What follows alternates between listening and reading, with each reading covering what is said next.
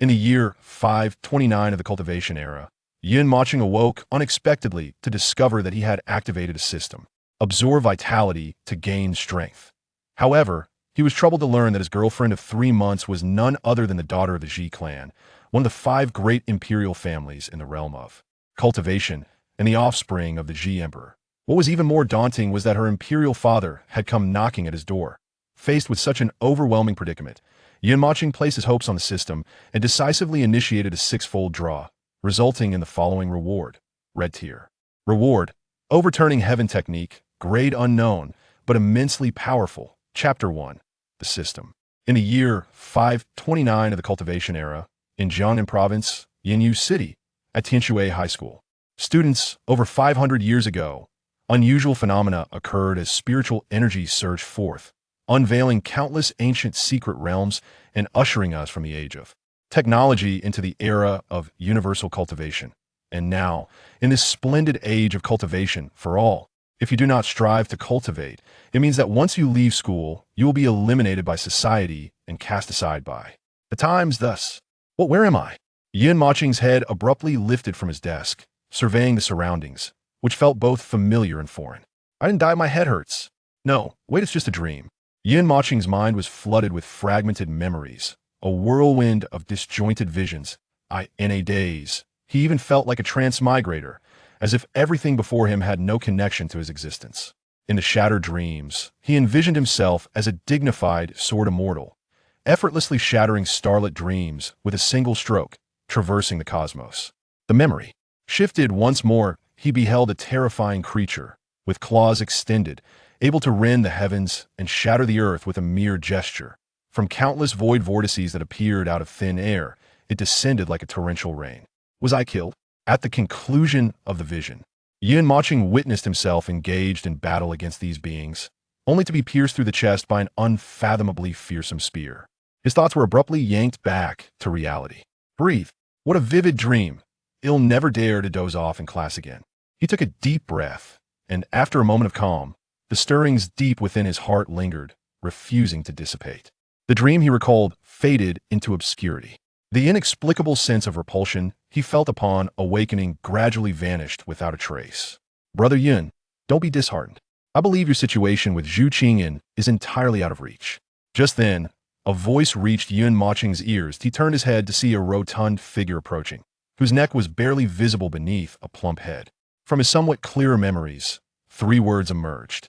Sujupang, Brother Yun, you truly need not feel sorrow over this matter. Let's be frank in terms of family background. She hails from an imperial lineage and is the cherished daughter of the Zhu Emperor. And regarding cultivation talent, you are merely at the 7th level of Qi refinement, while Zhu Qingyan is already at the 3rd level of foundation establishment. That is a significant realm disparity. As for looks, never mind, Yin Gu, that's your only redeeming quality. Even then, you barely measure up to her. Therefore, Yin Gu, no matter how you compare, you are simply unworthy of Zhu Qingyan. So let us not indulge in fantasies of attaining something so exquisite. When the name Zhu Qingyan was mentioned, an inexplicable tremor coursed through Mochen's heart. In his mind, a vision of a woman suddenly emerged. She was a breathtaking beauty, whose every smile and frown stirred something deep within him. His hands instinctively clenched into fists, trembling faintly. So what are you worried about? It's just a matter of meeting her father in the evening. If he throws some money or spirit stones your way, you can easily compromise and part ways. Though you may not have tasted the swan meat, at least you've plucked a few feathers. It's a win-win. My brother. In the next moment, without a moment's thought, Mochen turned coldly to Su Jupin. And if it were you, would you really be content? I would confront her father directly. Su Jupin instantly immersed himself in the scenario, as if Zhu Qingyan were truly his girlfriend, his previously squinted eyes now wide with intensity. He was nearly gritting his teeth. Mochen's lips twitched, glaring at him. Get lost. Indeed, Su Jupin's reaction stemmed not only from his mischievous nature, but also from one undeniable fact. Zhu Qingyan was simply too stunning. Not only in their school, but across the entire nation, amidst billions, few could rival her beauty. When she first arrived at Tianshui High School, the once controversial title of schoolbelle was unconditionally bestowed upon her by unanimous vote. On the day Mochen and Zhu Qingyan publicly declared their relationship, many were left seething with jealousy. For a long time afterward, Mochen felt an unusual taste in his water cup. Most importantly, Zhu Qingyan was the daughter of an emperor, the beloved offspring of a formidable sovereign. By virtue of this alone, the chasm between her and everyone else was insurmountable, let alone someone like Mochen, who had no notable background. Only upon breaking through to the great ascension stage and becoming a tribulation-level cultivator could one be conferred the title of emperor, the to become an existence that resonates throughout the universe, above billions. In Huaxia, there currently exist 5 emperors: Yin Emperor, Jiang Emperor, Zhu Emperor, Luo Emperor, and Meng Emperor. This signifies the existence of 5 major cultivator clans. As for Zhu Qingyan, she is the daughter of the Zhu clan, one of the 5 great cultivator families. The story begins a year prior. Zhu Qingyan grew up within her family, shielded from the outside world, embodying innocence and kindness. Her father, the Zhu Emperor, began to worry about her potential vulnerabilities in the cultivation world, prompting him to enroll her in the high school attended by Mochen. This was meant to expose her to the genuine cultivation realm in advance. Later on, Zhu Qingyan encountered Mochen. His aloofness and taciturn nature exuded an inexplicable allure, drawing this naive girl into an involuntary infatuation. Thus, 3 months ago, during a leisurely stroll after school, they solidified their relationship. 3 months of sweetness and warmth swiftly passed in each other's company. For Mochen, it felt as though this entire experience was an unparalleled dream, ethereal and beautiful. Yet this dream shattered abruptly with a phone call from an unfamiliar number last night. On the other end of the line, a middle-aged man spoke with a tone of indifference, simply stating, "I am Zhu Qingyan's father. Wait for me at the school gate tomorrow. I have matters to discuss with you." Today, Zhu Qingyan did not attend class. Considering the call from last night, Mochen could surmise the gravity of the situation. His thoughts drifted back to the present as he stared blankly at the textbook on his desk, now dampened with saliva. It would be better to return to the dream. Reality is so difficult. At that moment, the viscous liquid on the textbook began to writhe. In the blink of an eye, 2 lines of text appeared before him. "Hello, Mochen. Congratulations, you have returned." Mochen's heart raced, and his pupils constricted as if confronted by a great terror. He instinctively tugged at the hem of Su Jiupang's shirt. "Jiupang, can you see the 2 lines of text on my textbook?" Su Jiupang looked perplexed, responding with confusion. "Brother Yun, can you not see such large letters on the textbook? Shouldn't you consider getting glasses?" Mochen hurriedly asked, You can see them? Quickly read them to me." Su Jiupang rolled his eyes at Mochen and reluctantly began, "The origin of cultivation comes from—" "All right, stop there." Before he could finish, Mochen waved his hand dismissively. "It's nothing." He then redirected his attention back to the textbook. "Who are you?" As soon as this thought crossed his mind, the liquid on the page began to writhe again. "I am the time and space monument. In the world you currently inhabit, I have a corresponding name. The system." What on earth is the system? Mochen suddenly realized, exclaiming, "Oh my, it's a system." Overcome with excitement, his body trembled slightly. The avid reader within him stirred to life. Su Jiupang, witnessing Mochen's fervor, sighed deeply and shook his head. "Ah, that woman must have hurt Brother Yin too deeply." In the next moment, the text on the textbook changed. "Without further ado, shall we bind the system? However, there is a cost." Cost? I already have a system. What do I have to fear from a mere cost? Traversing the universe, achieving enlightenment, and becoming an emperor, what could possibly be beyond the system's capabilities? With that thought, Mochen hesitated not for a moment, his excitement palpable as he nodded vigorously, murmuring agreed. No sooner had he uttered the words than the lines of text before him vanished abruptly, transforming into a streak of light that flew into his brow. Throughout the entire process, Mochen felt no unusual sensations, only a sudden tremor in his heart, as if he had lost something profoundly significant. In the next instant, a human-like voice resonated in Mochen's mind. "Chime. Congratulations, host. You have awakened the system.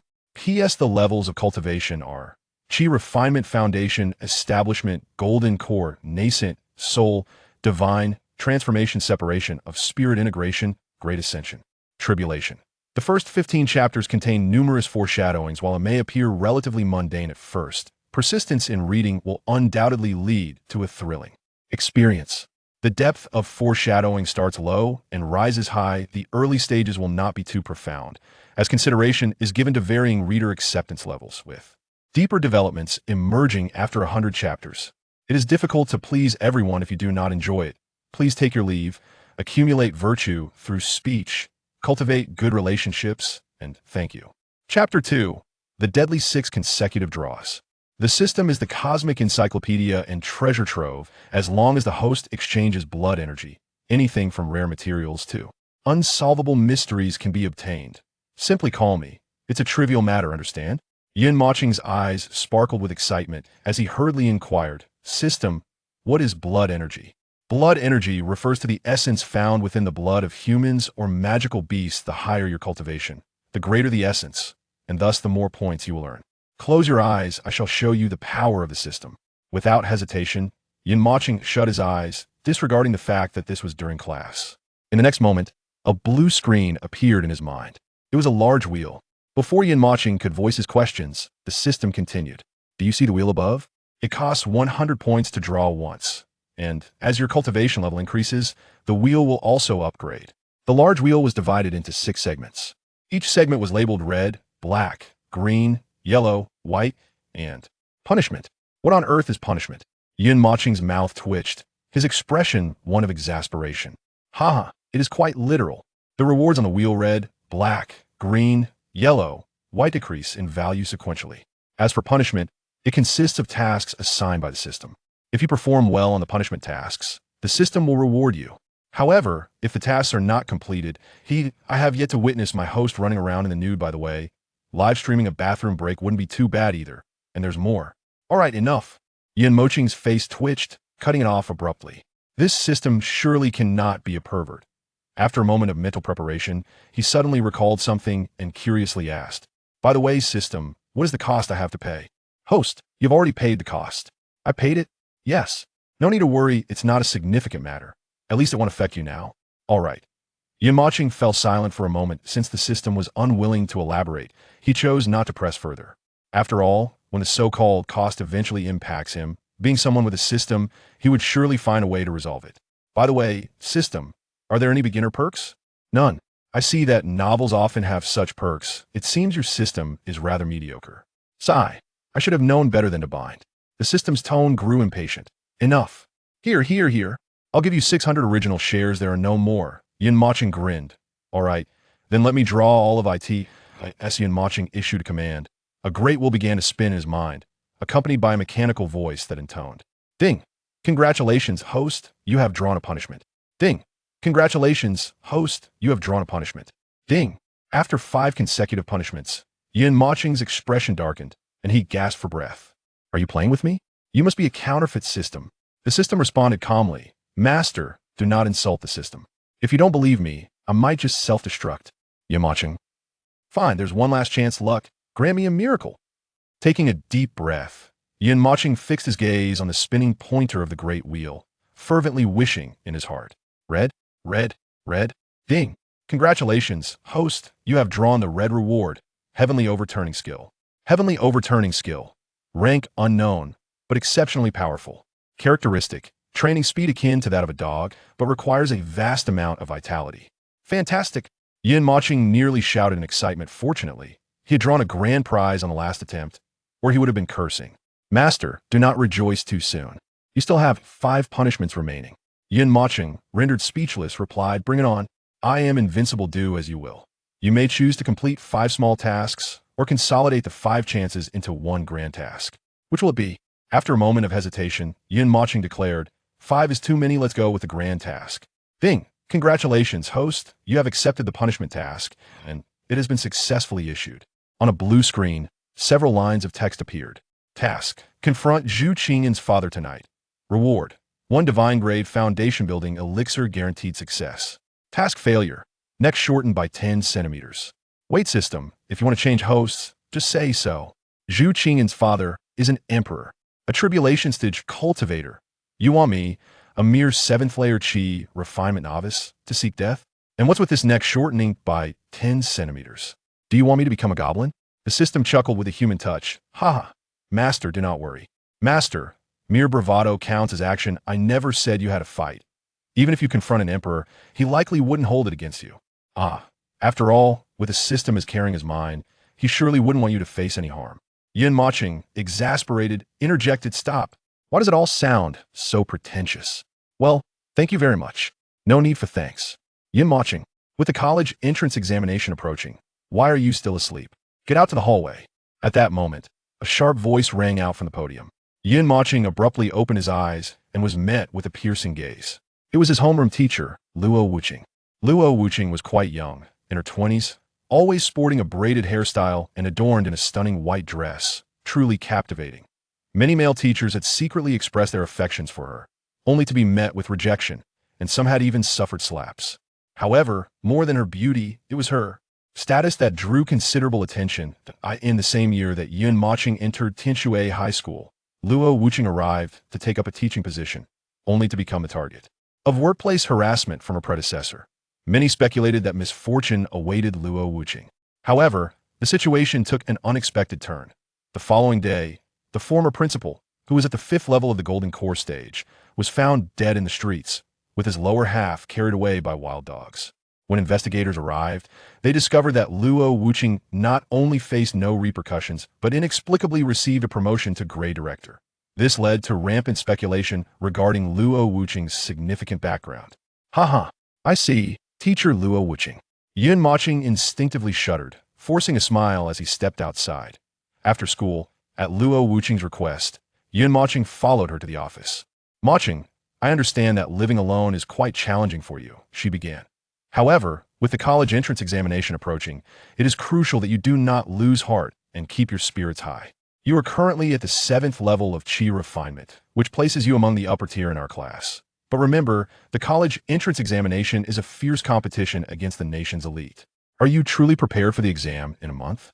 In private, Luo Wuqing treated Yin Mochen with great kindness.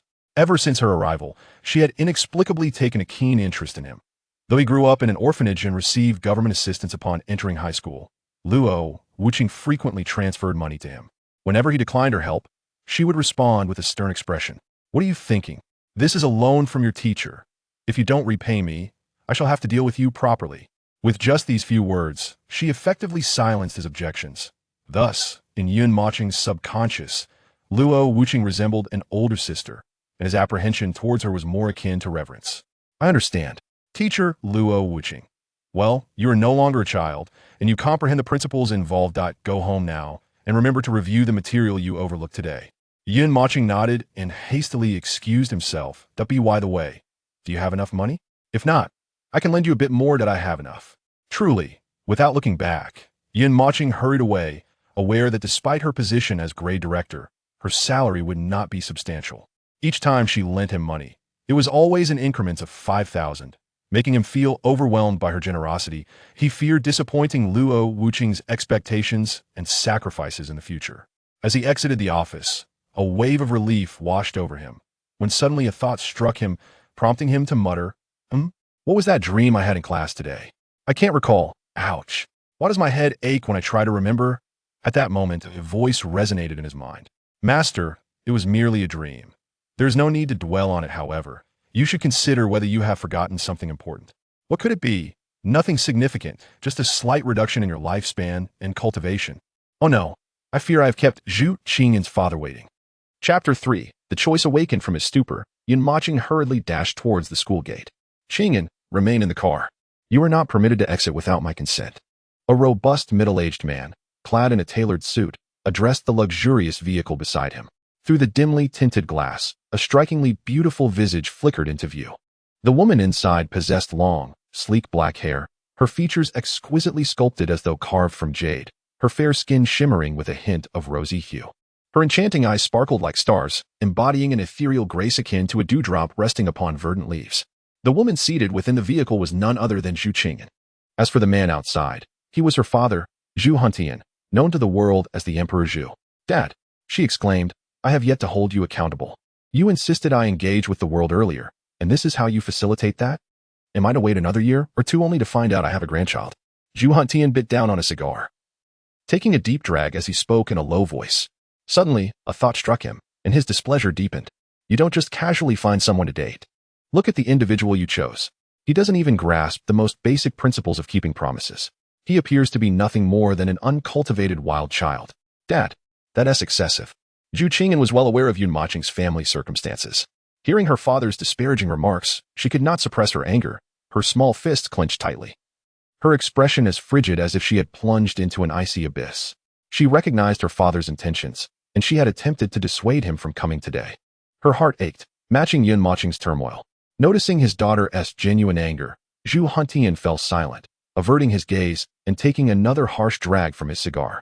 "Good day." Uncle Zhu, a young man, approached, addressing Zhu Huntian with politeness and an air of calm. Having seen Zhu Huntian frequently on television and across various platforms, Yun Mocheng recognized him immediately. "You are Yun Mocheng, my daughter's so-called boyfriend?" Zhu Huntian inquired. "Indeed, Uncle Zhu. May I ask the purpose of your visit?" "I noticed Zhu Qingyan did not attend school today. Could you inform me of her whereabouts?" Yun Mocheng's demeanor remained unflinching, undeterred by the formidable presence before him. The system had indicated that someone of the Emperor's stature would not engage in trivial disputes, so why should he cower in embarrassment? However, Yun Mocheng's audacity surprised Zhu Huntian. Though he had not deliberately exuded his aura, years of holding a position of authority had cultivated an innate sense of oppression. Even those in the advanced stages of cultivation typically refrained from addressing him with such casualness. Yet, this fleeting surprise swiftly dissipated, replaced by a hint of disdain. "You are merely at the 7th level of Qi training? Do you know my daughter's cultivation level?" "Yes, she is at the 3rd level of foundation establishment." Yun Mocheng replied confidently. Zhu Huntian snorted derisively. "That's because I feared you might not be able to handle the truth. My daughter's true cultivation level is already at the 4th level of Golden Core. Do you comprehend? Shall I clarify further?" Yun Mocheng's heart trembled. Despite having spent over 3 months with Zhu Qingyan, he had never realized her true strength. An 18-year-old at the Golden Core stage. Some individuals live for over a century, only to achieve the Golden Core stage in the twilight of their lives. Zhu Qingyan's talent is unparalleled nationwide, aside from a few heirs of imperial clans. Ordinary individuals can merely gaze up in admiration at her heights. Yet, what does this have to do with my desire for a free romance? What do you wish to convey, Uncle Zhu? Yun Mocheng met Zhu Huinshan's gaze with calmness, showing no sign of evasion. Zhu Huinshan couldn't help but find the situation somewhat amusing, yet he felt a tinge of anger as he said, "Young man, I know what you're likely to retort with, something about 30 years east of the river, 30 years west of the river. But is reality so forgiving? Setting aside your family background, do you comprehend the kind of family and heritage my daughter possesses? She was born with a golden key in her mouth. I have carved out a domain for her. Moreover, even without my influence, her talent deserves someone far better. Frankly, my daughter's attendant is already at the 8th layer of the foundation establishment stage at just 18. So, I implore you to recognize the disparity between reality and dreams. Do not let me see you by her side again. Otherwise," before Zhu Huinshan could finish his sentence, Yun Mocheng interjected, "Otherwise, what? Do you intend to kill me?" Zhu Huinshan was taken aback, a hand tucked in his pocket, trembling slightly. Were it not for the public setting, he would have relished the opportunity to teach this infuriating young man a lesson. However, he couldn't help but admire Yun Mocheng's courage to stand his ground so boldly. "Uncle Zhu, let me be perfectly clear.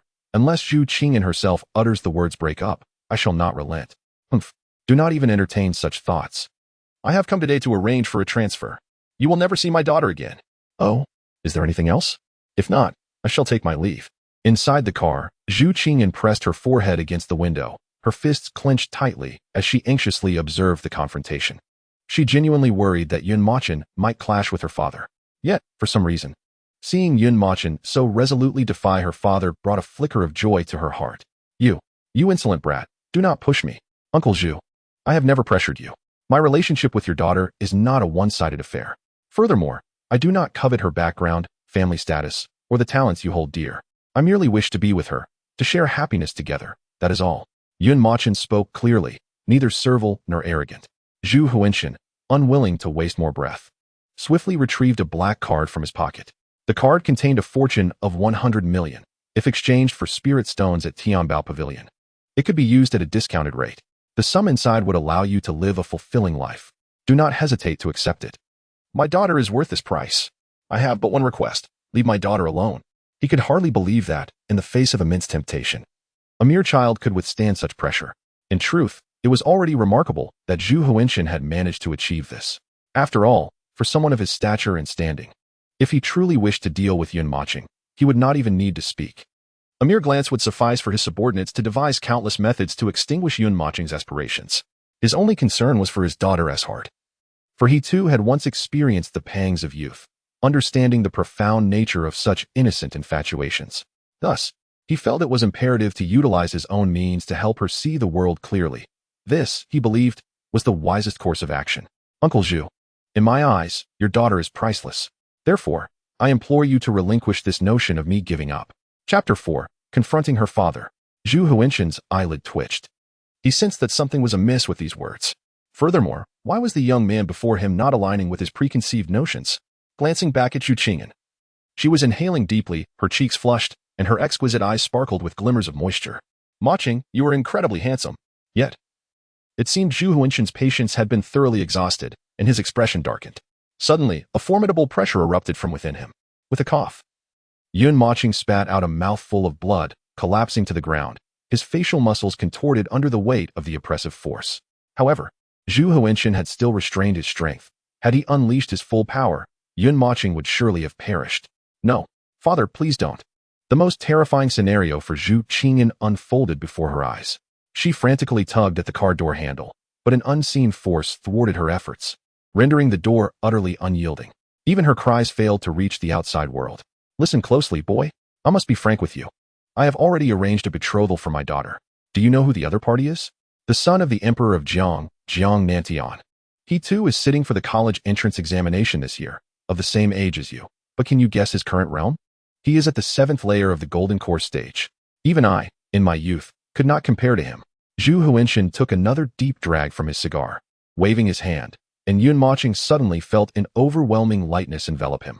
Coughing violently, Yun Mochen's face twisted in agony as he exerted every ounce of strength to rise slowly, unsteadily approaching Zhu Huinshan. His gaze was eerily calm, concealing something beneath the surface as he stared defiantly at Zhu Huinshan. Uncle Zhu, I have stated my position clearly. Unless Zhu Qingyan herself initiates a breakup, I shall not yield. Are you deaf? Boom. Both Zhu Huinshan and Zhu Qingyan were taken aback. System, master is incredible. Zhu Huinshan scrutinized the youth before him once more. He appeared soft all over, save for his bones and his tongue, which were resolute. This young man, with the fierce determination and decisiveness in his gaze, prompted Zhu Huinshan to reevaluate him. A person of such spirit could easily ascend to a position of authority if placed in the military. Alas, this youth lacked any innate talent for cultivation. His roots were unremarkable, and it would be a blessing if he could attain the nascent soul stage in his lifetime. Goodness, what a situation. Gentlemen, gather in the live broadcast room. A significant event is unfolding. Deeply in love. What is going on, Gage? Why are you live so early? Bless the Emperor. Empty sky. Incredible, Gage. The level of gossip has escalated. Even the Emperor's affairs are making headlines. Gage, not delicious. Don't be ridiculous. It seems the Emperor is here regarding his daughter. I just overheard that the Emperor's daughter has been eloped with a reckless young man. And the Emperor has come to throw money at the situation. Sugar with 3 spoons. Oh yes. This gossip is explosive. Look. That lad dares to speak to the Emperor like that. He truly does not know the gravity of the situation. As Yun Mochen conversed with Zhu Hantian, a media outlet broadcasting live gossip caught sight of them. Suddenly, Zhu Hantian raised his hand and, with a swift motion, summoned a figure from a nearby trash bin. It was Gage. This man, known as Gage, was seized by the neck and hoisted into the air by Zhu Hantian. Point your live stream at me and this lad. Upon releasing his grip, Gage, overwhelmed with fear, crumpled to the ground. In the next moment, he heard Zhu Hanshan's demand and, feeling bewildered, hastily scrambled to pick up his phone to aim it at the two of them. Hello everyone, I am the Emperor. Cheese is power. Long live the Emperor. Empty sky. The Emperor is so handsome. He is like a celestial being descended into the mortal realm, exuding an irresistible aura. Kindergarten braggart. Good afternoon, Emperor. I wish you prosperous fortune and eternal life. Zhu Hantian had not anticipated that his mere utterance would ignite such fervor in the live broadcast room. However, he was not averse to the flurry of praises from the online audience. A concealed smile tugged at the corners of his mouth as he tilted his head slightly. Before long, the number of viewers soared into the hundreds of millions within a brief span. As individuals of Zhu Hantian's stature were figures they had only encountered in textbooks and online platforms. This direct interaction through the live stream was a dream beyond their wildest imaginings. Clearing his throat, Zhu Hantian proclaimed, Today, I have come to this misty city to discuss my daughter's romantic endeavors. This young man here is what my daughter refers to as her boyfriend, Yun Mochen. However, despite my repeated admonitions, he seems to struggle to comprehend why I oppose his relationship with my daughter. Therefore, I would like to propose a wager, witnessed by all of you in this live stream. A gasp echoed through the live room as Zhu Hantian's few words stirred a considerable upheaval. Mountain of pears, no way. Is it true that a reckless lad is challenging the emperor? Grumpy old man. That boy named Yun Mochen is remarkably audacious. To pursue a romance with the emperor's daughter, he has managed to provoke the emperor to enter this live stream. Frosty cake person, indeed. I am quite curious about what the emperor intends to wager with that young man. It cannot possibly be the little princess, can it? Mountain of pears. How could that be? The status of the little princess is not something an ordinary person could covet. Shy uncle. Indeed. Is this not the account of that Gage? The live stream seems a bit unstable. Gage's ability to withstand pressure appears to require improvement. How absurd you are. That is none other than Emperor Zhu. Emperor Zhu. Were it me, I would have been utterly terrified. Within the live stream, discussions of all kinds were rampant. Yet one sentiment resonated with all, the anticipation of what wager Emperor Zhu intended to propose to the young man. Yun Mochen remained unperturbed, ready to face whatever came his way. A battle of public opinion? It mattered little. With his system, he believed his strength could ultimately conquer all. Uncle Zhu, I have informed you that you cannot sway my resolve. Indeed, I shall not alter your thoughts. You wish for me not to oppose your relationship with my daughter? Very well, I shall grant you an opportunity. Yun Mochen trembled slightly, disbelief etched on his face. Could it be true? Of course, with so many viewers in the live stream. I would not speak falsely. Suppressing his excitement, Yun Mochen understood that Zhu Hantian would not offer him excessive hope. Yet, even a glimmer of possibility would compel him to strive with all his might. Zhu Hantian offered a cold smile, pulling Yun Mochen beside him, addressing the live stream. I hereby pledge that should he defeat Jiang Emperor's son, Jiang Nantian, in this year's college entrance examination and become the national top scholar, I shall personally annul my family's engagement of my youngest daughter to Jiang Nantian. Boom. The live stream erupted like a detonated bomb. An avalanche of skepticism and derision flooding in. Elder of the Soul Palace. Ha ha ha. You have me in stitches. A mere clueless youth without any backing dares to vie for the top honor against Jiang Emperor's son. What a ridiculous farce. Elder of the explosive Sky Gang. Let us not speak too soon. He might be a scion of some hidden noble clan. Just observing this young man's composed demeanor in front of Emperor Zhu, our elders from the explosive Sky Gang are inclined to support him. Uncle Shiish, come now. Do you fellows understand the realm Jiang Nantian currently inhabits? He is at the 7th level of the Golden Core stage. Merciful heavens. This lad may very well be eliminated before even encountering him. So, Uncle Zhu, is this your method of coercing me? Zhu Hanshin's eyelid twitched as he regarded Yun Mochen. Chapter 5. Engaging in the wager. He found himself perplexed by this young man. Even he, amidst the whirlwind of public scrutiny, would inevitably feel its impact. Yet, how was this youth so unfazed? In the face of the relentless mockery and doubt from the live stream, he remained serene, like a gentle breeze. For a fleeting moment, Zhu Hantian even felt a flicker of anticipation for the young man's performance in the examination. However, it was but a momentary thought. At 18, at the 7th level of the Golden Core stage, barring any fall from grace, he was destined to become a great emperor. His future and accomplishments were both clear and obscured, as only by entrusting his daughter to such a prodigious talent could he find peace in embarking on his journey. Indeed, time was not on their side. After all, you and my daughter are in a relationship of free will. As an elder, if I were to judge a person solely by their background and family circumstances, you would underestimate me gravely. However, my considerations are undoubtedly for my daughter. I wish for you to recognize your own limitations and relinquish your pride entirely. Thus, do you dare to accept this wager? Just then, a deafening sound erupted from the luxurious car beside them. Dad, if you don't open the door, I will end my life right here. Zhu Qingyan threatened Zhu Hantian directly. She was acutely aware of the terrifying power of public opinion and understood how critical a man's face and dignity truly are. More importantly, this wager was inherently unattainable. And should Yun Mochen accept it, he would inevitably find himself under the scrutiny of the entire nation. She feared what foolishness he might resort to if he were to fail on the day of the college entrance examination. In the next moment, the car door was flung open, revealing an exquisitely beautiful visage before Yun Mochen. Qingyan, are you out of your mind? Just leave. Do not gamble with my father. Yun Mochen's body trembled, disregarding Zhu Hantian beside him, as he attempted to grasp Zhu Qingyan's delicate hand. However, just as his hand was about to reach her, Zhu Qingyan took a slight step back, her gaze instinctively dropping to her toes. Yet, she quickly lifted her head high, as if fearing something might spill from her eyes. Yun Mochen, just go. I no longer have feelings for you, truly. Therefore, please do not engage in this wager with my father. It holds no significance. Yun Mochen's hand froze in midair, as if he had heard something utterly inconceivable, slowly retracting his hand, which trembled subtly within his sleeve. Qing'an, please believe in me. Won't you? Zhu Qing'an shook her head. Enough. I have made up my mind. Jiang Nantian is the son of the Jiang Emperor, and I am the daughter of the Zhu Emperor.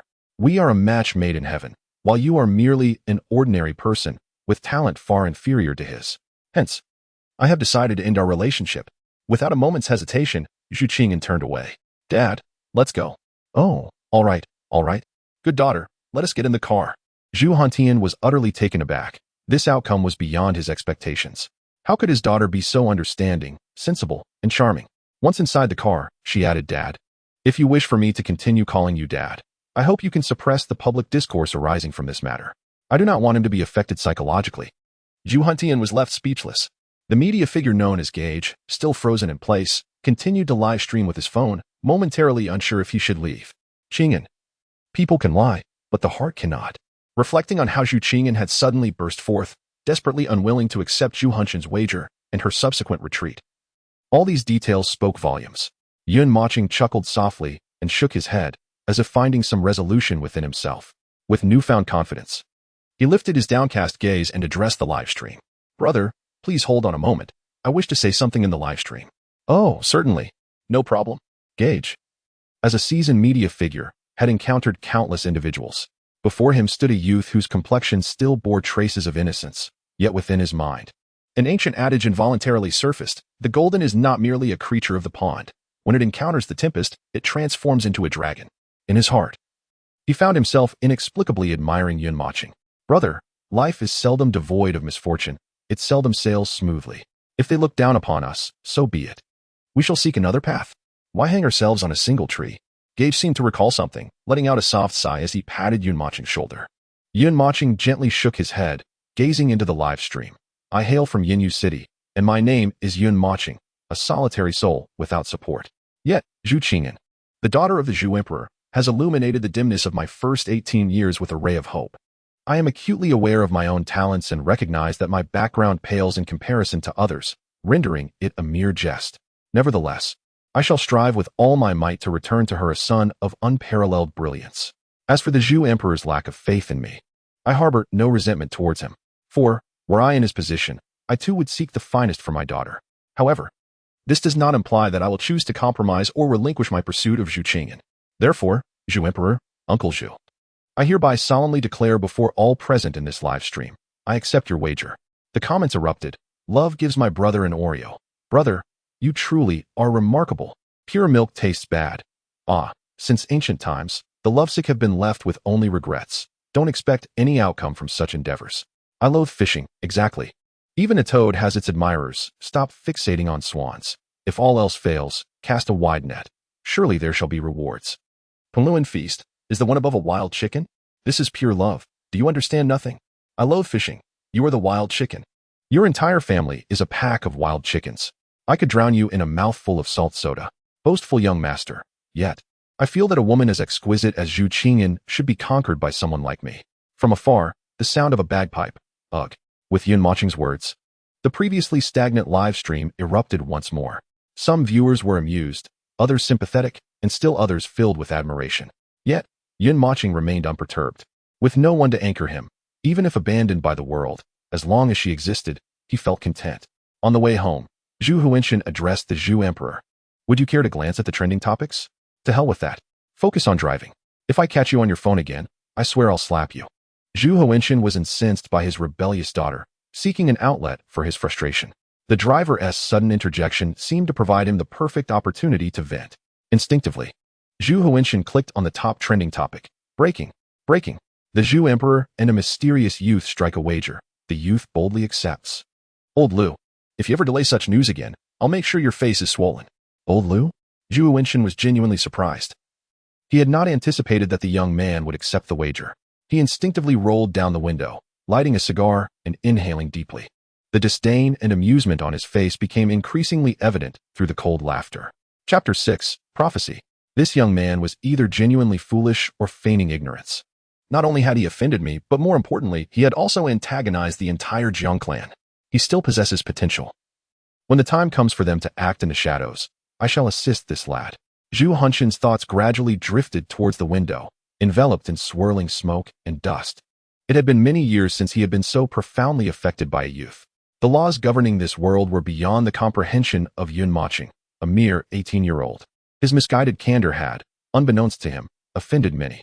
As a prestigious clan of cultivation, the Jiang family would have welcomed an alliance with another imperial family. Yet the issue arose before the marriage could even be finalized. A green hat was placed upon him without warning. Who could accept such a humiliation? It was a blatant slap in the face of the Jiang clan. In the back row, Zhu Qingyan sat with her arms crossed, maintaining a stoic silence, unwilling to acknowledge Zhu Huntien in the slightest. Her cheeks flushed with anger, tears shimmered in her eyes. She did not wish to cause Yun Mochen sorrow, nor did she desire to part ways with him. However, she believed this to be the best resolution. Her father's words were not without merit. In terms of both family background and talent, they were worlds apart. If she insisted on being with him, she could only imagine the lengths her father might go to confront Yun Mochen. This incident had already subjected Yun Mochen to ridicule and scorn across the internet. She was uncertain whether he could bear such emotional turmoil again. Yet unbeknownst to Zhu Qingyan, in Yun Mochen's heart, she was his entire universe. And she had chosen the most misguided approach to inflict pain upon him. In Kyoto, at the Jiang clan's meeting hall, a deafening crack echoed, causing the disciples lurking outside to scurry in fright. Esteemed colleagues, how shall we respond to the chaos caused by that young man, Yun Mochen, from Yinyu City? Humph. He truly overestimates himself. Does he not understand what it means to be of imperial descent? He dares to covet our imperial heirswoman. The Grand Elder Jiang Mo slammed the table with such force that it shattered, veins bulging on his forehead, as he questioned the assembly of elders before him. The second elder, Jiang Shaoyao, leisurely sipped his drink and replied nonchalantly, Grand Elder, the Jiang Emperor is unfazed. Why are you so agitated? Jiang Mo shot him a glare, exclaiming, Xiaoyao, what time is it, and you still think to indulge in that wretched wine? This incident instigated by Yun Mochen today, if it escalates and is sensationalized, it will not only tarnish the Jiang clan's reputation, but also that of the Jiang Emperor. I wonder what Zhu Emperor is thinking. After such prolonged negotiations, he only now chooses to intervene. And could he not resolve this discreetly? Must he make this a matter of national attention? Jiang Shaoyao took another sip of his drink, his gaze shifting from a dazed state to one of sharp clarity as he looked at Jiang Mo. Then, Grand Elder, what do you propose we do? Shall I eliminate that boy? Or perhaps silence all the media across the nation? Ha! You. Jiang Mo knew that Jiang Shaoyao was mocking him, his anger rendering him momentarily speechless. Even the imperial clan, as long as they are within the jurisdiction of the Huaxiao nation, cannot take lives indiscriminately. At that moment, a steady sound of footsteps echoed from outside the door, and soon a middle-aged man appeared at the entrance. The crowd turned their gaze towards him and hurriedly clasped their hands in salute. Emperor Jiang. The emperor nodded, leisurely making his way to the main seat. Casting a jovial glance over the assembly, the quality of this table is rather poor. It has turned to dust. Upon hearing this, the Grand Elder Jiang Mo was drenched in cold sweat and hurriedly knelt, exclaiming, Emperor Jiang, it was my rashness that led to this. I beg your forgiveness. The emperor waved his hand, and in the next moment, a gentle breeze lifted Jiang Mo. Grand Elder, why must you take such offense? I have also heard of the events in Yinyu City. What do two children know of love? It is merely a case of two youngsters developing a mutual fondness, akin to a child's game of make-believe. Ultimately, we have, in a sense, played the role of villains in disrupting their innocent connection. With a few light-hearted remarks from Emperor Jiang, the previously tense atmosphere of the council chamber experienced a slight alleviation. He then regained his composure and stated solemnly, our immediate priority is to discuss how to address the media. I suspect the rabid media will soon be knocking at our doors. Just then, the second elder Jiang Shaoao spoke up, Emperor Jiang. I believe this may not be a bad thing. Oh, Shaoao, do share your thoughts, replied the emperor. Jiang Shaoao clasped his hands respectfully and spoke candidly, Emperor Jiang. Although our Jiang clan's fortune has been steadily rising over the years, it is surprising to note that the Yun clan's fortune has been increasing at an even faster pace. Although a prosperous era is imminent and every clan's fortune will somewhat surge, we, the Jiang clan, have the imperial son Jiang Nantian, while the Yun clan has only the Cloud Emperor's daughter. She will eventually marry, yet their clan's fortune continues to inexplicably soar. I find this quite abnormal. The emperor, deep in thought, responded with a smile, please continue. I wish to hear your perspective. 19 years ago, the Zhitian Pavilion released a prophecy. In the year following the millennia of prosperity, myriad clans will face calamity. Thus, within the subsequent year, our 5 immortal clans each bore offspring, aiming to seize the great fortune of this prosperous era and guard against the impending unknown calamity. Among them, we in the Jiang clan have the imperial son Jiang Nantian. The Zhu clan has the imperial daughter Zhu Qinggan. The Luo clan has the imperial son Luo Zihan. The Meng clan has the imperial daughter Meng Yuan, and the Yun clan has the imperial daughter Chu Xiaoling. However, does Emperor Jiang recall the latter part of the prophecy? Without hesitation, the emperor recited, "Amidst the rain and mist, the immortal descends to the dust. In the shrouded clouds, strangers are born." Jiang Shao nodded and continued, "Initially, we believed that the latter part of the prophecy was unrelated to the former. However, as time has passed, we have discovered that, including our imperial son Jiang Nantian, 3 offspring from the imperial clans have established connections with Yanyu City. I do not think this is mere coincidence." The Grand Elder Jiang Imo suddenly interjected, "But are there not only 2 offspring from the imperial clans? Who is the third?" At this moment, Jiang Xiaoyao retrieved his phone and opened the album, locating a particular photograph. He wondered if the Grand Elder might recognize the young girl in the image. In Chapter 7, Speculations of the Jiang Clan, the photograph depicted Jiang Xiaoyao enjoying a drink at a street-side bar, where he took a selfie intended for social media. However, an unintended intrusion by a little girl in the background left the assembly of elders, including the Jiang Emperor, utterly astonished. How could she possibly be Chu Xiaoling? Chu Xiaoling was none other than the imperial daughter of the Yun clan, the daughter of the Yun Emperor. The Jiang Emperor hastily inquired, "Why was such an important matter not disclosed sooner?" Jiang Xiaoyao sheepishly scratched the back of his head and grinned awkwardly. "That day, I went to Misty Rain City for a holiday, and I heard the local wine was truly exquisite. I couldn't resist indulging a bit too much. And it only just occurred to me, my apologies." The corners of everyone's mouths twitched. If it came to grandiosity of heart, none could rival him. Soon, Jiang Xiaoyao regained his composure and continued, "Thus, I believe the rapid surge in the Yun clan's fortune is largely attributable to Misty Rain City. Just as the first part of the prophecy suggests, misty rains descend upon the mundane. The phrase misty rains likely indicates the location of Misty Rain City, while immortals descending to the mundane refers to celestial beings falling into the mortal realm." At this juncture, the 5th elder, who had remained silent, inquired, "What about the latter half? What connection does it hold?" "The misty clouds, as I perceive, allude to a significant event, one that eludes the understanding of all, shrouded in obscurity, akin to eyes blinded by a veil of fog. As for strangers on the road, it signifies 2 unfamiliar individuals. If we were to weave these fragmented interpretations together, I would surmise it suggests that an immortal shall appear in Misty Rain City, yet neither you nor I shall recognize them. It is only when an unforeseen monumental event transpires that we shall comprehend the outcome." Jiang Xiaoyao's deductions plunged the assembly into silence. After a prolonged pause, the Jiang Emperor suddenly spoke. "So, in your estimation, this monumental event pertains to the wager between that rascal Yun Mochen and the Zhu Emperor?" Jiang Xiaoyao did not shy away. He took a sip of his drink and chuckled. "Haha, Jiang Emperor, I am merely speculating. As for the veracity of the matter, I cannot guarantee it. Moreover, I believe this event could not only link the imperial scion Jiang Nantian with Misty Rain City, but also garner admiration and attention from all. This is indeed part of the accumulation of fortune." Jiang Xiaoyao's words rang true. Although fortune may seem ethereal and elusive, one cannot deny its existence. The longevity and stability of a family, or even a nation, significantly hinge upon fortune. The origins of this fortune are often enigmatic, deriving from the offspring of a lineage, blessings from ancestors, or even an unexpectedly acquired treasure. As the imperial scion born during an era of prophecy, in many respects, he embodies the primary fortune of his clan. Should the scion achieve a significant breakthrough in cultivation or mindset, or receive acclaim and admiration from society, then, invisibly, the fortune surrounding him would likewise increase. Xiaoyao, this emperor believes your deductions are quite astute. What wine would you like? I shall bring a few bottles back for you on another day." Jiang Xiaoyao grinned, baring his teeth playfully. "Your Majesty, there's no need for that. As long as you do not punish me, that suffices."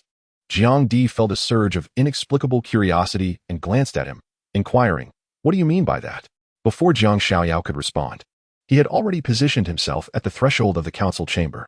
"Your Majesty, the 2 bottles of wine you hide by your bedside are exceedingly potent in flavor. I couldn't resist sampling them. Don't you dare run away." Jiang Di coughed in exasperation, nearly succumbing to anger. Those were meant for celebratory occasions when his son married. "Father, why are you so upset?" Just then, a handsome young man strode in, directly approaching Jiang Di and patting him on the back. He was Jiang Nantian, the emperor's only son. "It's nothing," Jiang Di waved dismissively before asking, "Son, have you heard about the incident in Yinyu City?" Jiang Nantian nodded, his expression unperturbed.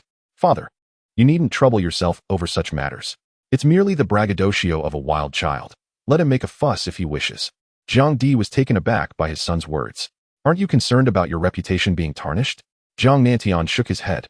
"Father, in terms of background, our clan is only slightly inferior to the Yun clan. No other reclusive families can hold a candle to us. More importantly, I have faith in my talents and can dispel any doubts. If that impetuous lad truly insists on challenging me, I shall show no mercy on the day of the college entrance examination." Upon saying this, a fierce and disdainful look crossed Jiang Nantian's face. Jiang Di chuckled heartily, patting his shoulder. "Good lad. Now, I must remind you all," he turned to the elders present, "do not seek out that young man in private. We are a cultivation imperial clan. Even minor incidents can be magnified by those with ulterior motives. Given Tian'er's talents, he is undoubtedly the frontrunner for this year's examination. So we need only wait for that day to witness the folly of that brash youth. As for that little girl, Zhu Qing'an, I trust Emperor Zhu will communicate with her appropriately." The elders shuddered slightly and responded respectfully, "Yes, Your Majesty." As the sun set, the slender figure of the young man walked alone, silhouetted against the fading light. Many passers-by recognized him as the headline of today as trending news and began to whisper among themselves. However, the young man paid no heed to their chatter. Life is meant to be lived for oneself, and as long as his conscience remained clear, that was sufficient. "Master, you looked exceptionally dashing today. What about the rewards?" "They've all been placed in the system space. Just let me know when you need them, and I shall retrieve them for you. Luckily, there's also a divine-grade foundation building pill, guaranteed to succeed. Otherwise, the events of today would weigh heavily on him, even though he knew Zhu Qing'an was likely being insincere." Hearing the words of separation from someone he admired inevitably left a lingering bitterness in his heart. Just then, Yun Mochen's phone rang. "Hello, Teacher Luo Wuqing. What brings you to contact me?" "Mochen, are you all right?" "I'm fine, Teacher Luo Wuqing. Thank you for your concern." After exchanging a few pleasantries, Yun Mochen hung up the phone. However, for some unknown reason, following that call, his heart felt somewhat warmed, and his spirits lifted significantly. In an effort to save money, Yun Mochen decided to walk home. Soon, the setting sun elongated his shadow, and the bustling streets around him began to appear worn and narrow. An hour later, he arrived beside a vegetable market. Various stalls displayed their goods, each vendor calling out to attract customers, offering an array of fish, shrimp, meat, and an assortment of vegetables. "Oh, our Mochen is back." Upon hearing the voice, Yun Mochen turned to see a burly man with a thick beard. The man, looking quite formidable, was bare-chested and donned a black apron. He set down the large cleaver in his hand and waved at him with a smile. "What do you mean, Your Mochen?" "He is clearly from Aunt Kai's place." "Ah, you were just enchanted by the 2 liang of meat from your own shop." A middle-aged woman from the vegetable stall next door cast a sidelong glance at the butcher, bantering back. Yun Mochen, grinning broadly, approached them and greeted, "Uncle Butcher." "Aunt Kai, good afternoon." Yun Mochen's home was actually right next to this vegetable market. Due to its remote location and noisy environment, the housing prices were relatively low. The two had known Yun Mochen since he left the orphanage, as their shops were along his daily route to school. Over time, they became familiar with him. Once they learned that he was an orphan, they consciously looked out for him. Particularly the butcher, despite his fierce demeanor, was the most generous in providing Yun Mochen with meat. Initially, Yun Mochen hesitated to accept, but the butcher devised a different approach. He would ask Yun Mochen to help him dispose of trash or tidy up the messy slaughterhouse, and in return, he would hand him over a hefty portion of meat. If Yun Mochen refused, the butcher would feign anger, exclaiming, "Do you look down on your uncle, butcher? I simply don't want to find someone else to help me clean up. I can afford to pay you for your work. If you want to accept it, then don't call me Uncle Butcher anymore. We want to know each other." Yun Mochen could see that the butcher merely wanted to provide him with some meat. Thus, in a certain sense, he regarded them as family in this world. "Mochen, don't dwell on those matters online. If you're truly troubled, your Uncle Butcher can have a word with that so-called Zhu Emperor." Yun Mochen hurriedly placed a hand over the butcher's mouth. "Uncle Butcher, please don't speak carelessly. After all, he is a person of stature. He might overlook my words because I'm just a child, but you are different. What if he hears you and has you taken away? That would be dreadful." Madame Kai let out a cold snort and beckoned Yun Mochen over, handing him a bag brimming with vegetables. "Mochen, do not heed your butcher uncle's empty boasts. With his demeanor, he would likely be too frightened to even approach Lord Zhu." She remarked, "Here, these are the leftover vegetables from today. They won't sell tomorrow and will surely spoil in this weather. Take them home and enjoy." Yun Moching understood that refusing would earn him a reprimand, so he forced a smile and replied, "Thank you, Madam Kai. In the future, I shall ensure you are well cared for in your old age." Madam Kai waved her hand dismissively. "You cheeky boy, your Madam Kai is still quite young. Hurry home to prepare dinner. It's getting late, and you must be starving." The butcher glared at Madam Kai before retrieving a pre-prepared bag from beneath his stand and tossing it onto her stall. "Moching. Inside are fresh beef bones that were just butchered today. There's no meat left to sell. Take them home and make a nourishing soup. You've grown quite thin." Yun Moching glanced at the bag, contemplating how to refuse, when suddenly a furious voice erupted nearby. "Butcher, are you tired of living? You've crushed all my vegetables." Yun Moching flinched at the commotion, sensing the tension, and reluctantly took the two overflowing bags and departed. The quarrels between the butcher and Madam Kai were frequent, and each time he witnessed their disputes, he made it a point to keep his distance to avoid being inadvertently caught in their crossfire. As Yun Moching exited the market, a narrow alley appeared around the corner, leading to a modest single-story house, his home. The walls of the house were adorned with vibrant green ivy, and the flagstone path in front was uneven and pitted. He chose not to clear the greenery, as it perfectly masked the house's worn and faded facade. "Master, your home is quite small," a voice remarked. "Indeed, it is rather cramped," Yun Moching replied with a resigned smile as he retrieved the key from beneath a flower pot. The room measured approximately 30 square meters, yet it was fully equipped, containing a kitchen, bedroom, bathroom, and what could loosely be termed a living room. Surprisingly, the space was remarkably clean, albeit sparsely furnished. Essential living items were neatly arranged, clearly having been deliberately organized. Yun Moching entered the kitchen and opened the black plastic bag gifted by the butcher, pausing in disbelief. Inside were not mere bones, but substantial chunks of beef. Upon examining the vegetables given by Madam Kai, it was evident they were not leftovers, but rather a carefully selected assortment. Shiitake mushrooms, spinach, and various other vegetables filled the bag to the brim. A warmth spread within him, and an indescribable emotion welled up. "Perhaps I have never truly been alone," he mused, staring vacantly at the two plastic bags in his hands. After a moment, he collected himself, resolving to prepare a pot of beef soup. 3 years of solitary living had honed Yun Moching's culinary skills to a level comparable to that of some small restaurants. Had it not been for the reluctance to purchase numerous side dishes and condiments, his culinary skills would undoubtedly have reached a higher echelon. After all, the monthly government subsidy he receives amounts to a mere 2,000 yuan, and after deducting rent and utilities, the remaining funds are barely sufficient for survival. "Master, please allow me to see the technique I drew." "Understood, master." Moments after the words were spoken, a radiant tome appeared in Yun Moching's hand, its cover emblazoned with the bold characters for Overturning the Heavens. What an imposing title, to dare name a technique after the heavens, and to call it Overturning the Heavens. Yun Moching couldn't help but marvel, his eyes sparkling with intrigue as he eagerly opened the tome. With a sudden sound, the edge of the book proved unexpectedly sharp, and in an instant, a cut was made upon his thumb, blood flowing forth. "Master, this technique is rather peculiar, isn't it?" Before Yun Moching could finish his thought, the blood that flowed from his hand seemed irresistibly drawn, surging into the golden-tinged book with fervor. Remarkably, the book in his grasp began to shimmer and transform, manifesting countless glimmers of gold that flew into his forehead. This left Yun Moching astounded, for within his mind, the Overturning the Heavens technique lay quietly beside a grand wheel, emanating an aura of ethereal, ancient gold. His memories appeared to be altered, compelling him to lift his hand involuntarily as he began to operate along some mysterious trajectory. In an instant, the air around him filled with a fine mist of spiritual energy. Before long, the entire room was enveloped in a shroud of white vapor, and a faint golden light radiated from him as if he were sanctified. Yun Moching sensed the spiritual energy accumulating around him, which, through the operation of Overturning the Heavens, gradually transformed into golden spiritual force, nurturing and saturating every meridian within him. "Isn't spiritual energy supposed to be light blue? Why is mine golden?" "Master, the techniques and martial arts of this world are categorized into levels: heaven, earth, Xian, and Huang, in descending order.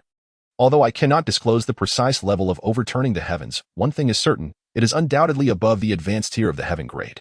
Thus, the extraordinary aspects of Overturning the Heavens await your own discovery, while the golden spiritual force is merely one of its hidden benefits." The system's words sent a tremor through Yun Moching's heart. It is known that in all of Huaxia, only 5 imperial families possess heaven-grade techniques. For others, even dreaming of such a thing is futile. Some individuals may never encounter even earth-grade techniques in their lifetime. Thus, One can imagine the shock that enveloped Yun Mochen upon learning the general level of overturning the heavens. Does that mean I am invincible? Just as Yun Mochen indulged himself in fantasies within his mind, the system doused him with a cold reality. Master, there has never been absolute invincibility in this world. The invincibility you perceive is merely relative, compared to others within your circle. However, you must understand that there are always greater beings beyond your ken. In skies beyond the heavens, consider the mythological tales compiled by your esteemed Huaxian nation. There exists a prodigious talent, a cultivator of exceptional prowess, who dedicates a lifetime to arduous training and emerges invincible, yet ultimately becomes merely one among the myriad celestial soldiers opposing Sun Wukong. Hence, my dear master, it is my earnest wish that you never harbor a heart of arrogance. Humility and concealment of one's true abilities are, indeed, formidable virtues. Yun Mochen fell into a contemplative silence, a hint of embarrassment gracing his countenance. It became evident that his previous notions were rather naive. Thank you, Songzi. Thereafter, Yun Mochen gradually calmed his excited spirit, immersing himself entirely in the state of cultivation. With each inhalation and exhalation, he was enveloped in a gentle white aura, rendering him an enigmatic figure. An hour later, Master, the pot. Huh, what pot? Oh no, my beef soup. Realizing the urgency, Yun Mochen dashed to the kitchen, swiftly grasping a damp cloth from the countertop to lift a large pot of beef soup. Ah, how fragrant! Yun Mochen exhaled, dispersing the steam swirling around him. The intoxicating aroma of beef tantalized his senses, causing his throat to involuntarily convulse with hunger. It felt as though his stomach had been ravaged by gluttony, leaving him insatiably famished. Without a moment's hesitation, he seized a substantial piece of beef bone and devoured it whole. Ow! So hot, but delicious. The entire pot, containing approximately 3 pounds of beef, was consumed in no time. Even the broth was savored to the last drop. What bliss! Yun Mochen reclined at his desk, his belly round and full. Wait a moment, did I just eat 3 pounds by myself? That is enough for 3 meals. Songzi, what is happening to my appetite? And that overwhelming hunger was unbearable. Master, this is the sole drawback of the overturning heaven technique. Suddenly, Yun Mochen recalled the specifics of the technique he had acquired. Alongside the rapid cultivation, it also mentioned the absorption of vast amounts of vitality. Could it be that consuming meat also allowed for the absorption of vitality? Indeed, meat inherently contains vitality. The reason you felt insatiably hungry is due to the absorption of your own vitality while practicing the overturning heaven technique. This led to your current deficiency, hence your earlier reaction. The beef you ingested, rich in vitality, precisely compensated for your recent depletion, which explains your excessive consumption. However, the system's voice abruptly faltered, prompting Yun Mochen to inquire, what is it? Master, the beef you just consumed was not ordinary beef, but rather top-quality beef raised in an area abundant in spiritual energy. Yun Mochen was taken aback, feeling incredulous. The butcher was merely an ordinary person, and the market was nothing more than a humble vegetable stall. Where could such exquisite beef possibly come from? Songzi, are you certain? Absolutely, master. Logically, the amount of beef you required for your cultivation should have been at least 8 pounds, yet you felt bloated after consuming only 3. This indicates that the vitality contained within the beef was indeed substantial. Yun Mochen fell into deep thought, contemplating, could it be that Uncle Tu is also a cultivator? The meat was sourced from the nearby Heavenly Demon Mountain range, a deduction that increasingly resonated with Yun Mochen. Each morning, the butcher indeed ventured out for several hours to procure supplies, while the neighboring vendors opted for deliveries from suppliers. Nevertheless, he decided to put that thought aside. The pressing concern was how to acquire such a substantial quantity of meat. The butcher treated him well, but what did his potential status have to do with him? Currently, Yun Mochen found himself grappling with the fact that he was merely a jobless student. Where would he find the funds to purchase such an amount of meat? According to the system, he deduced that he would require 8 pounds of beef per hour. If he trained for 12 hours overnight, he would need a staggering 96 pounds of beef. At the market price of 30 per pound, that amounted to a hefty 2,880 yuan. His monthly stipend was a mere 2,000 yuan. This was quite a headache.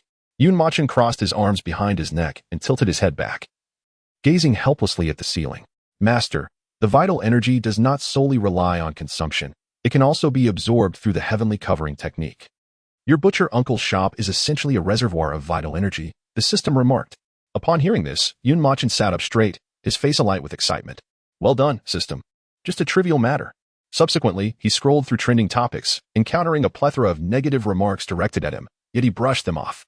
Before drifting off to sleep, he suddenly retrieved his phone and opened a contact named White Tea and Light Joy. Wasn't it no disturbance for candy? Why had the username changed? Puzzled, he shook his head and began typing a few lines of text. However, feeling unsatisfied, he deleted what he had written and attempted to draft a new message, but still found it lacking. After several iterations, Mochen ultimately sent a single word: wait. He wished to convey to Zhu Qing and that he would strive to improve and hope she would wait for him.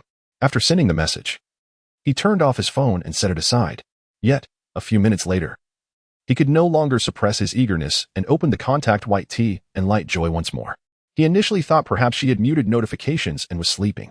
After a while, he checked again, but still found no awaited response. Perhaps her phone had been confiscated, and she truly had fallen asleep. Thus, a restless night quietly passed. With the melodious crowing of a rooster, dawn broke, piercing the long night with its gentle light. Still no reply, he thought, but decided to visit the butcher uncle to chat.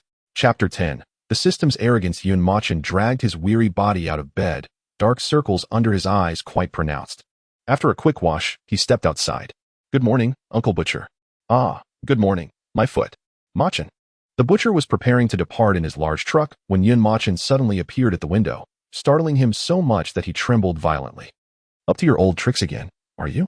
Mochen sheepishly scratched the back of his head and grinned. Hee, sorry about that, Uncle Butcher.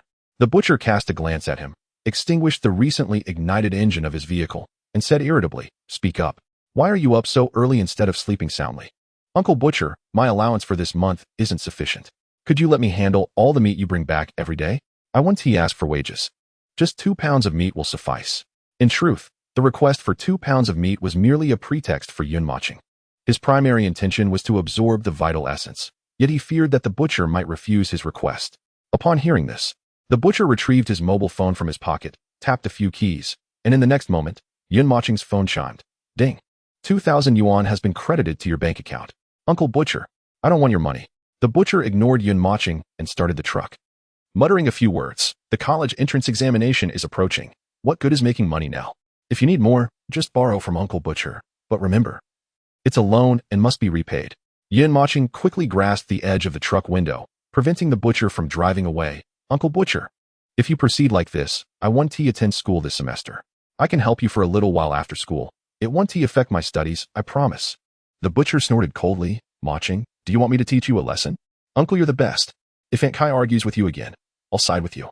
The butcher's eyelids twitched as he hurriedly glanced around, and upon seeing no one, whispered, you absolutely cannot side with me. Otherwise, you'll truly infuriate that woman. I usually just tease her when I'm bored. If you genuinely take my side, it changes the nature of things. Huh? Mochen was momentarily bewildered, left standing in place. Why did it seem that Uncle Butcher harbored some peculiar feelings for Aunt Kai? Am I unwittingly part of your entanglement? All right, enough of this. Since you genuinely wish to work, I shan't hinder you. It will also allow you to experience how arduous life is without attending school. I'm off to haul goods. Just come find me after school. And remember, don't return that money to me, or you can forget about coming to my little butcher shop. With that, the butcher drove off without a moment's hesitation, as if he feared Mochen might uncover something. Seeing this, Mochen shook his head helplessly and then glanced at the time, 5:46. It was still early, but there wasn't enough time for a quick nap. Classes commenced at 8:30, and he still needed to traverse nearly an hour's journey.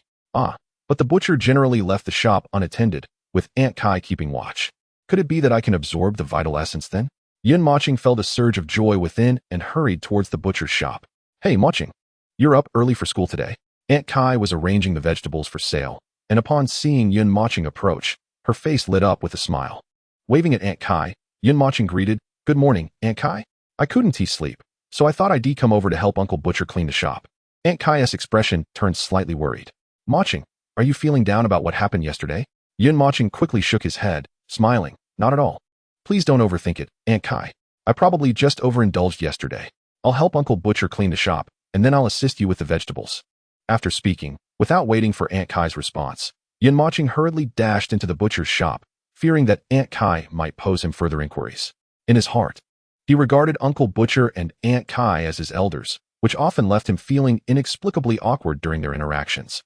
Watching Mochen's gaunt figure retreat, Aunt Kai's expression of concern did not wane in the slightest. She instinctively crushed the cucumber in her hand into a pulpy mass. Astonishingly, the cucumber seemed to hover in her grasp, obliterated by an unseen force without ever making contact with her hand. Surely, the master must be aware of what has transpired with the young lord. Zhu, you truly seek your own demise.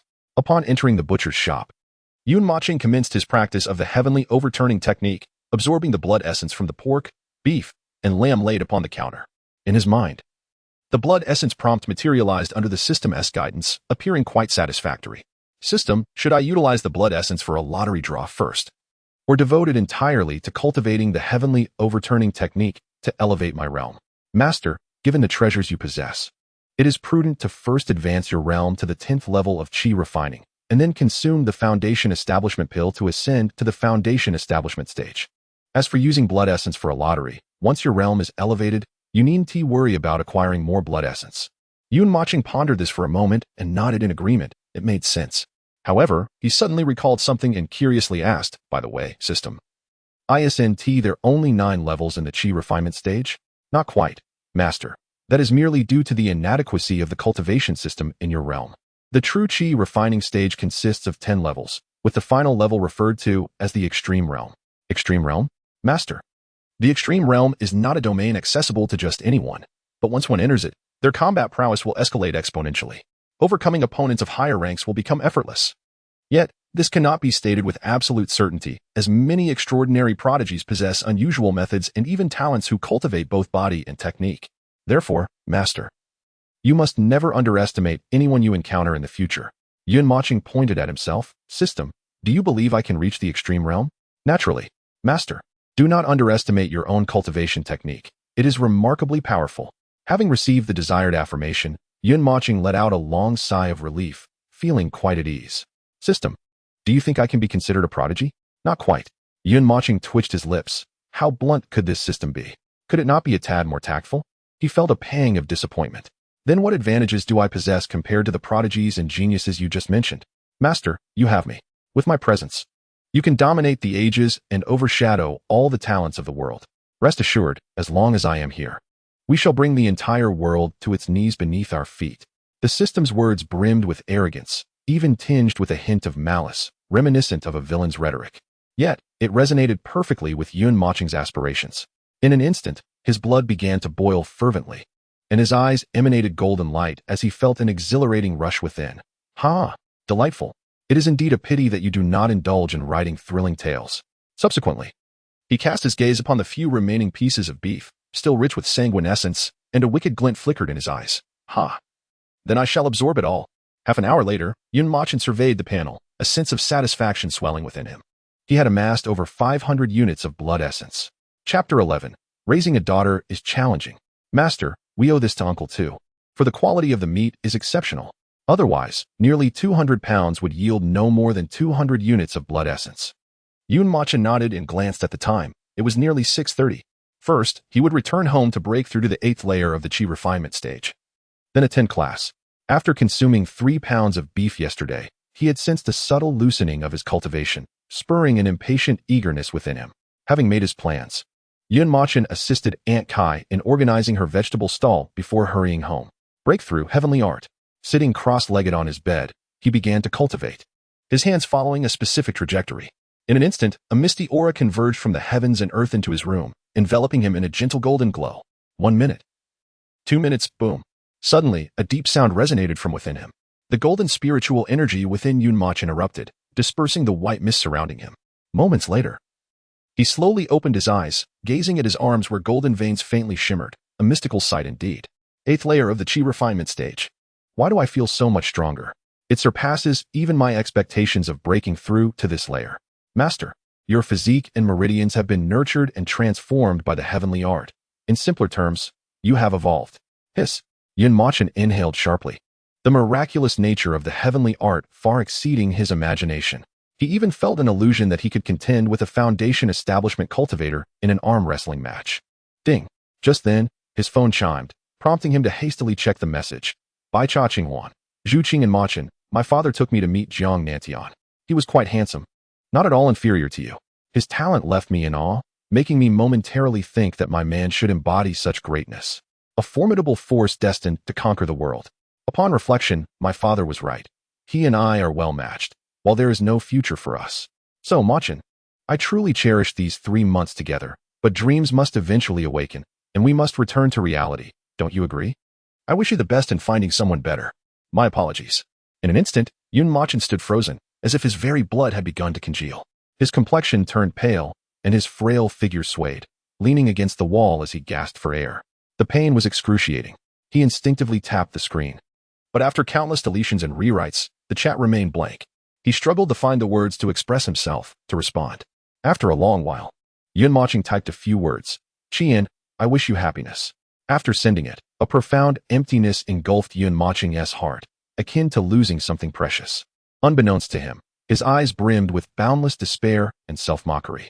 Upon returning home that day, Zhu Hentian confiscated Zhu Qingyan's phone, his face pale with fury, as if he could devour anyone in his path. Meanwhile, Zhu Qingyan bravely lifted her chin, fighting back the tears threatening to spill from her reddened eyes. Humph. Qingyan. Look at the person you've chosen. Dad. Whom I choose is my freedom. Is your purpose in giving me life merely to use me as a pawn for family alliances? A sharp slap echoed, plunging the room into a suffocating silence. Zhu Qingyan stared incredulously at Zhu Hentian, her trembling hand slowly rising to cover the reddened mark on her face. In that moment, the pearls of tears swirling in her eyes could no longer be contained, cascading down in torrents. Fine. I understand, Dad. You are no longer my father. With that, Zhu Qingyan turned on her heel to leave. Zhu Hentian took a deep drag from his cigar, extinguishing it before concealing his trembling hands behind his back. If you leave, he will not survive. As Zhu Qingyan reached the doorway, she halted abruptly, turning around with tears streaming down her face, demanding, Zhu Hentian. What do you mean? Zhu Hentian's eyelids twitched, suppressing his tumultuous emotions. He replied coldly, do you understand? If I do not let everyone know about this today, once the Jiang family discovers your affair with that boy, can you imagine what they would do? Zhu Qingyan's heart sank, her expression shifting to one of panic. A consideration she had not contemplated. The Zhu family, as an imperial clan, placed utmost importance on family reputation and dignity. Yet, the Jiang family, equally an imperial lineage, held the same values. Here she was, engaged yet involved with Mochen, exposing herself to a perilous situation. Dad, are you suggesting they would secretly harm Mochen? Zhu Qingyan's tone softened, her hands clenching the hem of her dress, desperate for an answer. Zhu Hentian scoffed, replying curtly, not now. Your father has made this matter public. If anything were to happen to Mochen, who do you think would be the first suspect? Zhu Qingyan found it hard to believe, hesitating before she asked, Dad, do you support my relationship with him? Of course not. Zhu Hentian interrupted sharply. That boy is a waste, barely at the chi refining stage before the college entrance exams. You two inhabit entirely different worlds. Moreover, despite his bravado, he possesses no real talent. He is utterly useless. My only intention is to prevent a living being from becoming a sacrificial pawn for the dignity of our families because of you. Although that boy is innocent, he is still a burden. Does he truly believe that anyone can become the son-in-law of an imperial family? Dad, Zhu Qingyan exclaimed in uncontainable anger. Zhu Hentian coldly retorted, you and he are absolutely impossible. Do not even think about it. Greetings, dear. You are speaking of Jiang Nentian, the son of the Jiang Emperor. He possesses admirable character, unparalleled talent, and is not lacking in physical appeal compared to your father. How can you compare him unfavorably to that insufferable brat, Yun Mochen? Marrying him would certainly not be a loss for you. In a few years, you will undoubtedly express gratitude to your father for this decision. At present, your thoughts are rather naive. Suddenly, Zhu Hentian seemed to recall something and, with a hint of irritation, added, moreover, if I truly wish to utilize you as a pawn for family alliances, I could easily have 10 or 8 more children. Yet, that boy is merely an ordinary fellow with a bit more audacity. You two are not even on the same wavelength. Hey, don't go. Please, my dear daughter. Before Zhu Hentian could finish his sentence, Zhu Qingyan, her cheeks flushed with anger, snatched her phone from his hand, shot him a fierce glare, and turned to leave. Zhu Hentian stood frozen, staring blankly at Zhu Qingyan's retreating figure. At that moment, the swirling smoke from his cigar enveloped him like a reflection of his helplessness. Raising a daughter is truly a challenge. Upon returning to her room, Zhu Qingyan did not immediately send a message to Yun Mochen. After her father's admonition, she recognized that treating him as she had previously would only bring him harm. After much hesitation, she finally resolved to send him the recent message. However, the next moment, Yun Mochen's phone chimed again. Chapter 12, Mind Your Words, by Cha Ching Huan. Nothing else. Yun Mochen hastily glanced at his phone, then fell into silence. Nothing else. He had envisioned countless possibilities, but could not decipher what she was attempting to communicate. Master, can you discern anything? Certainly, the system knows. 1,000 blood energy points. Shall we exchange? Get lost. Yun Mochen felt a wave of frustration. The system had no sense of timing. Hadn't he just been rejected? With no other option, he replied, Qian. What do you mean, Qian? Yet, after sending the message, it vanished into silence like a stone cast into the sea. Zhu Qing'an, on the other end, felt her cheeks flush with indignation, pacing back and forth with her hands on her hips. You big fool. You should connect that phrase with my username. She certainly did not intend to disclose that statement to Yun Mochen, as it would render her previous words meaningless. Though expressing those sentiments had saddened her, she would not hesitate when it came to Yun Mochen's safety. That phrase would serve as a form of solace. By Cha Ching Huan, nothing else. I await the wind, and I await you. Fool, since the entire world stands against us, you must wait for me to become a true, unparalleled powerhouse. At that time, I will ensure the world knows you are mine. The phrase nothing else echoed in Yun Mochen's mind, perhaps serving as a form of comfort. He chuckled self-deprecatingly, unaware that he had arrived at Tianshui High School. Good morning, Yun Gu. From a distance, Yun Mochen spotted a plump figure waving at him, a skewer of boiled eggs in hand, as the flesh of his body jiggled with each movement. Ah, it's Jiopeng. Morning. For quite some time. Su Jiopeng seized Yun Mochen's arm, his expression brimming with excitement as he exclaimed, Yun Gu, you've become famous. Did you know? Ah, Yun Gu. How could you forget such an important event? Just yesterday, because you boldly confronted Zhu Di, you topped the trending searches. Su Jiopeng's words were filled with admiration. But then he recalled something and added, however, this morning, for some reason, I couldn't find any news about you. Yet, throughout my journey to school, the most talked about topic was you. Yun Gu, you're truly remarkable.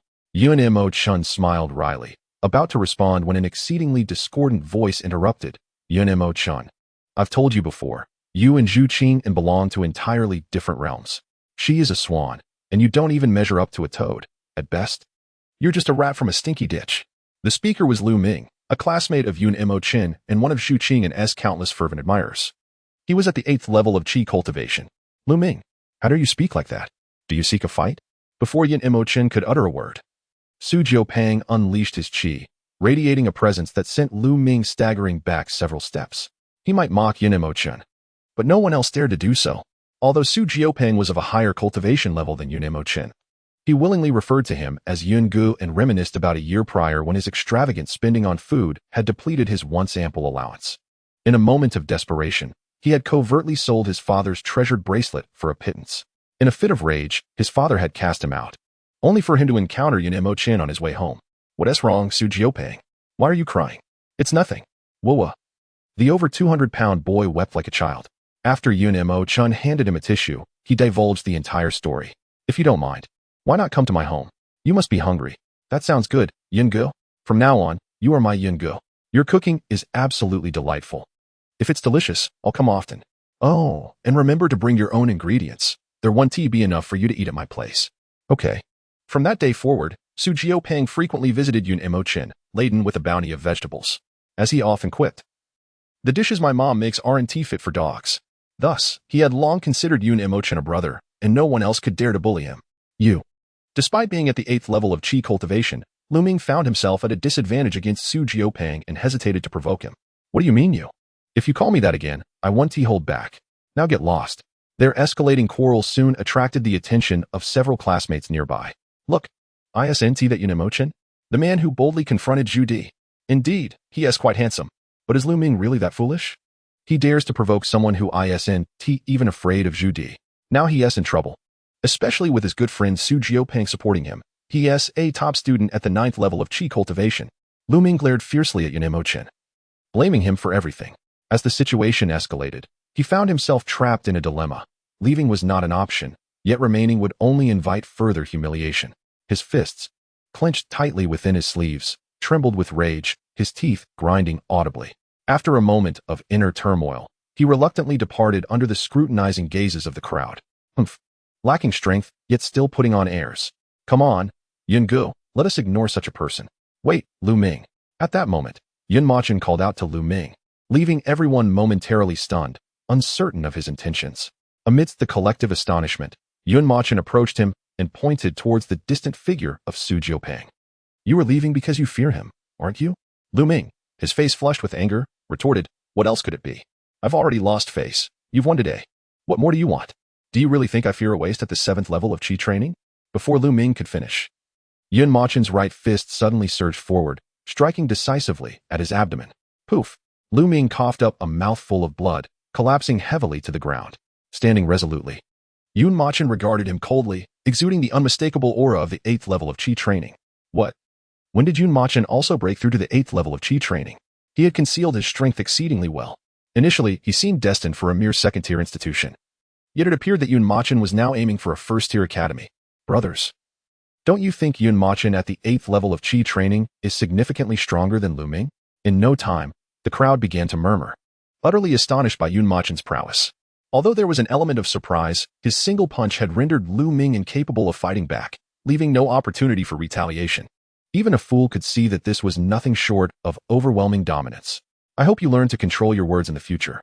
Remember, even a mouse can deliver a fatal bite. Moreover, it is prudent to discern who the mouse and cat truly are. Also, my affairs with Zhu Qingyan are not for an outsider to meddle with. Otherwise, next time, I shall not hold back. With that, Yun Machen beckoned the dazed Su Jiupang and turned to leave. Lu Ming lay on the ground, clutching his abdomen tightly, feeling as though a tempest raged within him. Unable to rise. Wait for me, Yun Machen. A fierce glint flashed in Lu Ming's eyes, his expression twisted with rage as he silently vowed. So impressive, Yun Ge. This was the first time Su Jiupang had witnessed Yun Machen's anger, and he excitedly thrust a long skewer of quail eggs towards Yun Machen's face. Yun Ge, would you like to have some? Gazing at the quail eggs still adorned with feathers, Yun Machen felt a wave of nausea wash over him as he waved his hand dismissively. No, I'm not hungry. Suddenly, Su Jiupang nudged Yun Machen and added, Yun Ge, don't let such trifling matters upset you. Such small-minded individuals are not worth our ire. By the way, have you and sister-in really broken up? A minor split. Yun Ge, Jiang Nantian has already reached the 7th level of the Golden Core stage. What will you do for the upcoming exams? I'll manage. The two, amidst Su Jiupang's incessant chatter, made their way to the classroom. Today's lesson was a practical session on weaponry. In simple terms, it entailed selecting one's most proficient weapon for hands-on training. The homeroom teacher, Luo Wuqing, was the instructor for this course. For every practitioner, the selection of an appropriate weapon is of utmost importance. The most prevalent weapon is undoubtedly the sword, for it is the foremost among all arms. A single sword can shatter myriad laws. With that, Luo Wuqing unsheathed a long sword from the weapon rack and thrust it forward. The sound of the sword striking the air resonated, crisp and exhilarating. Wow, Teacher Luo is so impressive. Indeed, she is truly magnificent. With a gently swaying braid and a flowing white dress, she wielded the sword with both grace and ferocity. Many female students, witnessing this scene, could not help but swoon. After a while, a chubby student retrieved a string of soft-boiled eggs from somewhere, munching quietly while whispering, Yun Ge, Teacher Luo's legs are so fair. Chapter 13. The fury of Luo Wuqing, her expression stoic, swiftly sheathed the long sword and picked up a spear from the side. Of course, no weapon is inherently the mightiest. It is only a matter of what suits oneself best. Take the spear, for instance. Many individuals are quite fond of it. The spear boasts a wide attack range and high damage, making it more suitable for strength-based practitioners, such as body cultivators. As she spoke, Luo Wuqing waved her hand once more, and the spear sliced through the air, creating ripples. And then there are blades. With patience, Luo Wuqing demonstrated dozens of different weapons to her students when the system suddenly inquired of Yun Machen's, Master, what weapon would you prefer to excel in? Yun Machen's did not respond immediately, pondering deeply for a considerable time. Memories of the various weapons Luo Wuqing had just showcased flooded his mind. After a moment, he declared with unwavering resolve, I want them all. Ah, just like before. What? In his mind, Yun Machen's seemed to hear a faint sigh, prompting the system to hastily deny, Master, you must have misheard. I did not speak. The system's peculiar reaction left Yun Machen's bemused, leading him to inquire curiously, what? Cannot I cultivate them all? Master, one cannot serve two masters at once. Are you afraid you won't learn?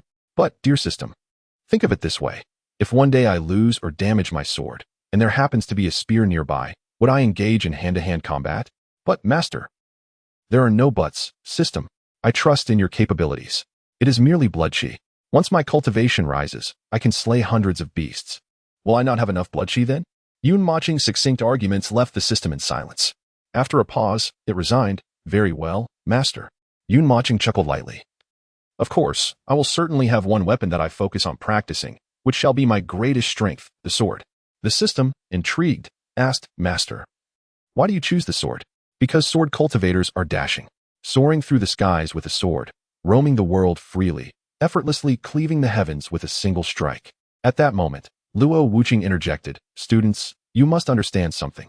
While selecting a suitable weapon may seem simple, achieving mastery in a specific weapon domain is exceedingly challenging.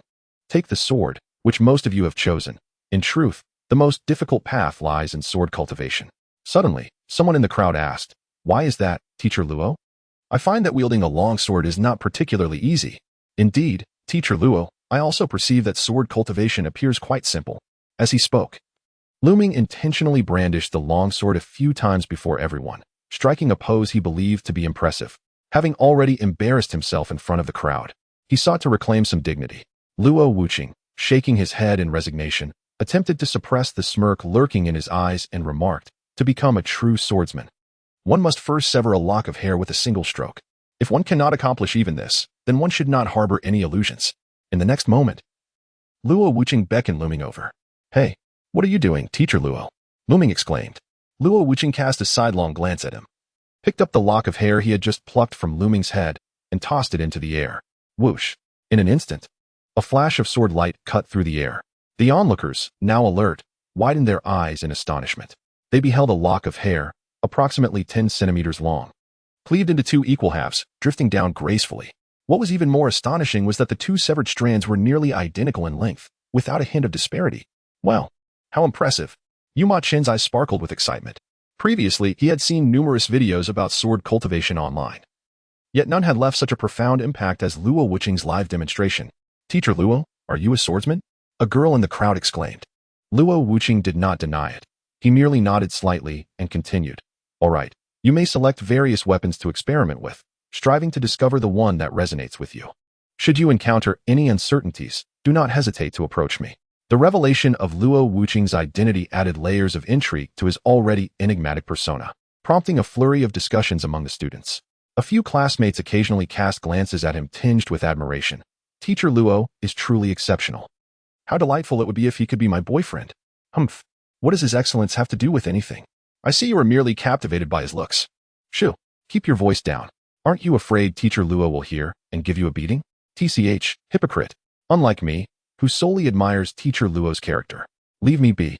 Yu Ma-chun chuckled softly upon overhearing their banter and turned to the ever-hungry Su Jiupang. "Su Jiupang, what weapon do you wish to choose?"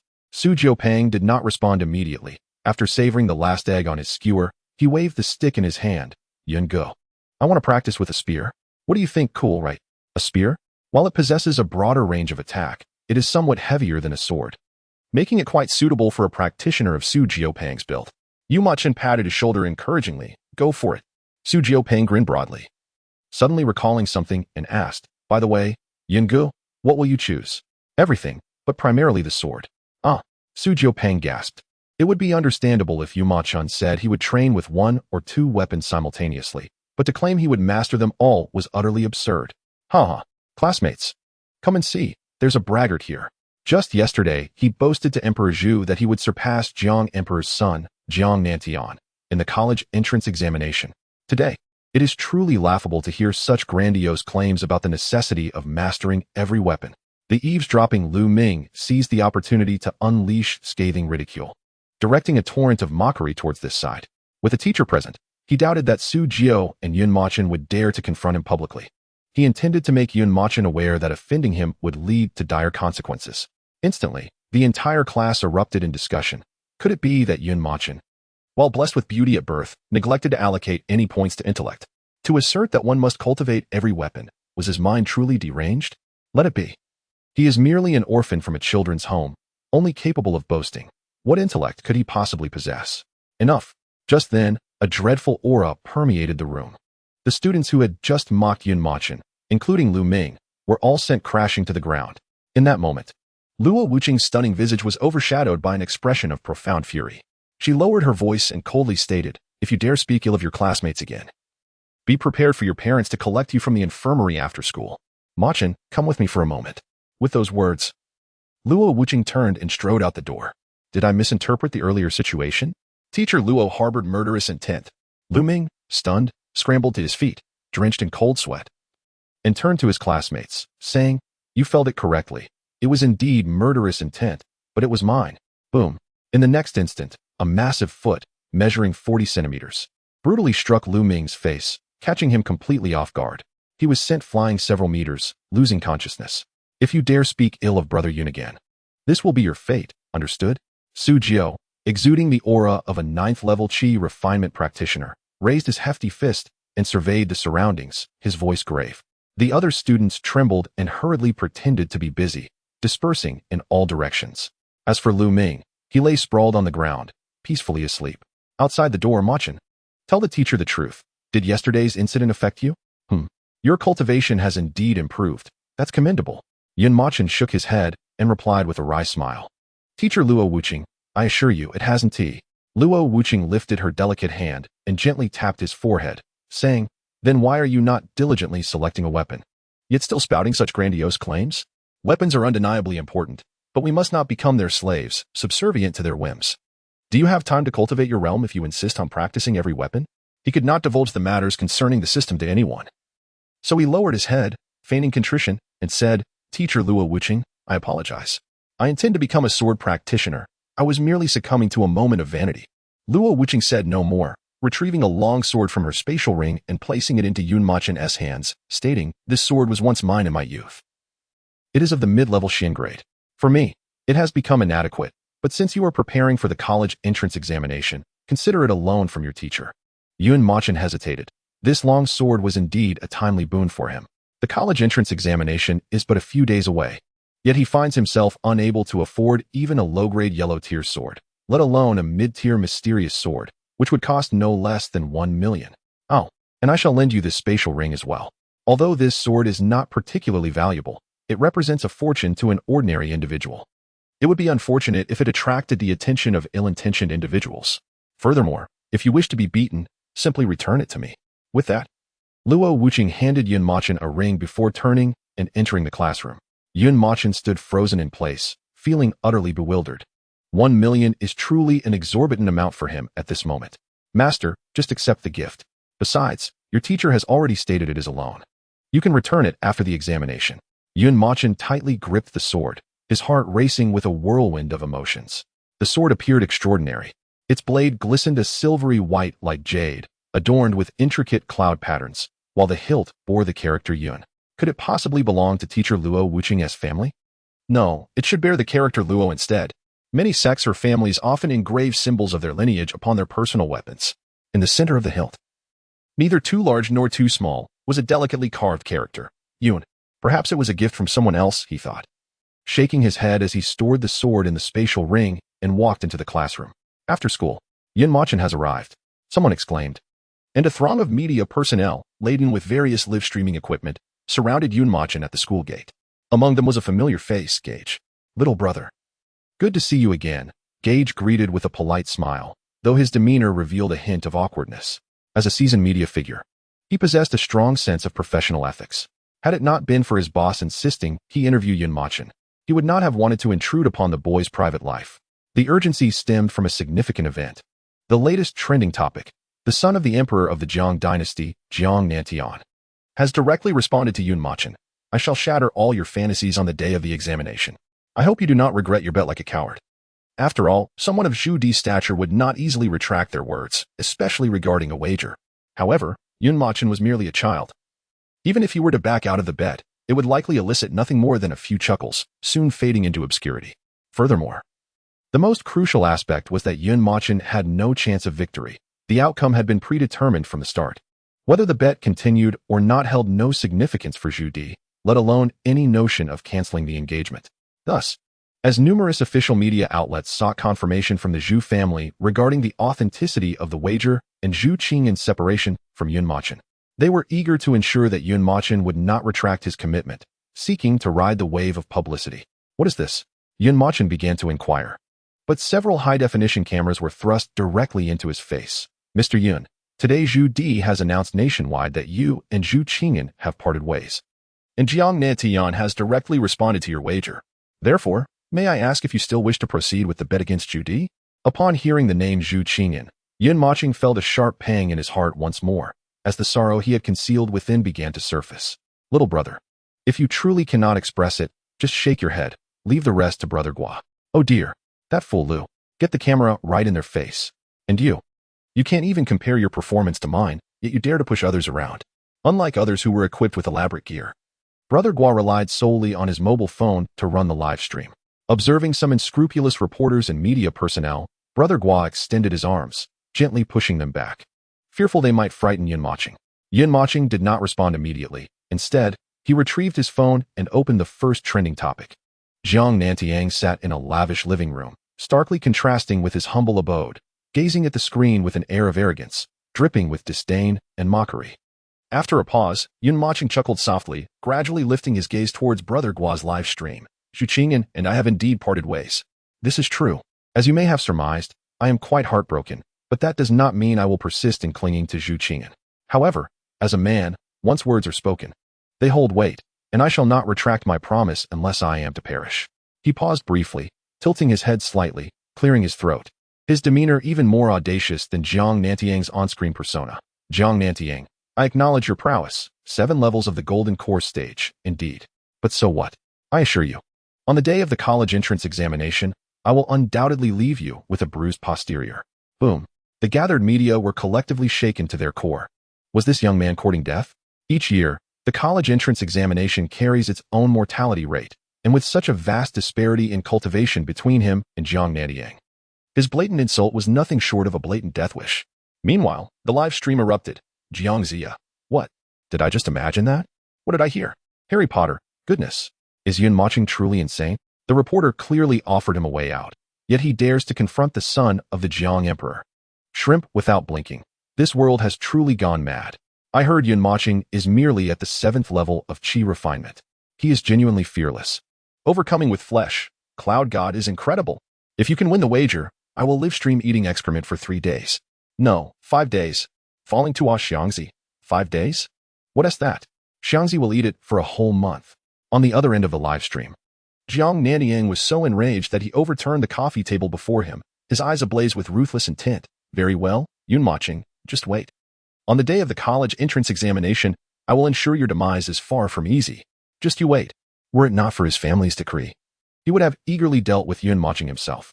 Not only had he dared to steal his fiancée Yi, but he also had the audacity to look down upon him. Truly, he had sullied the dignity of the imperial clan. In the office, the tension was palpable. Luo Wuqing sat with her long, slender, snow-white legs crossed, swaying gently. She set down her phone, lost in thought, her expression a blend of solace and anxiety as she murmured to herself, as long as there is no setback, you'll be fine on the day of the college entrance examination. Upon uttering these words, she removed her phone case, revealing a photograph within. In the image, a chubby little boy embraced a girl, joyfully flashing a peace sign. Behind them, kneeled hundreds of thousands of cultivators in a dense formation. Is there anything else? If not, I shall take my leave. Yun Moching, eager to absorb the blood essence from the butcher's shop and swiftly elevate his cultivation, wished not to waste any time here. Chapter 15. The mysterious father and daughter Mr. Yun. There's one more thing. Oh, it's nothing. Young man, you may go. Without waiting for other reporters and media personnel to inquire, Brother Gua directly ushered Yun Moching away from the crowd, gesturing for him to leave hastily. Thank you. Yun Moching politely nodded and dashed towards home. Though Zhu Qingyan had dismissed him, for Yun Moching, it marked both an end and a beginning.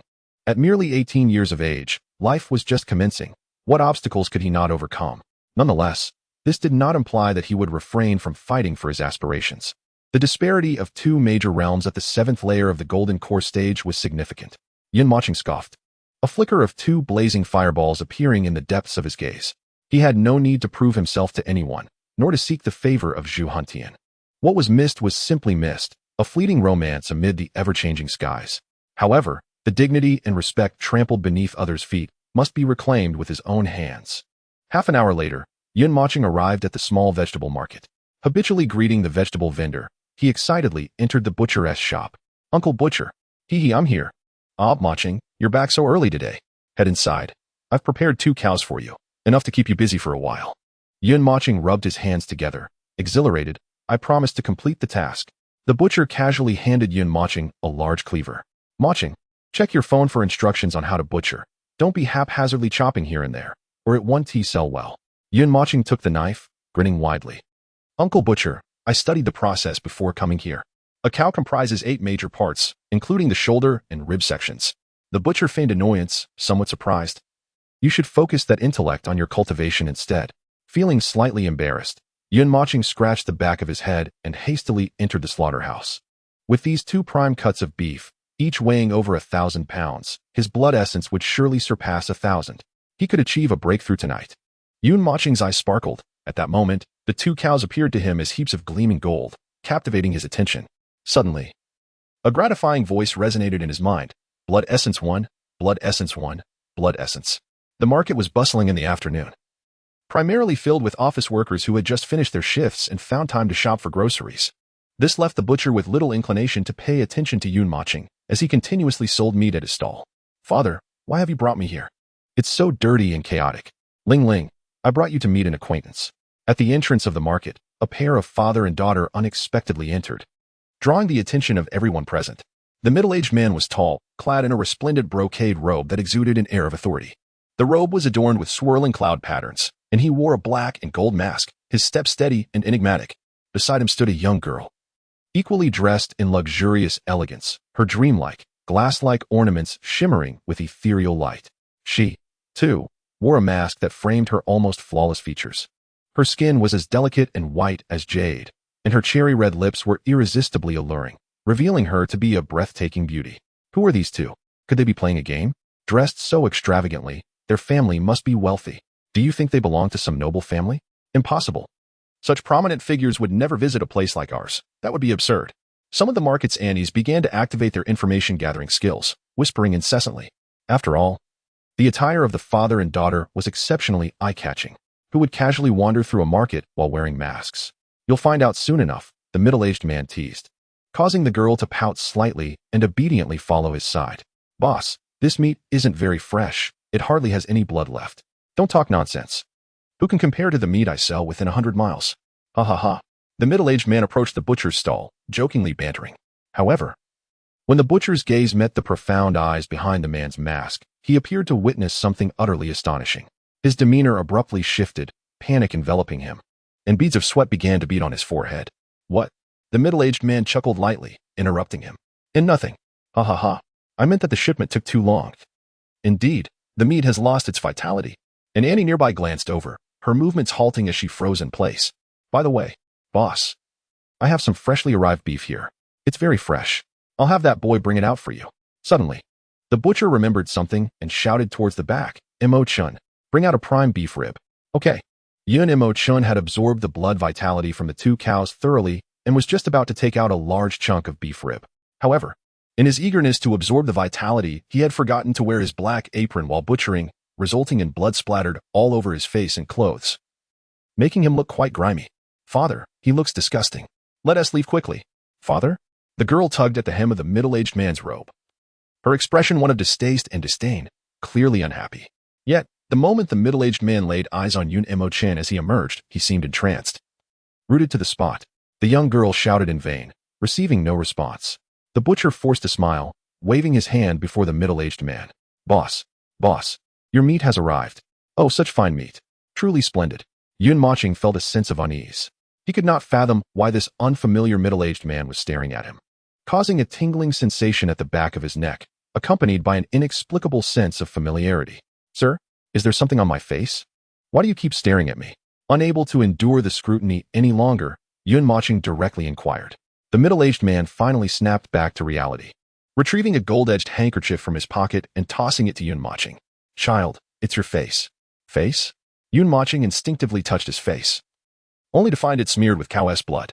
Embarrassed, he offered the middle-aged man a sheepish smile and, disregarding the value of the handkerchief, wiped his face with it.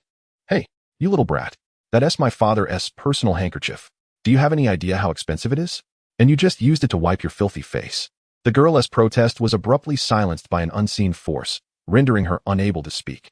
Frustrated, she furrowed her brow, glaring at the middle-aged man and stamping her feet in anger. However, Yun Mochen's striking features, now revealed from beneath the blood, captured everyone's attention. The girl's eyes widened in astonishment as she pointed at him, urgently tugging at the middle-aged man's arm. Dad, why did you seal my mouth? In the next moment, the girl found her voice again, and before she could finish her sentence, shock washed over her features. He is Yun Mochen. The middle-aged man placed his hand gently on the back of the girl's head, whispering with a smile. Didn't you always want to meet that boy your sister and talked about? The girl finally realized that the familiar face her father intended to introduce her to was indeed him. However, she couldn't shake the disappointment. But he looked so dirty and untidy, apart from being a bit handsome and having that arrogant demeanor on live streams. He is nothing like I expected. With a shake of her head, she said dejectedly, Dad, let us go. I don't want to see him anymore. This place is filthy. And the people here seem disgusting. He doesn't deserve sisterin, only at the 8th level of chi refinement. The middle-aged man sighed in resignation. Just then, Mochen spoke up. Sir, thank you for the handkerchief, but I've stained it. I'll return it to you the next time you come around. I'd like to take it home and wash it. The girl opened her mouth to respond, but the middle-aged man shot her a glare, causing her to pout and cross her arms in discontent, gazing elsewhere. No need. It's just a handkerchief. Consider it a gift. With that, the middle-aged man produced a handful of spirit stones and tossed them to the butcher. No need for change. The meat is excellent. I'll take it. Having spoken, the middle-aged man took the meat and, accompanied by the girl, turned to leave. As they passed by Aunt Kai's stall, the middle-aged man suddenly halted, picking up a small pumpkin from the stand. After studying it for a moment, he muttered something incomprehensible to himself. This pumpkin is well grown. It's time to take it home. Chapter 16, A Frenzied Breakthrough. Unbeknownst to whether it was said without intent or truly felt by the listener, Aunt Kai forced a smile after finishing packing a bundle of vegetables for her customer and inquired, Sir, would you care to purchase some melons? They are grown by my own hands and are exceptionally delicious. The middle-aged man nodded slightly, returning her smile. However, as the weather grew increasingly warm, she lamented. If you do not buy soon, these will be ruined by rodents and pests. A hint of melancholy laced Aunt Kai's tone as she approached and placed several pumpkins in a bag, offering them to the man. Consider these a gift. I see your face is unfamiliar, so let this serve as a gesture to welcome you as a new customer. Take them home and savor their flavor. If you find them delightful, do remember to return for more. Otherwise, they may indeed fall victim to those creatures. Her last words seemed to carry an intentional emphasis on the term ruined. Nearby, the butcher, who was selling meat, felt sweat beads forming on his brow, trickling down his bushy beard. The middle-aged man accepted the vegetables, his expression behind the mask growing ever more intricate. Thank you. I will surely taste them at home. By the way, if the rodents are abundant in this heat, do catch a few more. Just dispose of them. Aunt Kai shuddered slightly and instinctively nodded in affirmation. Understood. Shortly thereafter, the middle-aged man nodded and exited the market with the young girl, entering a luxurious car that bore no license plates. Dad, why do you bother chatting so much with the vegetable seller? It diminishes your stature. The middle-aged man cast a sidelong glance at her and replied nonchalantly. You will understand in due time. After a brief moment, the girl opened her phone and navigated to an interface called Virtual Divine Space. She then waved her phone in front of her father, exclaiming, Dad, I ranked in the top 5 nationwide on the current Virtual Divine list. The Virtual Divine Space is a system jointly developed by the government and 5 prominent cultivation families, capable of perfectly replicating an individual in a virtual environment at a ratio of 1:1. Within this realm, one can engage in battles with simulated beasts and earn points that can be exchanged for tangible rewards in reality. It serves as a form of welfare and encouragement for the nation's populace to engage in cultivation. Any student can apply online using their student ID, and the government will deliver the necessary equipment to their home, though it is merely a loan that must be returned after university graduation. Primarily, university students participate, while high school students generally possess only basic cultivation skills, rendering their experience less impactful. As for middle school students, their chances are even slimmer. Of course, these standards are tailored for the average populace. Exceptional talents like Xu Qingyan and Jiang Nantian likely began their training as soon as their senior year commenced. As for the virtual rankings, they primarily serve as a source of vanity. However, the descendants of the 5 prominent cultivation families place considerable importance on this list. Poor performance could tarnish their family's reputation. The middle-aged man shook his head, chuckling softly. Lingling, among the 5 great cultivation families, our Yun clan is the strongest. Yet the top 4 spots are occupied by the other family's offspring. How can I hold my head high? The young girl began to retort, Dad. The first place, that Jiang and Tian, is simply outrageous. At 18 years old, I am at the 5th level of the Golden Core stage, surpassing sister and by 1 level. Yet he has already reached the 7th level. And then there's sister in 2nd place, and sister Ming in 3rd. Both of their martial skills are area attacks, which surely gives them a significant advantage when battling the demon beasts. At this point, the young girl's expression turned somewhat melancholic as she continued, Father, The sword techniques you taught me excel in one-on-one combat, but I certainly cannot match their points for slaying demon beasts. And that fourth place, the son of the Luo clan, I still have no idea what he looks like. He is so mysterious, though his strength is not to be underestimated. Humph. He must be a hefty fellow, too embarrassed to show himself. The girl seemed to have found an outlet for her grievances, pouring out her discontent in a single breath. The middle-aged man looked at her with indulgence before lowering his head to rub his temples, feeling quite helpless. Just then, the girl suddenly sighed. If only my brother were here, he would surely take first place. By the way, father, what do you think my brother looks like? He is so pitiable, having been sent for training by the family since childhood. Will he take the college entrance examination this year? The middle-aged man was momentarily taken aback, his body trembling slightly. His gaze drifted through the car window to the small meat shop in the market. As he pondered, you will know in due time. Father, I'm going to get rich, System, remember to remind me when my blood energy is depleted. I am about to break through. After absorbing the blood energy, Mochen hurried home. Looking at the display panel showing over 2,000 blood energy points, a smile of uncontrollable joy spread across his face. Master, no problem. In the next moment, Mochen began to operate the sky-covering technique, white spiritual energy once again converging around his entire body. The spiritual energy flowed through his golden meridians, beginning to undulate and circulate. The quantity of spiritual energy gradually increased, becoming more substantial. Under the operation of the sky-covering technique, the spiritual energy surged repeatedly through his meridians, and with each surge, the internal spiritual force became denser and more powerful. Time passed without him realizing it. Boom. A loud sound echoed, and the corners of Mochen's mouth lifted slightly. 9th level of the chi refining stage. But it wasn't over yet. Mochen sensed that this was far from the limit of his meridian's capacity. At this moment, the sky-covering technique was operating uncontrollably on its own. Massive amounts of spiritual energy from the heavens and earth rushed into his body as if it were free. His golden meridians visibly grew rapidly, becoming denser and thicker. Master, do not stop.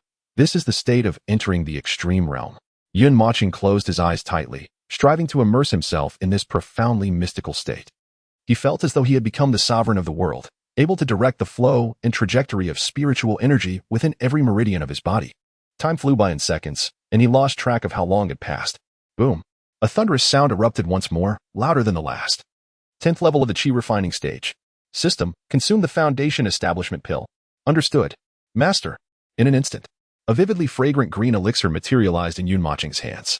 He inhaled deeply, savoring the aromatic essence of the potion, and immediately felt a tingling sensation enveloping his scalp.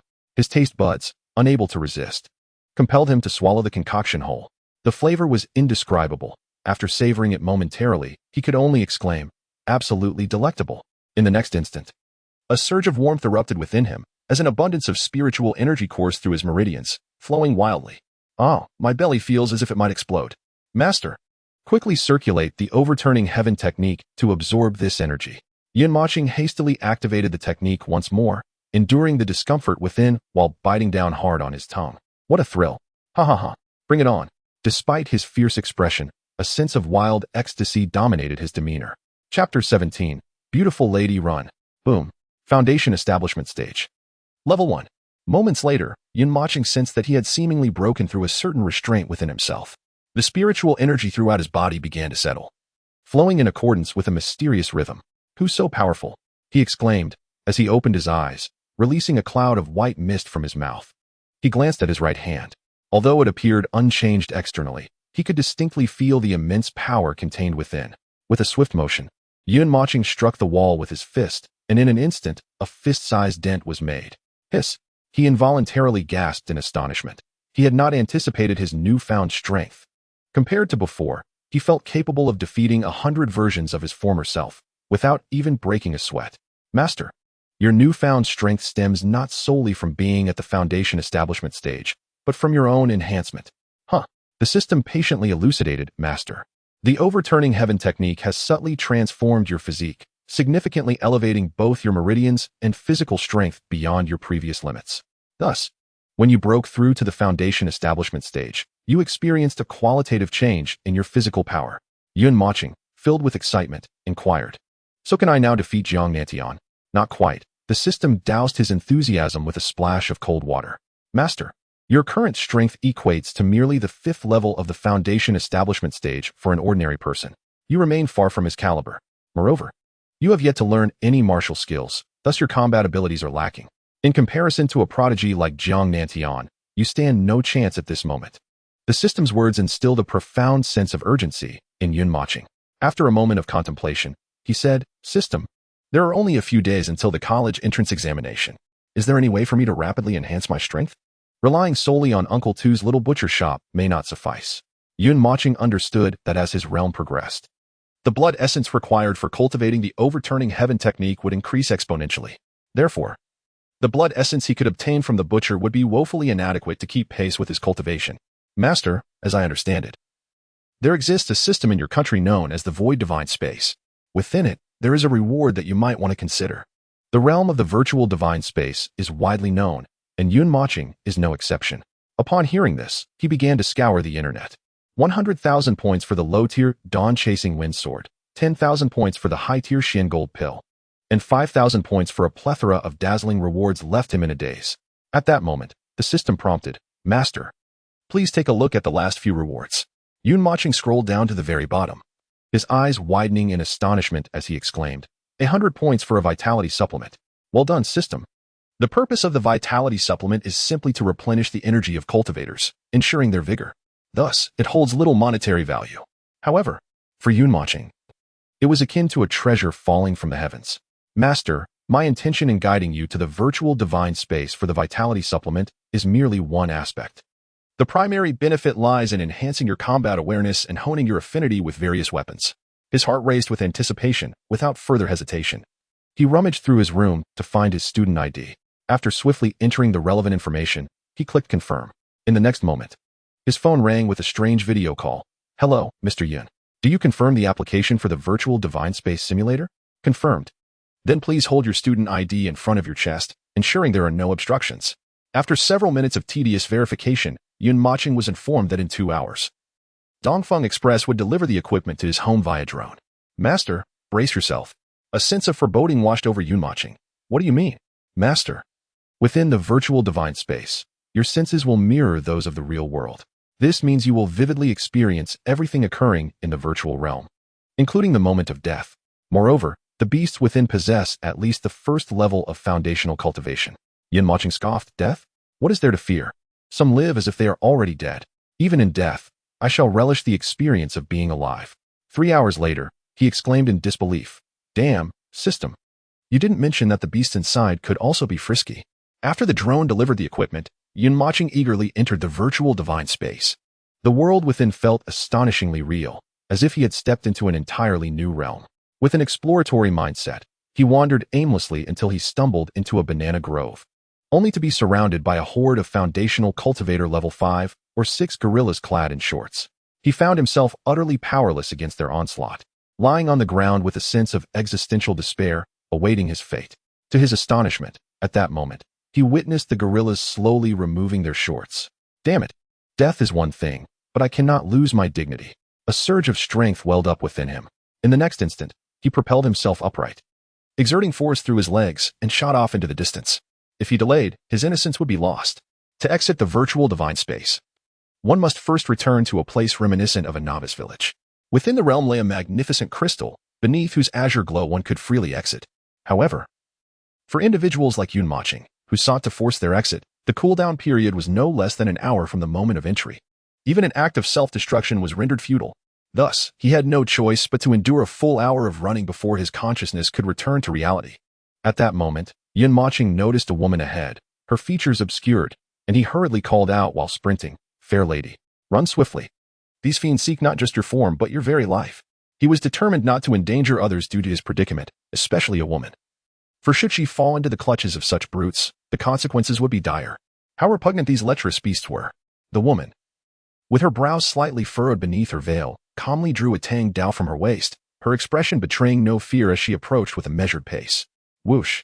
In an instant, the sound of air being sliced through reached Yun Mochen's ears, and upon focusing, he found the woman's figure had vanished from sight. Boom! Before he could fully comprehend the situation, a tremendous noise erupted behind him. He turned to witness dozens of the lecherous beasts severed in half. The aura emanating from the woman revealed her to be at the 4th level of the Golden Core stage. Chapter 18. Are you Yun Mochen? What immense strength! A jolt surged through Yun Moching's heart. It was known that the maximum age for entry into the illusory divine space was 22, coinciding with the year of graduation from university. A 22-year-old golden core cultivator was exceedingly rare. What if she were even younger? A prodigy, undoubtedly a prodigy. Could she be a descendant of a revered cultivation clan? Such thoughts surfaced in Yun Moching's mind. Yet, seeing her still engaged in battle, he felt compelled to join her. Quickly leaping into the fray, without hesitation, he swung his fist towards the nearest lecherous beast's base, determined to teach it a lesson. Take that, you scoundrel. I shall render you powerless. Roar. The beast emitted a heart-wrenching howl, staggering a few steps before collapsing unconscious. Seizing the moment, Yun Moching wasted no time. He leapt onto the creature, delivering a barrage of punches to its skull until brain matter oozed forth. Phew. The mysterious woman. A wave of anxiety washed over Yun Moching as he turned back, only to find the woman sheathing her Tang Dao. Behind her lay a dozen lecherous beasts. Severed in half. Hiss. Yun Moching inhaled sharply, realizing the vast chasm that separated him from true prodigies. I am called Jian Stian. Thank you, he said. Stepping forward to express his gratitude and revealing his name within the illusory divine space. In this realm, each individual could freely construct their character model. And Yun Moching was wise enough not to use his true appearance or voice, understanding the treacherous nature of the cultivation world. The woman replied with a hint of indifference. No need for thanks. You kindly warned me earlier. We are square. The sight of these beasts repulses me. You may take them away as well. With that, the woman turned to leave. Yun Moching raised his hand and, with a swift motion, summoned the 10 or so colorful demon apes, which transformed into ethereal blue sparks and flew into his grasp. At that moment, a series of numbers appeared on his wrist. 2,583. What was your name again? I shall hunt some other monsters another day to repay you. This amount of points is excessive. Feeling somewhat embarrassed by the sudden influx of points, Yun Moching hurriedly called out to her. He had no desire to owe anyone a favor. Empress, there is no need to return the points. The woman did not pause in her stride, uttering a couple of phrases before continuing on her way. Quite the aloof lady, Yun Moching mused inwardly. Suddenly, a violent tremor shook the ground. Yun Moching sensed impending danger and swiftly turned to look in a certain direction. There, not far on the horizon, banana trees were crashing down as a colossal, colorful demon ape, towering several meters high, charged towards them. Master, we must flee immediately. After dealing with the lesser ones, a greater threat has emerged. This colorful demon ape is at the first level of the Yuanying stage. The two of you combined cannot hope to defeat it. The woman's expression shifted dramatically. She leaped into the air, grasping Yun Moching by his collar and sprinting towards the location of the crystal. How long until your cooldown is over? Approximately 23 minutes. This was bad. Yun Moching was astonished that the woman chose to save him in such a dire situation. However, it was evident that she could escape on her own, as those at the Jin stage could fly. Yet with him in tow, her speed was clearly compromised. After a brief moment, Yun Moching gritted his teeth and said, Empress, you should go ahead. Don't worry about me. Silence. Yun Moching chuckled softly, letting out a resigned sigh. He had not anticipated that his first venture into the void god space would be so chaotic, nor that he would be rescued by a female enchantress by the collar of his garment. How utterly embarrassing. Yet, what a kind-hearted woman. It was surprising that someone he had encountered only once would choose to save him. He himself would not have acted similarly. But in the next instant, Yun Moching's pupils dilated in realization. She couldn't possibly be Zhu Qingyan, could she? Zhu Laobi had mentioned that her true cultivation level was at the 4th layer of the Jin stage, just like her. With that thought racing through his mind, his heart began to race, and he tentatively asked, Empress, do you know what Wabiashi means?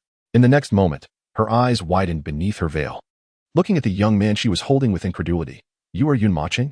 Zhu Qingyan's heart raced like a startled deer, her tone filled with excitement. For those 3 words were known to her alone in reference to Yun Moching. Yun Moching felt a surge of joy. Her reaction undoubtedly confirmed that the woman before him was indeed Zhu Qingyan. Master, why are you smiling foolishly? That giant behind you is closing in. You've already parted ways, yet you still think of her? Just then the system ruthlessly delivered its output, shattering Yun Moching's beautiful mood into fragments. His spirits plummeted to the depths, and he bitterly mused. Indeed, what was there to be excited about since we have parted ways? Thus, he exerted every effort to suppress the sense of loss within him, forcing a smile as he said, haha. You know him too. That lad has been quite famous these past few days, dominating the trending charts for several days now. I merely wish to inquire about the meaning of this statement. My girlfriend and I had a quarrel last month. After she uttered this phrase, she has been ignoring me, and I feel too embarrassed to approach her, leaving us in a prolonged Cold War. Therefore, I seek to understand whether you women might comprehend the meaning behind her words. Oh, by the way, she has changed her online name to White Tea and Clear Joy, which I find rather perplexing, almost identical to Yun Moching's. Beneath the exquisite gaze of Zhu Qinggan, an overwhelming sense of loss suddenly emerged, and he quietly lamented. This person is at the first layer of the foundation establishment stage.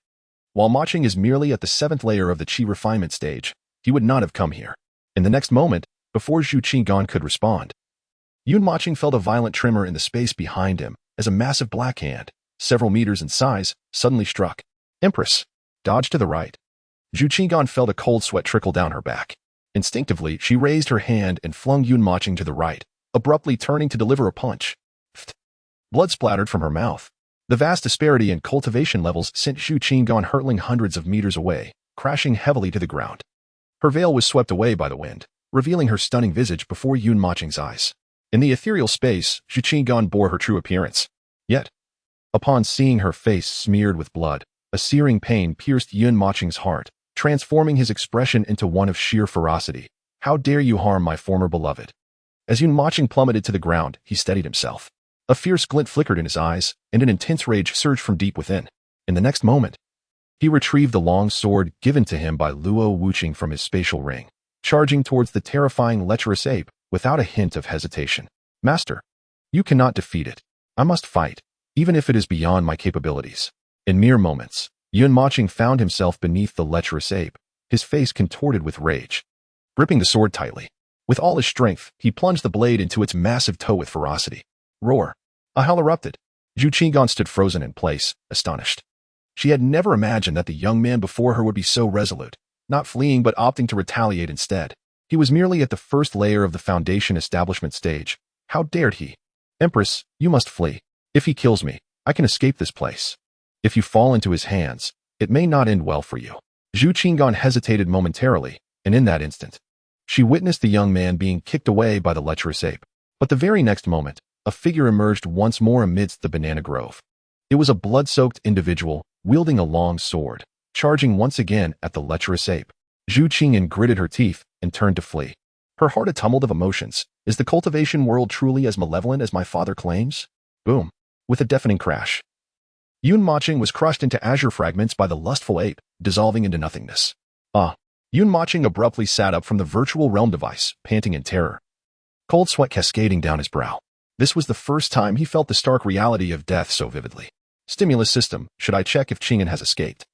Or is it unnecessary? Ding dong. At that moment, a notification from the virtual realm application on his phone chimed. The Empress has requested to add you as a friend. Yun Moching hastily accepted, and in the next instant, a message appeared in the chat window. Empress, thank you. I am transferring 5,000 points to you as a token of my gratitude. Yun Moching chuckled and shook his head, replying, Sword Immortal, no need. You could have easily escaped on your own, yet you chose to save me. You owe me nothing. However, just then, a notification of funds received popped up on his phone. Mr. Sword Immortal, your virtual realm account has received 5,000 points. Zhu Qingyan's message followed. Empress, I have plenty of points. I'm not lacking in these. By the way, Sword Immortal, no other matters and white tea and joy should be understood together. White tea and joy, no other matters. I am waiting for the wind, and also for you. Have you not read any sweet romances? Your girlfriend must have some unspoken secrets, which is why she chose to convey you such a riddle. So remember, do not let her down. She surely still holds feelings for you. Yun Moching stood frozen, his mind momentarily blank. He felt his heartbeat quicken, and his breath became shallow. The long-sealed heart felt as if it had been doused with molten lava, his eyes suddenly sparkling with life. After a pause, he smiled brightly, typing a few words in response. Thank you. I will not lose her, even if the entire world stands against us. Zhu Qingyan exhaled in relief as she read the message on her phone. Although she was not well acquainted with him, hearing that young man recount his romantic experiences felt akin to reliving her own moments with Yun Moching. Thus, she instinctively donned the mantle of a strategist, fearing he might inadvertently miss out on a certain girl. If only that fool knew. Zhu Qingyan's thoughts drifted to the time spent with Yun Moching. She could freely share the meaning of such words with newly made acquaintances online. Yet, when it came to expressing her feelings to the one she cherished, she found herself at a loss for words, unable to articulate her sentiments. Born into the imperial lineage, she was somewhat familiar with the style of affairs conducted by her family, despite her ignorance of the outside world. Now, the entire society was aware of her breakup with Yun Moching, which was the best protection for him. She could not post anything, for she did not trust that Mochen could refrain from denying their connection in front of everyone. Even if Mochen provoked Jiang Netian online, her father could step in to prevent any harm from befalling him. The Jiang clan would not engage in a grand uproar merely due to the reckless banter of two younger members, unless they were aware of the connection between themselves and Mochen. The exchange for vitality supplements. Mochen's thoughts returned as he remembered he currently possessed over 7,000 points. That equated to more than 70 bottles of vitality supplements. The night outside was already deep. Unable to wait until the morrow, Mochen hurriedly began the exchange for the supplements via his mobile application. 2 hours later, a total of 75 bottles of vitality supplements were neatly arranged on Mochen's bed. He couldn't contain his laughter. With unrestrained joy, Mochen swiftly opened one bottle and consumed it eagerly. Gulp, gulp. Vitality value. 10. Vitality value.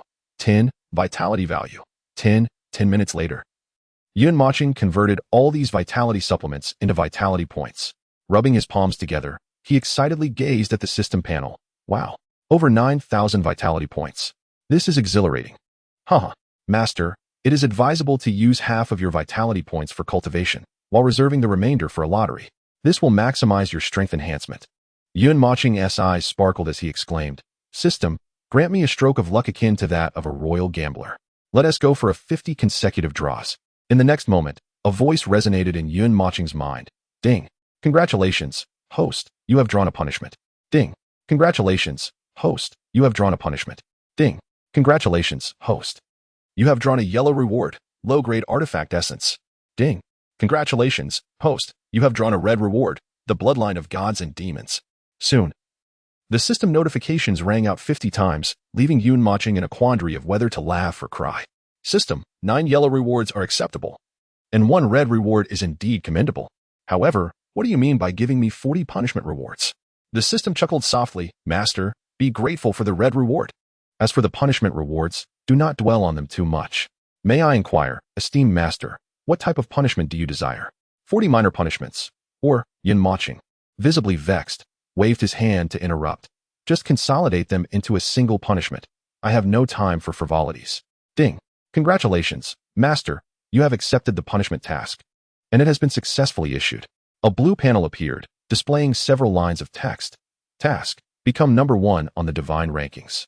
Reward, 1 divine grade golden core with 100% success rate. Task failure, forceful kiss on Jiang Netian, the passionate kind. Mochen stared intently at the panel, his mouth twitching uncontrollably. System, am I merely your source of amusement? Master, that is certainly not the case. Then you ought to reconsider the nature of the task you have assigned me. The system rendered Mochen speechless. A forceful kiss on Jiang Netian? What is the difference between that and castration? System, what if I fail to complete the task? Should I refuse to fulfill the punishment, what would you do? Master, I implore you not to underestimate the power of the system. Should you fail the task, I shall unhesitatingly exert absolute control to compel you to kiss. Stop. Cease this at once. Mochen, with a sense of helplessness, shook his head. After giving a thumbs up, he turned his gaze towards the descriptions of the rewards. The yellow rewards he received were all identical. Low-level insight stone contains the essence of various weapons, such as sword intent, saber intent, and so forth. What is intent? He inquired. The system patiently elucidated. Master, every weapon possesses its own form of intent, an ethereal yet undeniably existent power. Take sword cultivators, for instance. Only by comprehending sword intent can one truly be considered a sword cultivator. However, it is not guaranteed that all sword cultivators can grasp sword intent, as this largely depends on innate talent. According to the system's understanding, there are no more than 1,000 individuals in your nation who have attained sword intent. Furthermore, sword intent is categorized into various levels. The 1st to 3rd tiers are classified as yellow rank sword intent, the 4th to 6th tiers as profound rank sword intent, the 7th to 9th tiers as earth rank sword intent, and only by breaking through the 9th tier can one attain heavenly rank sword intent. Mochen felt an overwhelming pressure. He had initially thought that sword cultivation merely entailed practicing with the sword or manifesting sword energy, unaware of the intricate nuances involved. Subsequently, he curiously asked, if I use these low-level insight stones, will I be able to master intent? Indeed, master, but based on my calculations. If you were to use all 9 low-level insight stones on a single weapon, say a sword, you would only be able to break through to the 2nd tier of sword intent.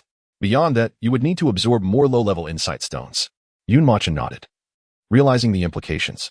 His curiosity then shifted to the red reward, bloodline of the divine demons, one of the 5 primordial bloodlines of creation. Upon integration, it can unlock 5 major realms: blood refinement, heart of flame, demon transformation, heaven seizure, and deification. At this moment, the system interjected, "Master, there are no restrictions on unlocking these 5 realms. With the opening of each realm, your combat prowess can increase severalfold. Moreover, the enhancement between each realm is exponential, leading to a substantial surge in power." Mochen exclaimed, "If I simultaneously unlock all 5 realms, would my strength not increase by 100-fold or even 1,000-fold? Theoretically, that is indeed the case, provided you do not wish to perish. Master, although there are no limitations on unlocking realms, your body must possess sufficient strength to endure the horrendous pressure and strain that accompanies the activation of each realm. Given your current physical strength, even unlocking the first realm, blood refinement, would be exceedingly strenuous. It is advisable not to proceed unless absolutely necessary." Mochen, intrigued, asked, "What would happen if I simultaneously unlocked 2 realms now?" "Master, you would die. Unlocking 2 realms at once would result in your meridians shattering and your body exploding within 5 seconds. A shiver ran through Mochen's heart as he awkwardly chuckled. "Then let it be. Merge this bloodline of the divine demons." "Master, it may be a tad painful," the system cautioned. An ominous premonition surged within Mochen, and in the next moment, a terrifying pressure enveloped him entirely. Meanwhile, a cloud of blood-black mist erupted from his mind, enveloping his entire being. "Ah, cursed system. Is this what you call a mere twinge of pain?" Mochen felt an ominous force gradually seeping into his veins. Yet, what followed was a heart-wrenching agony. His eyes turned crimson, and he bit down hard on his tongue to maintain his consciousness, his visage contorted in a grotesque manner, veins bulging ominously. "Master, no path to success is devoid of hardship. I hope you can endure this." A voice echoed, "By the way, should you lapse into unconsciousness, the fusion with the divine demonic veins may decrease, affecting the efficacy of the corresponding realm's activation." Yet the pain was unbearable. Instinctively, Mochen grasped a nearby pin and plunged it into his thigh. Not enough. The pain. He sought to divert his suffering. However, the tremors resonating from the depths of his soul were not something that mere physical agony could alleviate. 1 minute, 2 minutes. Just as Mochen's consciousness was on the brink of collapse, his peripheral vision caught sight of a picture frame on the bedside table. Within the photograph, Zhu Qingyan held 5 lollipops, her joyous smile as enchanting as a crescent moon. Her exquisite eyes were not focused on the lollipops in Mochen's hand, but rather, they were gazing at him. Mochen stood beside her, gently wrapping an arm around her shoulder, making a peace sign. "Qingyan, why is your online name No Fuss if you give me candy? Do you really enjoy sweets?" "Of course. When I'm feeling down, I relish candy, and it brings me immense joy. Here, these are 5 lollipops I bought for you. Enjoy them." "Yay, Mochen, you are truly wonderful. Let us take a picture as a memory for the future. Kiki, this is the first gift you've ever given me. Hey, Qingyan, come on. Let us strike a peace sign together." "Yay, Mochen, do you think we will break up in the future? I fear my father won't approve." "Qingyan, I will strive to succeed, even if my talent pales in comparison to those prodigies. However, in the realm of cultivation, the few who truly rise to become top-tier powerhouses are often not the ones with the best gifts." "Why is that? Didn't you hear the teacher say? On the path of cultivation, while talent is significant, personal fortune, temperament, and perseverance are equally vital. For instance, I admire the Cloud Emperor. He emerged from humble beginnings. Through sheer determination and an indomitable spirit, he believed he could become the ultimate powerhouse, enduring countless trials before ultimately ascending to the throne." "Oh, I understand. Then I believe in you, Mochen. One day, you will undoubtedly become an extraordinary force." "Yes, I will, without a doubt, bring you home as my bride. I will, without a doubt, bring you home as my bride, Qingyan." In this ethereal reverie, Mochen reaffirmed his resolve, even as the excruciating pain continued to torment him.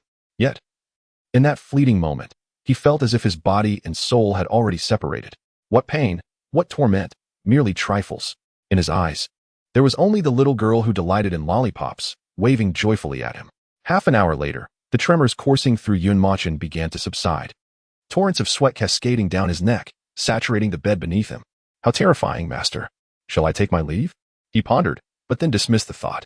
Sensing the changes in his body, yet perceiving no significant improvement, he inquired, "Why does it feel like the effects are minimal?" "Master, perhaps you should attempt to unlock another realm," the system suggested. At this, Mochen inhaled deeply, silently chanting, "Blood refinement." A wave of mysterious and fearsome power surged throughout his being, as if his meridians were on the brink of shattering. The blood within him ignited, boiling and burning with fervor. Enduring the immense strain and discomfort, Mochen raised his fist and struck. Boom. A wall collapsed with a thunderous crash, dust billowing everywhere. Stop! He gasped, instinctively deactivating the first realm of blood refinement, casting a deep glance at his clenched fist. He surveyed the rubble at his feet. Could this truly be his doing? It was astonishing. Mochen felt that had he unleashed that very punch upon the lustful beast he had previously vanquished, it would have dissolved into a mere pool of blood. Master, I assure you, the system speaks truth. The red rewards are all exquisite. You deserve them. His heart raced with excitement, and he nodded vigorously, retrieving the long sword bestowed upon him by Luo Wuqing. System. Let us utilize all the low-level original stones on the sword. I aspire to become a true swordsman. I shall enter the illusory divine space to accumulate points and draw rewards. In the upcoming examination, I will undoubtedly emerge as the center of attention. He vowed to personally inform that old fool. Your daughter is now in my grasp. Mochen gripped the long sword tightly, his gaze resolute. In the next moment, several unremarkable stones materialized before him. Master, simply place the weapon you wish to cultivate upon them. Following the system's guidance, he laid the long sword atop the stones. Buzzing. In an instant, the sword began to vibrate violently, and Mochen felt a profound force enveloping him. Master, close your eyes, center yourself, and truly perceive. Chapter 21. The Princess of the Dream Clan. As the piercing crow of a rooster pierced the dawn, the sky lightened to a pale hue. The night had swiftly passed. Sword intent, go. Mochen commanded inwardly, thrusting the sword in his hand. A surge of mysterious energy erupted from the blade, hurtling towards the heavens outside the window. Who the hell smashed my flower pot? A roar echoed from outside, startling Mochen, who hastily retracted his sword intent. It seemed the sword intent had indeed struck someone's flower pot. How powerful it was. In battle, it could catch an opponent off guard, delivering a fatal blow. Naturally, Master. With only a few days remaining until the examination, I suggest you take a leave and swiftly enhance your abilities within the illusory divine space. After a moment of contemplation, Mochen nodded and dialed a number. Hello, Teacher Luo Wuqing, good morning. What's the matter, Mochen? Teacher Luo, I've thought it over and decided to come in on the day of the college entrance examination. Therefore, I would like to request a leave. Why? Mochen, are you unwell? If so, come to school and let me take you to see someone. No. I just want to practice at home. I've been teased by my classmates at school these past few days, and it has affected me quite a bit. It would be better to cultivate at home where I can focus more. After much back and forth, Mochen reluctantly reached an agreement with Luo Wuqing. He would go to her home every day at 6:30 for personalized tutoring. Sigh, you nag just like my mother, but I don't have a mother. Master, your jokes are quite cold. Mochen shook his head with a wry smile. After taking the damp blanket from last night outside to dry, he returned to the ethereal realm. Today, the novice village was bustling with activity, noticeably more crowded than yesterday. Have you heard? Yesterday, someone in the banana grove provoked a lustful young ape in the nascent soul stage, causing it to go on a rampage and kill several cultivators. That's truly courting death. That lustful young ape is the strongest in the ethereal realm. I can't believe some hot-headed fool dared to provoke it. Damn, I got kicked to death. I wouldn't want to experience that feeling again. Many were discussing the events of yesterday, and Mochen chuckled, knowing he was the true instigator. Hey, want some hairy eggs? I made them myself. 50 points for a skewer, interested? At that moment, a tall and slender youth appeared beside Mochen, waving a skewer of hairy eggs in front of him.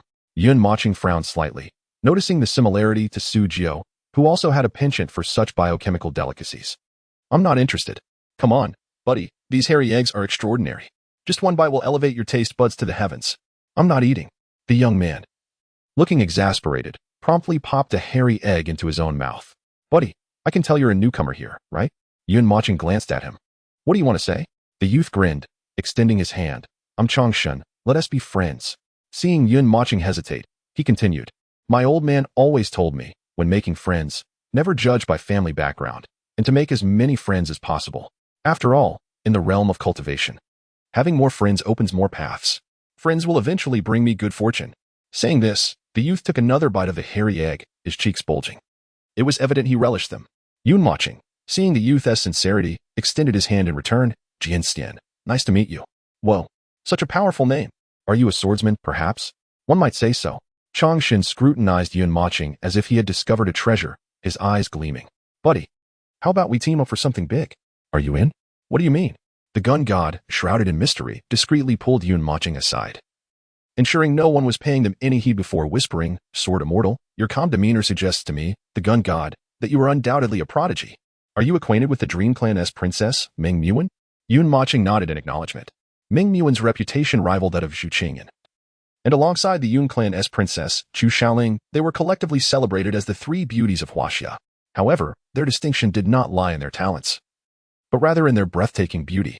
Ming Muan exuded an alluring queenly charm. Zhu Qingyan radiated a gentle luminescence akin to a moonlit night, while Chu Xiaoling embodied the essence of a charming little princess. Each possessed her unique allure, yet they were united in their extraordinary beauty. The gun god scratched the back of his head, a hint of bashfulness creeping over him as he confessed, "I have harbored a secret admiration for Ming Muan, and I hope you might assist me with the matter. Rest assured, there will be no peril involved. Of course, my friend, I promise a generous reward." As he spoke, the gun god deliberately raised his wrist, showcasing a surprising figure. 13,000. Such a sum, Yun Mochen exclaimed, reassessing the seemingly unreliable fellow before him. The gun god proudly lifted his chin, asserting, "What do you think? Should you aid me successfully, I shall grant you 30,000 points."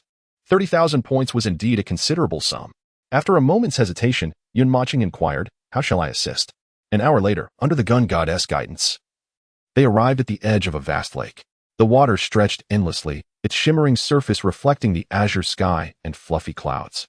The shoreline was adorned with willow trees, flourishing with the essence of spring, creating the impression of stepping into a painting. What a beautiful place. The designer of the virtual realm truly has an eye for beauty. Yun Mochen marveled. The gun god suddenly wore a mischievous grin, teasingly hinting, "There's even more to behold shortly." Suddenly, sounds emanated from the distant grass. "Sister Ming, is it safe to bathe here? Are there any demonic beasts in the lake?" "It's perfectly safe, Xiaoling. If it weren't for your sister and S recent heartbreak, she would have joined us for a swim." "Oh, do you think anyone will intrude?" "Not at all. Within this virtual realm, the most powerful beings are the 5 of us from the imperial clans. I have just set up a barrier. No one can enter." "But what about Jiang Nantian and Luo Zihan?" "Silly girl. Individuals of their standing would not dare come. Moreover, I have marked my barrier, so even if they attempted to enter, they would recognize it and refrain." As the conversation unfolded, Yun Mochen began to feel increasingly uneasy, sensing that he and the gun god might be engaging in something far less innocent. "Sword Immortal, now is the time. Use your sword techniques to strike the barrier, and leave the rest to me. What exactly are you planning?" Yun Mochen stepped back, his wariness apparent. Chapter 22. The Perils of the Cultivation Realm. The gun god flashed a grin, appearing harmless as he replied, "Sword Immortal, I merely wish to test whether Ming Muan's barrier offers any protection against sword cultivators. After all, it is said that a single sword can break myriad laws, and I cannot help but worry. What if a sword cultivator inadvertently breaches her barrier in the future? I would be at a tremendous loss." Yun Mochen shot him a glance, retorting, "What loss are you talking about? It seems you haven't even spoken to her yet." The gun god, undeterred and with a flush of confidence, declared, "She will be mine sooner or later." With that, he produced a string of snacks, savoring them with an expression of pure delight. With no other option, Yun Mochen complied with his request and struck the barrier with his sword. Clang! Dream Muan, revealing a delicate shoulder, suddenly turned around with a wary expression, demanding, "Who is it?" In the next moment, she vanished from sight. "Little thief, how dare you spy on a woman bathing in broad daylight? Have you no shame? Surrender at once and prepare to face your doom." Yun Mochen stood frozen in place. Taken aback, the gun god drew his long spear, pointing its tip at himself, unleashing the power of a 5th-layer golden core. Yun Mochen's face darkened as the realization struck him. He had been duped. He had rushed over for an hour only to play the role of a gallant rescuer? And he was the thief. Damn it.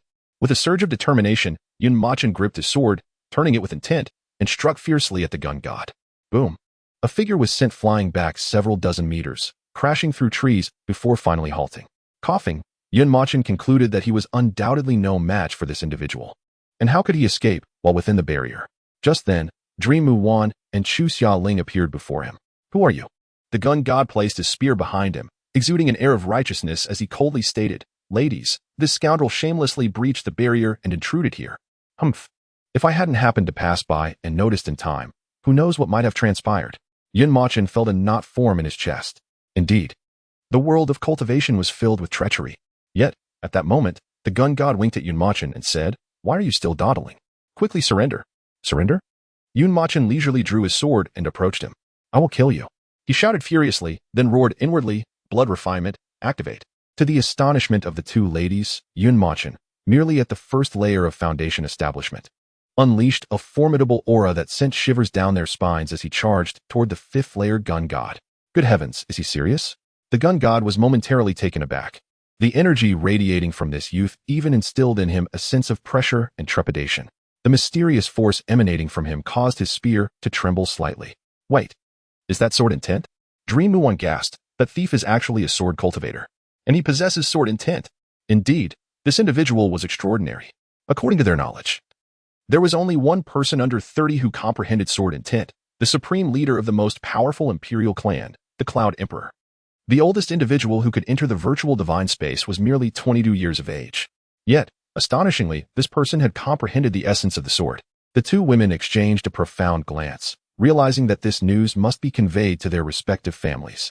Each clan placed immense importance on the recruitment of prodigious talents, rivaling their commitment to nurturing their own offspring. Boom. At that moment, two figures were forcefully propelled back several meters. Yun Mochen struggled to endure the overwhelming pressure and burden brought forth by the activation of the first realm of blood refinement, his gaze fixated on the gun god. The gun god, observing his trembling hand gripping the long gun, was internally shaken. In a mere breath, this sword cultivator had managed to unleash a power that could withstand his own cultivation level. Terrifying. Utterly terrifying. Such an individual must never be offended.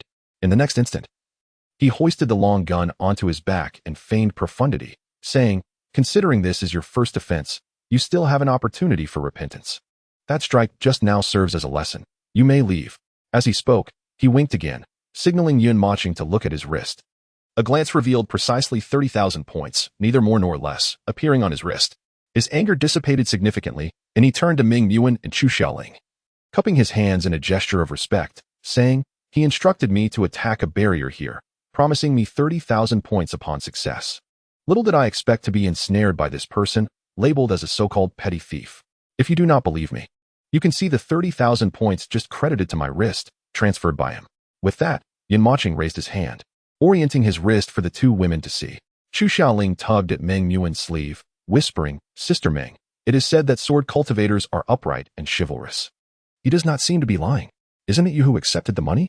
The gun god blurted out in a moment of panic. Meng Yuan's expression shifted to one of fury as she swung her long whip towards the gun god. "You lecher scoundrel, seeking death. Luo Zihan, it must be you." Upon hearing his name revealed, Luo Zihan's composure faltered, and he hastily exclaimed, "No, fair maiden. I am not Luo Zihan. I come from an ordinary family. You lie." In Jiangnan, the 7th level of the Golden Core stage, there remains only one imperial scion, Luo Zihan, capable of reaching the 5th level of the Golden Core stage. If you claim you are not him, then very well. I shall call my father to demand an explanation from the Luo clan. Hastily, Luo Zihan waved his hands. "No, fair maiden, I was wrong, truly wrong. Please do not inform my father." Humph. With that, the two women disregarded Luo Zihan and approached Yun Mochen. "I am Ming Yuan. May I add you as a friend?" Chu Xiaoling hesitated for a moment, feeling somewhat shy. "I would like to add you too." Yun Mochen, puzzled, asked, "Why?" "Because I hail from the Ming clan, and I will assist my family in recruiting all gifted prodigies. You may consider it as my endeavor to secure future investment partners for my clan." Yun Mochen nodded thoughtfully. "Very well." Meanwhile, Luo Zihan stood in a daze, staring blankly at Yun Mochen. "Wait, bro, I offered 30,000 points for you to help me woo girls, and yet you ended up charming them yourself? After adding friends?" Yun Mochen nodded at the two women and turned towards the gathering place of the demonic beasts. As for the 30,000 points, it was simply impossible to repay. After a day's hard work, he had only earned a little over 2,000 vitality points, which was less than half of what Luo Zihan had provided. How delightful. Yun Mochen exited the virtual space and lay on his bed, beginning to review the battles of the day. Given that the appearance of demonic beasts was random, considerable time was spent merely searching for them. Ding dong. At that moment, his phone rang. Chapter 23. Home Tutoring. The fish who doesn't tea like cats requests to add you as a friend. My brother is the strongest requests to add you as a friend. My brother is the strongest? Dream Muang actually has an older brother. Upon seeing the two friend requests pop up, Yun Mochen mumbled to himself and clicked to confirm.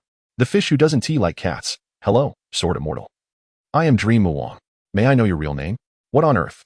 The fish who doesn't tea like cats is actually Dream Muang's online name. He had assumed that such a quirky and adorable username would be chosen by someone like Chu Xiaoling, a little girl. Could it be a contrast? Yun Mochen shook his head and replied with a few words. Sword immortal. Sorry, I'm not comfortable sharing that. The fish who doesn't tea like cats. All right. I realize I was being inconsiderate, but Sword immortal, your talent is indeed extraordinary. Would you mind if I inform my family about your situation?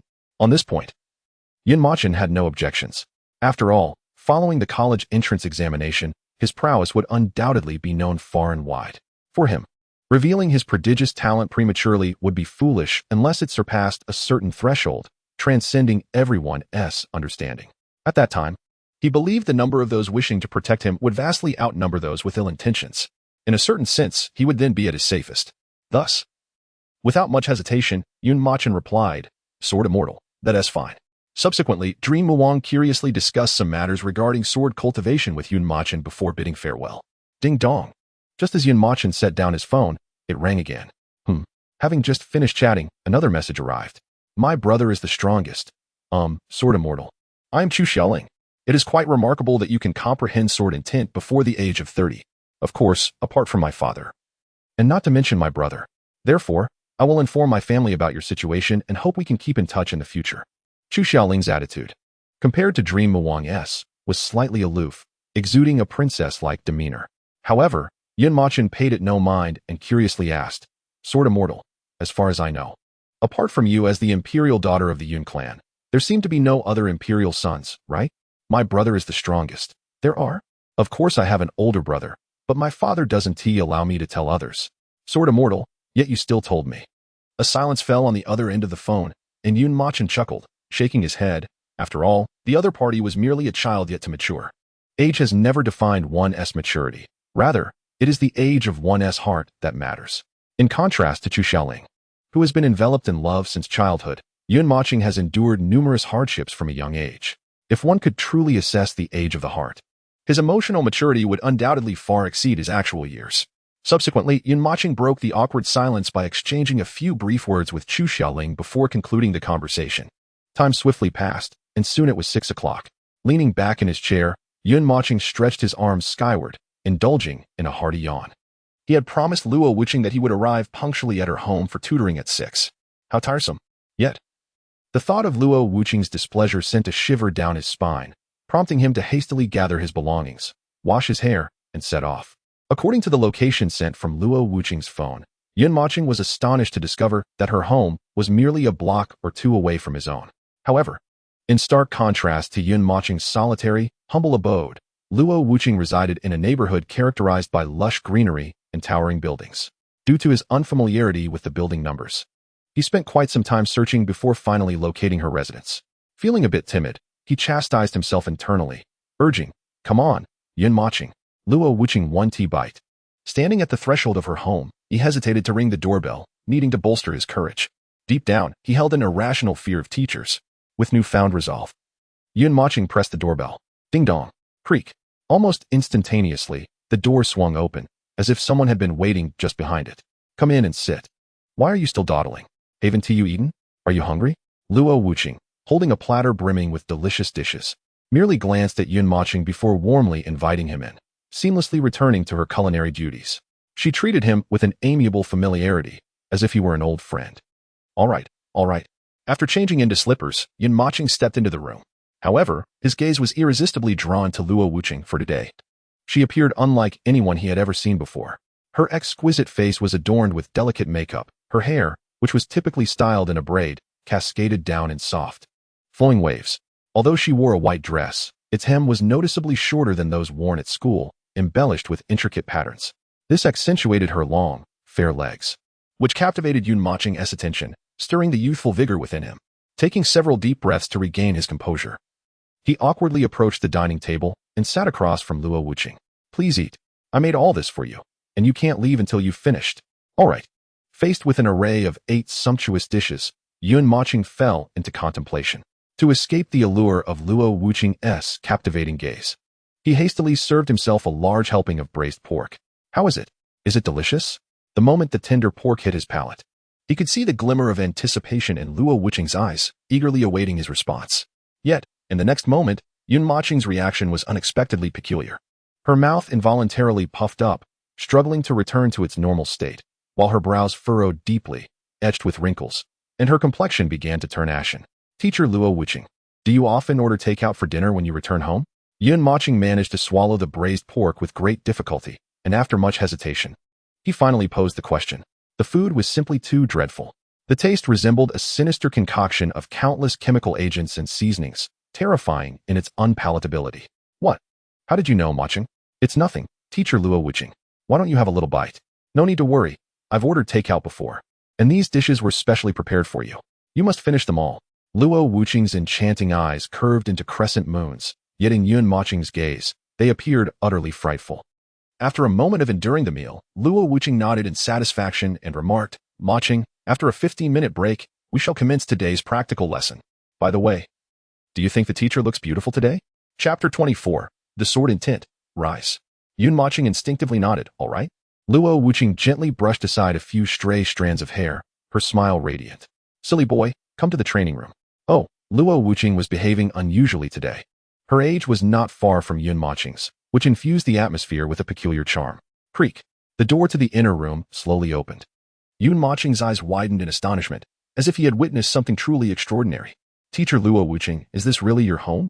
From the outside, the training room appeared to be no more than 50 square meters.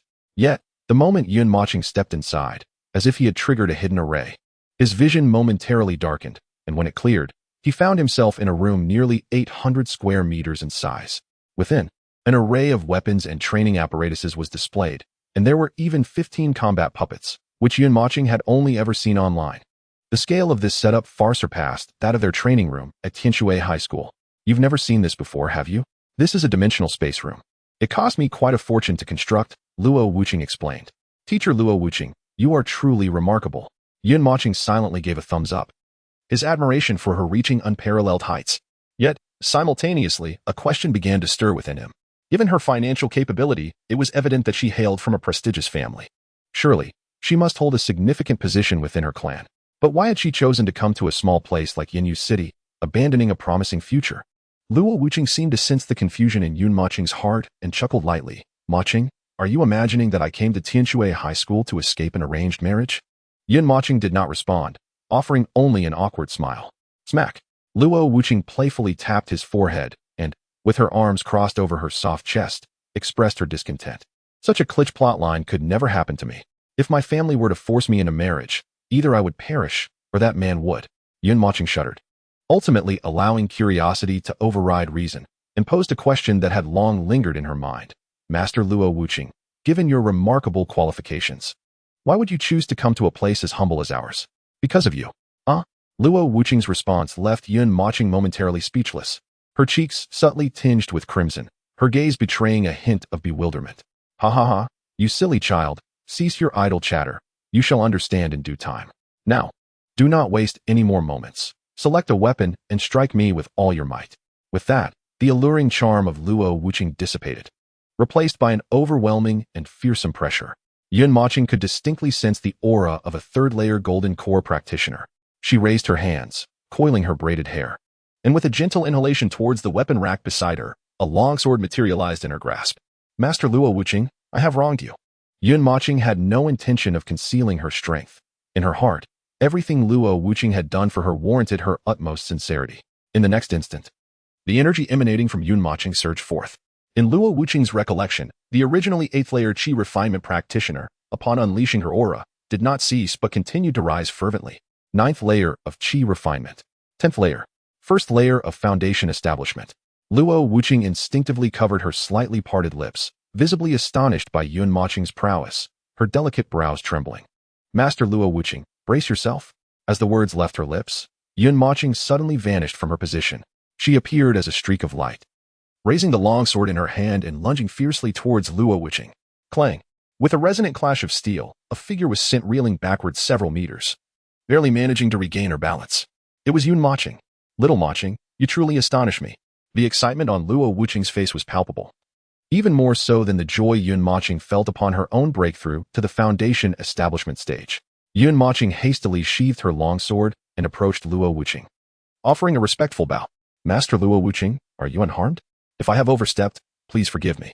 In truth, her previous strike had not been executed with full force. Although she recognized that Luo Wuqing's cultivation was undoubtedly superior, she had not anticipated such a significant disparity in realms. Not to worry, come. Use your true strength against me. Hold nothing back. Luo Wuqing clearly did not believe that Yun Mochen had revealed her full capabilities, for this seemingly earnest youth could even conceal their cultivation level from her, suggesting that their true prowess was far beyond what had just been displayed. As Yun Mochen hesitated, concerned about potentially harming Luo Wuqing, the latter's voice took on a sultry tone. What is the matter? Are you unable to proceed? Such meager strength hardly satisfies me, dear teacher. Yun Mocheng's body trembled with determination, and she declared, a man must not admit defeat. Master Luo Wuqing, please prepare yourself. With that, the energy surrounding Yun Mochen surged once more, and a faint smile graced Luo Wuqing's lips, filled with anticipation. Suddenly, a strange force surged forth from Yun Mochen, gradually converging towards the longsword in his grasp. This aura felt inexplicably familiar. As she sensed this peculiar energy, Luo Wuqing's expression grew increasingly grave. It was a power she recognized all too well. Nevertheless, she refrained from associating it with the concept of sword intent. After all, in a century, only one individual under the age of 30 had comprehended sword intent, and that person had already ascended to the title of emperor, becoming one of the foremost powerhouses in the contemporary world. As for those under 20 who could grasp sword intent, such occurrences were unheard of. They were nearly impossible. Yet, this was sword intent, Luo Wuqing suddenly realized, exclaiming in shock. But in the next moment, a beam of white sword intent erupted from the swiftly approaching longsword, hurtling towards her. For a brief moment, Luo Wuqing stood frozen in place, while Yun Mochen hurriedly attempted to rein in his power. However, releasing such potent energy was far easier than containing it. At a critical juncture, Yun Mochen summoned all his strength to veer the longsword aside. Boom! In an instant, a deafening sound reverberated through the air, with a few strands of hair suspended momentarily before drifting down. They were indeed the locks that had fallen from Luo Wuqing's forehead. Mochen, you. Hee, teacher, I hope I haven't disappointed you? Luo Wuqing took a deep breath, striving to calm the astonishment within her. On her exquisitely beautiful face, a fleeting look of daze appeared, her crimson lips slightly parted as if to articulate something. Yet, she found her words abruptly faltering at the tip of her tongue. After all, this was sword intent. As a swordsman herself, she understood better than anyone what sword intent signified. It symbolized not only exceptional talent, but also supreme glory. More importantly, a swordsman endowed with sword intent represented a devastating advantage over those who lacked it. But suddenly, Luo Wuqing seemed to recall something, her expression turning gravely serious as she gazed at Yun Mochen. Mochen, are you truly prepared to honor that wager? Yes, teacher Luo Wuqing. This is not merely about face or dignity. It is also for her, which compels me to proceed. Yun Mocheng's gaze was resolute as he nodded at Luo Wuqing. Chapter 25. The battle puppet Luo Wuqing sighed, saying, Mochen, initially, given your concealed strength, the wager with Emperor Zhu would have been regarded as mere banter. No one would have genuinely cared. Even if you were to be defeated by Jiang Nantian or chose not to honor the wager, no one would have reproached you. After all, individuals of Jiang Nantian's caliber are inherently superior to their peers, and the outcome of your wager was a foregone conclusion, beyond doubt. As she spoke, a profound concern flickered in Luo Wuqing's eyes, and she stated solemnly, however, the talent you have displayed will fundamentally alter this dynamic. Yun Mochen looked perplexed. Why? Teacher Luo Wuqing? Because of your identity. Clang. The longsword slipped from Yun Mocheng's grasp, crashing to the ground, as an overwhelming shock coursed through him, his body trembling with disbelief. For over a decade, he had believed himself to be a forsaken orphan. Now, suddenly, someone stood before him, claiming to know his true identity. The excitement and fervor swelling within him were indescribable. Teacher Luo Wuqing, do you truly know who I am? Luo Wuqing nodded with a hint of reluctance and replied, Indeed. But I cannot disclose it to you. Why not? Teacher Luo Wuqing, if you know my identity, why can't you tell me? Or is it that I do not even possess the right to know who I am? As he spoke, Yun Mocheng's voice softened, like a deflating balloon. His gaze fell upon the long sword that had clattered to the ground, his eyes misty with tears. Forget it, Teacher Luo Wuqing. I understand that your silence must stem from some deeper reason. After all, I am merely a discarded child, accustomed to such neglect.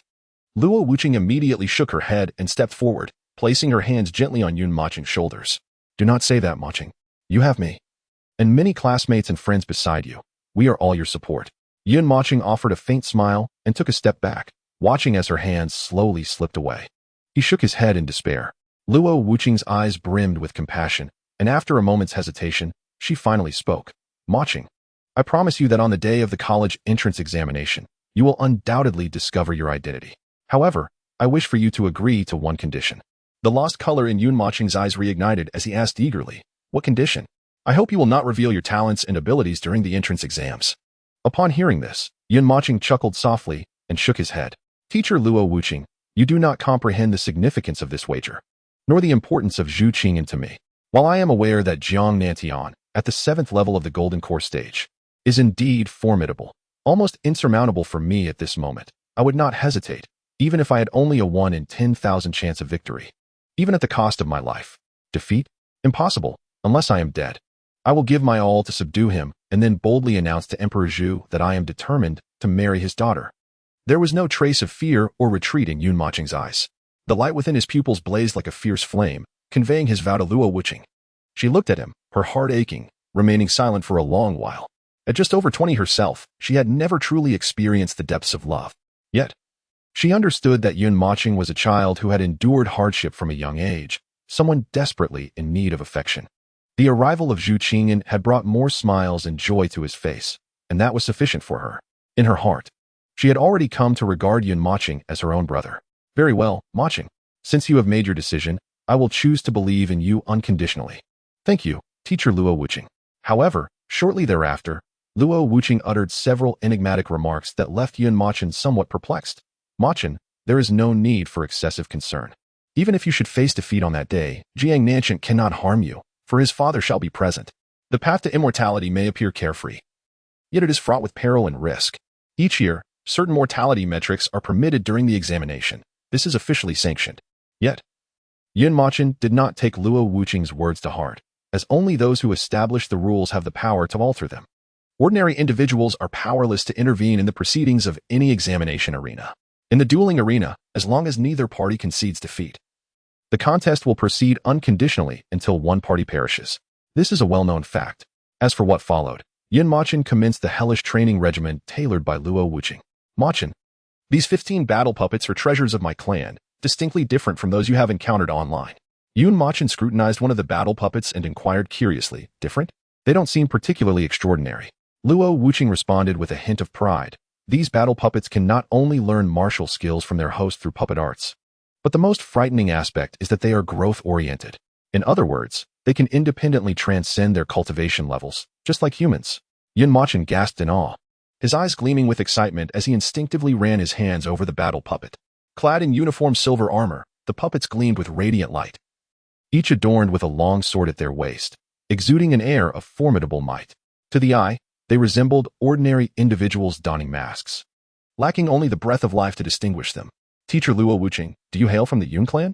Yun Mocheng noted the character Yun intricately embroidered on the chest of each battle puppet and pointed to it while asking. This character had also appeared on the mid-tier profound sword that Luo Wuqing had gifted him previously. "Ah?" Luo Wuqing appeared taken aback, hastily waving his hand. No. Then, striving to regain his composure, he calmly remarked, "Mochen, the Yun clan is an imperial family. No matter how affluent my family may be, it pales in comparison to an imperial lineage. Some things should not be carelessly spoken. If they fall into the ears of the wrong person, it could lead to complications." He continued, "The character above may merely reflect a fondness of my clan's elders for the Yun Emperor, serving as a motivation for our kin." Yun Mocheng nodded thoughtfully, evidently a bit disheartened. "Understood, Teacher Luo Wuqing." After all, he held a deep admiration for the grassroots origins of the Yun Emperor. Had Luo Wuqing truly been from the Yun clan, he would have bombarded him with countless questions. "By the way, Teacher Luo Wuqing, what is the cultivation level of these battle puppets?" "In the first layer of the foundation establishment period, just like you." Upon hearing this, Yun Mocheng's eyes narrowed, brimming with eagerness. "Then let us begin at once. My hands have been itching to start." Boom. Before Yun Mocheng could finish his sentence, the battle puppet closest to him suddenly vanished from sight and, with an unfathomable speed, launched an attack towards his abdomen. Puff! A copious spray of blood erupted from Yun Mocheng's mouth, propelling him several meters away, where he landed heavily on the ground. Beside him, Luo Wuqing instinctively took a step forward, seemingly intending to intervene. However, in that fleeting moment of extending his hand, he inhaled deeply and slowly closed his eyes, retracting his outstretched foot. How formidable! This thought was the only one that flickered in Yun Mocheng's mind, despite being at the pinnacle of the chi refinement stage. With the foundational strength of a first-level cultivator capable of contending with those at the 5th level, why had he faltered against a mere battle puppet of the 1st level? Even with the element of surprise on its side, he had not managed to withstand a single exchange. The overwhelming power of his opponent instilled within him an inexplicable sensation, as though he were confronting a golden core stage practitioner or even an ancient Yuaning being. Mochen, he is your first challenge today. Defeat him, and you may return home. Luo Wuqing's words echoed in Yun Mochen's ears. Gradually rising from the ground, he retrieved a mid-tier profound sword from his spatial ring. In tandem, the battle puppet drew its long sword from its waist, assuming a poised stance of readiness. With a calmness enveloping his heart, Yun Mochen silently vowed that in the next instant, he vanished from his original position. The arena was suddenly filled with a piercing white sword intent, akin to a dreadful tempest ensnaring sharp blades, surging towards the battle puppet. Unfazed, the puppet similarly channeled its energy, unleashing a fearsome sword technique. We must win. Luo Wuqing's face bore an expression of deep concern, his hands trembling behind his back. As he fervently chanted in his mind, this was a desperate measure. With merely 17 days until the examination, even with Yun Mochen's astonishing talent on display, he faced the equally prodigious Jiang Nantian. Even if he were to break through to the golden core stage on the day of the examination, his chances of victory would remain slim. For he was not the only one striving. Millions of candidates across the nation were laboring tirelessly during these days. Only through near-death training methods could Yun Mochen hope to possess at least some self-defense capabilities against Jiang Nantian on that fateful day. Boom. At the moment of collision between Yun Mochen and the battle puppet, their swords unleashed a terrifying surge of energy, toppling the surrounding weapon racks to the ground. Remarkably, neither party found themselves at a disadvantage. After both retreated half a step, they locked eyes, devoid of hesitation, and charged at each other once more. Suddenly, the long sword in the battle puppet's grasp trembled violently, countless streams of spiritual energy coursing into it, as a cloud-white phantom materialized behind the puppet. The training room was instantly filled with innumerable swords formed from spiritual energy, swirling in a patterned dance around the long sword held by the puppet, spinning frantically. Mochen, this is a core sword technique of my clan, one that every member must master. It is called Sword Cloud Whirlwind, so do take care. In the next moment, the long sword in the battle puppet's hand moved.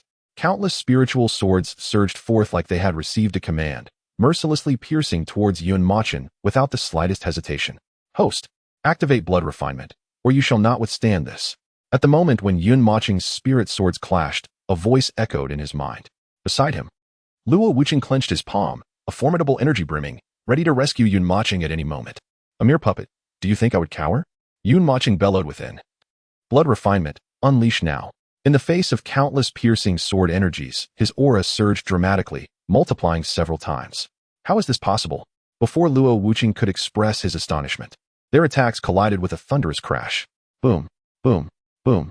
Thick clouds of dust enveloped the arena, as terrifying energy waves rampaged uncontrollably. Luo Wuqing raised his hand, channeling spiritual power to shield himself from the ensuing chaos. Amidst the swirling dust, a figure was violently propelled backward, embedding itself into the wall of the training room. Cough. Cough, cough. Teacher Luo, you deceived me. This is a puppet of the 5th layer of the Golden Core stage. Before Yun Mochen could finish, his vision blurred, and he gradually collapsed to the ground. Yet the puppet that had been struck away seemed unfazed, extricating itself from the wall and returning to its formation. Silently observing Yun Mochen, who permitted you to break the seal of the 1st layer of the Foundation establishment stage. Do you know who he is? Commander, I was unaware. I only know that if I do not unseal my cultivation, I will be unable to withstand that boy's attack. You are infuriating. As foolish as a dead man. The battle puppet scratched its head in confusion, looking at Luo Wuqing with an expressionless face. Commander, I am indeed a dead man. Humph. Luo Wuqing crossed his arms and turned away, coldly stating, out there, you may call him boy, but remember, in private, you must refer to him as young Emperor Yun. Upon hearing this, the puppet trembled in a surprisingly human-like manner, nodding incessantly as if comprehending a monumental revelation. I am doomed. I am doomed. I must stop. The dead are truly bothersome. Not far away, Yun Mochen lay quietly on a pink bed. Although still unconscious, his injuries had remarkably healed. As night fell, it hurts. Slowly waking, Yun Mochen felt a pervasive pain throughout his body, but found no wounds upon inspection, leaving him perplexed. Wait, where am I? Realizing his surroundings, he sprang upright, bewildered as he surveyed the area. How fragrant. The aroma in the room compelled him to inhale deeply. Taking advantage of the night, he fumbled to turn on the bedside lamp, only to be taken aback. The large pink bed was cluttered with various dolls. The enchanting fragrance filled the air, unmistakably belonging to a girl's room. Oh no, I spent the night at Teacher Luo's house. Struggling to suppress the inexplicable restlessness and anxiety within, he cautiously opened the door. Creak. As he stealthily turned on his phone's flashlight, the glaring white reflection momentarily disoriented him. How bright. In the next instant, he shuddered, beads of sweat trickling down his back. What is that reflective object? It is undoubtedly the long, beautiful legs of Luo Wuqing, who is sprawled on the sofa, fast asleep. Chapter 27, Sword Cloud Dance, Achieving Mastery. One cannot help but gaze longer. That is your teacher, Luo Wuqing. By the way, I believe I left something on the sofa. What could it be? It is indeed very white. However, Yun Mogen's rationality swiftly suppressed his lower thoughts. As he stealthily emerged from the bedroom, retrieving a pink blanket, he gently draped it over Luo Wuqing's form and quietly exited. After a few minutes of frantic running, he soon arrived home. The immediate priority was to exchange the more than 30,000 points obtained from Luo Zihan for blood-replenishing potions. That amounted to over 300 bottles. The service of Dongfeng Express exceeded Yun Mogen's expectations, promising timely delivery within 2 hours even at this late hour. What to do during these 2 hours? Just as Yun Mogen pondered this, the system suddenly interjected, Master, during these 2 hours, you could temporarily set aside your cultivation and thoroughly review the match against the combat puppet. Indeed, that was his first true battle. An experience that could not be gleaned from online materials. But how should he approach it? The combat puppet was remarkably swift. Yet he could disrupt its attack speed with his sword intent. Although possessing sword intent grants a significant advantage over peers of the same level. Why did he feel an inexplicable sense of fatigue? The system advised, Master, this is because you lack any sword techniques, while your opponent possesses them. When you engage in battle, one relies on a frenzied skill, while the other merely executes a frenzied basic attack. The advantage becomes quite clear, does it not? Yun Mogen pondered thoughtfully, his mind drifting back to the earlier combat. The sword technique of Luo Wuqing's family, Sword Cloud Dance, was indeed formidable, reaching at least the advanced realm of mysterious martial skills. However, apart from the 5 great realms of the divine demon vein and his sword intent, he had not learned any martial techniques. As for the 5 great realms, he could barely grasp blood refinement, while the next stage, Heart of Flame, remained beyond his reach. He could not afford the consequences of severing his meridians and perishing. System, shouldn't you allow me to draw a few martial techniques? Otherwise, my limited strength could adversely affect your performance. Master, it depends on my mood. Get lost.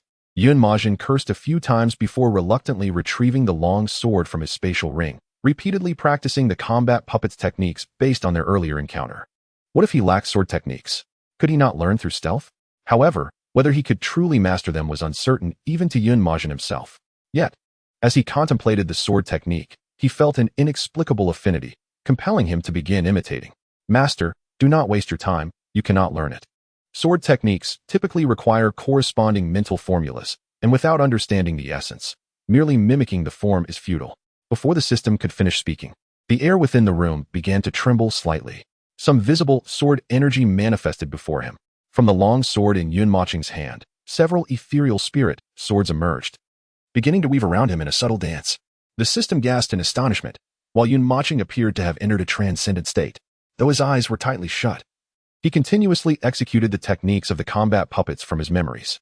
Concurrently, the number of spirit swords coalescing in the surrounding space multiplied, their presence becoming increasingly tangible, even surpassing those previously gathered by the combat puppets. Dance, Sword Cloud. With the experience from before, Yun Mogen, wary of inadvertently harming others, thrust directly upwards with fervor. Boom. In the next moment, countless spirit swords halted abruptly in midair, soaring towards the heavens. Predictably, a large hole of several square meters appeared in the ceiling. Numerous spirit swords emitted a soft blue glow, resembling meteors shooting towards the pitch-black night sky. Several blocks away at Luo Wuqing's residence, she instinctively opened her eyes and gazed through the floor-to-ceiling window towards the direction of Yun Mogen. A cascade of blue light surged into the sky, and she instantly recognized it as the Sword Cloud Dance. Could it be that a fellow clansman was also protecting the Lesser Cloud Emperor? The Sword Cloud Dance had evidently reached perfection. The butcher, preparing to rise and handle pork, paused in his tasks and stared at the shimmering blue light in the night sky, momentarily entranced. A complex emotion flickered across his face as he instinctively stroked his bushy beard, chuckling softly, soon, very soon. Madame Kai set down her vegetable basket and also gazed up at the night sky before dawn, exclaiming, How beautiful.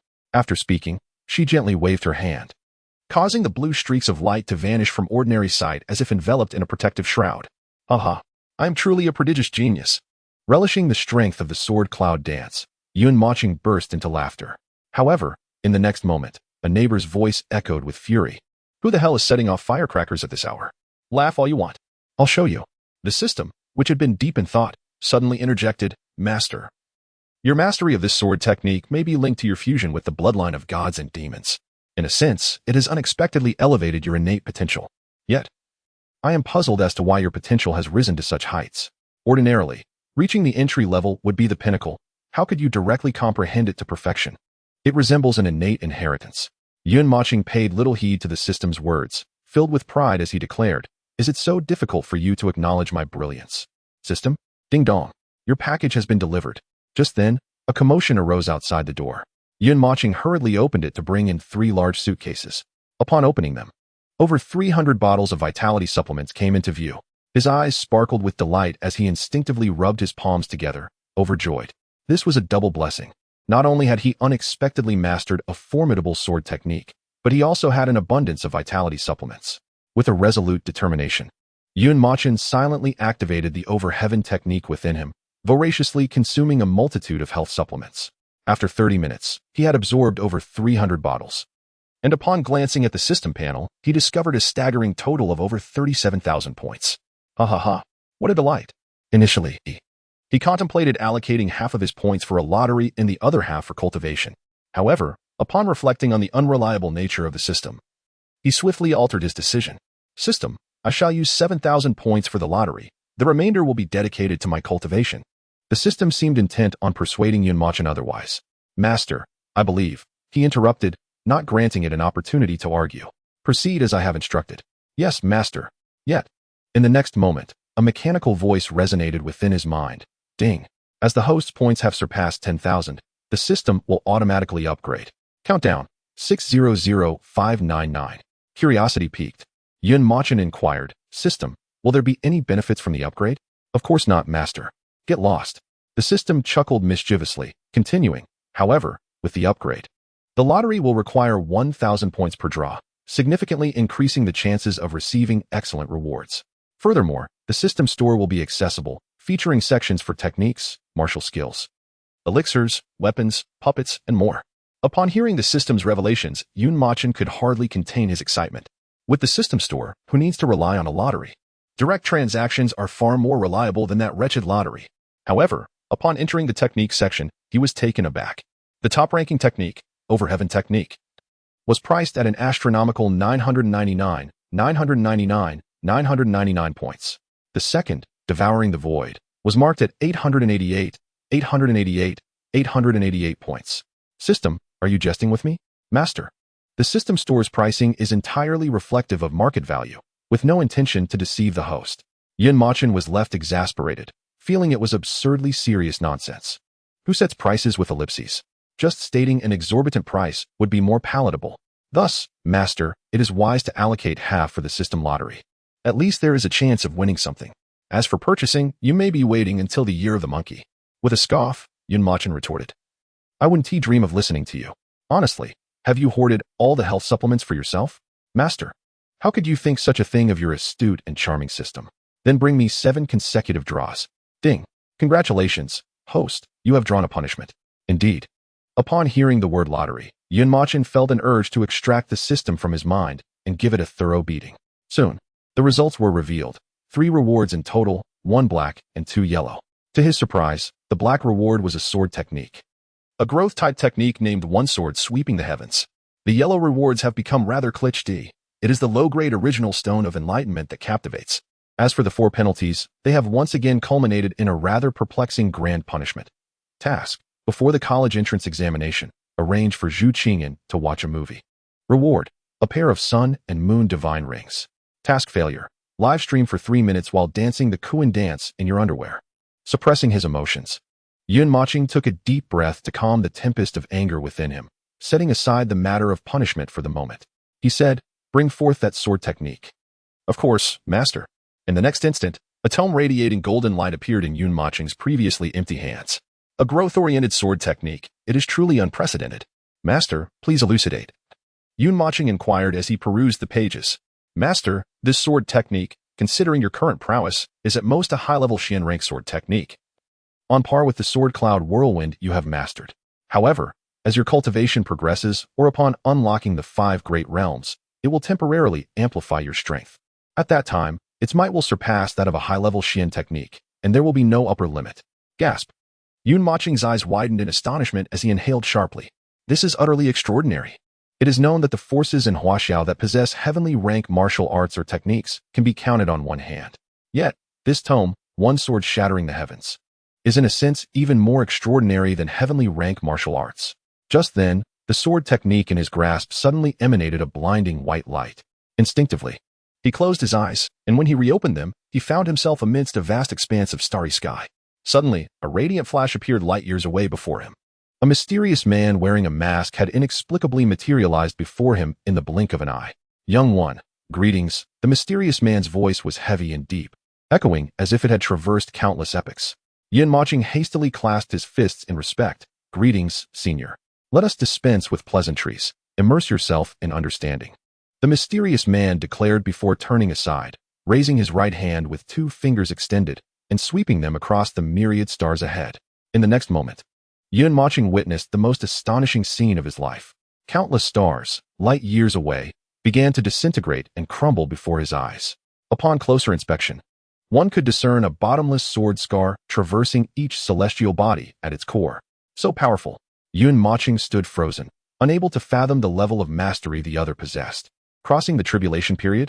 Impossible, for even a formidable being at that stage could not obliterate thousands of stars with a single strike. There could only be one explanation. Realizing this, Yun Mochen bowed even more respectfully. Senior, are you perhaps an immortal? The mysterious man turned to regard him, not responding immediately, as if pondering something. Immortal? In this vast universe, what immortals exist? They are merely larger ants, the mysterious man replied, a hint of sadness and despair evident in his tone. Senior? The youth, with a single stroke of his sword, embodies the culmination of my lifelong cultivation and energy, a continuously evolving and perfected sword technique. I hope you shall not squander it.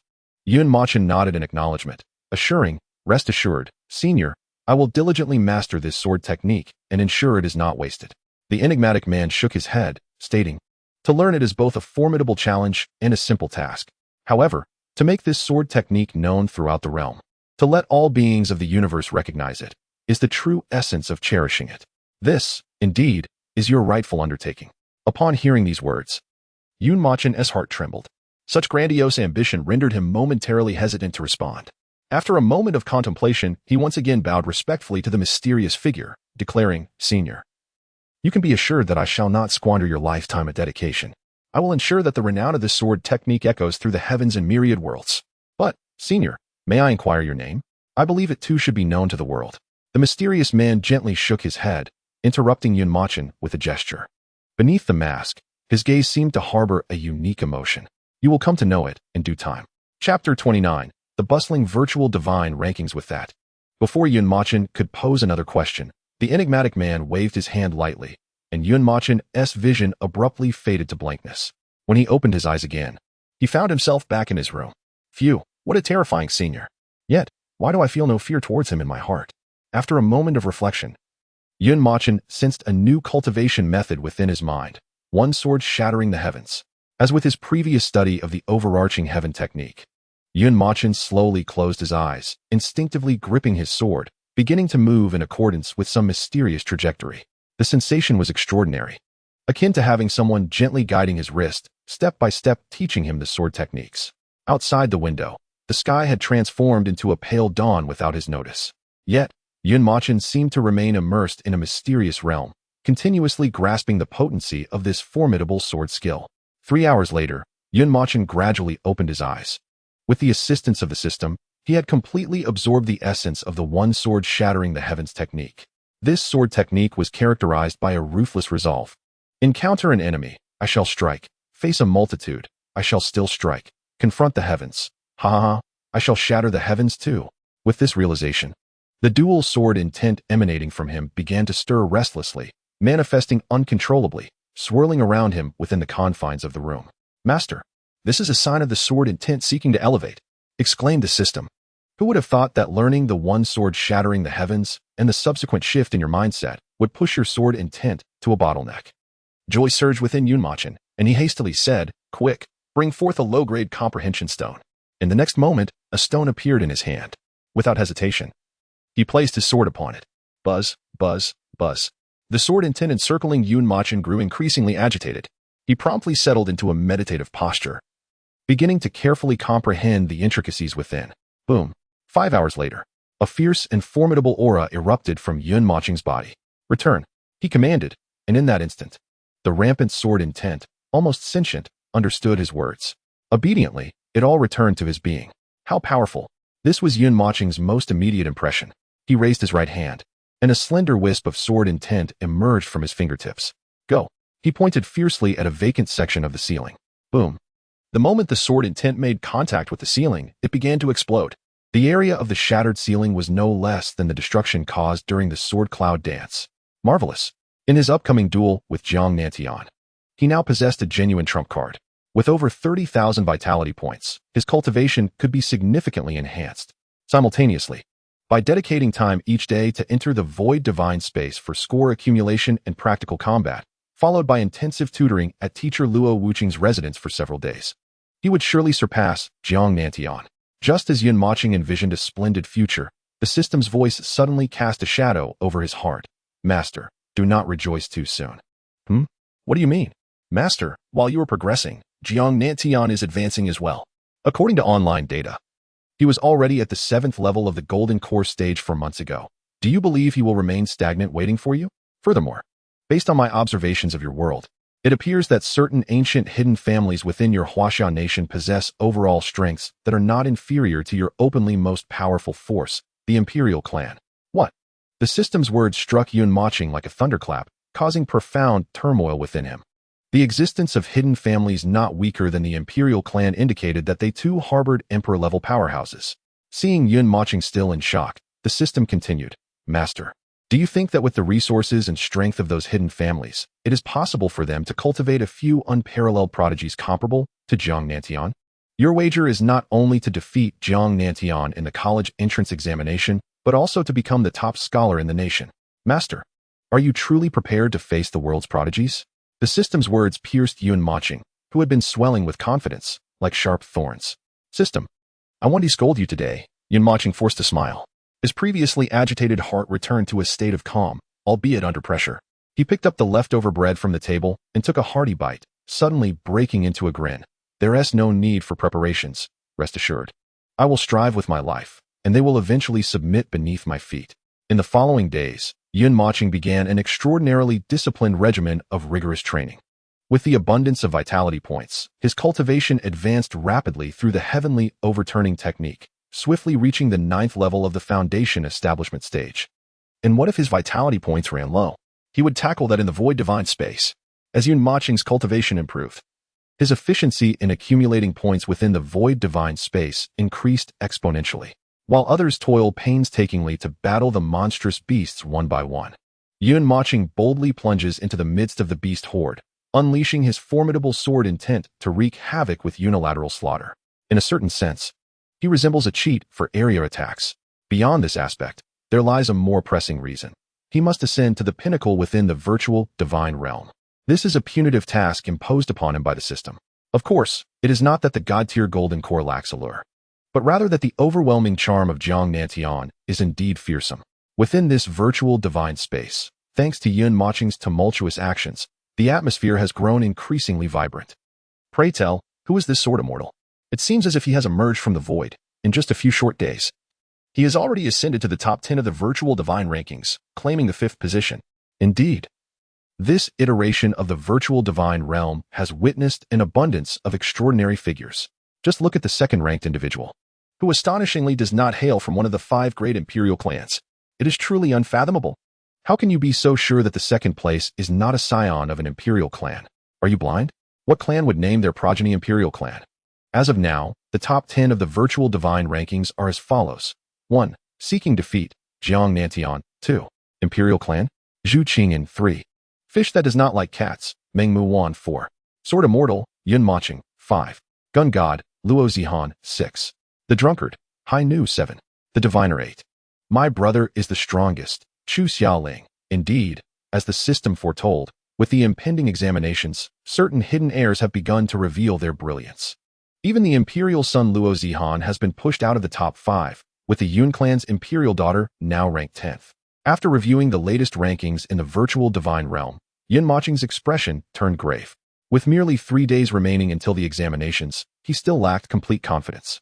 While the virtual divine rankings do not entirely represent an individual's true combat prowess, they cannot be dismissed as without merit. For instance, Luo Zihan's actual strength should surpass that of Meng Muwan, yet he is positioned behind her in the rankings. This merely illustrates that while his capabilities are indeed formidable, he lacks a devastating area attack akin to his own.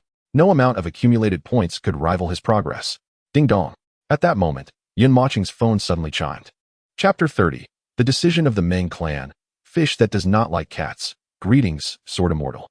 After reporting your situation to my family, they expressed great esteem for your talent. Thus, I was tasked to inquire if you would consider joining our Meng Clan. Rest assured, if you join our Meng Clan, your status will be equivalent to that of a core disciple, granting you access to all resources available to our core members. And your family will forever enjoy the protection of the Meng Clan. It turned out to be Meng Muwan. However, merely being a core disciple, he, who comprehended sword intent before the age of 20, possesses talent that, to some extent, even surpasses the current Cloud Emperor. Yet, the Meng Clan has only offered such conditions, which clearly do not satisfy Yun Mocheng. As for the protection of a family, I have no family to speak of. Yun Mocheng smiled bitterly and shook his head. After a moment of contemplation, he replied, if the Dream Clan provides me with resources equivalent to yours and agrees that our relationship is one of collaboration rather than master and servant, I shall consent.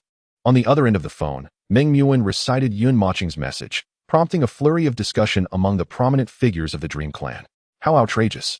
Merely having fortuitously comprehended sword intent, with cultivation at just the first level of foundation establishment, he dares to propose such an unreasonable condition, equating himself with the imperial daughter. It is sheer folly, they exclaimed. Humph, that lad must be desperate.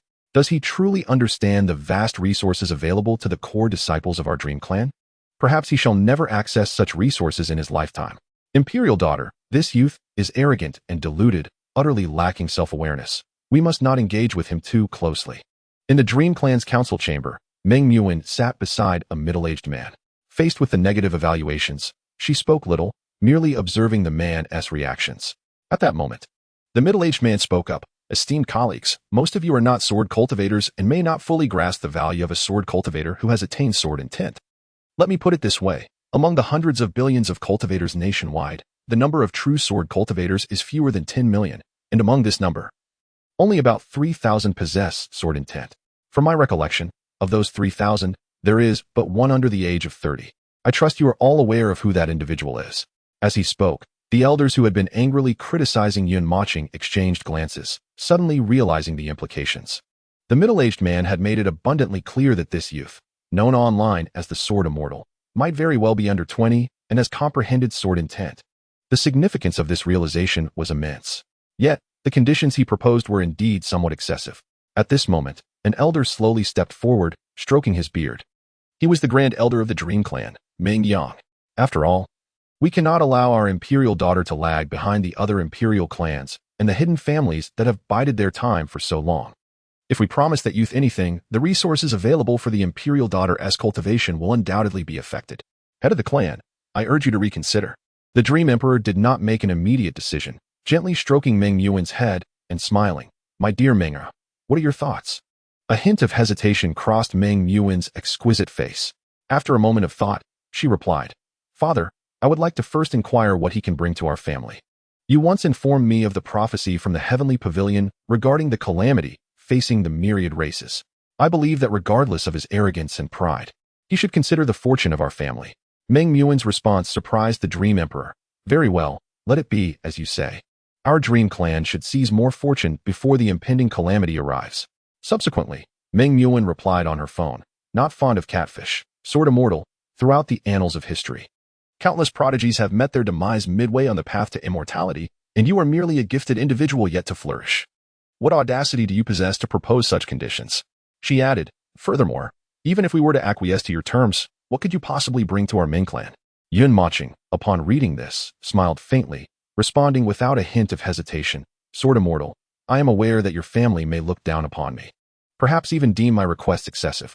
Hence, let us not delve into trivialities. If you dare to wager on my future, then step forth. Yun Mochen approached the Meng clan's invitation with a mindset of indifference, neither overly submissive nor dismissive. After all, regardless of the shortcomings of his system, it remained a system. With its presence, he would inevitably conquer all who lay within his sight. Suddenly, the system's voice echoed in Yun Mochen's mind. Wah, master, your thoughts are so moving. Instantly, he felt a wave of nausea. Get lost, do not disgust me. Master, I.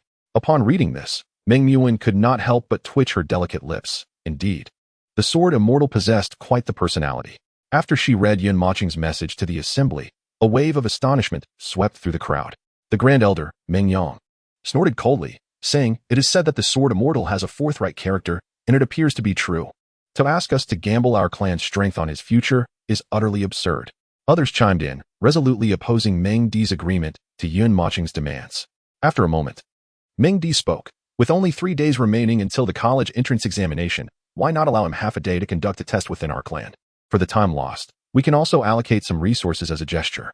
He inquired, "What do you think, esteemed members?" "Sounds good." Before the others could respond, Meng Yuan, filled with excitement, interjected. This left the assembly exchanging glances, each regarding her with a peculiar expression. Ahem, Menger, you are at the tender age of youth, beginning to blossom. It is natural to feel fondness for someone. However, this does not equate to love. Do you understand? Meng Yuan's previously pale face flushed crimson. No, father. I am merely curious about what the Sword Immortal looks like. Meng Di cast a meaningful glance at Meng Yuan, sensing that his earlier decision might have been flawed. Patriarch, let it be as you say. If he truly is a peerless genius, I find myself somewhat intrigued. I fear he may simply be a brash young man. Do not be deceived by his ranking in the Void God list. It does not reflect true strength. A sword cultivator with sword intent possesses formidable area attacks, which likely explains his rapid accumulation of points. Once Grand Elder Ming Yang provided his input, the other elders expressed their agreement, despite their opposition. It was merely a one-sided discussion. Yet, what if the Sword Immortal truly was a genius? Chapter 31. The face of utter disgrace once missed. The opportunity would be irrevocably lost. Investing a small amount of resources to ascertain whether the Sword Immortal is a true prodigy or a mere pretender is indeed a splendid approach. The Dream Emperor nodded and turned his gaze towards Dream Muwan. Dreamer, you shall take charge. As for the resources to be presented, he is a swordsman. Is he not? We shall bestow upon him a low-grade Earth-tier longsword. If the grade is too low, it may reflect poorly on our Dream Clan's generosity. Furthermore, should negotiations falter, it would still serve to cultivate a benevolent connection. By the way, if he agrees, let the Grand Elder go fetch him to our family. At this point, the Grand Elder raised his head with a hint of displeasure, grumbling, Patriarch, must I specifically go to retrieve a junior? Does that not seem rather? The Dream Emperor waved his hand. Grand Elder, for the sake of our clan, maintaining appearances is of little consequence. You are the fastest. Who knows where he is located in the land of Huaxia? It would take merely half a day. Surely, we cannot have him travel by airplane. The Grand Elder, Dream Yang, wore a dark expression. What do you mean by I am the fastest? Within our clan, the second elder is the one universally recognized for speed. Moreover, if we are to compare speeds, who could surpass you? Of course, Dream Yang only dared to mutter this in his heart and could only nod in compliance. As you command, Patriarch. Beside them, Dream Muwan also nodded softly. All right, father. She then contacted Yun Emochin, fish that does not love cats, Sword Immortal. We can agree to your terms, but on the condition that you come to our Dream Clan to verify the authenticity of your talents. If you consent, I can immediately arrange for someone to fetch you. Of course, with the upcoming college entrance examination, we cannot ascertain if you are a current student, so it would only delay you for half a day at most. As compensation, our clan shall present you with a low-grade Earth-tier sword. What do you think? Upon reading this, Yunimo Chun was taken aback. It turns out their clan possesses considerable resolve, willing to offer a low-grade Earth-tier longsword as a greeting gift. It is worth noting that the mid-grade mysterious tier sword given to him by Luo Wuqing was valued at 1 million. In contrast, Earth-tier swords are exceedingly rare, worth at least over 100 million. Master, they have shown such sincerity. Wasting a day or half a day is of little consequence. I believe you should give it a try. It may yield unexpected rewards. Yunemochin hesitated. Who knows where the Dream Clan is located in Huaxia? If it's far from me, how much time would be wasted just getting there? Master, that is a matter of perspective. Nascent soul-level cultivators can teleport, and those at the transformation stage can even open spatial tunnels for brief traverses, not to mention those above them. In short, this is not something for you to worry about. Upon hearing this, a glimmer of envy flickered in Year of Mochen's eyes. Soon, when I reach the golden core stage, I too shall be able to fly. Subsequently, under the guidance of the system, and after a moment of contemplation, Year of Mochen provided Dream Mu Wan with his location. However, it was not his home, but rather a suburban area 50 kilometers away. There was no choice. Better safe than sorry. Master, why are you so concerned? With such caution, who would covet what little you possess? Year of Mochen shook his head, for the sake of security. I prefer not to reveal my identity before the college entrance examination. Once they discover my home, they could swiftly uncover my identity, my sword and tent. Along with the 5 great realms of the divine and demonic lineage, are my trump cards. At least before I engage in combat with Tian and Jiangnan. I wish for no one to be aware of them. By the way, system, do you possess a mask that can conceal one's identity? Preferably one that even a sovereign-level powerhouse cannot see through. The system replied, "Oh dear, master, you simply need to ask for what you desire." To which I responded, "There is none. You must purchase it from the system store." With a sigh of resignation, I opened the system store, clicked on the magnifying glass icon in the upper right corner, and entered the word mask.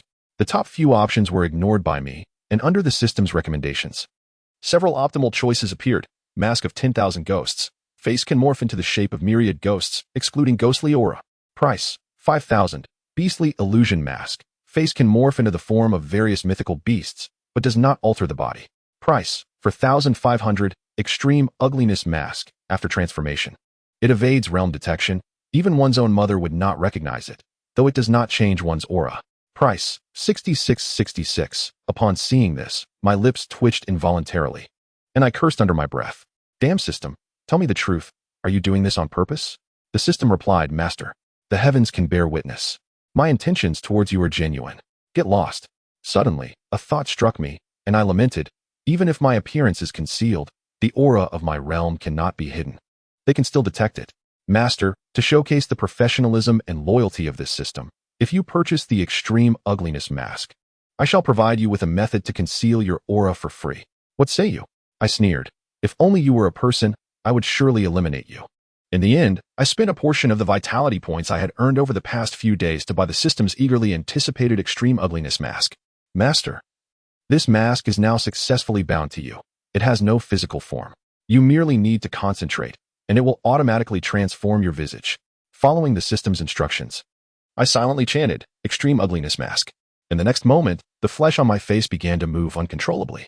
My once fair and smooth visage became covered in an array of pus-filled bumps and pockmarks. My perfectly aligned rows of white teeth visibly turned yellow and black, shifting in all directions. In short, there was not a single part of my face that was presentable. Ha ha ha. Master, you are so handsome. The system exclaimed. What the hell? Is that my voice? I cursed halfway through, completely frozen. My previously clear voice had turned raspy, akin to someone who had been phlegm-ridden for years. At that moment, I dared not look at any reflective surfaces, not even the blade of my own sword, fearful that the reflection would bring me to tears with its grotesqueness. Speak. How do I conceal my cultivation aura? I demanded. Ha ha ha. Master, the covering heaven technique can hide your cultivation. You simply need to. A wave of frustration surged within me. It seemed the system had gifted me something I already possessed. For a fleeting moment, I felt a sense of disorientation. The canine system has devised this to compel him to don that wretched and grotesque mask, merely for the sake of self-mockery. What is the matter, Master? Protect your ancestors well. What a desolate and forsaken place this is. Why is that insufferable brat so sluggish? Chapter 32. Some find joy, others dismay upon receiving the notification. Mengyan arrived at the location sent by Yun Mochen a mere 10 minutes later. The surroundings were barren, dotted with a few meager houses. His expression was one of disdain, even tinged with resentment. Old man, are you truly a member of the Meng clan? At that moment, a passing youth suddenly spoke, causing Meng Yang's face to contort. Good heavens, a ghost. Meng Yang turned around, his displeasure palpable, nearly triggering a heart attack in his elderly state. This was hardly a person. He resembled a beast. His appearance was utterly repulsive, with not a single feature that could be deemed attractive. His facial features seemed to have developed a mind of their own, each growing in a disarrayed manner. Instinctively, Meng Yang used his spiritual sense to gauge the youth's bone age, and to his astonishment, it was indeed 18. As for his cultivation level, he was at the first layer of foundation establishment, no doubt about it. You are the sword immortal? Meng Yang remarked with a sullen expression. Yun Mochen grinned, revealing 2 rows of crooked yellow teeth. Indeed. Meng Yang deliberately raised his chin and declared, I am Meng Yang, the Grand Elder of the Meng clan. Humph. Hold tight and follow me. With that, he extracted a dust whisk from his robe and gestured for Yun Mochen to grasp the tail of the whisk firmly. This old man is truly arrogant. Once his strength increases, I shall certainly teach him a lesson. Sensing the unkindness from Meng Yang, Yun Mochen silently calculated his next move. Why are you grasping my belt when I told you to hold the whisk's tail? I have a fear of heights. Meng Yang felt exasperated, overwhelmed by an impulse to give Yun Mochen a good thrashing on the spot, but recalling it was the arrangement of the Dream Emperor, he could only snort coldly. I want to save you if you fall. With that, he waved the whisk in his hand, and a spatial tunnel of several square meters appeared before them. How cool. Yun Mochen thought to himself. Whoosh. Hey, you old man. Slow down. Meng Yang seemed to intentionally retaliate against Yun Mochen, accelerating to the utmost speed. Though Yun Mochen clung tightly to the belt of Meng Yang's robe, the immense force of the air propelled him through the spatial tunnel like a kite on a string. Soaring up and down, Meng Yang's lips curled slightly as he glanced at his immovable white Taoist pants, inwardly thinking, you didn't expect that I wore a belt, did you? After enduring several minutes of torment, Meng Yang brought Yun Mochen to the Meng clan. Your clan must be quite wealthy, Yun Mochen remarked, gazing at the technologically advanced and impressively designed buildings, akin to someone who had never seen such grandeur before. Upon hearing this, Meng Yang lifted his chin even higher, casting a sidelong glance at Yun Mochen. Indeed, young man, our Meng clan possesses wealth beyond your imagination. All the resources you desire are available within the Meng clan. It merely depends on whether you have the capability to claim them. Having spoken, Meng Yang retrieved a long sword from her spatial ring and tossed it to Yun Mochen. This sword, known as Dream Shadow, is of the low earth tier. Cherish it well. Rest assured, I shall take great care of it. The moment Yun Mochen caught the sword, he nearly lost his grip, staggering slightly before managing to steady himself and grasp the blade.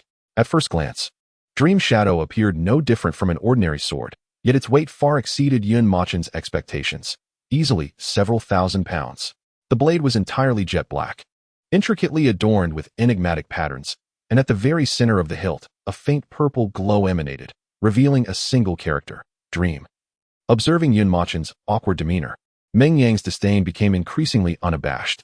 She quickened her pace, feeling that having Yun Mochen trailing behind her was rather embarrassing. Brothers, look, who is that unfamiliar face following the Grand Elder? Wow, he is so ugly. He is by far the ugliest person I've ever seen. Shoo, keep your voice down. Don't let him hear you.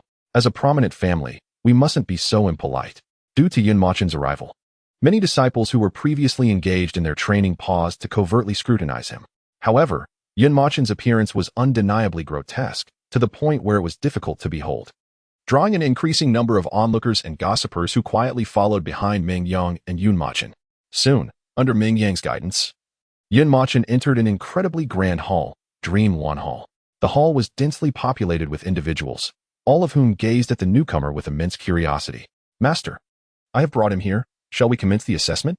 Meng Yang respectfully inquired of the Dream Emperor, who stood at the center of the hall. Upon seeing Yun Mochen's appearance, Meng Muang's initial curiosity was abruptly replaced by a dismal expression, as though her enthusiasm had been extinguished. Unable to restrain herself, she tugged at the Dream Emperor's sleeve and whispered, Father, is he truly a sword immortal? Could it be that the Grand Elder has mistaken the person? Upon witnessing Yun Mochen's form, the Dream Emperor felt an immense sense of relief, disregarding Meng Muang's comment and laughing heartily. Ha, young friend sword immortal. I am the Dream Emperor. Welcome to the Dream Clan. The Dream Emperor's reaction elicited a peculiar emotion in Yun Mochen's heart. Despite my disfigurement, he shows no sign of disgust, and instead beams with delight. Could he possibly have an unconventional taste? Nevertheless, given the courtesy extended to him, Yun Mochen felt compelled to reciprocate. He clasped his fists in respect and replied, Greetings, Dream Emperor. I have long admired your esteemed name, and now that I have the honor to meet you, my respect only deepens. Beside him, Meng Muang's expression hardened further with disdain, internally scoffing, humph. Smooth talking. Clearly not a good person. Isn't it said that sword cultivators are strikingly handsome and charismatic? The Dream Emperor nodded with a smile, suddenly lifting his gaze towards the entrance of the hall, declaring, Those little rascals eavesdropping outside. Come in. Everyone instinctively turned to the hall's entrance, yet no one stepped forward. Subsequently, the Dream Emperor shook his head in resignation and gently waved towards the door. A group of young boys and girls swiftly entered the grand hall. Meng Jiji. You share the closest bond with Meng Heir. Your prowess ranks among the top 100 of our clan's new generation. Please assist Meng Heir in assessing her chosen one. Upon hearing the words her chosen one, Meng Muwan felt an overwhelming urge to bury her head in the ground, utterly mortified. Had I known he was so unattractive, I would never have chosen him. Mochen discreetly observed Meng Muwan. She was indeed beautiful. Although her appearance slightly differed from that within the realm of the ethereal gods, she radiated an undeniable allure, rivaling Zhu Qingyan.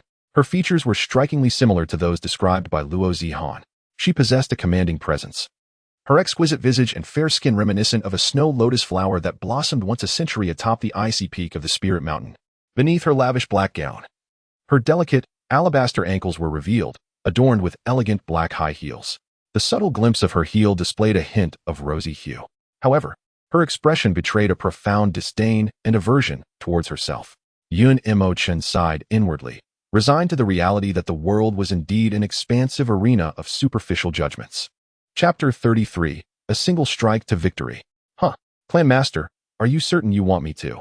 Meng Jiji's eyes widened in disbelief, her mouth agape, her finger incredulously pointing to her own mouth. The Dream Emperor feigned discontent, softly uttering, Meng Jiji promptly lowered her head, clasped her hands in respect, and replied, As you command, Dream Emperor. Having said that, Meng Jiji began to scrutinize the unfamiliar man before her. Ugh, he is truly repulsive. I am Meng Jiji, a swordsman at the 5th level of the Foundation establishment stage. Ahem, please enlighten me. Yun Mochen's expression shifted slightly, and he politely returned the gesture, sword immortal. At that moment, the Dream Emperor tossed a glass orb shimmering with a faint blue light towards the upper chamber of the hall, subsequently channeling a surge of spiritual energy into it. In an instant, the projection within the grand hall illuminated the skies above the Meng clan. Meng Yang, intrigued, inquired, Clan Master, what is this?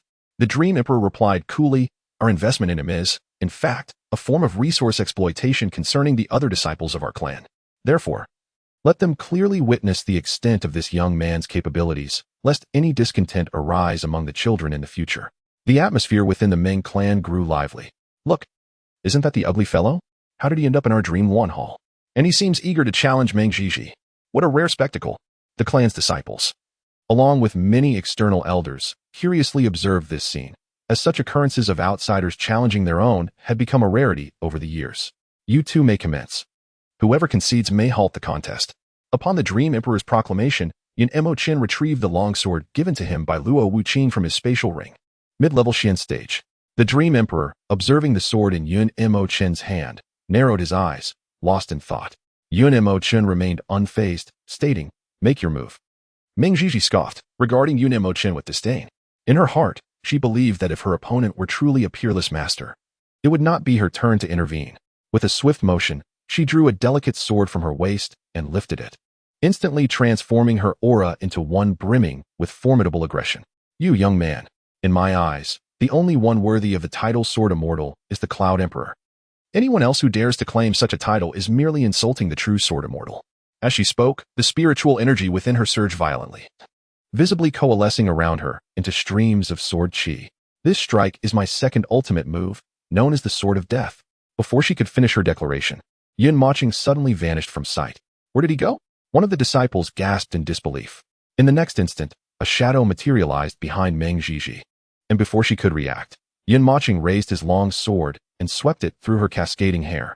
Then, he lifted his foot and delivered a powerful kick. Boom. A figure was sent flying dozens of meters away. You have lost. Yun Mochen stood calmly, slowly raising his hand to reveal a strand of her hair dancing in the wind. What? The crowd was bewildered by the sudden turn of events. They had scarcely grasped the situation before the fight had concluded. What is this? It was clearly a sneak attack. Exactly. Jiji is ranked among the top 100 in our Meng clan, capable of fighting above her level. How could she be defeated so quickly? This is unacceptable. That ugly man is cheating. Yes.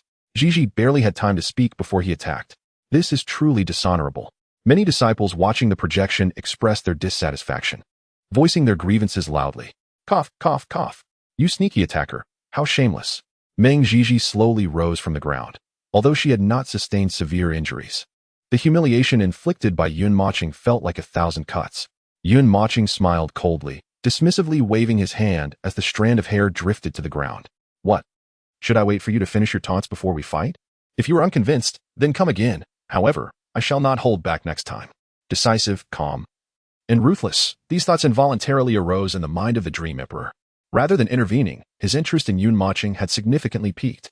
So, he is at the 5th level of Foundation Establishment, which differs from what Meng Er described as the 1st level. Meng Jiji's cheeks flushed with rage, and she was thoroughly enraged. With a sudden push off the ground, she gripped her delicate sword tightly and launched herself at Yun Mochen. Heavenly Slaughter Slash. A colossal illusion of a magnificent sword appeared above the hall, its fierce sword chi swirling with abandon, transforming into the blade of a gigantic sword. Aimed directly at Yun Mochen. Sister Jiji is serious now. That boy is in for a tough time.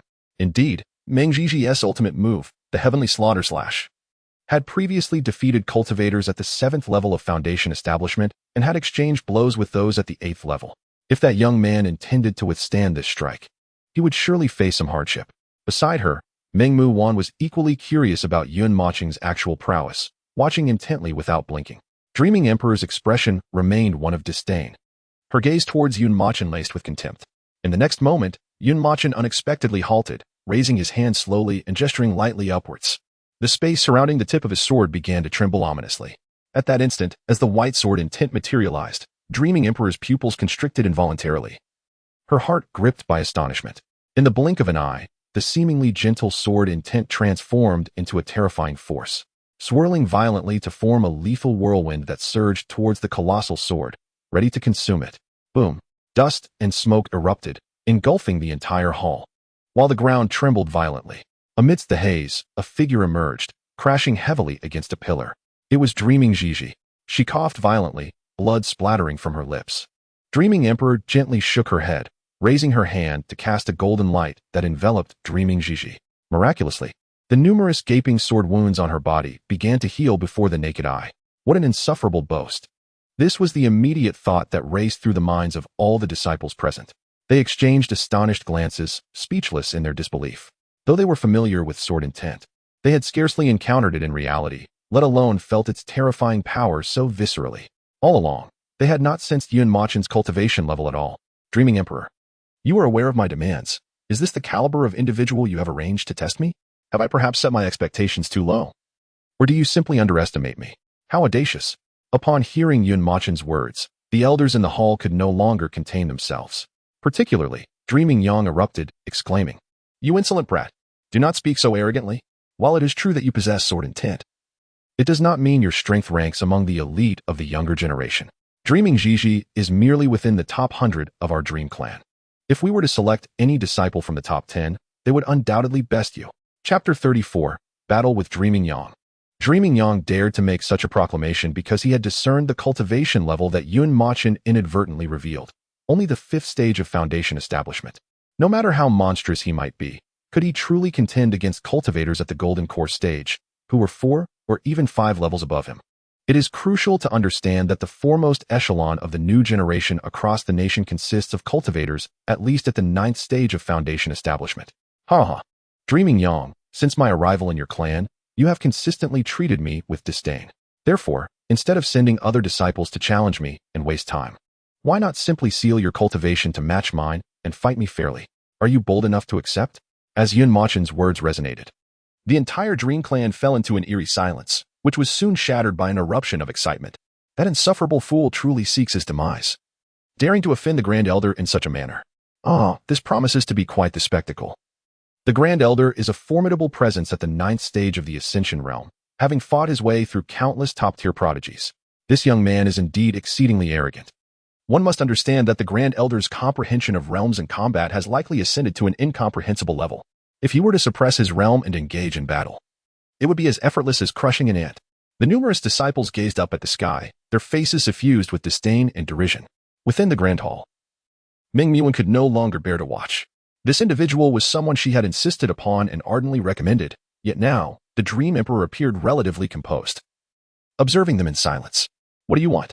Will you fight or not? Meng Yang trembled with rage at Yun Mochen, pointing at him but unable to articulate a response. Given his age, it would not be an exaggeration to consider Yun Mochen as his great-grandfather, even if he were to accept the challenge. Winning would merely signify a case of the strong preying upon the weak, but should he refuse, it would indeed grant Yun Mochen great satisfaction. Meng Yang, be gentle. Go ahead. At that moment, the Dream Emperor suddenly spoke. After giving Meng Yang his instructions, he turned to Yun Mochen and said with a smile, "Young Sword Immortal, you need not defeat the Grand Elder. As long as you reach a stalemate in a battle of equal rank, I shall represent the entire Ming clan in agreeing to the conditions you previously proposed. Father, should you not reconsider?" Meng Muin was taken aback by the Dream Emperor's next words, instinctively grasping his sleeve and whispering. The Dream Emperor smiled and shook his head, saying, "Do not underestimate the Grand Elder. He fought alongside me in the past, and I am well aware of his strength. Although his cultivation may not be as dazzling as yours at your age, he ranks among the top talents. Moreover, after years of accumulated combat experience, he has reached a formidable level that is quite terrifying for you. In other words, even at your current level, defeating the Grand Elder would be quite challenging. It would not be an exaggeration to state that your chances of victory are merely 1 in 10. Upon hearing this, Meng Muin could only nod slightly and respond. "Daughter understands. I will follow father's arrangements." The Dream Emperor nodded and reminded Yun Mochen once more, "Young Sword Immortal, at your age, I too was brash and impetuous. However, the journey of life is long, and one will inevitably encounter insurmountable obstacles. I hope you will approach this with your utmost effort. Otherwise, should the Grand Elder strike seriously, you may find yourself in a precarious situation." In truth, the Dream Emperor had not entertained the notion that Yun Mochen could surpass the Grand Elder, nor had he even considered the possibility of a draw. He merely wished to observe the true potential of this youth before him. Should he meet the expectations in his mind, he would likewise promise the conditions he had proposed. After all, despite not being able to compare to the foremost tier of the new generation in terms of cultivation, this young man undeniably possessed genuine sword intent. This alone was sufficient to bridge the gap between him and those unparalleled prodigies. The Dream Emperor's words were not as pointed as Meng Yang's. Rather, they served as a calm reminder. Furthermore, throughout the conversation, he had consistently referred to Yun Mochen as a polite peer, which garnered some goodwill from the young man. "Rest assured, Dream Emperor, I will not allow him to lose any limbs." Boom. Yun Mochen once again spoke astonishingly, showing no regard for the feelings of those present. The expression on the Dream Emperor's face finally exhibited a hint of turbulence, with the corners of his mouth twitching slightly, revealing his speechlessness. At this moment, Yun Mochen suppressed his aura to the 5th layer of the foundation establishment stage, releasing it outward, and beckoned Dream Yang with a subtle gesture. "Come, old man." "Very well. Today, I shall impart to you the true meaning of respecting your elders." In the next instant, Dream Yang withdrew a long spear from his spatial ring and forcefully plunged it into the ground. Boom. The earth instantly cracked open, revealing fissures spanning several meters. Although he emanated only the aura of the 5th layer of the foundation establishment stage, the intangible pressure he exuded enveloped the entire hall.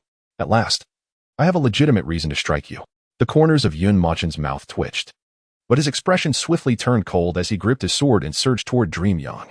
He believed in reciprocation. If one respects him by a foot, he would respect them by a mile. However, if someone offended him, he would ensure they understood the consequences fully. "Master, exercise caution, after all. He is a practitioner at the Mahayana stage and possesses far greater combat experience than you."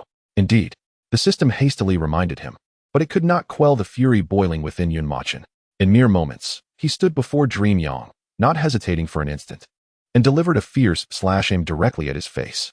Dream Yang chuckled coldly, not immediately raising his spear to defend himself. Instead, with a wave of his hand, a protective barrier formed from spiritual energy materialized before him. Bang! The sound echoed as Yun Mochen's sword struck heavily against the protective barrier. The moment the sword made contact, ripples surged through the surrounding space.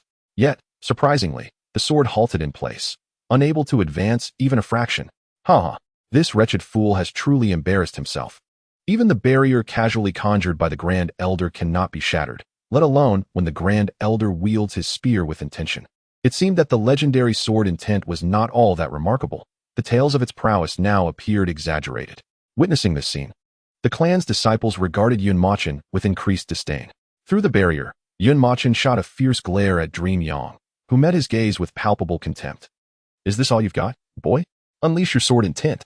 With a cold smile, Yun Mochen summoned his inner strength, and in an instant, countless white sword intents erupted from his sword. Before Dream Yang could react, a crisp crack echoed. and the once impregnable barrier displayed numerous fissures that rapidly spread throughout its entirety. Shatter for me, you wretched barrier. Chapter 35. Do you yield? If not, continue. Boom. Dream Yang's expression shifted drastically as he hastily raised his other hand to channel spiritual energy into the barrier. However, it was too late. The formidable sword technique shattered the protective barrier into countless fragments. Undeterred, the relentless sword technique surged toward his face with unmitigated power. Facing the onslaught of numerous sword intents, Dream Yang's visage contorted in agony. Gritting his teeth, he seized the spear embedded in the ground and desperately braced for impact. Bang! The swirling waves of intertwined sword intent swept across the entire arena, causing the pillars of the hall to crack under the force. Suddenly, a figure burst forth from the grand hall, soaring several hundred meters before gradually coming to a halt, leaving behind a fissure in the ground that stretched for hundreds of meters. This was the mark left by a spear plunged into the earth. The Dream Emperor hastily raised his hand, conjuring an invisible barrier that enveloped the area, thereby preventing any injuries to those nearby. How could this be possible? Dream, she exclaimed in disbelief, her eyes wide with astonishment. The figure that had emerged from the hall was not the ugly man, but their esteemed Grand Elder, Dream Yang. Almost all the disciples shared the same thoughts as Dream Ji. Even Dream Mu Wan, upon experiencing the overwhelming aura of the sword intent, felt a profound sense of trepidation. With a sudden cough, Dream Yang spat out a mouthful of blood, his gaze fixed on Yun Mo-chun within the hall, filled with a mix of rage and an even greater sense of dread. He had indeed underestimated his opponent, but even so, in a match of equal rank, it was nearly impossible for an ordinary person to force him into such a predicament, save for prodigies of the caliber of the Dream Emperor. The sword intent was indeed formidable. This was the most immediate thought in his mind. Young man, I concede that I have underestimated you. Advanced Xian-tier sword techniques. First level sword intent, quite impressive. However, I hope you can endure for 10 rounds. With that, Dream Yang's aura shifted dramatically as he slowly approached Yun Mochen. The spear slung across his back ignited with fierce flames, resembling a dragon belching fire. Though Yun Mochen verbally dismissed his opponent, once the battle commenced, he would unleash his full power without granting any opportunities. He understood that his lack of combat experience was indeed a drawback. However, he mused, "You are quite a splendid combat puppet." The memory of his rigorous training with combat puppets at the Luo family came to mind, resembling a purgatorial ordeal. At that moment, the two seemed to share an unspoken connection, and they abruptly propelled themselves from the ground, causing the earth beneath them to shatter. Without holding back, they charged at each other like cannonballs. Boom! The moment their long sword and spear clashed, the ground trembled violently. Dust and debris billowed, enveloping the arena. Two figures erupted from the smoke simultaneously. Yun Mochen skidded several hundred meters, barely managing to halt his momentum with the long sword, while Dream Yang only retreated a few dozen steps. In this exchange, Dream Yang could be deemed the unequivocal victor. Yet, he offered Yun Mochen no respite, reappearing behind him and thrusting his spear with ferocity. In an instant, a towering fire dragon erupted, engulfing Yun Mochen. He suppressed the discomfort in his chest, a grimace forming at the corners of his mouth as he swung his sword once more.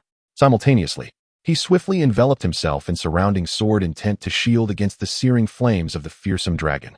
His youthful signature move, the Soaring Dragon, was merely a low-tier earth technique.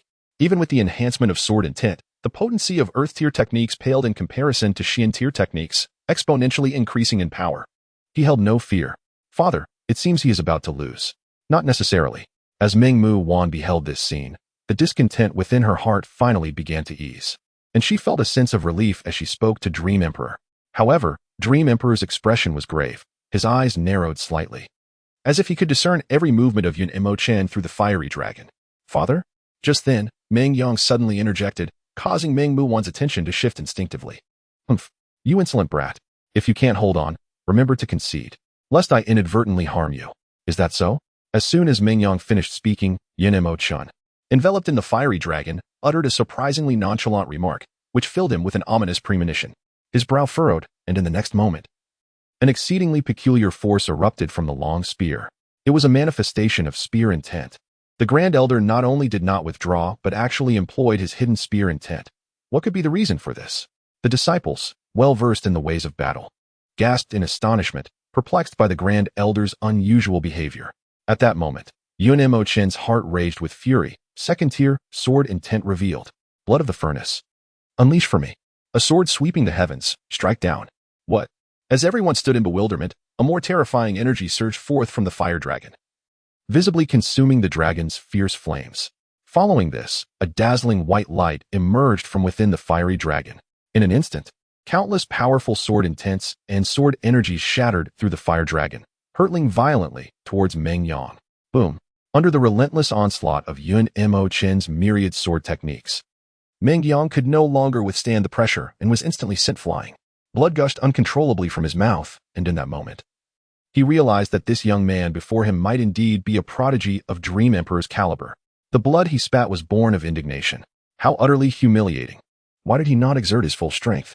Would that not be even more disgraceful? But it was too late. The formidable sword technique had directly sent his long spear flying and violently tore at his chest. Bang! The Grand Elder, at the 9th level of the Great Ascension, unleashed an overwhelming aura, propelling the unprepared Yun Mochen several meters away. Many observing disciples were also sent sprawling in various directions. The sword technique that had struck his chest finally dissipated, leaving behind a profound sword mark. Meng Yang descended slowly, gasping for breath. And as he glanced down at the sword mark on his chest, his pupils dilated, and his heart raced uncontrollably. After all these years, it was the first time someone had made him feel the threat of death. Had it not been for this, he would never have unsealed his cultivation restrictions prematurely in the competition. I concede, clan leader. Everyone was rendered speechless by this sudden turn of events, frozen in place until Meng Yang returned to the hall and slowly spoke, at which point they regained their senses. The Grand Elder had truly lost. He was formidable. Could he also be a son of the Emperor? Uncertain, the disciples displayed astonishment. In that moment, they acutely felt the vast chasm between themselves and true prodigies. Just then, Yun Mochen, propelled by the force, also entered the hall, though he bore no visible wounds. He felt the internal strain on his organs from facing Meng Yang's formidable offensive. In the 5th layer of the Foundation Establishment stage, I unleashed the Heavenly Sword Strike, a technique classified as a high-level mystic tier sword art. However, through the enhancement of my blood refinement, it has ascended to the status of a low-level Earth tier skill. My dual sword intent effortlessly overwhelmed Meng Yang's single spear intent, which enabled me to achieve a near-dominant victory over him. Although my combat experience was lacking, who could withstand such an overwhelming assault? Was it my fault that he refrained from engaging in close combat, due to pride? Ultimately, my victory can be attributed not only to my extraordinary abilities, but also to Meng Yang's inherent arrogance. Do you accept this? If not, feel free to continue. I have yet to reveal my trump card. Chapter 36. Dream Emperor, what do you require of me? As soon as I finished speaking, the corners of everyone's mouths twitched in disbelief. Could it be that such a fearsome martial technique was not even my ultimate move? If you truly possess another hidden card, then I must be your son. Internally, many scoffed, yet the undeniable truth remained that I was the victor, leaving no room for rebuttal. Meanwhile, Meng Yang, his face as dark as coal, remained silent, awaiting the words of the one above. No matter how he might argue, the fact that he lost, witnessed by the entire clan, stood resolutely. However, I had not spoken untruths. The true realm of my sword intent was, in fact, at the 3rd level. As I reached the 9th layer of the Foundation Establishment stage, I faintly sensed the 2nd threshold of the 5 major realms, Fiery Heart. I could attempt to unlock it. Though it was merely a fleeting thought, the side effects of such an overload are far from pleasant and could even pose a lethal risk, unless absolutely necessary. I had no desire to court death. Perhaps only upon entering the Golden Core stage would I dare to attempt this. As for Sword Dance of the Clouds, it remains merely a high-level mystic technique, primarily suited for group attacks. Thus, in one-on-one combat, the Heavenly Sword Strike is currently the most appropriate choice. Ah, Sword Immortal. It appears you are indeed the extraordinary prodigy, as rumored. Dream Emperor, no need for pleasantries. Let us discuss collaboration. The Dream Emperor did not reject my straightforward manner, recognizing that sword cultivators are often forthright. After a moment's contemplation, he turned to me and said, Sword Immortal, your potential has met the criteria you set forth. However, I must inquire about certain matters. I nodded, having anticipated this, and replied, Please, go ahead, Dream Emperor. Do you hail from any of the other imperial clans or perhaps a hidden family? No. Then from whence does your sword technique derive? A typical household should not possess a skill of such formidable power as a low-level Earth-tier sword art. The Dream Emperor's concern was not unfounded. After all, the costs associated with martial arts techniques are significantly higher than those of comparable tier magical artifacts. While one can procure magical artifacts with sufficient monetary resources, techniques in martial arts are typically traded in spirit stones. Low-level Earth-tier sword arts are exceedingly rare and command exorbitant prices, unattainable for ordinary families. Thus, if you claim not to belong to such families, the origin and acquisition of your sword technique become subjects of considerable speculation. In the depths of Yun Moching's eyes, there was not a hint of turbulence. His complexion remained unflushed and his heart steady as he spoke with unwavering calm. In the past, while fishing by the river, I encountered an elderly gentleman who proclaimed me a once-in-a-millennium prodigy and thus imparted to me this swordsmanship. As for his name and origin, I intended to inquire, but he vanished before my very eyes. If I were to speak the truth, would I then confess to having an external aid nestled within my mind? Unless I were to admit to a certain folly. Hearing this, the Dream Emperor regarded Yun Moching with a profound gaze, conceding, "Dear Sword Immortal, it is only reasonable that I inquire further, for once we embark on this collaboration, your every action may, to some extent, influence our Dream Clan. Thus, I beseech your forgiveness for my probing questions." Yun Moching waved his hand dismissively. "It is of no consequence." The Dream Emperor nodded in response, continuing, "Among the various clans, interests reign supreme. Though it may appear that peace and stability prevail, fierce rivalries simmer beneath the surface. Should you hail from any of those prominent families, our earnest cultivation of you could ultimately lead to our detriment." Yun Moching chuckled softly. "I am an orphan, at least for the first 18 years of my life. I was. As for whether anyone sought me out thereafter, I cannot say. But, Dream Emperor, does it truly matter? Your treatment of me shall be met with a reciprocal measure. That is simply my nature. I cannot abide the fade of false smiles while knives are brandished behind one's back." Just as Yun Moching was poised to elaborate further, the Dream Emperor's eyes widened in astonishment as he exclaimed, "Wait, are you saying you are only 18?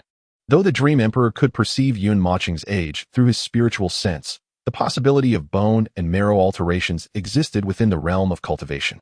Thus, when Yun Moching himself declared his age, the Dream Emperor was left utterly astounded. This revelation implied that he, like me, must partake in this year's grand examination. Dream Muang's face reflected a similar shock, her mouth agape in disbelief. "Indeed, may fortune smile upon you during the examination, and I hope you shall show mercy," she added with a chuckle. Yun Moching, however, felt no discomfort and sought to maximize the display of his potential. This was undoubtedly the best course of action to secure greater resources for cultivation. Yet, Dream Young's expression faltered, her embarrassment palpable as she wished fervently to vanish from the scene, lamenting the defeat delivered by a mere youth. The Dream Emperor soon regained his composure, his heart inexplicably stirred with excitement. Truly, the young are destined to be heroes. At 18, to boldly present oneself before our Dream Clan, and even best the Grand Elder, what an unimaginable future awaits. Dream Young, rendered speechless, could only plead, "Could you refrain from such declarations in my absence?" At that moment, the Dream Emperor withdrew a token from his robes, gently pushing it forward until it hovered before Yun Moching. "This is a token reserved for my daughter. You may also perceive it as the imperial token of our Dream Clan. With this, you shall have unfettered access to all realms and resources within our clan, and your standing shall be equal to that of my daughter. Moreover, as long as you produce this token and whisper to it, I can summon the strength of my entire clan to aid you once." Boom. The words of the Dream Emperor fell like an immensely powerful bomb, shaking everyone to their core, including Yun Moching himself. "This old man is truly generous. I quite admire that." With a sense of delight, Yun Moching accepted the token and pondered, "What is it that you require of me, Dream Emperor?" Though he was greedy, he was not foolish, given such a substantial commitment. The demands would undoubtedly be quite formidable. The Dream Emperor's expression seemed to grow grave as he spoke slowly. "I only hope that, on some future day, should our Dream Clan face annihilation, you might come to assist my daughter." Father Dream Yuan could easily discern her father's intent. If that day were to truly arrive, it was likely that her father would be the first to step forward. So, everything he had done was to pave the way for me. Contemplating this, Dream Yuan felt a pang in her heart, her exquisite eyes shimmering with tears. The Dream Emperor's words also led Yun Moching to sense an ominous foreboding, leaving him quite perplexed. "Dream Emperor, do you mean to say that your clan has insurmountable enemies?" Chapter 37, The Dream Clan, Enshrined Imperial Child. "Indeed, and there are many." Yun Moching was taken aback and inquired, "Who are they? Are they other imperial clans?" "No." The Dream Emperor interrupted Yun Moching's speculations and continued, "I do not know who they are. Young Sword Immortal, the cultivation world may seem vast to us, but it is merely the tip of the iceberg. I only have a premonition. This is not something you should concern yourself with at present. After all, if that day truly comes, there will always be someone taller to bear the brunt."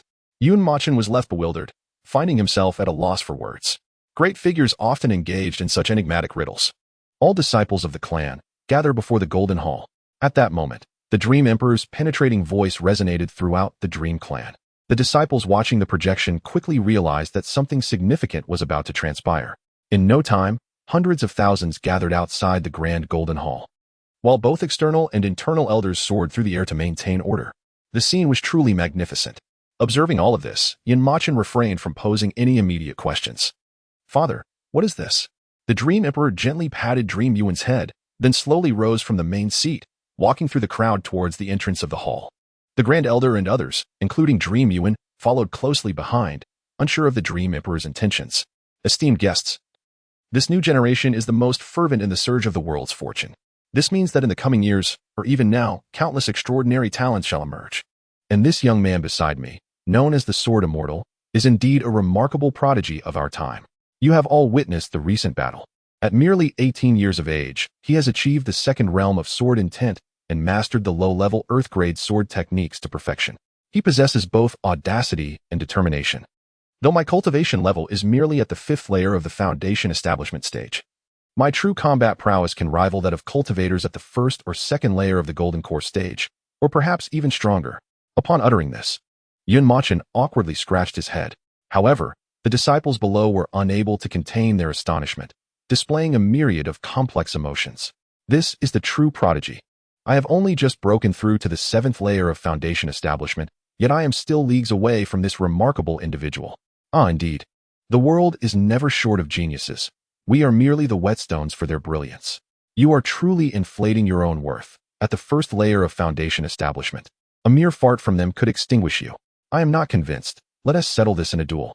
Witnessing this cacophony, the Dream Emperor ceased his speech. The Grand Elder quickly regained his composure, clearing his throat forcefully and using spiritual energy to transmit his voice to each disciple's ear, his expression stern.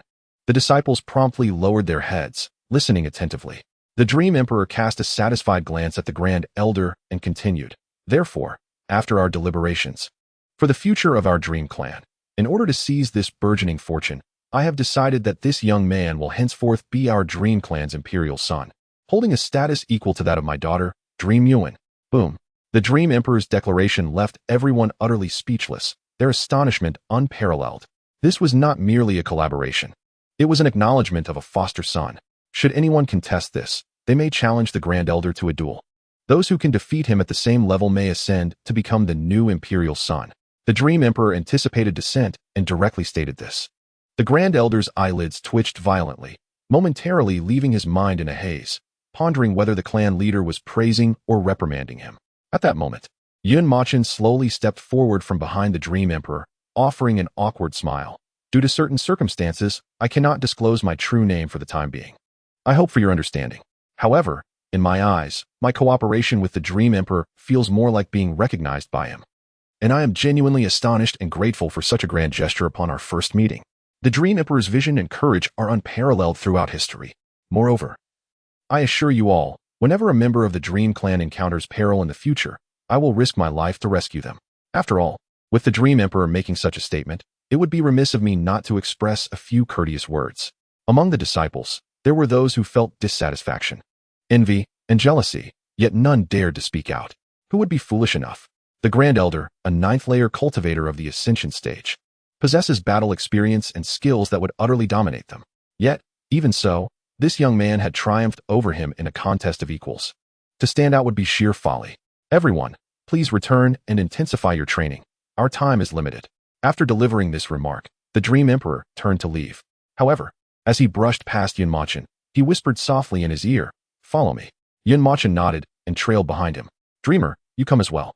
Although Meng Muwan still harbored a disdain for Mochen's appearance, she could not ignore his undeniable potential and thus suppressed her dissatisfaction to follow him inside. The other elders, sensing the situation, wisely departed. At this moment, what resources do you desire most? Dream Emperor inquired directly. Mochen, without the slightest hesitation, responded. Dream Emperor, I require a substantial quantity of vitality replenishing potions, preferably those with the most potent effects. What? Noticing Dream Emperor's perplexity, Mochen quickly elaborated. Due to the nature of my cultivation technique, my vitality often runs low, necessitating an ample supply of these potions. You are experiencing a deficiency, Dream Emperor remarked. Yun Mochen chuckled lightly. At that moment, Meng Muwan stifled a laugh, and Yun Mochen instinctively glanced her way, captivated by her beauty, which resembled a breathtaking painting. Dream Emperor patted Yun Mochen on the shoulder and said with a grin, "Young man, there is no need to be overly formal with me. While vitality replenishing potions are indeed expensive, they pale in comparison to true treasures. Feel free to speak openly. Do not carry any psychological burden. Nurturing your potential is, in fact, an investment for me." Yun Mochen's request endeared him to Dream Emperor. He had anticipated that. Given Yun Mochen's character, he would make exorbitant demands, yet he only requested this modest amount. Little did he realize that for Yun Mochen, the most invaluable resource was indeed vitality. With it, he could engage in the system's lottery, acquiring all manner of wondrous items. Yun Mochen felt somewhat helpless. However, he could not openly reveal his cultivation technique, which necessitated the absorption of vitality, and thus said, "I require 1,000 bottles of vitality replenishing potions. A spear, preferably of low-grade earth rank, as I would struggle to wield anything of higher tier, and a manual on unarmed combat techniques, along with a tome on body refinement." He believed that a spear would be particularly useful, especially in situations involving multiple opponents, as it was more manageable than a long sword. As for the unarmed combat techniques and body refinement method, these were recommendations from the system. In his quest to become a multifaceted powerhouse, Yun Mochen understood the necessity of acquiring unarmed combat skills. The body refinement technique, on the other hand, was aimed at enhancing his physical resilience, thereby alleviating the terrifying burdens associated with unlocking the 5 major realms. Chapter 38. What if he were a celestial being? I truly wish for a heavenly tier treasure. Master, please refrain from such thoughts for now. Given your current cultivation level, wielding a high-grade earth tier treasure would deplete all your spiritual energy in an instant. Furthermore, based on my understanding of this world, even among imperial clans, heavenly tier treasures are exceedingly precious. No matter how affluent Dream Emperor may be, he is not foolish enough to surrender all resources and foundations to an unproven genius. Had it not been for the system, Yun Mochen might have indeed made exorbitant demands. The items you requested can be provided. Shortly, you may visit the treasury to select what suits you best. As for any future needs, do you not have my daughter's contact information? You can communicate with her directly. Yun Mochen cupped his fist in gratitude. Thank you. Dream Emperor. Dream Emperor waved his hand with a smile. Your success is the finest investment for our Meng clan. Indeed, you mentioned earlier that you possess a trump card. Is that true? Due to the enigmatic nature of even the Dream Emperor could not discern its depths, prompting him to finally pose this inquiry. Dream Muwan, equally intrigued, fixed her captivating gaze upon Yun Mochen, eager for an answer. After a moment of contemplation, Yun Mochen regarded the two with a serious expression and nodded affirmatively. Yes. Dream Muwan's pupils dilated, her heart reeling with astonishment. Could it be that his earlier confrontation with the Grand Elder did not showcase his full prowess? Just how formidable could he be? While her own advancements in cultivation and power were facilitated by her family's substantial resources, she dared not claim to possess his extraordinary talent in battles of the same rank. Ah, how delightful. My dear sword fairy friend, you have indeed brought us an unexpected surprise. The Dream Emperor's elation was palpable. To him, the more prodigious Yun Mochen's displayed capabilities, the more valuable his investment became. As time pressed on, you should seek out the Grand Elder for resources. Oh, and let him escort you back. Simply mention that it was my instruction. Yun Mochen offered a courteous bow and turned to depart. Once he was gone, Dream Muwan seized the opportunity to voice a question that had long lingered in her mind. Father, why do you place such unwavering trust in him? The Dream Emperor, seemingly unperturbed by her inquiry, gazed in the direction Yun Mochen had taken and sighed. Amidst the haze of rain and mist, celestial beings descend into the mortal realm. The daughter of the Zhu Emperor, Zhu Qing'an, has graced the city of misty rain, while the daughter of the Yun Emperor, Chu Xiaoling, has also paid a visit. The son of the Luo Emperor remains unaccounted for, and the son of the Jiang Emperor, Jiang Nantian, has become entangled in fate due to that young man named Yun Mochen. As for you, my precious daughter, you unwittingly find yourself entwined with the affairs of Misty Rain City. Thus, it is quite probable that this city holds true significance in the grand tapestry of destiny. Dream Muwan was bewildered, failing to grasp the implications of her father's words. The Dream Emperor gently patted her shoulder with an affectionate smile. My dear, if immortals were to appear in Misty Rain City, what capability does our Dream Clan possess to garner their allegiance? After a moment of contemplation, Dream Muwan responded, among the 5 great imperial clans, the Yun clan is acknowledged as the strongest, followed by the Jiang clan. Although the Luo clan does not match our Dream clan in strength, it is the wealthiest among the 5. If we were to attract immortals through sheer power, it would be nearly impossible. However, if resources were the allure, the Luo clan would undoubtedly command attention. The Dream Emperor sighed in resignation, thus. To share in the vast fortunes of destiny, our Dream clan finds it exceedingly difficult to prevail through conventional means. Dream Muwan, puzzled, queried, Father, how does this relate to that young man from earlier? Even if he is indeed extraordinary, it is inconceivable that he alone could aid us in triumphing over the other imperial clans, is it? Suddenly, the Dream Emperor's demeanor shifted to seriousness as he looked down at Dream Muwan. What if he is an immortal? Boom. The Dream Emperor's words left Dream Muwan in a state of bewilderment, rendering her momentarily speechless. Indeed, the last individual to comprehend the essence of the sword before the age of 30 was already considered the pinnacle of martial prowess. And the family he founded was equally formidable, the Yun Emperor. And that lad known as the Sword Immortal grasped the essence of the sword at the tender age of 18. Dream Muwan dared not contemplate further. Thus, his investment signifies not merely a gamble on our future, but an audacious wager on the very destiny of the entire Meng clan. Otherwise, when he truly rises to prominence in the world, our attempts to exalt him would be utterly futile. Suddenly, Dream Muwan recalled something and inquired, Father, what if he is not the one? Dream Emperor chuckled heartily as he walked. Even if he is not, should he not falter in the future, he will inevitably become a paramount powerhouse, which is undoubtedly a boon for us. Within the treasure hall of the Meng clan, the elder Meng Yang expressed his dissatisfaction with the substantial shift in status. Yet, he found himself constrained by the fact that the other had ascended to power at his expense, the frustration and discontent evident upon his visage. Thank you, great elder. Mochen deliberately elevated his tone, intending to irk him, as he had previously exuded an air of superiority. The elder Meng Yang's frail body trembled as he grasped the doorknob, which emitted a creaking sound. Master, do you have any recommendations? Master, over there on the second bookshelf. Third tier, take a look, replied the system. Mochen hastened forward, swiftly perusing several tomes. The muscle transformation technique is unviable. The training duration is excessively lengthy. The spear requires one to pound their lower body thousands of times daily to master the divine art. What on earth is this? Cursed system, do you wish to perish?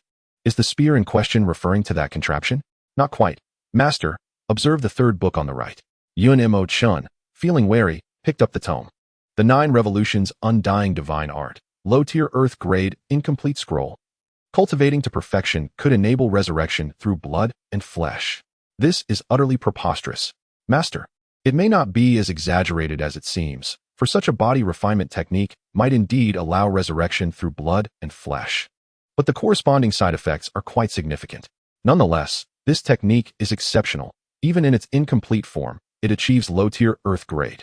Mochen felt a surge of excitement, his heart racing as he contemplated. So, if the scroll were complete, it could potentially be of celestial grade? Perhaps even more? Logically, that should be the case, Master. Mochen involuntarily gasped, his eyes sparkling. What side effects might it entail?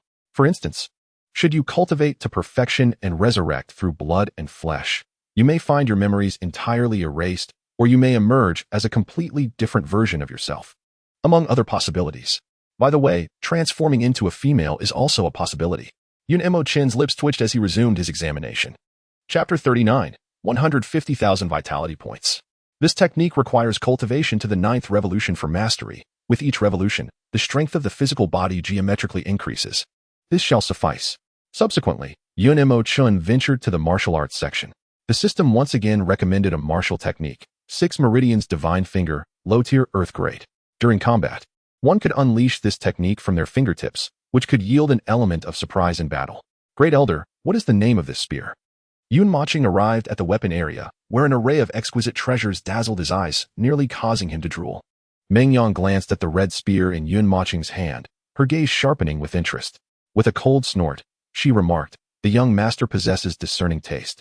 This spear, known as Blood Spirit, is inherently of a high earthly grade, yet the final step of its forging was completed with the blood of thousands.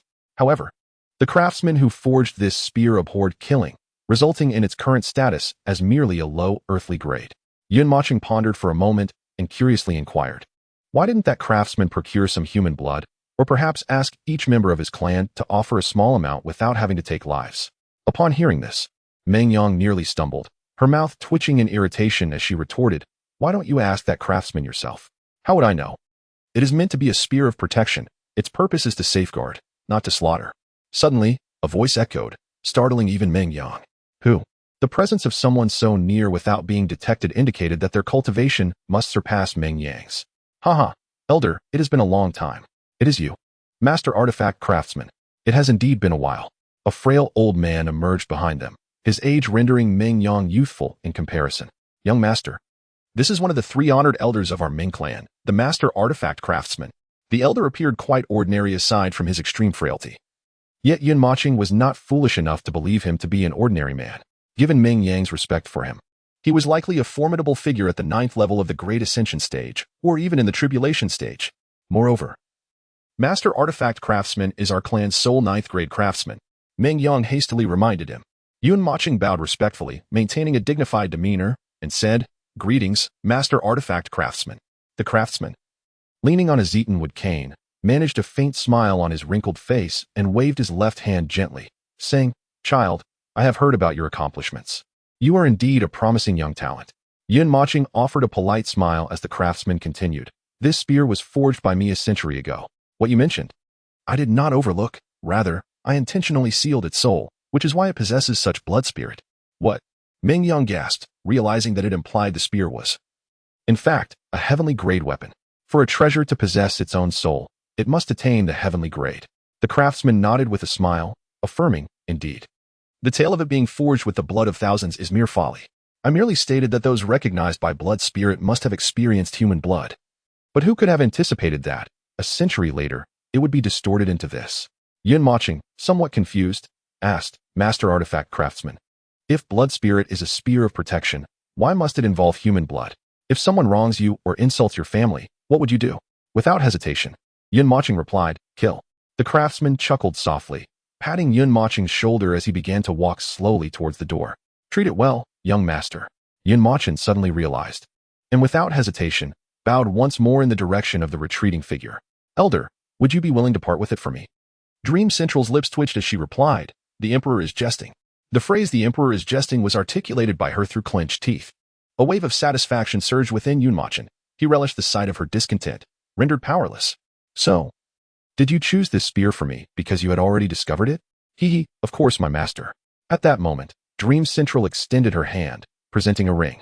"Emperor, the family had instructed me to give you this. It contains 1,000 bottles of vitality replenishing agents and 10,000 spirit stones." He had momentarily forgotten that although his sky-covering skill was formidable, the absorption of spiritual energy from the heavens and earth had become increasingly arduous with his rising cultivation. The spirit stones were timely relief for his urgent needs, for cultivation requires not only vitality, but also spiritual energy. "Please convey my gratitude to Dream Emperor," he said. Dream Central nodded. Then, "Emperor, please." Upon returning home, Yun Mochen hastily concocted an excuse to take leave from Luo Wuqing and began fervently consuming the vitality replenishing agents. Vitality value, 10. Vitality value, 10. Vitality value, 10. I've struck it rich. This time, I've truly struck it rich. Yun Mochen gazed at the system panel, his vitality value exceeding 150,000, and he leapt up in excitement.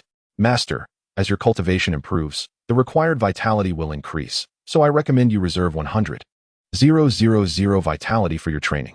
"Oh, system, you are quite unusual today. In the past, you would have siphoned all my vitality into that wretched lottery of yours." Master. With the imminent college entrance examination, I cannot continuously exploit you. Otherwise, it would be truly detrimental. Get lost." Yun Mochen retorted, his expression sour. "Give me a draw for 50,000 vitality. If you fail to procure anything worthwhile, you shall pay. System, a total of 50 consecutive draws. Results are forthcoming. Congratulations, Master. You have drawn 45 penalties. Would you like to combine them into a major penalty?" The system's gleeful voice echoed, causing Yun Mochen to nearly close his eyes in frustration and fall asleep. "You wasted all my 50,000 vitality." Master, let us first discuss the good news." Yun Mochen had grown increasingly numb to the system's antics and helplessly inquired, "What is it?" "Master, there are a total of 5 rewards. 1 black reward and 4 yellow rewards." Upon inspection, Yun Mochen discovered that the system had retained some conscience, providing him with a spear technique akin to the sky-cutting sword, which was also a growth-type skill named Angry Dragon Swallowing Heaven. As for the 4 yellow rewards, they were low-grade comprehension stones. With the 1 remaining low-grade comprehension stone from before, he now possessed 5, which could significantly enhance his spear technique. Without hesitation, Yun Mochen completely forgot about the dreadful penalties, hastily retrieved the blood demon, and placed it atop the 3 low-grade comprehension stones. Buzz, buzz, buzz. Just like the initial understanding of sword intent, a peculiar force surged forth from the spear, manifesting as spear intent. He would surely comprehend it. Yun Mochen took a deep breath and settled into a meditative state. Chapter 40. The Silver-Toothed Demon Wolf. Approximately 30 silver-toothed demon wolves, all at the foundational stage, levels 8 or 9, were perfect for him to hone his skills. Within the ethereal realm, Yun Mochen wielded a blood-red spear, moving like a streak of light as he charged into the pack of silver-toothed demon wolves. The wolves, sensing imminent danger, bared their fearsome fangs and rushed towards him, undeterred. From the blood-red spear erupted strange and formidable energies, instantly engulfing the nearest silver-toothed demon wolf. This was the manifestation of his gun intent. Although he expended 3 low-grade comprehension stones for this single strike, Yun Mochen was acutely aware that his swordsmanship talent surpassed his proficiency with the spear. Otherwise, his gun intent would have reached the 2nd level as well. The remaining 2 low-grade comprehension stones were devoted to enhancing his sword intent. He felt a twinge of regret as his sword intent reached the 3rd level. The insights gained from the low-grade comprehension stones became increasingly arduous, resulting in only marginal improvements without a successful breakthrough. Boom! A resounding explosion echoed, sending several silver-toothed demon wolves flying several meters, each with a gaping wound the size of a bowl in their chests. Howl! Howl! Just as Yun Mochen was reveling in his slaughter, piercing wolf howls resonated from a nearby mountaintop. These were undoubtedly the calls of the silver-toothed demon wolf king. Unfazed, Yun Mochen swiftly eliminated the remaining wolves, his excitement surging as he brandished his spear and charged towards the mountain. Wait, something felt amiss. As he drew closer to the source of the howls, an instinctive chill ran down his spine, a foreboding sense of dread enveloping him. In the pitch-black night, what had initially been dozens of eerie green eyes transformed into a multitude exceeding 100 in a mere blink. Among the distant auras, the strongest emanated from a 5th-level golden core, yet there were also numerous presences at the 1st and 2nd levels. Yun Mochen instinctively tightened his grip on the spear, his heart racing. In a one-on-one confrontation, he might not falter. However, a cultivator's spiritual energy is not inexhaustible and will eventually wane. Confronting over 100 formidable silver-toothed demon wolves could easily overwhelm even an 8th or 9th level golden core cultivator. Roar! Suddenly, the silver-toothed demon wolf king let out a furious roar, and all the silver-toothed wolves surged forward in unison, as if commanded. Master, capture the leader first. Once the silver-toothed wolf king is subdued, the pack will crumble without direction. Yun Mochen smirked coldly as he slowly advanced towards them. Was this not an excellent opportunity to refine his spear technique? Angry dragon swallows the heavens. Unleash your wrath. In the next moment, a fierce surge of energy coursed through him, and his spiritual power surged violently. Amidst the darkness, a magnificent crimson dragon materialized, radiating an overwhelming blaze, as if it could incinerate the entire night. Boom! The moment the long dragon encountered the pack of silver-toothed demon wolves, it abruptly opened its fearsome maw, devouring one hideous wolf after another. Yun Mochen swiftly maneuvered through the throng of wolves, wielding blood kuei, effortlessly dispatching every foe in a matter of seconds. Witnessing his subjects being slaughtered one by one, the silver-toothed wolf king could no longer bear the sight and finally sprang into action. With a furious roar, it leapt towards Yun Mochen with remarkable speed. Yun Mochen's eyes narrowed slightly as he awaited this moment. 6 Meridian Divine Finger, go, he commanded, with a resounding thud. A graceful arc was traced through the air as a figure was propelled several meters away, several finger-sized holes appearing on its body, though it clearly sustained no fatal injury. Yun Mochen shook his head inwardly. It seemed he had yet to master the 6 Meridian Divine Finger in such a short time.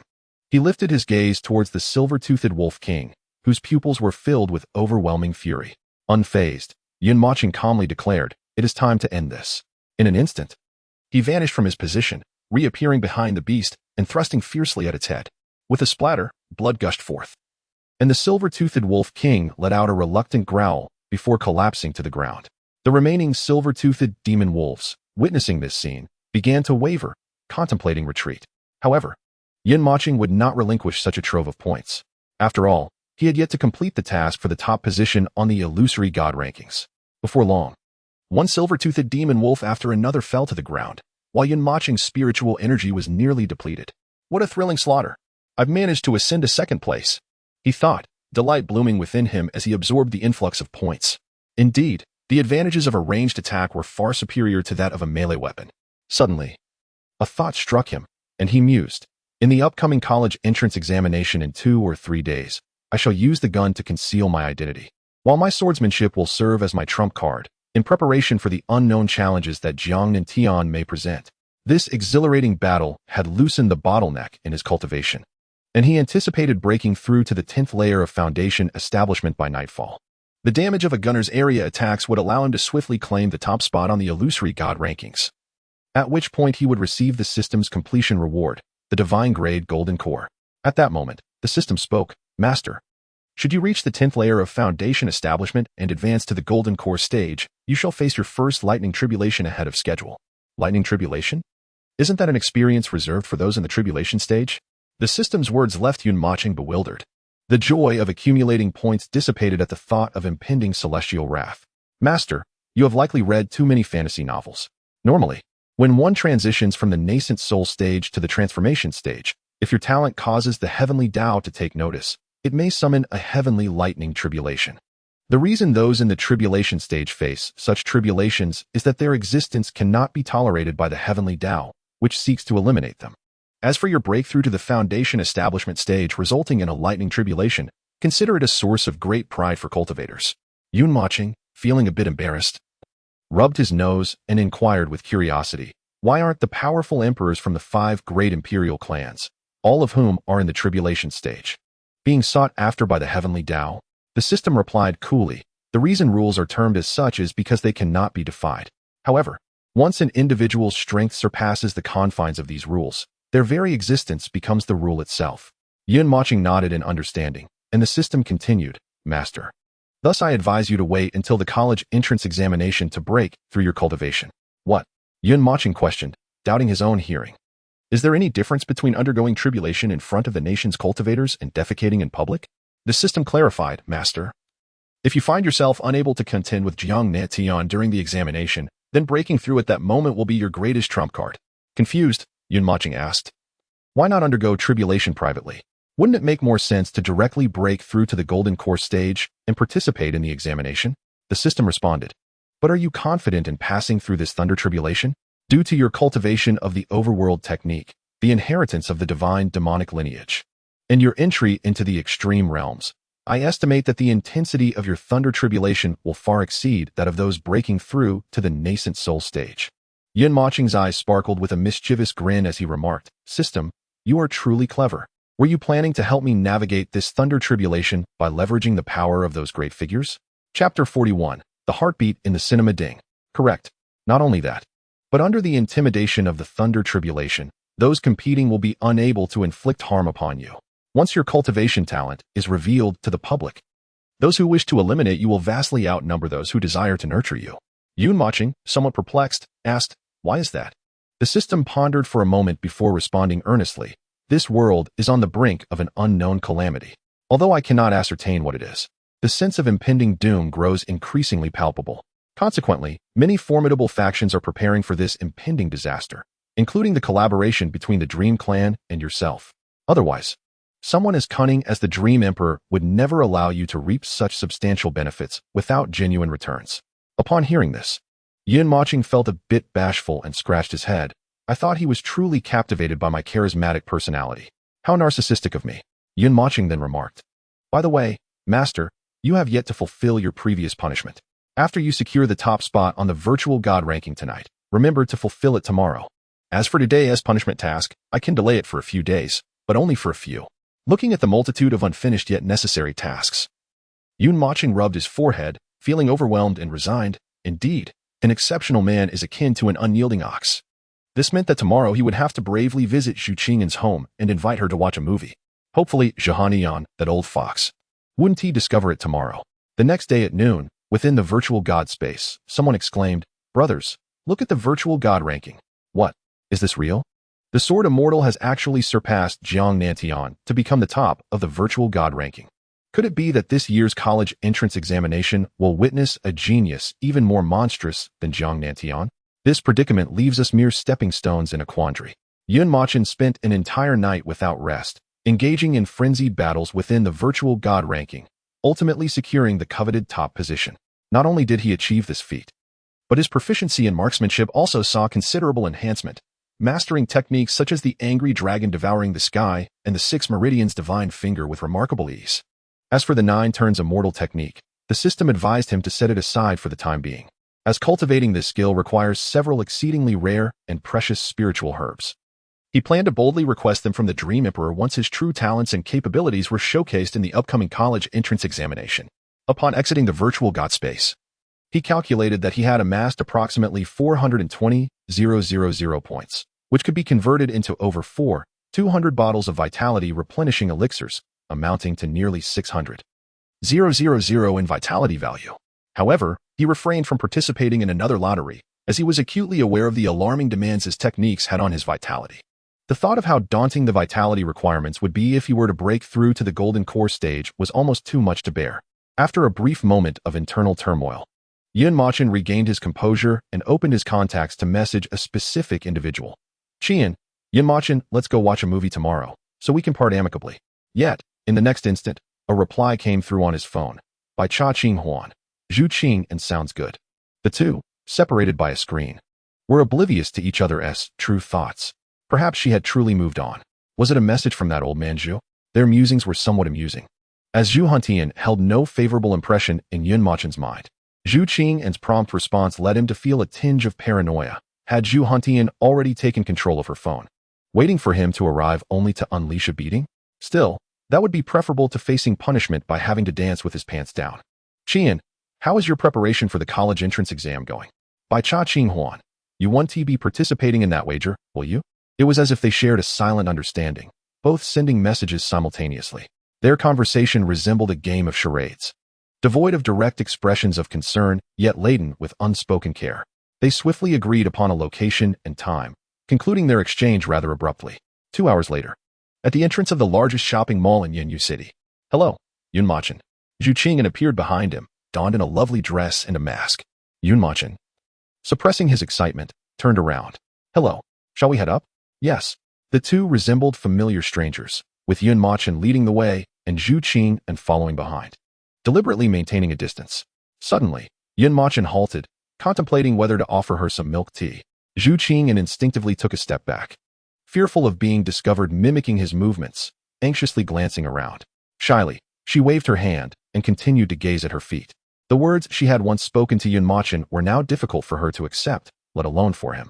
Zhu Qing'an dared not confront Yun Mochen directly, terrified of any extreme reactions he might have, especially since she was under constant surveillance during this outing.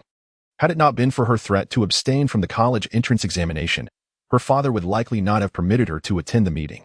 Yun Mochen selected a film titled Heart Flutter, which narrates the sweet love story of childhood friends. Despite facing opposition from their parents, the couple resolutely chose to stand by each other, ultimately attaining a blissful happiness.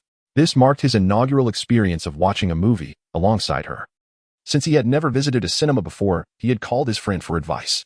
The friend shared numerous precautions, but Yun Mochen only retained one phrase. The ending of a couple's first film together is akin to the conclusion of their love story in reality.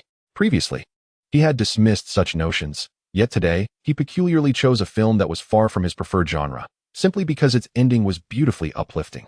Inside the cinema, he inquired, "Would you like some?" As he lifted a piece of popcorn towards Zhu Qing'an, a standard practice his friend had advised. "No, I'll help myself," she replied, reaching for the popcorn bucket between them instead of accepting his offer. Disappointed, Yun Mochen popped the piece into his mouth and reached back into the bucket. However, in the next moment, he felt a jolt as his heart raced wildly. Zhu Qing'an's delicate hand had also ventured into the bucket. Upon the brief contact of their fingers, she instinctively withdrew her hand, only to have it enveloped by his warm, sturdy grip. Feigning calm, he turned his head slightly and smiled at her. "Are you satisfied with the film choice?" "Yes," she responded, her exquisite face flushed like a ripe apple, her gaze darting away, unable to meet his. "This is for you." Reluctantly, Yun Mochen released her hand, though his other hand lingered, as if reluctant to part. He quickly slipped the pair of sun and moon divine rings, a reward from the system, onto her slender, fair fingers. Startled, Zhu Qingyan turned her head sharply to look at Yun Mochen, her expression one of incredulity. Without offering much explanation, he gently traced a message on her palm with his fingertip. I am waiting for the wind, and for you. Boom. Zhu Qingyan's mind went blank, her heart racing as she felt her chest rise and fall. He knew everything. With this thought, she playfully twisted his hand with a hint of irritation. In the next second, her stunning eyes could no longer contain the tears that began to cascade down her cheeks. Chapter 42. You can only be mine after a prolonged moment of comfort. Zhu Qingyan's agitated emotions gradually settled. The next time I cry, it shall be during our happiest moment, all right? Yun Mochen firmly clasped her 5 fingers, gazing at her with utmost sincerity. Tears brimmed in Zhu Qingyan's eyes as she nodded. However, she quickly regained her composure, forcefully withdrawing her hand and deliberately shifting her body away from him. She shot him a meaningful glare and shook her head. Yun Mochen understood that she was concerned about being seen. However, he was indifferent to the matter, yet he could not disregard Zhu Qingyan's feelings. What level of cultivation have you reached now? Yun Mochen suddenly inquired, then added, do not worry about provoking me. I wish for our relationship to be devoid of deceit, even if it is well-intentioned. Zhu Qingyan bowed her head in contemplation for a moment, stealing several glances at Yun Mochen before softly replying. The 6th layer of the Golden Core stage. Yun Mochen was taken aback. In such a short span, Zhu Qingyan had remarkably advanced from the 4th to the 6th layer of the Golden Core stage. It seemed that as the college entrance examinations approached, the imperial families began to leverage their resources for the final push for their princes and princesses. Nevertheless, with my current strength, I should be able to defeat her. Contemplating this, an impish thought crossed Yun Mochen's mind, and he jested, well, I suppose I should be able to be on top. Zhu Qingyan's eyes widened in surprise, a look of confusion adorning her face. Yun Mochen chuckled and shook his head, then earnestly stated, Qingyan, if you encounter me during the exams, please do not hold back. It would be an affront to my dignity as a man, do you understand? Likewise, I shall not show you any leniency. Yun Mochen feared that Zhu Qingyan, out of concern for him, might not reveal her true abilities during the exams or even deliberately concede to him. Zhu Qingyan initially intended to say that with Yun Mochen's strength, he would likely not even reach her. However, the words lingered on her lips before being swallowed back, her expression becoming complex as she simply replied, all right. Yun Mochen observed the peculiarity in Zhu Qingyan's expression, and he candidly confessed, Qingyan, I am also an unparalleled talent. Yes, I believe that, she responded. I truly am. Before Yun Mochen could finish, Zhu Qingyan swiftly interrupted, Mochen, do not say any more. Regardless of your circumstances, even if you were an ordinary person with no cultivation, you would still be the best in my eyes, incomparable to anyone else. Yun Mochen was utterly flabbergasted. He had revealed the truth to her, yet she remained skeptical. However, he understood the principle of discretion, knowing he could not expose his cultivation here. With a resigned sigh, he said, tomorrow is the exam. I wish you brilliance on the national stage. You too, Zhu Qingyan replied, clearly having more to say. Yun Mochen feigned anger. Do you remember what I just said? Zhu Qingyan, somewhat guilty, pouted, if possible, you could opt not to attend the exams. I can discuss with my father about letting you practice within my family. Before she could finish her thought, Yun Mochen seized a handful of popcorn and playfully shoved it into her mouth. Just as Zhu Qingyan was taken aback, Yun Mochen leaned closer, the warmth of his breath brushing against her face as he softly uttered, you can only be mine. He then stood up and exited the cinema, leaving Zhu Qingyan alone. Stunned in place, her heart racing like a fawn in the wild. Beneath her mask, her exquisite fair face had already flushed crimson, and Yun Mochen's last words echoed persistently in her mind. Across from the mall where the cinema was located stood a residential building. Upon the rooftop of a residential building, a man clad in a black robe pressed the earpiece and spoke, Master, your subordinate has followed your instructions and did not eavesdrop on the conversation between the imperial maiden and that young man. They were watching a film, and he left prematurely, displaying no inappropriate behavior throughout. Except for the final moment when he was less than 5 centimeters from the imperial maiden's face, I nearly pulled the trigger.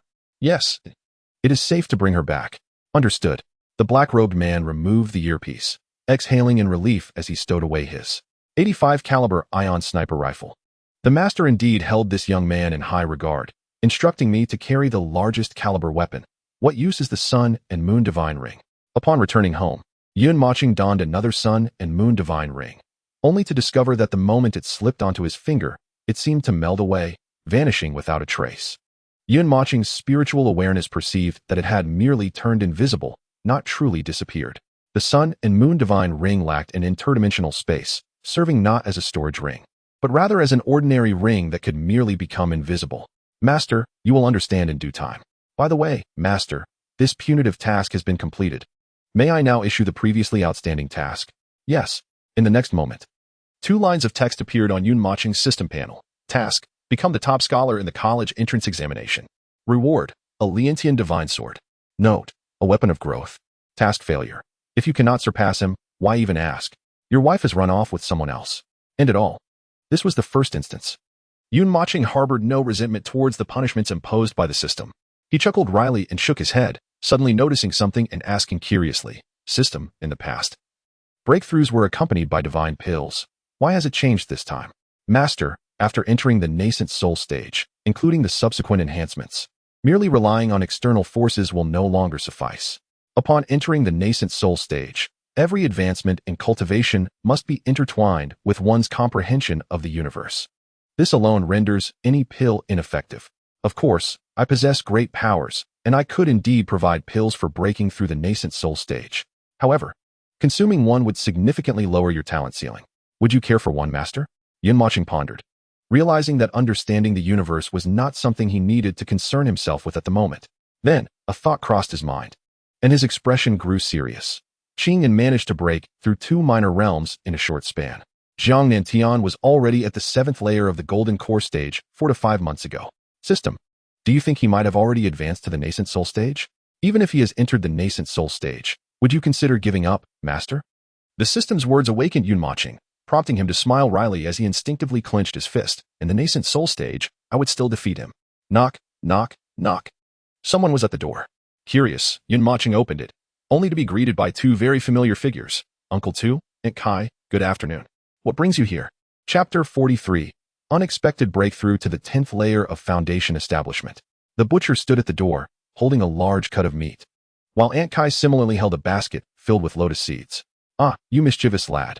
I wonder what you've been up to. It's been days since you visited Uncle Tu's butcher shop. Tomorrow, you will embark on your college entrance examination, and Aunt Kai and I have decided to prepare a meal for you at your home, as a send-off for your journey ahead.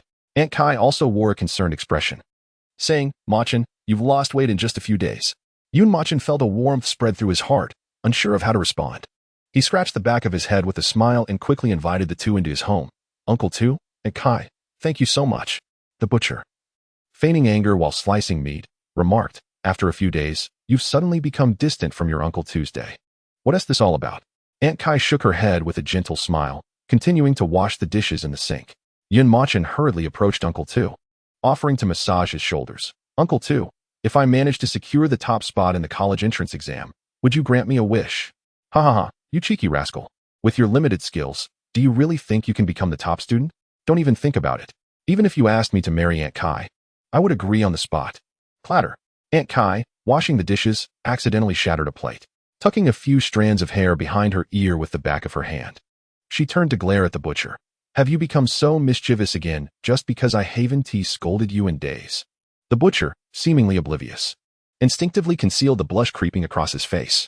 He patted Mochen on the shoulder and chuckled awkwardly. You rascal, don't aim too high. Focus on getting into a good university first. Who knows, you might just find your calling and surpass those esteemed scholars from Jiangnan. Rest assured for tomorrow. As for that wager, don't worry too much. Aunt Kai and I will always be behind you.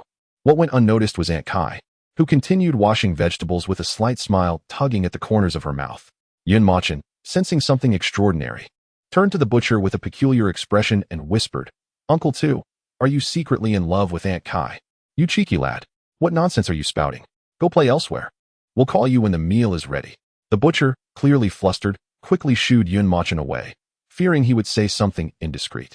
Half an hour later, Aunt Kai brought a large iron basin to the dining table. It was lotus seed stew with meat. It smells delightful.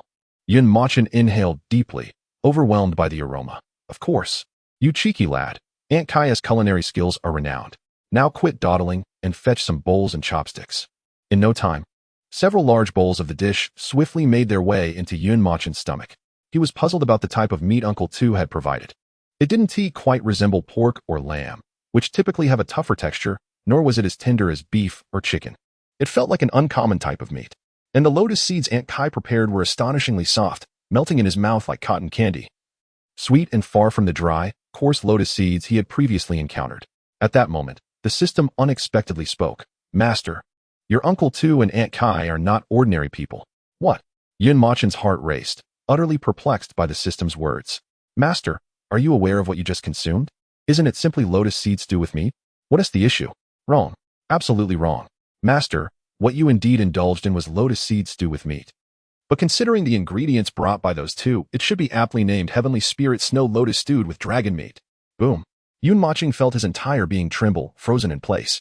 While he could dismiss the words of others, these words were uttered by the system. The system then elaborated, logically speaking, such precious ingredients contain tremendous energy. Upon consumption, you could very likely face a catastrophic explosion of your body. The twist lies here. The Heavenly Spirit Snow Lotus is of extreme cold, while the dragon meat embodies extreme heat. When these two ingredients are stewed together, they precisely neutralize the potent, turbulent energy within. Even an ordinary person consuming this would experience a rise in cultivation without any adverse effects. If all goes well, you may break through to the 10th level of Foundation establishment tonight, crossing the threshold into the realm of Tao Foundation. The system's words acted as a soothing elixir, leaving Yun Mochen feeling lightheaded. Mochen, make sure to finish the soup. Your Uncle Tu and I will take our leave now. Rest well, do not fret over the exam. Aunt Kai will support you. It's just a matter of more chopsticks. You little rascal, strive to make me proud tomorrow, or don't bother coming back. Perhaps sensing Yun Mochen's unusual demeanor, the two departed early. A few hundred meters outside, slap, Aunt Kai delivered a swift strike to the butcher's nape. Butcher, you ought to amend your temperament. Look at the pressure you're placing on the young master. I'm just concerned for the young master. Once the young master departs tomorrow, remember to mend the ceiling in his room, and the walls, look at the gaping holes. Thankfully, the weather is warm. If it turns cold, it would be unbearable. You, in your concern for others, fail to grasp the crux of the matter, relying solely on idle chatter. The butcher, unable to counter Aunt Kai, stood awkwardly, offering a sheepish smile. Suddenly, Aunt Kai halted, a thought crossing her mind, her eyes narrowing. This fellow has been equipped these past few days. I must see who dares to harm the young master. Upon hearing this, the butcher's expression grew solemn, a glint of murderous intent flickering in his gaze. It has been many years since I last took a life. I await the action of the Zhang clan. Master, do not overthink it. Even if they harbor hidden identities, it is their own affair. Just know they have always treated you well, and that is sufficient. Hearing this, Yun Mochen suddenly smiled, feeling a sense of relief. Indeed, system, you are correct. I had suspected the butcher possessed some cultivation or a concealed identity, but today, the ingredients they brought truly astonished me. However, I genuinely hope they possess cultivation. This way, they can live for millennia. The allure of immortality in cultivation appears splendid. Yet the path of immortals diverges. Once one truly enters the realm of cultivation, they will inevitably face the separation from their mortal kin. The lifespan of ordinary beings is a mere fleeting century, while cultivators may live for hundreds of years, if not countless ages. Time swiftly passes, and perhaps a seemingly ordinary separation will ultimately lead to a mere handful of dust upon our reunion. My stomach feels so distended. At that moment, Yun Mochen's belly visibly expanded and then rapidly contracted. Master, this is merely the energy of two ingredients clashing within you. There is no cause for concern. Simply circulate the Futu Gong to alleviate the discomfort. Yun Mochen nodded and promptly began to channel the technique. Such formidable energy. Had I still been at the 8th level of Qi refinement, I might have broken through to the 4th or 5th level of Foundation establishment in just one night. As he felt the explosive energy within him, Yun Mochen couldn't help but be astounded. Soon, as the Futu Gong circulated, the energy within Yun Mochen was gradually consumed and absorbed. Boom. 10th level of Foundation establishment. After 5 hours of digestion, Yun Mochen finally reached the threshold of Heavenly Tao Foundation establishment, achieving the pinnacle of Foundation establishment. He shook his hands. The surging power was so overwhelming that he felt an irresistible urge to punch the wall. He realized that his strength had at least multiplied tenfold. Gazing at the previously unhealed hole, he ultimately resisted the impulse and decided to test the longsword known as Dream Shadow. The thought of nearly failing to wield the longsword that Meng Yang had handed him was somewhat embarrassing. In the next moment, with a flick of his mind, a sleek black longsword appeared in his grasp. He elegantly swung it a few times. It felt slightly heavy, but at least he could manage it. One strike to sweep the heavens would suffice. Chapter 44. The arrival of the college entrance examination in your alley. Who is calling? Yun Mochen picked up his phone, and upon seeing that it was Luo Wiching, his heart sank. Oh no. I forgot I was supposed to go to teacher Luo Wuching's house for tutoring. With a mixture of anxiety and trepidation, he answered the call. And the voice on the other end made him exceedingly tense. Mochen, what time is it? Why haven't you arrived yet? Teacher Luo. I was just in the midst of a breakthrough. Then don't come for training today. Focus on stabilizing your cultivation and adjusting your mindset. In fact, my cultivation is already stable. Luo Wuching interrupted him directly. By the way, Mochen, remember to bring that mid-level Xian class longsword I gave you tomorrow. It's called Yunwei. With that, Luo Wuching hung up the phone. Yun Mochen couldn't help but smile wryly. He took out Yunwei, fiddled with it for a moment, then put it away and began to study his qi and blood value. To his surprise, after merely breaking through one level, his qi and blood value, which had originally been over 700,000, had decreased by 100,000. Sigh, let us push through on this last day. Subsequently, Yun Mochen entered the void spirit space and resumed his training. Dad, I'm not lying. That boy called the sword immortal truly possesses sword intent. Yes, I understand. Dad, Sister Ming is aware of this matter as well. If we don't contact that boy soon, it will be too late. Understood. Dad, within the Yun clan, Chu Xiaoling was surrounding the Yun Emperor, incessantly recounting Yun Mocheng's prodigious talents. She simply could not comprehend why. Despite their family being primarily focused on sword cultivation and her father being a peerless sword immortal, he seemed disinterested in the boy who possessed sword intent. Days had passed, yet the Cloud Emperor remained engrossed in his reading. Initial Summer Spirit felt a sense of despair, shrugged her shoulders, and sank into the lounge chair. With her wide eyes fixed on the ceiling of the grand hall, her petite feet swayed beneath her skirt. How wonderful it would be if he were her brother. A premonition stirred within her heart. She felt she was on the verge of meeting her brother. Even regarding the enigmatic sword immortal, she had entertained fanciful notions that he might be her sibling. After all, her father's renowned sword cultivation prowess suggested that his offspring would not be lacking either. Thus, she ardently hoped for some extraordinary response from the Cloud Emperor, which would affirm her suspicions. Unfortunately, she heard her father's voice urging her to rest early, reminding her to return with commendable results the following day, lest she bring shame to him before the other four imperial clans. Got it, she replied. By the way, father, if I place in the top 3, can I meet my brother? In asking this, she held little hope, fully aware of her father's temperament. Yet, to her surprise, upon hearing her words, the Cloud Emperor set his book aside and gazed at her, saying, Yes, really, father, she exclaimed, jumping from the lounge chair in sheer excitement, rushing to envelop the Cloud Emperor's neck in a tight embrace. You're the best.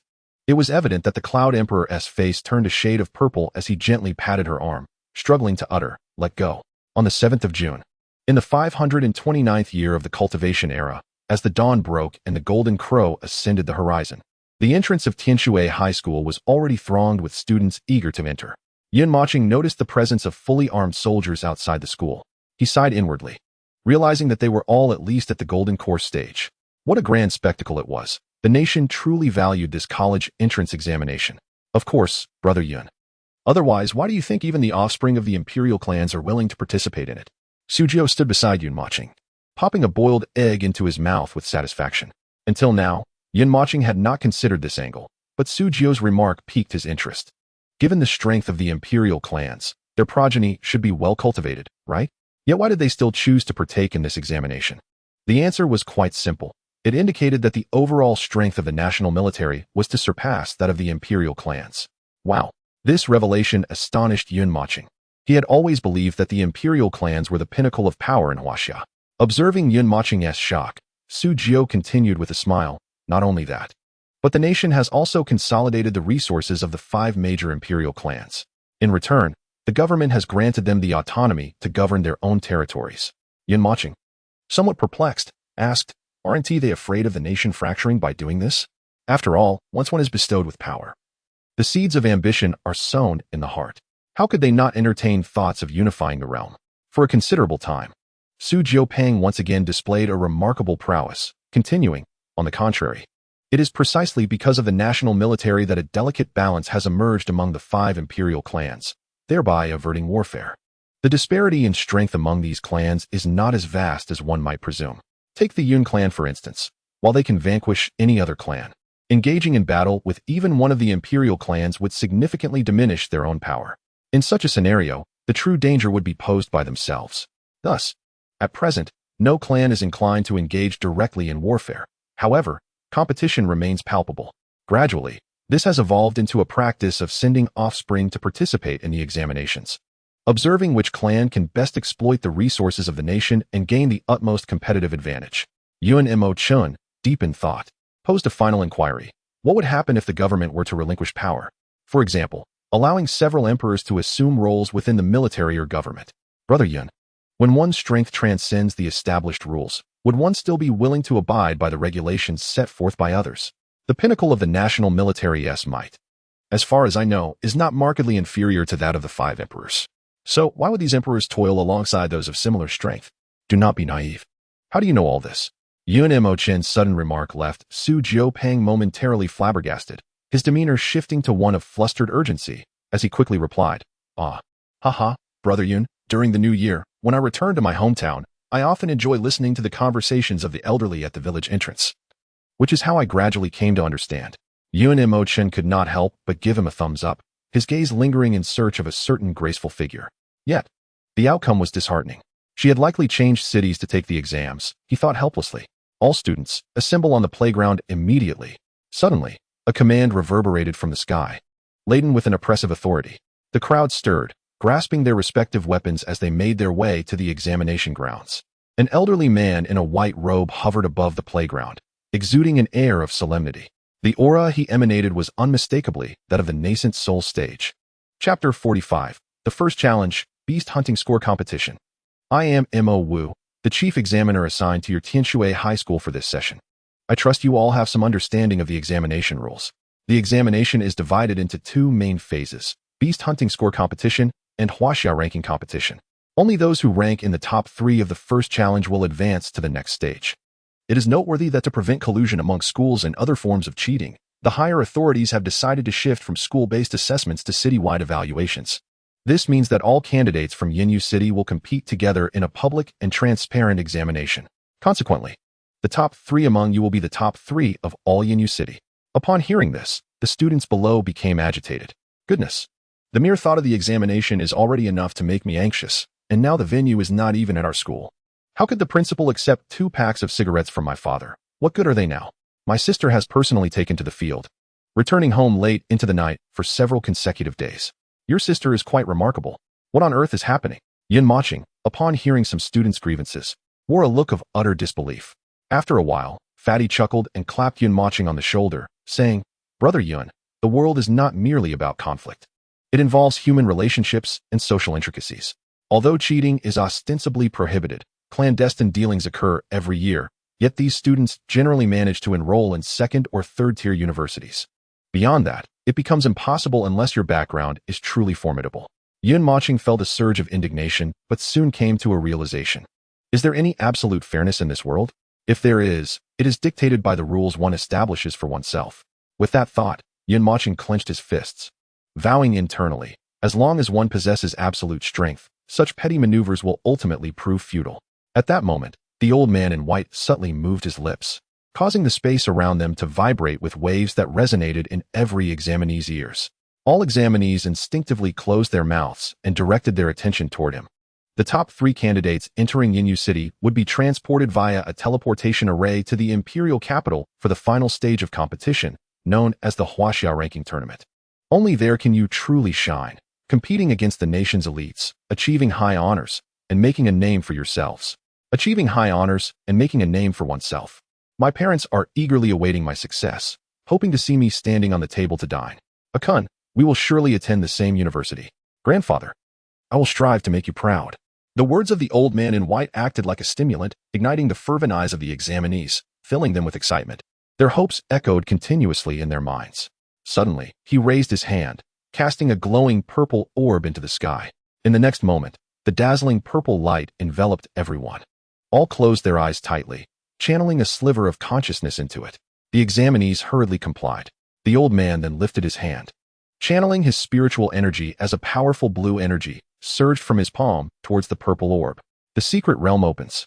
In the next instant, the purple orb began to spin wildly, swiftly forming a purple vortex with a diameter of 100 meters. Everyone felt a dizzying sensation, as if gravity had vanished, and they were drawn toward the purple orb. Simultaneously, similar occurrences unfolded in high schools throughout Yinyu City and across various cities nationwide. In the sky of the secret realm, Countless vortices of varying sizes emerged, from which numerous examinees were expelled. Ah, help! Oh my god! Mom, save me! I'm falling. Countless examinees plummeted freely from the sky. At the moment of landing, a mysterious force gently cradled them, allowing them to descend slowly. All examinees from Yinyu City. Welcome to the first round of assessments. You will each receive a ring that will record in real time the points you accumulate by slaying beasts.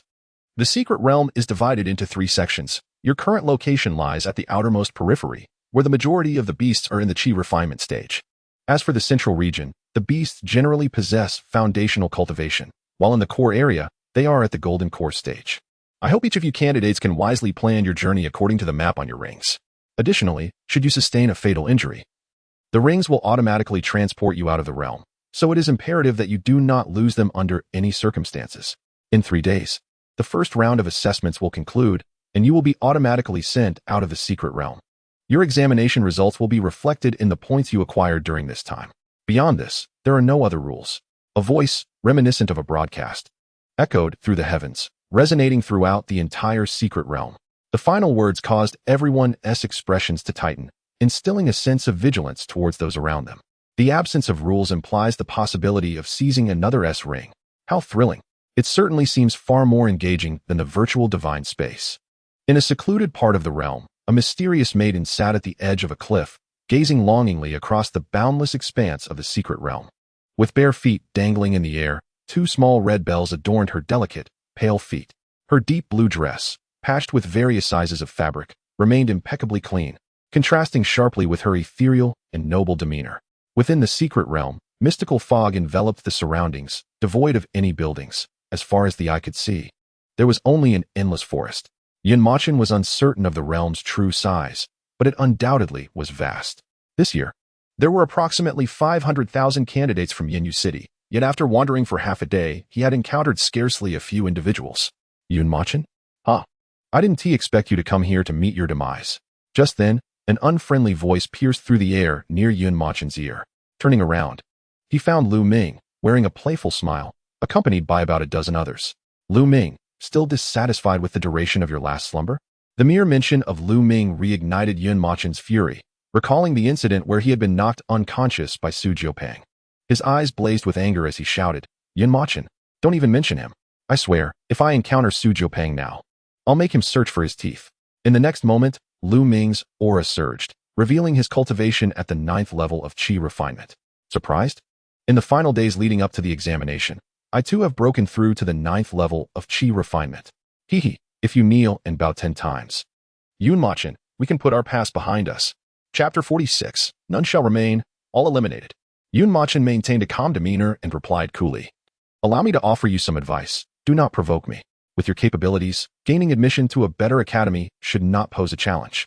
Out of respect for our shared experience as classmates, I'll grant you a chance to retreat. Begone. Upon hearing this, Lu Ming trembled with rage, his eyes bulging as if he were about to devour Mochen whole. Mochen, do you truly not recognize the favor being extended to you? Lu Ming has offered you an avenue of escape, yet you still speak so insolently. You are truly courting death. Indeed, Mochen. A mere bow of the head and an admission of fault would suffice. You are all classmates, and Lu Ming would not truly make things difficult for you. Yes, indeed.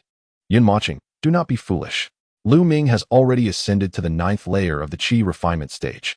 Do you wish to be eliminated by him with a score of 0? Witnessing this scene, the surrounding classmates began to persuade Mochen earnestly. Ha! Does he seek my attention solely because his strength surpasses mine, compelling me to acknowledge my faults? Mochen shook his head, growing increasingly disenchanted with his former classmates. Lu Ming drew his sword from his waist and slowly approached Mochen, his expression dark and foreboding. Indeed, my strength is superior, and you ought to respect me. I declare you wrong, and thus you are wrong. Boom. Before Lu Ming could finish his words, Mochen suddenly vanished from sight. The onlookers had yet to react when a figure shot forth, soaring hundreds of meters and crashing into dozens of trees. This is impossible. Lu Ming stared incredulously at his abdomen, where a deep imprint of a fist was embedded. Immediately after, a mechanical voice echoed in his mind. Candidate Lu Ming, score 0. Elimination confirmed.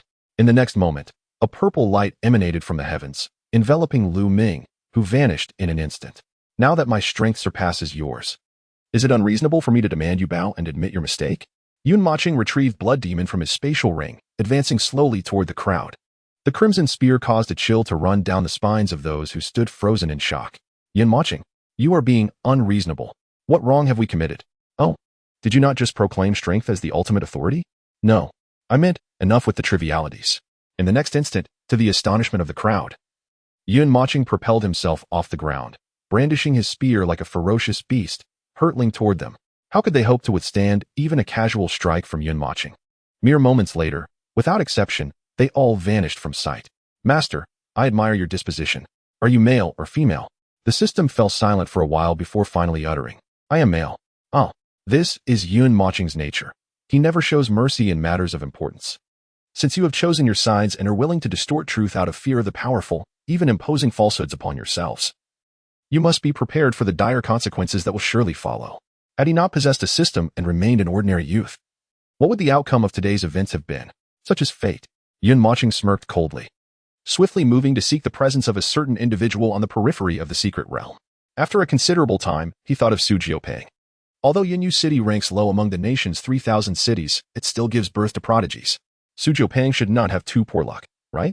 Su Jiupeng is Yun Mochen's brother, having stood up for him on numerous occasions, and is his only friend at Tianshui High School.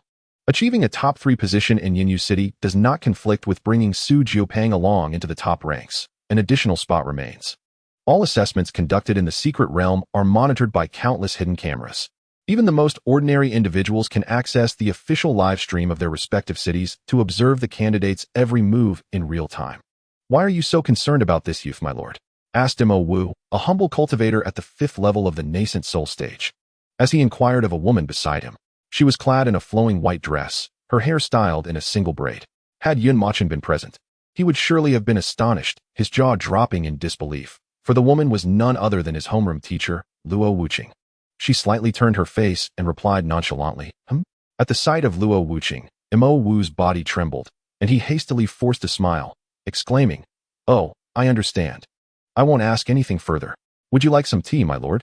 Luo Wuqing, her expression filled with concern, gazed at the young man in white within the monitoring room, completely disregarding Mo Wu's inquiry. Why is Mo Chen wielding a spear? Mo Wu thought to himself, feeling increasingly overwhelmed. He had anticipated a leisurely role as an invigilator, perhaps even receiving generous hospitality from the municipal government of Yunyu City, but instead, he found himself in the presence of a significant figure, leaving him utterly unsettled. To make matters worse, he had no idea of the other's identity. All he knew was that a single phone call from this person had nearly caused his superior to resign in fear, passing the position to him, turning him into a butcher. Is your vision truly reliable? I've searched the monitoring map for ages and still haven't located the young master. Please, don't rush me. I'm almost there, cried the butcher, who was frantically searching for Yun Mochen's whereabouts on his cherished 1,000-inch touchscreen computer, an item he typically reserved for watching films.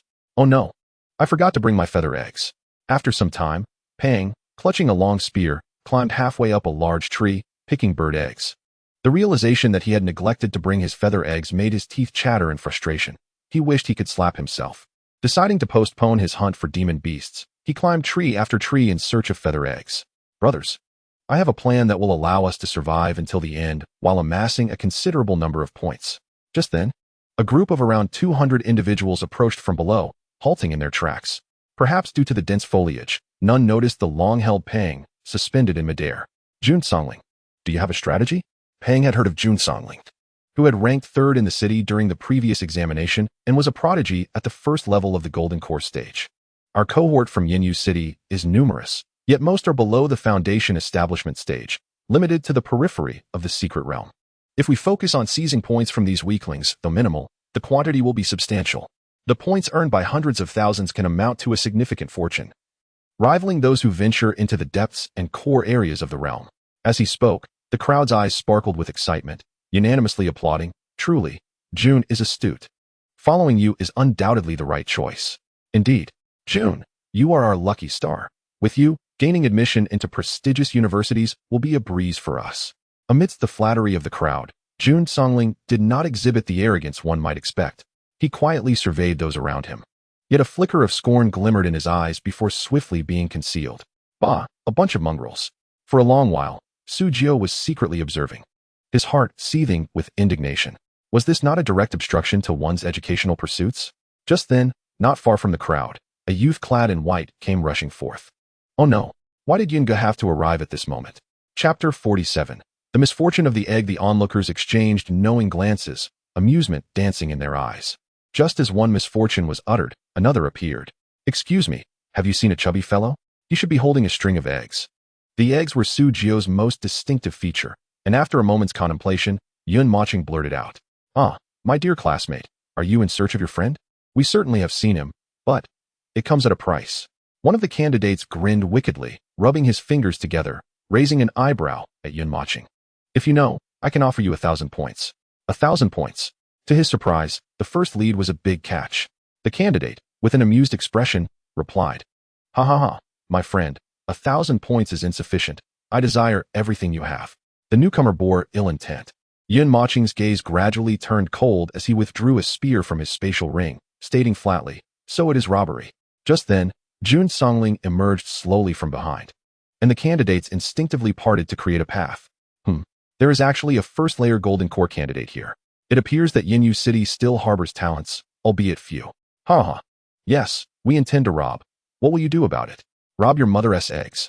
At the moment Jun Songling finished speaking, dozens of bird eggs suddenly materialized from the branches above, akin to miniature cannonballs, precisely raining down upon the eyes of Jun Songling and his companions. Who? Come out. You coward.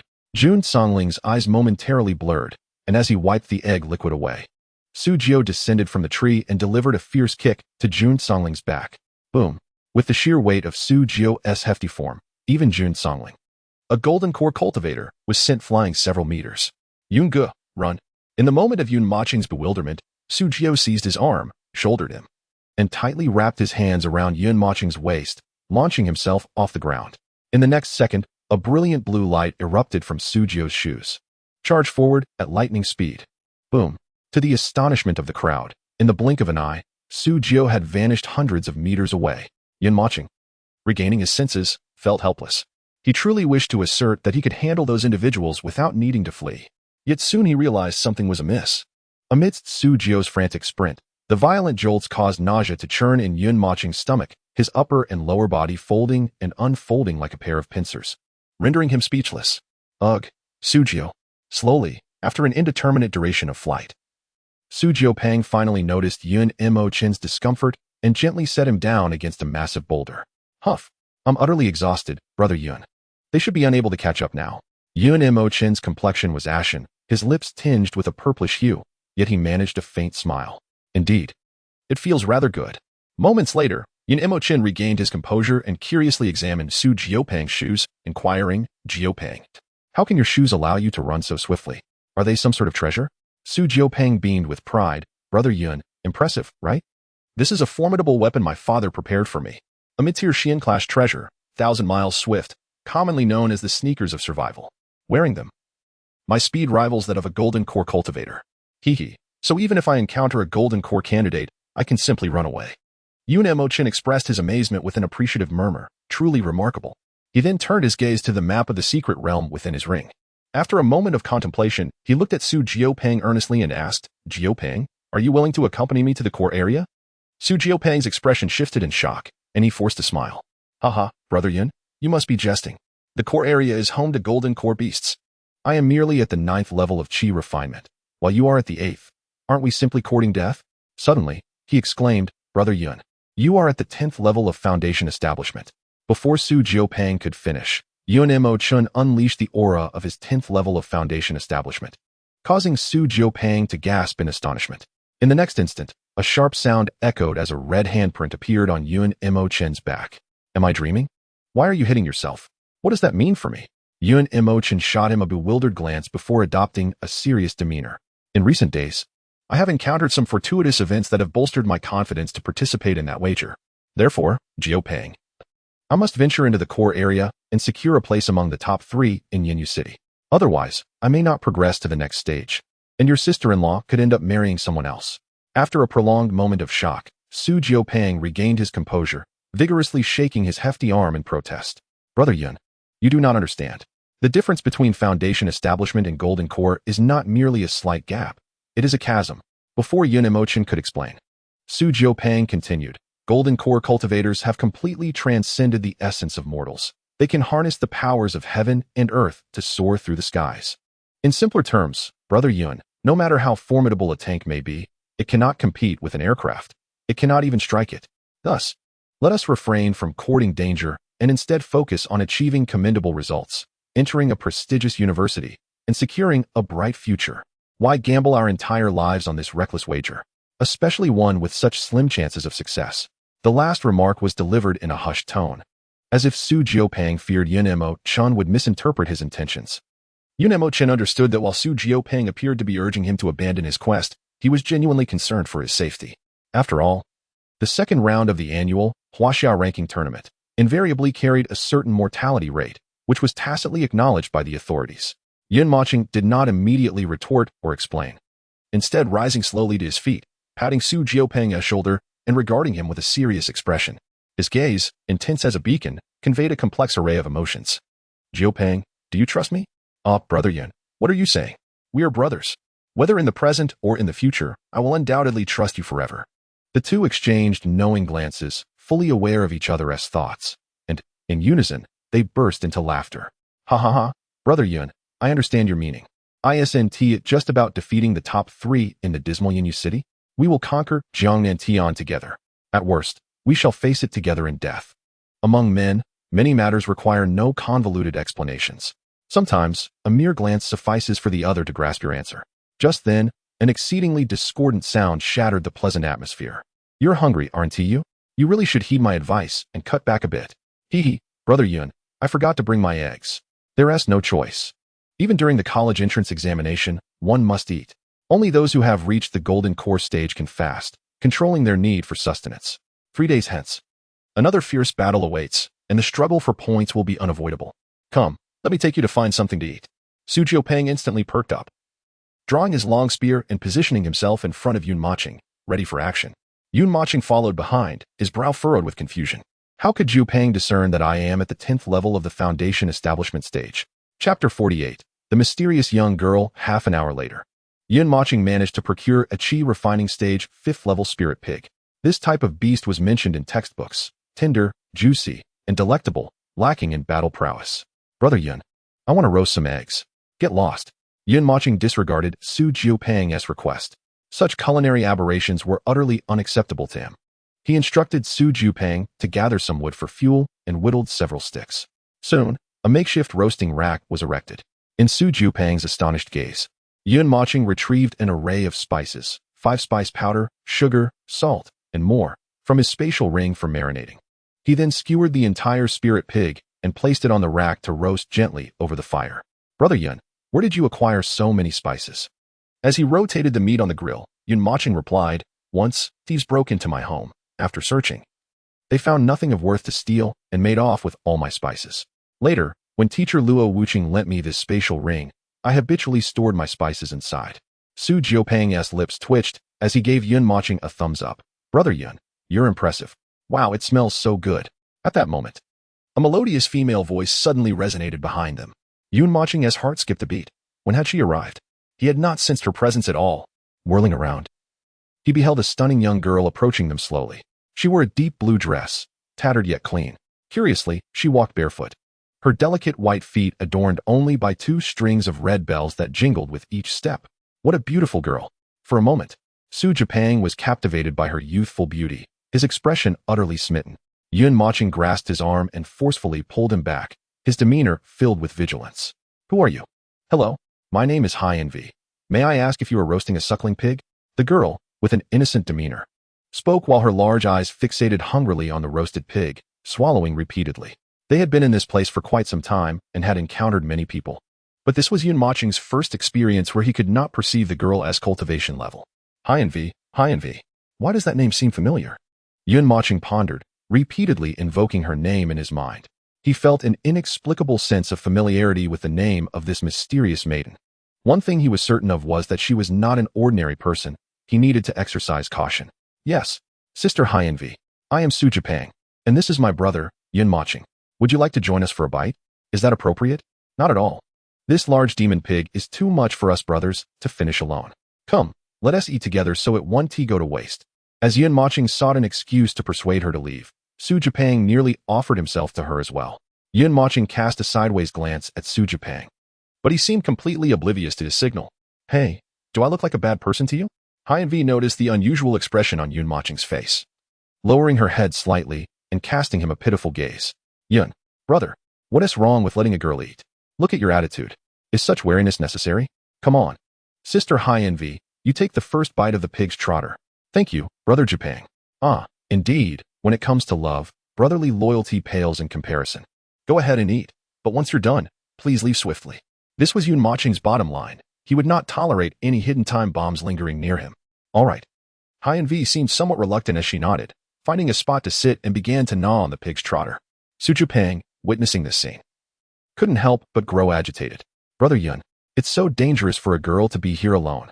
Yun Moching, uninterested in idle chatter, directly transmitted his thoughts. I cannot see through her cultivation. Normally, if one cannot perceive another's abilities, it usually means one thing. Their level surpasses yours. Wow, this is delicious. I wonder if roasting it with human flesh would be even tastier. At that moment, Hyenvi, relishing her meal, let out a delighted exclamation. Su Jipang's mind snapped into clarity, cold sweat trickling down his back. As he glanced at the seemingly innocent Hyenvi, he instinctively took a step back. Sister Hyenvi, what did you just say? Su Jipang inquired, his body retreating until he found refuge behind Yun Moching, where he came to a halt. Oh, it's nothing. Chubby brother, you and Cloud brother should come and eat too. We're not hungry. Haha, you eat first. At this moment, Su Chubby was hardly in the mood to think about food. He had just distinctly heard something about roasting human flesh. Could the other party be a pervert? Just then, a figure was swiftly approaching from the edge of the sky. Kid, let us see where you can run today. The voice reached them before the person did. It was Jun Songling. Oh no, Cloud brother, I didn't expect him to chase this fast. Soon, two more figures flew in from the opposite horizon. They were two young men. One wielded two enormous axes, his robust physique forming a stark contrast to his age. The other held a long bow, his demeanor proud. Casting a cold glance at Yun Mochen and the others, he questioned Jun Songling. Songling, after so many days apart, your strength has diminished to this extent. You can't even handle a few kids in the chi refining and foundation establishment stages? However, he also noticed the sea girl behind Yun Mochen. That girl is quite beautiful. Ha ha ha, she will be mine. Jun Songling sneered. Fong Mahai, don't be so smug. If it weren't for my momentary lapse last time, how could the second place have fallen into your hands? He then turned to the burly youth wielding the two axes. Qingshan, help me catch these few. As for our plan, I am willing to let you take the lion's share. Su Chubby, upon hearing this, couldn't help but break into a cold sweat. Tightly gripping Yun Mochen's shoulder, whispering, Cloud brother, that person with the long bow is Fong Mohai, the second place in the third round. At the first layer of the Golden Core stage, the one with the axes is the first place, known as the Axe Demon, Changqin Shan. He is at the second layer of the Golden Core stage. We're truly in a perilous situation now. Changqin Shan smiled faintly, showing no signs beforehand, and suddenly hurled the two axes towards Yun Mochen and Su Chubby. The axes flew from his hands, spinning wildly. In the blink of an eye, they formed two terrifying whirlwinds, seemingly intent on devouring everything around them. Suddenly, trees crashed down, and dust billowed. You've dirted my pig's trotters. Chapter 49. You've chosen the strongest one. Just as Yun Mochen was about to take action, the sea girl slowly stood up, her stunning beauty devoid of any innocence, replaced by an ominous and eerie demeanor. She raised her delicate jade-like hand. In an instant, torrents of seawater surged from her palm, engulfing the two oncoming axes completely. Clang! The two axes fell to the ground from the water, leaving everyone in shock. Who is this woman? She could effortlessly withstand Changqin Shan's full-force attack. He is at the second layer of the Golden Core stage. Changqin Shan's expression turned gravely serious as he regarded the sea girl. This was an adversary he had never encountered before. More importantly, he hadn't sensed her cultivation level at all. Return my pig's trotters, the sea girl said calmly. Looking at Changqin Shan. Who are you? Why have I never heard of you in Misty Rain City? Changqin Shan feigned calmness and inquired. The sea maiden paid him no heed, instead repeating with a gradually diminishing voice, I demand my pig's trotter back. Brother Qingshan, do not waste your breath on this enchanting witch. Let us join forces and surely we shall subdue them. Jun Songling snorted coldly, addressing Qingshan. Humph, what trickery is this? Fong Mohai swiftly drew his longbow, channeling his spiritual energy fervently, causing the arrowhead to ignite in a blaze of azure flames. Released the angry mountain town sea arrow. In the next instant, A resounding thud echoed as the arrow was released from the bowstring, hurtling directly towards the sea maiden. Boom! The arrow, imbued with formidable energy, transformed into a streak of blue light, producing a deafening sonic boom. You have provoked my wrath. At the moment the arrow was about to strike the sea maiden, to everyone's astonishment, she made no attempt to evade it, standing her ground. Slowly, she raised her delicate jade hand. Her movements appeared languid, yet possessed an inexplicable swiftness.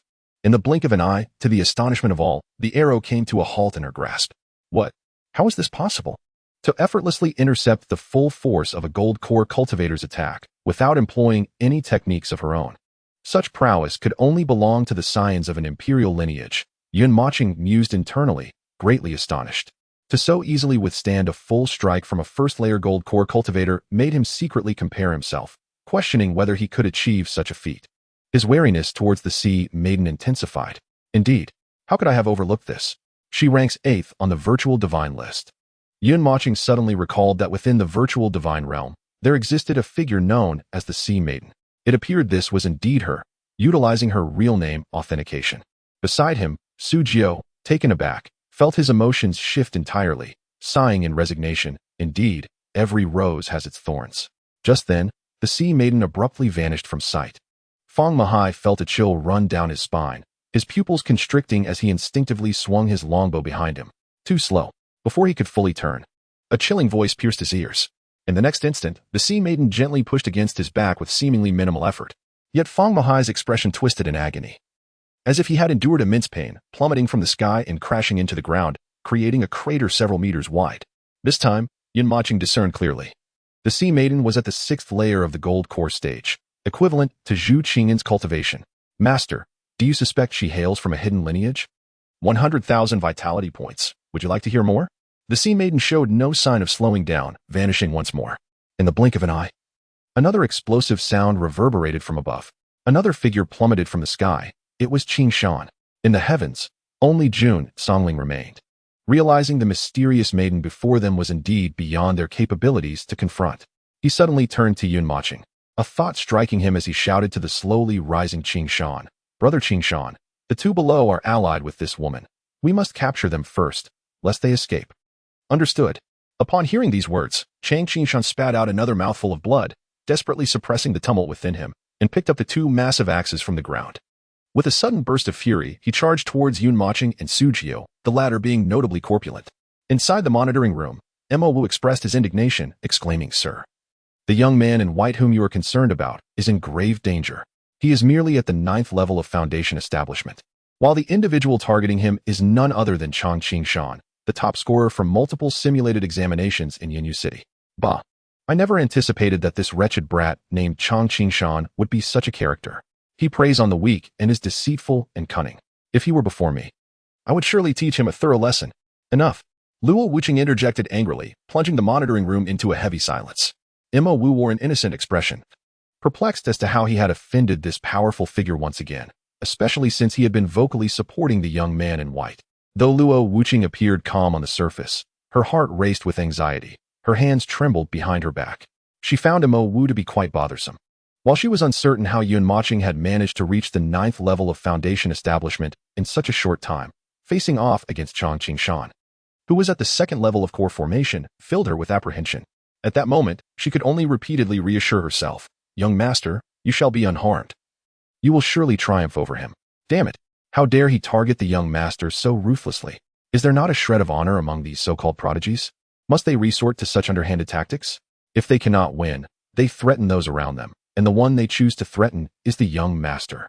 It infuriates me. Just then, the butcher had managed to locate Yun Mochen's image on a 1,000-inch touchscreen computer, only to witness Jun Songling cornering Yun Mochen and his companions, which caused him to clutch the hand of Aunt Kai beside him with such force that it reddened her skin. The butcher released her hand. Oh dear. Aunt Kai's cheeks flushed slightly but quickly reverted to their pale hue. She was equally anxious, her gaze fixed on the large screen, her palms clenched tightly. However, it wasn't long before Aunt Kai seemed to notice something and suddenly exclaimed, Butcher, do you sense something amiss with the young master's aura? What the hell? The young master is actually at the 10th level of Foundation establishment. On the screen, Jiao Peng shouted, Quick, stand behind me. Initially, Su Jiao intended to flee with Yun Mochen once more, But upon meeting Yun Moching's unwavering gaze, he felt a surge of determination. Drawing his long spear and positioning himself behind Yun Moching, ready to face whatever fate awaited them together. Brother Yun, if you perish, I shall accompany you. Haha. Yun Moching laughed heartily, and in the next instant, a blood-red spear materialized in his hand. Facing the oncoming Chang Qingshan, he exhibited not a trace of panic, his eyes narrowing slightly as he walked towards his opponent at a deliberate pace. Kid, die for me, Chang Qingshan bellowed, channeling his spiritual power fervently into the two axes. Without a moment's hesitation, he swung them menacingly towards Yun Moching's face. You've chosen the most formidable opponent, haven't you? Yun Moching teased in a whisper, audible only to Chang Qingshan. Before Chang Qingshan could react, the spear in Yun Moching's hand moved. In an instant, an array of eerie and terrifying powers erupted from within him, surging toward the spear he held. He possessed the essence of the spear. Even the sea maiden paused midair, her exquisite visage adorned with a few strands of hair gently swaying, momentarily lost in astonishment. Chapter 50. The Sea Maiden's Betrothal. The myriad manifestations of spear essence transformed into a fearsome dragon, engulfing the Longqing mountain in one swift motion. In the next moment, a figure suddenly burst forth from the spear essence, crashing through hundreds of towering trees before vanishing from sight. In that place, only a youth in white, wielding a blood-red spear, remained, surrounded by the remnants of shattered axes scattered across the ground. For a long while, he stood in disbelief, murmuring, Yin Gu has vanquished the second tier of the Golden Core stage in an instant. In the monitoring room, Mo Wu was so astonished that his mouth formed a perfect O, pointing at the youth in white on the screen, stammering, the esteemed one has triumphed. With the strength of the ninth tier of the Foundation Establishment stage, he has swiftly eliminated a practitioner of the second tier of the Golden Core stage. Such an achievement. Even I, at the fifth tier of the Nascent Soul stage, have never witnessed nor even heard of such a feat. Truly, the youth favored by the esteemed one is beyond my perception. Reflecting on this, Mo Wu felt a deeper admiration for the distinguished individual beside him, his heart brimming with emotion. Young master, you have indeed given us a tremendous surprise. In Luo Wuqing's beautiful eyes, excitement sparkled like glistening jewels, joyfully proclaiming, remarkable. My young master, how exhilarating. You're being overly dramatic. Do you wish to perish? The butcher suddenly leaped up from the table and, upon locking eyes with Aunt Kai, seized her in an unexpected embrace. Aunt Kai appeared utterly taken aback, startled into stillness without a hint of resistance. Ha! I am beyond elated. Just look at you, still so reserved. With the young master's Foundation Establishment strength, he has crossed a major realm to annihilate a Golden Core practitioner. How can you not be thrilled? Enjoy it in secret. Humph. As if you yourself are crossing a major realm in battle, merely basking in the young master's glory. And next time, refrain from grabbing me the moment the young master wins. Aunt Kai pretended to be angry, a flicker of annoyance crossing her brow. Yet, her voice softened, growing increasingly gentle as she spoke to the butcher. The second tier of the Golden Core stage is nothing of significance. After the recent battle, Yun Moching gained a clearer understanding of his own prowess. Where have Jun Songling and Fong Mahai gone? Just as Yun Moching intended to confront the two, he discovered they had already vanished without a trace. It was the Sea Maiden who had let them escape. She remained rooted in place, staring blankly at Yun Moching. Brother Yun, are you perhaps Luo Zihan? The Sea Maiden flew over, posing a question that left Yun Moching perplexed. Ah? Ha ha ha. I am indeed Yun Moching.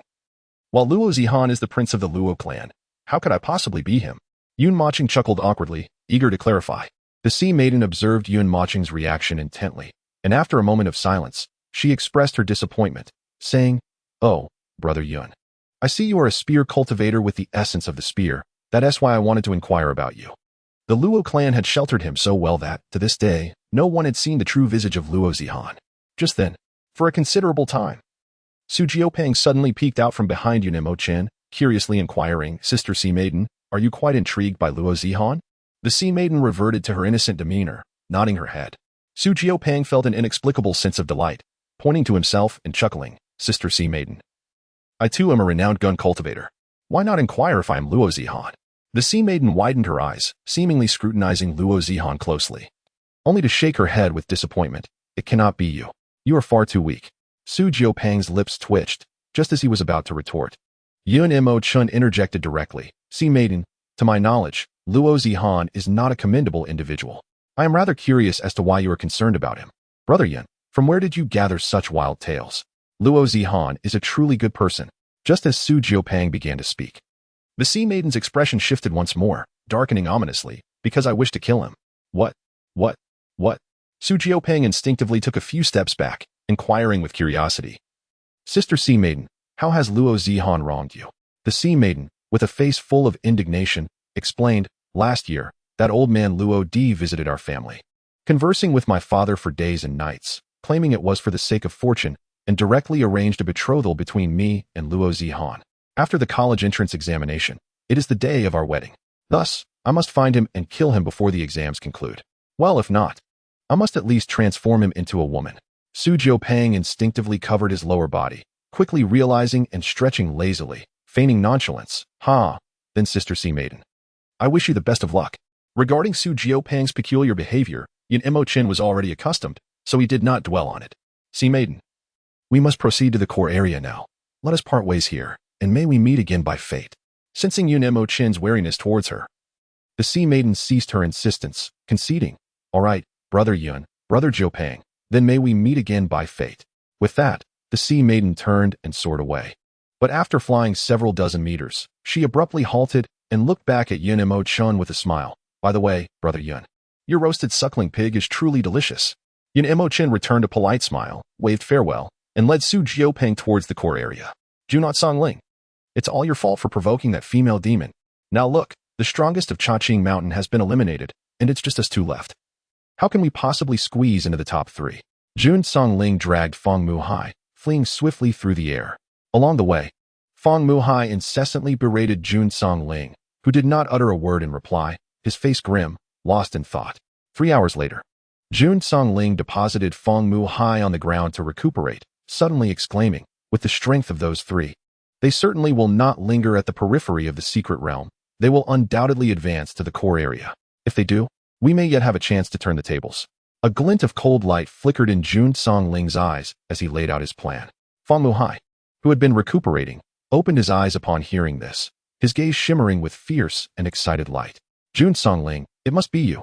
He laughed heartily. 3 days later, the canopy of the secret realm trembled slightly, and a voice echoed among all the candidates. Today marks the final day of the secret realm, with 933 candidates remaining. I urge all participants to prepare for the final sprint. Simultaneously, I will announce the current top 3 candidates. In first place, Jun Songling with 983, 422 points. In second, Feng Muhai with 889, 267 points. And in third, Yun Mochen with 562, 289 points. Lastly, I wish all candidates success in their endeavors. Crash. As Su Jiupang was roasting bird eggs, he lost grip and let a skewer of roasted eggs tumble into the fire. How could this be possible? Yungu. They must have cheated. Yun Mochen's eyes narrowed slightly, ignoring Su Jiupang as he pondered in silence. Under normal circumstances, he should have been in first place, with Hai Nu in second and Su Jiupang in third. It wasn't he because Su Jiupang was particularly strong. Rather, he had allocated a significant number of points to him. Over the past few days, within the core area, his spear had almost begun to smoke from the numerous gold core beasts he had slain, numbering in the thousands. Yet, even so, let us go, Jiupang. I think I know what to do. Su Jiupang, puzzled, asked, Yungu, we're already in the core area. Where else can we go? To the outskirts of the secret realm. Chapter 51. Upside down along the way, Su Jiupang continuously urged, Yungu. Those two clearly are not good people. Having amassed such high points, they must have engaged in some nefarious deeds. And if you maintain your current points, securing a spot in the top 3 is absolutely assured. Why risk it by seeking them out? Hearing this, Yun Mochen's expression turned serious as he looked at Su Jiupang. Jiupang, while the top 3 is indeed my goal, I can afford to be indifferent to whether I am first. But you, Jiupang, must absolutely remain within the top 3. This is the bond between brothers. In the past, how many times has Su Jiupang stood up for me? Now that I have gained strength, I cannot forget the saying, to share both fortune and misfortune. Upon hearing these words, Su Jiupang felt a tumult of emotions rise within him, unable to settle. He turned his face to deeply gaze at Yun Mochen, his complex expression signifying a silent resolution made within his heart. 5 hours later, Yun Mochen and Su Jiupang arrived at the outskirts of the secret realm. Why are there so many people? What are they doing? Su Jiupang exclaimed. Yun Mochen quickly covered his mouth, placing a finger to his lips and shaking his head, signaling him to be quiet. Not far away, in a dense thicket, countless heads were visible, Yun Mochen scanned the area with his spiritual sense, his heart filled with astonishment. There were at least tens of thousands of people gathered there. Indeed. Yun Mochen let out a cold smile, slowly rising to his feet and striding toward the crowd. Yun Ge, what are you doing? If all those people belong to Jun Songling's faction, we're surely doomed. Not a chance. Tens of thousands of Qi refining candidates against a few hundred Foundation establishment candidates. That formation could exhaust even a gold core cultivator. However, beyond that, it wouldn't hold. The formidable power of the nascent soul stage has reached a level where it can disregard numerical superiority. No matter how many low-level cultivators stand against a nascent soul cultivator, their fate is merely to meet their demise. As long as I follow closely, everything will be fine, thought Su Jiupang with a resigned sigh, appearing apprehensive as he tightly gripped his spear, trailing closely behind Yun Mochen. Soon, several candidates ahead began to take notice of Yun Mochen. What was perplexing was the way these candidates looked at him. Their expression shifted from confusion to a sudden reveal of what appeared to be a portrait. After scrutinizing it closely, they looked up to observe him again. As if comparing something. In an instant, their expressions transformed dramatically. Anger etched on their faces as they cast dark, menacing glances at Yun Mochen and Su Jiupang, as if ready to strike at any moment. Stop staring, let your leader step forward. Yun Mochen approached the crowd, and the candidates seemed to communicate with one another in an organized manner. Before long, a mass of over 100,000 people surged towards him like a dark tide. Ha ha ha. I never expected you would dare to come. At that moment, two figures slowly ascended from the throng of people. One of them spoke, Jun Songling. Are you this excited to see me? Why didn't you give me a heads up when you fled a few days ago? I've spent days searching for you. My hands are itching to strike. Upon hearing this, Jun Songling trembled, barely suppressing the fury that simmered deep within, coldly retorting, You insolent brat. Still barking even as your doom approaches. You'll soon be rolling home with a score of 0. Yun Mochen drew his spear, gently wiping it without casting a glance at Jun Songling, and remarked nonchalantly, I am quite curious how you managed to convince over 100,000 candidates to willingly surrender their points to you. Before Jun Songling could respond, the crowd erupted in a frenzy. How dare you question Jun Xiao so brazenly? If it weren't for the two of you offending and framing Jun Xiao and Feng Xiao, how could they have organized hundreds of Foundation establishment cultivators to besiege us? Ultimately, it's all because of you. Yes, it's all your fault. Hurry over and apologize to Jun Xiao and Feng Xiao. The assessment is almost over, and I don't want to fail to get into even a university. Fools, hurry over. Come over. Come over. The voices in the crowd began to unify. Chanting in unison, the collective roar of tens of thousands echoed like thunder. At that moment, Jun Songling transmitted his voice to the crowd, everyone. Feng Muhai and I have no intention of seizing your opportunities in the entrance examination. If it weren't for these two insidious and cunning individuals tricking us into ingesting a deadly poison, they would not have had the chance to injure us severely and steal all our points. But do we aspire to be in the top 3? No. We aim to bring honor to our shared Yinyu city, to achieve outstanding results in the Huaxia ranking tournament, to ensure that our nation acknowledges Yinyu city and secures better cultivation resources for us all. As he spoke, Jun Songling raised his hand to his chest, feigning remorse and distress, bowing deeply to the assembled candidates, before continuing, Ahem, thus we resorted to this desperate measure, temporarily safeguarding your points. However, dear friends, fret not. I assure you that if you unite to capture the two individuals, I shall return the points to you intact. Brothers, the future of Yinyu City rests in your capable hands. We must not allow such worthless scoundrels to tarnish our collective reputation by participating in the Huaxia ranking tournament, under the guise of Yinyu City's candidates. Before Jun Songling could finish his words, Su Jiu couldn't contain himself any longer and angrily pointed at him, exclaiming, How dare you? Jun Song, you have no shame whatsoever. To seize others' points and threaten them into becoming your henchmen is utterly disgusting. I truly pity your mother for having given birth to such a wretched creature. I feel sorry for your father too. Why didn't he take you away years ago? The crowd erupted into a frenzy. Silence. Do you even know who Jun Xiao and Feng Xiao are? We know them better than you do. What are you even worth?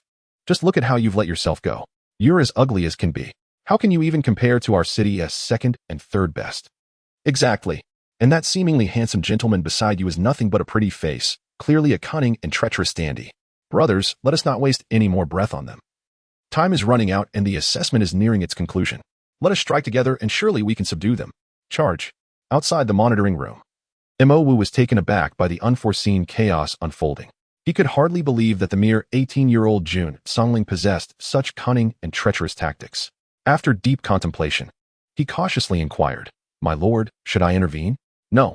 To his surprise, Luo Wuqing dismissed his suggestion without a moment's hesitation. "Mo Wu, do you not realize? The first stage of this assessment was never fair to begin with." "My lord, then why can't the state amend the rules?" Mo Wu was genuinely perplexed. The first phase, the Beast Hunt Points competition, had devolved from candidates banding together to a brutal free-for-all, completely losing its original intent. Choice. This is the first lesson the nation seeks to impart as they step beyond the confines of academia. Mo Wu listened intently, refraining from interruption. As Luo Wuqing continued, from the moment one decides to embark on the path of immortality, one's relationship with fairness is severed. Talent, innate ability, comprehension, background, and fortune. These 5 conditions play a crucial role in determining whether an individual can achieve greatness. But do you know which condition is the most significant? Mo Wu pondered deeply before finally articulating his thoughts. "My lord, I believe background holds the utmost importance. For individuals such as the imperial sons and daughters, their very birth in Rome grants them an advantage. Even if the other 4 conditions are mediocre, the imperial lineage affords them the potential to accomplish what ordinary individuals could only dream of achieving in a lifetime." Luo Wuqing nodded slightly. Responding thoughtfully, "You make a valid point, but it is not entirely correct." Mo Wu wore a puzzled expression as Luo Wuqing explained. "In truth, for a cultivator, fortune is of paramount importance. Throughout the annals of history, countless prodigies have dazzled the world, yet only a select few reach the ultimate pinnacle. Among these extraordinary beings, many either perish prematurely or suffer debilitating setbacks, leading to a similar fate, their disappearance from the historical stage. A cultivator blessed with great fortune can acquire resources and opportunities to bridge the gap between themselves and those with formidable backgrounds.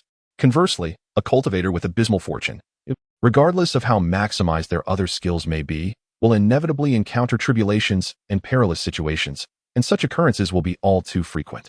They might rely on their formidable strength or backing to navigate dangers time and again, yet a single misstep could shatter their so-called promising life into mere shadows and illusions." Mo Wu nodded slowly, his previously steadfast beliefs beginning to waver. Luo Wuqing took a deep breath, his gaze fixed on the large screen, filled with profound concern, and continued. "Each of them has the option to form teams or to walk alone. They can choose to hunt ferocious beasts or turn against their own kind. When faced with coercion from someone like Jun Songling, the choices of compromise or resistance are ultimately theirs to make. This, indeed, embodies their fortune. The outcome will soon be revealed. As for the mission of the state, it is to identify these fortunate individuals and invest considerable resources and energy into their cultivation." Suddenly, just as the crowd was about to confront Yun Mochen and Su Jiao, a melodious chime echoed from the horizon. Although the sound was faint, it resonated in the ears of everyone present. "Who is approaching?" The crowd halted, curiously gazing into the distance. Moments later, a stunning young girl, barefoot and clad in a deep blue dress, appeared before them.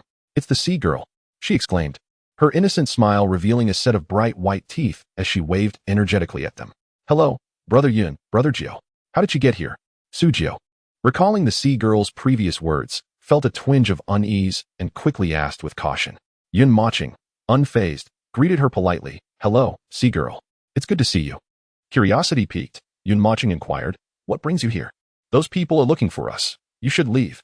Unperturbed by the approaching throngs of cultivators, the sea girl beamed a sweet smile and replied, "Brother Yun, my dad insisted that I must enter the Huaxia ranking tournament. So I came to find Jun Songling and Fang Mahai to see what strength they possess to rank among the top 3. Since they want to fight, we might as well join in." "But sea girl, there are over 100,000 of them," Su Jiao exclaimed. "So what? Hee, I haven't had human flesh in ages." Hiss. Yun Mochen and Su Jiao exchanged a glance, their expressions a mix of astonishment and complexity. "Haha, eating human flesh? Little sister, go home and drink your milk." A student closest to the sea maiden suddenly mocked from the crowd. Boom.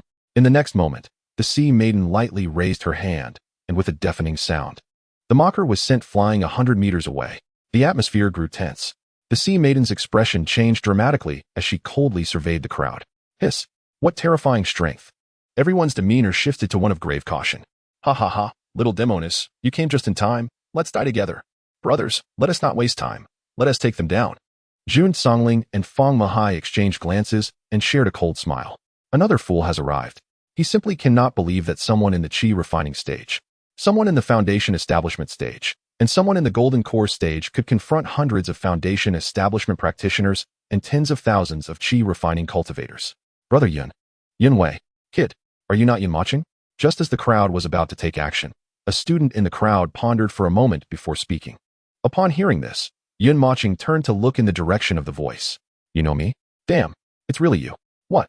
That young man in white is the one who boldly challenged the Emperor of Blessings, Yun Mochen. Suddenly, the crowd erupted in astonishment as if they had just heard an earth-shattering revelation. That young man in white is indeed Yun Mochen. Who is Yun Mochen? Are you foolish? Over a month ago, he topped the trending searches on our phones, the one who made a bet with the Emperor of Blessings, that audacious fool. I almost forgot. I was wondering why he looked somewhat familiar. Upon closer inspection, he truly is that pretty boy. What does the Emperor's daughter, Zhu Qingyan, see in him? His mind is clearly not right. Facing tens of thousands of us cultivators, he still poses with such arrogance, as if he is formidable. Exactly. Zhu Qingyan is one of the three wonders of the Huaxia nation, the epitome of beauty. She should be with a man like me. I would cherish her dearly. Boom. Before the student could finish his words, a deafening sonic boom erupted throughout the venue. Looking back at Yun Mochen, he had vanished. Where did he go? Suddenly, the student felt a chill run down his spine, an inexplicable sense of dread washing over him. His pupils constricted sharply, as if he were experiencing immense pain.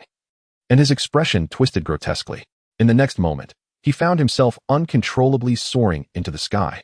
As he was about to hit the ground, a young man in white, wielding a long spear, stood quietly at the spot.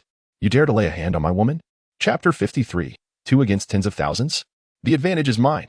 Die for me.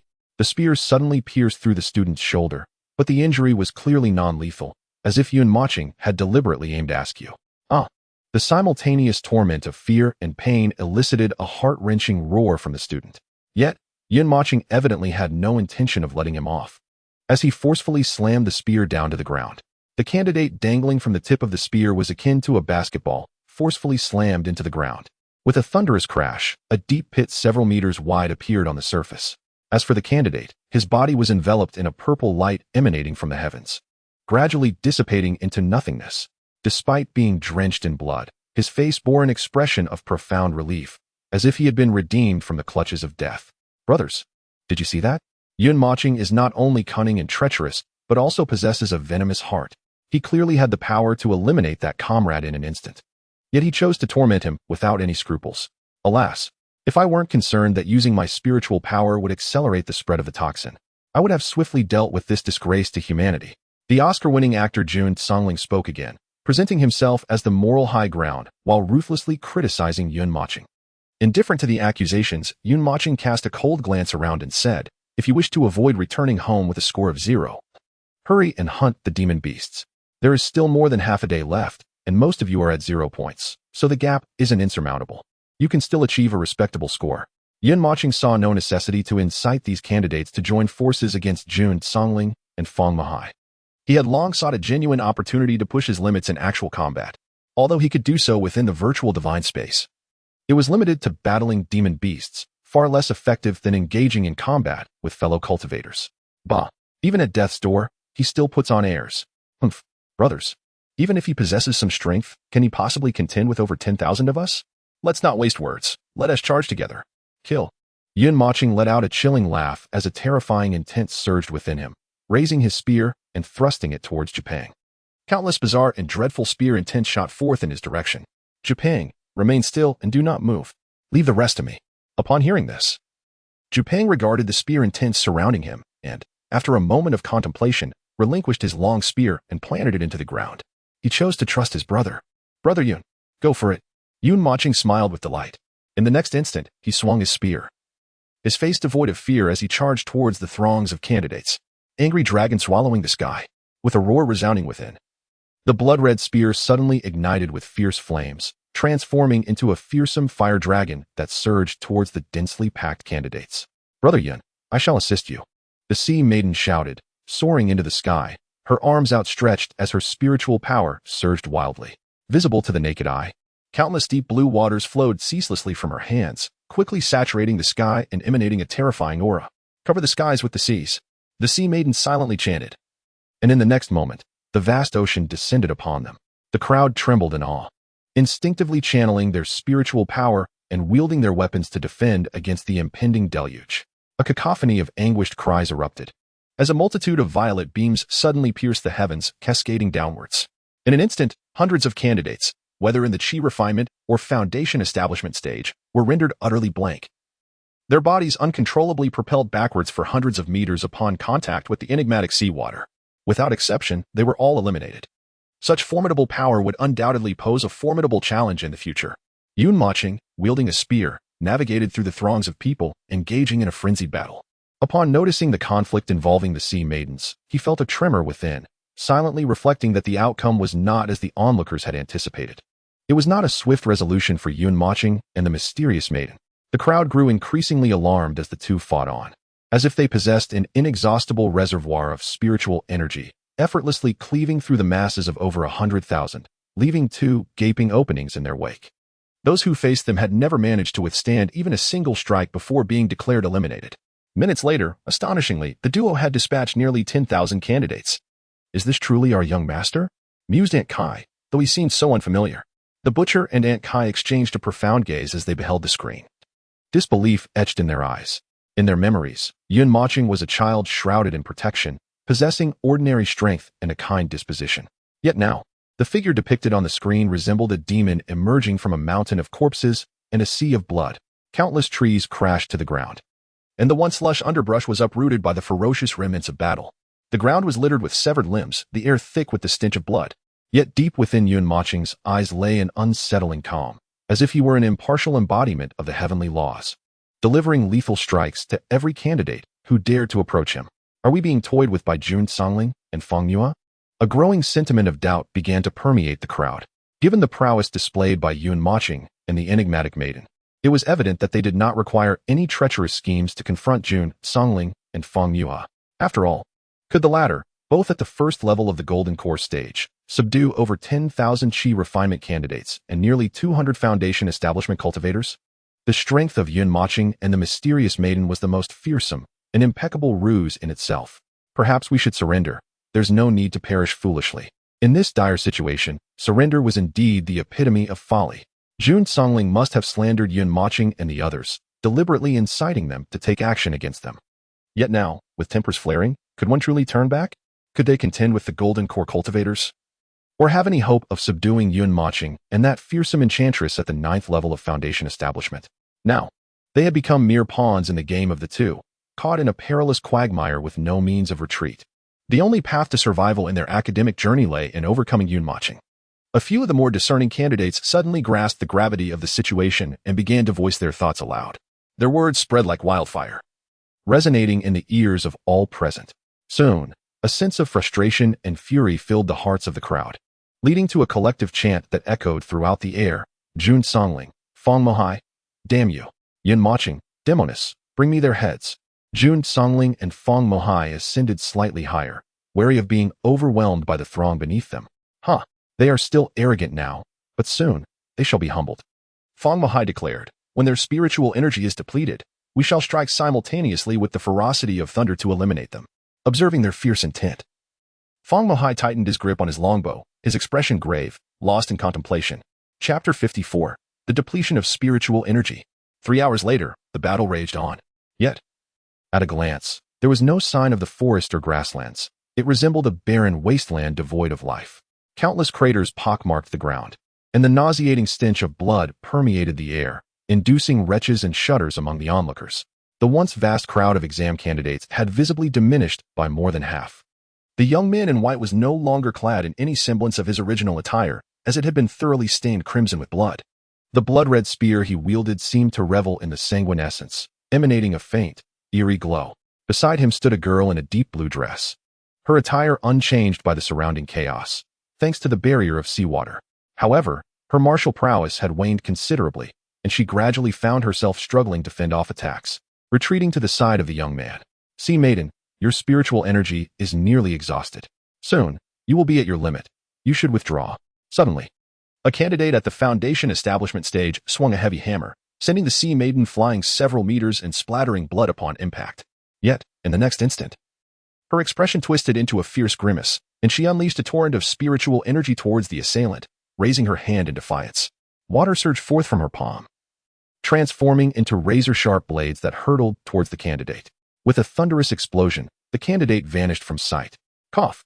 Brother Yun, if you do not retreat, then neither shall I. My father always said that regardless of gender, loyalty to friends is paramount. And since you treated me to roast pig, you are my friend. Yun Mochen was taken aback, realizing he might have misjudged the sea maiden all along. After effortlessly dispatching several candidates, he couldn't help but turn towards her, driven by curiosity. Sea maiden, have you truly consumed human flesh? Cough. Cough. Brother Yun, I have not. What then? Just as Yun Mochen posed the question, the sea maiden seemed a bit embarrassed and replied, I simply found that phrase to be quite imposing, so I adopted it as my catchphrase. At that moment, Yun Mochen's offensive appeared fierce, yet he too was nearing the limits of his spiritual energy, relying solely on the intent of his spear to fight. Beware, Brother Yun. Suddenly, a loud shout erupted from behind him. A chill crept down Yun Mochen's spine as an overwhelming sense of danger surged within him. Instinctively, he thrust his spear backward with all his might. Boom. A shadow was violently propelled backward for several hundred meters, crashing heavily against a massive rock, stirring up a cloud of dust. Yun Gu, Brother Yun, Su Jiao and the sea goddess exclaimed in shock, their voices echoing in unison. From within the dust cloud, a blood-red figure staggered out unsteadily. Yet, after only a few steps, his legs buckled, and he knelt on the ground. It was Yun Mochen. Above his chest, a blue arrow was embedded deeply, blood uncontrollably dripping along its shaft onto the earth below. Young master. From different locations, 3 individuals, Luo Wuqing, the butcher, and Aunt Kai, gasped in unison at the screen. Each wore expressions of anxiety and heartache, as if the arrow had struck not Yun Mochen, but themselves. Hang in there. Young master. You will be fine. All 3 silently prayed for a miracle to occur. Ha ha ha ha. Yun Mochen, why are you not being reckless anymore? Aren't you strong? Keep going. You can't even withstand a single arrow from me now. What a worthless fool. Feng Muhai suddenly vanished from sight, soaring above Yun Mochen with a longbow in hand, exuding an aura of triumph as he looked down upon Yun Mochen. Boom. Before anyone could react, another explosive sound reverberated through the air. A deep blue figure was similarly blasted away, skidding for hundreds of meters. Ignoring Feng Muhai, Yun Mochen, with great effort, suppressed the turmoil within him and shot towards that figure with incredible speed. Sea goddess, are you all right? He supported the sea goddess's back, allowing her to regain her balance gradually. Cough. The sea goddess spat out another mouthful of blood, her gaze towards Jun Songling icy as she struggled to speak. I'm fine. Observing the once innocent and adorable sea goddess now battered to such a state, Yun Mochen's expression darkened considerably. In truth, this situation had little to do with the sea goddess. Even if she hadn't come to assist, a victor would inevitably emerge from the battle between him and Su Jiao against Jun Songling and Feng Muhai. It would either be him and Su Jiao or Jun Songling and Feng Muhai. With only 3 slots available for the top contenders, it would not be difficult for the sea goddess to secure the last spot based on her own strength. Yet, she chose to fight alongside Yun Mochen, eschewing cunning tactics, displaying remarkable loyalty and courage in the face of formidable foes. For these reasons alone, Yun Mochen silently acknowledged her in his heart. Sea goddess, I have also befriended you. The rest is up to me. Without uttering another word, Yun Mochen extracted the arrow from his chest and set the sea goddess aside, enveloping her in a formidable aura of gun intent. Simultaneously, he retrieved the roasted pig's trotter from his spatial ring, presenting it to the sea goddess with a feigned smile of ease. Brother Yun. The sea goddess sat with her pristine white legs crossed on the ground, her delicate feet untouched by dirt, her small hands cradling a roasted pig's trotter larger than her own face. She felt a surge of emotion, and her beautiful eyes glimmered with unshed tears. Unable to suppress a gulp, the mermaid instinctively reached out her hand, hoping Yun Mochen would liberate her from the threat of the gun. Yet, midway through her gesture, her hand froze in midair as she suddenly realized that she had lost all her spiritual energy. Even if she managed to escape, she would merely be a burden, easily subdued by even a chi refinement stage cultivator. With tear-filled, wide eyes, she could only stare blankly at Yun Mochen's retreating figure. Under the sunlight in the secret realm, his silhouette elongated, growing increasingly imposing in her heart. Yun Mochen, have you been rendered foolish by my blows? Ha ha, facing death, and you still play the gallant hero. I'm keen to see what confidence you possess. Feng Muhai proclaimed with arrogance, while beside him, Jun Songling narrowed his eyes and hastily advised, Feng Muhai, let us strike together and conclude this swiftly to avoid unforeseen complications. Jun Songling, you're being overly cautious. That Yun Mochen can't even withstand a single blow from me, let alone pose a threat to us both. At that moment, amidst the crowd's bewilderment, Yun Mochen sheathed his spear into his spatial ring and slowly spread his hands, resembling a preacher delivering a sermon. With a cold smile, he remarked, "Is that so? Then bring forth your blood." In the next instant, the heavenly covering technique within him seemed to sense something, operating with exhilarating fervor. In the blink of an eye, amidst the scattered blood and dismembered limbs on the ground, countless crimson threads of vitality surged forth towards Yun Mochen, enveloping him in a torrent. The once azure sky rapidly transformed into an ominous crimson hue. Chapter 55, Saintly Mother? Non-existent. All shall be eliminated. Heavens! What on earth is happening? Could Yun Mochen be a demonic cultivator? The streams of vitality seemed to converge upon him as if responding to a command. The candidates, filled with dread, instinctively recoiled from Yun Mochen. Fong Mahai, strike. Do not give him any opportunity. Jun Songling sensed an impending disaster, and without waiting for Fong Mahai's reply, he unleashed his martial technique towards Yun Mochen. Fong Mahai, witnessing this bizarre scene, dared not delay any longer. He hastily conjured a formidable arrow feather and shot it towards Yun Mochen with determination. Yun Mochen slowly lifted his head, showing no sign of trepidation in the face of the impending assault. Unbeknownst to the moment, the blood-red spear reappeared in his grasp. Angry dragon swallows heaven, he shouted inwardly. Suddenly, the blood demon was unleashed, transforming into a terrifying dragon that surged forth with earth-shattering might, clashing against the martial techniques of the two adversaries. To everyone's astonishment, when the techniques of Jun Songling and Fong Mohai collided with the blood demon, they shattered within less than a second.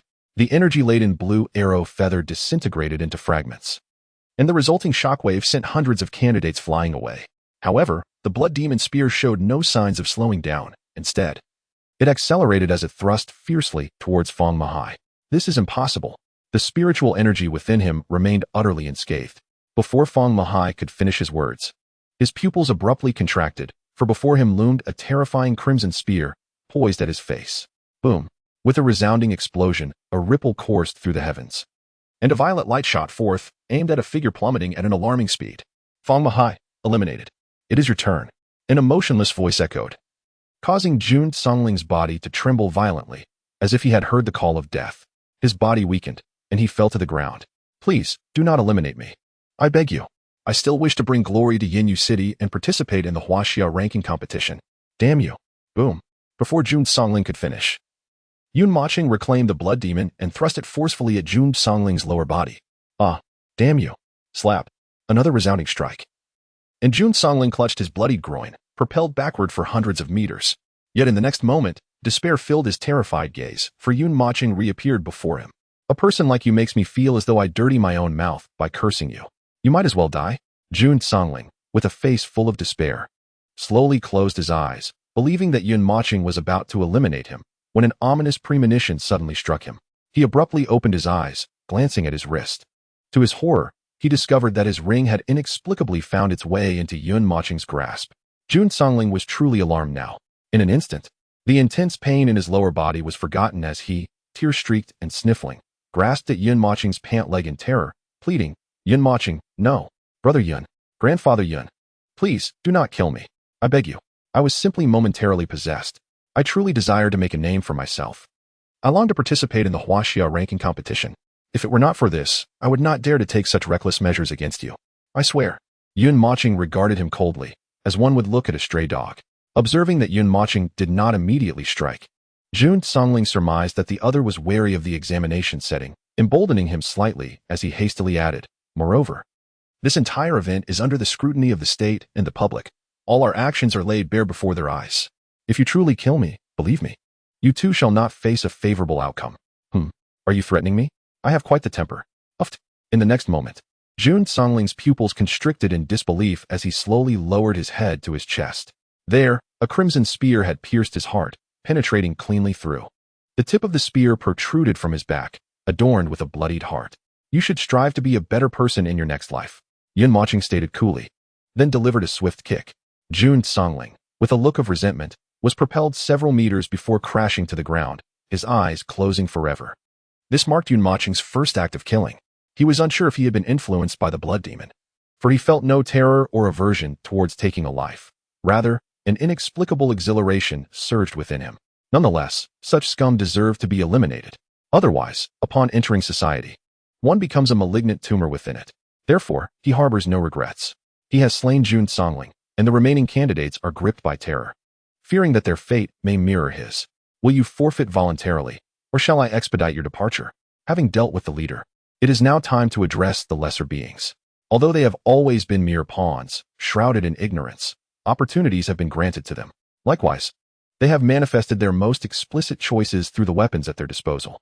Thus, they are either eliminated by their own hands, or they choose to withdraw. There exists no third option. The notion of mercy? It is non-existent.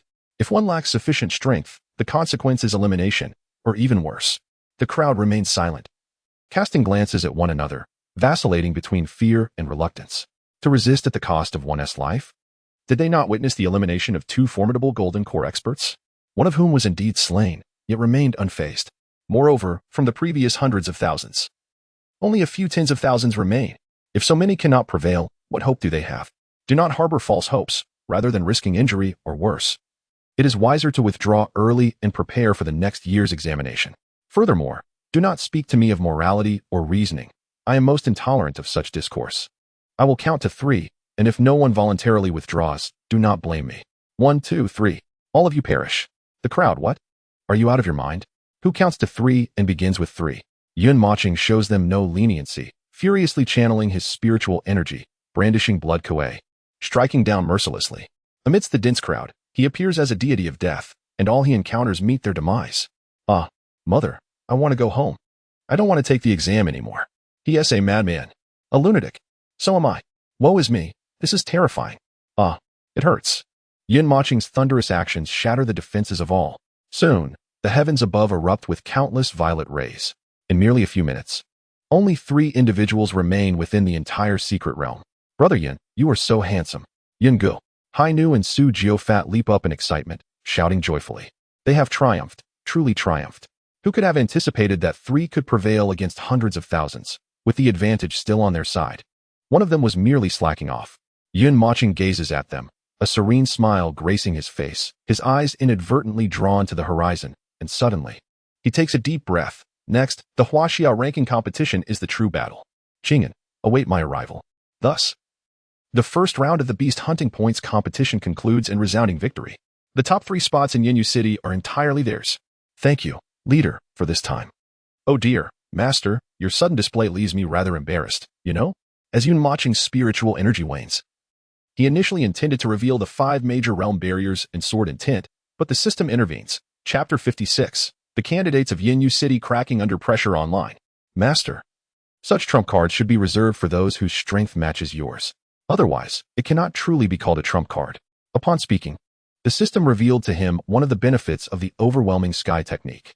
It turns out that this technique not only allows for the absorption of vitality from fallen or deceased limbs, but also enables the practitioner to take in all the lingering spiritual energy contained within that vitality as their own.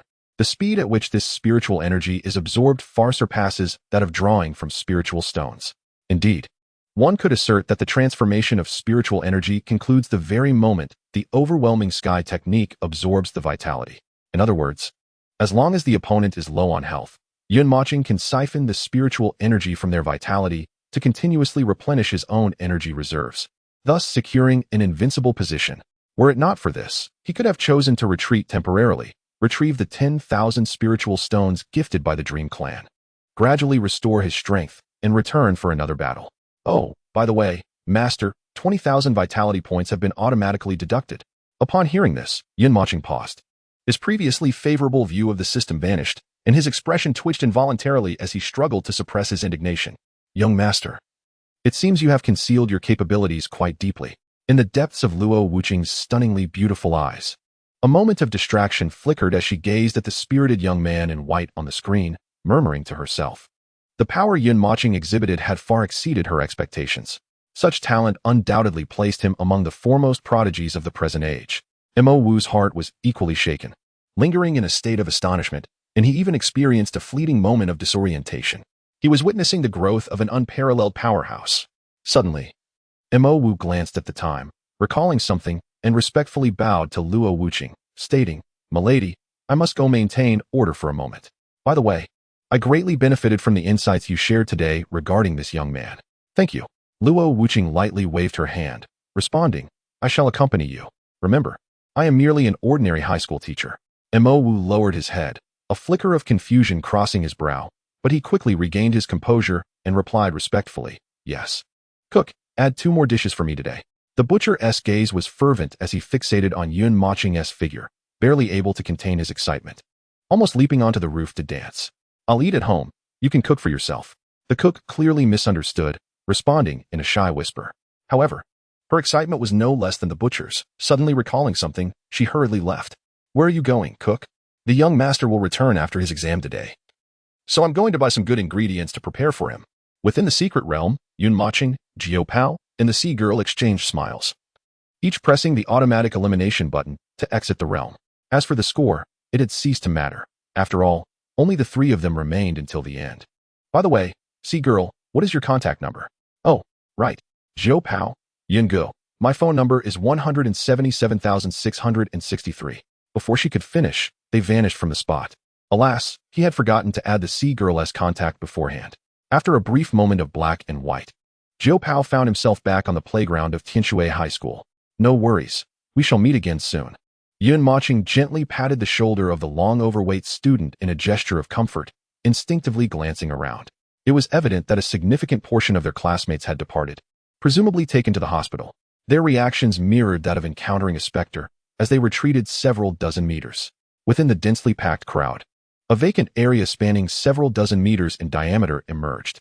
Yun Moching offered an awkward smile and waved his hand, exclaiming, Hello, everyone. The crowd recoiled another 10 meters.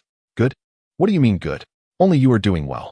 All the examinees from the entire city of Yinyu, save for the 3 of them, had been eliminated without exception. They would have to regroup and prepare for next year's challenges. Perhaps this was the fate of the fortunate. The misfortune of the other children was simply due to sharing the same city, as all luck seemed to have been monopolized by him. Mo Wu hovered in the air, casting a glance at Luo Wuqing beneath the teaching building. Noticing that the latter offered no further instructions, he turned his attention to Yun Moching and sighed deeply. Dear participants, the first round of assessments has concluded, and the results are clear to you all. However, I urge everyone present not to lose heart or abandon hope. 0 points for everyone means we all start from the same line. Let us strive diligently for another year and aim for better results next year. At this juncture, Mo Wu suddenly recalled something and added, You may wonder why the first round seems so unjust and poorly designed. Allow me to impart the first lesson we wish to teach you, the power of choice. Mo Wu directly conveyed Luo Wuqing's teachings, rephrasing them as encouragement for all present. Meanwhile, across the nation, examinations continued ardently. Yet, amidst the fervor, an inconspicuous trending topic surged to the top of the charts within a short span of time. Breaking news. A mysterious young man who challenged Emperor Zhu unexpectedly claimed the top spot in Yinyu City with a cultivation level of the 9th layer of Foundation establishment. The online community erupted in astonishment as memories long buried resurfaced, filled with shock and skepticism. What the hell? Are you kidding me? Just a month ago, I specifically dug into this. That kid was clearly at the 7th layer of Qi refinement. How could he possibly advance to the 9th layer of Foundation establishment in just a month? Indeed, I can vouch for the authenticity of this. A relative of mine is a teacher at their school. I inquired on that very day, and he was merely a fledgling at the Qi refinement stage. Absolutely no doubt about it. Moreover, even if Yun Moching concealed his true strength, how could he suddenly reveal a 9th layer of Foundation establishment during the college entrance examination? Is there truly no one in Yinyu City capable of handling him? Not even a prodigy at the Golden Core stage? Indeed, if Yun Moching's cultivation status is accurate, then Yinyu City is undeniably weak. They can't even manage a Foundation establishment level. Upon encountering such comments, the candidates from Yinyu City felt their defenses crumble. Swiftly retaliating online, You're nothing but a bunch of internet trolls. What else can you do besides barking like dogs? What is wrong with us Yinyu City folks? We are no worse than your little backwater towns. Yun Moching, at the 9th level of the Foundation establishment stage, possesses strength that far exceeds the ordinary capabilities of his peers. He has already triumphed over 2 opponents in the core formation stage. Should you doubt this, I challenge you to test him yourself. If you succeed, I shall consume 3 days' worth of refuse before you. At that moment, a curious online user with a verified divine transformation account inquired, Is that true? I would like to give it a try. During the college entrance examination period, Most media outlets flocked to the cities of the esteemed imperial sons and daughters to conduct live broadcasts, completely neglecting the small town of Misty Rain City. Yet, one individual stood apart from the rest, the original poster of this thread, Brother Gua. Oh no, Brother Yun, you are indeed my lucky star. While all other media followed orders to cover the happenings in the city of the imperial sons and daughters, only Brother Gua remembered this event. He bravely resigned from his position, forsaking his professional future, and ventured against the tide to broadcast live from Misty Rain City. Consequently, Yun Mochen delivered yet another astonishing surprise. However, one thing perplexed him. His live broadcast announcement for the college entrance examination in Misty Rain City seemed to be deliberately thwarted, as it would not publish, no matter his efforts. Thankfully, the post itself managed to go live, quickly ascending to the pinnacle of trending searches. It is likely that in a few days, the media leadership will undergo a change. Cough, cough, you too. Please come to the principal's office. Chapter 57. Do you like the teacher? After ensuring that the students returned home in an orderly manner, Mo Wu retained Yun Mochen and Su Jiupeng. Yun Mochen felt a twinge of anxiety, fearing that after the incident in the first round, they might have come to confront him. However, upon seeing Luo Wuqing smile and nod at him from a distance, his apprehension dissipated. Inside the principal's office, only Mo Wu, Yun Mochen, and Su Jiupeng were present. The principal had long been sent away. Ha ha. You must be Yun Mochen, a true prodigy of youth. The stern Mo Wu, who had previously exuded authority, transformed upon entering the office, now wearing a broad smile as he regarded Yun Mochen. Yes, Senior Mo Wu, may I inquire about the purpose of your summons? Mo Wu picked up a teacup, poured hot water, and placed it before Yun Mochen, smiling as he said, no particular matter, just wanted to inform you to rest well at home today. Tomorrow, I will take you to the teleportation array in Misty Rain City, where we will proceed to the imperial capital for the final examination. Why are you standing there? Drink up. Think of me as your teacher. No need to stand on ceremony. It must have been exhausting being cooped up inside for several days. Oh. Yun Mochen found Mo Wu's enthusiasm somewhat bewildering, yet he politely lifted the cup and took a few sips. Beside him, Su Jiupeng feigned a cough, subtly indicating his own thirst. Help yourself. Mo Wu shot a glance at Su Jiupeng, his tone frosty. Su Jiupeng's lips twitched at the reprimand. Then Mo Wu's expression shifted once more, his face lighting up with a smile directed at Yun Mochen. I presume you are somewhat concerned about accidentally causing harm during the assessment? Yun Mochen nodded, albeit confused by Mo Wu's choice of words. It was evident to anyone that his actions had been deliberate. Fear not. That fellow deserves his fate. Mo Chun, everything you have done has been conducted under the constraints of the college entrance examination rules. It was he who first attacked you, and in your extreme panic, you inadvertently killed him, correct? Actually, no. Before Yun Mo Chun could speak, Mo Wu raised an eyebrow, and Yun Mo Chun immediately understood, responding earnestly. Yes, Senior. Jun Songling organized over 100,000 candidates to encircle us. Fortunately, we possessed a bit of strength, which enabled us to turn the tide. However, it resulted in his death. Mo Wu gave Yun Mo Chun a knowing look and continued. I have observed the entire assessment process, and the facts indeed align. Even after you had acted against him, you attempted to save him with your foot. Truly a good child. Su Jiu stared wide-eyed, utterly baffled as he looked at Mo Wu. No way, my friend, are you blind? That kick was clearly an act of venting frustration. There's nothing more to discuss. I will report the events that transpired here to my superiors. Mo Wu spoke without a hint of embarrassment, and Yun Mo Chun couldn't help but admire him inwardly. Indeed, he was a seasoned veteran. At that moment, Mo Wu pulled out a small vial from his pocket, pouring out a luminous green pill. This is a Tianqin pill. After you consume it, your injuries should heal. Yun Mo Chun was taken aback. This was a mid-tier mystic-grade pill. One alone was worth 1,000,000. Senior, this pill is far too precious for me to accept. Mo Wu pressed it firmly into Yun Mo Chun's hand. Mo Chun, there's no need for such formality. This mere pill is but a trifle to me. Faced with Mo Wu's insistent generosity, Yun Mo Chun had no choice but to accept it. Bowing respectfully, thank you for your kindness, Senior. If I achieve anything in the future, I shall repay you. Truly a polite young man, Mo Wu thought. Growing increasingly fond of Yun Mo Chun, and waved his hand with a smile. Go now, and be sure to rest well. Sujio stood there, dazed, pointing first at himself and then at the pill in Yun Mo Chun's hand. Mo Wu regained his usual stern demeanor, snorting coldly. What are you staring at? Hurry up and leave. Sujio sighed, lamenting the vast disparity between people, and turned to depart with Yun Mo Chun. Yun Mo Chun did not return home immediately. After parting with Sujio, he sought out Luo Wuqing. Teacher Luo Wuqing, I hope I have not disappointed you. Today, Luo Wuqing had changed from her usual white dress into a white qipao, her braided hair elegantly arranged at her chest. Her curvaceous figure was beautifully accentuated by the qipao, making it difficult to look away. Her eyes sparkled with a glimmer of joy as she smiled radiantly, nodding lightly. Mochen. Today marks the happiest day for me in my 3 years at Tianshui High School. You are my pride. Yun Mochen felt a bit shy at her words, instinctively scratching the back of his head. That must hurt, right? Luo Wuqing noticed the bloodstains on Yun Mochen and the deep arrow wound. Her gaze filled with profound concern. However, Yun Mochen had already sealed his wound with spiritual energy, preventing further bleeding and minimizing its impact on his health. All he needed to do was patiently await the healing process. Haha, it doesn't hurt, he remarked. Suddenly, a thought crossed his mind, and he tentatively inquired, Teacher Luo Wuqing, I apologize for having concealed this from you. I hope you do not mind? Luo Wuqing waved her hand and smiled pleasantly, embarking on the path of immortality. Every individual possesses their own opportunities. Mochen, you did well. Even among those close to you, it is wise to conceal your strengths and retain your trump cards. For human nature is exceedingly complex. Yun Mochen nodded earnestly, responding, I will, Teacher Luo Wuqing. At that moment, he recalled Mo Wu's unusual demeanor towards him, and the evident favoritism he had shown. Confused, he asked, Teacher Luo Wuqing, why do I always feel that Senior Mo Wu is particularly friendly towards me? After sharing the events that had transpired in the office, he revealed a glimmering green pill in his palm.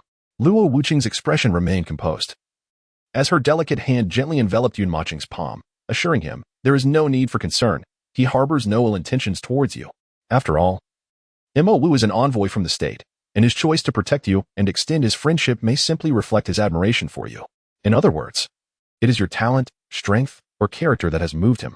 Yun Mocheng's understanding dawned, allowing him to lower his guard and store the Tianxin Dan into his spatial ring. On another note, does Teacher Mochen look beautiful today? Luo Wuqing instinctively lowered her gaze, adjusting her braided hair, before slowly lifting her head, her enchanting eyes shimmering with anticipation. Beautiful, he affirmed. Having experienced Luo Wuqing's playful teasing before, this time, he remained notably composed in response to her sudden question, candidly stating, So, do you like your teacher? Like what? Yun Mochen instinctively replied, but quickly realized his gaffe, his face flushing crimson, wide-eyed as if he had heard an astonishing revelation. Ha. Hurry home and rest well, Luo Wuqing said, observing the peculiar expression on Yun Mocheng's face, as if her expectations had been met, covering her mouth with a captivating smile. Yun Mocheng's mind went blank, and he hurriedly nodded before rushing home. The young master is truly adorable. After a considerable time, Luo Wuqing regained her composure, reflecting, that Mo Wu certainly knows how to navigate social interactions. I shall speak a few kind words on his behalf later. On his way home, Yun Mocheng distinctly felt the gaze of nearly every passerby upon him. Chapter 58, Senior Mo Wu, what is this? Within the multitude of glances were various emotions, anger, admiration, and apprehension. Yun Mocheng chuckled softly to himself. He had indeed become a celebrity, a renowned figure in Yenyu City. With his influence alone, he had caused all the examinees in Yenyu City to repeat their studies. Such an occurrence had never been documented in the history of Yenyu City, nor in the annals of the entire Huaxia nation. Creak. Yun Mocheng slowly pushed open the door to his home. In the next moment, 2 resounding thuds echoed, and a shower of colorful flowers cascaded down like a splendid spectacle. Congratulations to Mo Chun for his triumphant return. The butcher and Aunt Kai, holding flower tubes, beamed with joy and excitement as they looked at him. Unlike the children from other families, Yin Mo Chin, an orphan with no one to call his own, could not return home to boast about his good exam results. Despite his desire to share, he found no one to confide in. Yet, unbeknownst to him, there were those who had always cared for him. Thank you all. Yun Mo Chun paused. A wave of warmth surged within him, and the emotions that had long dwelled in the depths of his eyes could no longer be contained, shimmering with tears. Hey, you little rascal. Don't be so distant with Uncle Butcher. Come in quickly. Aunt Kai has specially gone out to buy a plethora of good things today. You're in for a treat. After dinner, the butcher and Aunt Kai, having imparted some instructions to Yun Mo Chun, found an excuse to take their leave. I almost forgot about the Tianxin Dan. Yun Mo Chun gazed at the green, luminous Tianxin Dan, unable to discern its essence, and swallowed it whole. Delicious, he exclaimed, as the taste enveloped him like a refreshing mint, invigorating and sweet. In the next moment, waves of green energy surged from within him, rushing towards his wounds. Miraculously, the injuries that had been sealed by spiritual energy began to heal at an astonishing rate. Within a mere quarter of an hour, There was not a single trace of injury left on Year Emperor Chun's body. What a marvelous item. Year Emperor Chun waved his hand in satisfaction, then opened his phone to check the results of the first round in other cities. Wow, I'm trending first again, he sighed, shaking his head in resignation as he continued to scroll. As expected, the heirs of the 5 great imperial clans had all secured their places in the top 3 of their respective cities. To his delight, Qing'an had claimed the first position in Jiuxian City. Ha ha ha, my woman is truly formidable. Seeing the congratulatory posts for Qing'an on the forum, Year Emperor Chun held his phone, grinning like a fool. Suddenly, he noticed an intriguing forum title. Yun Clan's imperial daughter Chu Xiaoling defeated by Jiang Nantian.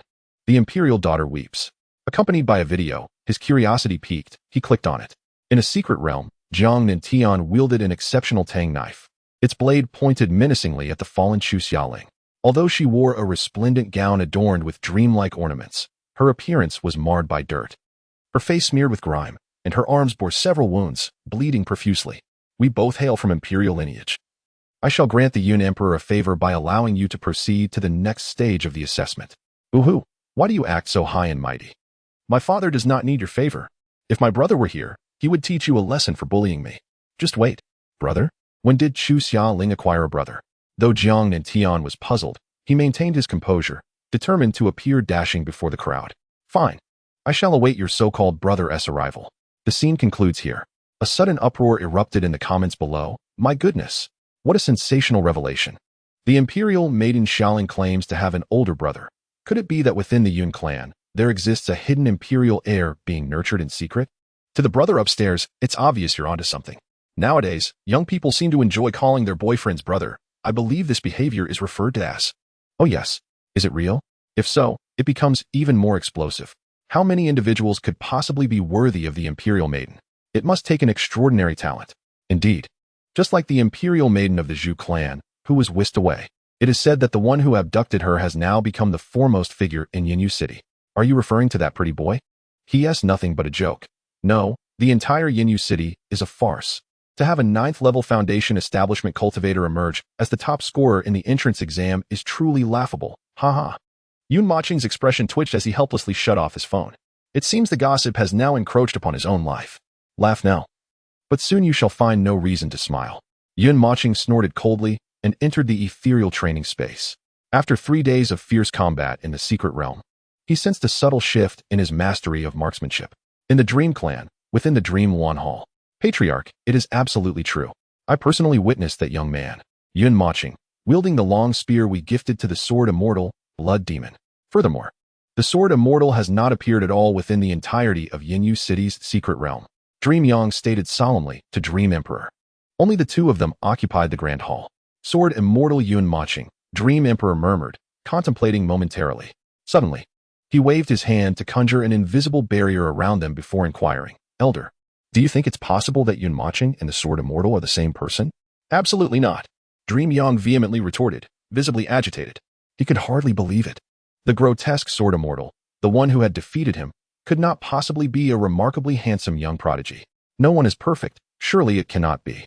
Patriarch, you may find it hard to believe, but that young man, Yun Mocheng, is indeed formidable. I surmise his talent has propelled him into the upper echelon of contemporary prodigies, possibly even ranking among the very best. Yet, the Patriarch, he is a spear cultivator, and moreover, one who has grasped the first level of spear intent, while the Sword Immortal is a sword cultivator who has comprehended sword intent. Thus it is improbable they are the same individual. Additionally, Yun Mocheng is rather handsome, while that Sword Immortal. This final statement was what Dream Yang truly wished to convey. Perhaps, after being bested by Yun Mocheng, the humiliated Dream Yang could only find solace in the thought of Yun Mocheng's appearance. Perhaps I am overthinking their relationship. There may be some form of transaction between them. Or perhaps the Sword Immortal is simply a friend of Yun Mocheng. As for the Sword Immortal, he likely changed cities to conceal his identity while participating in the entrance exam. You should investigate further. After Dream Emperor finished speaking, he suddenly recalled something and added, by the way, Great Elder, since Yun Mocheng is associated with the Sword Immortal, and you have mentioned that he is also a remarkable talent, we should not treat him with disdain. If possible, let us offer him our support generously. As you command, head of the house. The next day, after greeting the butcher and Aunt Kai, Yun Mocheng proceeded to Tian Shui High School. Good morning, Senior Mo Wu. Mo Wu had been waiting at the school gate. and upon seeing Yun Mochen, he politely returned the greeting. A warm smile spread across Mo Wu's face, revealing a kind demeanor as he said, "Haha, splendid. Mochen, here is your breakfast. I presume you had no time to eat?" Then, much to Yun Mochen's astonishment, Mo Wu retrieved a cup of soybean milk and several meat buns from his spatial ring and placed them into his hands. "Brother Yun, I'm here. Woke up so early that I almost overslept and didn't have breakfast." "Huh? Meat buns?" At that moment, Su Jiupeng appeared from behind them. His eyes lit up at the sight of the buns, and he instinctively reached out to grab them. Mo Wu's eyes glimmered with a cold light as he raised his hand to block Su Jiupeng's eager grasp. However, Su Jiupeng was too impatient, and their hands inadvertently intertwined in a tight clasp. "Senior Mo Wu, what are you doing?" Su Jiupeng stood frozen, staring at Mo Wu. "Ahem. If you wish to eat, go buy your own. I only purchased enough for one person." Mo Wu quickly retracted his hand, his face turning a shade of embarrassment before returning to a serious demeanor as he addressed Su Jiupeng. "Humph." Su Jiupeng crossed his arms in discontent, gazing away. Yun Mochen could only shake his head in exasperation and chuckled. "Senior Mo Wu, my appetite is modest. I cannot finish so many buns. I appreciate your kindness, so let me share a bit with Su Jiupeng." "Haha, Mochen, do as you please. Come, Jiupeng, have some." "Humph, I won't eat." At the teleportation array in Yinyu City, Yun Mochen spotted a slender figure in deep blue, peering around inquisitively, as if searching for something. "There, Brother Yun, Brother Jiupeng, you have arrived. Good morning, Sea Maiden." "Good morning, little sister Sea Maiden." Su Jiupeng appeared considerably more excited upon seeing the Sea Maiden than Yun Mochen. Mo Wu chuckled. "Our little prodigies from Yinyu City. Now that everyone is gathered, let us set off." The three nodded in unison, exclaiming, "All right." In the next moment, Mo Wu placed his palm on the vast teleportation array, and with a flash of blue light, the figures of the four vanished from their location. In the imperial capital. What a grand sight.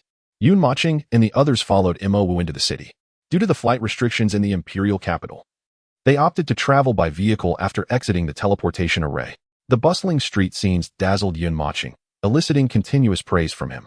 At the same time, he could distinctly sense that the concentration of spiritual energy in the air here was at least twice that of Yinyu City. Yet, Su Jiupeng displayed no signs of surprise at this entirely new environment. With an expression of serene calmness, it felt as if he had returned to the comfort of his own home. "Jiupeng, why do you seem so unenthusiastic? This is the capital, the very heart of our nation's politics and military." "Yungo, I'm hungry." Yun Mochen twitched the corner of his mouth and reluctantly conferred with Mo Wu before alighting from the vehicle to seek out a stall selling boiled eggs. "Boss, 20 skewers of boiled eggs, please pack them up." "Certainly. Spicy boiled eggs, coming right up." Yun Mochen?" The shopkeeper's words were abruptly cut short as astonishment washed over his face, leading him to exclaim in disbelief. The surrounding crowd, upon hearing the name Yun Mochen, turned in unison. "Goodness, it truly is Yun Mochen. He has quite the sensation, having topped the trending charts twice." Realizing the predicament, Yun Mochen hastily settled the payment, grabbed the boiled eggs, and instructed, "Senior Mo Wu, we must leave at once." However, Yun Mochen had evidently underestimated his popularity on the trending list. In the blink of an eye, their vehicle was besieged, rendering any escape impossible. Mo Wu, witnessing this scene, felt overwhelmed. He desperately wished he could transport them directly to the examination site. Alas, such was the protocol. "Everyone, brace yourselves." At that instant, a deep voice resonated in their minds, causing them to exchange bewildered glances, shaking their heads in confusion. The next moment, they discovered that their vehicle had, astonishingly, taken flight. The taxi driver in the front seat gazed at them in utter bewilderment, his mind swirling with questions. Boom! With a sound surpassing the speed of sound, they were thrust backward as the vehicle abruptly vanished from sight. Mo Wu was struck with terror. Who possessed such audacity and power to dare fly in the capital, and to do so while carrying their vehicle? Just then, a figure emerged slowly from the rearview mirror. "Greetings, I am Meng Yang, the Grand Elder of the Meng Clan, one of the 5 great imperial families." "Ghost." The Sea Maiden's face turned pale with fear, instinctively clinging to Yun Mochen. Jiupeng was equally startled, tightly grasping Mo Wu. Meng Yang offered an awkward smile, hastening the speed of the vehicle. 2 minutes later, the car gently descended to the ground. Through the window, Yun Mochen beheld a colossal structure, reminiscent of an ancient Roman Colosseum. "I apologize for startling you," Meng Yang said, his face flushing with embarrassment. Upon learning of Meng Yang's esteemed lineage and his status as a Grand Elder, Mo Wu's demeanor shifted to one of utmost respect. lowering himself significantly as he inquired. Elder Mengyang, to what do we owe the honor of your presence?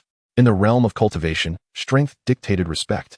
Although Mo Wu and Mengyang were not dissimilar in age, their statuses and powers were worlds apart, which explained Mo Wu's deference. Oh, it's nothing of great consequence. I merely happened to pass by and saw you in distress, so I thought I'd lend a hand. It would be a pity to delay your examination. As he spoke, Mengyang's gaze was fixed on Yun Mochen, internally reflecting, this young man is remarkably handsome, rivaling my youth, certainly not the ugly sort. Yun Mochen stepped down from the vehicle, feigning unfamiliarity with Mengyang. He respectfully bowed and said, thank you, Senior Mengyang, for your assistance. I am Yun Mochen, and these two beside me are Hai Nu and Su Jiupeng. Mengyang chuckled heartily, patting Yun Mochen on the shoulder, and remarked, I witnessed your battle in its entirety. Truly, a young hero has emerged. Remarkable indeed. Senior Mengyang, you flatter me. My skills are merely childish play compared to the esteemed Meng Mu, one of the Meng clan, Yun Mochen replied humbly.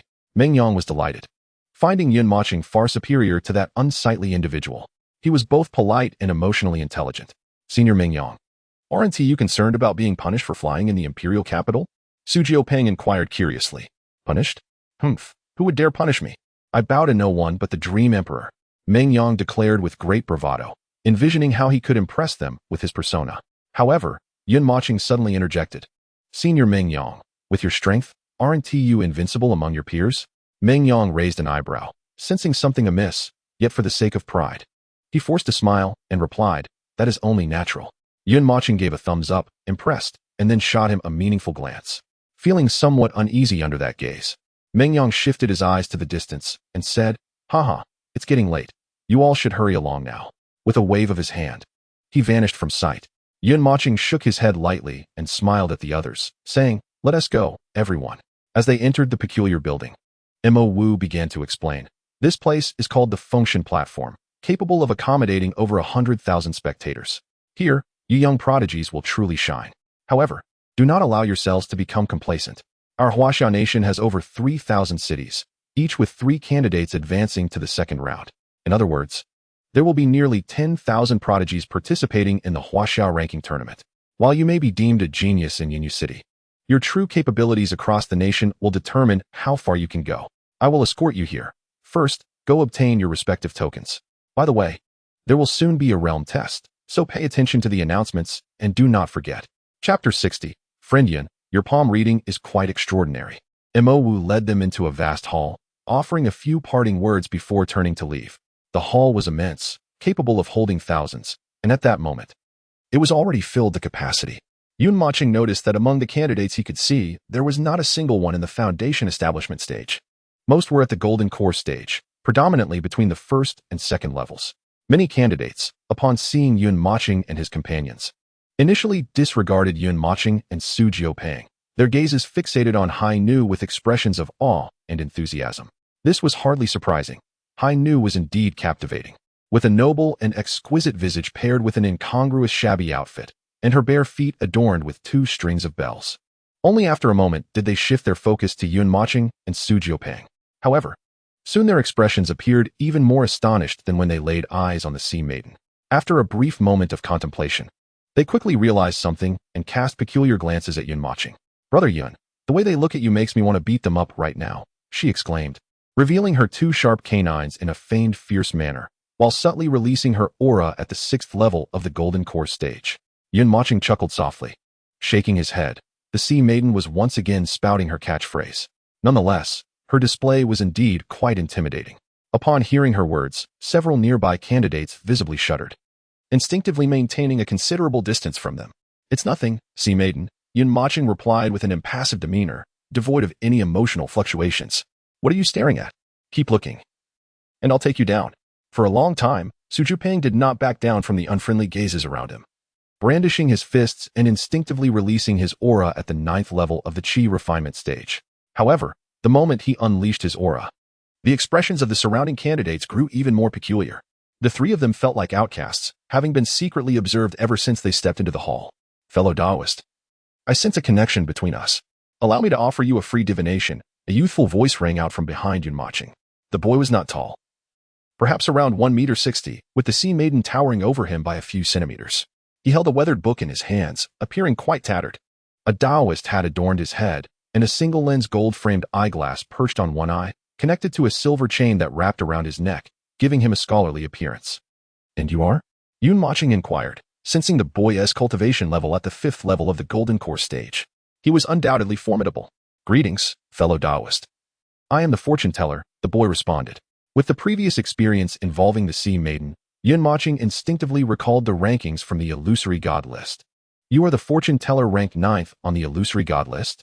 Just then, the Sea Maiden interjected unexpectedly. The fortune teller's expression turned to one of surprise as he curiously regarded the Sea Maiden. "This esteemed lady actually recognizes me. May I ask who you are?" "Oh, it truly is you. I am the Sea Maiden, ranked 8th on the illusory god list, positioned right before you." The last sentence from the Sea Maiden was clearly delivered with pride, her chin held high. "How fortunate indeed. It seems we are truly fated. May I inquire about the identities of these two?" The fortune teller then turned his attention to Yun Mochen and Zhu Emperor. "I am Yun Mochen, and this is my brother, Zhu Emperor. It is a pleasure to meet you. By the way, what is this illusory god list you mentioned?" With a sense of pride, the Sea Maiden explained, "Brother Yun, you might not know this. The illusory god list is..." After a lengthy explanation from the Sea Maiden, Yun Mochen feigned a moment of enlightenment and gave both of them a thumbs up, exclaiming, "Impressive, truly impressive." Meanwhile, Zhu Emperor, seemingly uninterested in their rankings, crossed his arms over his chest, chewing on a boiled egg, casting a dismissive glance toward the diminutive fortune teller. "Hee, Brother Yun, it's just SOSO." The sea girl waved her hand with a hint of vanity, suddenly recalling something, her face lighting up with gossip. "Oh, and Brother Yun, let me tell you. The number 1 on the illusory deity ranking isn't Zhang Nantian, but rather a mysterious young lad named Sword Immortal." Yun Mochen's eyes widened in disbelief. "Is that true?" "Indeed. Brother Yun, why would I deceive you? I've heard he is incredibly handsome too." The group quickly grew familiar due to the topic of the illusory deity ranking. At the strong urging of the fortune teller, Yun Mochen extended his left hand, permitting him to read his fortune for free. "Ah, fellow Taoist Yun, your palmistry is quite remarkable," the fortune teller remarked, his expression suddenly turning solemn. Yun Mochen's heart sank, and he hurriedly inquired, "Fortune teller, did you see something?" Fellow Taoist Yun, your palmistry is difficult to interpret. However, since we are fated to meet, I shall assist you." As soon as he finished speaking, the fortune teller began to chant some cryptic incantations, and in the next moment, he fervently circulated his inner spiritual energy. The yellowed book in his hand began to float slowly into the air, exuding an aura of mystery. "Know the heavenly book, open," the fortune teller suddenly exclaimed, lifting his finger and pointing fiercely at the book. To everyone's surprise, a crimson droplet trickled from the corner of the fortune teller's mouth. "Are you all right?" Yun Mochen quickly asked, adding, "Fortune teller, if you cannot discern anything, it's perfectly fine to stop." The fortune teller waved his hand dismissively, though his expression was one of evident agony. "No worries, I shall definitely give it a try today." Visibly, as the fortune teller channeled spiritual energy into the book once more, it emitted a golden glow. However, this brilliance faded swiftly, and on the previously blank pages, a line of text appeared, 1,000 spirit stones to know. Hey, fellow Taoistian, don't leave. I haven't finished yet. The price is negotiable." Upon seeing the content of the book, Yun Mochen and his companions turned without hesitation and departed, leaving the fortune teller behind, shouting in despair. "See girl, in the future, keep your distance from such lunatics." "Understood, Brother Yun." I almost wanted to hit him. Brother Yun, he must be a fool, right? It certainly seems so. After Yun Mochen and the others departed, even the fortune teller failed to notice that the yellowed book in his hand flickered with a crimson light, and the text began to fade into the blank pages, revealing a new line of blood-red words. "Fallen immortal emerges, calamity approaches." At that moment, the intercom in the hall announced, "All examinees, please promptly contact staff to receive your examination number and enter the divine sealing platform for quiet waiting." After 10 minutes, those whose names are called should proceed to the divine sealing platform for realm testing. Chapter 61. The old monk loves to drink, not empty. Yun Mochen and his companions exchanged glances and proceeded to collect their respective examination badges. 2 minutes later, they each received their respective badges and together entered the divine platform, seeking a spot with a decent view to settle down. Soon, the seats within the divine platform, accommodating 100,000 people, were filled to capacity. "Brother Yun, what number did you draw?" 9527. "And you?" "Ah, I drew my lucky number, 7. The Sea Maiden expressed her delight and turned to Zhu Jiupang, curiously inquiring, "Brother Jiupang, Why do you look somewhat displeased? What number did you get? 250, replied Su Jiupeng, his lips twitching involuntarily as he spoke, his expression one of utter disbelief. Ha! Yun Imo Chun and the Sea Maiden burst into laughter simultaneously. By the way, Sea Maiden, I noticed many candidates' families have come to support them. Where are your parents? I haven't seen them here. Rather they didn't come. They arranged a marriage for me. It's driving me mad. Yun Imo Chun chuckled softly, then turned to Su Jiupeng, asking, and what about you? Su Jiupeng's gaze flickered nervously, but unable to withstand Yun Imo Chun's unwavering stare, he confessed, Brother Yun, they said they would show up eventually. I really don't know where they are. Yun Imo Chun felt a sense of helplessness at Su Jiupeng's response. What do you mean you don't know if they'll come? Are you that unfamiliar with your parents? Meanwhile, Yun Imo Chin's eyes continued to search for that enchanting figure, yet he still failed to spot her. Candidate number 1. Please proceed to the divine platform for the realm test. Just then, the announcement echoed once more. Boom. A tremendous sound reverberated through the air.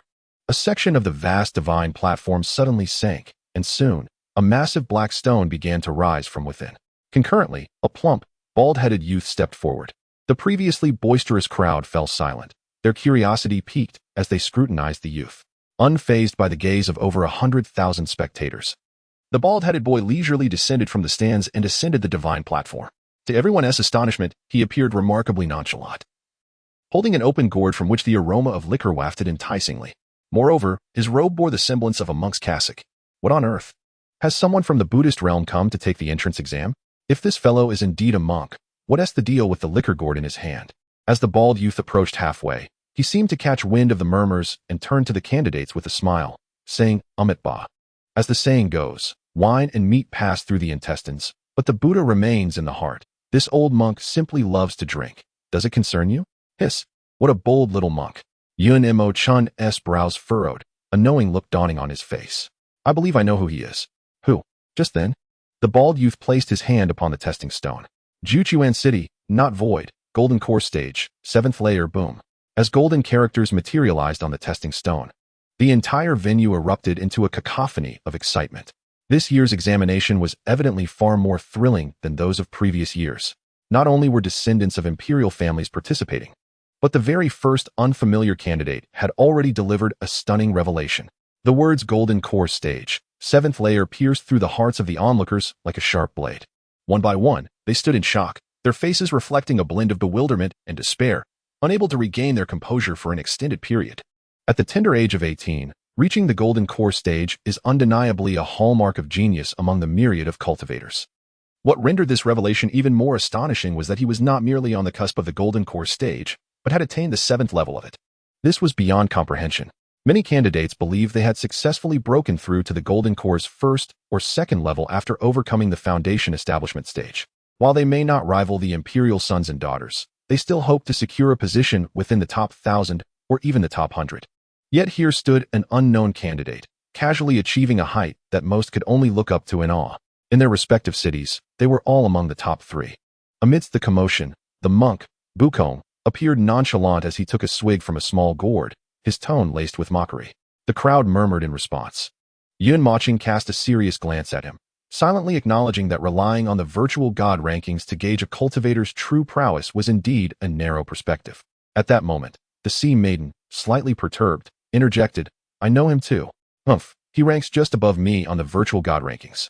Under the name of Old Monk Loves Wine. Su Jiupeng shot a glance at Bukong and mildly agreed. Indeed, the Sea Maiden's strength must surely surpass his.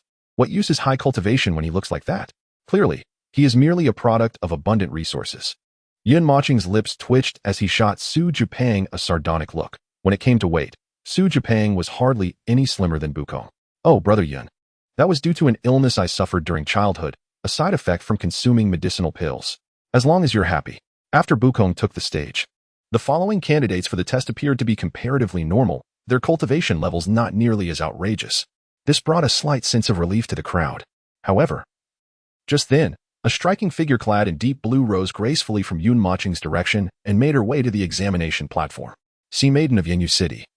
Golden Core Stage Level 6, yet another prominent figure, with Bukong having prepared them mentally. The Sea Maiden's 6th level of the Golden Core Stage surprisingly evoked a sense of acceptance among the crowd. Little did they realize that ascending through the layers of the Golden Core Stage becomes increasingly arduous. Some individuals may even find themselves stagnating at the first level for the entirety of their lives without any further advancement. Soon enough, the crowd began to discern a significant detail. Yinyu City. Wait, isn't that the Yinyu City that topped the trending search? How can there be such a genius from there? But I heard that Yun Mochen secured first place. Could there be some ulterior motive at play? Don't you understand? I've heard that although Yun Mochen is perceived as a waste, he possesses quite the handsome visage. Young girls tend to favor those delicate, fair-skinned boys, don't they? He got it now? Ha, I see. I grasped the essence of it. Zhu Emperor could no longer contain himself, indignantly lashing out. He promptly removed his shoe and hurled it at the candidate who had spoken. Bang! Who hit me? Yun Mochen hurriedly covered Zhu Emperor's mouth, shaking his head in a gesture for him to refrain from causing a scene. Yun Gu. Their words were exceedingly harsh, and I could hardly contain myself. Zhu Emperor. It is indeed true that a man should possess valor, yet impulsiveness is never synonymous with bravery. A true man knows when to yield and when to strike. If one desires to fight, then let them ascend the stage and confront their adversaries with fervor. That is what true valor embodies. Otherwise, if we are expelled for causing a ruckus and lose our eligibility for the examination, it would be a grave miscalculation. In truth, the words spoken by Yun Mochen seem more like a self-reflection. Unbeknownst to him, the murderous intent deep within his eyes had coalesced into something almost palpable. It is acceptable to spread rumors about him, but fabricating tales about a young woman, particularly Huang Yao, is something he simply cannot endure. Were it not for the impending college entrance examination, he would have already taken action. He has etched the appearances of those few individuals deeply into his memory. As for Zhu Emperor, at the 9th level of the Qi refining stage, who could he possibly defeat? Following Hai Nu, there were hardly any candidates who had reached the 5th level of the Golden Core stage. In fact, even the 4th level was absent. Yet, there were a few at the 3rd level. Renfeng of Beimang City, Golden Core stage level 1. Upon taking the stage, this candidate, Renfeng, was summoned to face Zhu Emperor. Candidate number 250, please proceed immediately to the function platform for your realm assessment. Zhu Emperor twitched his lips in irritation, slowly rising with a somber expression as he made his way towards the function platform. Chapter 62, The Despairing Jiang and Sky, Zhu Emperor of Yinyu City. Qi refining stage level 9. The moment the boundary stone stirred, an eerie silence enveloped the entire venue. Everyone exchanged bewildered glances, and in the next instant, a deafening uproar erupted within the function platform. Almost all candidates wore expressions of manic laughter and derision, regarding Zhu Emperor as if he were a mere jester. This year, Yinyu City has truly made a name for itself. It is one thing to have a foundation establishment candidate in the top 3, but to have a Qi refining candidate as the grand finale. This is simply hilarious. In my view, Yinyu City is a place where femininity prevails over masculinity. In a city of hundreds of thousands of candidates, there exists but a single golden core prodigy, and she is a love-struck girl. Yinyu City is utterly hopeless. The national ranking competition has even allowed a Qi refining waste to participate. This clearly illustrates the profound corruption within the local government. It is bound to bring disgrace upon the nation. Simultaneously, the Yinyu City candidates watching the live broadcast online were flushed with indignation, their eyes glued to the screen, their bodies trembling with frustration. It was utterly suffocating. In past years, Yinyu City candidates, while perhaps not making a sensational impact on the national stage, at least achieved mediocre rankings, avoiding such ridicule. It is not that they had not attempted to clarify their situation online, but others simply refused to believe them. Yun Mochen, at the 9th level of the foundation establishment stage, is purported to possess the strength to contend with Golden Core candidates. How humiliating it is that such slander befall our Yinyu City. In a hospital room within Yinyu City, Feng Mahai lay ensconced in bandages, resembling a mummy, peering through a narrow gap at the television broadcast before his bed. Although his character leaves much to be desired, he found himself increasingly vexed by the mockery directed at him across the internet.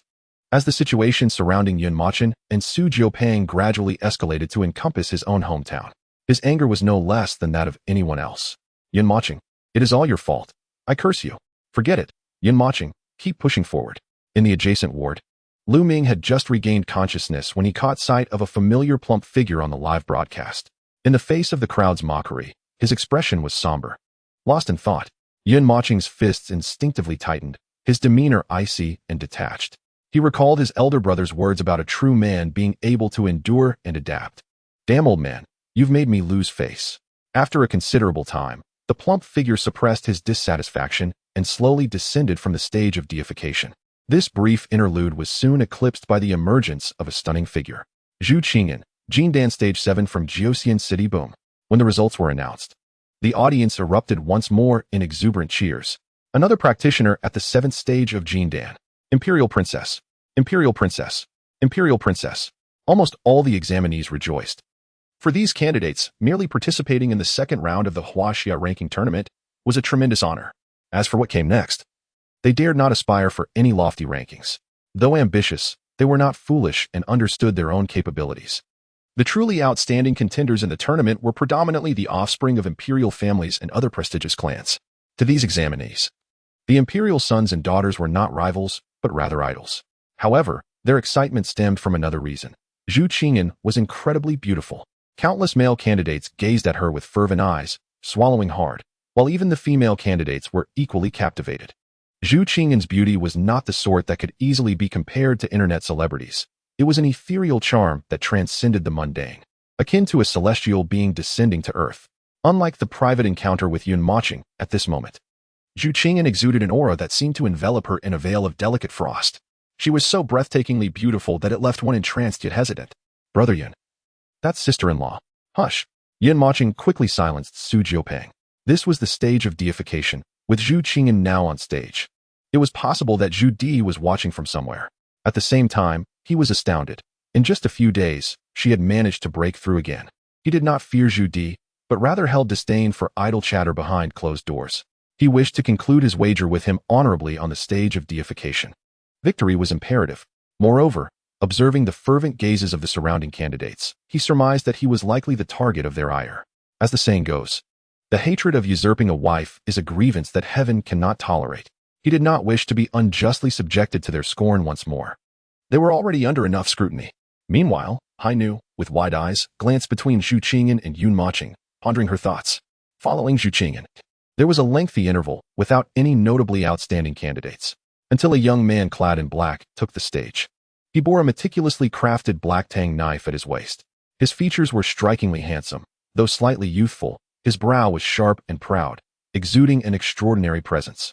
Countless female candidates found their hearts racing, biting their crimson lips, their expressions imbued with fervent excitement. As the results of the Jiang and Tian's third layer of the Yuanying stage were revealed on the testing stone, everyone stood frozen in place.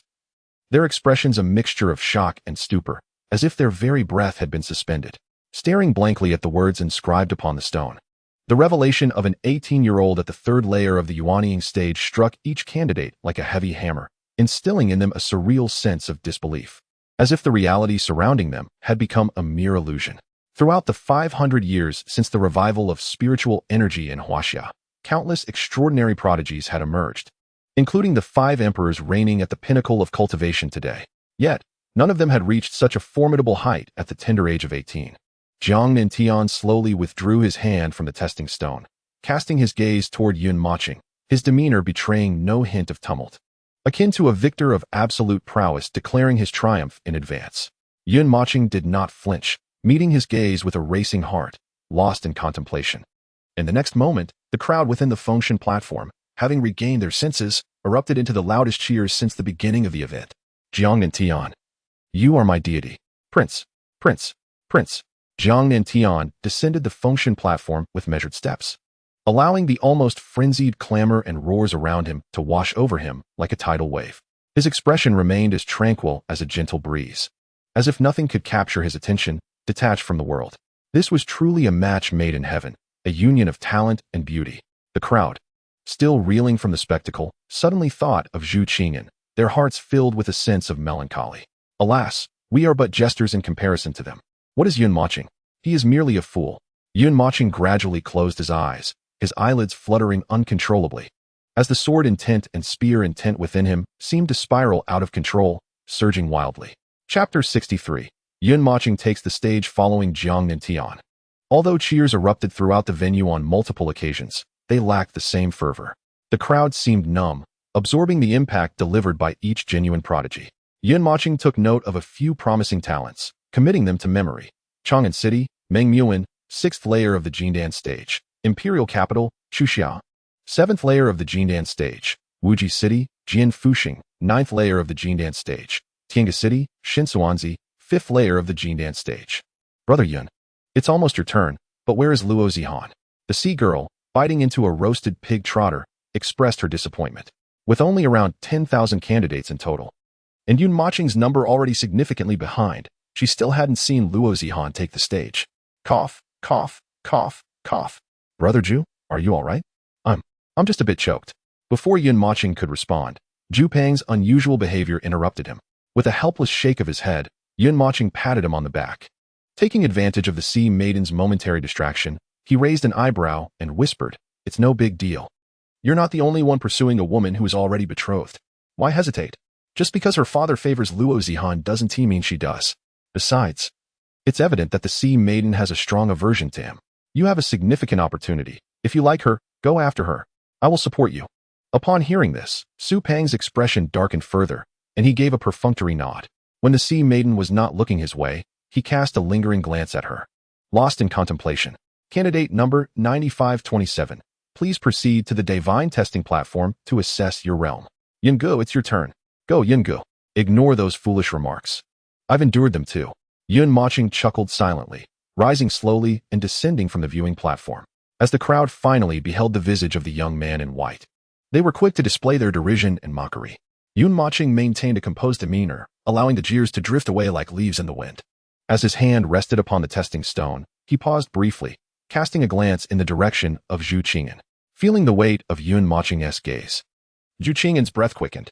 Her previously aloof demeanor vanished, replaced by the innocence of a young girl as she instinctively tucked a few strands of hair behind her ear. "Miss, is he the one you admire?" Keep your voice down." The girl named Lu Yi, appearing to be of similar age to Zhu Qing'an, was her attendant. After years of companionship, Zhu Qing'an had come to regard her more as a confidant than a servant. "Miss, I truly am not criticizing you.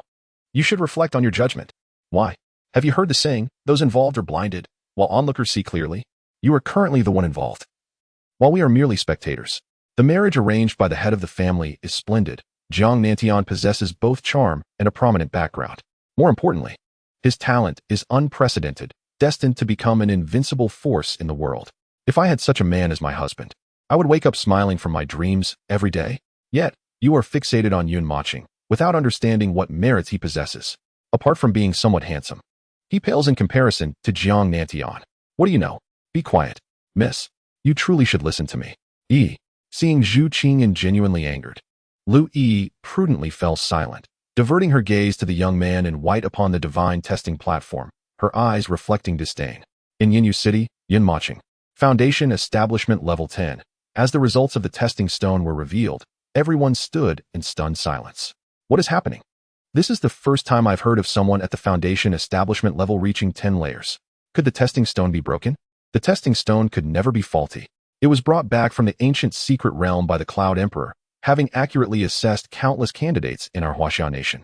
There is no way it could be malfunctioning. But what on earth is going on with Yun Moching? I don't know.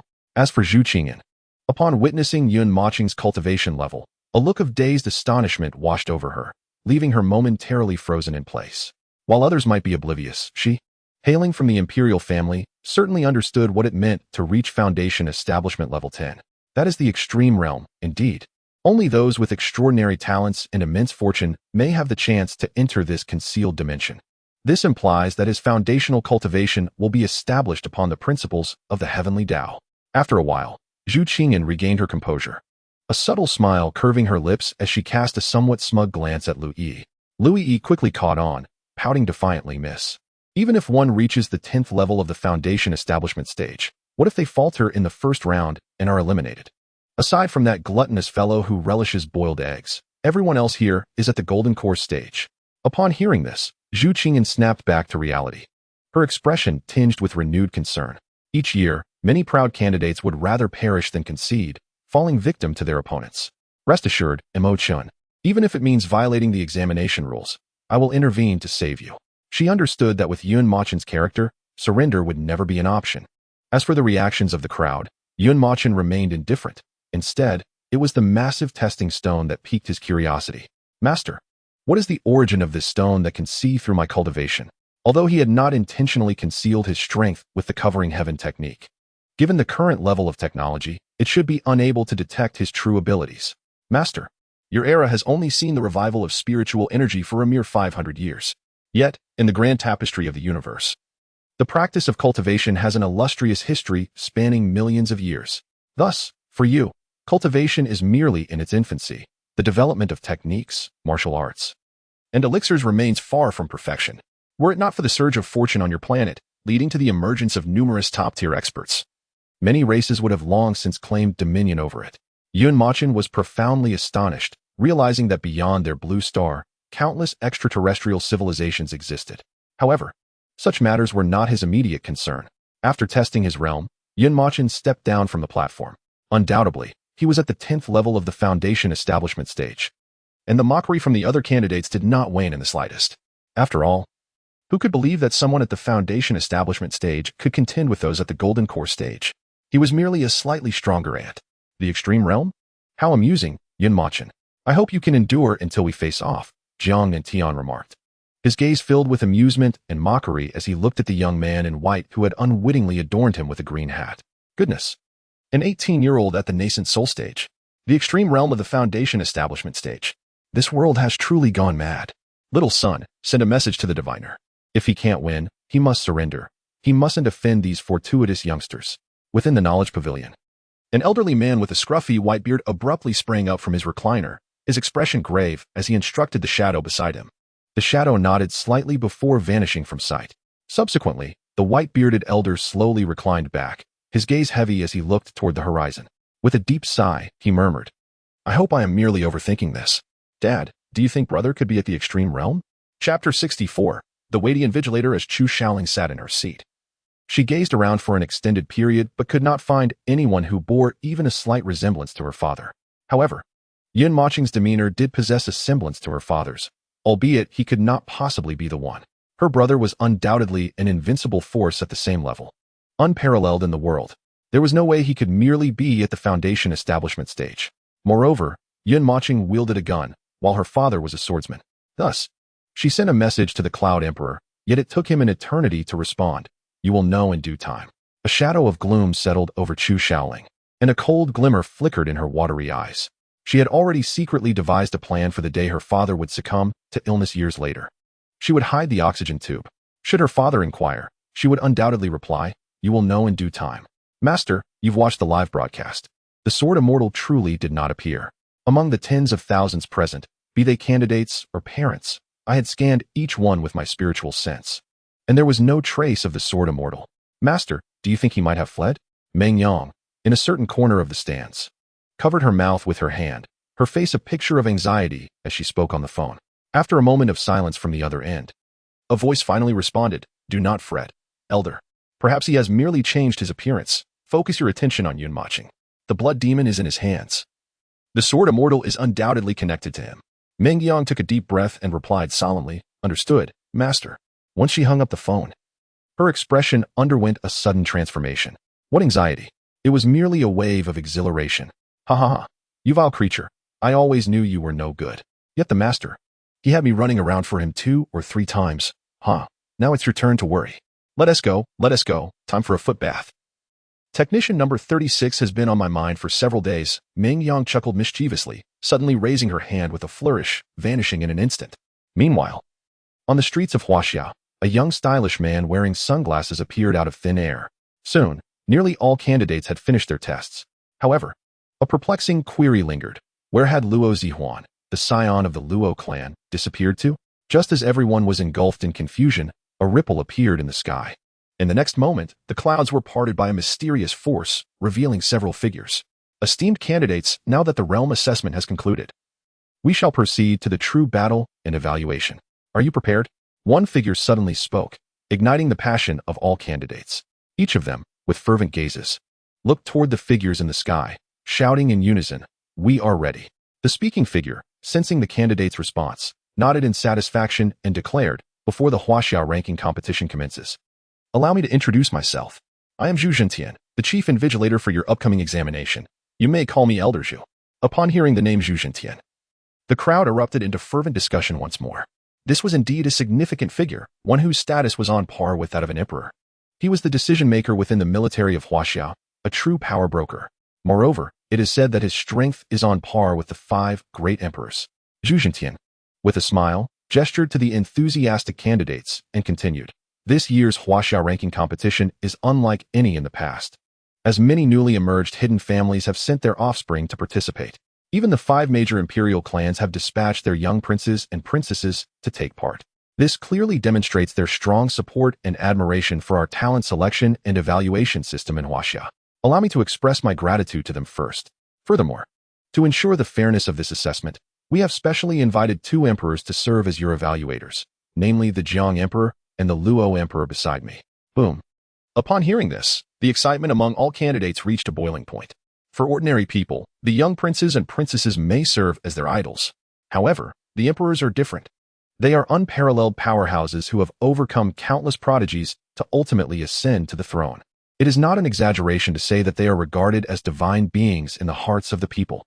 In just over 500 years since the awakening of spiritual energy, they have progressed from the great ascension stage to the tribulation stage. Their talent and perseverance are, in any era, the pinnacle of existence. Amidst the cheers of the crowd, they gradually discerned the 2 figures beside him. The Jiang Emperor appeared quite youthful, resembling a middle-aged man at most, with an imposing demeanor and an air of authority that filled his expression, closely matching the images circulating online. On the other hand, the Luo Emperor was somewhat unexpected. Due to his aversion to the media's insincere flattery, he had declined numerous interviews and live broadcasts, resulting in very few people having seen his true appearance online. Hee, Brother Japang, the Luo Emperor looks quite similar to you. The sea girl jested.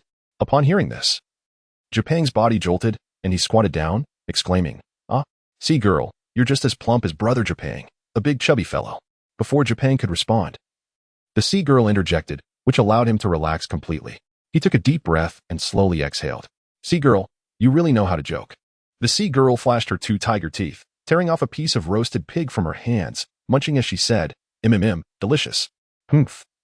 If it weren't for my father not allowing me to meet the Luo Emperor, I would have confronted him directly about his terrible ideas. Japang raised an eyebrow, awkwardly chuckling as he quickly agreed. Yes, sea girl is right. He looks like he is full of schemes. So ugly, with a round face and big ears. Just like a pig. Perhaps Luo Zihan was forced not to attend the examination because of him. The sea girl leisurely swallowed the piece of roasted pig in her mouth, a satisfied expression on her face as she remarked, "Well, I don't care. I can't take on this old man, so I'll just go after Luo Zihan. Humph.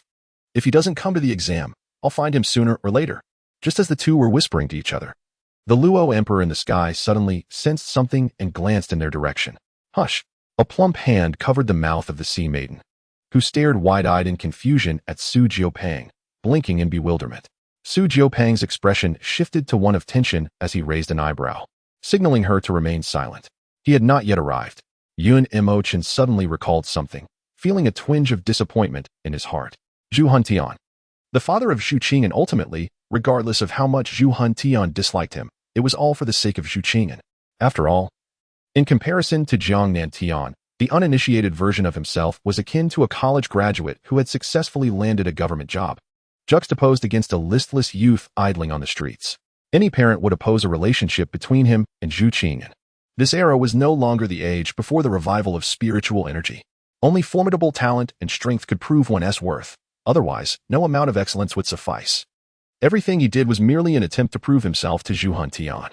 However, unbeknownst to anyone, a middle-aged man wearing sunglasses was fixated on Mochen from a certain spot in the stands, taking a deep drag of his cigar. Chapter 65. The First Battle Zone. Zhu Qing, and as the crowd's cheers gradually subsided, Zhu Zhantian continued to speak. Esteemed candidates, you are no doubt familiar with the rules of the Huaxia ranking system, which remain consistent with previous years. It comprises 2 stages. The first is the 1,000-person ranking competition. As the name suggests, nearly 10,000 of you will be divided into 10 battle zones, with approximately 1,000 candidates in each zone engaging in unrestricted combat on the Fengshen platform. Gasp. Unrestricted combat. Unlike the first round, the beast hunting points competition. In this stage, if you die, it is truly the end. There will be no rings to shield against lethal strikes. Moreover, a sense of foreboding loomed over everyone. The first phase of the assessment was likely to devolve into chaotic team battles. Thus, while they were somewhat aware of the rules, hearing them articulated by Zhu Zhantian sent shivers down their spines. Anticipating such a reaction, Zhu Zhantian merely cleared his throat and continued. To advance to the second stage, you must stand out among the 1,000 and secure a position among the top 3. During this period, should anyone fall from the function platform or call for surrender, they shall not be permitted to engage further and will be deemed eliminated. As for those who fail to enter the second stage, your ranking will be determined by the number of opponents you have defeated during the assessment. The second stage will be relatively simpler, involving one-on-one duels based on the numbers drawn, ultimately revealing the true prodigies. With Zhu Xintian's words, another wave of fervent discussion erupted throughout the arena. Setting aside the second stage for now, merely entering the top 3 in the first round seemed almost unattainable. Though nearly 10,000 candidates were present, each one had ascended here by standing on the shoulders of countless others. In any other context, they would already be hailed as prodigies. Even their existing accomplishments represent heights that many can only aspire to throughout their lives.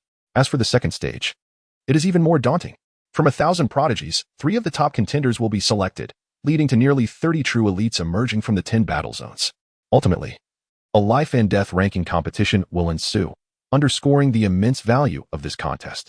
Brother Yun, if we are grouped together, could you promise me something? At that moment, Su Jiupeng suddenly turned to Yun Mochen with a serious expression. Haha, go ahead, Jiupeng, don't be so mysterious. Yun Mochen replied with a feigned ease, already guessing what he was about to say. Brother Yun, I hope that if we are in the same group, you won't concern yourself with me anymore. This is not the first round. Each of their strengths is not inferior to Jun Songling and Feng Muhai.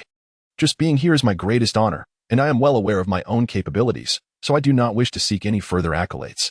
I don't want my presence to affect your performance. Su Jiupeng feigned a troubled expression, covering his eyes with his plump hands and slowly bowing his head. It's fine, Jiupeng. If it comes to that, I'll have your back. I knew. Noticing Su Jiupeng's unusual demeanor, flashed a reassuring smile. Patting him on the shoulder. What are you saying, Jiupeng? If you acknowledge me as Brother Yun, then follow me honestly and refrain from any nonsense. All right. After a moment's pause, Su Jiupeng finally acquiesced. Yet, beneath his hands that shielded his eyes, a glint of determination flickered. Internally, he resolved, Father, my brother treats me so well. Do not blame me for defying the odds. Just then, Zhu Xintian raised his hand, and a colossal blue screen appeared in the sky. The results for the first battle zone have been revealed. Those whose identifiers appear on the big screen. Please ascend to the divine platform. Upon hearing this, everyone clenched their fists tightly, anxiously gazing at the screen. Phew, no need to look, Brother Yun, Jiupeng. We weren't drawn in the first battle zone. Hai Nu exhaled deeply, taking a hearty bite of the roasted pig trotters, as if that would alleviate her tension.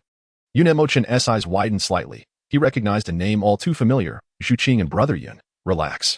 I've already seen it, in the first battle zone. Aside from that kid named Luoming, who is at the 4th level of the Golden Core stage, the others range from the 1st to 3rd levels. Sister-in-law is a formidable presence at the 7th level of the Golden Core stage. Won't she just dominate? Yun Mochen's expression turned grave. Ignoring Su Jiupeng's attempts at consolation, he understood all too well that in such a grand battle involving 1,000 participants, numerous unforeseen circumstances could arise. Zhu Qing and Mei indeed possessed the highest cultivation in the first battle zone, but that does not guarantee her an advantage. There is a significant likelihood that what begins as individual combat could swiftly devolve into a siege by many. Even though Zhu Qing holds an ethereal image in the hearts of the crowd, akin to a celestial being or a cultivation idol. However, compared to merely admiring and reverently gazing upon one's idol from afar, it is indeed a far more exhilarating experience to conquer oneself. Soon, approximately 1,000 candidates ascended the sacred platform, each one appearing vigilant and anxious, wary of those around them. As the crowd gradually settled, Zhu Qinggan leisurely made her entrance onto the stage. The candidates closest to her instinctively retreated, maintaining a distance of nearly several dozen meters before halting. She stood there like a protagonist, and from the moment she stepped onto the sacred platform, she became the center of attention. Esteemed participants, now that the first battle district is fully assembled, the first phase of the Huaxiao ranking competition officially commences. Boom, boom, boom. As Zhu Xintian's voice echoed, a deafening explosion erupted from the sacred platform. Damn it, I wasn't ready yet. Who the hell just knocked me off the stage? Old Six, why are you two ganging up on me? Have the courage to duel me one-on-one. Damn your ancestors. You can fight all you want. But what does it mean when your sword energy shreds my trousers? Chaos suddenly engulfed the sacred platform. Some astute candidates understood that the only way to ensure a favorable ranking in the competition was to eliminate a few unsuspecting participants. Thus, at the instant Zhu Xintian's words fell, they launched surprise attacks, sending a dozen unfortunate souls plummeting off the platform. In an instant, the sacred platform was ablaze with fiery explosions. There were those wielding guns, swords, knives, and whips, among other weapons. In essence, one could witness nearly every weapon commonly utilized in the academic examinations here. In stark contrast, Zhu Qinggan maintained an astonishing tranquility amidst the fray. While martial techniques wildly flew around her, she stood like a snow lotus emerging from the ruins, pure and solitary. Chapter 66. The astounding words of the Sea Maiden surrounding her were a dozen candidates from the Zhu clan, gravely positioned around Zhu Qinggan, their demeanor exuding an air of readiness. The comical disparity of the scene elicited an involuntary smile from Yun Mochen. It seems I have overthought this. To besiege a descendant of the imperial clan, one must first possess the strength to defeat other disciples of the imperial lineage. What does it mean to be an imperial daughter or son? Essentially, they are the future successors of the imperial clan. Almost all imperial clans and hidden families opt for a hereditary system. After all, who would willingly relinquish the hard-won realm to a disciple within their clan, devoid of any blood relation? As for those extraordinary prodigies emerging within the clan, who outshine the imperial sons and daughters, they are simply expected to diligently enhance their cultivation and become reliable aids to the imperial offspring. As for anything beyond that, do not harbor such thoughts, unless you wish to engage in a battle of strength with their progenitors. I am Luo Ming, hailing from the Luo clan. I have long heard of the imperial daughter's remarkable talent and unparalleled beauty. Yet, upon seeing her today, I find myself somewhat disappointed. It seems the imperial daughter dares only to cower behind the crowd, afraid to engage in combat. At that moment, a youth clad in azure, wielding a long sword and bearing an air of youthful innocence, emerged from the crowd. He approached Zhu Qinggan and her companions. His aura unmistakably revealing his cultivation, he was at the 4th layer of the Golden Core stage. Brother Yun, that is Luo Ming. As the Sea Maiden showed no interest in the battles of others, she discreetly observed along Yun Mocheng's line of sight. It dawned on her that the young boy was indeed Luo Ming, whom Su Jiupang had spoken of for quite some time.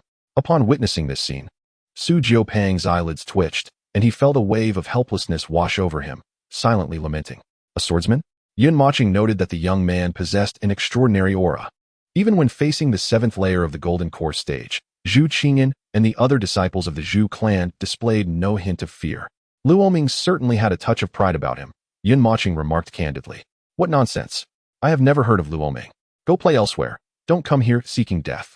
Our imperial princess is preparing for the next stage. Your strength is unworthy of her attention. Indeed, hurry and leave. You seem quite capable. Perhaps you could enter the next round, but do not come here seeking your demise. The Zhu clan disciples shouted angrily. Their duty was to protect the imperial princess, and only after that did they consider achieving a good ranking. Step back, Zhu Qingyan said coolly, interrupting them. The imperial princess, Zhu Qingyan, gracefully waved her hand and slowly emerged from the protective circle of the Zhu clan disciples. Let us begin. Without further ado, Zhu Qingyan spoke in a calm, detached manner. Imperial princess, I shall take offense. Luo Ming, facing Zhu Qingyan, who was 3 minor realms above him, felt a flicker of tension in his heart, though he would never admit it. As a swordsman, the pride instilled in him since childhood would never allow him to rely on his cultivation to suppress those of lower ranks to secure a top 3 position. If a fight was to ensue, he would face the strongest. With his voice resonating, Luo Ming suddenly pushed off the ground, gripping his longsword tightly, transforming into a streak of light as he lunged fiercely at Zhu Qingyan. Falling flower slash. Luo Ming was astute. Against a prodigy like Zhu Qingyan, any strategy paled in comparison to unleashing a powerful attack from the outset. In the next moment, the sword energy surging from his blade coalesced into countless petals that floated through the air, launching towards Zhu Qingyan in a grand encirclement. Zhu Qingyan's gaze remained indifferent and icy. She lifted her beautiful eyes to regard the flurry of sword flowers and gently raised her hand, her alabaster palm sweeping through the air. Boom! A resounding explosion echoed as the air before Zhu Qingyan compressed, releasing a terrifying energy. The surrounding sword flowers appeared to freeze in place for a moment before being obliterated by a mysterious force. This is impossible. The unrestrained energy released from Zhu Qingyan showed no signs of waning after destroying the sword flowers. Instead, it surged towards Luo Ming. In an instant, Luo Ming's facial muscles contorted under immense pressure, his expression becoming grotesque. He raised his longsword, desperately channeling his inner spiritual energy to defend himself. She has grown so strong. Yun Mocheng recalled Zhu Qingyan's actions during their initial meeting in the Void Divine Space. Yet, compared to now, her strength had multiplied several times over. Even Luo Ming, at the fourth layer of the Golden Core stage, had not even forced her to reveal her martial skills, let alone any trump cards. Brother Yun, is she the one you admire? The mermaid, with an innocent expression, continuously swung her snow-white little feet, while suddenly asking with curiosity, "Yes, mermaid. What do you like about her, Brother Yun? Could you share it with me?" The question from the mermaid caught Yun Mochen off guard. He turned to meet her curious, wide eyes, and after a moment of contemplation, he replied, "In truth, for a significant period before I met her, I found myself engulfed in a profound sense of inferiority due to familial circumstances. This led to my taciturn demeanor, which you may perceive as aloofness. You might assume that with my talents, I should not have succumbed to such feelings of inadequacy. Ironically, my talents were an unexpected awakening. I was once an underachieving student, lacking in both cultivation and financial means, and even my parents were absent. Consequently, my life remained dim and devoid of brightness for a long time. Despite the presence of many kind individuals around me, their goodwill often left me with an indescribable sense of resistance, as I believed their affection stemmed from pity rather than genuine familial bonds. It was not until I encountered her that everything changed." Yun Moching's gaze shifted to the enchanting figure on the divine platform, a foolish grin spreading across his face as he confessed, "When I first laid eyes on her, I must admit she was the most beautiful girl I had ever seen. However, that alone did not inspire my affection. She was vibrant and lively, unlike any girl I had met before. Rather than shunning me due to my somewhat extreme personality, she exhibited a genuine curiosity towards me, constantly seeking my company and engaging me in conversation. Yet, her exuberance often filled me with trepidation and hesitation, for I understood that her status placed her in an entirely different realm from mine. Gradually, I realized that she seemed unconcerned with my background or temperament. Each day, she would share her experiences and discoveries with me, while I quietly listened. As time passed, I found that the highlight of my school day was her arrival. Eager to recount her day's adventures or simply share trivialities with me, there were moments when she would sit beside me in silence. Yet her presence alone brought me great solace. However, due to her family circumstances, there were days when she would take leave from school. On those days, I felt an inexplicable void, as if something essential was missing. I would often find myself daydreaming about where she might be, what she was doing, if she was unwell, or if she had forgotten about me. It was during these moments of longing that I began to realize I might have developed feelings for her. The mermaid's eyes widened in understanding, and she elongated her tone, exclaiming, "Oh, I see, Brother Yun. Then I must also like you." "What?" exclaimed Su Jipang, turning abruptly with an incredulous expression towards the mermaid. Yun Moching's demeanor was no less astonished as he gazed at her in disbelief. The maiden of the sea felt a blush rise instinctively to her cheeks as she softly murmured, "Did not Brother Yun say that when one loves someone, they will often fantasize about where that person might be?" After our separation during the assessment, I thought of Brother Yun for quite a while. "The pig trotters you roasted were absolutely delectable. I have stored all the roasted pig trotters from the city in my spatial ring. Yet I cannot replicate the flavor that Brother Yun created. I truly missed him that day." As she spoke, the maiden of the sea unconsciously took a bite of the roasted pig trotter in her hand. At that moment, a thunderous explosion erupted on the stage, the intensity of which surpassed the combined noise generated by all the candidates in battle. It was Luo Ming. To my astonishment, he managed to achieve a breakthrough on the spot. Under the immense pressure of Zhu Qingyin's formidable strength, Luo Ming did not falter. Instead, he broke through at that very moment. "Imperial daughter, I concede that I underestimated you. But now, I shall be serious." Before Luo Ming could finish his statement, another explosive sound resonated throughout the arena. The terrifying sword aura that erupted around him dissipated without warning, and he found himself ensnared by an enigmatic force, rendered immobile. "I have given you a chance," Zhu Qingyin remarked coldly, her beautiful eyes devoid of any emotion as she gazed at the terrified Luo Ming. In the next instant, with a gentle wave of her hand, Luo Ming was sent flying like a soccer ball, tracing a graceful arc through the air, heading directly toward Yun Moching and the others.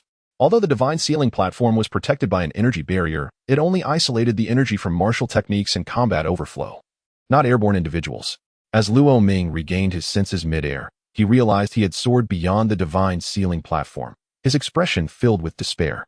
Just then, he inadvertently caught sight of a familiar figure, his pupils widening in surprise as his pent-up grievances poured forth from his eyes.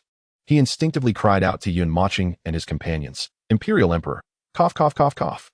Just as Luo Ming's words were about to escape his lips, several spicy quail eggs abruptly appeared, landing squarely in his mouth and choking off his speech, forcing him into a fit of coughing. "Humph, even after being eliminated, you still wish to harm the audience?" In the midst of Yun Moching and the Maiden of the Sea's astonishment, Su Jiupao flung a skewer of quail eggs toward Luo Ming with remarkable precision. Subsequently, Su Jiupao feigned anger as he glanced at the reactions of the two. Meanwhile, Zhu Jintian gently waved his hand, and in the moment before Luo Ming crashed into Yun Moching and the others, he was miraculously returned to his seat in the stands.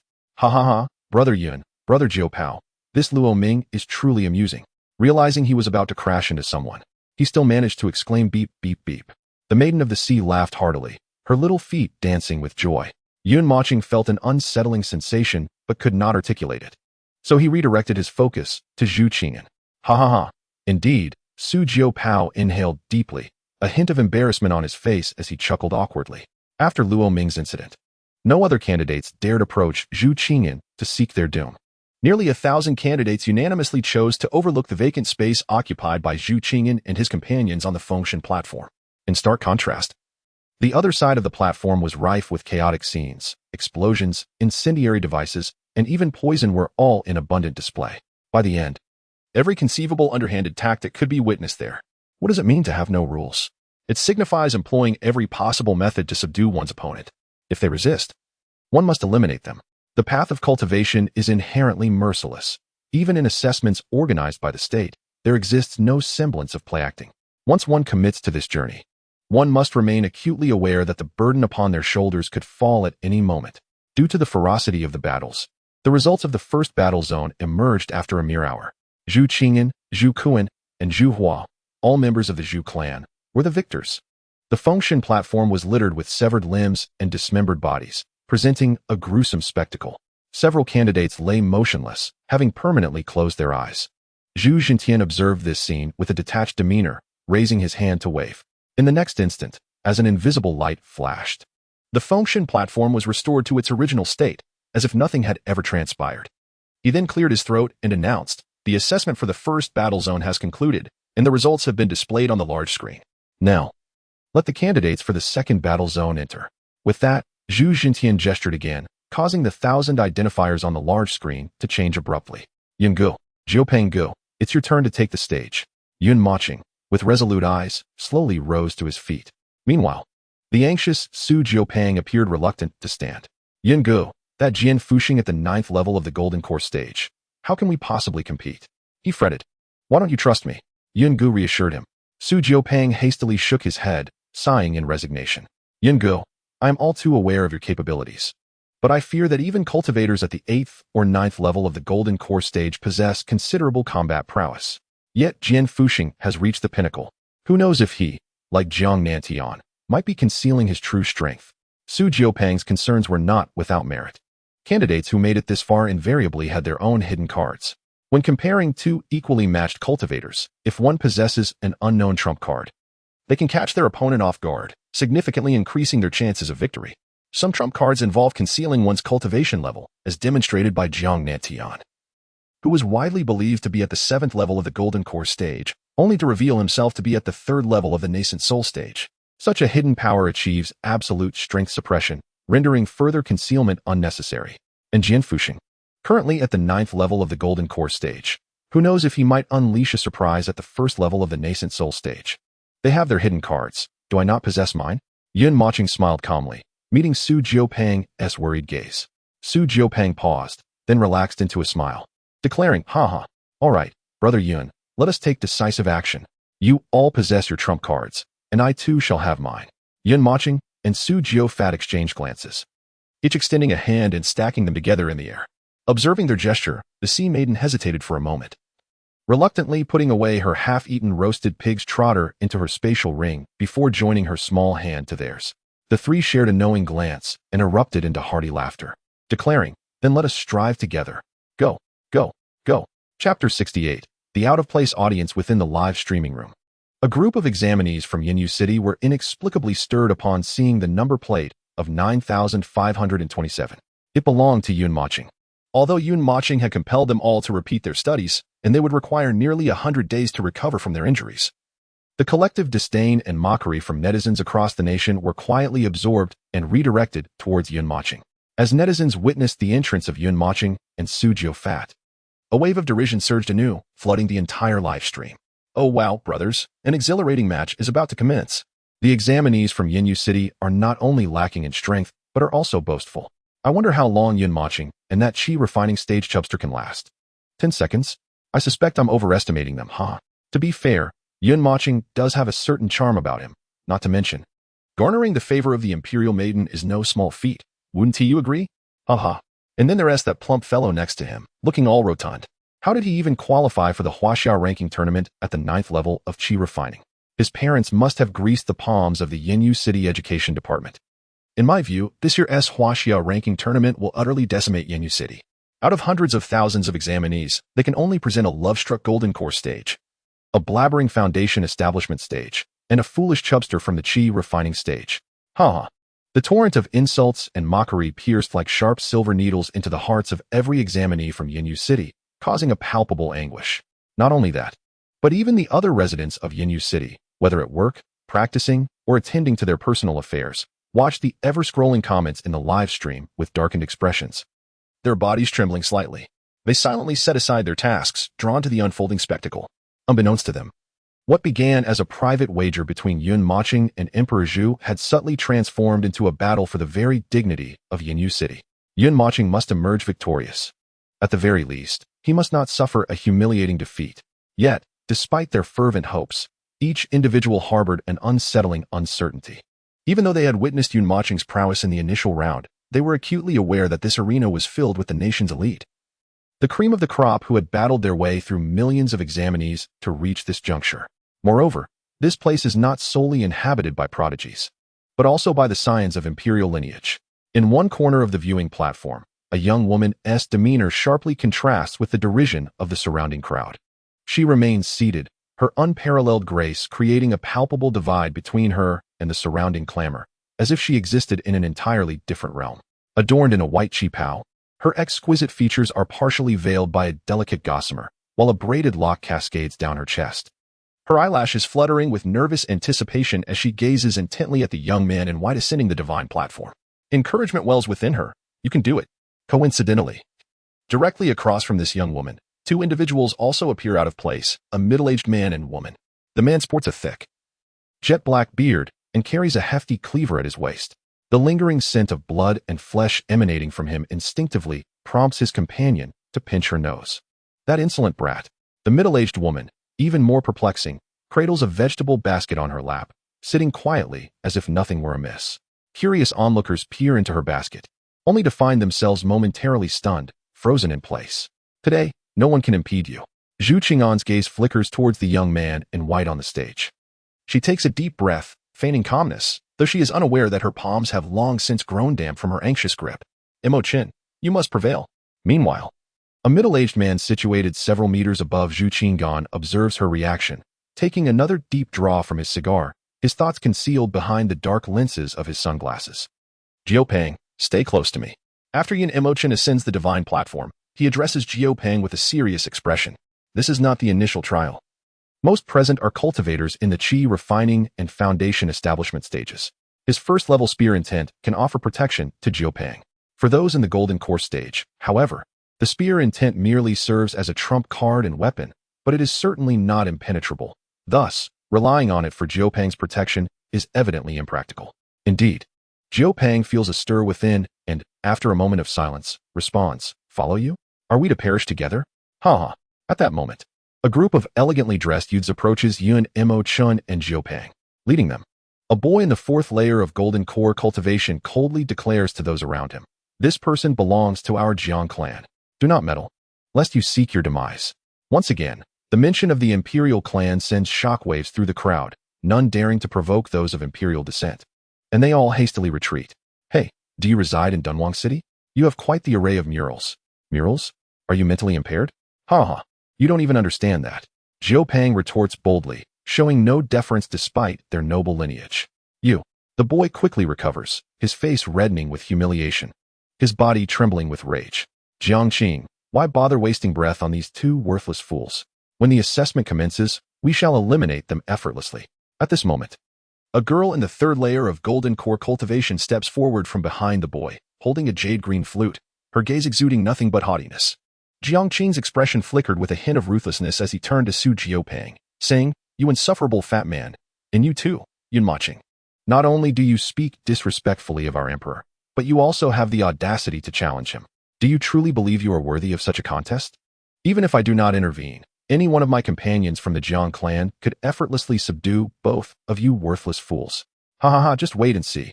He then turned to the girl beside him, saying, "Jiang Yeye, your methods are the most ruthless. When the time comes, you shall take action. Remember not to eliminate them too swiftly.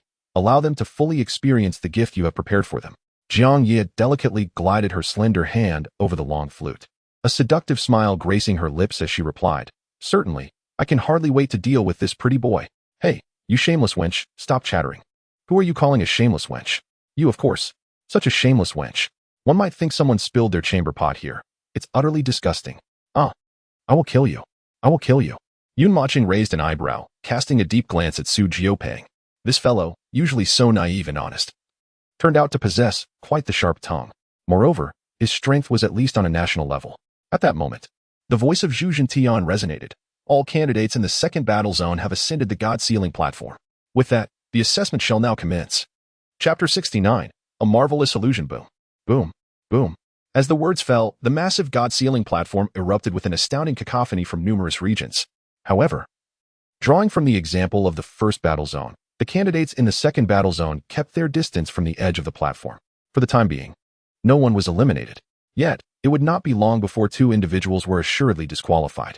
The candidates in the stands, along with the viewers in the live broadcast, collectively shifted their attention toward Yun Mochen. Yun Mochen was indeed courting disaster. He had already offended the Jiang clan before the assessment even began. There's no need to watch any further. I believe his journey in the Huaxiao rankings has reached its end. If he were wise enough to avoid provoking the Jiang clan and perhaps utter a few flattering words, the imperial family might allow him to be eliminated later, at the very least sparing him from severe ridicule in Yinyu City. But he is being utterly foolish, simply brainless. Indeed, it's just like watching a monkey perform. At that moment, Jiang Yeye's expression suddenly shifted to one of cold determination. She raised the long flute to her lips and coldly addressed Yun Mochen and Su Jiopeng. "Hee, two worthless fools, savor the last moments of joy in your lives. Allow me to serenade you." In the next instant, as Jiang Yeye's crimson lips parted, the air around the flute trembled abruptly, releasing a series of enchanting melodies. Just as Yun Mochen intended to retrieve the blood demon from his spatial ring, the flute's sound enveloped him. In the blink of an eye, he felt as if his very soul had been seized, rendering him motionless and his eyes vacant. The scene before Yun Mochen's eyes transformed dramatically, and he found himself inexplicably within a strange house. "Darling, come quickly." At that moment, a familiar voice reached his ears, causing his body to shudder violently, freezing him in place. He recognized that voice all too well. It was Zhu Qing'an.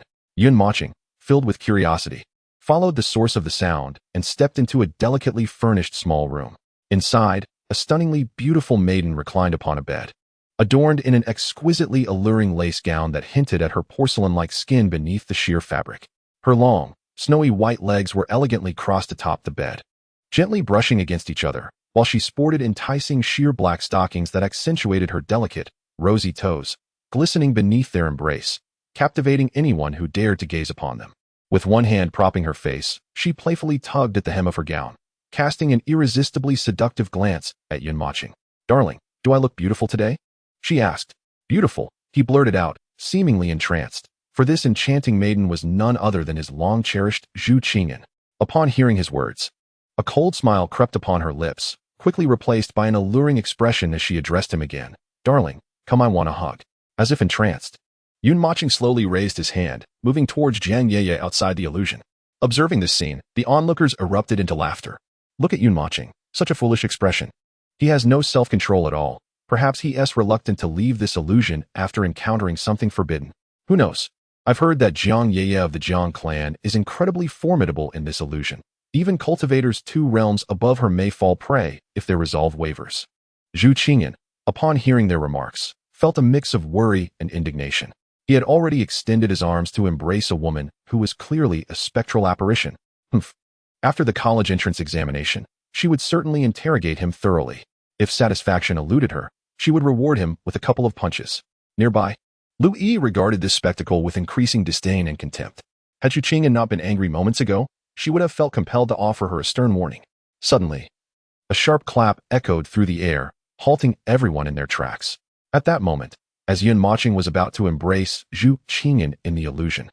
In the real world, Jiang Yeye lunged forward, her fingers poised to strike at his lower body, infused with concentrated spiritual energy. Yet, in an instant, without any forewarning, Yun Moching's eyes regained clarity, and with a swift motion, he delivered a resounding slap that sent Jiang Yeye hurtling several meters away. How is this possible? Jiang Qing was taken aback, exclaiming in disbelief. Even he knew that breaking Jiang Yeye's illusion in such a short time was exceedingly challenging. Yet Yun Moching, a mere foundation establishment waste, had done the impossible. How did you accomplish this? Jiang Yeye, sprawled on the ground, clutched her stinging cheek, terror etched across her face. Yun Moching responded with a chilling smile. The you in the illusion is beautiful, yet that beauty derives solely from your imitation of her visage. Ultimately, you cannot compare to her, nor do you understand her. Your actions within the illusion only serve to repulse me. An illusion? For Yun Moching, the most daunting challenge was not the illusion. It is essential to recognize that he possessed another identity as a sword cultivator, and a particularly formidable one at that. Endowed with sword intent, the bane of illusions is precisely sword intent, rendering them utterly trivial for him to dismantle. Thus, the moment he entered the illusion, he immediately discerned its nature. His reluctance to exit was merely a desire to behold the scene a little longer. How splendid it would be if Qingyan were to don such attire. Yun Moching mused whimsically to himself. Suddenly, a voice pierced the air. Hey, big brother Jiu Pang is here. Startled, Yun Moching shuddered and turned to see Jiu Pang, who was grinning broadly, his plump lips puckered as if bestowing a kiss. Having a brother like this is utterly embarrassing, Yun Moching thought. His expression darkening as he mustered the courage to approach and delivered a sharp slap to Jiu Pang. Smack. Oh, just like that. Jiu Pang exclaimed, I still want more. Suddenly, a thunderous sound erupted as Yun Moching kicked Jiu Pang several meters away. Cough, cough. Brother Yun, what just transpired? Jiu Pang, having sustained no injury due to the external force employed by Yun Moching, scrambled to his feet, bewildered, and regained his composure to address Yun Moching. From now on, do not claim to know me. Upon hearing this, Jiu Pang's face flushed crimson as he realized the implications, casting a guilty glance towards the location of the Sea Maiden. The Sea Maiden, noticing Jiu Pang's gaze, blinked innocently and waved her small hand, which clutched a roasted pig's trotter, as if she had a sudden epiphany, internally exclaiming, So, big brother Jiu Pang hopes I would hit him. At that moment, Yun Moching's spirit stirred, and a blood-red spear materialized in his grasp. Blood Kuei, your games are over. It is now my turn, is it not? Chapter 70. Yun Moching, Jiangqing low-tier earth class? I never imagined you, a useless wretch, could wield such a spear. Jiangqing scoffed, however, to employ it in your hands is indeed a waste. The instant Yun Moching drew Blood Kuei, it captured the attention of many. Although Jiangqing was puzzled by how Yun Moching had extricated himself from Jiang Yeye's illusion, he harbored no doubt regarding Yun Moching's prowess. Just a useless fool, he thought, dismissing him with derision. In the next moment, Yun Moching's expression sharpened, and with a swift twist of the spear, he propelled himself towards Jiangqing with fierce determination. With so many present, you dare to provoke me. Do you seek death? Jiangqing sneered coldly, unperturbed by Yun Moching's onslaught, channeling his inner spiritual energy into the sword he wielded. Neither combatant resorted to martial techniques. It was purely a test of spiritual power. Of course, Jiangqing scorned the notion of employing martial techniques. Bang! Much to everyone's astonishment, when their weapons clashed, it was not Yun Moching who was sent flying as anticipated. Instead, Jiangqing was forced back several steps, staring incredulously at his trembling hand. Before him stood Yun Moching, motionless, with a long spear slung across his back, his stance unwavering. How could this be possible? Jiangqing, a prodigy at the 4th level of the Golden Core stage. How could Yun Moching, nearly at the 10th level of the Foundation Establishment stage, withstand his attack? Clearly, you have misunderstood. Jiangqing is toying with Yun Moching. Did you not see that Jiangqing did not even unleash his martial arts? Perhaps that last strike only utilized 1% of Jiangqing's strength. Oh, now it makes sense. I wondered how Yun Moching had suddenly grown so powerful. Jiangqing was internally astonished. Although he did not employ martial skills, he had expended half of his spiritual energy. Yet, against the mere foundation establishment level of his opponent, Yun Moching managed to bear the brunt of his assault entirely. He was even forced back. Yun Moching gazed at Jiangqing with a calm demeanor, a chilling smile gracing his lips. Surprised? Don't rush. There are even greater surprises in store. With that, he offered Jiangqing no respite, his figure abruptly vanishing from sight. So swift. This was Jiangqing's immediate thought. His pupils contracted sharply as he released countless sword energies that swirled around him, scanning the surroundings with a grave expression. "Don't search. Grandfather Yun is right here." A voice, icy and indifferent, reached Jiang Qing's ears. He halted abruptly, instinctively raising his long sword to strike above him. Boom! A thunderous sound erupted, enveloping the arena in a cloud of dust. At that moment, a figure burst forth from the haze, skidding for hundreds of meters before finally coming to a stop. It was Jiang Qing. Jiang Qing's expression turned ghastly as a mouthful of blood splattered from his lips. The candidates watching from the stands rose to their feet, their eyes wide with shock. Jiang Qing had been severely wounded by Yun Mocheng's strike. As for the candidates from Yinyu City, witnessing this scene, they straightened their spines, tears of excitement welling in their eyes. Clenching their fists tightly, they suddenly slammed them down, tilting their heads back in triumphant howls. Refreshing.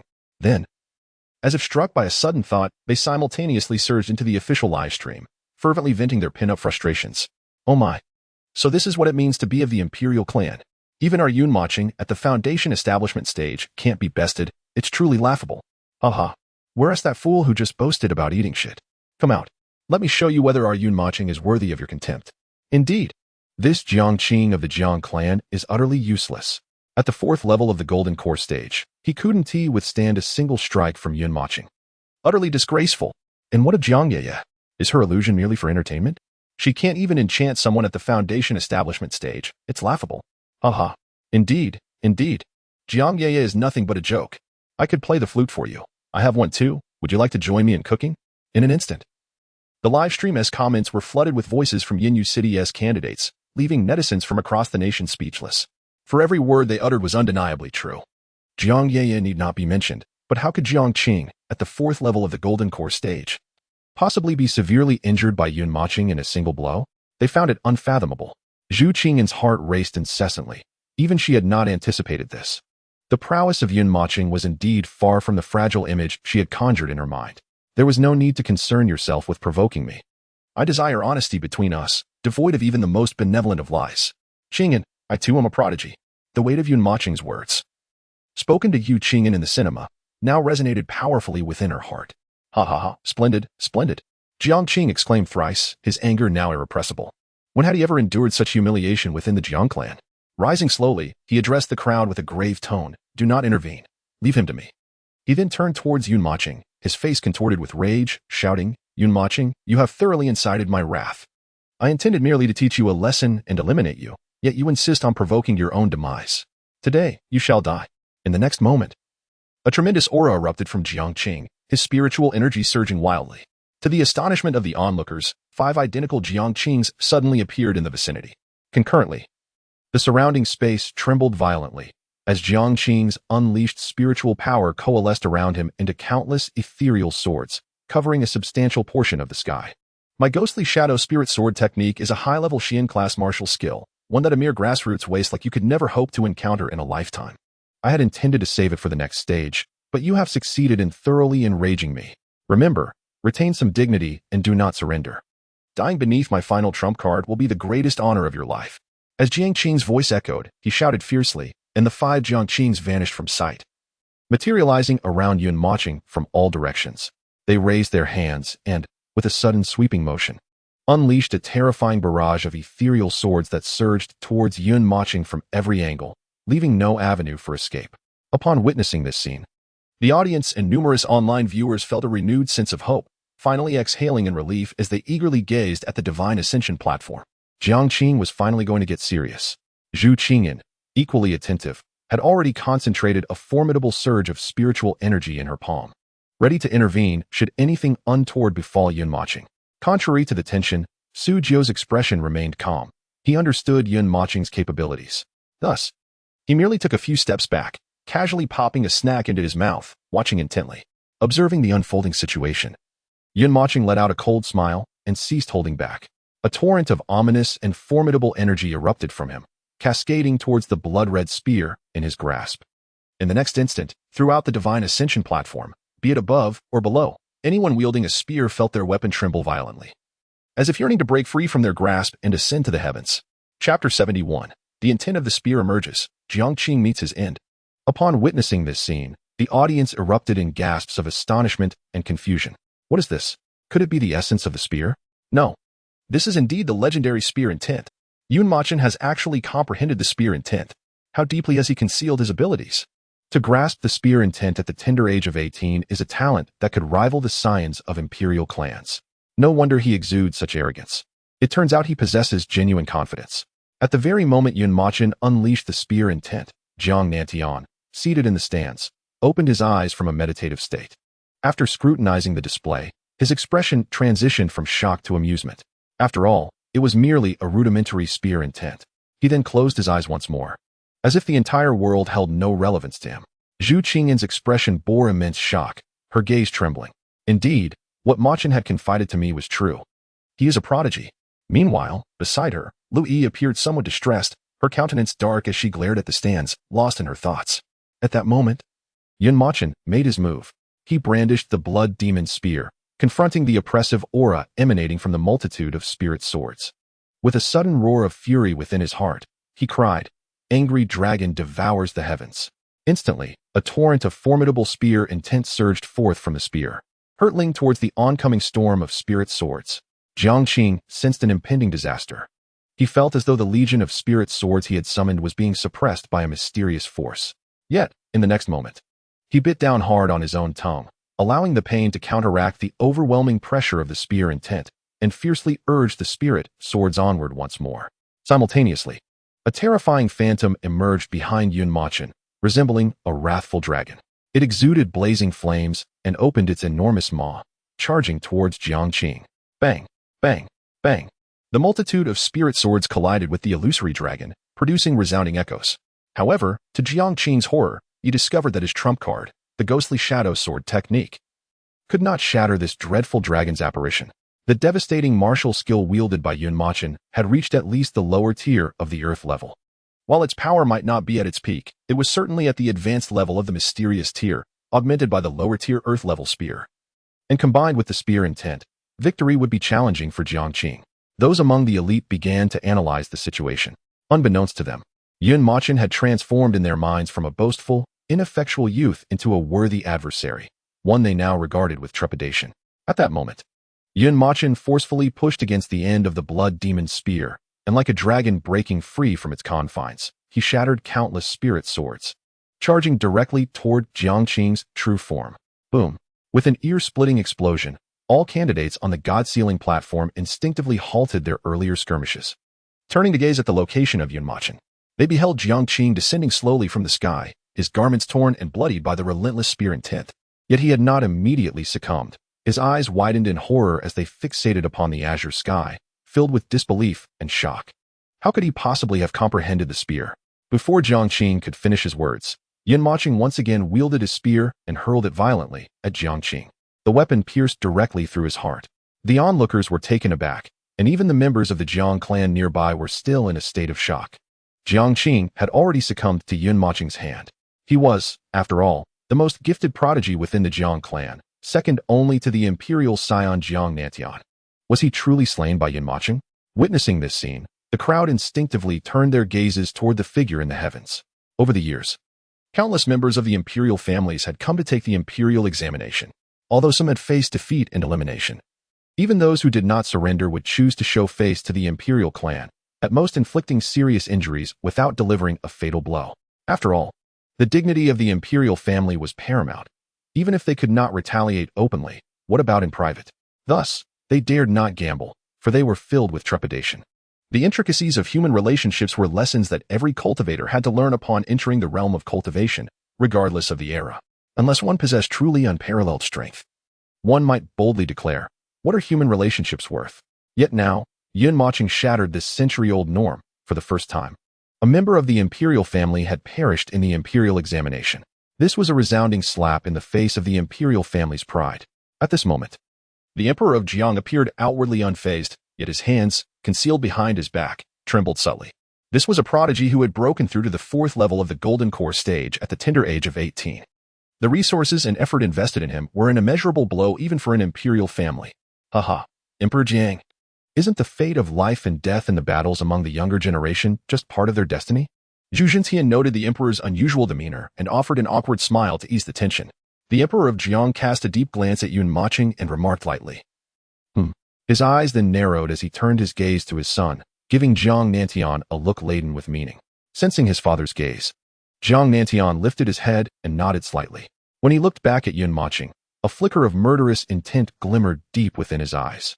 Mochen had truly triumphed. Zhu Qing'an's heart could no longer remain tranquil. Tears of excitement welled up in her beautiful eyes. The reason she and Yun Mochen could not be together ultimately stemmed from his perceived lack of talent.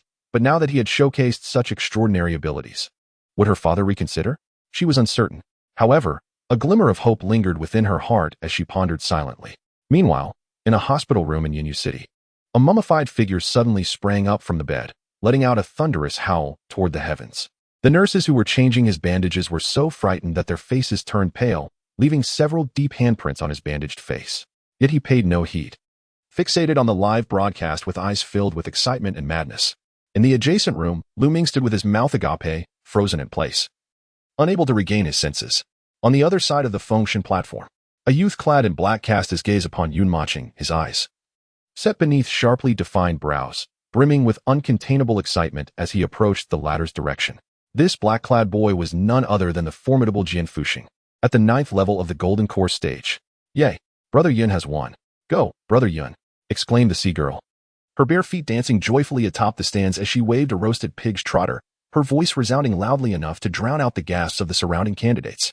To the onlookers, the sea girl was perceived as an exquisitely beautiful and charming young lady. However, her next utterance sent a chill through the crowd. "By the way, Brother Yun, remember to kill those few as well. I want to taste human flesh." Chapter 72, A Family. Together as one, Zhu Qing'an followed the sound and beheld a stunning maiden. Her brows knitted together in concern, instinctively tightening her delicate fists as her breath quickened. "What troubles you, miss?" Lu Yi inquired, having noticed Zhu Qing'an's shift in demeanor, her concern palpable.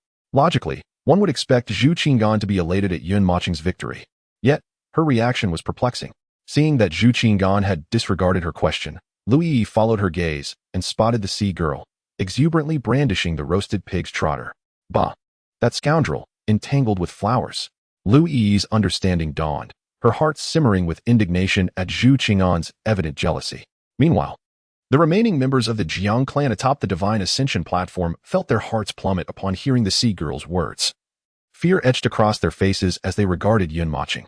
With the mightiest among them, Jiang Qing, already slain, how could they possibly contend with him? Yet, to surrender to this Yun Mochen would surely invite the wrath of their elders upon returning to their clan after the examination. Ultimately, however, weighing the dire consequences, they succumbed to their primal fear of death and uttered the fateful words, "I surrender." Boom. Before they could finish their declaration, a terrifying surge of energy erupted, compelling them to instinctively brace themselves, only to discover their utter helplessness against this formidable force. As anticipated, all remaining Jiang candidates were sent hurtling away, crashing heavily to the ground. A wave of horror washed over the Jiang candidates as their organs churned violently within, unable to contain themselves, and they spewed forth blood. Why, after choosing to surrender, did Yun Mochen still dare to strike? What is Yun Mochen doing? The Jiang candidates have clearly surrendered. Why does he persist in inflicting harm? Indeed, Yun Mochen is merciless, evidently intent on annihilating them. "Old Zhu, will you not intervene?" Yun Mochen is blatantly violating the examination rules. Witnessing the unfolding scene, the spectators clamored in feigned righteousness. Yet, the figure of Zhu Zhentian above them remained impassive, showing no inclination to intervene. "Rules? Have you fools lost your minds?" Prior to the examination, Old Zhu explicitly stated that once surrender was declared, no further action should be taken. But did they truly declare it? They merely uttered "I surrender." What if they were merely practicing their shooting technique? For a long time, the words of the corpulent figure suddenly awakened everyone. The group of candidates from the Jiang clan, as if enlightened, took a deep breath, as if exhausting all their strength in that moment. Their faces contorted as they shouted once more, "I cast." The sound of thunderous energy surged forth, and the candidates' pupils constricted as they gritted their teeth and shouted the final word. Unfortunately, they were still a beat too slow and were once again sent flying. "Do you wish to surrender? Did I grant you permission?" Yun Mochen chuckled coldly, and in the next instant, he wielded his spear and vanished from sight. When he reappeared, several Jiang clan candidates were already flying out, their faces twisted in agony. The overwhelming onslaught of spear energy surged forth like a relentless tide, leaving them no chance to catch their breath. The candidates from the Jiang clan wore expressions of despair. It was not that they did not wish to surrender. but rather they could not utter the words. Every time they attempted to speak, the terrifying spear energy would appear in front of them, sending their defenseless forms hurtling away. Who could possibly articulate anything under such pressure? Yun Mochen did not intend to torment them. He merely wished for them to meet Jiang Qing. To be together as a family, united on their journey. It could be considered a fulfillment of the saying, not seeking to live together, but to die together. Had he truly erred in his actions? Since they had wished for his demise, they must be prepared to face the consequences. Prepare yourselves for the journey ahead. As his words fell, Yun Mochen's internal energy surged violently, and the rampant spear energy intensified at that moment. In the next heartbeat, he swung his spear, and the phantom of a ferocious dragon re-emerged. To the astonishment of all, it consumed the entire group of Jiang clan candidates. Yun Mochen stood in place, planting his bloodied spear into the ground, coldly observing the few figures slowly descending from the sky. The myriad spear energies, as if summoned, flew back into his body at that instant. The countless onlookers, witnessing this scene, were filled with shock and dread in their hearts. There was but one thought. No matter what, they must never provoke Yun Mochen. If they could fight him, they might be fine, but if they could not, they would surely perish. He had the audacity to slay even those of the imperial clan. What else could he possibly fear? He was truly a madman. The heir of the imperial clan, this youth was not only ruthless and decisive in his actions, but he had also chosen to remain in the shadows, avoiding the spotlight until Jiang Qing actively provoked him, revealing his true capabilities. One must not underestimate such a character. At that moment, Jiang Nantian, standing beside Jiang Xiaoyao, suddenly cautioned, "Second elder, no matter how strong he is, can he truly battle across two major realms? Do not worry. If he can enter the second phase of the examination, I will ensure he understands what it truly means to be a prodigy," Jiang Nantian replied, his expression unfazed. On the other side, the Grand Elder Jiang Imo suddenly patted Jiang Xiaoyao on the shoulder and chuckled. "Xiaoyao, have you been drinking too much? When did you become so cautious? This is unlike you. This youth indeed possesses great talent, but having provoked our Jiang clan, his fortune is surely at an end. Moreover, do you truly believe he can enter the second phase? The ninth layer golden core cultivator, Jian Fuxing, if not for our esteemed DZ being present, might have claimed the title of the foremost figure among the contemporary generation. Observe how he approaches Yun Mochen with an eager expression. A spectacle is surely imminent. Ah, how youth breeds heroes. I recall when you and I were of their age. We were merely at the 6th or 7th layer of the golden core stage," Jiang Imo remarked with a sense of nostalgia. Beside him, Jiang Xiaoyao remained silent, sipping from his gourd of fine wine, attempting to suppress an inexplicable sense of trepidation. His gaze toward Yun Mochen was laden with gravity. Why did an ominous premonition linger in the air? At that moment, Yun Mochen noticed an exceptionally formidable young man in black approaching him. After he concluded his battle with the Jiang clan candidates, the crowd resumed their fierce skirmishes. Yet, the demeanor of the black-clad youth was as serene as a gentle breeze, akin to an untainted cloud drifting above the fray, unhurriedly traversing the epicenter of combat. He seemed utterly indifferent to the barrage of martial techniques exploding around him. What was even more perplexing was that the candidates unleashing these techniques appeared to deliberately avoid targeting him. Even when a technique unexpectedly veered towards him, it dissipated before his eyes as if under the influence of the practitioner's will. The fighters amidst the crowd instinctively maintained their distance from this black-clad figure, their expressions betraying a palpable wariness. Jian Fuxing, ranked 3rd on the virtual divine rankings. May I request the honor of a duel? Chapter 73, Yun Mochen, Jian Fuxing. Upon hearing these words from the black-clad youth, a gasp of astonishment rippled through the assembly. So it is him. I wondered when such a remarkable prodigy would emerge. At 18, a 9th layer golden core practitioner. Truly unimaginable. Who is he? He is that prodigy who refers to himself as a member of the imperial lineage in the virtual divine space. Were it not for that mysterious sword immortal's sudden appearance, he would undoubtedly hold the 2nd position, just behind Jiang Netian. How audacious. Is he not afraid of incurring the wrath of the imperial lineage? Who can say? Perhaps he has powerful patrons backing him. In the stands, Jiang Mo's face turned a shade of iron upon hearing Jian Fuxing's moniker in the virtual divine space. In a fit of anger, he struck his leg and exclaimed, "Humph! I had just praised this young man. Yet he proves to be just as arrogant and foolish as Yun Mochen." Furthermore, the expressions of the other members of the imperial lineage darkened upon hearing this. Casting hostile glances at Jian Fuxing, Yun Mochen, too, absorbed the discussions around him, and an impression of Jian Fuxing began to form in his mind. Gradually, he tightened his grip on the long spear embedded in the ground, his expression grave. The ninth layer golden core Jian Fuxing was, thus far, the most formidable opponent he had encountered, aside from Jiang Nantian. He was uncertain if he could triumph without resorting to his sword techniques in the 5 major realms, both of which were his trump cards. This battle was meant for Jiang Nantian. Yet, unbeknownst to Yun Mochen, the scene was unfolding differently. At that moment, behind him, Su Jiao had unexpectedly produced an extraordinary long spear. As for Mao Dan, he had unusually stored it away in his spatial ring. The gaze directed at Jian Fuxing was imbued with an icy demeanor. Why? If you seek to place among the top 3, there is no need to seek me out. Aside from myself, you are unlikely to encounter any rivals here. Moreover, I don't believe we have any past grievances, do we? Jian Fuxing, upon hearing this, gently shook his head and replied earnestly, I sense a daunting aura emanating from you. Although I am uncertain of its nature, as a swordsman, my path in swordsmanship teaches me that even in defeat, one must never harbor fear within one's heart. Therefore, I wish to duel with you to uncover the truth behind this sensation. As he concluded, Jian Fuxing suddenly recalled something and added, rest assured, this is merely a contest between us. I do not intend to engage in a life-or-death battle. I seek only an answer. Jian Fuxing understood that Yun Mochen was not the sort to capitulate easily, hence he deliberately emphasized this point. Yun Mochen sighed in resignation, slowly withdrawing the spear that was embedded in the ground. It seemed he had encountered a sword enthusiast. In truth, he was aware of what the other feared. But that was his trump card, and he could not reveal it just yet. Will you surrender? No, you are incapable of defeating me. Jian Fuxing's confidence radiated from him, accompanied by a serene smile, devoid of any mockery. While such words might seem arrogant, they carried a certain inevitability when spoken by him, leaving many with a sense of acceptance.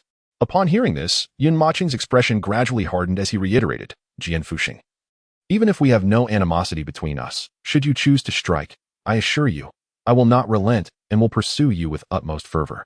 Do think carefully. Hiss. Yun Mochen's words provoked an uproar of ridicule throughout the function platform. Ha ha ha, did I mishear? Is Yun Mochen truly so naive? Does he genuinely believe Jian Fuxing is akin to those useless fools like Jiangqing? Defeating a mere 4th layer of the golden core stage has made him so arrogant. Listening to his tone, one might think he considers himself the unparalleled prodigy of the current generation. He truly does not grasp the gravity of his situation. Jian Fuxing is a top-tier prodigy at the 9th layer of the golden core stage.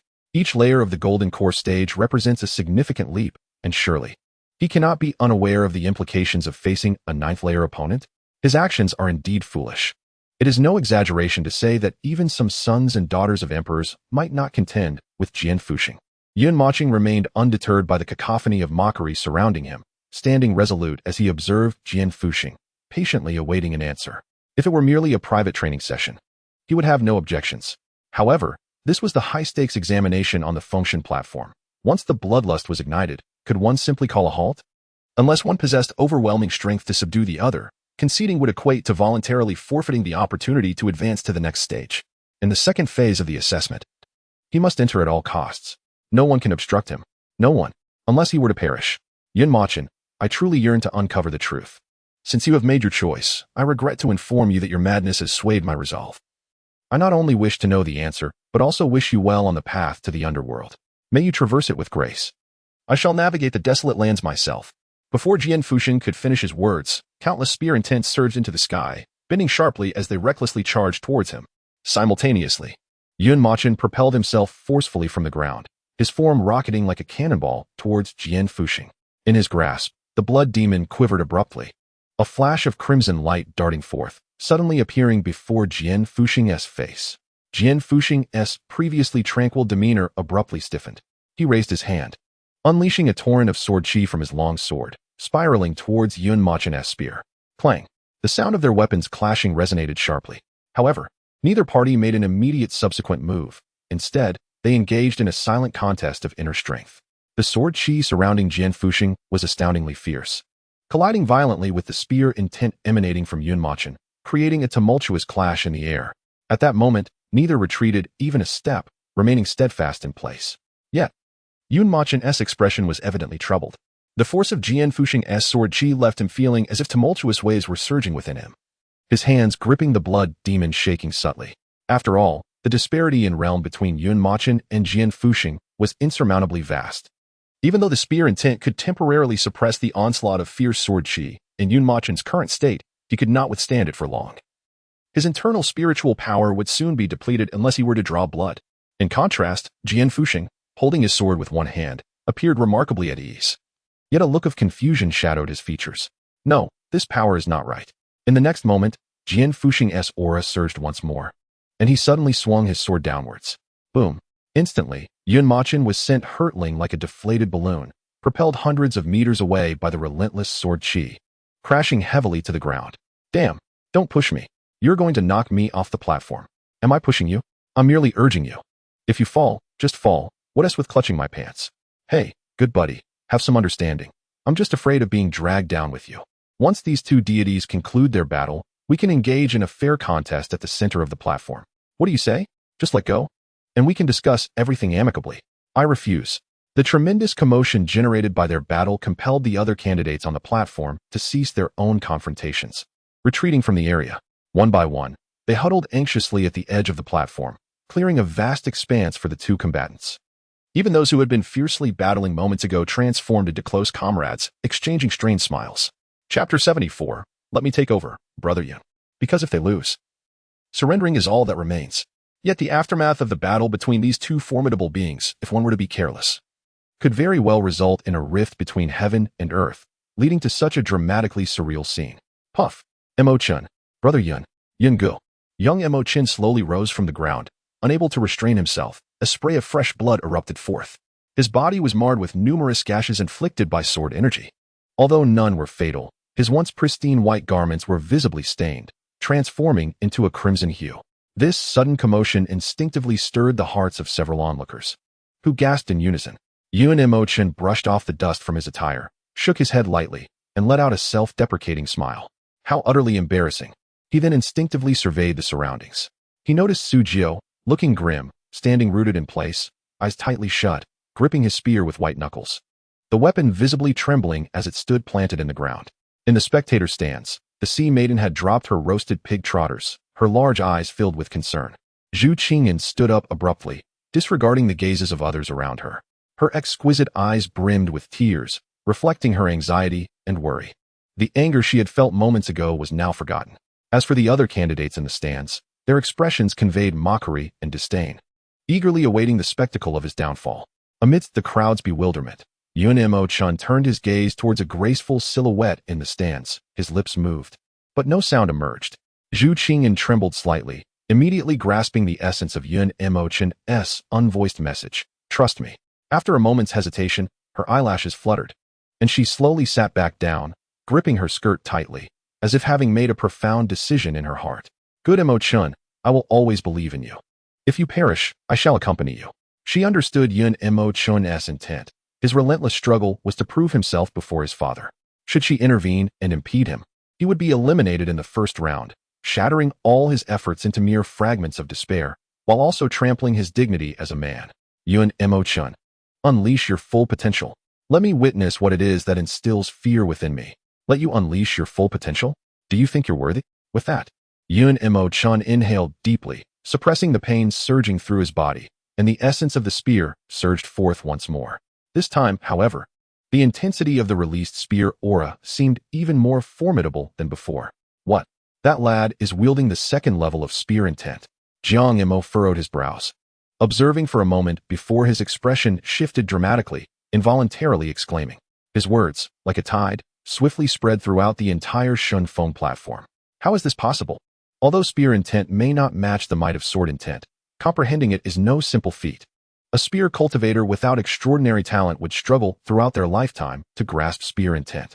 At merely 18 years of age, Yun Mochen not only comprehended spear intent, but had achieved the second level, a notion that was utterly unfathomable.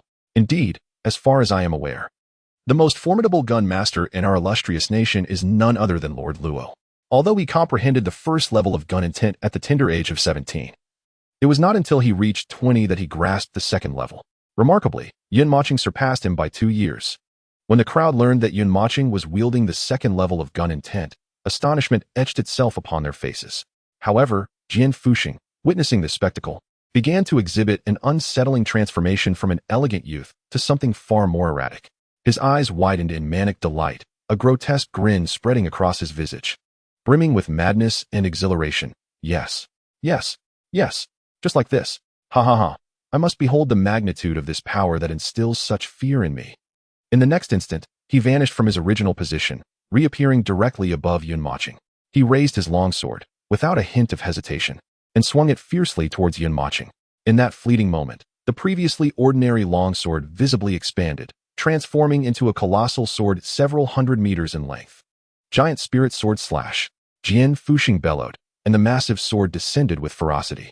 Around the blade's edge, a terrifying energy surged, causing the very fabric of space to fracture. As the enormous sword bore down upon him, Yun Mochen remained composed, fervently channeling the spirit energy within him as the gun intent erupted forth, coalescing in midair into a gargantuan spear. Angry dragon devouring the heavens. Go! In the next heartbeat, Yun Mochen, seemingly expending every ounce of his strength, grimaced as he hurled the blood-red spear into the sky. The spear instantly transformed into a furious dragon, spewing flames as it hurtled towards Jian Fuxing. Simultaneously, the massive spear, born of gun intent, surged forth, merging with the blood-red spear in a thunderous assault. Boom, boom, boom. In an instant, deafening roars reverberated through the air, as if the very heavens and earth were trembling. The formidable might generated by the collision of these two extraordinary techniques left the onlookers in a daze. Was this truly a battle between Yuaning practitioners? In a moment, clouds of dust billowed, obscuring much of the god's ceiling platform. Cough, cough, cough. No, no, no. This cannot be right. Yun Mochen, tell me, quick, tell me, what is that power that instills such dread within me? As the dust settled, Jian Fuxing, sword in hand, braced himself in place. A grotesque expression etched on his face as he shouted furiously at a figure 100 meters away. Meanwhile, his shoulder was a gruesome sight, reduced to a bloody mess. Incessantly using crimson, a truly horrifying sight. It is you, Grandpa Yun. Yun Mochen roared, swinging his spear once more, charging towards Jian Fuxing with relentless vigor. At this moment, the crowd finally discerned Yun Mocheng's appearance. He bore no semblance of a human being. Every inch of his body was marred, countless crimson sword wounds crisscrossing his form. Any ordinary person would have succumbed to the excruciating pain coursing through them and fainted. If Jian Fuxing was a deranged specter of horror, then Yun Mochen was a demon, a fiend risen from the depths of hell. Meanwhile, his body voraciously absorbed the blood energy emanating from Jian Fuxing's injuries, rapidly replenishing his depleted spiritual power. Without granting Jian Fuxing a moment's respite, it was a battle of attrition, a life for a life. Boom. Jian Fuxing once again sent Yun Mochen flying. But without a hint of warning, Yun Mochen, upon crashing heavily onto the platform, seemed to numb the excruciating pain coursing through his body and once more wielded his spear, launching himself towards Jian Fuxing with renewed vigor. Jian Fuxing grew increasingly alarmed. Despite repeatedly sending Yun Mochen flying, he inexplicably charged at him again and again within mere seconds. Was he even human? If this continued, he would surely perish. Did he not fear for his life? Soon, Jian Fuxing realized that his reflexes were slowing. Plagued by a sense of helplessness, the wounds inflicted by Yun Mochen began as a gaping hole in his shoulder and spread to his legs, abdomen, and arms. Yet, he fought on like a machine, relentlessly thrusting, stabbing, and slashing, showing no signs of slowing in his assault despite his injuries. Jian Fuxing felt in overwhelming frustration. Who the hell was the true sword fanatic here? Everyone within the Fengshan platform stood transfixed, their mouths agape, hearts racing with uncertainty, lost in their thoughts. Boom. At that moment, Yun Mochen was once again sent flying, now a bloodied figure. Just as he intended to strike again, a hefty hand unexpectedly landed on his shoulder. Let me take over, Brother Yun. Chapter 75, Ruthless Domination. The voice was one Yun Mochen knew all too well, and he instinctively shook his head, refraining from looking back. Jiu Peng, I can handle this, he began, but before he could finish, his pupils dilated in shock, freezing in place. It was not only him. Those within the Fengshan platform and the viewers in the official livestream widened their eyes in disbelief, as if witnessing something utterly unfathomable. Yun Mochen sensed an aura of an 8th-layer golden core master materialize behind him, and aside from Jiu Peng, there was no one else. Just as Yun Mochen turned to look, he saw Jiu Peng brushing past him, wielding a formidable long spear, striding towards the astonished Jian Fuxing. Is it exhilarating to strike my brother? You are. Jian Fuxing suddenly recalled someone, his expression turning to one of sheer terror as he gripped his sword tightly. It was none other than the absent genius of the Luo clan, Luo Zihan. I am the one sending you on your way. In an instant, Jiu Peng vanished from sight, his speed so swift that he left behind a thunderous sonic boom. At this moment, Jian Fushin's strength had been depleted to less than half of its usual capacity due to Yun Mocheng's relentless assault. Instinctively, he raised his sword to defend himself against Jiao Peng's fierce onslaught. Boom. In an instant, a figure was sent flying several thousand meters. It was Jian Fushing. Luo Zihan showed no mercy, swiftly closing the distance with a fierce glint in his eyes. Once again, he raised the long spear in his hand and brought it down with great force. Aren't you being arrogant? Come on, continue your arrogance. Boom. In the next moment, with the resounding voice of Su Jiaopeng echoing, Jian Fushin was directly smashed into the ground of the Fengshan platform, kicking up clouds of dust. Spurt. Jian Fushin coughed up a mouthful of fresh blood, the sudden pain coursing through his body contorting his facial muscles. His eyes widening in sheer terror as he exclaimed, Luo Zihan, let's talk this over. How could you boom? Boom. Boom. Su Jiaopeng reappeared before him in the blink of an eye, exerting all his strength to frantically strike the long spear down onto the fallen Jian Fushing. I told you to hit my brother Yun. Hit my brother Yun. Come on, get up and fight me. I'll give you all you've got. Boom. Boom. Boom. Boom. Despite Su Jiaopeng's cultivation being a tier lower than Jian Fushing's, for a true prodigy, fighting beyond one's tier is merely a commonplace affair. Not to mention that Jian Fushing was already at the end of his rope. Thus, he had no capacity to resist Su Jiaopeng's terrifying strength. Jian Fushing gazed despairingly at the sky, allowing the long spear, imbued with immense power, to rain down upon him, quickly reducing him to a bloody mess. His vision becoming hazy. The onlookers were shaken by the gruesome scene, suddenly struck by a thought that filled them with dread. How could this be? He truly is Luo Zihan. Oh heavens, what have I done?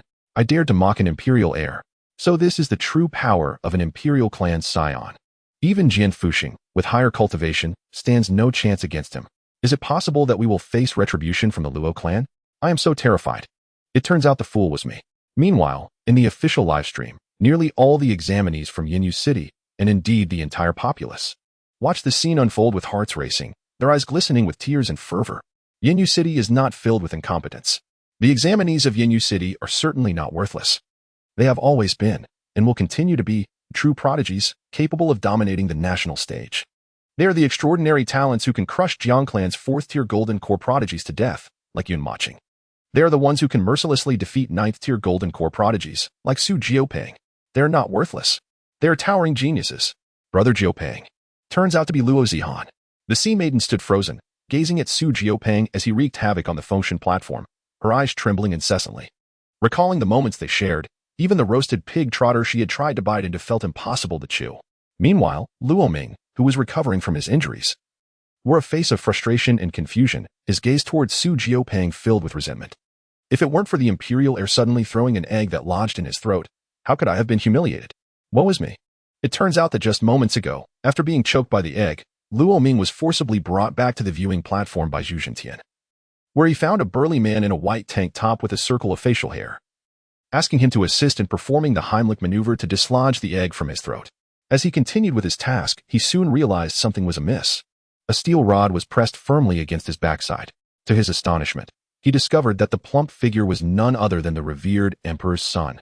Within a hospital room, the expression of Lu Ming shifted from initial shock to a fervent, ecstatic frenzy. Ignoring the pain from his injuries, he leaped from the hospital bed and swiftly approached the window. The refreshing breeze that greeted him brought a wave of relief. Taking a deep breath as if expending every ounce of his strength, he joyously exclaimed, "Ha ha ha. I, Lu Ming, have also crossed paths with the emperor's son. How exhilarating. Ha ha. Luo Zihan, you are incredible. I adore you." Meanwhile, Jiang Yemo, witnessing the insult directed at the imperial clan by Jian Fushing, couldn't contain his delight, laughing heartily, "Emperor's son. This Luo Zihan truly brings honor to our 5 great imperial clans. Let them see that not just anyone can challenge our clan's majesty and heritage." Yet he completely overlooked the fact that the only reason Su Jiaopeng was able to easily defeat Jian Fushing was that the latter had already been severely weakened by Yun Mocheng beforehand. Jiang Nantian maintained his calm demeanor, even displaying a hint of disdain as he remarked, "It's merely adequate. Against me, he would only face elimination." He then added, "And elder, do mind your image. That Luo Zihan stands with Yun Mocheng." Upon hearing this, Jiang Yemo quickly realized, offering an awkward chuckle, "Ha, indeed, you are right. Emperor's son, although Luo Zihan's strength is commendable, he has unfortunately chosen the wrong side. It appears that the great fortune of the future will be solely claimed by our Jiang clan." Only Jiang Shao remained silent. continuously pouring wine from his gourd into his mouth, an inexplicable sense of trepidation intensifying within him. With a serious expression, he gazed toward the function platform, filled with contemplation. It shouldn't be, he mused. Could there be anything more astonishing than Luo Zihan revealing his identity? Before long, the crowd's attention instinctively turned toward a figure in the sky, remarkably resembling Su Jiupeng. Zhu Zhentian smiled as he looked at the emperor's son, saying, "This child, Zihan, possesses great talent and strength, excelling in patience and subtlety, valuing loyalty and righteousness. Your parenting skills are truly commendable." However, the emperor's son appeared less than pleased. Dismissively waving his hand, "Zhentian, let us not speak of this matter. Just the sight of that rascal vexes me. In the year of his birth, I expended significant resources to seek a prophecy from the Zhitian pavilion, which essentially conveyed that in order for him to avoid being obsolete in the future and to become an unparalleled powerhouse, he must conceal his identity and seek his true destiny in Yenyu City. And now, for the sake of that insipid Yun Mochen, he has squandered his fortune. Humph.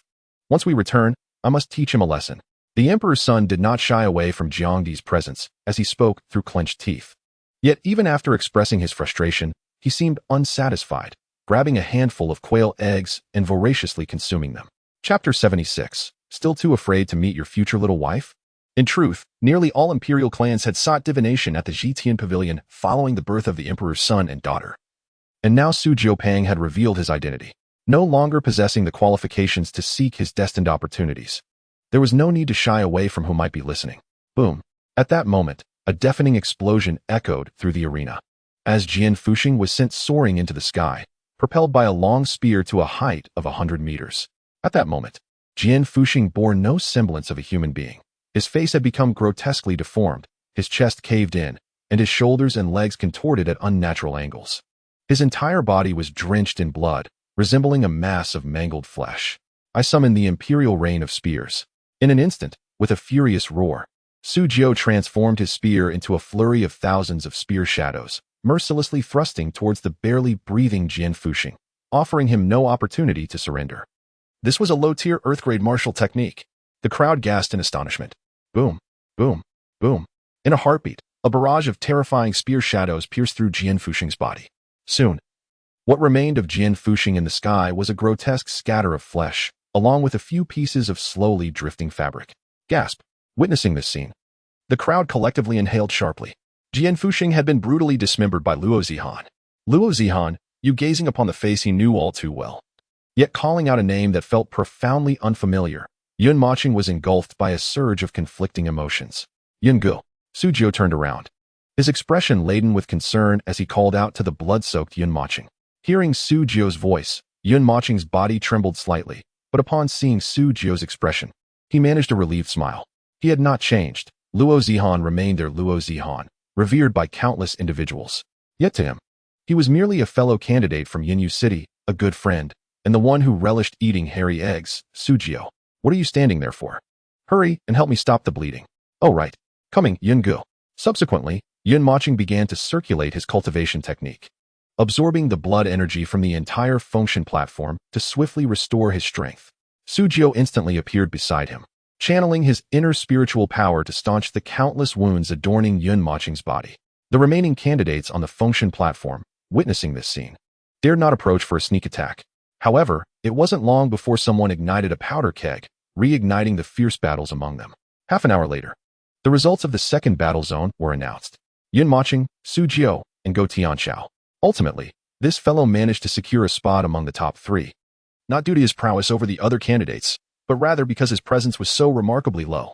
So much so that during the most intense moments of the battle, he had kicked the two remaining combatants off the function platform from behind. Let us go, Su Jiu, what are you dawdling for?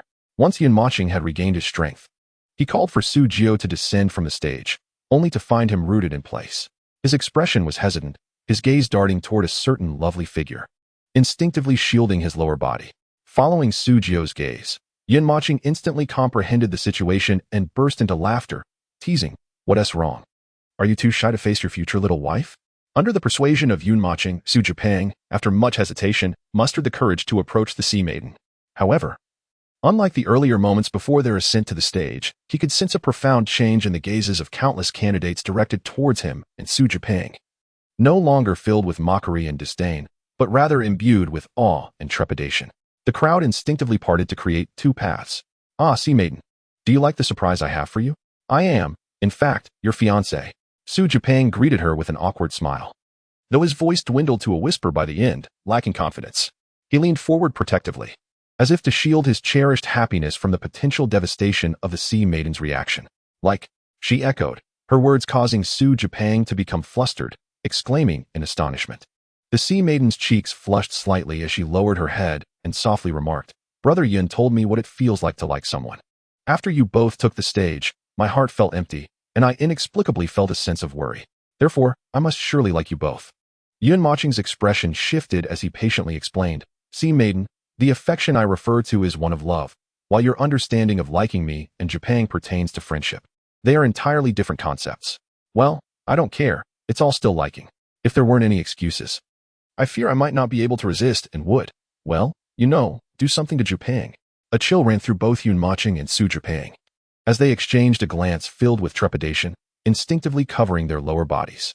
Despite her seemingly innocent demeanor, the sea maiden was remarkably astute and aware of everything. At that moment, Zhu Jiqing announced, "The examination for the second battle zone has concluded, and the results are now displayed on the large screen. Given the time constraints, today's examination is hereby adjourned. The examination for the third battle zone will commence tomorrow at noon." Upon hearing this, the crowd collectively exhaled, their heightened tensions gradually dissipating. So much had transpired that day, it would take time to fully process. Yun Mocheng instinctively glanced towards Zhu Qingyan, only to find that she had vanished without a trace. Where could she have gone? Looking down at his blood-soaked attire, Yun Mocheng felt a wave of emptiness wash over him, accompanied by an inexplicable sense of suffocation. "DZ. Mocheng, sea maiden, your accommodations have been arranged. Please follow me." At that moment, Mo Wu appeared behind them, wearing a beaming smile. "Very well." Under Mo Wu's guidance, Yun Mocheng and his companions were escorted to a luxurious 5-star hotel situated several kilometers from the Fengshan platform. Once inside their lavish room, Yun Mocheng felt like a country bumpkin in the city, utterly astonished by the opulence of the decor. "Master, congratulations on your remarkable breakthrough with the dual sword intent, successfully securing a position among the top 3. Songzi, tell me the truth. Did you discover this earlier?" "Huh? Master, what are you saying? I don't understand." Yun Mocheng dismissed this old fool and redirected his focus to today's battle, beginning to analyze it. "Clearly, I underestimated the true worth of a 9th-level golden core.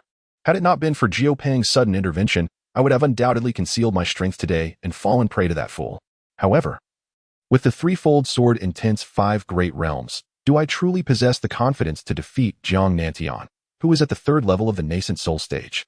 At this moment, the system abruptly interrupted Yun Mocheng's thoughts. "Master, do not forget, you possess a divine-grade golden core. Should you successfully establish your foundation and break through to the 1st level of the golden core stage, your power will multiply exponentially, perhaps even by 100-fold. Therefore, Master, I believe your true concern should not be Jiang Nantian's strength, but rather his background." Yun Mocheng inquired, puzzled. "Why? Once you engage in battle, he will undoubtedly fight to the death against you. How will you respond?" "By killing him. But what if the imperial clan behind him intervenes?" "Master, you must understand one thing. No father would allow his son to perish before his eyes, unless he is utterly useless." Chapter 77, Room Number 8803. The system's words rendered Yun Mocheng speechless, leaving him frozen in place, at a loss. Even if he were to break through to the 1st level of the golden core stage, attempting to kill the son of an emperor in the eyes of a transcendent being would be nearly impossible. "Why? If I lose, I face death. Yet he has protection." "Wait."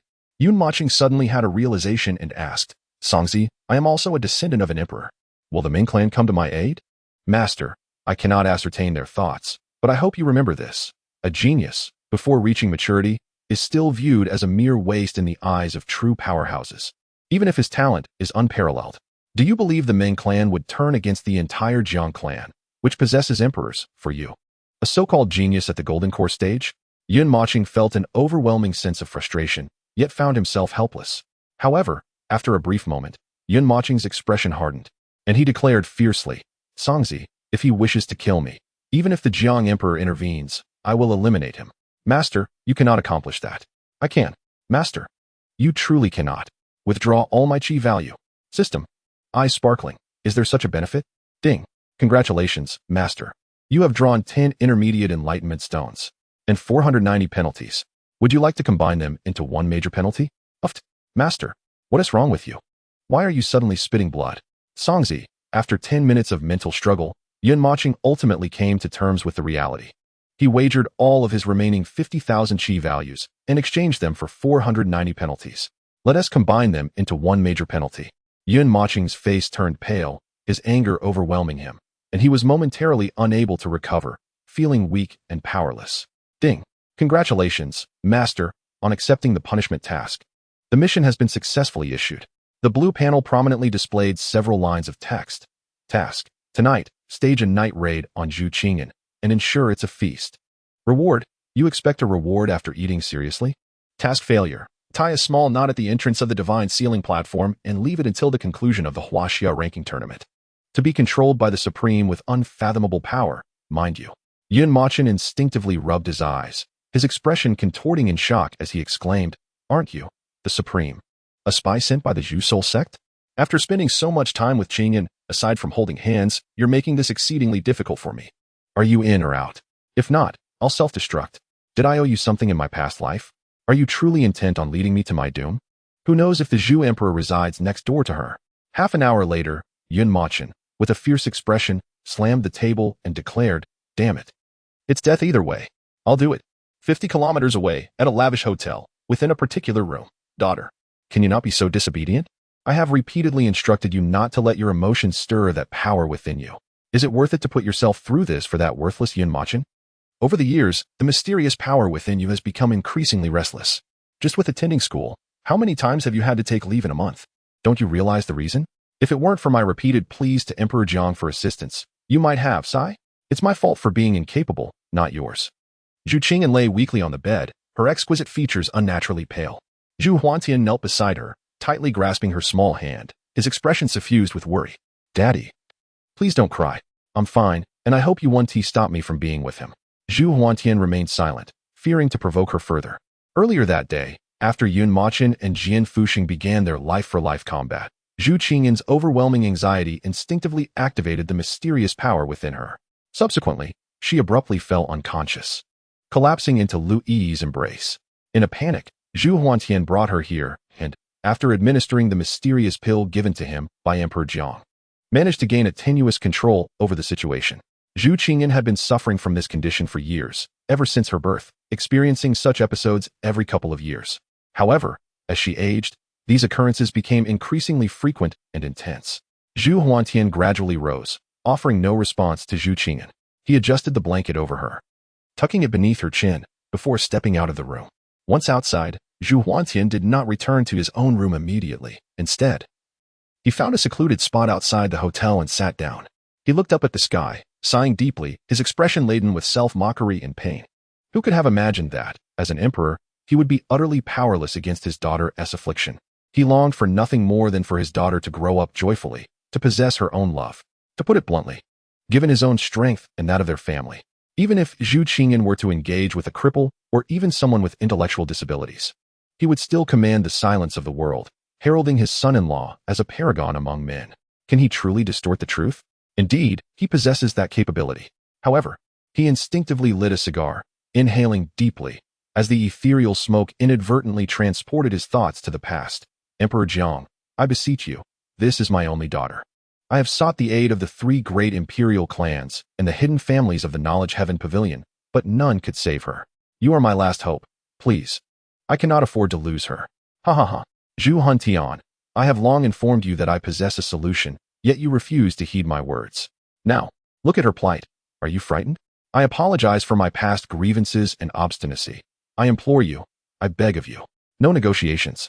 Very well. I shall agree to your terms, but I have but one request. I hope you will grant her a beautiful memory before she turns 18, so that this betrothal does not mar her growth. Humph. The power within your daughter stems from her unique constitution.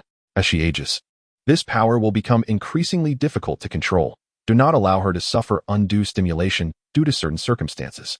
As for the nature of her constitution, I shall reveal it to you once my son weds her. Very well. That year, Zhu Huantian cradled the unconscious young Zhu Qingyan as he slowly exited the Jiang clan.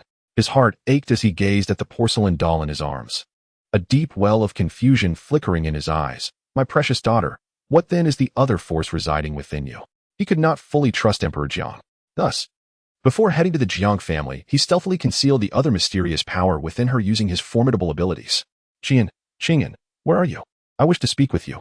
Zhu Qingyan heard the exclusive ringtone set by Yun Mochen and immediately deduced his identity. Ignoring her frail condition, she rose to pick up her phone and typed, by Cha Qinghuan. I am at the Imperial Hotel, room 8803. Please wait an hour before coming. Chapter 78. The brightest star in the night sky. An hour later, a stealthy youth clad in white appeared at the door of Zhu Qingyan's room. The boy wore a baseball cap, his face entirely concealed by a mask, revealing only his keen eyes as they darted about. Covering heaven technique, can you be more reliable? Indeed, it was Yun Mochen. Before arriving, he had completely disguised himself, even using the covering heaven technique to entirely mask his own aura, resembling an ordinary person. Yet, it was perplexing that, despite it being the height of summer, he was dressed in long sleeves and trousers. Ding dong. In the next moment, the door swung open. But Zhu Qingyan's figure was not in sight. Before Yun Mochen could react, a small hand suddenly emerged from behind the door, gripping his wrist and pulling him inside. Qingyan, shoo. My father may not have returned to the family. He could be next door. Thump, thump, thump. Yun Mochen felt his adrenaline surge, the sound of his heartbeat resonating throughout his mind. A chill of despair enveloped him. Are you unwell? He suddenly noticed that Zhu Qingyan's complexion was exceedingly poor, devoid of any color. Just a slight cold. Come sit on the bed, don't linger by the door. I wouldn't want my father to overhear. As she spoke, Zhu Qingyan's gaze flickered, and she instinctively locked the door before turning to step inside. Yun Mochen nodded in agreement, and as Zhu Qingyan turned away, he hesitated to glance around, his heart racing as he followed her. The two of them sat on the edge of the bed, momentarily at a loss for words, each harboring their own grievances. You first. They both exclaimed nearly in unison, the scene becoming rather comical. Why did you leave in the middle? Was it because of your cold? Do you know I almost perished? As the words escaped his lips, Yun Mochen felt a slight tremor within, his face adorned with a bittersweet smile. What cold could possibly compare to the near-death experience he had endured on stage? Yet, she remained elusive, fostering a notion within Yun Mochen that perhaps she was indifferent to his life or death. If that were the case, what was the purpose of all his efforts? No, that couldn't be true. Mochen, I care deeply for you. It was my father. He took me away. Zhu Qingyan, still reluctant to burden Yun Mochen with her own fainting episode, concealed the truth. Upon hearing this, Yun Mochen's grievances diminished significantly, and his expression softened. At that moment, Zhu Qingyan's inquiry followed closely. And what of you? What is your relationship with that girl? She incessantly calls you Brother Yun and seems quite concerned for you. Yun Mochen paused, sensing her underlying resentment, and hurriedly offered an awkward smile as he clarified. The girl, Hai Nu, is merely a friend I met during the college entrance examination with Japan.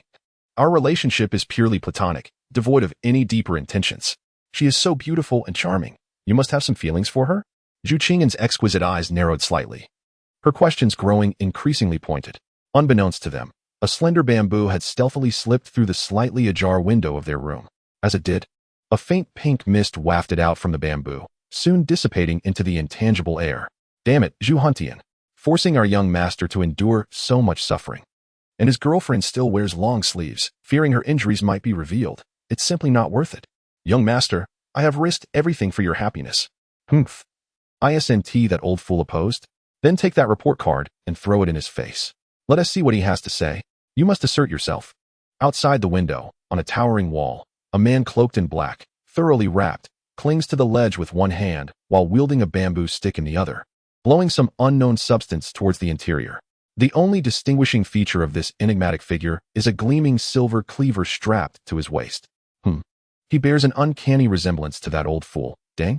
Just as the black-cloaked man intends to depart, he catches a glimpse of a middle-aged man seated nearby, silently puffing on a cigar. Damn, just as I mention him, he appears. It truly is him. In an astonishing display, the black-cloaked man suddenly ascends into the air, soaring thousands of meters above, from which he retrieves a massive rocket launcher from his spatial ring, hoisting it onto his shoulder and aiming the sight at Zhu Huntian. Old fool Zhu, still indulging in your cigar. I shall ensure you enjoy it to the fullest. Boom. With a resounding explosion, the colossal rocket is launched from the tube. The fiery burst resembles an incredibly radiant star, illuminating the pitch-black night sky.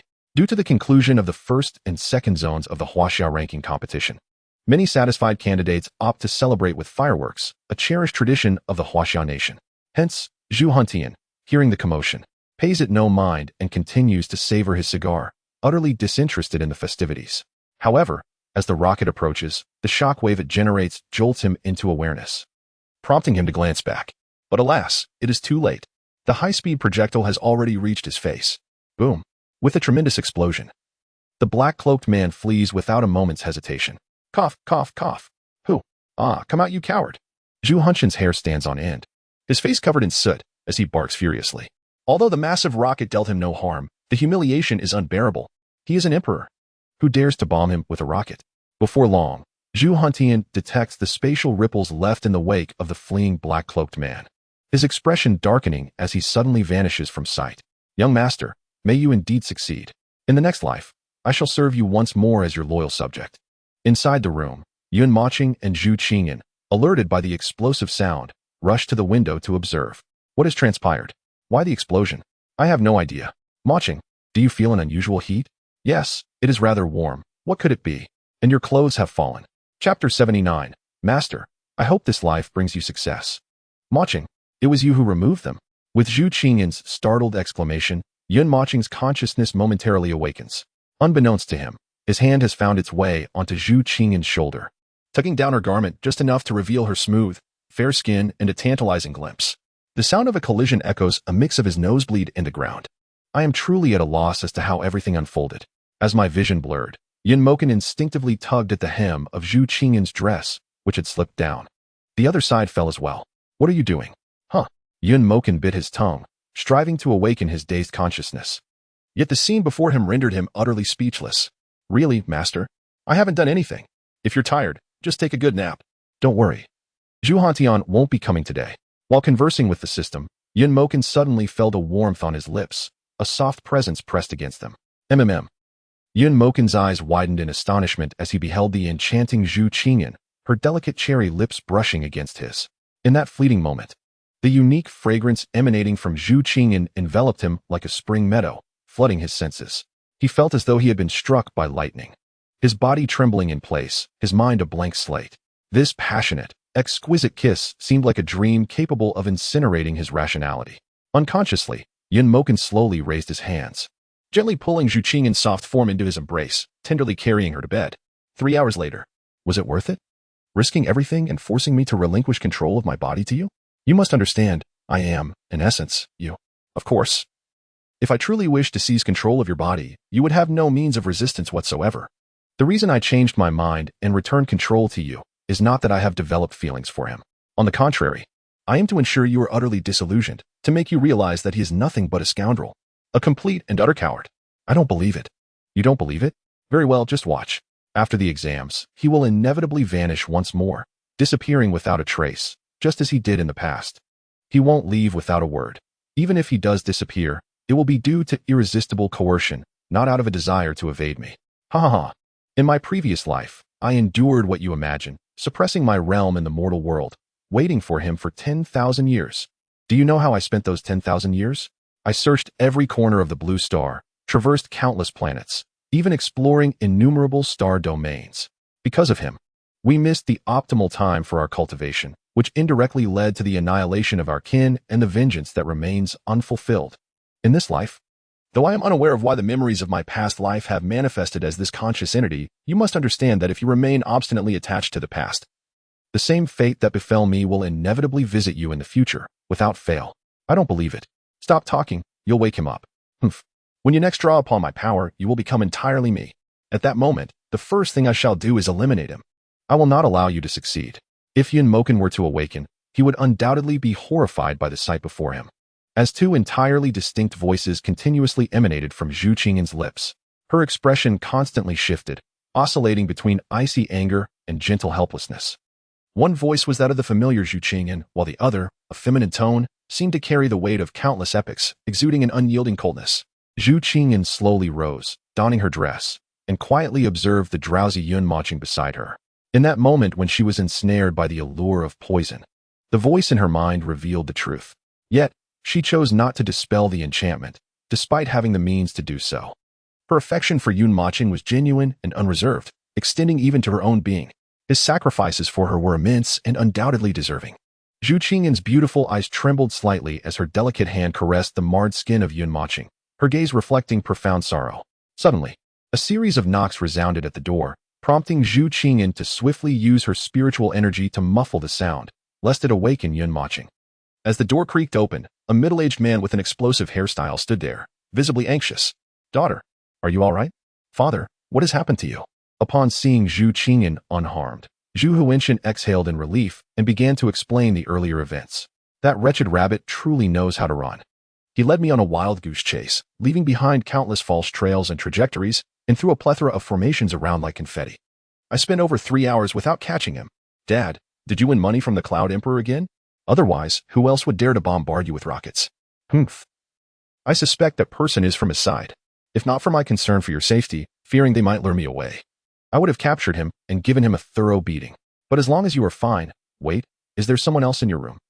As Zhu Huinshan spoke, he instinctively used his spiritual sense to probe the room, and indeed sensed another presence, albeit one at the 8th level of Foundation establishment. "Father, Yi called to express her concern for me, so I invited her over. She was helping me with various things and has already fallen asleep from exhaustion." Zhu Qingyan maintained an air of calm, her expression serious. "Very well, I shall sleep next door. Should anything arise, do not hesitate to inform me. Rest well." Afterward, Zhu Qingyan closed the door and returned to her chamber. She could not help but chuckle upon seeing Yun Mochen's bare form. Picking up his phone, she leaned in close to his face and pressed the shutter button. In the photograph, Yun Mochen lay on the bed, his face contorted by the pillow, drool trickling from the corner of his mouth, a rather comical sight. Meanwhile, Zhu Qingyan pouted her lips just an inch from his cheek, her beautiful eyes sparkling at the camera, her face adorned with a radiant smile. Upon witnessing this scene, the system within Yun Mochen's mind let out a faint sigh. "You have waited for him for 10,000 years. Yet the master has traversed countless times and epochs for you. Master, I hope you find success in this lifetime. Oh, by the way, simulating the aura for the master to escape life and death, automatically deducting 100,000 vitality points. No, just put it on credit." Chapter 80. The second phase begins. Yet, unbeknownst to Yun Mochen, he remained deeply ensconced in slumber. The following morning, he gradually awoke, stretching languidly, only to be startled by a peculiar sensation. Turning his gaze to his side, he beheld Zhu Qingyan, adorably nestled against his chest, entangling him like an octopus, rendering him utterly immobile. A slender, delicate arm was tightly wrapped around him, while a smooth, supple leg rested upon his own. Her petite lips continued to murmur softly, exuding an undeniable charm. As Yun Mochen attempted to shift his numbed arm, he inadvertently brushed against something extraordinarily soft, causing a shiver to course through him. In the next instant, he was unable to restrain a particular part of his body, which involuntarily lifted the covers. "Where on earth are my clothes?" he thought, a wave of panic washing over him as he recalled the events of the previous night, his expression a mix of confusion and disarray. After several moments of contemplation, he stealthily removed Zhu Qingyan's small hand and then her leg. After a considerable effort, Yun Mochen finally extricated himself from the bed and hastily donned his clothing. The time was drawing near for today's examination, and should he tarry, he would undoubtedly be caught by Zhu Huinshan. However, to depart without a word would seem unmanly. Surveying his surroundings, he discovered a blank notepad and a pen provided by the hotel. After a brief moment of thought, he inscribed a few words and discreetly placed the note beside Zhu Qingyan's pillow. Glancing back at the peacefully sleeping Zhu Qingyan, he couldn't resist stealing a few more glances before leaning down to gently kiss her cheek. He then quietly opened the door and slipped away. The instant Yun Mochen exited, Zhu Qingyan, still lost in dreams, felt a slight smile tug at the corners of her lips as she gradually opened her beautiful eyes and noticed the note beside her pillow. It bore a simple message: "I will marry you, I swear." Yun Mochen. "Humph, coward," she mused. In the ensuing days, no extraordinary incidents comparable to that first day transpired among the candidates from various battle zones. In many respects, it resembled a personal showcase of the imperial heirs and the scions of prominent hidden families. Yun Mochen attributed that night's events to the machinations of the system and thought little of it thereafter. During this period, Yun Mochen spent his days observing the competitions, absorbing the combat experiences of various prodigies. Each evening, he returned to practice his sword intent using the 10 mid-level comprehension stones he had drawn. As for Zhu Qingyan, she had not made an appearance, likely waiting until the second phase of the assessment commenced. Jiang Nantian, as anticipated, merely made a brief appearance before advancing, for no one dared to provoke him. The mid-level comprehension stones were vastly superior to their low-level counterparts. The essence contained within a single mid-level stone far exceeded that of 100 low-level stones. Yet, despite exhausting all 8 mid-level stones, he had yet to break through to the 4th level of sword intent. Master, although sword intent appears to possess 12 realms, it can essentially be categorized into 4 major realms, with every 3 levels constituting 1 major realm. To transcend between 2 adjacent realms is far more challenging than to navigate the minor realms within a singular grand domain. By the way, as I understand it, in your world, those who attain the 1st to 3rd levels of sword intent are honored as sword spirits, while those who reach the 4th to 6th levels are revered as sword kings. Progressing further leads one to the titles of Sword Emperor and Sword Sovereign. Mochen, in contemplation, curiously inquired, "What about the Emperor?" Sword Emperor. Oh, Mochen's expression revealed a hint of disappointment. He had assumed that with the prowess of his idol, whom he had admired since childhood, he would surely be a sword sovereign. Master, comprehending sword intent is more arduous than grasping any other realm. The Emperor's ability to reach the Sword Emperor level in your world signifies an exceptionally formidable talent. And what of me? I sense that I may be on the verge of a breakthrough. Mochen boldly pointed to himself, unembarrassed. Those with external aids are not eligible for the professional selection. At this, Mochen's face twitched as he glanced at the last 2 intermediate insight stones in his hand. I hope to achieve a breakthrough. 2 days later, all assessments across the battle zones had concluded, and today marked the commencement of the 2nd phase of evaluations. Upon arriving at the Divine Ascension platform, Mochen searched eagerly for that enchanting figure. "Where's Zhu Qingyan?" "Go. Your sister-in-law is over there." Just then, Su Jiao, plump and jovial, patted Mochen on the shoulder and gestured in a direction. There, Zhu Huntian was seen, a cigar clenched between his teeth, seemingly imparting instructions. "Daughter, if you find yourself at a disadvantage, do not invoke the power within you, understand?" "Yes, I understand, father. Moreover, after that day, I inquired about you from Louis. But why did she claim you never visited your room?" At this, Zhu Qingyan's heart raced, her gaze darting away from Zhu Huntian. Yet, she instinctively caught sight of Mochen on the Divine Ascension platform. Recalling the events of that night, her cheeks visibly flushed. Noticing Zhu Qingyan's unusual demeanor, Zhu Huntian stole a glance at Mochen and suddenly grasped something, his body jolting as his expression darkened like coal. "Did that lad come seeking you?" "No, father," Zhu Qingyan replied. However, her reaction only fortified Zhu Huntian's suspicions as he clenched his hands tightly behind his back. The energy rippling around his hands caused the space to fracture in numerous places as he coldly declared, "Humph, I'll settle the score with you once the exams conclude. You best not be involved in anything." At that moment, Zhu Jintian spoke up. "Since all candidates have gathered for the 2nd phase, I hereby announce the final battle of the Huaxiao ranking tournament, commencing now. Let us welcome the first group of candidates to the stage." As Zhu Jintian raised his hand, the large screen displayed the names of the 2 contestants, Mochen and Zhu Qingyan. Upon the announcement of the first group, the already raucous atmosphere of the Divine Ascension platform erupted into a frenzy. No way, no way. This lottery result can't possibly be manipulated by Emperor Jiang. What a joke. Although Zhu Qingyan has ended things with Mochen, anyone with discernment can see they were evidently forced into it. What can you perceive?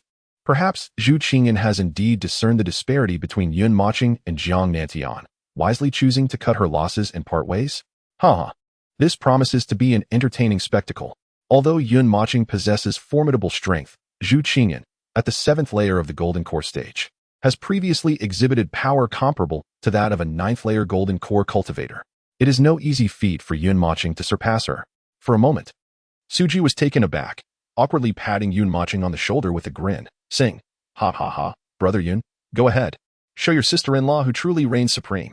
The naive Hainu blinked her large eyes and curiously asked, "Brother Jiao, what does it mean to reign supreme?" Chapter 81 The Divine Calculator. The sky is falling. Mochen cast a sidelong glance at him before slowly rising to his feet.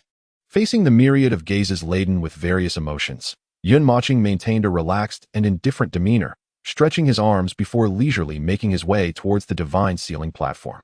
Meanwhile, at the opposite end of the platform, the moment Zhu Qingyan stood from her seat, she captivated countless fervent gazes.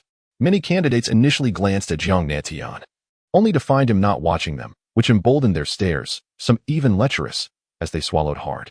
Today, Zhu Qingyan adorned herself in a black dress, tying her hair into a high ponytail as she descended the stage, in stark contrast to her usual ethereal image. Today she resembled a valiant general leading an army into battle, exuding grace and poise. This striking contrast only heightened the excitement among the onlookers. Imperial son, While Zhu Qingyan may not possess your innate talent as a woman, she is undeniably exceptional, firmly positioned at the forefront of the current generation. As for her beauty, few in all of Huaxia can rival her. At just 18, her visage is breathtaking. I cannot fathom how stunning she will be in a few more years. It appears she truly compliments you. As Zhu Qingyan made her way to the stage, Jiang Imo suddenly spoke with a smile. Compliment? My talent and prowess are unparalleled. Unprecedented in history, and to claim otherwise would be an understatement. Yet, even so, she cannot submit to me, instead gravitating towards that insipid Yun Mochen. Humph. What a foolish woman. Imperial son, one cannot speak so harshly. Her affection for Yun Mochen is merely a consequence of that boy's somewhat handsome appearance, which has captivated the Navi Zhu Qingyan, allowing him to ensnare her affections. Yet now look, she has already altered her feelings and has taken the initiative to propose a breakup with that wretched boy. Surely, the next step will be to express her affection for you, Imperial son. Haha. Humph. If not for her possessing the celestial ice phoenix, I would never have considered such a foolish woman. She is merely beneath me. Zhang Nantian seemed poised to voice something further, but midway, an unseen force compelled him to silence. He instinctively looked up towards the heavens, where the Emperor of Heaven cast upon him a meaningful glance before shifting his attention back to the divine ceiling platform. Jiang Nan nodded slightly, as if a thrilling and twisted thought had crossed his mind, a hint of malice curling at the corners of his mouth. Jiang Imo also came to an abrupt realization. Understanding that he might have overheard something he should not have, his expression turning tense. He quickly bowed deeply to Emperor Jiang, not daring to raise his head for an extended moment. Meanwhile, Jiang Xiaoyao, standing aside, pretended not to have heard anything, savoring his fine wine in solitude. At that moment, within the official live broadcast room, the opinions of the netizens were sharply divided into two camps. One faction, hailing from the Misty Rain City, fervently proclaimed that Yun Mochen would undoubtedly prevail. The other group, consisting of various other netizens, asserted that Zhu Qingyan would triumph, and do so with an overwhelming superiority over Yun Mochen. Suddenly, the soothsayer in the audience straightened his posture, as if he had stumbled upon a great treasure. Observing the figures of Yun Mochen and Zhu Qingyan, a gleam of golden light flickered in the lens of his rimless glasses. Ah, I almost missed a lucrative opportunity. If I were to host a betting pool, I would make a fortune. Soon after, he began to advertise within the official live stream. Come one, come all. The Zhitian Pavilion is now open for betting. Wager on Yun Mochen to win at odds of 152. Bet on Zhu Qingyan to win at odds of 112, limited to spirit stones only, with a transaction fee of 2 spirit stones per person. After identity verification, spirit stones must be delivered within 3 days. Otherwise, the Zhitian Pavilion will personally collect the funds. Quickly, a multitude of netizens noticed a message from an account certified as Zhitian Pavilion and flocked to his private live stream, placing their bets. Ha ha ha. With the Zhitian Pavilion backing this, the house will undoubtedly remain stable. I'm in. I bet 30 spirit stones on Zhu Qingyan. Me too, me too. This is obviously a guaranteed win. I'm going all in with 70 spirit stones on Zhu Qingyan. Only the citizens of Misty Rain City found themselves in a quandary. Although Yun Mochen had brought them much pride and served as their collective spiritual support, this competition involved the imperial princess. The prowess of the princess was not something the feeble Jiang Qing could compare to. Should they lose the wager, they would suffer substantial losses. At that moment, a mysterious account suddenly emerged, pulling the atmosphere of the live stream to a fever pitch. Wu Mao Dan Bu Huan, Luo Clan certified. I bet 1 million spirit stones on Yun Mochen to win. Gasp. 1 million spirit stones. It is worth noting that a single spirit stone is valued at nearly 20,000 yuan, and such resources are scarce. A total of 1 million spirit stones is beyond mere monetary estimation. Even hundreds of billions might not secure that amount. For an ordinary person, possessing such spirit stones is a dream beyond their wildest imagination. Indeed, the Luo clan is affluent. A casual wager of 1 million spirit stones is simply astounding. While the Luo clan may not stand out in overall strength among the 5 great imperial families, who can rival them in financial power? How splendid it is to possess wealth. However, is it not a bit excessive for the people of the Luo clan? The opponent is none other than the formidable Zhu Qingyan, the strongest among the 3 imperial daughters, possessing strength not inferior to that of a 9th-tier golden core. It is evident that Yun Mochen is destined to lose. At that moment, the mysterious account suddenly spoke up. I have no interest in money. I merely seek to share my sentiments. Upon hearing this, other netizens had long become desensitized to such ostentatious remarks from the affluent. Conversely, the citizens of Yenyu City were deeply stirred by these words, their faces flushed with indignation, the tension in their expressions palpable. Damn it, if we The people of Yinyu City do not support Yin Moching ourselves. Who else can we rely on for support? Consider it a donation. I wager 500 spiritual stones on Yin Moching's victory. Upon this declaration from a divine transformation certified magnate, the citizens of Yinyu City could no longer remain seated, resolutely tapping their screens. Damn, I'm all in two. Even if we lose, we cannot afford to lose face, nor our pride. Indeed. I also bet 30 spiritual stones on Yun Moching's win. And I'm in as well. The diviner observed the large screen in the live stream room.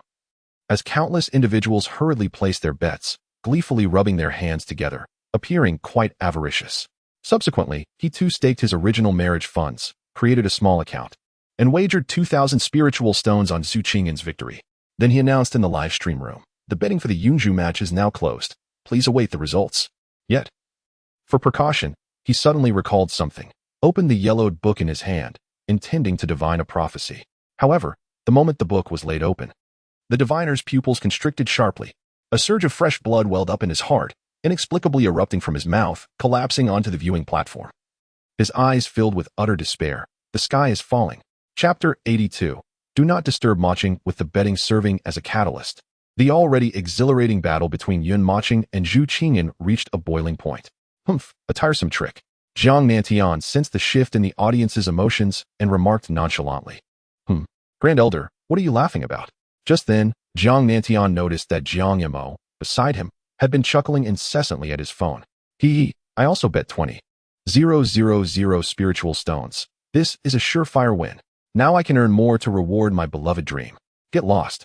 At that moment, as the two ascended the divine platform under the expectant gazes of the crowd, they walked towards each other with deliberate calmness, under the spotlight of countless eyes. However, they soon sensed something amiss. It's been a while, Qingyan.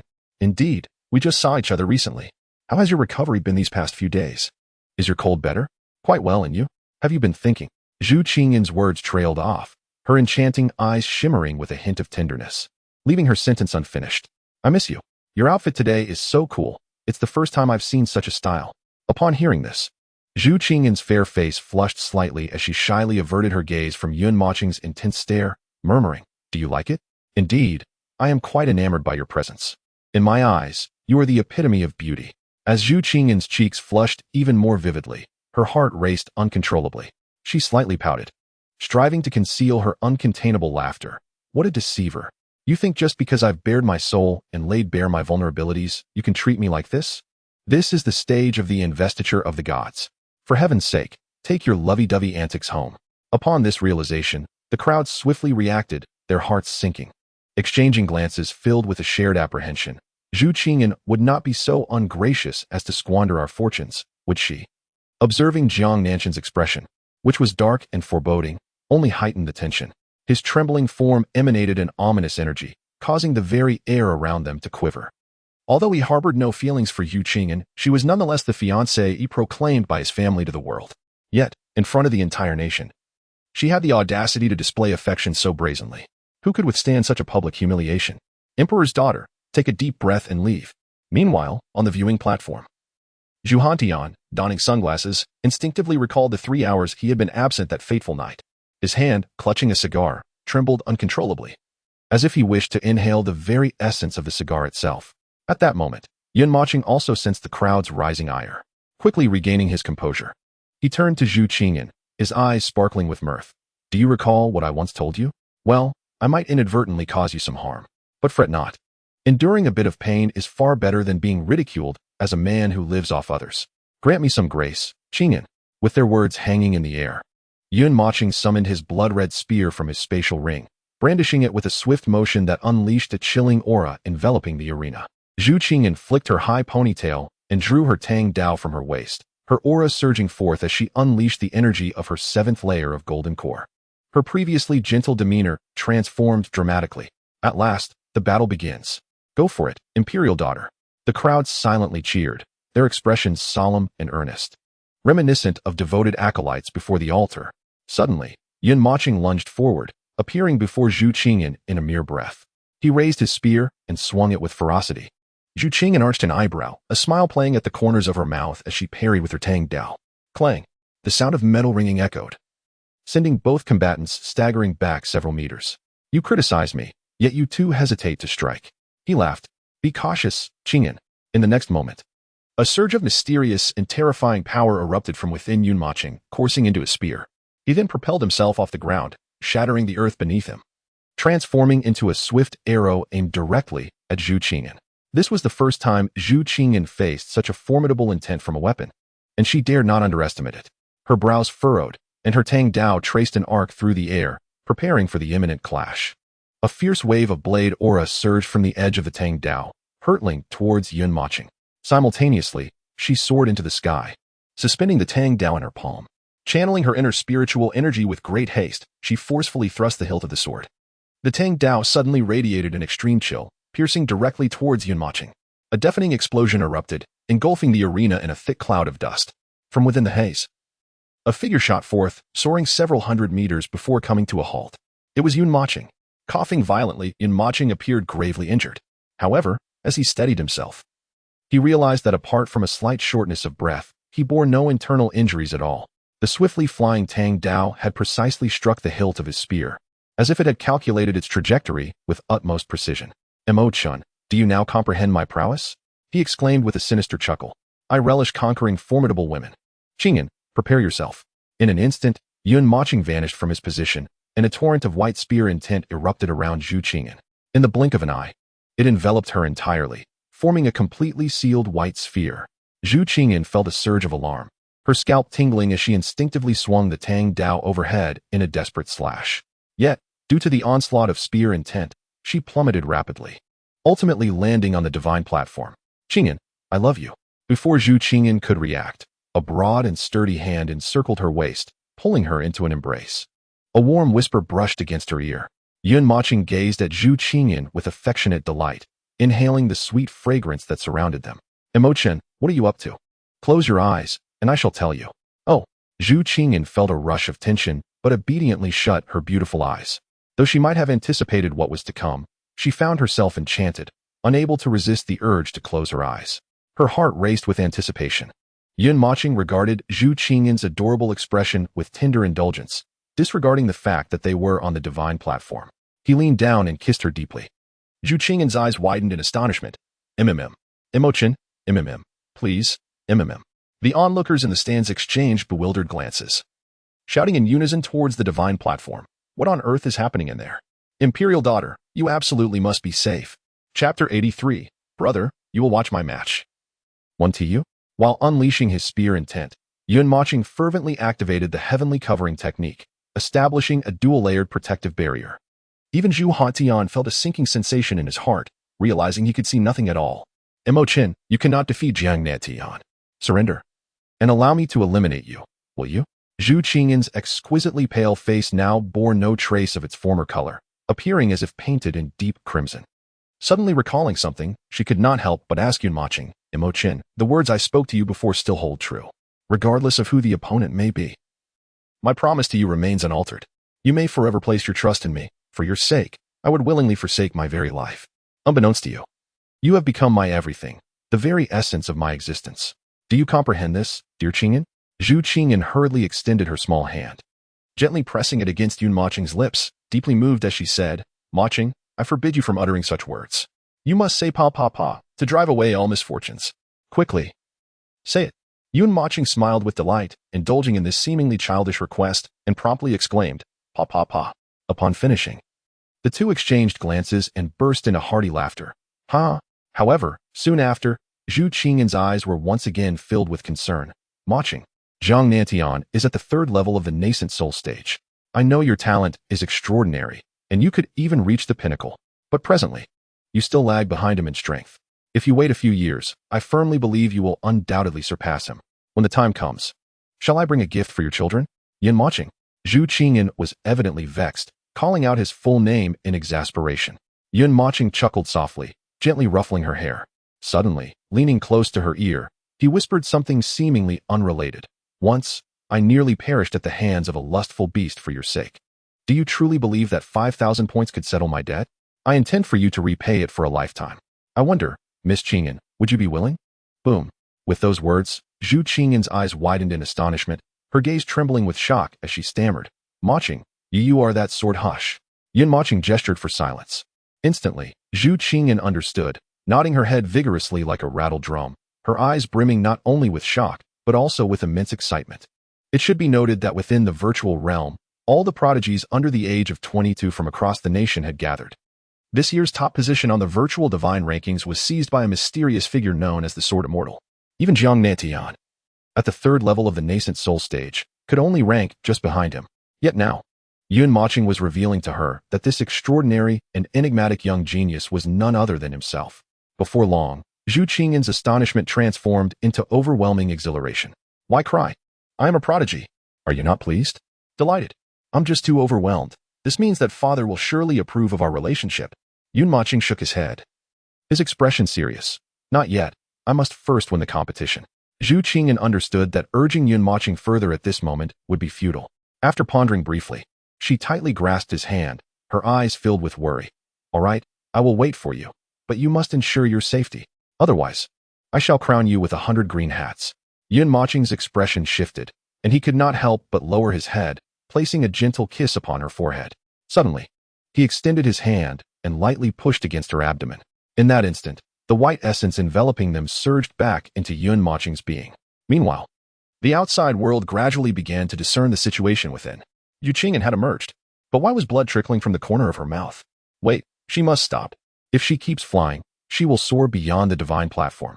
Imperial daughter, I implore you, please cease. Don't let my money fly away. Amid the anxious gazes of the crowd, Zhu Qingyan was propelled from the divine platform by a surge of energy directed at her abdomen, leaving her utterly defenseless. The blood at the corner of her mouth was merely a result of her heightened tension, having inadvertently bitten the tip of Yun Mochen's tongue, staining it with crimson. Meanwhile, Yun Mochen stood solemnly, brandishing a long spear, seemingly indifferent as he gazed at Zhu Qingyan, who was receding into the distance. Instinctively licking the remnants at the corner of his mouth, the first round of the assessment concluded, and Yun Mochen emerged victorious. At the moment Zhu Qingyan was ejected from the divine platform, countless hearts seemed to leap from their owners' chests, leaving behind desolate, hollow, and numb bodies. Brother Yun, amazing. Soon we can really ride atop it. Brother Yun, how impressive. You defeated Sister In. Oh yeah, the young master has won. A kiss for the victor. Get lost, young master. Yet, the predominant voices throughout the crowd were cries of, refund. I demand a refund. This is a fixed match. Refund me. As for the fortune teller, he remained unconscious, continuously spewing blood, slumped in the stands. Conversely, the citizens of Yinyu City were even more fervent in their adoration for Yun Mochen. This time, he had not only restored their pride but also secured their fortunes. With odds of 152, betting a single spirit stone, after deducting a 2-stone handling fee, yielded a staggering profit of 50 spirit stones. As for Jiang Imo, his lamentations were even more pitiful, having staked a total of 20,000 spirit stones, all in one go. Woo-woo, young master, can I kill Yun Mochen? My dreams are shattered. Just then, Zhu Xintian cleared his throat softly and, with a stoic expression, announced, silence, everyone. Let us welcome the second group of contestants to the stage. In the blink of an eye, the words on the large screen shifted, revealing Jiang Nantian, Chu Xiaoling. Jiang Nanshan's expression darkened ominously as he slowly rose and walked towards the divine platform, his anger ready to find a target for release. Chu Xiaoling, however, exhibited no trace of fear. She knew that even if she could not defeat Jiang Nantian, her brother would certainly avenge her. Jiang Nantian, I am not afraid of you. My brother is right here. Just wait. Clenching her fists tightly, Chu Xiaoling recalled the humiliation Jiang Nantian had inflicted upon her in the past. This time, even if she were to be utterly defeated, she could not allow her father to lose face. Our Yun clan has never been cowards, even the women among us. Brother, you will watch my match, won't you? I long to see you. Chapter 84. No, miss. Haha, Brother Yun. I suddenly feel that you and Chu Xiaoling are quite similar, especially those eyes. They seem to be carved from the same mold. It seems that even Brother Jiu Pang has felt this way. I have always thought that Chu Xiaoling bears a striking resemblance to Brother Yun. Just as Chu Xiaoling stepped onto the stage. For quite some time, Pang and Hai Nu exchanged glances at Yun Mochen and then at Chu Xiaoling, repeatedly comparing the two, before chuckling and teasingly remarking. A tremor coursed through Yun Mochen's heart as he pondered something, his expression turning to a bitter smile as he said, How could that be? She is the daughter of an emperor. Don't gild my appearance. I truly mean it. Yun Mochen waved his hand dismissively, saying, You two should focus on watching the competition closely, learn some combat techniques, as your turn will soon come. On the function platform, Chu Xiaoling leisurely approached Jiang Nantian. wielding a slender, exquisite sword, lifting it confidently towards him. Her demeanor exuded no hint of fear, but rather brimmed with confidence and pride. For she knew her brother was silently watching her from some angle. Jiang Nantian, are you here to seek your demise at my hands? Jiang Nantian, already seething with anger, felt a surge of rage as he observed the diminutive Chu Xiaoling looking down upon him, his face darkening to an extreme. I hope you can still speak so defiantly in a moment. Humph, you cuckold. What skills do you possess besides throwing tantrums? Pathetic. What did you just say? As his words resonated, Jiang Nantian's aura, at the third level of the nascent soul stage, erupted dramatically, a powerful pressure instantly stirring up a cloud of dust. Chu Xiaoling's expression tightened as she swiftly circulated her spiritual energy, urging her delicate sword to counter this overwhelming force. How can I fight like this? Struggling against just the pressure is exhausting. How can I withstand an attack from him? Jiang Nantian coldly smiled, remaining rooted in place as he conjured a terrifying energy in his hand. With a slight movement of his finger, this energy surged toward Chu Xiaoling. With a thud, she was predictably sent flying, blood spurting from her mouth as she crashed heavily to the ground. During the previous live broadcast that circulated online, perhaps Chu Xiaoling could have resisted a few blows, even managing to strike back. But now, Jiang Nantian no longer concealed his true power. Even though Chu Xiaoling possessed the strength of the 7th level of the Golden Core stage, she found herself utterly incapable of retaliating against Jiang Nantian, who was in the 3rd level of the nascent soul stage. This was no longer a contest of combat experience and skills, but rather a sheer realm of domination. Upon entering the nascent soul stage, cultivators at this level could perform brief teleportation, and compared to those at the Golden Core stage, their speed, strength, senses, and reaction times were all drastically enhanced. There was no possibility of victory. Wow, this is the first time witnessing such a pitiful imperial daughter. Facing Jiang Nantian, who stood at the 3rd level of the nascent soul stage, Chu Xiaoling was akin to a boxing champion mercilessly beating a kindergartner, utterly outmatched. Oh, by the way, have you all seen that viral video circulating online? Didn't Chu Xiaoling claim she would summon her brother for revenge? The Huaxiao ranking competition has advanced to the final stage, yet none have appeared like her brother. Speaking of which, I recall we speculated that the brother she mentioned might be her boyfriend. Perhaps one of the remaining 30 candidates is him. That must be the case. After all, how could an imperial son emerge from the Yun clan? It is inconceivable for such a figure to manifest out of thin air. Per Chu Xiaoling, having just endured a bout of humiliation at the hands of Jiang Nantian, must surely be feeling discontented. If this continues, it is likely that Chu Xiaoling will soon concede defeat. Indeed, given the current circumstances, it is evident that she cannot withstand more than 5 minutes. 5 minutes? What a jest. Even a minute seems excessive. Should Jiang Nantian truly decide to act, Chu Xiaoling would be swiftly vanquished. As Chu Xiaoling faced yet another onslaught from Jiang Nantian, the onlookers began to murmur amongst themselves. However, aside from gossiping about Chu Xiaoling's so-called brother, the predominant speculation revolved around when she would surrender and how long she could endure. You've ruined my dress, which I had prepared for my brother. At that moment, Chu Xiaoling, rising from the ground, paid no heed to her injuries and promptly brushed off the dust from her beautiful little dress, her expression brimming with indignation. Throughout the days since the commencement of the Huaxia ranking competition, she had adorned herself with exquisite makeup and donned various meticulously chosen dresses. This was all for her brother's sake. She was aware that he would be present, witnessing her performance on the divine stage. She did not wish to appear undignified in his eyes, nor to evoke disappointment. More than anything, she desired to surprise her brother, to let him know he had a beautiful sister who cared deeply for him. Huh, and what if it's ruined? Then you shall perish. In the midst of the astonished gazes of the crowd, Chu Xiaoling resolutely chose neither surrender nor retreat. Instead, she fervently summoned the spiritual energy within her. In the next instant, an array of sword energy erupted from the delicate sword in her hand, transforming into streaks of light that hurtled toward Jiang Nantian. Boom, boom, boom. The area surrounding Jiang Nantian was instantly bombarded by countless fierce sword energies, producing a cacophony of explosive sounds. Yet, to the astonishment of all, Jiang Nantian remained firmly grounded, effortlessly raising his left hand. As spiritual energies surged forth, a barrier shimmering with a blue aura materialized, effortlessly deflecting all the sword energy, preventing any from advancing further. Half a minute later, as the sword energy dissipated, Chu Xiaoling's chest heaved, her breaths coming in ragged gasps, her expression grave. Is it amusing? Now it is my turn.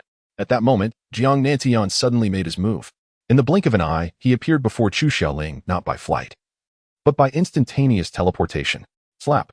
With the crisp sound of a resounding slap, Chu Xiaoling was sent flying, but before she could catch her breath, Jiang Nantian reappeared above her, offering no respite. Raising his foot, he delivered a crushing stomp. Boom! The sky trembled violently. Chu Xiaoling coughed up a mouthful of blood, her body plummeting like an uncontrolled elevator, crashing heavily to the ground and stirring up clouds of dust. Imperial daughter. Many of the Yun clan disciples on the stands gasped in shock. Observing this scene, Yun Mochen felt an inexplicable surge of emotion deep within him, akin to a volcano on the verge of eruption. A sense of anger welled up within him, and his right hand instinctively clutched his chest. The rapid beating of his heart quickened to a pace that left him breathless, engulfing him in a sensation of suffocation. Though merely a few days prior the wounds on my chest, remnants of battle, had healed, at this moment it felt as though someone had torn these scars open anew, eliciting an excruciating sting. What has befallen me? Jiang Nantian hovered in the air, his demeanor cold and indifferent, stating with a hint of disdain, "You may possess a tough tongue, but without the strength to back it. I shall take it upon myself to teach you a lesson on behalf of the Cloud Emperor." "Huh, who do you think you are to presume to teach me? My father?"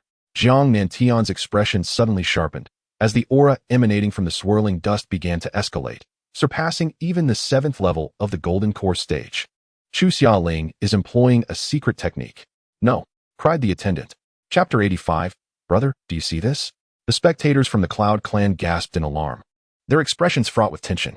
Although secret techniques can rapidly enhance one's power, the corresponding side effects are substantial, and if not carefully controlled, could lead to irreversible damage. This is a privilege reserved for imperial families and hidden prestigious clans, typically invoked only in dire circumstances. 7th level of the Golden Core, 8th level, 9th level, 1st level of the nascent soul stage. As the dust gradually settled, amidst the astonished gazes of the onlookers, Chu Xiaoling slowly rose from the ground, her aura surging to unprecedented heights in a mere span of moments. What enmity exists between Chu Xiaoling and Jiang Nantian that she would risk her foundation by invoking a life-saving secret technique? The crowd gasped once more. At this moment, Chu Xiaoling's cultivation had reached the 1st level of the nascent soul stage. Yet the continuous twitching of her features and the subtle tremors of her delicate form revealed the immense pain she was enduring. In the next instant, a flicker of determination ignited in Chu Xiaoling's eyes. She turned her wrist, and the exquisite sword in her hand seemed to sense its mistress's fervor, trembling violently in response. In an instant, a torrent of sword energy erupted from the exquisite sword, transforming in a brief moment into a colossal silver phoenix. Wow! Chu Xiaoling is resorting to her trump card. The energy fluctuations from this martial technique alone suggested it was at least of low-grade earth rank. Indeed, the Cloud Clan's heritage is formidable. Setting aside the martial technique, the ability to dramatically amplify one's power in such a short time through a secret technique is utterly extraordinary. Other imperial heirs would likely struggle to produce such a level of secret art. While the crowd buzzed with astonishment, Chu Xiaoling suddenly surged forth, becoming a streak of light as she shot towards Jiang Nantian. Simultaneously, the gigantic phoenix flapped its wings, unleashing a tempest of sword energy that rippled through the space, hurtling towards Jiang Nantian in unison with Chu Xiaoling. "Chu Xiaoling, even if you elevate your strength through secret techniques, you must understand that in the face of absolute power, these are but trifles." As he spoke, Jiang Nantian's expression darkened, and a remarkable Tang Dao appeared in his grasp. He raised his hand, and with a fierce slash directed at the oncoming Chu Xiaoling, the Tang Dao unleashed a terrifying wave of blade energy. The energy unleashed by the blade surged forth with an overwhelming force, as if it possessed the power to shatter the very heavens, causing the fabric of space itself to fracture. On Jiang Nantian's body, a pixelated distortion reminiscent of a frozen screen manifested. Suddenly, dozens of phantoms detached from him, wielding tang knives, and charged toward Chu Xiaoling. With a chilling sound, the phantoms carved dozens of terrifying gashes into Chu Xiaoling's form. Astonishingly, she made no effort to defend herself against these relentless assaults. Her aura surged once more, fervently urging the magnificent silver phoenix to soar toward Jiang Nantian. In that moment, everyone held their breath, suppressing their astonishment, their expressions gravely fixed upon the unfolding scene. With a resonant, ethereal cry, the colossal phoenix opened its gaping maw and engulfed Jiang Nantian whole. What would be the outcome? The clash between the two captivated the hearts of all onlookers. The intensity and power of this battle, without exaggeration, represented the pinnacle of the new generation's elite warriors in Huaxia. All eyes remained transfixed, terrified of missing any critical moment. Suddenly, The phoenix, which appeared to possess the force to swallow the heavens, displayed numerous cracks that visibly expanded. Boom! A thunderous explosion echoed, as a torrent of fearsome and enigmatic energy erupted from within the phoenix. In the blink of an eye, it was torn to shreds, transforming into countless blades of chaotic energy. This was the manifestation of blade intent. Moreover, it was a triple-layered blade intent. Heavens! Jiang Nantian had truly concealed his depth. Were it not for Chu Xiaoling utilizing a secret technique to force his trump card into the open, who could have imagined that he not only comprehended blade intent, but had mastered it to such an extraordinary degree? The world had undeniably changed. It left me further perplexed. In comparison to these prodigious individuals, what future awaits us? Mere mortals? What? A lifelong brotherhood, you and I, together ascending the myriad souls' banner, finding joy in the journey. That is all that matters. Alas! The crowd felt the weight of this uncanny power. Those with discerning eyes recognized it instantly, shaking them to their core. Just then, a graceful figure plummeted from the sky, crashing heavily to the ground. Jiang Nantian hovered above, his hands clasped behind his back, trembling subtly. A conspicuous sword mark appeared on his chest. The sight sent shockwaves through the crowd. Chu Xiaoling, at the 7th level of the Golden Core stage, had indeed wounded Jiang Nantian, who had reached the 3rd level of the nascent soul stage. The Imperial Maiden. Boom. Amidst the gasps of the crowd, Chu Xiaoling crashed to the ground. At that moment, her entire body bore the marks of battle, marred by countless gashes of varying sizes left by the dreadful blade intent. Blood rapidly soaked into her once pristine dress, rendering it a haunting crimson. Yet, she did not lose consciousness. Struggling against her heavy eyelids, her delicate hands pressed against the ground, she pushed her trembling form upright, laboriously rising from the earth. Even though her eyes were enveloped in thick dust and blood, the piercing sensation of pain did not concern her in the slightest. She endeavored to reveal her bright, expressive eyes, slightly tilting her head in anguish as she surveyed the stands. Brother, did you see? Summerling is wonderful and won't disappoint you. It's just that the little dress I prepared for you has gotten dirty. I hope you don't mind. After speaking, Chu Xiaoling could no longer hold on, gently closing her eyes and collapsing to the ground. Brother? He must come just like you. Jiang Nantian snorted coldly, pointing at Chu Xiaoling. A surge of formidable sword intent forcefully hurled the unconscious Chu Xiaoling off the Divine Seal platform. As for killing Chu Xiaoling, he would never dare. He feared that in the very instant he took a life, he would be ruthlessly obliterated, even with his father nearby. The family head had tasked them to exercise restraint, to endure. The members of the Yun clan seethed with anger, their frustration clearly etched on their faces. They hurriedly took Chu Xiaoling away from the Divine Seal platform for treatment. Brother Yun, what's wrong? Why does your face look so pale? At that moment, Sujio noticed the unusual expression on Yun Mochen's face and inquired with concern. Brother Yun, is it that your previous injury hasn't healed yet? Why are you clutching your chest? Yun Mochen took a deep breath, forcing a smile as he replied, It's nothing. I just suddenly feel a bit short of breath. He instinctively glanced towards Jiang Nantian, an inexplicable fury welling up in the depths of his eyes, reaching an unimaginable intensity. Emperor Jiang, aren't you worried that your son's treatment of Chu Xiaoling will provoke the old demon Yun in the dead of night? Above the heavens, Emperor Luo remarked casually to Emperor Jiang. Ha ha, it's merely a playful scuffle among the younger generation. Jiang is merely youthful and impetuous. And I'm sure the old demon Yun won't take offense. Emperor Jiang responded nonchalantly, casting a satisfied glance at Jiang Nantian. Zhu Zhentian did not elaborate further, clearing his throat to announce, the second group assessment has concluded. Jiang Nantian is the victor. Now, let us invite the candidates of the third group to take the stage. After days of fierce competition, only 3 individuals remained on the Divine Seal platform, Jiang Nantian, Mengmu Wan, and Yun Mochen. Jiang Nantian's entry into the top 3 was anticipated by all, without a hint of controversy. As for Mengmu Wan, she had concealed her true cultivation level through some secret technique. It was not until her previous match against the 7th-tier monk Zhikong that her remarkable strength nearly sent her flying off the Divine Seal platform. This compelled Mengmu Wan to reluctantly reveal her true cultivation level of the 8th tier, allowing her to narrowly claim victory. The most difficult to accept was Yun Mochen, who had advanced solely through orchestrated matches. In the first round, he faced Chu Qing'an, and it was evident to discerning observers that his opponent had intentionally lost to him. In the second round, the situation was even more incredulous, as he was pitted against Su Jiao, who, upon taking the stage, did not even wield a spear, walking nonchalantly onto the divine platform. Humming a merry tune while clutching a string of boiled eggs, he occasionally nibbled at them. With a casual exclamation, "Oh dear, I've eaten too many boiled eggs. My stomach aches."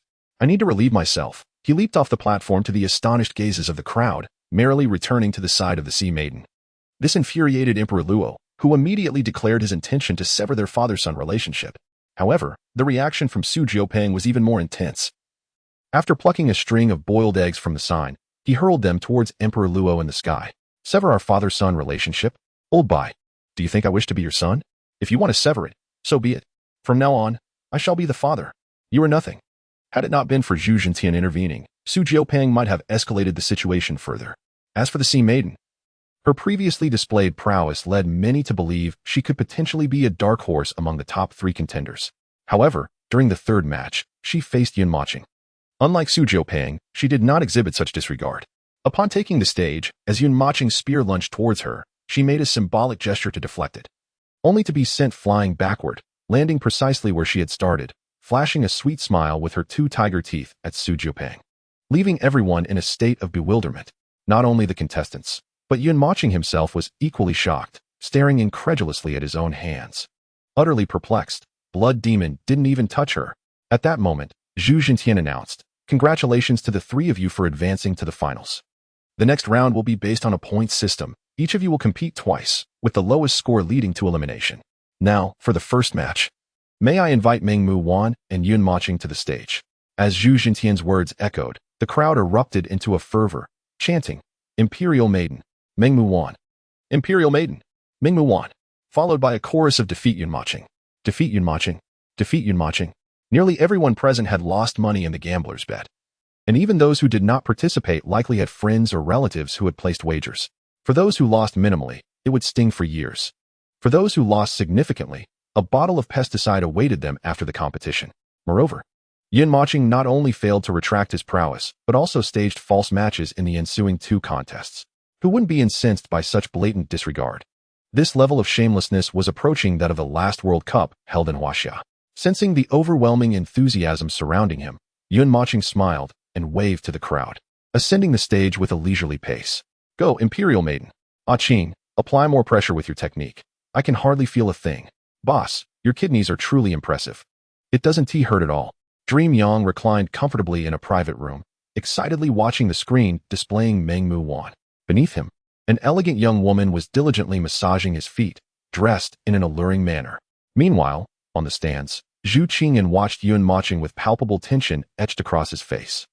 She has been grounded these past few days and has not attended the matches. Had today not been the final day of examinations, Zhu Hanyuan would certainly have barred her from coming. "Mochen, do your best." She is actually quite pleased, for she understands that Yun Mochen's abilities far exceed what he currently displays. Although she is aware that the virtual divine rankings cannot serve as a true measure of combat strength, they do reveal certain insights. After all, if it were that easy, why wouldn't everyone be at the top of the rankings? Those who claim such are merely keyboard warriors, all talk and no action.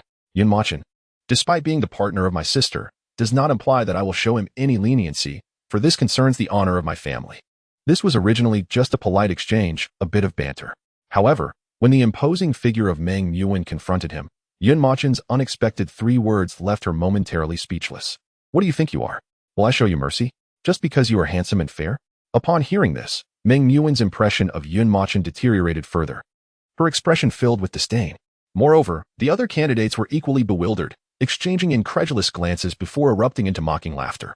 Haha, this Yun Mochen really thinks too highly of himself.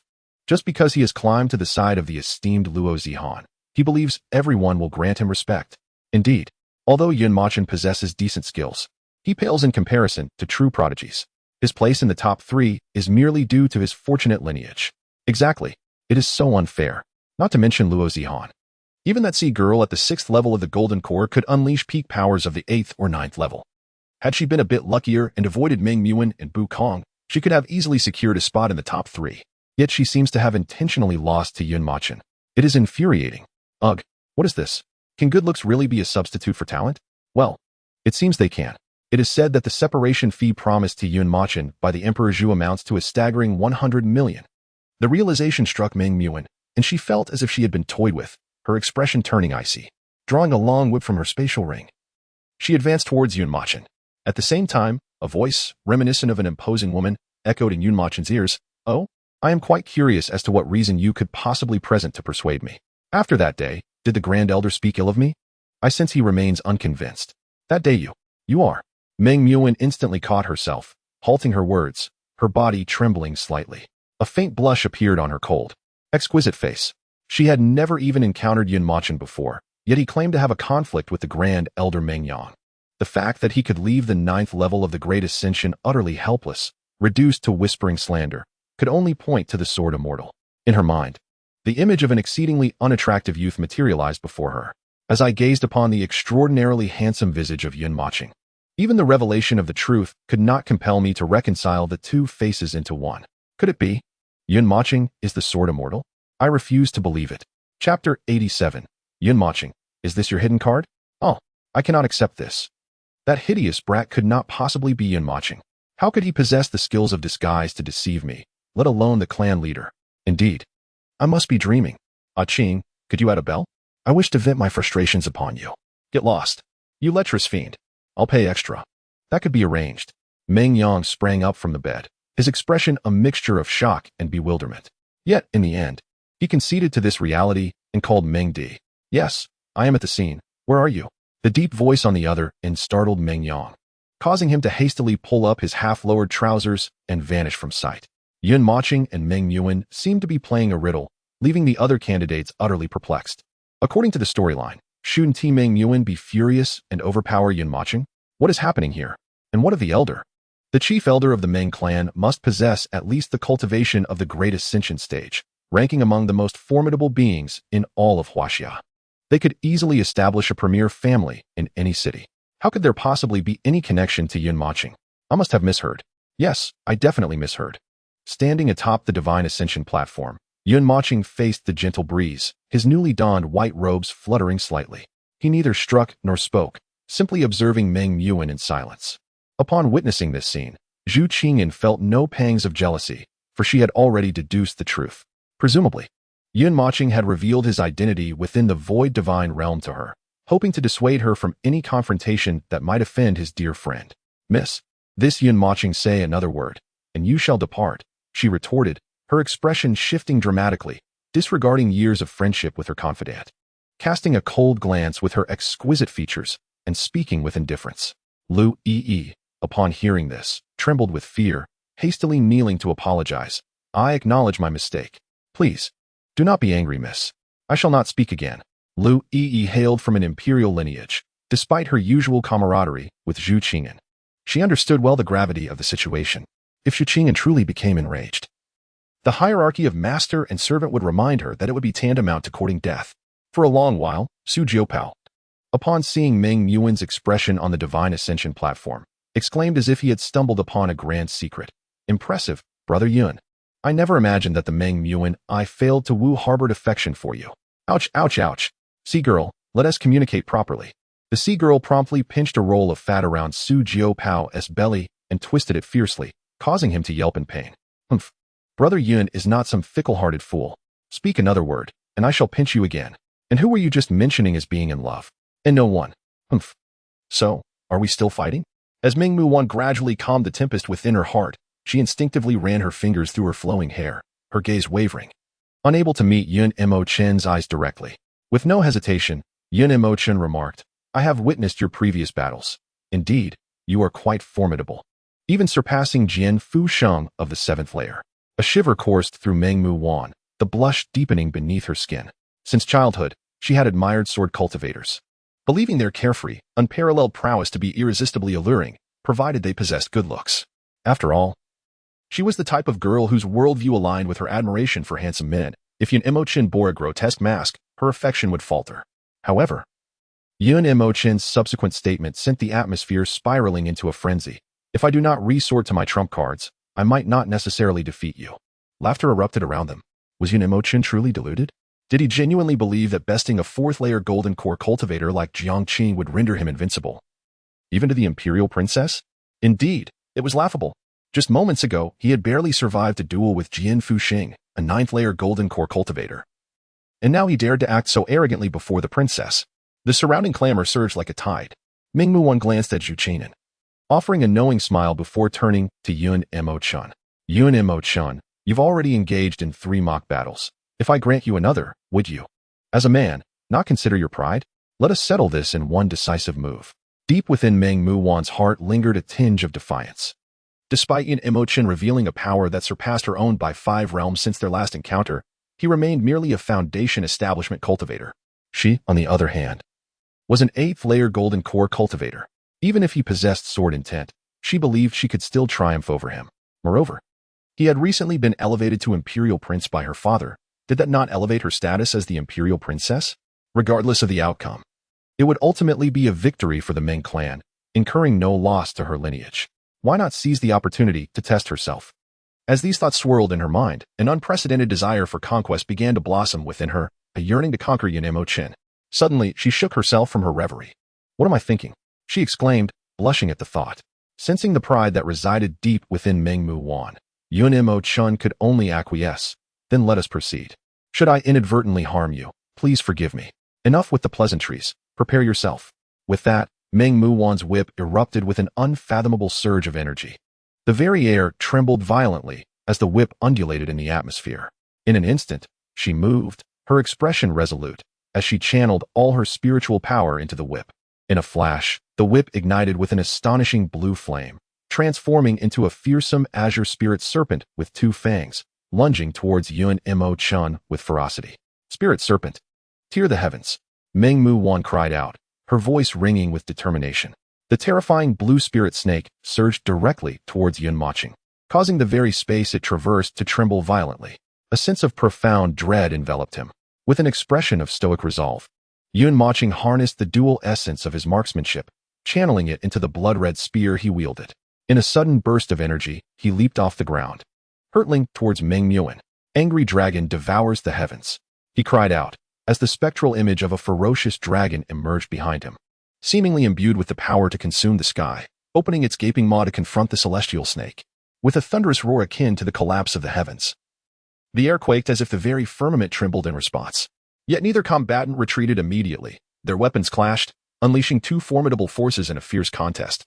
Behind them, the illusory dragon and spirit snake engaged in a fierce aerial battle, captivating the onlookers with a spectacle of awe. They were astonished to witness Yin Mochen not only withstanding Meng Muwan's full-force strike, but also actively channeling his spiritual energy and martial skills in a desperate counteroffensive.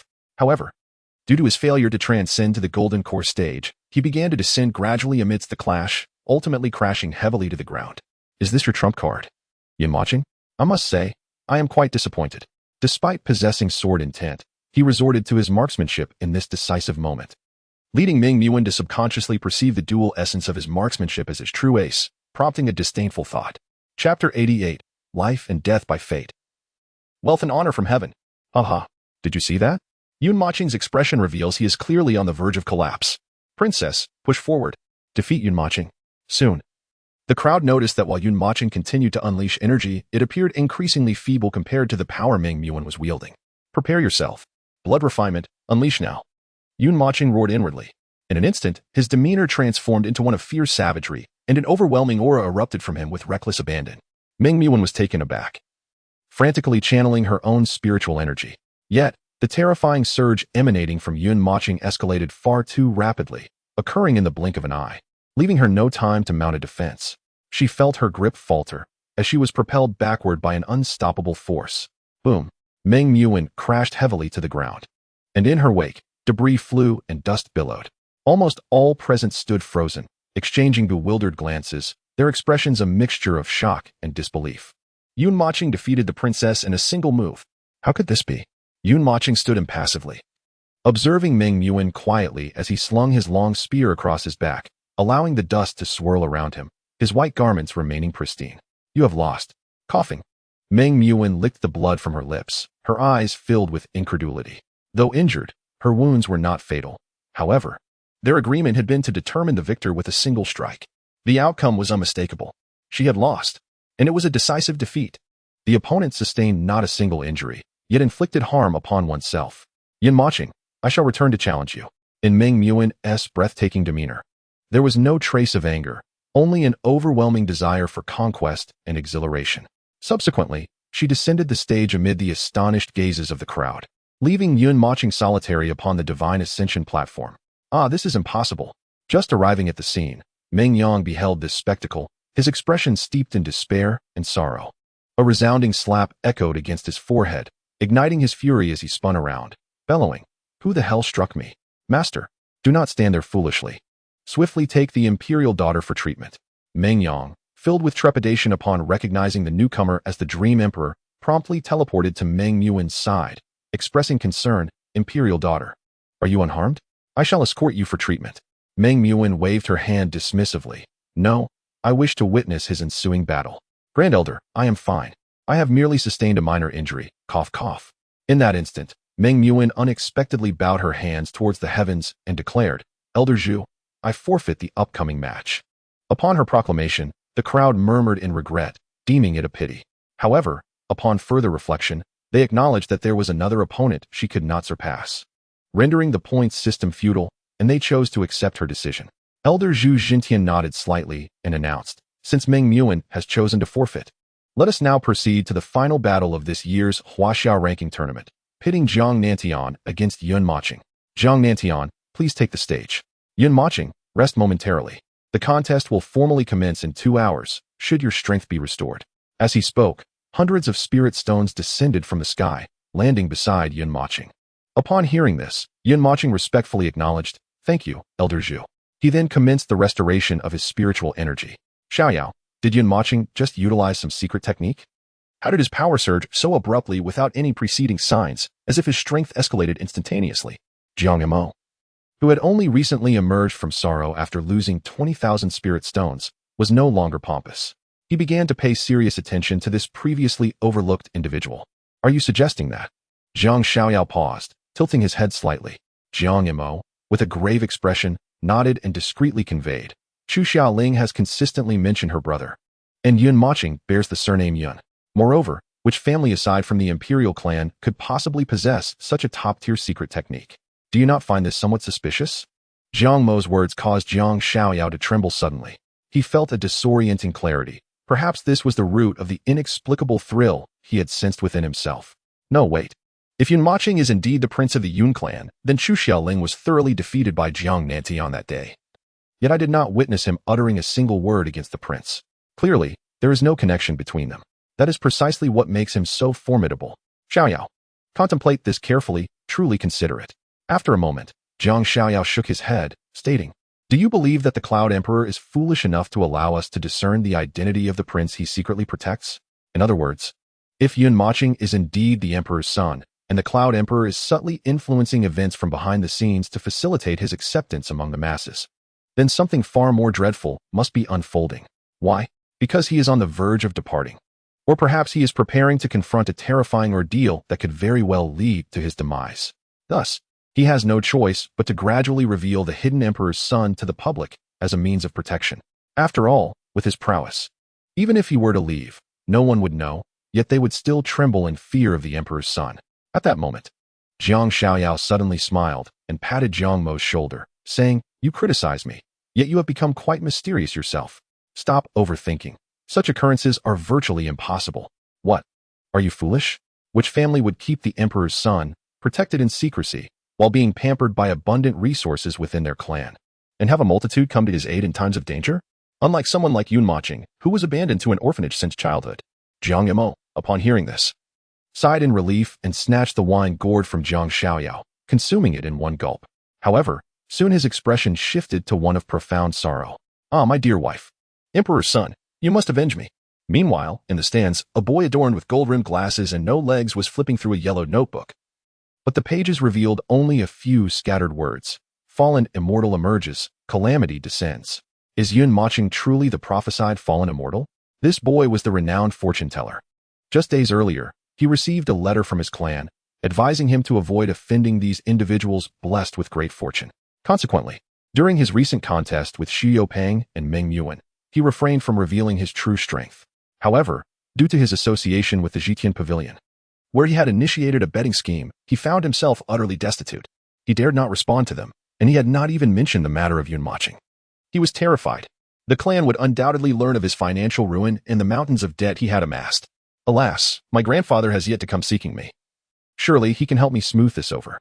No, wait. Given my grandfather's temperament, he would either remain inactive or strike with bloodshed. Is he sharpening his blades these days?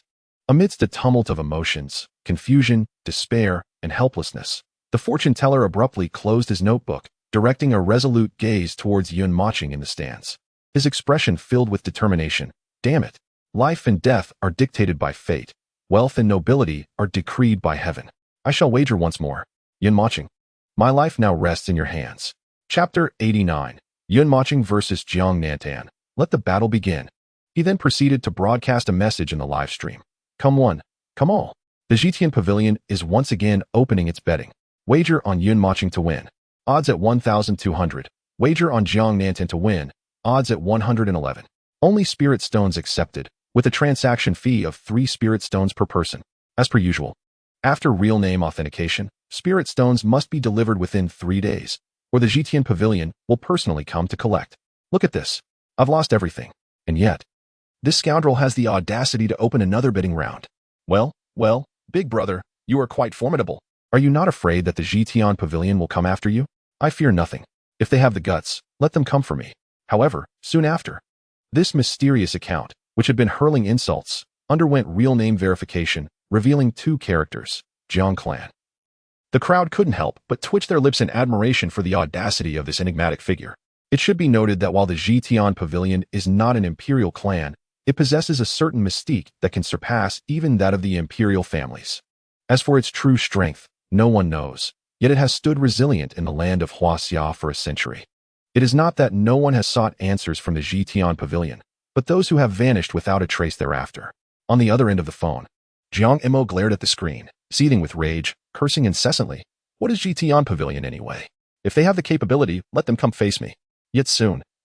The messages released by the fortune teller captured everyone's attention once more. This was, after all, a contest devoid of suspense. Yun Mochen was merely at the 10th level of foundation establishment, while Jiang Nantian had already reached the 3rd level of the nascent soul stage. Could there possibly be another blunder akin to the first betting match? Absolutely not. Jiang Nantian was bound to emerge victorious, unless he secretly harbored feelings for Yun Mochen. Before long, netizens who had previously claimed to be broke began chanting before their screens. All in is a form of wisdom. All in. This time, victory was assured. Consequently, the private live stream of the fortune teller became lively. This time, I will definitely not suffer such a dire defeat as last time. The moment to defy fate has arrived. I wager 300 spirit stones on Jiang Nantian.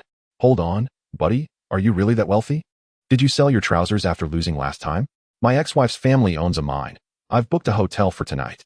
As soon as her husband steps out, I'll go find her. Money comes easily. 666. So it's you, the renowned old Wong from next door. I admire you. I too wager 30 spirit stones on Jiang Nantian. I've learned a thing or two. I will call my stepmother right now to come to my room in the middle of the night because I suddenly wish to discuss something with her. At that moment, the affluent account spoke up again. No hair, no joy, Luo clan verification. I wager 50 million spirit stones on Yun Mochen to win. Indeed. This individual was none other than the one enjoying a delicacy, Su Jiopang. Previously, his support for Yun Mochen had serendipitously yielded a 52-fold return, amounting to nearly 50 million spirit stones. This time, without hesitation, he decided to wager all his earnings once more. Despite his grievances with his father, the wisdom imparted to him remained etched in his mind, especially these 2 maxims. Those who cherish their wives will thrive, while those who neglect them will find no fortune. The unjust face peril, while the honorable lead a life of ease. Brother Yun, I shall forever believe in you. After Su Jiopang placed his bet, all the netizens stood in stunned silence. 50 million spirit stones could build a colossal castle if converted to bricks. Subsequently, Su Jiopang typed a few more words. Do not inquire. If you ask, it is simply because there is an abundance of wealth that cannot be spent. Upon reading this, everyone clutched their chests and lamented. How enviable is the world of the affluent. Similarly, the people of Misty Rain City understood that this was a battle of dignity for Yun Mochen, and they eagerly placed their bets in his favor. What if he loses? It matters not. Yun Mochen has already shattered the historical rankings of the Huaxia qualifiers. It is only a matter of time before the entire Misty Rain City receives significant attention from the policies of the Huaxia nation, alongside substantial support and allocation of educational resources. All of this is due to that youth whom they once looked down upon. And this year, he is merely 18. Dingling. Dingling. At that moment, the phone of the fortune teller rang once more, yet he chose to disregard it. His gaze fixated on the live stream. where the lens of his single-lens glasses glimmered with a fierce white light. On the other end of the line, an elderly man with a snow-white beard rolled up his sleeves, revealing remarkably muscular arms. In his hands, he wielded a 3-meter-long cleaver, incessantly sharpening it against a massive stone. Fortune teller, do not blame your grandfather. Just a couple more days of sharpening, and one strike should ensure you feel no pain. 2 hours later, the most exhilarating contest was about to commence. Zhu Qingyan's eyes flickered with anticipation as she nervously watched Yun Mochen on stage, completely oblivious to Jiang Nantian standing not far from him. Moreover, everyone in Misty Rain City, including the long-time residents and those who felt out of place, were intently focused on the god-sealing platform. Yun Mochen slowly rose, addressing the old man Zhu. Old Zhu, I have fully recovered. We may begin the contest. Indeed. Then let the final battle of the Huaxia qualifiers commence. Old Zhu nodded slightly and spoke, his voice neither too loud nor too soft, as if imbued with enchantment, igniting unparalleled excitement within the hearts of the people both on the god-sealing platform and across the nation. At that moment, Jiang Nantian approached Yun Mochen with an air of arrogance, a sly smile playing on his lips. Yun Mochen, it is finally a pleasure to see you here. To be honest, my anticipation for this day rivals yours. I have longed to engage with you, little clown. What did you say? Yun Mochen's expression remained unperturbed as he coldly regarded Jiang Nantian, stating matter-of-factly, I said, you are a clown. Ah, Yun Mochen, I shall end your life today. The crowd collectively held their breath, anxiously observing the unfolding scene. Suddenly, Jiang Nantian appeared behind Yun Mochen, launching a swift kick. Although Yun Mochen sensed the chill behind him and instinctively swung his blood demon to defend, he was still a moment too late, and was sent flying. Mochen, brother Yun. Yun Gu. Jiang Nantian looked down from his elevated stance, gazing mockingly at the slowly rising Yun Mochen. If you were to kneel before me and knock your head 1,000 times, I might just spare your life. And don't even think about surrendering. Your words cannot outpace mine. Ha ha ha. At that moment, without any warning, Yun Mochen suddenly burst into a hearty laugh. Subsequently, his expression returned to tranquility as he gently shook his head and murmured to himself, Indeed, the spear is still too slow for me. I shall wield a sword instead. Amidst the astonishment of the onlookers, Yun Mochen drove his spear into the ground and retrieved a long sword from his spatial ring. Chapter 90. Just how much does Yun Mochen conceal? What is happening? Why has Yun Mochen forsaken his spear for a sword? Could it be that he is a swordsman as well? Absolutely not. Yun Mochen has already comprehended the second level of spear intent. His identity as a prodigious spear wielder is firmly established. Can he truly master both disciplines, excelling in the sword as well? Such notions are futile. Even the most elite figures have not demonstrated the ability to grasp the intent of two different weapons. Throughout the annals of Chinese history, I have yet to hear of any formidable figure who could simultaneously possess mastery over two forms of intent. As for Yun Mochen, that seems even less plausible. So why has he drawn the sword? The answer is straightforward. Once he ascends the divine platform, given Jiang Nantian's character, Yun Mochen is destined for demise regardless. Unable to bear the humiliation of surrender, he resorts to flamboyance, wielding a sword to display his prowess, leaving a radiant legacy in his final moments. This reasoning sparked fervent discussions among the audience, as well as those across the entirety of China tuning into this contest. In their minds, even if Yun Mochen were to produce a nuclear bomb from his spatial ring, it would not alter the inevitable outcome of defeat. The disparity in cultivation levels between the two combatants is simply too vast. Simultaneously, nearly everyone in Yinyu City was engrossed in the live broadcast of this duel. Whether they were students, office workers, or those devoted to the pursuit of immortality, all bore expressions of complexity and concern. They soon realized that the young man in white on the screen was on the brink of death. Would he choose to surrender? No, he certainly would not. Having already secured a place among the top 3 in the Chinese rankings, whether by fortune or other factors, he rightfully belongs there. His ascent is both deserved and a great honor. Moreover, he represents the pinnacle of the new generation's strength in China. Yet, he has chosen not to concede. Instead, he resolutely faces an opponent he knows he cannot vanquish, determined to press on, even against an adversary who harbors the intent to eliminate him. Throughout his journey, he has endured countless jibes, ridicule, and scorn. One might ponder, had it been themselves in his position, they would have likely chosen to forfeit rather than honor that wager. Forget it. I'm heading to the venue to support him. He has brought great pride to Yinyu City, far surpassing what I achieved in my youth. We cannot remain idle and do nothing for him. At that moment, a figure certified as a harmonization stage expert in the live chat boldly declared. As soon as he spoke, the residents of Yinyu City in the chat exclaimed in unison, Indeed, This young man has elevated the status of Yinyu City to unprecedented heights. He truly vented his frustrations. We cannot merely sit glued to our screens, shouting encouragement. Can the esteemed ones take me along? I wish to join. My uncle is a master of formations. If a powerful ally assists in maintaining the grand array, we could transport thousands of cultivators simultaneously across space. Esteemed one, take me and my uncle along. However, upon witnessing this scene, other netizens could not help but chuckle. The combined stage masters can indeed traverse space, even faster than a teleportation array. Yet, considering the distance from Misty Rain City to the imperial capital, no matter how swift he is, it will still take at least 10 minutes. Do you truly believe that Mochen can endure until then? What if, by the time he arrives, the body has already been taken away? How dare you? Do you have the audacity to reveal your location? I cannot guarantee that Mochen will prevail, but I can assure you that you must meet your demise today. Once the combined stage master spoke, the individual immediately deactivated their account. Others, upon hearing this, dared not to continue their mockery. Only a few powerful figures and those with significant backgrounds continued to exchange insults with the residents of Misty Rain City. Mochen, are you drawing your sword to emulate Xiang Yu at the Wu River? He was a hero. What are you, but a worthless bear? Frankly, if you can withstand even a casual strike from me, I would gladly call you father. Ha ha. Jiang Nantian openly mocked Mochen, his twisted smile radiating an unsettling excitement. He had awaited this day for far too long. In his mind, he had simulated countless horrific methods of torture. He intended to mercilessly torment this worthless being who had brought him shame, culminating in death. Today would be the day he executed his sentence. "Ah, son, father is coming." Before anyone could react, Mochen coldly smiled. Suddenly, he swung his long sword and forcefully stomped the ground, causing the shattered earth to deliver a surge of power to his feet. In an instant, he transformed into a streak of light, shooting towards Jiang Nantian. Simultaneously, countless sharp sword energies erupted from Mochen's sword, distorting the space as they surged towards Jiang Nantian. It was sword energy. Mochen is indeed a true swordsman. Good heavens, how can one person simultaneously master two types of weaponry? Is his talent truly that extraordinary?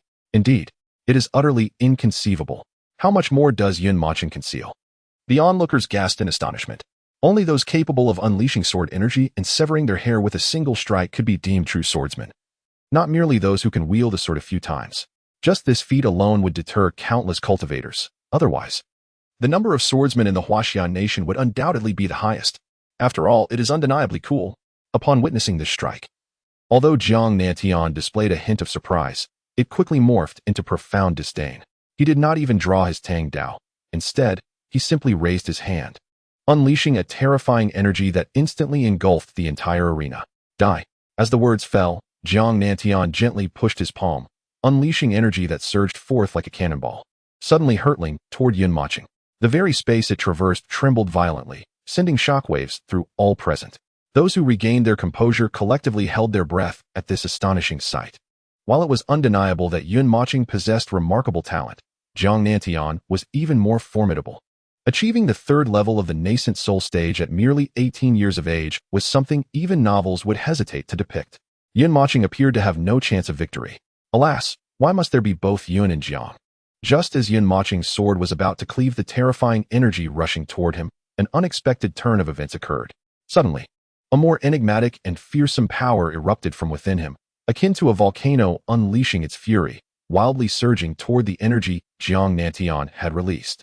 What was this mysterious force emanating from Mochen's body? No one could say. Moreover, look at my sword. It trembles uncontrollably, as if in fear of something. Chapter 91. A battle with no chance of victory when that mysterious power erupted from within Mochen. Nearly everyone within the Fengshan platform failed to recognize the nature of this force. They only observed that nearly all the swords wielded by the sword cultivators on the platform were trembling violently. That was the intent of the sword. Moreover, it was the triple sword intent. Xu Xiaoling immediately recognized what it was and exclaimed in astonishment. She was well acquainted with sword intent, as her father was a legendary sword immortal. Once her injuries had healed sufficiently, she disregarded the Emperor's counsel and resolutely made her way to the Fengshan platform to witness the match. She did not want to miss the opportunity to see her brother due to her own circumstances. How could this be possible? Mochen's talent was truly extraordinary. Initially believed to possess only dual spear intent, it turned out he was also a sword cultivator, and an exceptional one at that, endowed with triple sword intent. This world had gone mad. The last individual to comprehend sword intent before the age of 30 had ascended to the throne as a great emperor. Yun Mochen not only grasped sword intent at 18 but also elevated it to the level of triple sword intent. Such talent was truly astonishing. Indeed, what was even more significant was that he was merely 18 years old. Could he possibly be the reincarnation of a sword immortal? Upon hearing Chu Xiaoling's exclamation, the crowd reacted as if a colossal bomb had detonated within their hearts. Everyone erupted in shock, fervently discussing the matter, for it was utterly extraordinary. It must be noted that the difficulty of comprehending sword intent is, without exaggeration, tenfold or even 100-fold compared to that of knife intent, spear intent, and other realms. Across the nation, among hundreds of billions of cultivators, only a little over 3,000 had comprehended sword intent, and among those, only one had done so before the age of 30, Yun Emperor. He was indeed that powerful. On the spectator's stance, Meng Muan seemed to have been struck by an overwhelming terror. Her exquisite visage transformed from indifference and coldness to sheer astonishment.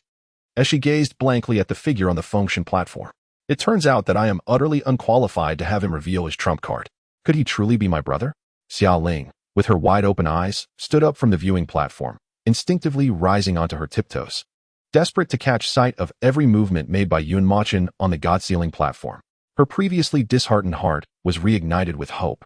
After all, it was the final showdown, and her brother had yet to make an appearance. Had father deceived me? Perhaps my brother had. Boom. Just as the crowd remained ensnared in their astonishment, a thunderous sound erupted from the god-sealing platform. A figure suddenly plummeted from the sky, crashing heavily to the ground. The energy generated by the two combatants surged like a tidal wave across the entire platform. The protective barrier reverberated with countless shocks, causing the onlookers to instinctively raise their hands to shield themselves from this formidable force. In that instant, the platform was engulfed in a cloud of dust and debris, obscuring everyone's vision. What was the outcome? Everyone inhaled deeply, their hearts silently pondering. Son, are you still arrogant? The crowd shuddered at the familiar voice that resonated through the air. It was Yun Mochen. How could this be possible? As the swirling dust gradually dissipated, Yun Mochen stood resolutely, sword in hand, his pristine white attire untouched by the chaos. He appeared as if a wisp of ethereal essence, untainted by the worldly turmoil around him. On the opposite side of the platform, Zhang Nantian struggled to rise, his body marred by several gaping sword wounds, oozing blood.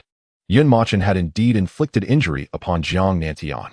Whether in the official livestream or among the spectators present, nearly everyone was wide-eyed, their hearts racing with disbelief, even momentarily choking their breath. This was nothing short of impossible, though it was evident to all that Zhang Nantian had not exerted his full strength, nor had he employed his martial techniques. The fact remained that a foundational-level practitioner had withstood a direct strike from a nascent soul-stage cultivator. And despite the two major realms of disparity, he had managed to wound his opponent while remaining unscathed. Such an event was unprecedented throughout the entirety of Huaxia. It would not be an exaggeration to assert that convincing them of Yun Mochen kissing Zhang Nantian and causing him pain for 3 days would be more believable than this occurrence. Ha ha ha, splendid. Yun Mochen, you have truly incited my wrath. Today, I shall ensure your demise. With those words, Zhang Nantian's aura surged violently, and a dark golden Tang Dao materialized in his grasp, a stark contrast to the black Tang Dao he previously wielded. The sharp-eyed observers immediately recognized it as a mid-tier Earth-level Tang Dao. Meanwhile, the long sword held by Yun Mochen was the one bestowed upon him by Luo Wuqing, classified only as a mid-tier profound-level weapon. It wasn't that he lacked superior swords. Rather, his current cultivation level rendered the low-tier Earth-level Dream Shadow Sword, acquired from the Dream Clan, slightly unwieldy despite being within his grasp. Because that sword is truly too heavy. Yun Mochen's expression gradually grew solemn. He had previously calculated Zhang Nantian's arrogance and pride, which allowed him to launch a sudden attack with blood refinement and the triple sword intent, catching him off guard. However, the element of surprise had clearly worn off. Attempting to enter the second realm of the 5 great realms, the Blazing Heart? No, that would be reckless. He might not perish at the hands of Zhang Nantian, but rather by his own doing. At that moment, Zhang Nantian moved. In the blink of an eye, he appeared behind Yun Mochen and thrust forward. Instantly, the white sword intent within Yun Mochen erupted once more, surging towards the terrifyingly powerful Tang Dao in Zhang Nantian's grasp. Simultaneously, he pivoted his long sword, channeling his internal spiritual energy into it, and suddenly turned to block. Boom. The formidable sword intent was cleaved in two by the power unleashed from the Tang Dao, yet the downward strike of the blade was noticeably diminished in energy. When it collided with Yun Mocheng's longsword, it produced a violent explosion. Yun Mocheng was sent flying several dozen meters, finally stabilizing his form. It was evident that his hand gripping the longsword trembled uncontrollably, although he barely compensated for the speed gap between himself and Jiang Nantian. The immense disparity in power remained unbridged. Even with the opening of the 5 great realms, it could not be reconciled. Jiang Nantian clearly had no intention of granting Yun Mocheng a moment's respite. He teleported once more to Yun Mocheng's front, unleashing the triple blade intent from within him. Rushing forth without reservation, with a roar, Jiang Nantian swung the tang down in his hand, unleashing an even more terrifying wave of energy. As if it could cleave the very heavens asunder, the space traversed by the blade shattered into nothingness. A sword that sweeps the sky. Yun Mocheng displayed no hint of trepidation. Within him surged a furious roar as he grimaced fiercely against the rampant blade intent surrounding him. He unleashed his ultimate martial technique. Under the enhancement of blood refinement, the might of the sword that sweeps the sky had undoubtedly reached the low tier of the earth grade. In an instant, 2 terrifying martial techniques erupted with energy, sending countless fragments flying. They collided violently against the energy shield surrounding the Divine Ascension platform. The sounds produced by the incessant clashes seemed to penetrate the bodies of all present, rhythmically pounding against their hearts. Boom! As a resounding explosion echoed, a figure was violently propelled out, crashing heavily onto the Divine Ascension platform. It was Mocheng. Chapter 92, finally able to soar. Upon recognizing the figure that had violently retreated as Yun Mocheng, Zhu Qingyan gasped in shock.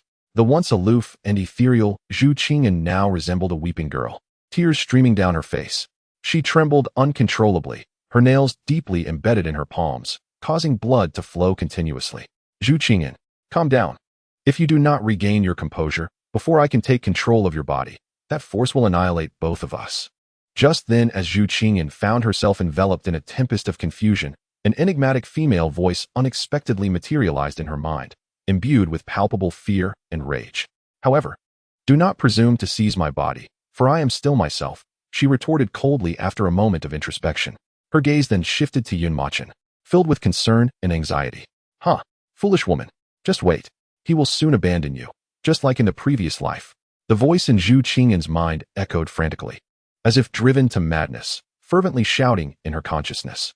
Yet, she seemed unfazed, allowing the voice to vent its fury. Her focus solely on the young man clad in white on the stage. Unbeknownst to her, an ominous power had coalesced in her palm. A force so formidable that it defied the bounds of ordinary perception, remaining undetected by those around her. Should she choose to unveil her hand, it would undoubtedly astonish all present. This energy transcended even the realms of the golden core and nascent soul stages. Within her grasp, the space continually collapsed and reformed. Mochen, I shall not allow you to perish in vain. I must speak out. Father, shall we intervene? After all, he is the prince you personally designated. In the midst of her astonishment, Meng Muin glanced anxiously at Meng Di, but upon meeting his profound gaze, she felt an uncontrollable blush creeping upon her cheeks. Her voice grew faint, and her eyes dared not meet his, constantly evading his scrutiny. Meanwhile, Meng Yang, upon hearing her words, furrowed his brow and hastily bowed, saying, Patriarch, this is under Elder Zhu's direct supervision, with the assistance of Emperor Jiang and Emperor Luo overseeing the examination. You must not heed the words of the princess. We cannot afford to rescue Yun Mocheng. Doing so would offend multiple factions and be detrimental to our Meng clan. Upon hearing Meng Yang's words, Meng Muin became frantic, disregarding her father's gaze, urgently imploring, Father, if others discover that Jiang Nantian has personally slain our clan's prince, how shall we ever maintain our dignity within the realm of Huaxia? At that moment, the previously silent Meng Di suddenly spoke, Daughter. The fact that Yun Mocheng is our clan's prince is known only to us. Who else could possibly be aware of it? In other words, should he die, who would be the wiser? Meng Muin's graceful form trembled, her enchanting eyes quivering with emotion. She had yet to conquer Yun Mocheng, yet to wield her whip against him. No, he could not die now. Absolutely not. Breathing heavily, her brow furrowed in determination, she inhaled deeply and declared, Father, if you will not save him, then I shall go. Before Meng Muin could finish her sentence, Meng Di abruptly interjected, Promise me one condition, and I shall assist you. Patriarch, think carefully. Very well. Without a trace of hesitation, Meng Muin disregarded any concern for the condition her father wished for her to agree to, interrupting Meng Yang's words with resolute determination. Upon hearing the words, Meng Yang's body quivered violently. his expression contorted in discomfort akin to one who had endured the torment of holding back for days. His face was etched with unwillingness, and despair gnawed at his heart as he lamented. The heavens of the Meng clan have truly collapsed. Xiaoyao, do you not find that the long sword in Yun Mocheng's hand seems somewhat familiar? You feel this way too. I was just about to inquire. Yet the thought slipped my mind momentarily. Alas, I must refrain from alcohol in the future, for it seems to dull my memory. I am growing old.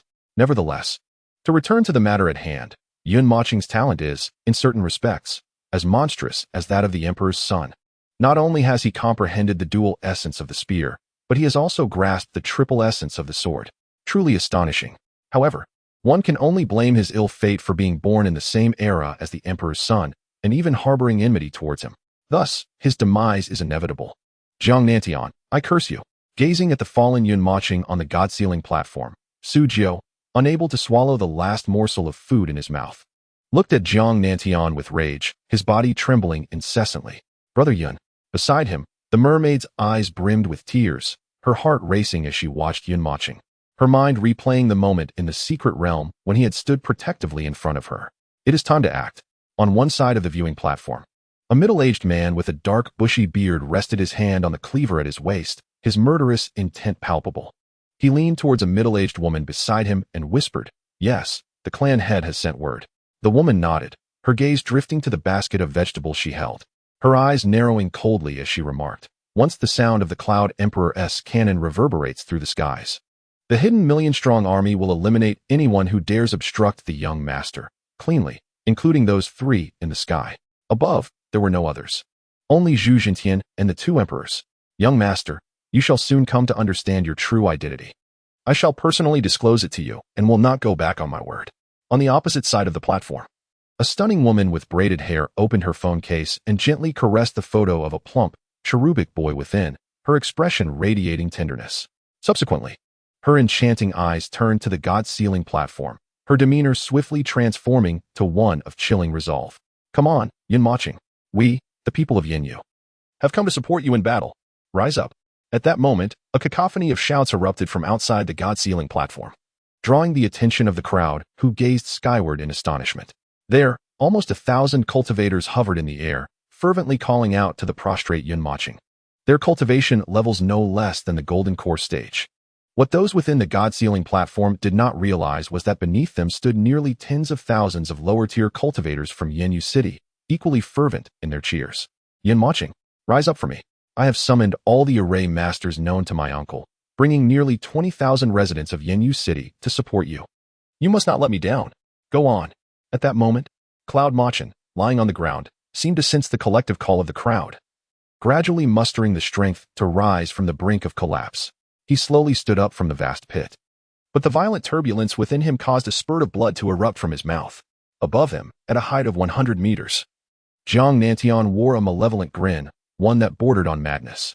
He showed no urgency to strike. Instead, he reveled in the feeling of having what the crowd deemed a prodigy beneath his foot.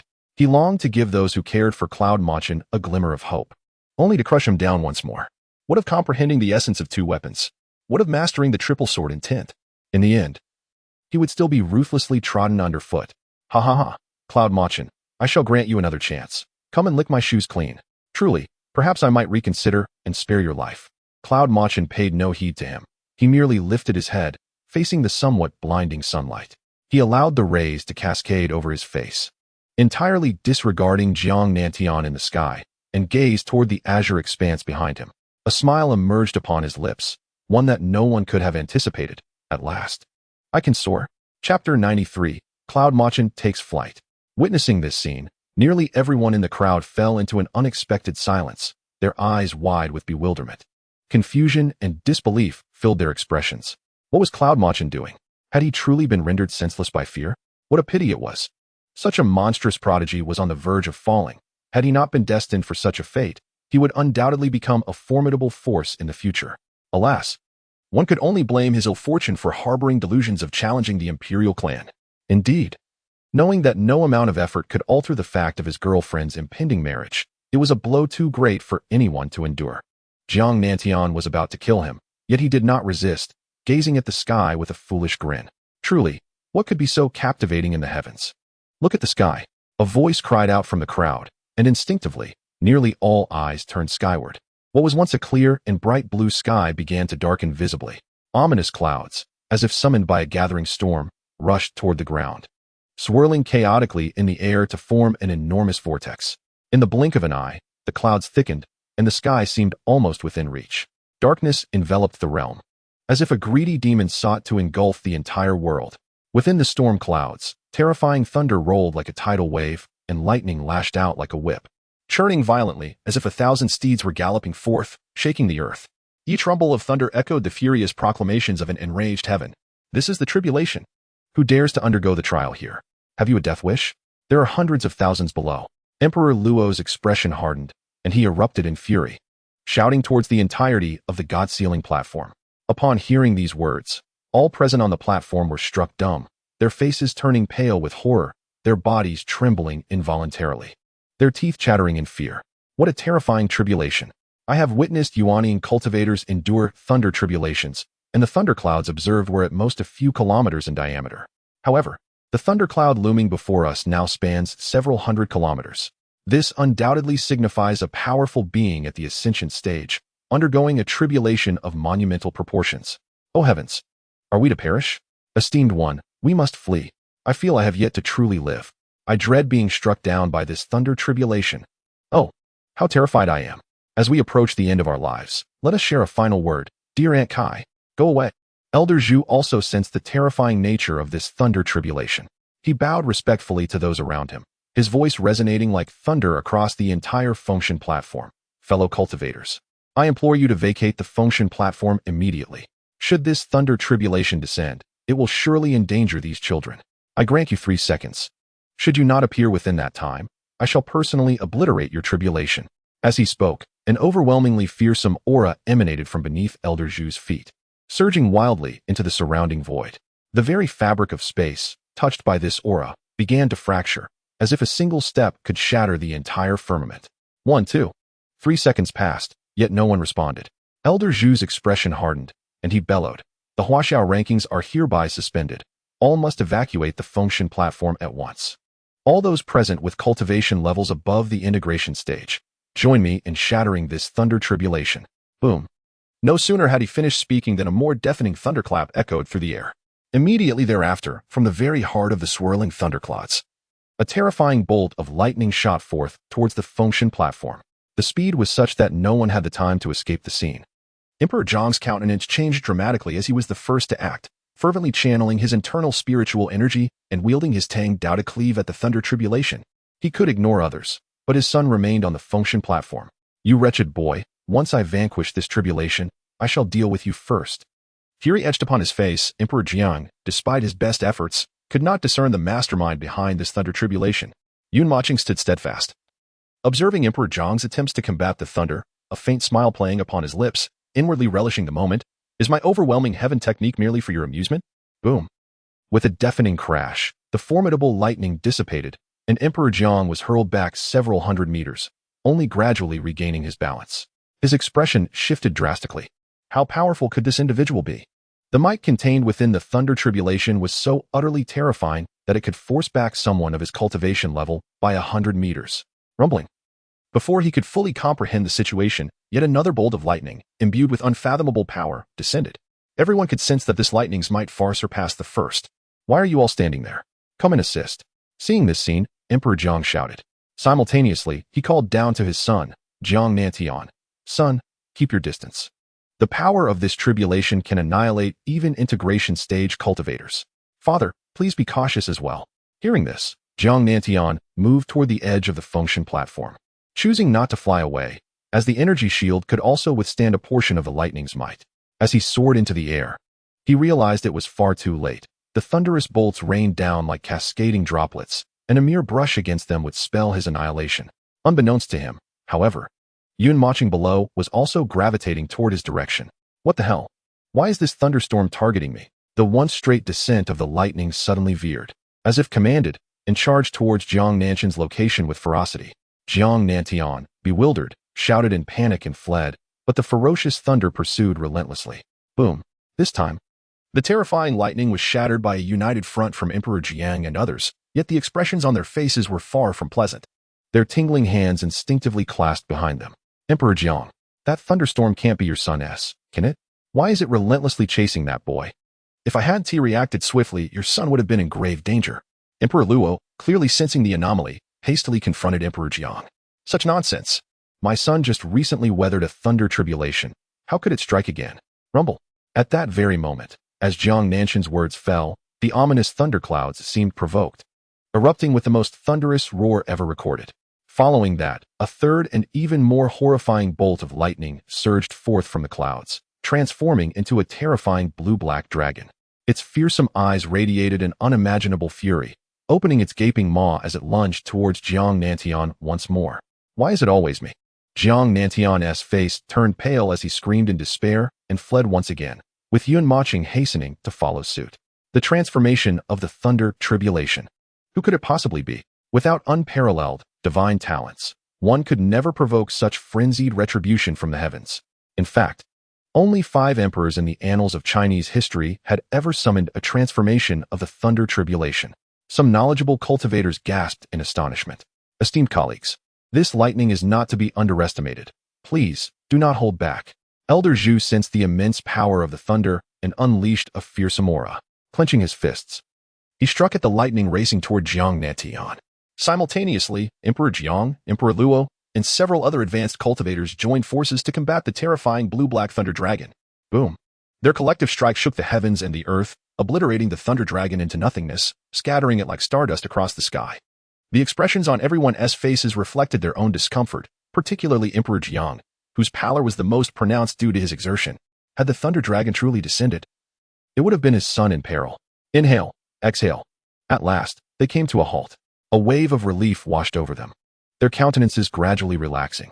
For a moment, the thunder clouds dissipated above, as if nothing had transpired. Yet, just then, a profound gasp erupted from the crowd. Yun, Yun, Yun. What is happening? Yun Mochen has taken flight. He has flown into the air. What? Chapter 94, The Surging Power. As the crowd turned towards the source of the sound, they beheld Yun Mochen gradually rising from the ground. Waves of formidable energy radiated from beneath his feet, causing the surrounding space to ripple with intensity. He was enveloped in a mysterious golden aura, resembling a true celestial being descended to the mortal realm. His expression was devoid of any tumult, as he surveyed his surroundings with an indifferent gaze. Thank you all, Yun Mochen expressed, leaving many puzzled. Thank you? For what? A sense of foreboding began to rise within the hearts of the onlookers. Could this terrifying tribulation be summoned by Yun Mochen? Yun Mochen, what do you mean by that? Jiang Di exclaimed, a sudden tremor coursing through him as he could no longer contain his curiosity. Amidst the crowd's bewilderment, Yun Mochen gently waved his hand, and the golden light surrounding him dissipated into the intangible air. He then turned to Jiang Di and, with a smile that danced on the edge of irony, remarked, Jiang Di, it seems my battle with your son inadvertently led to a breakthrough in my cultivation. I never anticipated that it would attract the thunderous tribulation, but from Elder Zhu's tone, I assumed that the formidable tribulation was not meant for me. It was only after I ascended to the golden core stage that I realized how perilous it truly was. Pausing for effect, Yun Mochen feigned an expression of heartfelt emotion before continuing.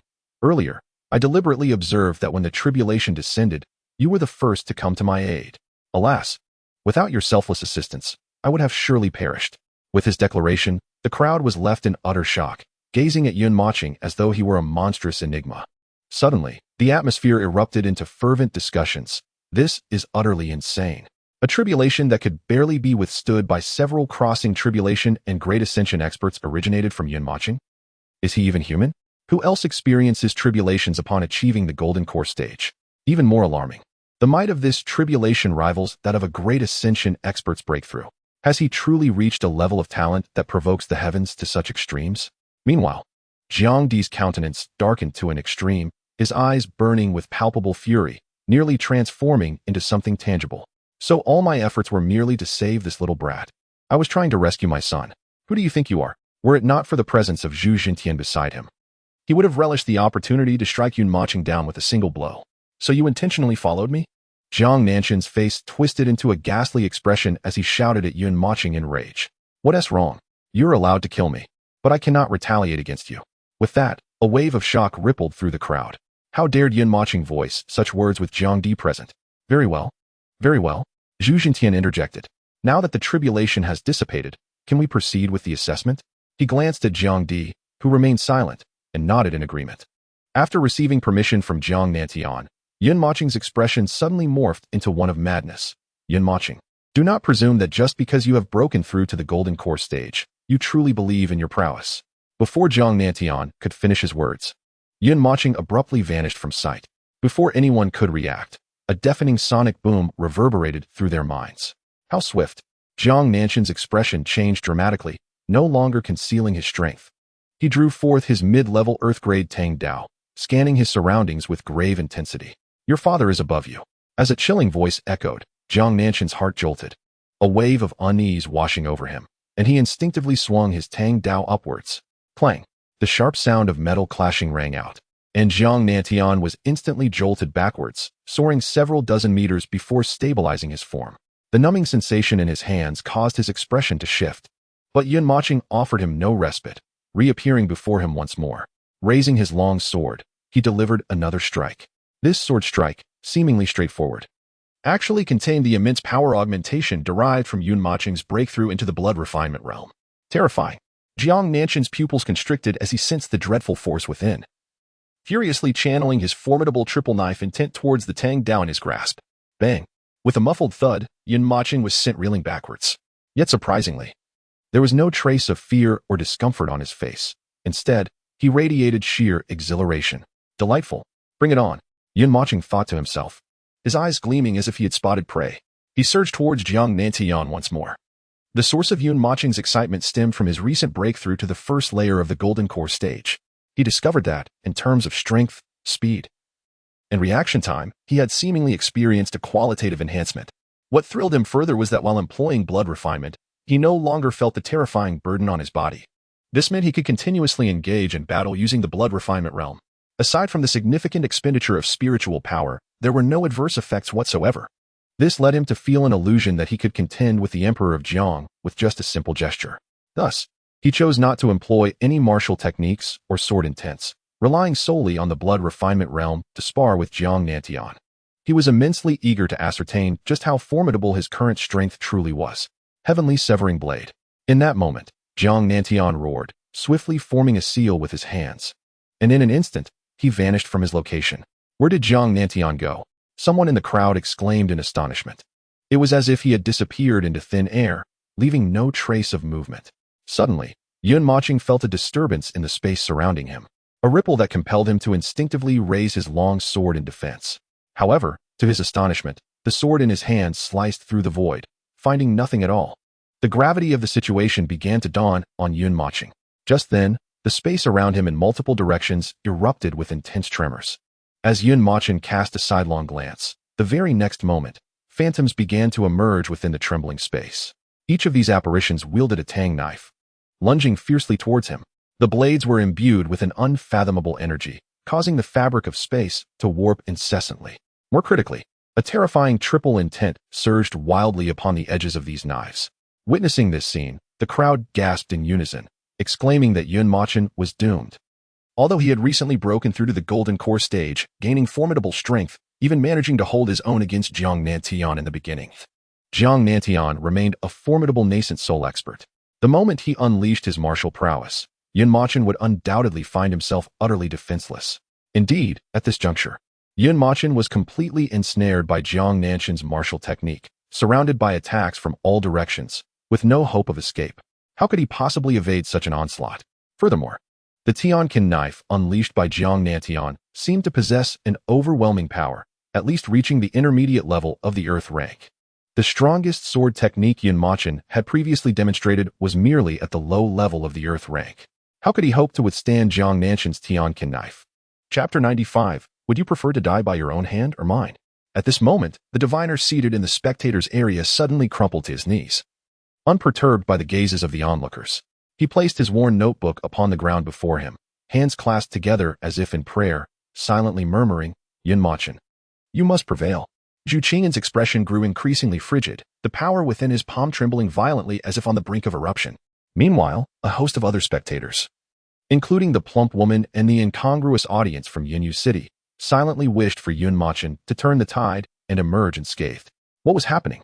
Just as the tang knives held by those fearsome phantoms were about to pierce Yun Mochen's body, they seemed to be ensnared by an invisible force, halting abruptly in place. Unable to advance a fraction further, countless viewers gasped at this sight. Then, an intensely brilliant scarlet energy erupted from within Yun Mochen, enveloping him entirely. In the next heartbeat, this crimson force unleashed an unfathomable might, sweeping violently in all directions. The phantoms, having offered a token resistance for but an instant, were mercilessly obliterated by this bizarre power, vanishing without a trace. In the celestial expanse above, the space quaked once more, and a dark figure plummeted rapidly, crashing heavily to the ground. It was Jiang Nantian. His expression was one of sheer savagery, his body seemingly bearing unimaginable agony as he struggled to rise. After taking a few unsteady steps, he coughed up a mouthful of blood and collapsed once more. The crowd was collectively struck with horror, many rising to their feet, staring in disbelief at the astonishing scene. What on earth was that power that Yun Mochen had just unleashed? My goodness, it had actually managed to severely injure Jiang Nantian, who was at the third level of the nascent soul stage. It must be noted that Jiang Nantian had unleashed the intermediate earth-rank Tian Ken knife. The power contained within is capable of annihilating even a low-tier Yuan Ing cultivator. Yet, how has Yun Mochen endured this? Unbeknownst to him, upon witnessing this scene, Chu Xiaoling's eyes widened in astonishment, tears welling up within them. Her delicate fists were clenched tightly against her chest, visibly trembling as she struggled to control her breath, attempting to soothe the tempest raging within her heart. Is he my brother? He must be my brother. Brother, you've always been by my side. Xiaoling longs for you so dearly. That blood-red mysterious force, others may be oblivious, but she could never be unaware of it. How could he comprehend the fourfold sword intent? At that moment, Emperor Jiang, disregarding his own status, could not suppress his astonishment. As his words echoed, the crowd descended into a frenzy, shouting in unrestrained excitement. What? Yun Mochen has grasped the fourfold sword intent. Good heavens, he is merely 18 years old. An 18-year-old sword king. Could he truly be the reincarnation of a sword immortal? This is utterly insane. At that instant, the soothsayer trembled with the fervor of a stimulant, tears streaming uncontrollably down his face, splattering onto the ground. His gaze upon Yun Mochen resembled that of a savior, filled with fervor and madness. Yun Mochen, oh dear father, how I adore you. Meanwhile, upon witnessing this spectacle, Zhu Qingan's formidable energy began to dissipate gradually. She surveyed the crowd, her eyes radiating overwhelming excitement and pride, yearning to convey to her father, "Look, father, this is the man I have chosen, a true paragon standing at the pinnacle of the new generation of Huaxia." Not only her, but also the long-cherished friends, the sea maidens, and all who cared for Yun Mochen erupted in sheer madness. Brother Yun, you are magnificent. Brother Yun, you are invincible. Long live the young master. Yun Mochen, you are the deity of our Yen-Yu city. Whether among the crowd or the viewers nationwide, hearts trembled with unparalleled excitement and frenzy. In this moment, no one would dare to mock Yun Mochen. No one would look down upon him for his humble origins. An 18-year-old sword king. At 18, he comprehended the essence of two weapons. He established his foundation through the heavenly path and summoned the unparalleled thunder of heaven, ruthlessly crushing Jiang Nantian of the third layer Yuaning. This is the unrivaled paragon, a beacon of attention and admiration. Just then, Jiang Emo sighed despondently, his voice barely audible yet igniting a spark among the crowd, rekindling their spirits. What the hell? Why am I so excited? I bet on Jiang Nantian to win. Jiang Nantian, get up. I beg you, please win. As the crowd regained their senses, a heavy silence engulfed them. The earlier thrill vanished, replaced by profound despair. Will you perish on your own? Or shall I deliver you to your fate? Hiss. Yun Mochen gazed coldly at Jiang Nantian on the ground. Yet, as his words escaped his lips, everyone around him inhaled sharply, as if they had just heard an earth-shattering revelation. The Emperor Jiang was still in the heavens, and Yun Mochen truly intended to kill Jiang Nantian. Did he not wish to live anymore? Prior to this moment, no one believed that Yun Mochen's proclamation bore any weight. They thought he was merely boasting, seeking to bolster his own morale and reputation. However, the staggering reversal of strength between the two had compelled many to speculate that Yun Mochen might indeed carry out his threat. In a brief span, the overwhelming disparity in power made Jiang Nantian quickly realize that Yun Mochen had merely used him as a stepping stone to acclimatize to the immense changes brought about by his breakthrough in cultivation. Staggering to his feet, Jiang Nantian was fully aware of his inferiority in strength, yet upon hearing Yun Mochen's intent to end his life, he exhibited neither terror nor dread. Instead, he erupted into a maniacal laughter, exclaiming, "Ha ha, you cannot kill me. You wouldn't dare." As soon as Jiang Nanshan's words fell, his pupils constricted sharply as he sensed an exceptionally terrifying killing intent emanating from Yun Machen's eyes. In the next moment, before he could react, Yun Machen propelled himself from the ground, shattering it into dust, and unleashed his spiritual power to fervently energize the sword in his grasp. He transformed into a streak of light, hurtling toward Jiang Nantian with incredible speed. In an instant, a blood-red sword intent surged forth from within Yun Machen, violently flooding toward the sword he wielded. The dreadful power radiating from the sword intent seemed to cause the entire function platform to tremble violently. Every space traversed by his trajectory shattered, giving rise to countless fractures in the fabric of reality. "You will settle this in the next life." With that declaration, a thunderous explosion resounded across the function platform as countless fragments of stone and debris pounded against the protective energy barrier. A cloud of dust erupted, enveloping the arena. Amidst the chaos, a figure was violently propelled backward, crashing to the ground and rolling several times before finally coming to a halt. As the dust settled, the spectators widened their eyes in disbelief, realizing that the one who had been thrown back was, in fact, Yun Machen. How could this be possible? Behind Yun Machen, as the haze began to dissipate, the crowd was stunned to discover three figures emerging from the smoke. Chapter 96. Their intent was to kill Yun Machen. Who were these two individuals? Why did they intervene in the battle between Yun Machen and Jiang Nantian? Indeed, were the elders and the two emperors not going to intervene? When had the Huaxiao ranking competition devolved into a 3-on-1 scenario? As the dust cleared, the crowd beheld two elderly figures standing beside Jiang Nantian. One of the elders was holding a wine gourd, similar to that of the monk Wukong, continuously pouring liquor into his mouth. Many disciples of the Dream Clan, having recognized Yun Machen's identity early on, could not help but question the circumstances surrounding his targeted assault. "I am the esteemed elder of the Jiang clan, Jiang Mo. And beside me stands the second elder, Jiang Shaoyao. Yun Machen, in this contest, you have emerged victorious. However, the Prince of Heaven must not perish." As Jiang Mo's words fell, an overwhelming aura erupted, the formidable energy sweeping across the arena, causing the protective barrier to tremble violently. Jiang Shaoyao, silent, continued to sip his wine, yet the twitching of his brows betrayed the tumult within his heart. Why does this mere child of the first level of the Golden Core stage evoke such feelings within me? Upon his ascent to the stage, the intensity of my emotions surged exponentially. I realized that the peculiar psychological resonance stemmed from the white-clad youth before me. Above, Zhu Jintian slowly closed his eyes, indifferent to the cacophony of angry protests swirling around him, maintaining his silence. After witnessing the unparalleled strength of Jiang Nantian unleashed by Yun Machen, this outcome had been anticipated. However, should Jiang Nantian truly meet his demise, it would spell disaster for the entire Jiang clan. The entire nation of Huaxiao would be thrown into turmoil.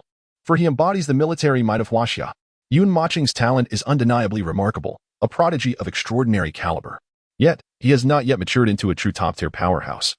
Despite his impressive prowess among his contemporaries, he remains merely a practitioner at the first level of the Golden Core stage. Who can guarantee that unparalleled talent will inevitably ascend to the Tribulation stage and be crowned as an emperor? Thus, in comparison to the Jiang clan, which boasts a powerful figure at the Tribulation stage, I dare not wager. My sole aim is to secure the greatest benefit for the nation of Huaxia, even at the cost of bearing the ire of its people. Ha! Yun Machen, I knew you couldn't kill me. Let me tell you, from the moment we were born, you were never qualified to compete with me, do you understand? I am the Prince of Heaven, the scion of the Jiang clan, and the beloved son of an emperor. And you? I have long since investigated your background. Raised in an orphanage, devoid of maternal affection and paternal love, you are but a discarded child, do you comprehend? Just a fool, unwanted by anyone. Beyond your slight advantage and talent, what do you possess? Background, status, resources, fortune. How do you compare to me? Do you think you are worthy to stand against me? I am eager to witness how you will slay me at the hands of a being of the Mahayana stage. Jiang Nantian laughed with unrestrained arrogance, regarding Yun Machen as a mere jester, unleashing his merciless scorn and derision. In that moment, everyone present, even those watching the live broadcast across the nation, ceased to concern themselves with the outcome of the contest, no longer preoccupied with their own losses. It was as if a profound realization struck, plunging them into silence. Is it truly acceptable for Jiang Nantian, as the Prince of Heaven from the Jiang clan, to kill Yun Machen without consequence, while Yun Machen is afforded no opportunity for resistance? By what right? Is the world of Huaxia truly governed by the law of the jungle, devoid of any principles? In truth, many watching this duel are but representatives of ordinary people. In an era where everyone aspires to transcend into immortality, what distinguishes low-tier cultivators from ordinary people? A growing sense of indignation and humiliation permeated their hearts, not solely due to Yunmaching, but also stemming from their own plight. If they were to embody Yunmaching's position, would they not also succumb to a similar fate? Enduring humiliation while lacking the slightest ability to resist, this was their lament. Go on, Yunmaching, they silently urged, though they were acutely aware of the futility of such encouragement. Suddenly, Yunmaching staggered to his feet, wiping the blood that trickled from the corner of his mouth. His expression twisted into a fierce snarl as he let out a chilling laugh. He glared at the three figures hovering above him and, pointing his sword at one of them, furiously demanded, Zhu Zhentian, old man, do you care or not? Amidst the astonishment of the onlookers, Zhu Zhentian's brow shifted slightly.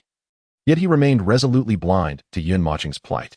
Ha ha ha, Yunmaching, spare your breath. No one will come to your aid. Killing me? That is a feat you will never accomplish in your lifetime. Then I shall endeavor to try today. Before Zhang Nantian could finish his words, Yunmaching abruptly vanished from sight, causing Zhang Nantian's pupils to constrict as he hurriedly hid behind Jiang Mo and Jiang Xiaoyao. Xian, unleash my power. A roar echoed in Yunmaching's mind, igniting the second realm he had never accessed before. In an instant, he felt his blood ignite, surging through his veins with fervent intensity. The next moment, an unfathomable force coursed through his entire being, causing his meridians to tremble violently, as if they were on the verge of being shattered. Then, with reckless determination, Yunmaching unleashed the blood-red sword intent within him. An overwhelming wave of terrifying sword energy erupted, surging towards the long sword in his hand. Heaven-splitting slash. With a furious cry, Yunmaching executed this formidable sword technique, shocking the onlookers. Bolstered by Xian and his golden core cultivation, the might of this strike reached the intermediate level of Earth tier, perhaps even the advanced tier. In an instant, the surrounding space was ruthlessly torn apart by the sword technique, hurtling towards Jiang Nantian. Witnessing this spectacle, the crowd gasped in disbelief, instinctively clenching their fists, their bodies trembling with apprehension. Despite facing two formidable beings of the Ascendant Realm, Yunmaching not only refused to endure the humiliation but audaciously dared to strike back. Humph! Arrogant young pup, Jiang Mo scoffed, summoning an incredibly formidable force in his hand, and without a moment's hesitation, directed it towards Yunmaching. The spectators were gripped by terror. The energy Jiang Mo unleashed was not aimed at countering the sword technique, but rather intended to eliminate Yunmaching. Chapter 97. What is the Yun clan doing? Do they intend to engage the entire clan in battle? On the spectator stance, Sujio suddenly regained his senses, drawing out his long spear and launching himself towards the Fengshan platform. Brother Yun, I shall accompany you to the end, even in death. The Sea Maiden, without a care for anything else, channeled her inner spiritual energy, and in an instant, a torrent of seawater, imbued with formidable power, surged forth from her small hands, racing towards the divine sealing platform. Brother Yun. Yet, at the very moment their martial skills were unleashed, two mysterious forces intercepted them, causing their attacks to vanish without a trace. Father, if Brother Yun perishes, I shall ensure that you are left without descendants. Father, do not restrain me. However, those two enigmatic forces seemed oblivious to their desperate cries, having thwarted their abilities and rendered them immobile. On the other side of the viewing platform, Mengmu Wan, filled with anxiety, implored, Father, take action. Yet, the moment the Dream Emperor prepared to intervene, he seemed to sense something amiss and abruptly withdrew his hand, placing it behind his back. Father, the Dream Emperor raised his hand, immobilizing Mengmu Wan, his expression grave as he gazed at the divine sealing platform, disregarding her pleas. Brother, Xia Ling is coming to your rescue. You will not come to harm. The once adorable visage of Chu Xia Ling twisted into a fierce snarl, as though an explosive had been ignited within her. Her aura surged uncontrollably, and without a hint of hesitation, she shot towards the divine sealing platform. She was igniting her soul. Yet, at the moment she unleashed her power, she too was suppressed by a force that rendered her utterly motionless. No. As she beheld the terrifying energy hurtling towards Yun Mochen, Chu Xiaoling let out a heart-wrenching roar. Despair etched upon her face as she watched the energy approach him. My body is yours. Save him. That is my only condition. Mochen, remember to fulfill your promise. I love you. As her words faded, Zhu Qing'an's aura underwent a dramatic transformation, surging towards Yun Mochen, radiating an energy that far surpassed the golden core and nascent soul stages. However, the moment she took flight, a mysterious force similarly ensnared her. Yet, in the next moment, she waved her hand, dispelling that force entirely, her gaze icy and devoid of warmth, as if she had become an entirely different person. Daughter. On the divine ceiling platform, a middle-aged man abruptly stood, shouting at Zhu Qing'an, his cigar tumbling from his lips. Ha! Mochen, you shall perish. Let us see who dares to save you. I will rescue you. Who dares to touch the young master? Die. Before Jiang Nantian could finish his words, an overwhelming surge of terrifying energy erupted from the divine ceiling platform. What on earth is happening? Just as everyone stood in bewilderment, a shimmering silver cleaver descended from the heavens, visibly expanding as it fell. In the blink of an eye, the cleaver stretched to several thousand meters in length, casting a shadow that blotted out the sun. The dreadful power emanating from it tore through countless dimensions, causing the very heavens and earth to tremble violently. Simultaneously, beside it, a middle-aged woman materialized out of thin air. She suddenly yanked the cloth from her basket, and to everyone's astonishment, extracted a colossal cannon, measuring several tens of meters in diameter. With a resounding boom, she aimed it skyward. Boom! This was the Cloud Emperor cannon. As the deafening explosion reverberated, an unknown voice cried out in the crowd, sending shivers through every heart. Such a formidable cannon would only be deployed by the Cloud Clan in times of existential peril. When the Cloud Emperor cannon roared, every member of the Cloud Clan, regardless of their location or circumstances, was compelled to join the fray. They were the people of the Cloud Clan. Opposite them stood an exquisite woman, wielding a long sword, clad in a flowing white qipao, with a braided ponytail cascading over her chest. Suddenly, an overwhelming aura erupted from her being. In an instant, a torrent of blood-red sword intent surged forth from her body, soaring into the heavens. With a swift motion of her hand, 15 battle puppets materialized before her, charging alongside her towards the god-ceiling platform. The crowd trembled as they sensed the formidable energy emanating from each of the battle puppets, all at the 9th level of the Great Ascension stage. These were the treasures of the Cloud Clan's heritage. How could they appear here? Boom! In the next moment, a thunderous sound erupted, as if the very heavens and earth were collapsing, shaking violently. All present were thrown to the ground by the explosive surge of terrifying energy. The more powerful cultivators spat out blood, their faces pale as they lay incapacitated on the ground for an extended period. The weaker cultivators fainted, oblivious to their fate. Meanwhile, on the entire god-ceiling platform, a massive blade, stretching thousands of meters, cleaved the platform in twain, embedding deeply into the earth. Yun Mochen stood beside the colossal blade, frozen in disbelief. Opposite him, Zhu Emperor, at the 8th level of the Great Ascension stage, gazed in horror at his own half-body. For the other half had been entirely severed and was embedded deep in the ground. Although such an injury was not fatal to him, it was perilously close to death. Clang! The wine gourd in Jiang Xiaoyao's hand tumbled to the ground, his hands trembling uncontrollably. Behind him, Jiang Nantian stood petrified, his expression one of sheer terror as he stared at the towering blade beside him, his face paling in anguish. Surprisingly, not far from the god-ceiling platform, Zhu Qing'an remained motionless, refraining from joining the fray, her icy demeanor betraying a transformation as she muttered to herself. Just as it transpired in my past life, Yin Mochen, our next meeting shall be the moment I take your life. The heartless wretch shall not meet a good end. Then, an intense aura of icy energy erupted from within her, encasing her entirely in ice, and she fell straight to the ground. Who are you from the Cloud Clan? Do you seek war? Whoa! At that moment, a multitude of auras surged from outside the god-ceiling platform, accompanied by the sound of horns, rushing towards them. A curious group of powerful beings ascended into the skies, nearly overwhelmed by the sight before them. Above, an astonishing multitude of over 1 million cultivators gathered, all possessing strength beyond the nascent soul stage. The Cloud Sky Guard consisted of 60 at the Mahayana stage, 300 at the integration stage, and 5,000 at the spirit severing stage, with no one absent, all rallying to assist the young Cloud Emperor in battle.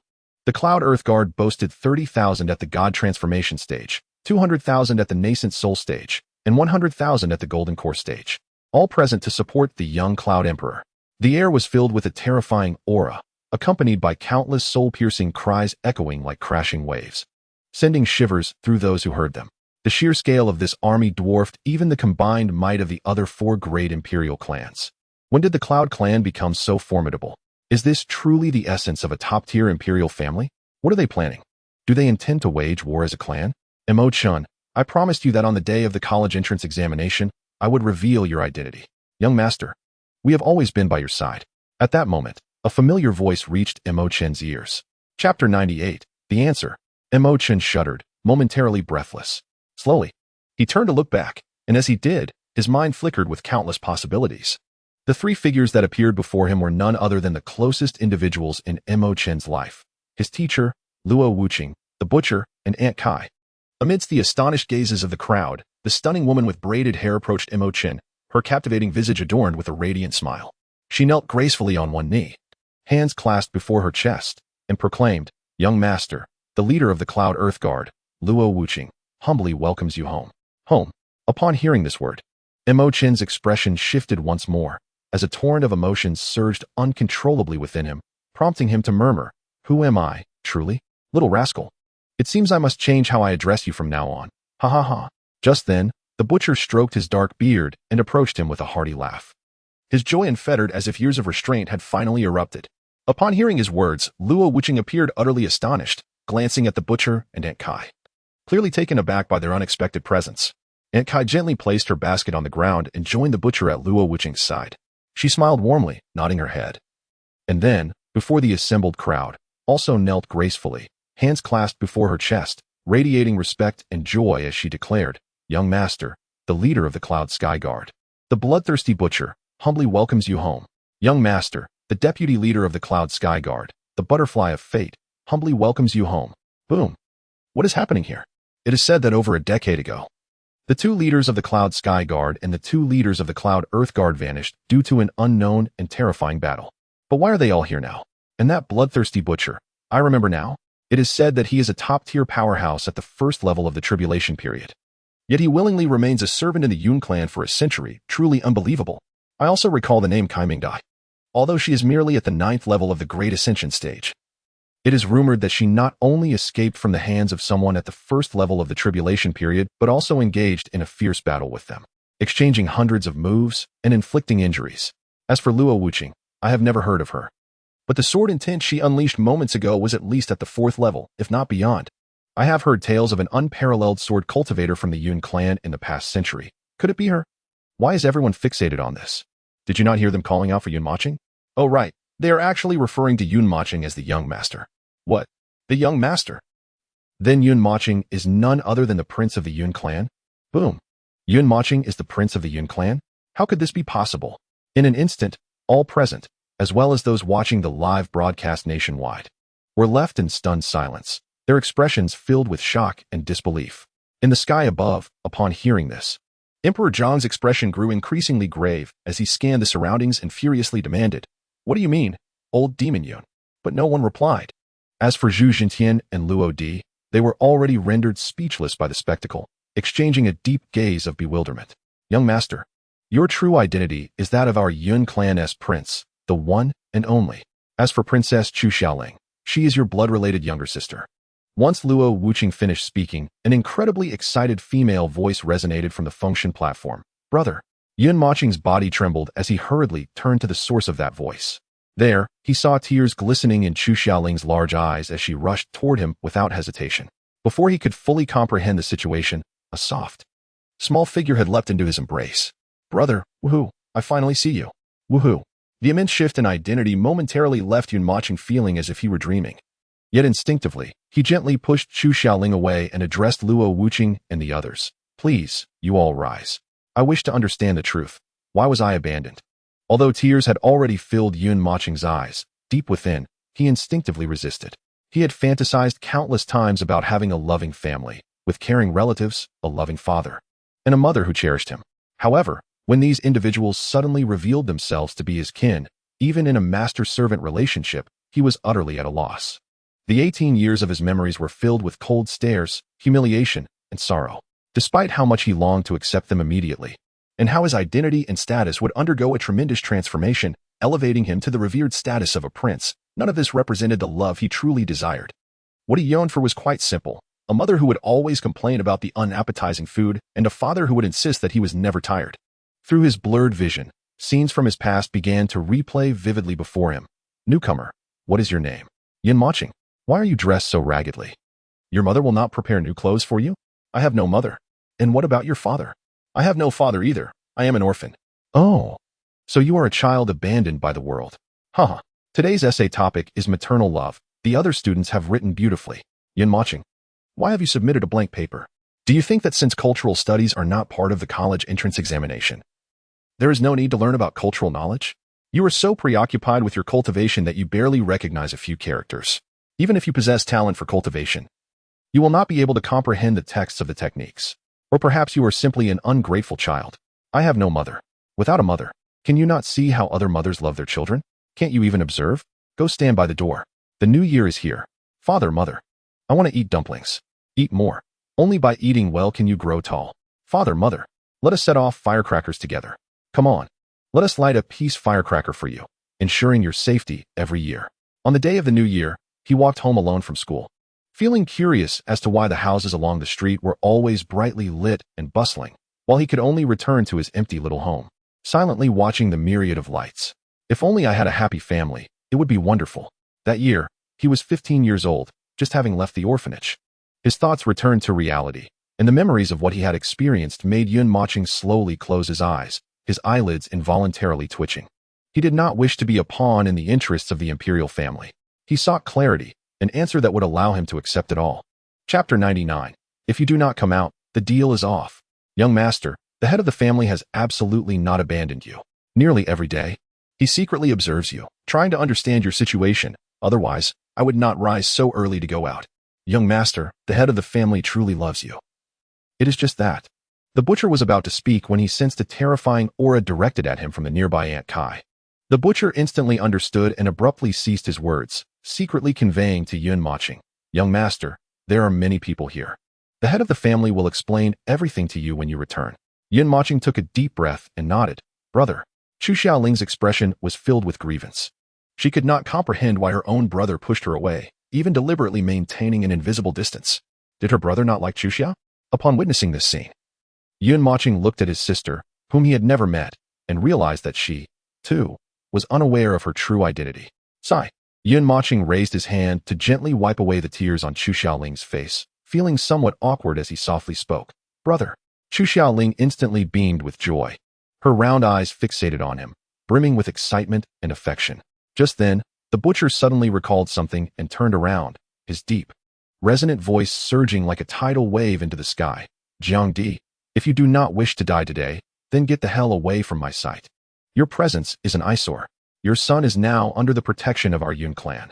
The assessment will either continue, or you can come down and practice together. And you, Zhu Jintian, when did the Huaxia kingdom become a backdrop, allowing you to act with impunity, disregarding all rules? Cowardly wretches. Wait for us to settle the score with you shortly. The butcher's words ignited the fervor of everyone present. Indeed, the Yun clan is as formidable as rumored. Even a commander of the Yun Tian Guard dares to speak to the emperor in such a manner. Absolutely astonishing. Yes, indeed. This is immensely gratifying to witness. It seems that in dealing with those of formidable background, only a background even stronger can suffice. Moreover, with the Yun clan's imposing presence, they could likely sweep through the entire Huaxia kingdom and the 4 great imperial clans. It is often said that the Yun clan is powerful, but none anticipated their strength to be so overwhelming. There are as many as 60 to 70 at the ascension stage. The attendees appeared unfazed by the presence of the Yun clan, their jests and mockery continuously reaching the ears of the Zhu Emperor, darkening his countenance and causing his hands, which were folded behind his back, to tremble imperceptibly. I am determined to take my son today. If your Yun clan wishes to avoid war, you better leave at once. Then you shall remain as well. The entire Yuntian Guard began to form their formation. The Yundi Guard commanded that every member of the Jiang clan present be killed without exception. Faced with the Jiang Emperor's obstinacy, the 3 spoke. And with a mere disagreement, combat ensued. In the next moment, a 1,000,000-strong army surged forward like a dark tide. The butcher suddenly soared into the sky, wrenching the enormous bull-slaying knife from the ground. Without uttering a word, a torrent of terrifying spiritual energy surged into the knife, a fierce expression crossing his face as he swung the blade toward the Jiang Emperor with a vertical strike. In an instant, the air sliced by the knife erupted with explosive sounds, shattering violently. The dreadful aura emanating from the blade caused those present to feel a choking sensation. Simultaneously, Lady Kai teleported into the sky, nearly 6,000 Yuntian guards behind her, quickly forming their formation with their hands. In the next moment, a circular blue barrier appeared before each of them, inscribed with countless totems and inscriptions. Yun Lin Tian formation activate. With a fierce roar from Lady Kai, the Yun Tian guards struck the blue barrier with their palms. In an instant, thousands of terrifying spiritual energies converged through the blue shield toward Lady Kai. She raised her hand abruptly, channeling the terrifying energy gathered by the crowd, propelling it like a cannonball toward the Zhu Emperor. Witnessing the formidable martial skills of the two, the Zhu Emperor's expression changed drastically as the aura of his fifth layer of the tribulation stage erupted, wielding his Tang Dao towards them. Boom! With a resounding explosion, the very heavens trembled as those who had fallen to the ground instinctively looked up at the sky. There, an immense void materialized, where the space had long been obliterated, continuously self-repairing before the naked eye. Suspended in the air was a bull-slaying knife, a staggering 10,000 meters long, exuding an overwhelming shock. What? A single strike capable of injuring the Zhu Emperor? How is that possible?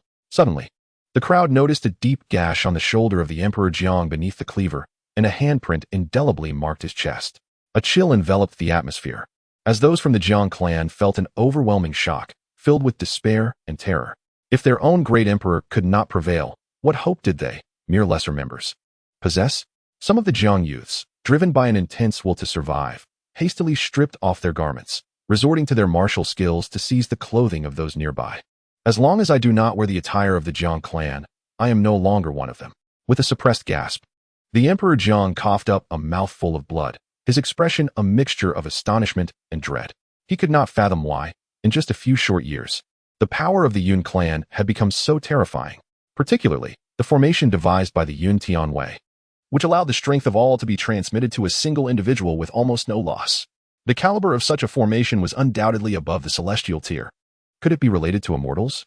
In his mind, the Emperor Zhu was struck by a recollection of an ancient prophecy. Amidst the mist and rain, the immortal descends into the mundane. Through the fog, the stranger is born. Could he be the immortal? At his level of strength, he would never entertain the notion of coincidence, nor would he believe in fate dictating life and death, for cultivating immortality is, by nature, an act of defiance against the heavens. Feeling a sense of impending doom, he swiftly gestured towards Zhang Nantian on the ground, attempting to grasp him. Trying to flee? With a decisive strike, he unleashed a sword that cleaved the heavens. Witnessing Zhang Nantian on the verge of being captured, Yun Mochen activated the second realm, igniting his fiery heart and revealing his trump card, the 4 layers of sword intent. In an instant, a terrifying crimson sword intent surged into the sky, merging with his sword technique, aimed directly at Zhang Nantian. Emperor, be cautious. The one who should be wary is you. Luo Wuqing's expression shifted dramatically, her aura erupting forth, as her own blood-red sword intent manifested, even more formidable than that of Yun Mochen. She was at the 7th layer of the Great Ascension stage, a sword king of 5 layers of sword intent. Simultaneously, 15 heavenly demon war leaders beside her launched a ferocious assault, unleashing terrifying martial techniques aimed at Zhang Mo and Zhang Xiaoyao. Boom, boom, boom. The overwhelming firepower engulfed the area. Witnessing this ferocious onslaught, the Butcher and Lady Kai charged again towards Emperor Jiang, realizing that he could not withstand the oncoming tide. The Emperor's expression twisted into one of grim determination. He suddenly shouted towards the distant sky, "If you do not reveal yourself now, the deal is off."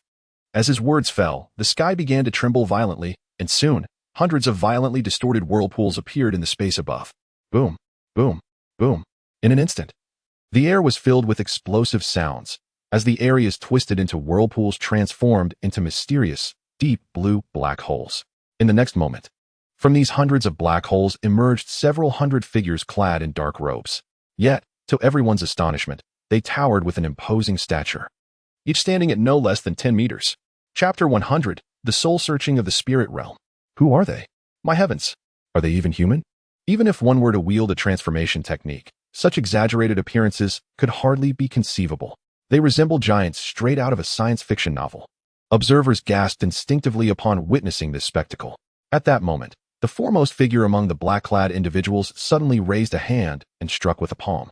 In an instant, the air quivered violently. A terrifying force erupted from his hand, overwhelming the surrounding space, which could not bear such potent energy, and it shattered into nothingness. This unleashed energy surged forth, directed at the techniques unleashed by the Butcher and the vegetable vendor. Boom! The sky shattered like an immense glass pane, yielding without resistance, accompanied by a thunderous explosion that reverberated through the hearts of all present. How terrifying! That individual must be at least in the tribulation stage. With a mere flick of his hand, he had deflected 2 techniques capable of gravely injuring the Emperor of Jiang. Meanwhile, on the function platform, as Yun Moching's sword was about to pierce Jiang Nanshan's face, the Emperor's expression shifted to one of fierce determination. He swung his tang knife, unleashing an eerie and formidable power that surged forth from the blade towards Yun Moching. "Young master, be careful, young master." The crowd was taken by surprise, exclaiming in alarm. Simultaneously, the 15 celestial demon war puppets engaged in combat with Jiang Mo and Jiang Xiao abruptly propelled themselves forward, charging towards the strange energy emitted by the Emperor. Boom, boom, boom. Without exception, all 15 celestial demon war puppets were sent flying. In that fleeting moment, a slender, delicate hand grasped Yun Moching's wrist, forcefully pulling him backward. "No, teacher Luo Wuqing." Boom. Yun Moching let out a howl, exerting all his strength to pull away, yet he could not budge the unwavering Luo Wuqing standing before him. In the next instant, a cataclysmic explosion of energy erupted, and Yun Moching was hurled away by the powerful shockwave. No. But swiftly, Yun Moching fervently channeled his spiritual energy to stabilize his form. His gaze locked on the vast cloud of dust ahead, filled with despair. However, he soon found himself frozen in place. In the following moment, 2 figures emerged from the swirling dust. One was Luo Wuqing, soaring towards him, while the other was the Emperor of Jiang, retreating into the sky. Yun Moching hurriedly embraced Luo Wuqing, only to be astounded to find her completely unscathed. How could this be? A full-force strike from the 5th level of the tribulation stage, not to mention the Great Ascension stage. Even weaker first-level tribulation stage foes would be obliterated, let alone Luo Wuqing, who was at the 7th level of the Great Ascension stage. "Teacher Luo Wuqing, you..." Before Yun Moching could finish his sentence, he sensed a vaguely familiar yet strange aura emanating from the billowing dust ahead, causing his expression to tighten. With a complex gaze, he looked forward. Gradually, as the dust began to settle, the silhouette of a middle-aged man in a white robe emerged before Yun Moching's eyes. In the next moment, the middle-aged man in white robe raised his hand and summoned Jiang Nantian into his grasp. "No, please, Yin Emperor, I beg you, don't kill me." Jiang Nantian screamed in terror, his face a mask of panic. However, the man seemed oblivious to his pleas, slowly approaching Yun Moching. "Son, take out the handkerchief I gave you to wipe your face. He is now yours to deal with." With that, he discarded Jiang Nantian at Yun Moching's feet, akin to tossing aside refuse. As Jiang Nantian felt himself slip from the man's control, he desperately channeled his internal energy, directing it towards his feet. Yet, after barely leaping a meter away, an overwhelmingly terrifying force seized him, causing him to crash to the ground. Despair etched across his features. Boom. Gazing at the man in white, who bore a striking resemblance to him, Yun Moching felt as though he had been struck by lightning. He stood frozen in place, his entire being shaken. This man was none other than the current foremost force of the Huaxia nation, the Yun Emperor. "Thank you," was all Yun Moching could muster in response to the Yun Emperor. A whirlwind of emotion surged within him, yet no matter how he strained, he could not articulate those 2 words. "Yun Emperor, release my son. Let us speak calmly." At that moment, Jiang Di, having steadied himself, felt a wave of dread wash over him, shouting towards the Yun Emperor. Unperturbed by Yun Moching's unusual expression, the Yun Emperor gradually turned to face Jiang Di, speaking nonchalantly. "At last, I have reeled in this big fish. If I am not mistaken, those hundreds of individuals are not human, are they?" The words of the Yun Emperor sent shockwaves through the crowd. What did he mean? They are not human? Could they be akin to the celestial treasures of the Yun clan, the heavenly demon war puppets? Impossible. To forge puppets of the tribulation level, the means must exceed that of the tribulation stage. Crafted by immortals? Have you read too many novels? Jiang Di's expression shifted dramatically, his demeanor turning grave as he stammered. "Did you already know?" "Of course, not only that, but I am also aware of your collusion with foreign races, betraying the interests of our human race. You even covet the unparalleled physique of the Zhu Emperor's daughter. Am I incorrect?" Boom. With his words, a terrifying aura erupted once more from the function platform. "Yun old demon, are your words true?" "Whether it is true or not, you can ascertain by probing his son's soul," Zhi Huinshan retorted, discarding his cigar and gently laying the unconscious Zhi Qingyan into Lui's arms. In the blink of an eye, he teleported to Jiang Nanshan's side.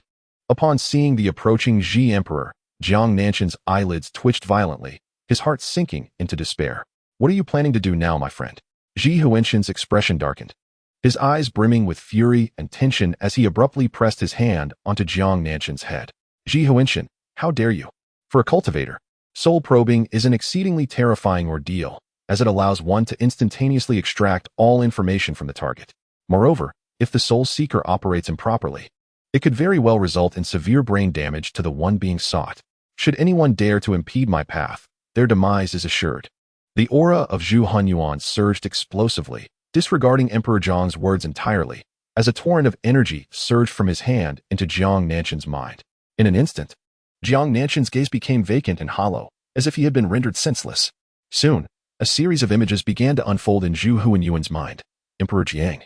The struggle for the fate of the human race has commenced. If you wish to prevent your son from becoming a stepping stone for other princes, I advise you to collaborate with us. Should you enable your son to seize the fortune of this realm, in due time, he shall undoubtedly ascend to become the true sovereign of the world. I implore you to contemplate this thoroughly. All I require is a modest territory delineated by you at that time. I have observed that the imperial daughter of the Zhu clan possesses the astonishing constitution of the celestial ice phoenix. I have traversed countless planets with my kin and have never encountered such a formidable physique. Were it not for the ancestral teachings passed down by our great ascended beings, we would remain oblivious to the existence of such a terrifying constitution. Furthermore, our clan possesses a technique that can transfer another's constitution to oneself. Although it demands a certain sacrifice, should you demonstrate trust and sincerity towards our clan, I would be willing to consider applying this technique to your son and the imperial daughter. According to our ancestral teachings, the terror of such a constitution is beyond what even the original bearer can withstand. As age progresses, the backlash experienced by the imperial daughter will become increasingly dire.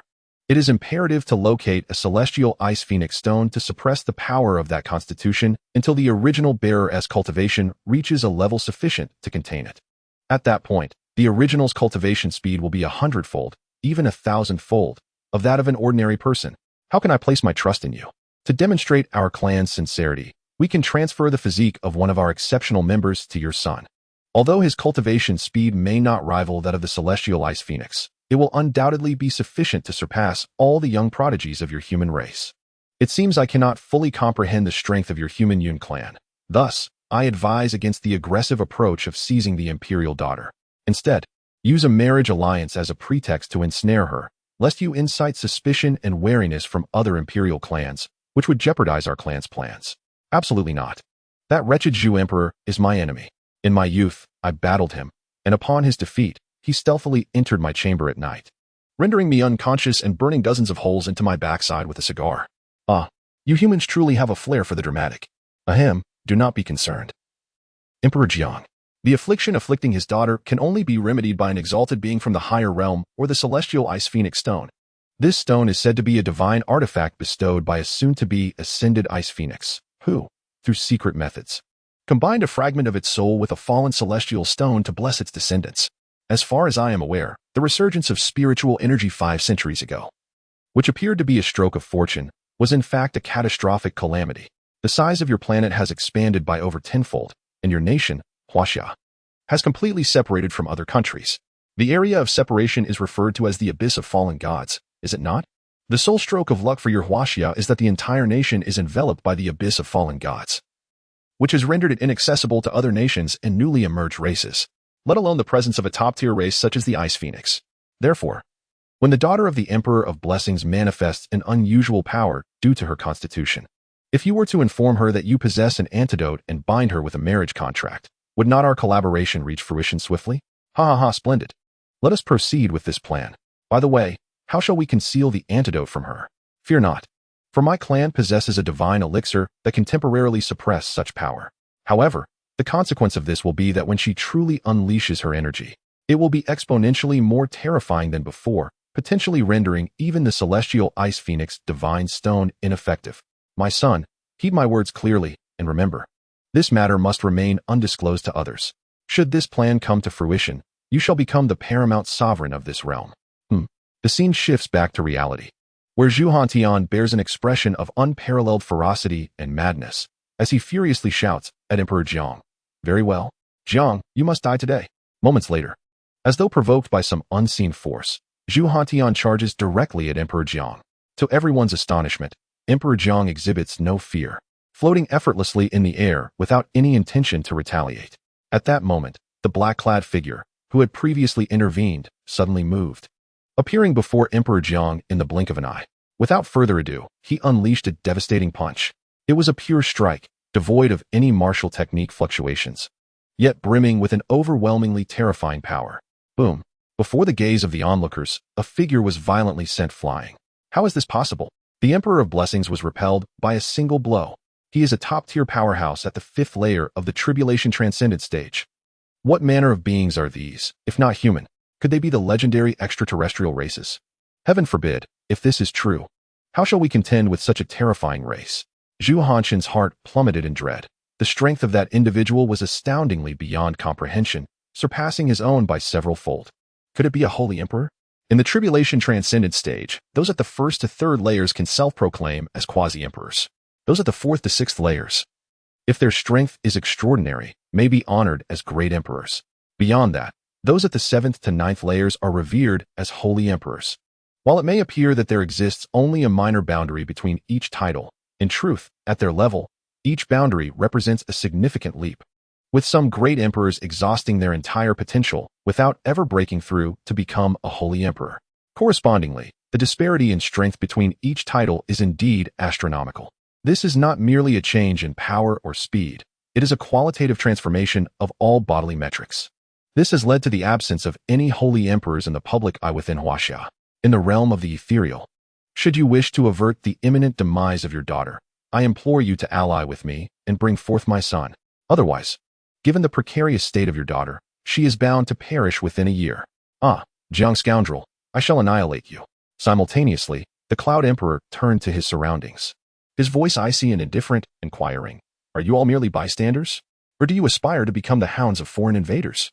Upon uttering these words, the Dream Emperor ascended into the sky, disdainfully retorting, "Old Devil Cloud, your son is the prince of my clan. Naturally, I stand with you. As for the foreign invasion of our homeland, they are deserving of death, and the Jiang clan's collusion with these outsiders is a crime that warrants utter annihilation."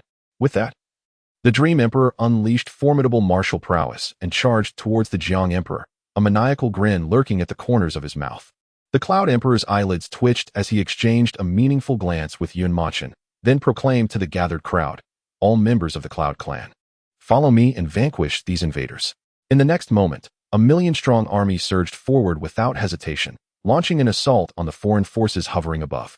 Meanwhile, the bewildered Luo Emperor gazed helplessly at his son, blinking fervently. The rotund figure of Sujio, filled with arrogance, communicated telepathically, "Young one, I beseech you. Plead with my brother Yun on your behalf to spare you from the Cloud Emperor's wrath." Upon hearing this, the Luo Emperor shuddered violently, hastily consuming the last remnants of his dwindling resources. He fervently channeled his inner spiritual energy into the stick he wielded, launching it towards Sujio.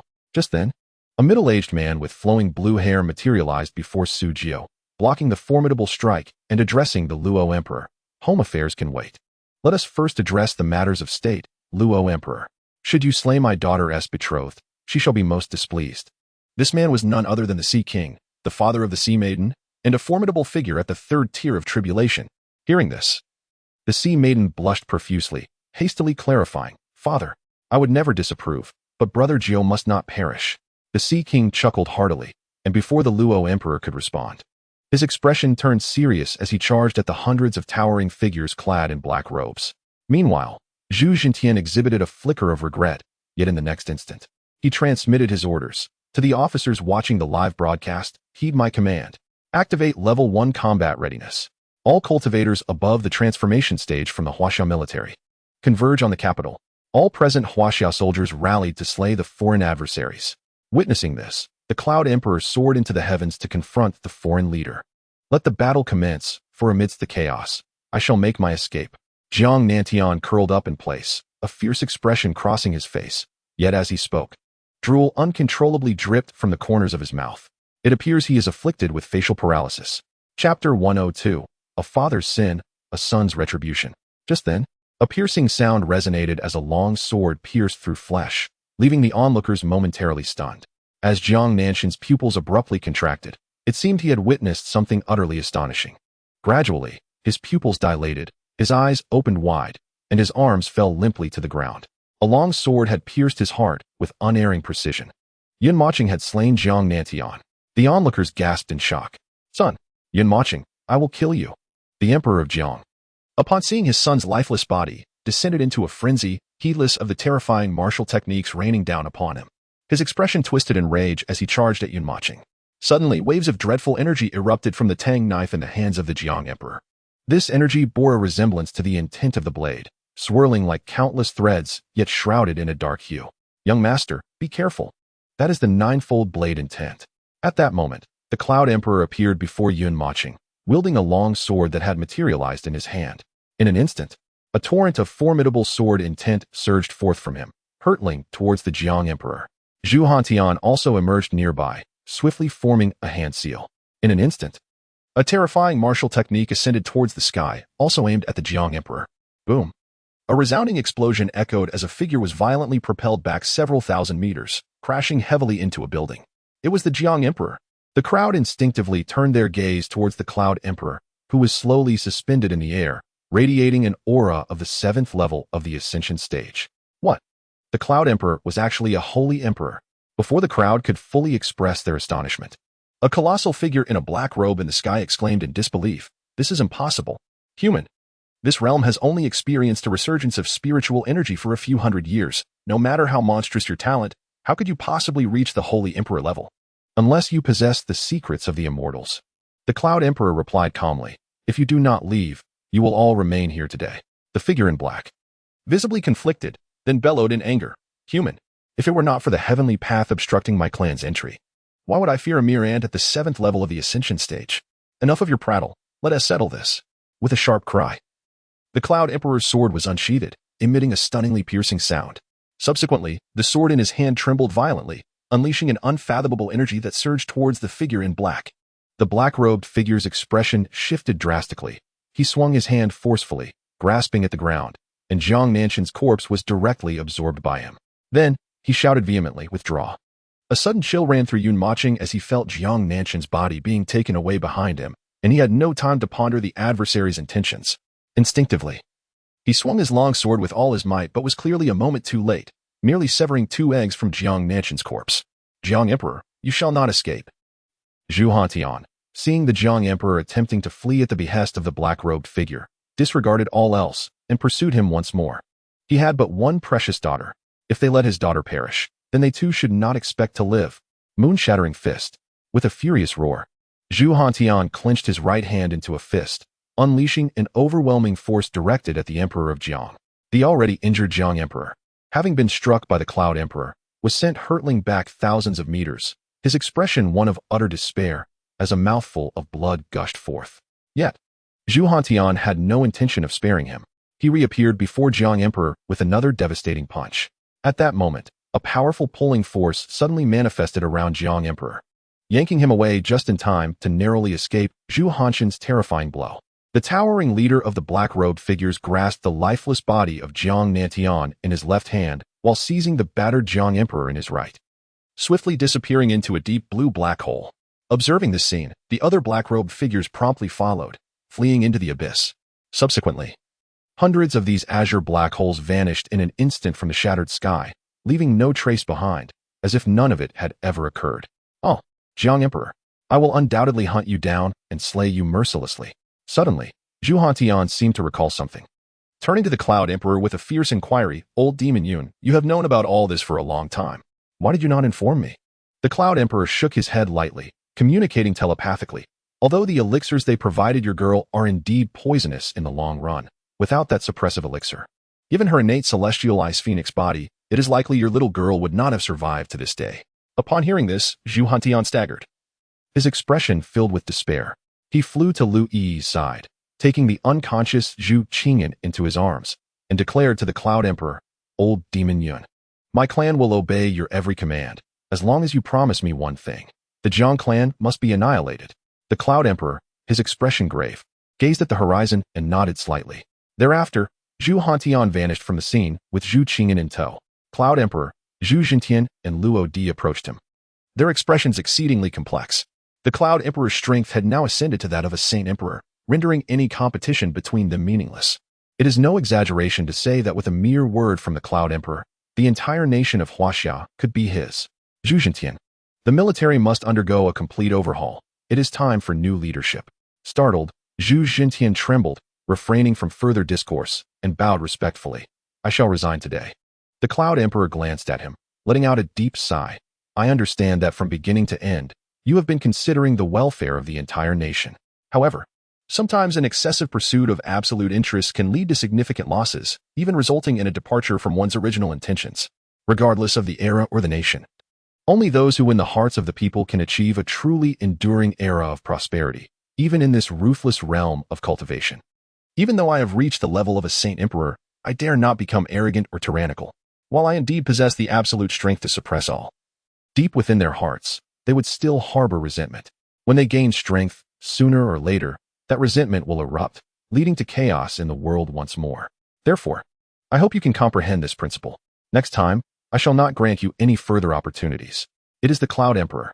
At that moment, the Luo Emperor appeared exceedingly anxious, trembling as he implored, Your Majesty, could you possibly spare me? I truly did not intend to condone such circumstances. Had I known that Yun Mochen was your esteemed clan's prince, I would have been the first to intervene. No worries, a son must repay his father's sins. I see that young Luo Zihan is quite determined to rescue my son, which is commendable. Just as the Luo Emperor breathed a sigh of relief, the Cloud Emperor unexpectedly interjected, But why did I just hear that you seem to have severed your father-son relationship? Before the Luo Emperor could respond, a voice, rather portly, resounded, Indeed, Cloud Emperor, this old man has indeed severed ties with me. However, we have since reconciled. Now, I am the father. If you doubt this, simply ask him if it is true. Upon hearing this, the Cloud Emperor raised an eyebrow and cast a playful glance at the Luo Emperor. The Luo Emperor's body quivered suddenly, a fierce expression flickering across his face, as if he had resolved something within. He nodded emphatically, Indeed, this matter is true. Chapter 103. Preserved Memories 3 days later, in the Cloud Clan. Yun Mochen's injuries, after 3 days of recuperation, had finally healed completely. Yet he still awaited the arrival of the person he longed to see. During these days, he had been closely following the news. Apart from his triumphant victory in the college entrance examination, there were several other sensational events.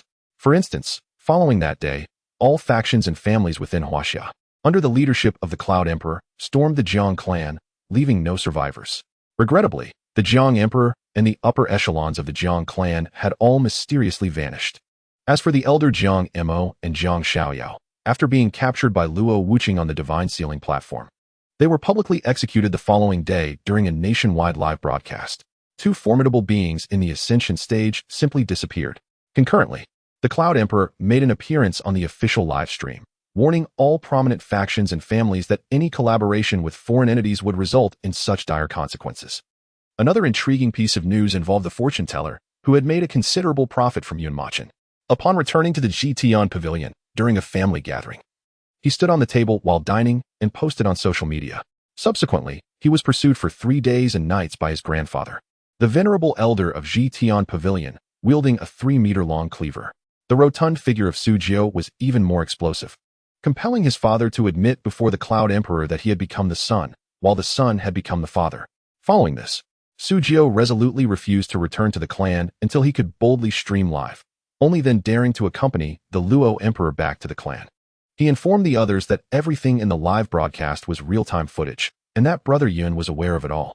Should anyone dare to harm even a single hair on him, Brother Yun would surely not let it slide.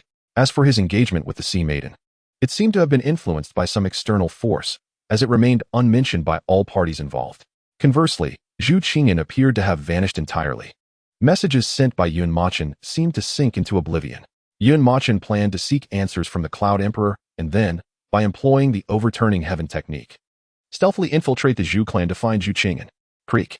Just then, the door to the room swung open. Son, how is your recovery progressing? Having concluded the matters of recent days, I finally find the opportunity to seek you out for a conversation. Feel free to inquire about anything that piques your curiosity. Upon recognizing the visitor as the Cloud Emperor, Yun Mochen's eyes flickered, and his body instinctively stiffened, a torrent of questions surging through his mind. Yet, at that moment, he found himself at a loss for words. Is my mother still alive? Despite his profound reluctance to utter those words, an overwhelming curiosity compelled him to speak them. She is no longer with us. Yun Mochen's heart sank, and he inquired, Why? To save you. The weight of those words hung heavily in the air, as if the Cloud Emperor was reluctant to divulge this information to Yun Mochen. At that moment, he retrieved a crystal sphere, roughly the size of an ostrich egg, from his spatial ring.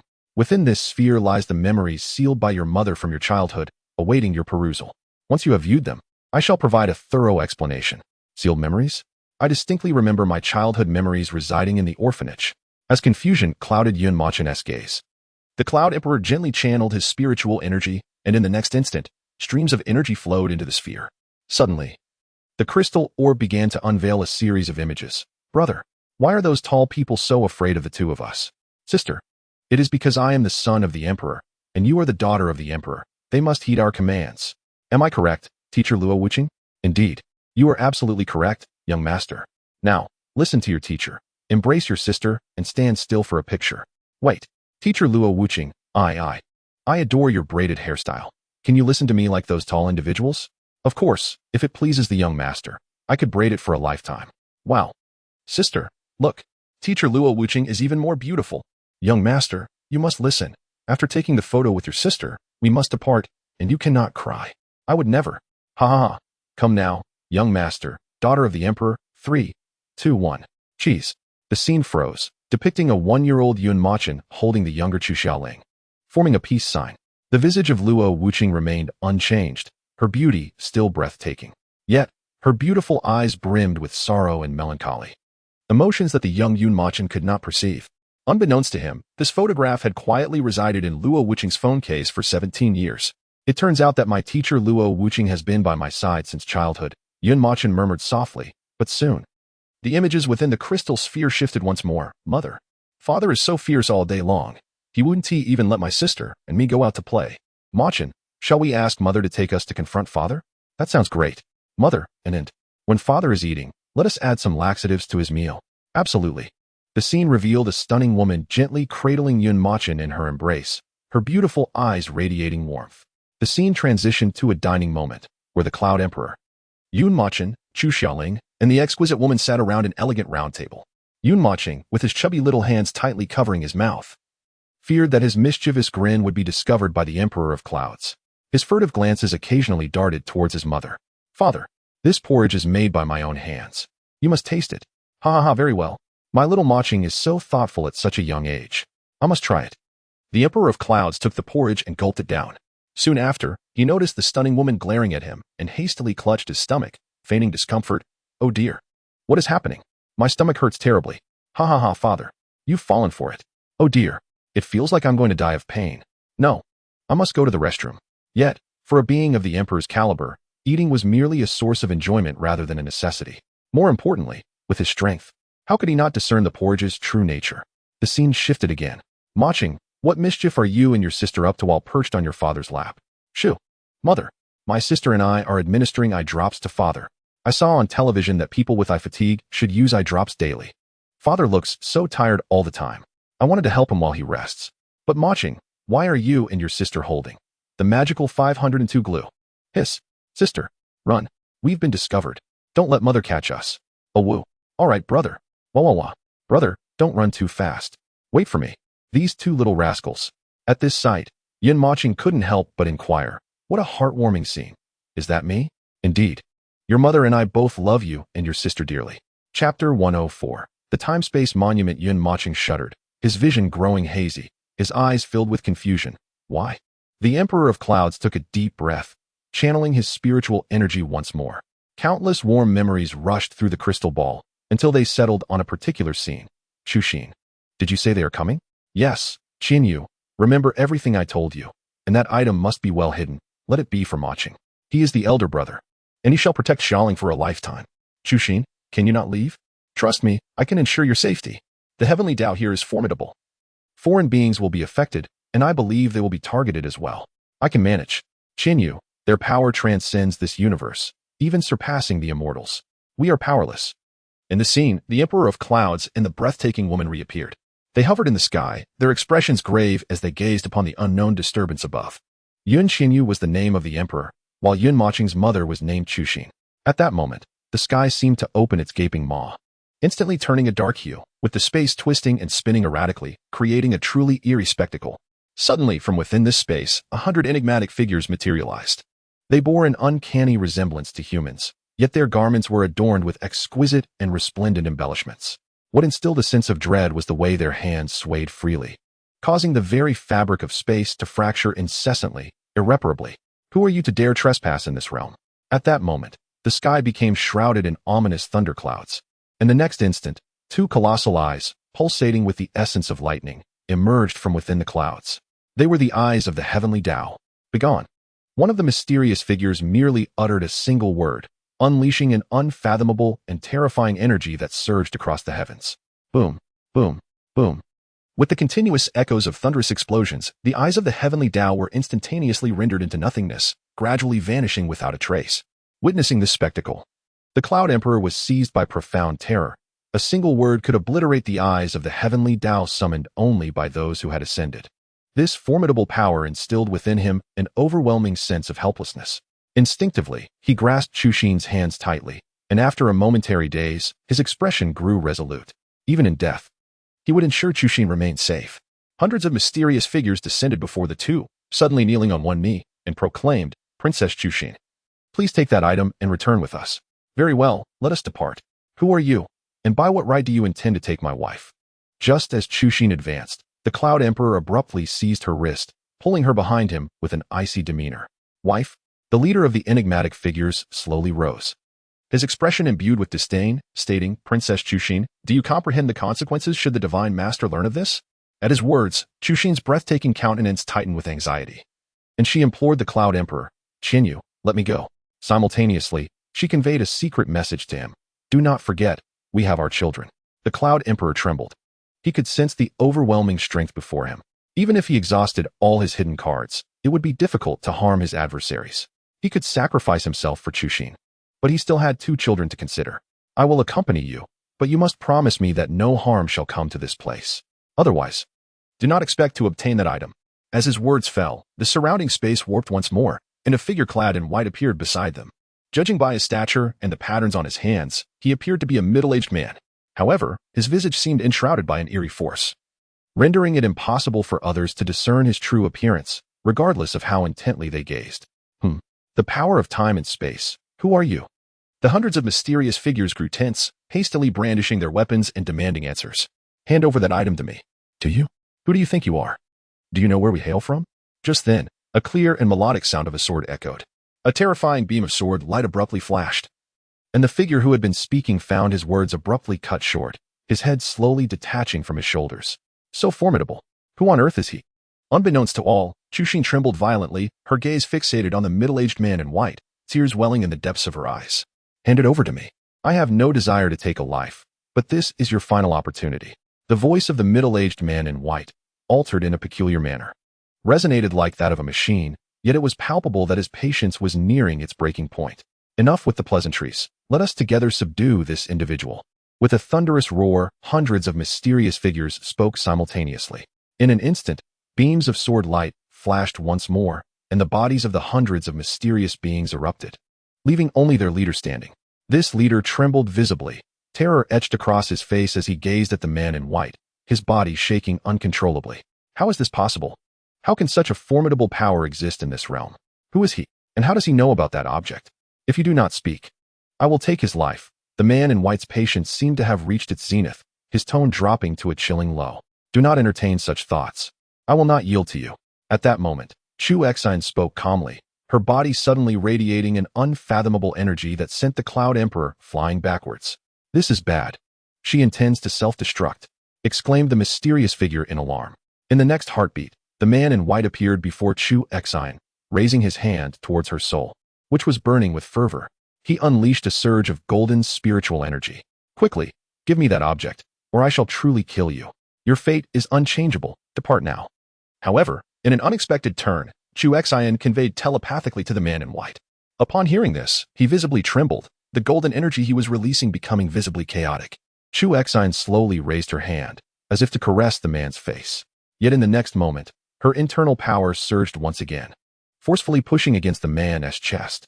The man in white was propelled away by an irresistible force. No. In his eyes, Chu Exine's form gradually began to dissipate, and he inexplicably erupted with a heart-wrenching roar. "Get out of here. Go back and tell him. Make sure he understands that the object has been refined by me. If I perish, it shall vanish with me. None of you will attain it." With that, Chu Exine turned her fury towards the remaining mysterious figure. her voice a tempest of rage. The figure, astonished yet acutely aware of the man in white's intense animosity, vanished without a word.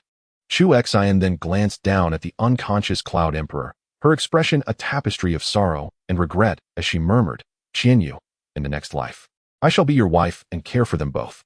The man in white stood frozen, watching as Zhu Emperor transformed into an ethereal wisp. As if his entire being had crumbled, he slowly sank to his knees. At the moment he knelt, an eerie golden light emanated from the space behind him. And after a flicker, he too vanished from sight. Thus, the scene concluded. Tears streamed uncontrollably down Yun Mocheng's face. The Cloud Emperor opened his hand, revealing an object resembling a rectangular prism nestled within his palm. This diminutive artifact, merely the length of half a finger, was intricately etched with a myriad of enigmatic runes, exuding an aura of profound mystery. Curiously, the base of this rectangular object was remarkably irregular, starkly contrasting with the immaculate symmetry of its top, as if it had been severed abruptly. The Cloud Emperor's expression turned somber as he spoke slowly. "This is the legacy your mother left for you." She referred to it as the time-space steel. Chapter 105. "Cinny, do you hear me?" Boom. The last 3 words fell from the Cloud Emperor's lips, sending a jolt through Yun Mocheng's heart. The time-space steel, wasn't that the name of the system? How could this be? Could it be that the system was a gift from my mother? This cannot be mere coincidence. Just as he was about to inquire about the system, the Cloud Emperor continued, "Later, I learned that your mother possessed power far beyond this realm. She could have escaped, yet she chose not to. She did so for you, for Xiaoling, and also for me. She could not bear to leave us behind. Your mother confided in me that the time-space steel harbors a great secret, governing the laws of time and space throughout the universe. Whoever possesses it can dictate the fate of the entire cosmos. She understood that, given my nature, I would never abandon her, regardless of the circumstances. Thus, she chose not to leave the time-space steel with me, but entrusted it to you. I respect all her choices. Now, it belongs to you. The laws of time and space throughout the universe. The very notion that time and space could be controlled was staggering." Yun Mocheng took the time-space steel from the Cloud Emperor, his expression a complex tapestry of emotions as he scrutinized it, his breath becoming labored. As he gently caressed the small rectangular artifact, tears streamed down his face, knowing it bore traces of his mother. "How does this relate to her abandoning me?" Yun Mocheng instinctively murmured, as if expending all his strength. The Cloud Emperor placed a hand on Yun Mocheng's shoulder, giving it a gentle pat. His expression filled with nostalgia and a faint, bittersweet smile. "From the moment I first encountered your mother, I was captivated by her beauty and playful spirit. What astonished me was her ability to utter my name and articulate my preferences, habits, and even my very essence. This initial curiosity blossomed into infatuation, ultimately culminating in love. It was only a few days before that incident occurred when she suddenly revealed to me that, in the vast river of time, she had encountered me countless times before. I knew she spoke the truth. She had never deceived me. Over the past decade, she single-handedly amplified the strength of our Yun clan by several folds. Even hundreds of times. I gradually realized she was not of this world. Those days, she shared with me many visions of the future. Yours, mine, nearly everything she divulged. I etched into my memory. She repeatedly emphasized one crucial lesson for me to remember. I must strip you of all your talents, your lineage, and anything associated with her. Even your name. When you turn 18, the time-space monument will be entrusted to you, exposing you to the gaze of the public. She informed me that the monument had chosen you the moment you were born. Only by concealing you could we evade the relentless pursuit of those individuals. This is also why, on the day you and Xiaoling were born, you were given the surname Yun while your sister was named Chu. Xiaoling bears no connection to the monument, and your mother, wielding her extraordinary powers, erased all memories of you from everyone, except for the 3 individuals you know. Thus, in the memories of the masses, there exists only an imperial daughter named Chu Xiaoling. The true identities of those 3 perished in an accident 18 years ago, until I passed this on to you." Yun Mochen expressed his confusion, asking why, after turning 18, he would no longer fear those who hunt him. "The individuals within the crystal orb are exceedingly powerful." The Yun Emperor shook his head gently and replied, "Your mother did not divulge the specific reasons to me. She merely explained that upon turning 18, despite our hands-off approach to your upbringing, you would attain your own opportunities." Yun Mochen's heart jolted. Could it be the celestial covering technique? It is highly plausible that even a powerful being in the tribulation stage would be unable to detect their own presence masked by the celestial covering technique, perhaps enabling one to escape those relentless pursuers. Of course, your mother also mentioned that exposing you to the public at 18 would serve as a trial. From the moment you were born, You cease to be an ordinary person. Your identity is intertwined with countless destinies. Therefore, you must grow strong, strong enough to command calm and attention when you speak, strong enough to protect your sister. You must understand that your mother entrusted you with a singular mission, to live well and safeguard your sister. As for me, I do not expect you to uncover the secrets of the time-space monument to rescue your mother.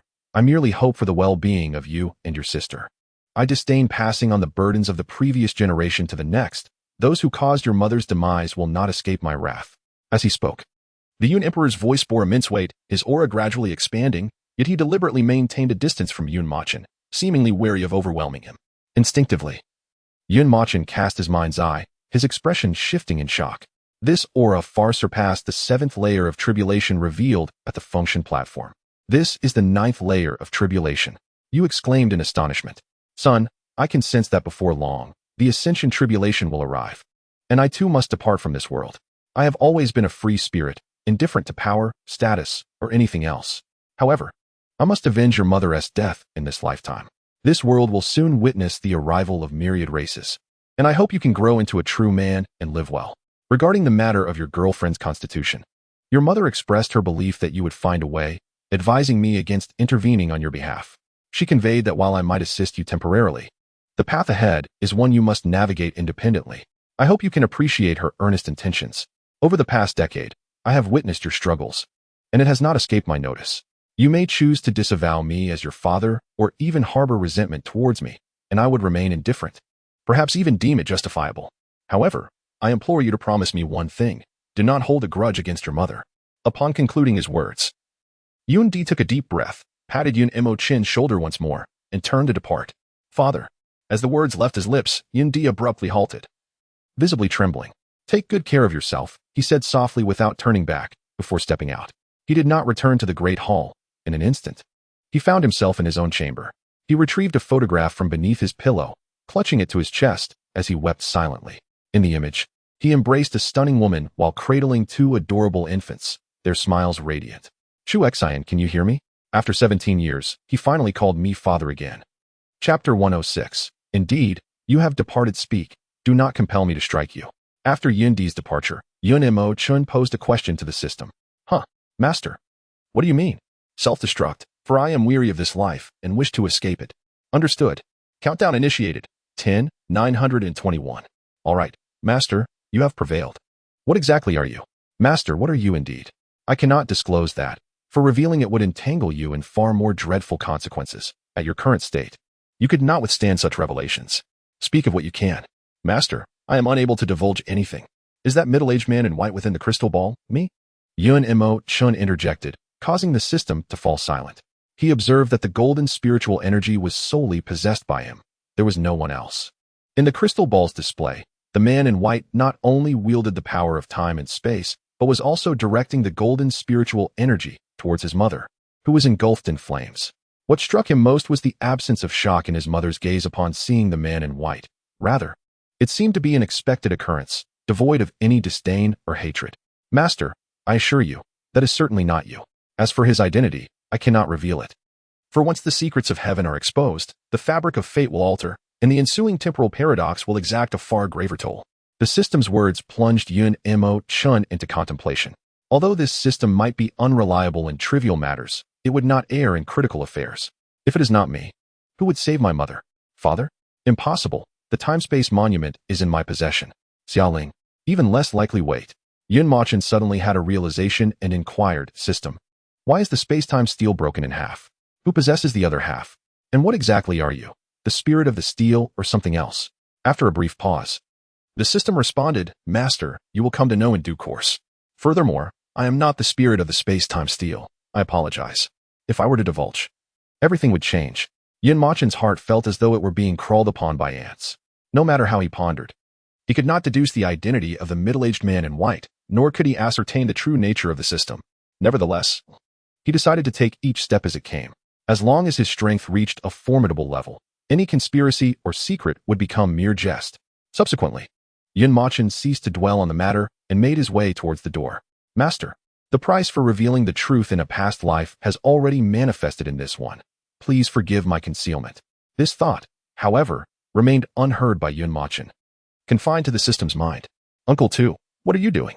Shu, be quieter, young master. Who? After conversing with Yun Di, Yun Mochen intended to take a stroll and unexpectedly encountered the butcher crouched on a rooftop, seemingly engaged in some mysterious activity. Just as he opened his mouth to speak, a familiar female voice echoed, and in the next moment, a surge of formidable energy shot towards Uncle Tu's direction. Boom! With a resounding explosion, a middle-aged woman wrapped in a bathrobe appeared in midair. Oh dear, so close. Young master, you have thwarted my good fortune, the butcher lamented, his expression rife with regret and frustration. He hastily turned towards Aunt Kai, waving his hands frantically. Aunt Kai, let us speak civilly. I merely came to bask in the sun on this lovely day. You mustn't misunderstand. Oh, what do you mean by brandishing a Gatling gun? Boom, boom, boom. Yun Machen's expression twisted in surprise. How daring to spy on Aunt Kai while she bathed in broad daylight. He couldn't help but give the butcher a thumbs up. He had initially sought the butcher to inquire about the location of the Zhu family, but decided to seek Xiaoling instead. Not far along, a petite figure appeared before him. Brother, Chu Xiaoling had her hair styled in playful twintails today, swaying adorably as she waved her little hand from afar. Her large eyes sparkled with excitement. Yun Mochen chuckled softly and shook his head. Ever since he had glimpsed the sealed memories, he no longer felt such resistance towards his suddenly grown sister. Instead, he felt a fondness. Xiaoling, I wish to ask you for a favor. Would you be able to assist me? Of course, brother. Speak, brother, and I shall handle everything. Chu Xiaoling playfully patted her chest with her tiny hand, feigning seriousness. Do you know where your sister Zhu Qingan's room is? Oh, brother. Why do you ask about that? A glimmer of mischief danced in her large eyes as she responded with mock levity. Could you take me there? Or at least tell me a place so I can find it myself. I have been unable to contact her. Chu Xiaoling crossed her arms and pouted slightly, displaying her dissatisfaction. TCH, after only a few days of returning and just recovering his health, he wishes to visit Sisterin, neglecting his younger sister. Yun Mochen awkwardly scratched the back of his head and chuckled. If you take me there, I promise to accompany you for an outing when I return. How does that sound?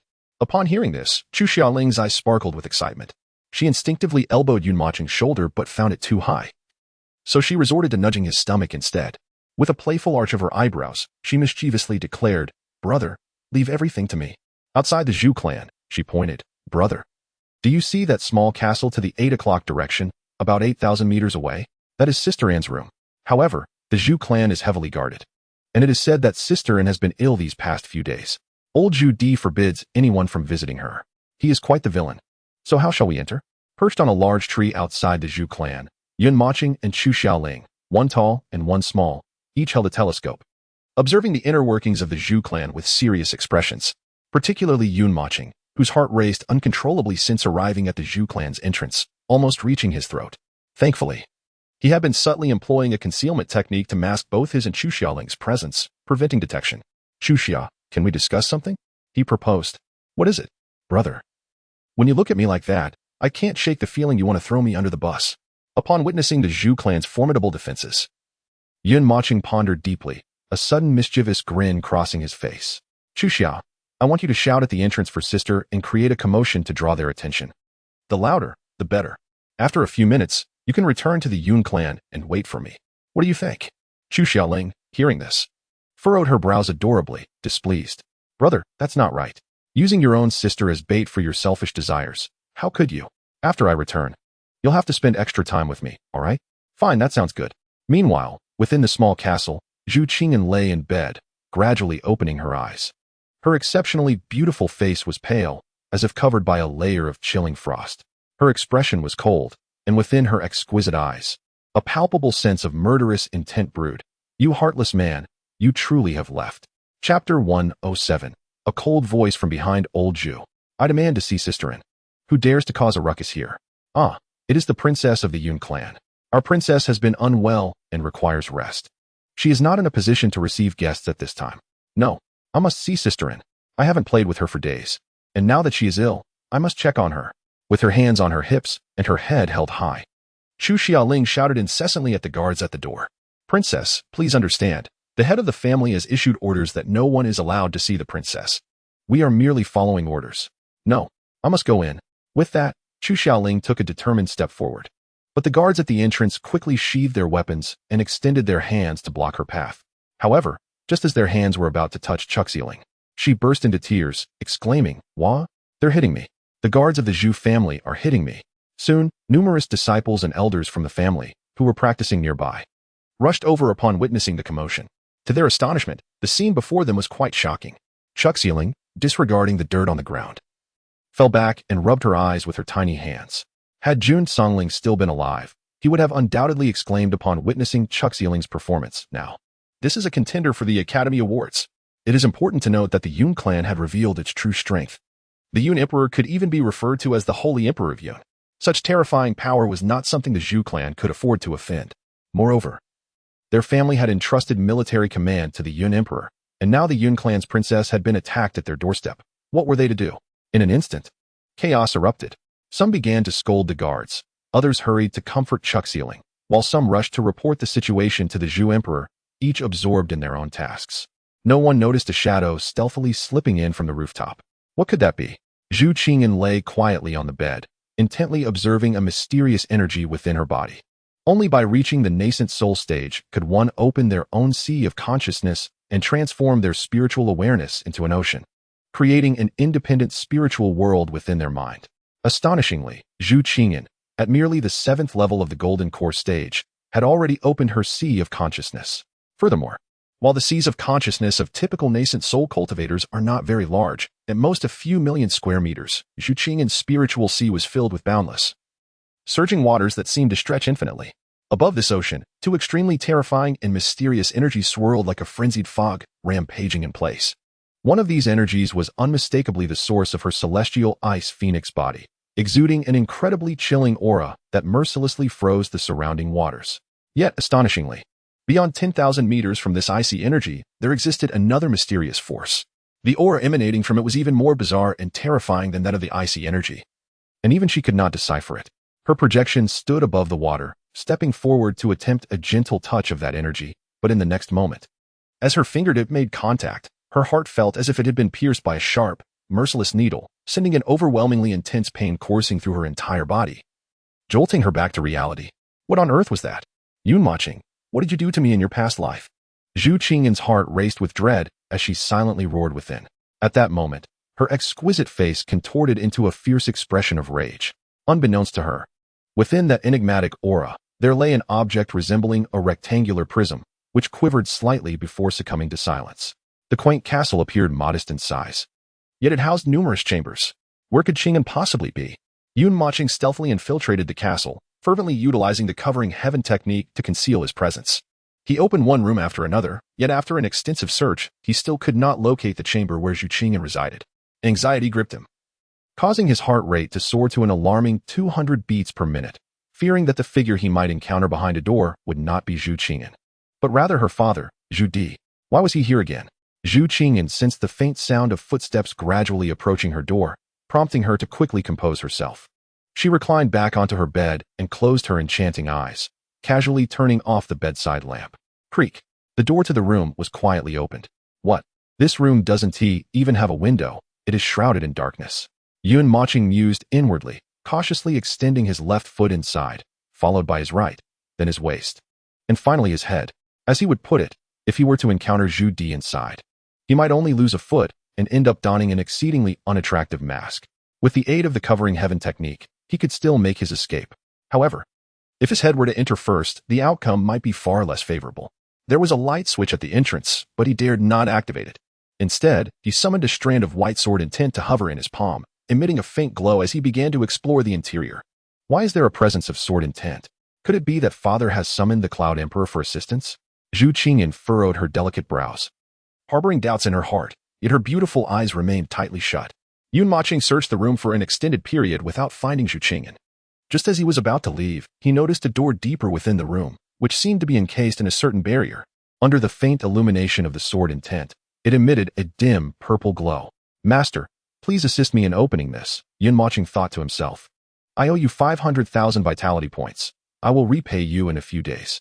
He had a premonition that this seemingly inconspicuous, yet heavily fortified room was likely where Zhu Qingyan was situated. As for the vitality points, now that he had returned to the Yun clan, did he really lack such trifles? His father had swindled him a hefty sum before ascending. 5 million vitality points. Damn system. Shall I proceed? Upon hearing the system's response, Yun Moching's expression shifted, but he did not hesitate for long. He steeled himself. Creak. The barrier at the door was forcibly erased by the system. He gently pushed the door open, only to find that the interior remained as dark as the exterior. However, through the faint white glow emitted by the sword intent, he discerned a graceful figure lying on the bed, turned away from him. It was Zhu Qingyan. In the night, Yun Moching's eyes sparkled like those of a predator upon spotting its prey, and his heart raced ever faster. Approaching the bedside, he extended his hand and lightly tapped her shoulder. Yet, the moment his fingers made contact, Zhu Qingyan dissipated like ethereal smoke, vanishing from his sight in the blink of an eye. Who are you? In the next moment, a cold and indifferent female voice emerged from behind Yun Moching, causing him to shudder involuntarily and freeze in place. The voice was eerily familiar, yet strangely unfamiliar, sending a chill down his spine. At that moment, he felt a sudden coldness at his neck, and under the faint glow of the sword's intent, a Tang Dao glimmered ominously with a chilling light. Chapter 108, The Great Deceiver. I am Yun Moching. Initially, Yun Moching contemplated using a pseudonym and having the system assist him in donning an exceedingly unattractive mask. However, upon reflection, he realized that in such circumstances, the probability of survival was greater if he used his true name. Clang, with a crisp sound echoing. The chill at Yun Moching's neck dissipated. You didn't leave? In that instant, Yun Moching recognized the voice belonged to Zhu Qingyan. Overcome with excitement, he abruptly turned around, failing to notice the cold indifference and shock in Zhu Qingyan's eyes as he rushed forward to embrace her.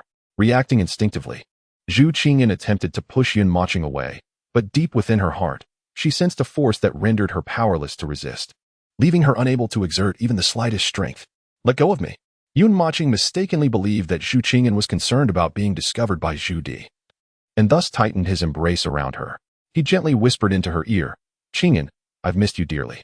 Zhu Qingyan trembled violently, as if all her strength had been sapped away in that moment, and her hands that had been blocking Yun Moching slowly fell to her sides, her gaze becoming increasingly hazy. Qingyan, why is your body so cold? At that instant, Yun Moching suddenly noticed something awry. He gently pushed Zhu Qingyan away, clasping her delicate arms with deep concern etched on his face.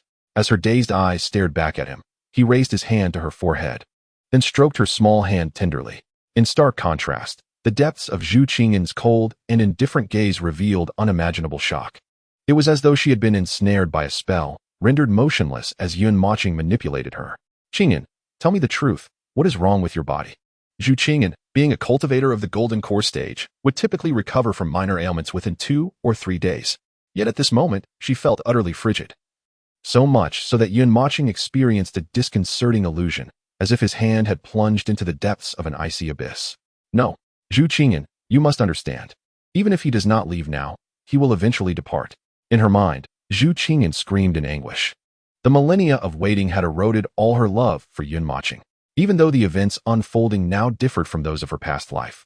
The lingering resentment deep within her compelled her to believe that one day, this young man before her would abandon her once more, vanishing without a trace. Lost in her thoughts, Zhu Qingyan's expression hardened into indifference as murderous intent and fury surged within her heart. Instinctively, she began to channel a surge of energy within her hands. Why has your little hand become warm again? As Zhu Qingyan channeled her spiritual energy, a warm and substantial hand enveloped her small one, abruptly interrupting her incantation. Never mind, he said, noticing her unwell state. If you do not wish to speak, I shall refrain from asking. Let us not linger in the cold. Come, rest on the bed. With that, Yun Moching disregarded the peculiar look in her eyes, taking her small hand with a worried expression as he led her toward the bed. The bed. Zhu Qingyan's gaze flickered with shock. What does this heartless man intend? Why does he want to go to the bed? Yet, as realization dawned, a cold glint shone in the depths of her eyes. It seems this heartless scoundrel is even more despicable in this life than in the last. Before departing, he even wished to spit. Today, I shall make him experience the torment of a fate worse than death. As these thoughts crossed her mind, her other hand, which hung suspended in the air, suddenly spread open, fingers splayed like delicate jade.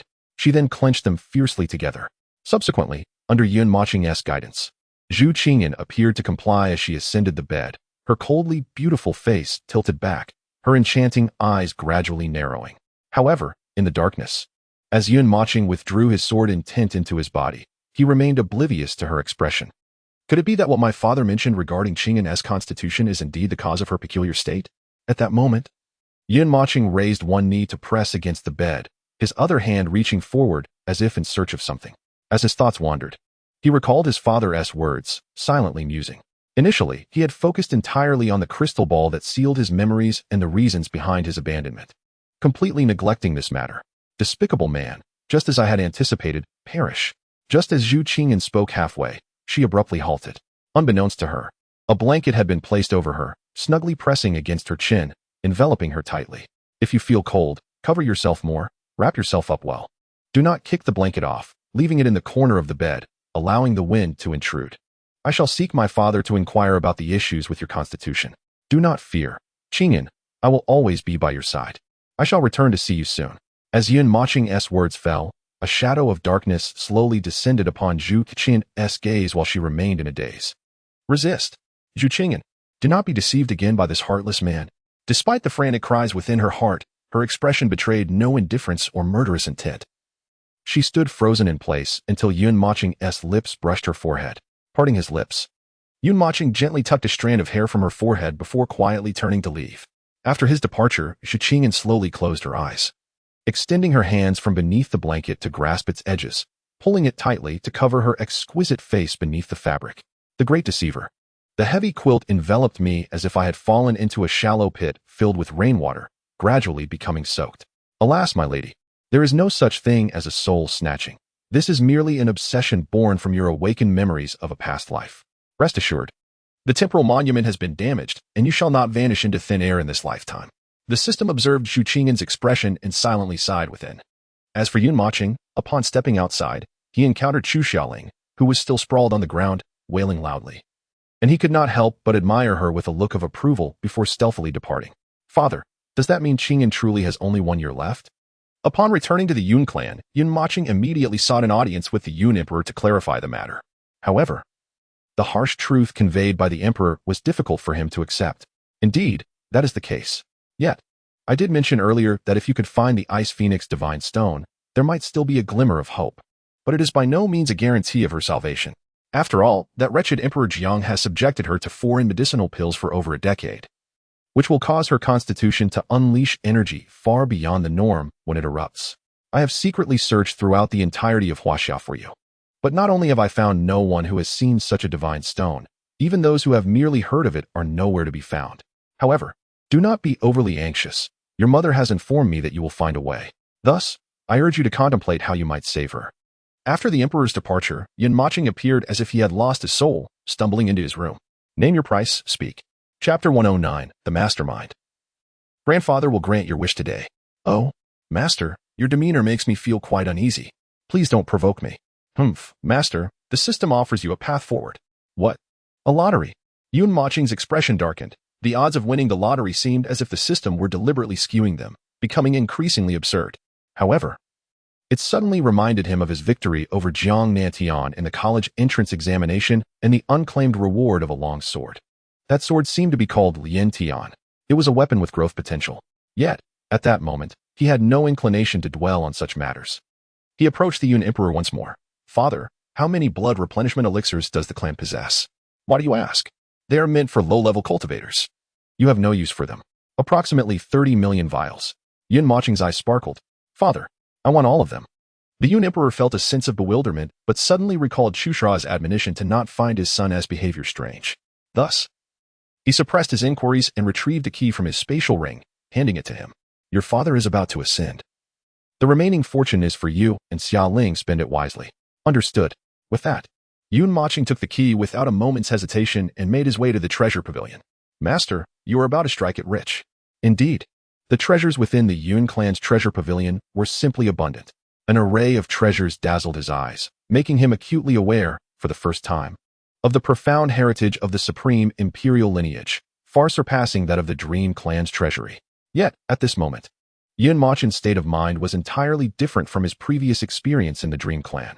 It could even be described as serene and unperturbed. Tongzi, over 30 million bottles of vitality supplements. Surely you do not intend for me to consume them all? Ha ha ha, Master, how did you guess my thoughts? You may as well self-destruct. Enough jesting, Master. Leave the rest to me. As he spoke, Yun Moching erupted with an extraordinarily peculiar energy that surged like a tide towards the seemingly infinite treasure trove. In the blink of an eye, the 30 million bottles of vitality supplements vanished without a trace, leaving Yun Mochen dumbfounded. So you could have absorbed them directly before, yet insisted I consume them one by one. Roll. However, the next moment, a mechanical voice resonated in Yun Mochen's mind. Ding. Congratulations, host. Your points have surpassed 100 million, and the system will automatically upgrade.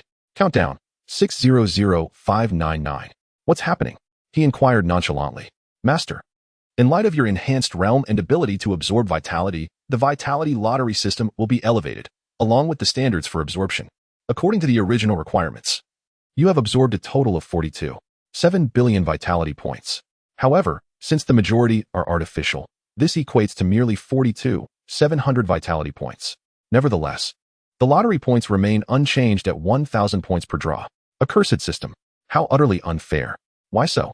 Because, Master, this counts as a card. As your cultivation progresses, the quality requirements for vitality will also rise, leaving behind those inferior artificial vitality sources.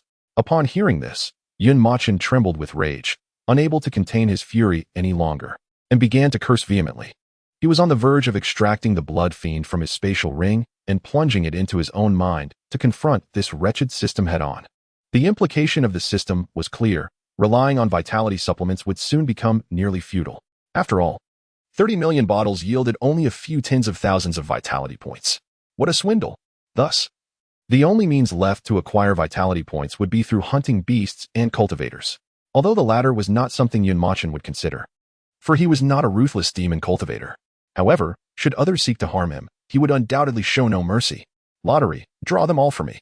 Tongzi, you should know what I wish to draw. Yun Mochen gradually realized that this system was merely a tool, desiring his vitality points. And even the rewards drawn were all preordained by it in the background. Ding. Congratulations, host. You have initiated a 42 consecutive draw. Ding. Congratulations, host. You have drawn a punishment. Ding. Congratulations, host. You have drawn a punishment. Ding. Congratulations, host. As the incessant notifications of punishment echoed in his mind, Yun Mochen's expression darkened further, and he could not help but twitch his lips. 1 minute later, Master. Congratulations on drawing 6 intermediate insight stones and 1 advanced insight stone. The system deliberately elongated its pitch and continued. There are 35 punishment tasks remaining. Would the host like to synthesize a major punishment? Yun Mochen, now somewhat numb, replied nonchalantly. He merely hoped that among the punishment tasks, there would be the celestial ice phoenix divine stone. As for the difficulty of the punishments, it mattered little. Ding. Congratulations, host, for accepting the punishment task. The task has been successfully issued. In the next moment, a blue screen materialized before his eyes, displaying several additional lines of text. Task: travel to the domain of 10,000 cities and seize the top position on the talent rankings. Reward: you will know upon arrival. It is related to the mistress. Task failure: transform the eggs laid by Jiangnan's heavenly slaughter into sashimi and savor them in your mouth for 3 hours. System: what is it, master? 10 minutes later, recovering from his shock, Yun Mochen finally noticed the problem. System: where in Huaxia is there a domain of 10,000 cities? What is that place? I do not know. Guess for yourself, or pay 100 billion vitality points. Get lost. Unbeknownst to Yun Mochen at that very moment, the time and space tablet within his spatial ring suddenly flickered with a crimson light, revealing a small line of text. Revival progress. 043. After Yun Mochen exited the treasure vault, a graceful figure appeared before him. Teacher Luo Wuqing. Yun Mochen greeted with a smile and a wave. However, his smile was rather strained, as the matter concerning Zhu Qingyan weighed heavily upon him. Young master, why does your complexion seem off today? Luo Wuqing, dressed in a white gown and sporting a braid, noticed the unusual expression on Yun Mochen's face and inquired with genuine concern. Since witnessing the crystal memory, Yun Mochen had come to regard Luo Wuqing as family. Therefore, he confided in her regarding all that had transpired, including his inquiry about the mysterious place mentioned by the system. The domain of 10,000 cities? Young master, although I have been in Misty Rain City for the past decade or so, I used to love traveling the world when I was younger. Yet, I have never heard of a place called the domain of 10,000 cities. However, there is one location you might consider visiting. They may have answers. Yun Mochen's previously despondent expression suddenly brightened, and he felt a surge of excitement. Where? The Knowledge Pavilion. Meanwhile, within the Knowledge Pavilion, a group of elders sat around a massive long table, adorned with exquisitely crafted tableware. Strangely, Every individual exhibited an expression of sheer terror, scarcely daring to breathe. Their gazes were collectively fixed on the entrance. Not far from them, a lean, bare-chested old man with a white beard wielded a 3-meter-long cleaver, furiously sharpening it against a boulder. Above the long table, the fortune teller was bound by ropes, hanging upside down from the ceiling. Fortune teller, do you not enjoy dining atop the table? Ah, my dear elder, today I shall indulge you. Esteemed ones, the dining hour has been postponed. Please await the sharpening of my blade to serve the freshest sashimi. Chapter 110, The Pavilion of Celestial Knowledge. However, to be prudent. Yun Mochen confirmed with the Cloud Emperor once more before his departure. Yet, the response he received mirrored that of Luo Wuqing. Where's my brother?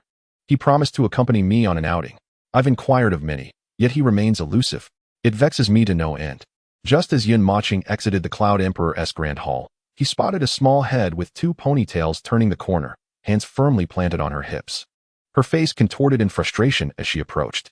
A sense of foreboding washed over Yun Mochen. He hastily donned an exceedingly unattractive mask, attempting to feign tranquility as he turned to depart in another direction. Hey you. Yes you. Stop right there. The chill crept down Yun Mochen's spine as he flashed a wide grin, revealing his unsightly yellowed teeth, and slowly turned around. What is it, imperial daughter? Nothing. Just go? Yun Mochen forced an awkward smile and pivoted to leave. Having a sister is delightful, yet at times, her clinginess can be rather burdensome. The mask truly serves its purpose. Nonetheless, Xiaoling's demeanor requires adjustment. She tends to judge others by their appearance far too readily. I must take it upon myself to instruct her in better ways. A memory flitted through Yun Mochen's mind of her disdainful expression at the butcher's shop, prompting him to reflect. Clearly, she has been overindulged, embodying the essence of a little princess. If I am not by her side in the future and our father is no longer with us, she is bound to suffer greatly. To avoid further delay, Yun Mochen made his way to the butcher's residence and explained his reasons. Subsequently, a first-tier butcher accompanied him, and within minutes, they arrived at the Pavilion of Celestial Knowledge. Who approaches? The Pavilion of Celestial Knowledge is perched atop a celestial mountain, shrouded in mist, its beauty breathtaking. From a distance, Yun Mochen observed a bare-chested elder with a white beard, seemingly preoccupied with sharpening a blade. Yun Tianwei, the bloodthirsty god butcher, a member of the Yun clan. The guards gasped, and the elder, who had been a kilometer away, ceased his work and swiftly approached Yun Mochen and the butcher. Ah, it is the esteemed bloodthirsty god butcher. What brings you to my humble pavilion today? Moreover, who might this be? The bare-chested elder's gaze narrowed as he noticed Yun Mochen beside him. Before he could speak, the butcher interjected, "This is Shun Tianji. He's our Yun clan's imperial son." Feigning surprise, Shun Tianji spread his arms wide and turned to the side, hastily exclaiming, "Ah, so it is the imperial son. Please, do come in." "Enough, Shun Tianji, spare me the pretense. The last time you expelled my clan's leader, you were far from this courteous." As they walked, the butcher could no longer tolerate Shun Tianji's insincere flattery and shot him a sidelong glance, saying coolly. As the butcher's words settled, Shun Tianji appeared as if ignited by an explosive, his expression morphing into one of unbridled fury. "Butcher, how dare you? I calculated your fate and saw how many years of life you have left. Other imperial clans bring lavish gifts when they seek my divinations. Yet your Yun clan. Not only did that old demon deceive me out of countless treasures, but you also have the audacity to come here empty-handed. Do you not have any awareness?" The butcher clasped his hands over his chest and remarked nonchalantly, "If you cannot accept defeat, do not hide behind petty tricks, coward. Come on.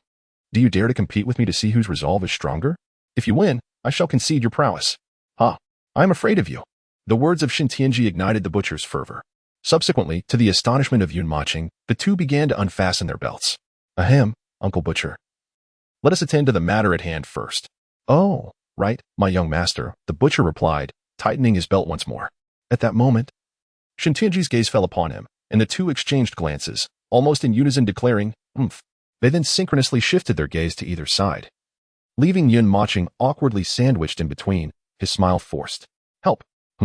Yun Mochen heard a cry for help emanating from a nearby loft, curiously glancing at Shun Tianji. "Elder Ji, what is this?"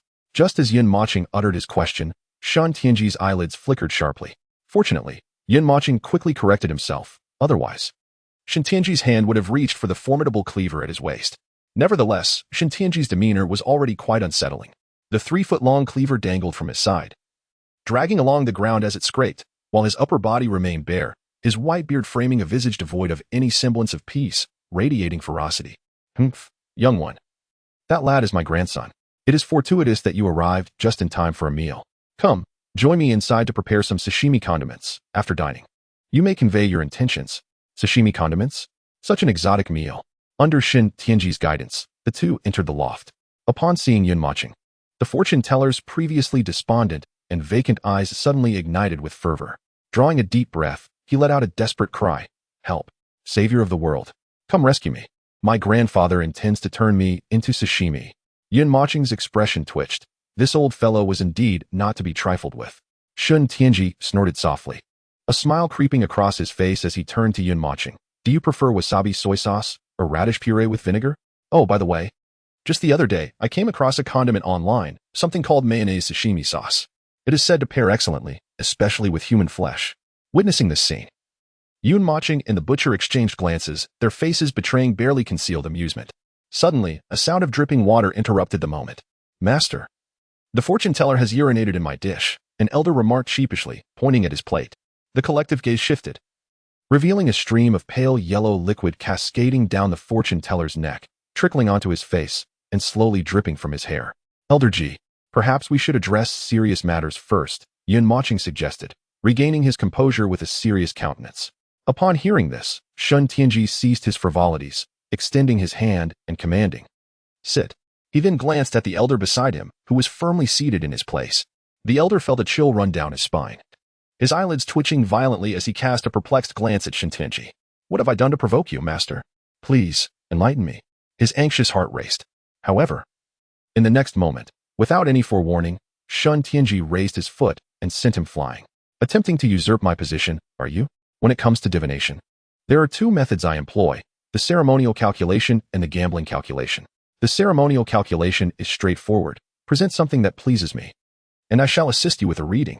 As for the gambling calculation, it mirrors your patriarch's approach. Swearing by the heavenly principles, we shall wager 3 rounds, with the outcome determined by 2 games. Yun Mochen pondered for a moment before inquiring, what if I lose? A glint of calculation flickered in Shun Tianji's eyes as they narrowed slightly. He tapped the table gently and replied, should you lose, you must remain at my Zhitian pavilion for 3 years, laboring diligently and dutifully as a qualified servant. 3 years, Yun Mochen thought, recalling that he had been separated from Zhu Qingyan for a year already. Moreover, this wager was contingent upon a heavenly oath. Should he truly lose, he would be unable to renege on the promise. Violation of the oath could yield severe repercussions during the tribulation of the heart. Such a gamble was anything but secure. Old master, what would satisfy you? He inquired. I have heard that the imperial scion possesses a unique technique, having faced hundreds of thousands of cultivators during the examination, and after exhausting himself, managed to restore his strength in mere seconds. I find myself quite intrigued by this. Bah, Shun Tianji, you covet the imperial scion's technique, yet you remain blind to the consequences. Before Yun Mochen could respond, the butcher erupted with indignation. Is this not how the rules have always been? Do you intend to disrupt the established order? Shun Tianji remained unperturbed, yet an aura emanated from him, seemingly intentionally expanding from his feet. A surge of dread gripped Yun Mochen as he realized this man was at the 5th level of the tribulation stage. Equally shocking to him was the revelation that his own technique had drawn such attention. He had assumed these powerful figures had little interest in him. More importantly, the overarching sky technique was his trump card. To divulge it would be akin to signing his own death warrant. This old fox truly possesses a heart of darkness. He mused, his expression growing increasingly cold. Young master, let us depart. We shall not endure the whims of this old wretch. The butcher seethed with rage, showing no hint of fear even in the presence of Shun Tianji at the 5th level. He seized Yun Mochen and began to stride towards the exit. Uncle Butcher, Yun Mochen said, shaking his head slowly. How he longed to act otherwise. Yet his father had insisted that he must forge his own path and not rely on him. Damn it, I shall take the gamble. Worst case, I will shamelessly ask my father for assistance before he departs, ensuring he gives this heavenly doctrine a thorough thrashing first. And that old fool shall receive a beating as well. No one can obstruct me from rescuing Zhu Qingyan. I do not believe in heavenly principles. Seated at the long table, Shun Tianji and Yun Mochen regarded one another, each harboring ulterior motives. For a moment, an eerie silence enveloped the scene. The only sound was the incessant dripping, while the so-called fortune teller had already been so frightened that he foamed at the mouth and fainted, his eyes rolling back. Then let us wager on calculations, Yun Mochen declared, breaking the tranquility. Hearing this, Shun Tianji appeared to revel in the success of his scheming. his expression radiating delight as he erupted into laughter. "Ha! Indeed a son of the emperor, such boldness. I am truly impressed." "Fool," the butcher remarked nonchalantly. "What did you say? Dare you repeat that and face me outside?" With that, Shintianji, disregarding the astonished crowd, began to loosen his belt once more. To everyone's astonishment, the butcher followed suit, challenging, "Come on. Who fears whom?" The elders wore expressions of gloom and disbelief, their lips twitching uncontrollably. "Gentlemen, one of you is at the 5th level of the tribulation stage, and the other at the 1st. Are you truly resorting to such antics?" Half a minute later, the two re-entered the loft. "I concede. You are impressive," the butcher huffed. "You propose 3 questions, and I shall do the same. Whoever answers 2 of the other's questions correctly shall prevail. If we answer the same number correctly, we shall each pose another question until a victor emerges." Mochen nodded in agreement. "You may pose your question first." Shun Tianji stroked his white beard, a glint of golden light flashing in his eyes. His smile barely contained as he envisioned Mochen laboring in the knowledge pavilion. "There are countless stars in the sky. Do you know their exact number?" 965,754,235,750, came the confident reply. "You truly know." "Indeed. I do not believe you. You must be fabricating. Then count them yourself, and you shall see." The butcher's eyelids twitched, casting an admiring glance at Mochen. The young master is truly clever. To utter such a vast number, counting them one by one would take a lifetime. Shun Tianji soon realized he had been outwitted. His expression akin to someone who had been constipated for days, unable to articulate his frustration. "Humph, young lad. The first question was intentionally given to you. Now, you may pose your question." Mochen replied coolly. "Do you know that I have feelings for you?" At this, everyone gasped in astonishment. The elders trembling involuntarily as they turned their gazes toward Mochen, anticipation palpable in the air. "What do you mean?" Shun Tianji coughed. "I am not one who favors such inclinations. Do not jest with me." Yet unnoticed by others, a faint blush crept across his face, quickly dissipating. "You, young master." The butcher was also shaken, his shock evident as he could not help but speak. But Mochen ignored him, fixing his gaze upon Shun Tianji, his demeanor unflustered, and with a calm smile, reiterated, "I ask, do you know that I have feelings for you?" Shun Tianji met Mochen's unwavering gaze, his breath quickening as memories flooded back. "Tianji, how could you wear a girl as clothing? How embarrassing." "Mother, I simply adore wearing women's clothing. How wonderful it would be if I were a girl. I could wear such attire every day. But alas, our esteemed Tiangu has always been a bastion of iron-willed men. How could one like you, a disgrace to the family, emerge from such a lineage?" "Mother, I insist on wearing it. Smack, this is the marriage arrangement I have made for you. Should you bring up that matter again, do not blame me for being unyielding." "Mother, I do not wish for it." Boom, boom, boom. Returning to reality, I gazed upon the strikingly handsome Mochen, whose presence seemed to exert an inexplicable allure, causing my breath to quicken. "Do you perhaps harbor feelings for me?" "No, you are mistaken." Boom, my beautiful fantasies were abruptly shattered, plunging me into an abyss of despair from which I could not escape. That does not count. The witnesses present determine its validity, not you. Do not waste my time. Proceed with your next question." Mochen offered no kindness, his words laced with cold disdain. Furious, I vowed to pose a question that Mochen would never anticipate. In an instant, I stood up, bare-chested atop the chair, exclaiming, after finishing my college entrance examination. I was awakened from my afternoon nap by a strange phone call. The caller asked, "Hello, is this Instant Noodles?" I, too, used to jest with such nuisance calls. So I replied, "No, I am a sausage," and promptly hung up. However, not long after, the university I intended to enroll in removed my name from the admission list. Do you know why? Upon hearing this, the crowd collectively gasped. What connection could there possibly be between instant noodles and sausages and my university application? These were utterly illogical matters. Truly, the esteemed master is remarkable. Ha ha ha. You cannot guess, can you? Mochen, now you see my prowess. Yet in the next moment, Mochen replied coolly, "Because he said instant noodles, is it? Rather than is this instant noodles?" Fool. Chapter 112. Double-edged tongue you. How did you know that? This is impossible. Because you are simply foolish. Mochen's words were merciless. The crowd gasped in astonishment. How astute Mochen is. When I spoke, I deliberately pronounced the words instant noodles together, solidifying that thought process with my subsequent statement about sausages. How could anyone possibly guess it? You have lost. I have already triumphed in 2 rounds. Mochen spoke with an air of indifference, his patience at its limit, his demeanor icy. Humph. Everyone, step aside. Oh, and take him down as well. With a disdainful huff, I waved my hand, severing the bonds of the soothsayer. One elder hurried forward, disdain evident on his face, to catch the stinking soothsayer, who promptly scurried out of the loft. Subsequently, I turned my gaze towards the butcher, and Yun Mochen, understanding, calmly stated, "He is not an outsider." I let out a cold huff. Once everyone had departed, a mysterious force suddenly enveloped the entire area with a wave of his hand. "You little rascal, just like your father," he admonished. "Quickly inquire and then leave." Upon hearing this, Yun Mochen hastily asked, "Where is the realm of 10,000 cities?" Shen Tianji, lost in thought, murmured softly, "I don't know," he declared, his breath steady. Yun Mochen and the butcher exchanged bewildered glances, utterly perplexed. Is this grand display merely a pretext for a game? Before we set out, Aunt Kai specifically entrusted me with the Cloud Emperor cannon. Otherwise, he chuckled, just joking. Observing their genuine concern, Shen Tianji waved his hands dismissively. "Wait a moment, I will return shortly." After uttering this, he vanished, only to reappear moments later, holding a yellowed notebook emanating a faint, peculiar aroma. "Let me see what this realm of 10,000 cities entails." Suddenly, he fervently channeled spiritual energy into the notebook, which then levitated in his grasp.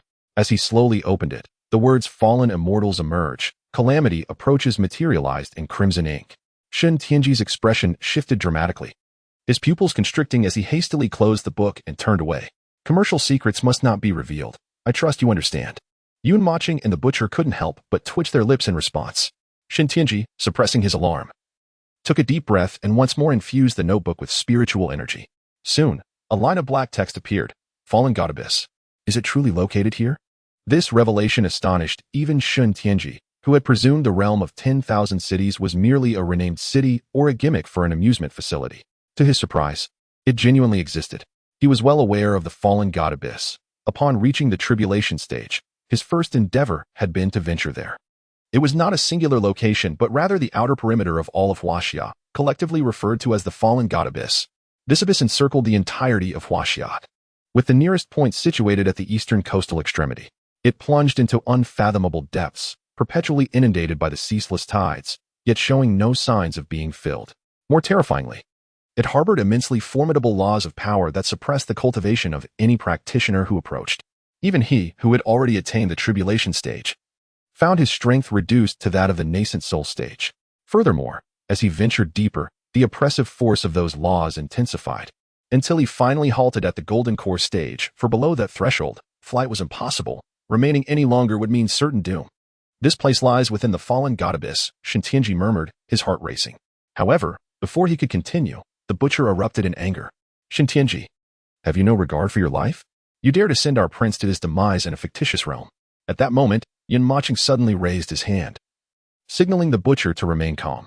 After all, the Knowledge Pavilion was still situated in Huaxia, under the imposing influence of the Yun clan. If they wished to avoid annihilation, they would surely not engage in sabotage over such a grave matter. "Thank you." Subsequently, Yun Mochen grasped the butcher's arm and turned to leave. He refrained from inquiring whether the abyss of desolation was perilous. There was no need for such a question, for even if it meant facing near certain death, he would venture into the abyss of desolation for the sake of Zhu Qinggan. Furthermore, his father would undoubtedly possess some knowledge of this place. Moreover, considering the old ghost's nature, he would certainly divulge information. This was the second question, another gamble he was willing to take. He had no time to squander. "You'd best heed my advice and refrain from going. The place is not as simple as you imagine." Noticing Yun Mochen's unwavering determination to depart, the butcher offered a final warning. After all, should anything befall him in the abyss of desolation, he would be partially responsible. The wrath of the Yun clan was not something the Knowledge Pavilion could endure. Yet, Yun Mochen ignored him, and under the butcher's guidance, soon returned to the Yun clan. "Divine Calculator, why do you not inform your grandfather of such matters? It appears that Shun has been excessively lenient with you." After Yun Mochen and the butcher had departed, Shen Tianji's eyes glinted with a cold light. "This is all I am aware of. Your father will not obstruct you. But remember this, exercise caution." Upon learning some details about the Abyss of Desolation from the Emperor of Yun, Yun Mochen retreated to his chamber. He then retrieved his phone and sent a message to Zhu Qinggan. "Qingyan, I am going to the Abyss of Desolation and will not be able to see you. Please take good care of yourself during my absence." On the other end, a notification chimed. Who is messaging me at this hour? Zhu Qinggan paused her cultivation, curiously picking up her phone. However, her initially stunningly beautiful and cold demeanor soon morphed into a fierce and frenzied expression. "Yun Mochen, you truly intend to leave? Just wait. This lifetime, I will surely kill you before you vanish." Suppressing her fury, she replied with a message. Yet, just as she was about to send it, an idea struck her. After tapping a few keys, she finally hit send. Killer, which direction of the abyss of desolation in Huaxia do you plan to go? As the message arrived, Mochen eagerly glanced at his phone, yet found himself momentarily perplexed. Killer? What is going on? Could it be Zhu Lao? To be on the safe side, he replied. Qingyan, when did I kiss you last? Scoundrel. Zhu Qinggan nearly lost her composure upon reading this message from Mochen. The memories of his past actions flooded her mind, coupled with his sudden disappearance that left her waiting for an eternity. Her hair stood on end in fury. After a moment of calm, she managed to compose herself and responded, Killer, yesterday. Confused yet relieved at confirming that it was indeed Zhu Qinggan, Mochen could only shake his head in resignation, his mind swirling with thoughts.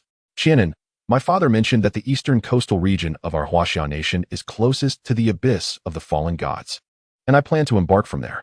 Killer, what compels you to go? Ultimately, Zhu Qingyan voiced the question that had lingered in her heart. In her previous life, she had awaited an explanation from Mochen, but he vanished without a trace, offering not even a farewell.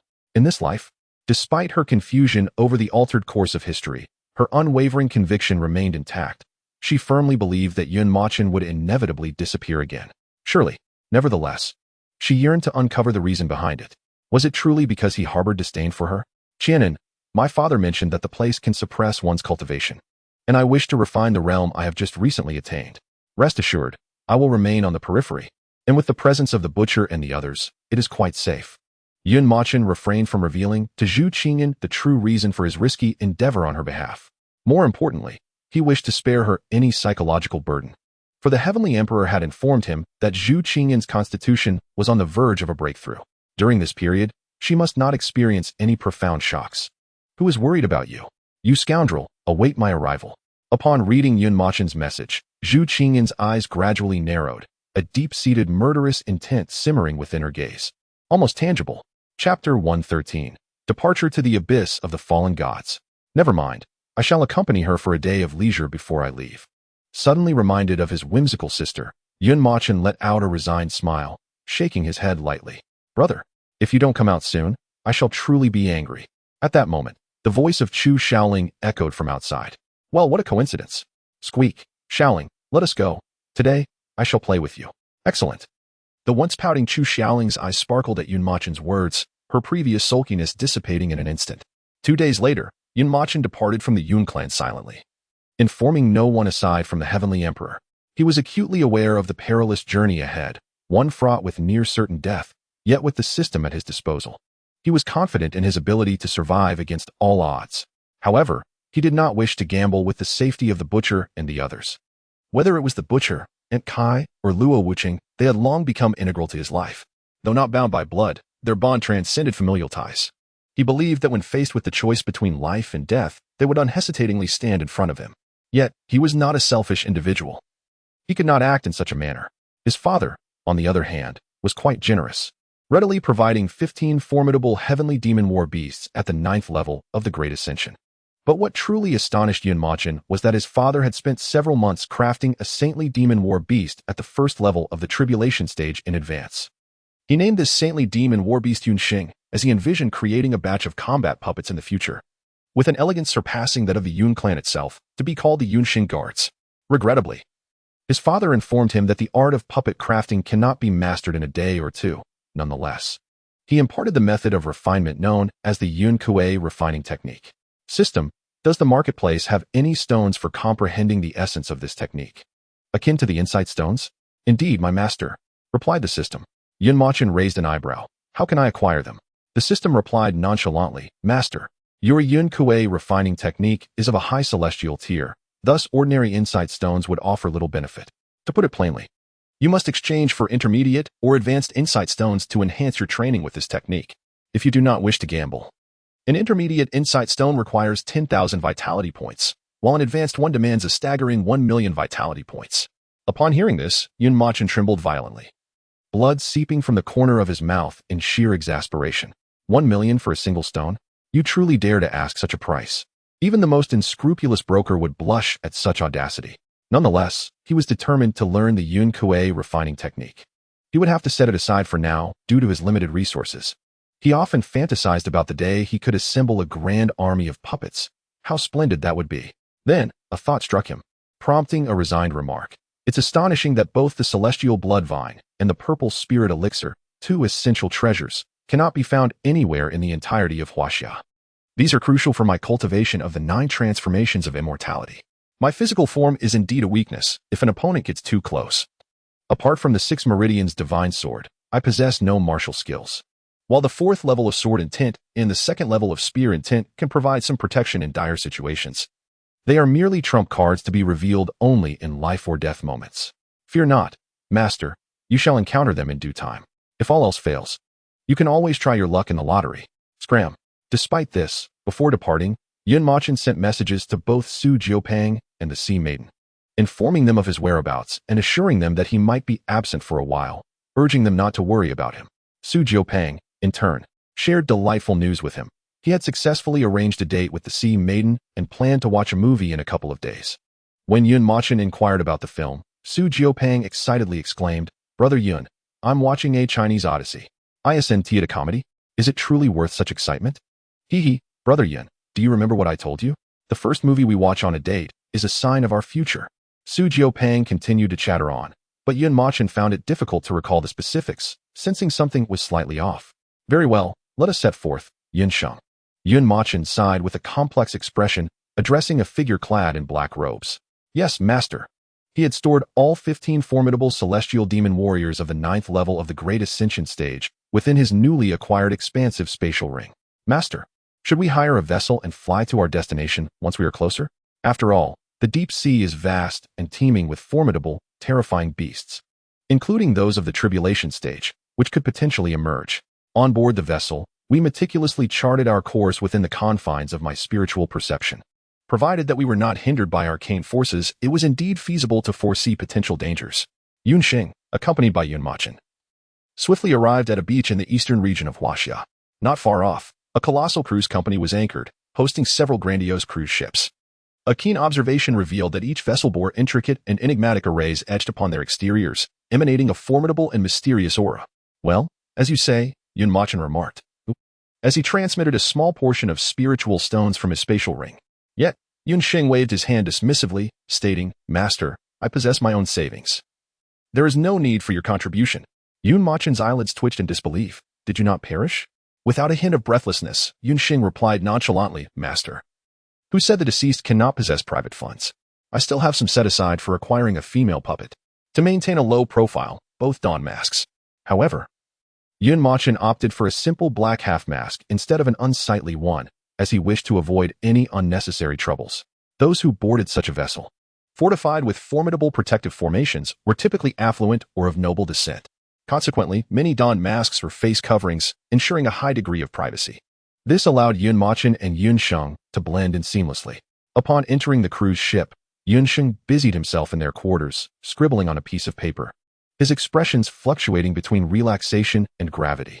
Unable to assist, Yun Mochen decided to take a stroll around the deck. Have you heard? This year's college entrance examination is remarkable. Not only has the heir of the Yun clan emerged, but he also swept through the current generation with an unbeatable presence. More importantly, I heard that on that day, the entire Yun clan rallied to support Yun Mochen. Is that so? Dude, you only just learned about this? That's old news. Haha. I just emerged from seclusion a few days ago, so I'm still catching up. I merely came aboard the cruise to adjust my state of mind and relax. Ah, I see. Let me share something even more thrilling. The captain of this ship has ties to my sister-in-law. According to her gossip, a significant figure is aboard. Why would your sister-in-law divulge this to you? Focus. That is not the point. Let me tell you, this individual's identity is extraordinary. He hails from an imperial lineage. A collective gasp echoed throughout the grand hall of the cruise ship as a group of individuals raised their glasses, engaged in idle chatter. Upon hearing this revelation, the crowd was drawn in, curiosity piqued. Who is it? Who is it? Please, do tell. Shoo. He is approaching. At that moment, the speaker's words faltered abruptly, as if he had encountered something terrifying. The crowd followed his gaze, spotting a young man, flanked by 2 alluring beauties, one on each side, donning sunglasses and leisurely making his way toward them. I have heard that you are all patrons of the presidential suite. So, who does the room 5998 belong to? I wish to exchange it with the old man. Pray tell, esteemed elder, Why do you wish to change rooms? The young man, adorned with sunglasses, slightly lowered them to reveal his piercing gaze, directing it towards the one who spoke. Must I explain myself to you? As he spoke, a faint aura emanated from him, causing the onlookers to tremble in fear. It was the presence of a cultivator at the 9th level of the Great Ascension stage. The only grievance I have is the poor visibility from my current room. If anyone is in room 5998, step forth immediately. Otherwise, do not blame my ill temper. Upon hearing the young man's voice, Mochen's eyelids twitched involuntarily. Why does this voice sound so familiar? Furthermore, why is he referring to himself as old man at such a young age? Could it be a technique of disguise? My lord, how delightful it is to encounter someone like you. Just then, one of the beautiful women in his embrace began to flirt, her delicate fingers twirling on the young man's chest. Witnessing this, the young man smirked wickedly, swiftly moving his hands to firmly grasp her waist. Do not rush, await my room change, and I shall entertain you properly. He then focused, his expression hardening as he demanded, who does this room belong to? Step forward. My lord, do not be impatient. Allow me to inquire on your behalf. At that moment, a stunning woman approached from afar, her graceful demeanor captivating all who beheld her. The young man, upon seeing her, instinctively released the two beauties he held, momentarily breathless. Such beauty! The enchanting woman smiled gently at him before turning to the crowd, addressing them. Esteemed guests, I am Zhu Emperor, the captain of this luxurious cruise. A collective gasp erupted at the revelation of such a young and beautiful woman being the captain. Zhu Emperor paused briefly, revealing a radiant smile and said, May I inquire who among you occupies room 5998? Since you have joined us on this cruise, it is my wish that you enjoy your time here without disturbance. We all seek prosperity through harmony. Let us not allow trivial matters to mar our enjoyment. If this esteemed gentleman desires the room, I shall take the liberty of acquiring it. Not only will I fully refund the original guest's fare, but I shall also cover all additional expenses incurred by this guest during their stay. Might that esteemed guest be amenable to this arrangement? Indeed, she is a woman of great stature. No wonder she holds the position of captain at such a young age. Such words carry weight. Mochen thought to himself, inwardly commending her eloquence, and instinctively glanced at the room, key in his hand, his expression shifting slightly. Alas, that room belongs to me. I am afraid I must decline. Mochen replied nonchalantly, simultaneously activating a concealment technique to mask his appearance. Let the other party's consciousness be unable to perceive the true visage beneath the mask. As Sheng remains in the room, probing the situation with his divine sense, they will set off the moment a safe route is charted. He has no desire to disturb Sheng over such trivial matters, thereby wasting their time of departure. Upon Mochen's declaration, nearly everyone present exhibited expressions of shock, leading to a fervent discussion. Goodness, this person truly possesses the audacity of a newborn calf unafraid of tigers. Can't they see that this is a formidable figure at the ascension stage? How dare he provoke him? If it were me, I would have changed rooms long ago. Indeed, avoiding trouble is wiser. Moreover, with such generous offers from the captain, he would hardly suffer any loss. This young man is utterly oblivious. Exactly. Although our nation forbids arbitrary killings, if it comes to a confrontation, just look at how an ascension stage master could eliminate someone who would dare to apprehend him. Truly lacking in sense, he might offend this esteemed figure and not even realize how perilously close he is to his own demise. Mochen stood his ground, allowing the tide of scorn to wash over him without a flicker of fear or trepidation. Young man, are you truly unafraid of death? The young man in sunglasses bellowed in anger, his curiosity piqued by Mochen's audacity. Despite belonging to the imperial lineage himself, he felt a measure of trepidation. After all, how could one expect a master of the tribulation stage to frequent such a place? In this context, his own prowess as a 9th-layer ascension stage practitioner rendered him a formidable presence. With this thought, the young man, now emboldened, levitated a knife and fork, feigning an intention to strike. Today, I am in a generous mood. I shall grant you another chance. Otherwise, do not blame me for drawing blood. This scene left Zhu Emperor momentarily speechless. In a reasonable person's mind, even without offering any concessions, the pressure from a 9th-layer ascension stage powerhouse would compel one to acquiesce. Was he truly foolish? My lord, please temper your anger and do not stoop to the level of a mere youth. Zhu Emperor approached the young man in sunglasses and whispered, My lord, allow me to find you a few more suitable options this evening. I assure your satisfaction. For the sake of this young lady, who has only recently assumed her position, should blood be shed aboard the ship, my family would hold me accountable, and I would face punishment. Let me speak to him again. Turning to Mochen, Zhu Emperor continued, Esteemed guest, If my arrangements do not meet your satisfaction, I can offer you further concessions. What do you think? After all, we are all here for enjoyment. Why let a small matter escalate into conflict? Let us each take a step back and embrace the vastness of the sea, shall we? Mochen nodded, suddenly noticing that the space ring worn by the young man in sunglasses was engraved with a single character, dream. A subtle smile graced his lips before he quickly composed himself and replied, I will not change. I wish to return to my room. Having spoken, Mochen turned and walked away. A thunderous silence enveloped the crowd, each heart quaking in astonishment. Some female guests, gripped by fear, instinctively turned away, as if foreseeing Mochen's impending doom. My heavens, there truly exists a soul unafraid of death. Does he believe himself to be in the tribulation phase? How dare he disregard the authority of the formidable? Alas, bloodshed seems inevitable today. To publicly slap a powerful figure in the face and still expect to escape unscathed, one can hardly fathom the thoughts swirling in his mind. Sigh. Sharing the same cruise with such a fool is utterly disheartening. Indeed, it would be better to toss him overboard as shark bait. What a farce. He thinks nothing of the top-tier experts. Mochen, wishing to conceal his identity and fearing that the butchers might track him down, took a deep breath and chose to disregard the disparaging remarks as he pressed onward. Halt. At that moment, the young man called out to him. Simultaneously, an enigmatic force ensnared his feet, leaving him unable to advance an inch. Damn it, if I endure this any longer, it would betray my own principles. Mochen seethed inwardly. With a wave of his hand, 15 figures materialized beside him. Chapter 115. I prefer engaging with the astute boom. In the next instant, the aura of 15 ninth-level Great Ascension beings erupted. Fortunately, he had deliberately contained the range. Otherwise, the entire cruise ship might have been overturned by such formidable energy.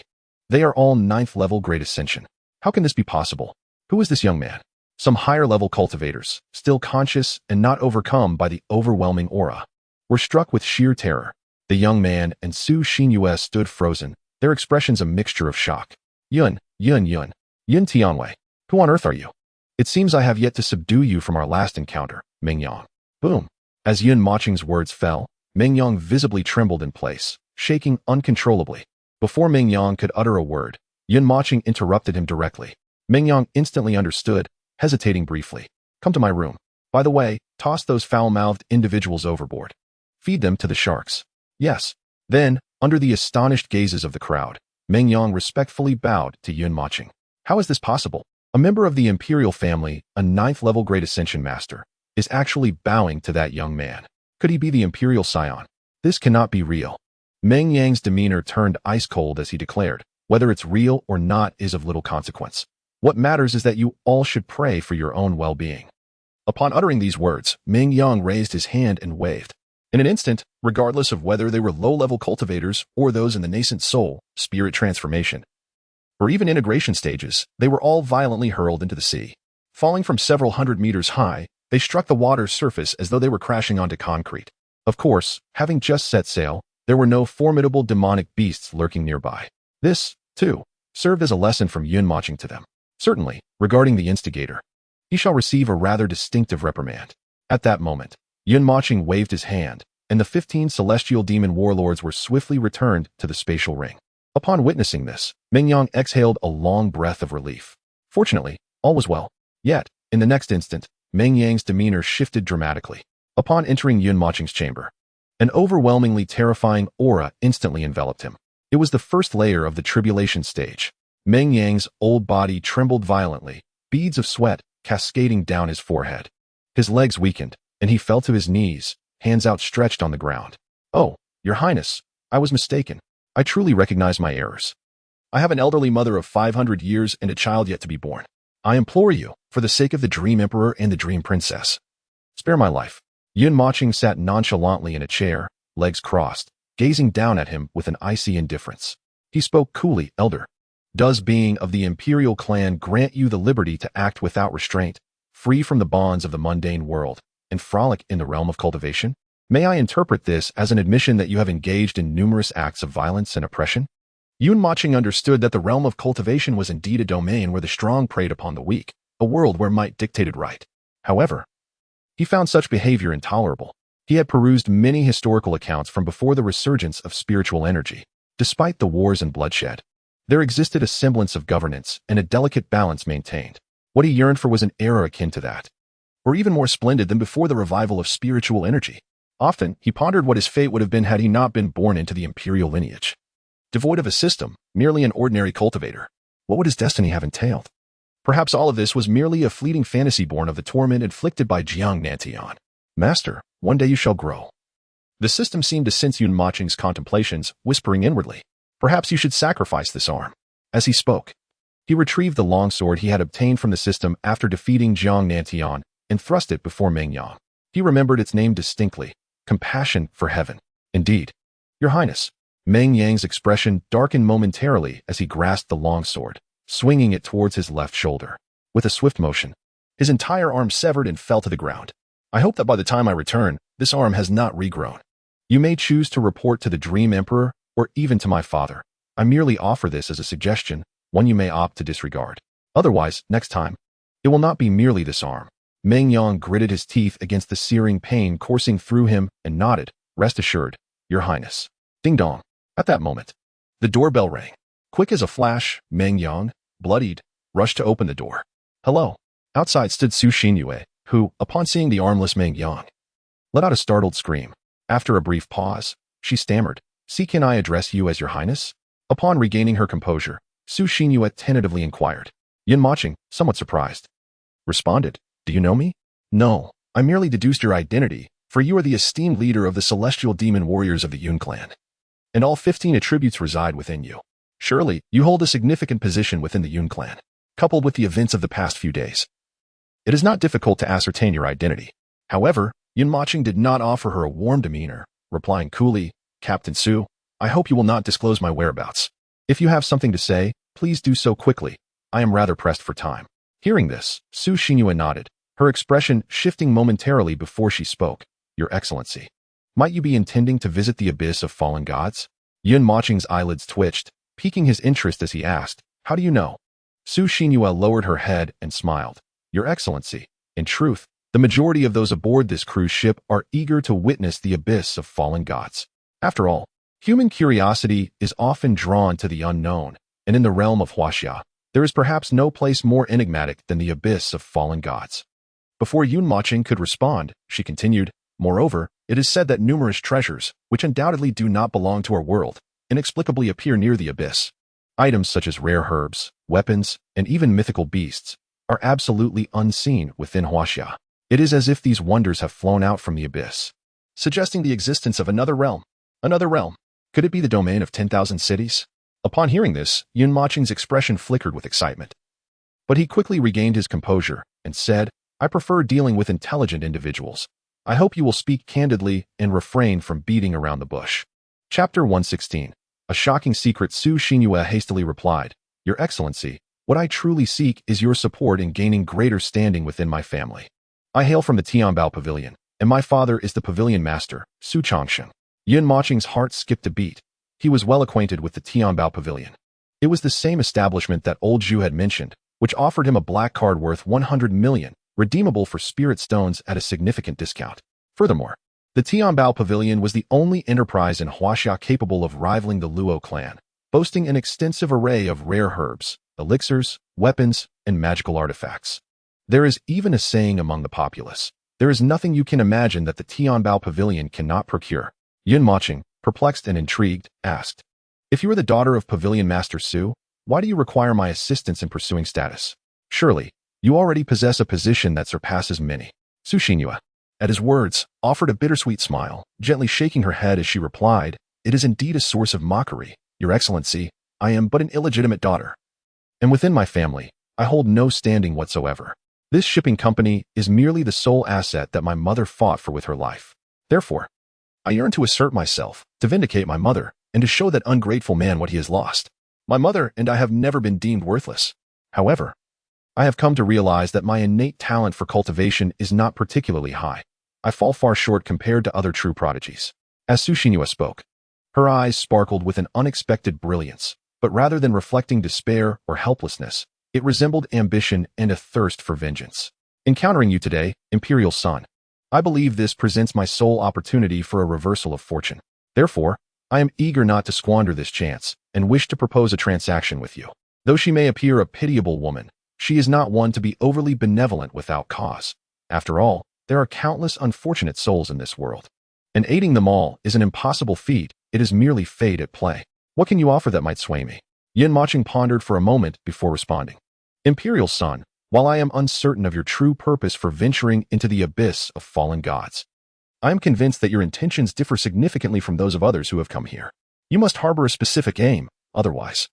Given the current strength of the Yun clan, revealing your identity would be a far safer alternative than deliberately concealing it to avoid public knowledge. At that moment, Yun Xing communicated telepathically with Yun Mochen. Master, I have located a relatively safe route. We should depart immediately. This woman is astute and exceptionally clever. Be wary of the traps she may set. Just then, Su Xinyue interjected, Imperial son. I trust this esteemed individual has utilized their divine sense to uncover what appears to be a secure path, but appearances can be deceiving. The route they have explored is likely the one I am about to indicate.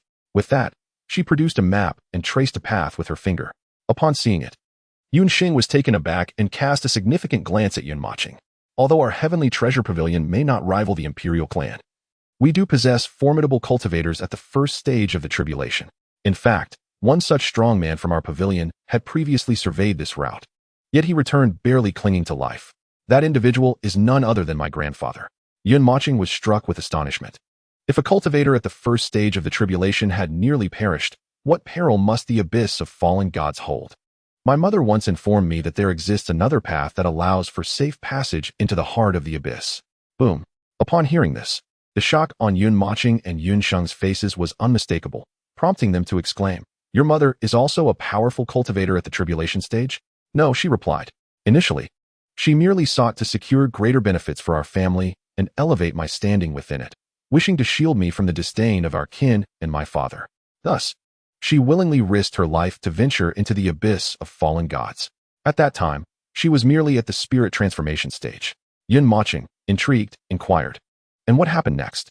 Subsequently, as my mother described, she inadvertently entered one of the deep-sea whirlpools, and just when she believed her end was near, she suddenly found herself in a peculiar place. Surrounding her was an endless expanse of ocean, yet she was astonished to discover that she could breathe freely in that place. At the very center stood a singularly bizarre door, devoid of anything else. However, scattered across the ground outside the door were countless treasures and elixirs.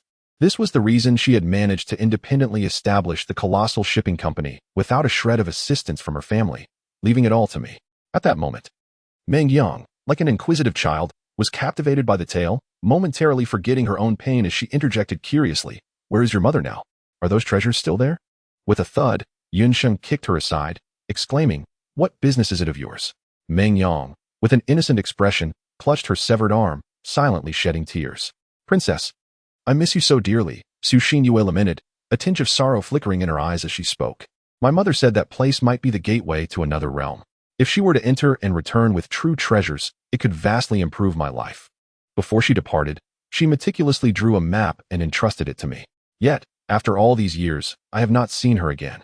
As she spoke, tears streamed down her cheeks. Simultaneously, she retrieved a handwritten map from her spatial ring, covered in dense annotations and illustrations. On the reverse side, a message read, Mother will always love you, my dear daughter. Just then, a sound of sobbing echoed from the doorway. Yun Mochen's expression shifted as he turned to Meng Yang and could not help but ask, Why are you crying? I miss my mother too, Meng Yang sobbed. With a swift kick, Yun Sheng sent him flying out the door and quietly closed it. Very well, since you place such trust in me, I shall assist you. Upon my return, I will take you to the Heavenly Treasure Pavilion to speak with your father. Really? Su Xinyue's eyes sparkled with excitement as she instinctively grasped Yun Mochen's arm. Yet, as her tears flowed freely, it was as if a dam had burst within her. Yun Mochen, with an indifferent expression, regarded the exquisite woman before him, feeling no stirrings within his heart. He withdrew his arm from her grasp. But are you not afraid I might deceive you? Su Xinyue gently shook her head, offering a serene smile. Your character, Prince, inspires my trust, especially in a man devoted to his wife. Yun Mochen chuckled softly, but his demeanor quickly turned serious. You must be prepared for the possibility that I may not return. I cannot guarantee that I will keep our appointment. Su Xinyue smiled calmly, shaking her head lightly. It matters not, Prince. Your willingness to assist me is already a tremendous blessing. To speak an ill-fated word, if you do not return, it is of little consequence. I have not seen my mother in so long. It is time I go to her. Yun Mochen took a deep breath, refraining from offering excessive comfort. For no eloquent words could rival the impact of tangible action. As such, we shall set forth. Wait. At that moment, Sushinue retrieved a small ship model from her spatial ring. The vessel was exquisitely crafted, adorned with profoundly intricate runes that emitted a faint, ethereal purple glow. This treasure was brought forth by my mother. According to her, if one were to infuse it with potent spiritual energy, it could instantly transform into a 100-meter-long flying ship. More importantly, my mother claimed it could withstand the attacks of a 5th-level tribulation stage cultivator for an hour or two. What? Before Yun Mochen could utter a word, Yun Sheng exclaimed in astonishment. Yun Mochen's eyelid twitched, and he could not help but glance at Yun Sheng, internally lamenting, how can this fellow be even more genuine than the real thing? Yet, the shock within him was no less than that of Yun Sheng. A magical artifact capable of withstanding assaults from a 5th-level tribulation stage cultivator was a rarity throughout the entirety of Huaxia. Moreover, this was an artifact that could freely adjust its size. It was nothing short of celestial prowess. Thank you, Yun Mochen said as he accepted it, offering no further words. Su Xinyue nodded, her excitement evident. However, no one noticed that above their cruise ship, in the ominous sky, a middle-aged man wore a grim expression, coldly intoning, Yun Mochen, I have finally caught up to you. Chapter 117. Despairing ambush after Su Xinyue departed. Yun Mochen instructed Yun Sheng to bring Meng Yang back. Do you possess any techniques that could erase his recent memories? Yun Sheng shook his head, saying, Master, I can only forcibly search his soul and apply a bit more pressure. That should help him forget what just occurred. Yun Mochen's lips twitched, unable to resist saying, You don't intend to render him mentally incapacitated, do you? Yun Sheng nodded earnestly, responding, Indeed, Master. Meng Yang's eyelids twitched uncontrollably, his face contorting in disbelief. Isn't it just the two esteemed figures? I am still here. Can't you be a little more restrained? Elder, under the circumstances, you must accompany us for a while. To ensure safety, Yun Mochen decided to keep Meng Yang by his side, planning to release him once they approached the vicinity of the fallen god abyss. Should he return now and inform Meng Di, Meng Mu Wan would surely become aware as well. Given the relationship between Chu Xiaoling and Meng Mu Wan, Yun Mochen anticipated the scene of Chu Xiaoling dragging the butcher, Aunt Kai, and Luo witching to seek him out. At this moment, within the Yun clan, brother, you vanished again. We agreed to play for 3 days. It's only been 1 day, and you're gone. Bad brother.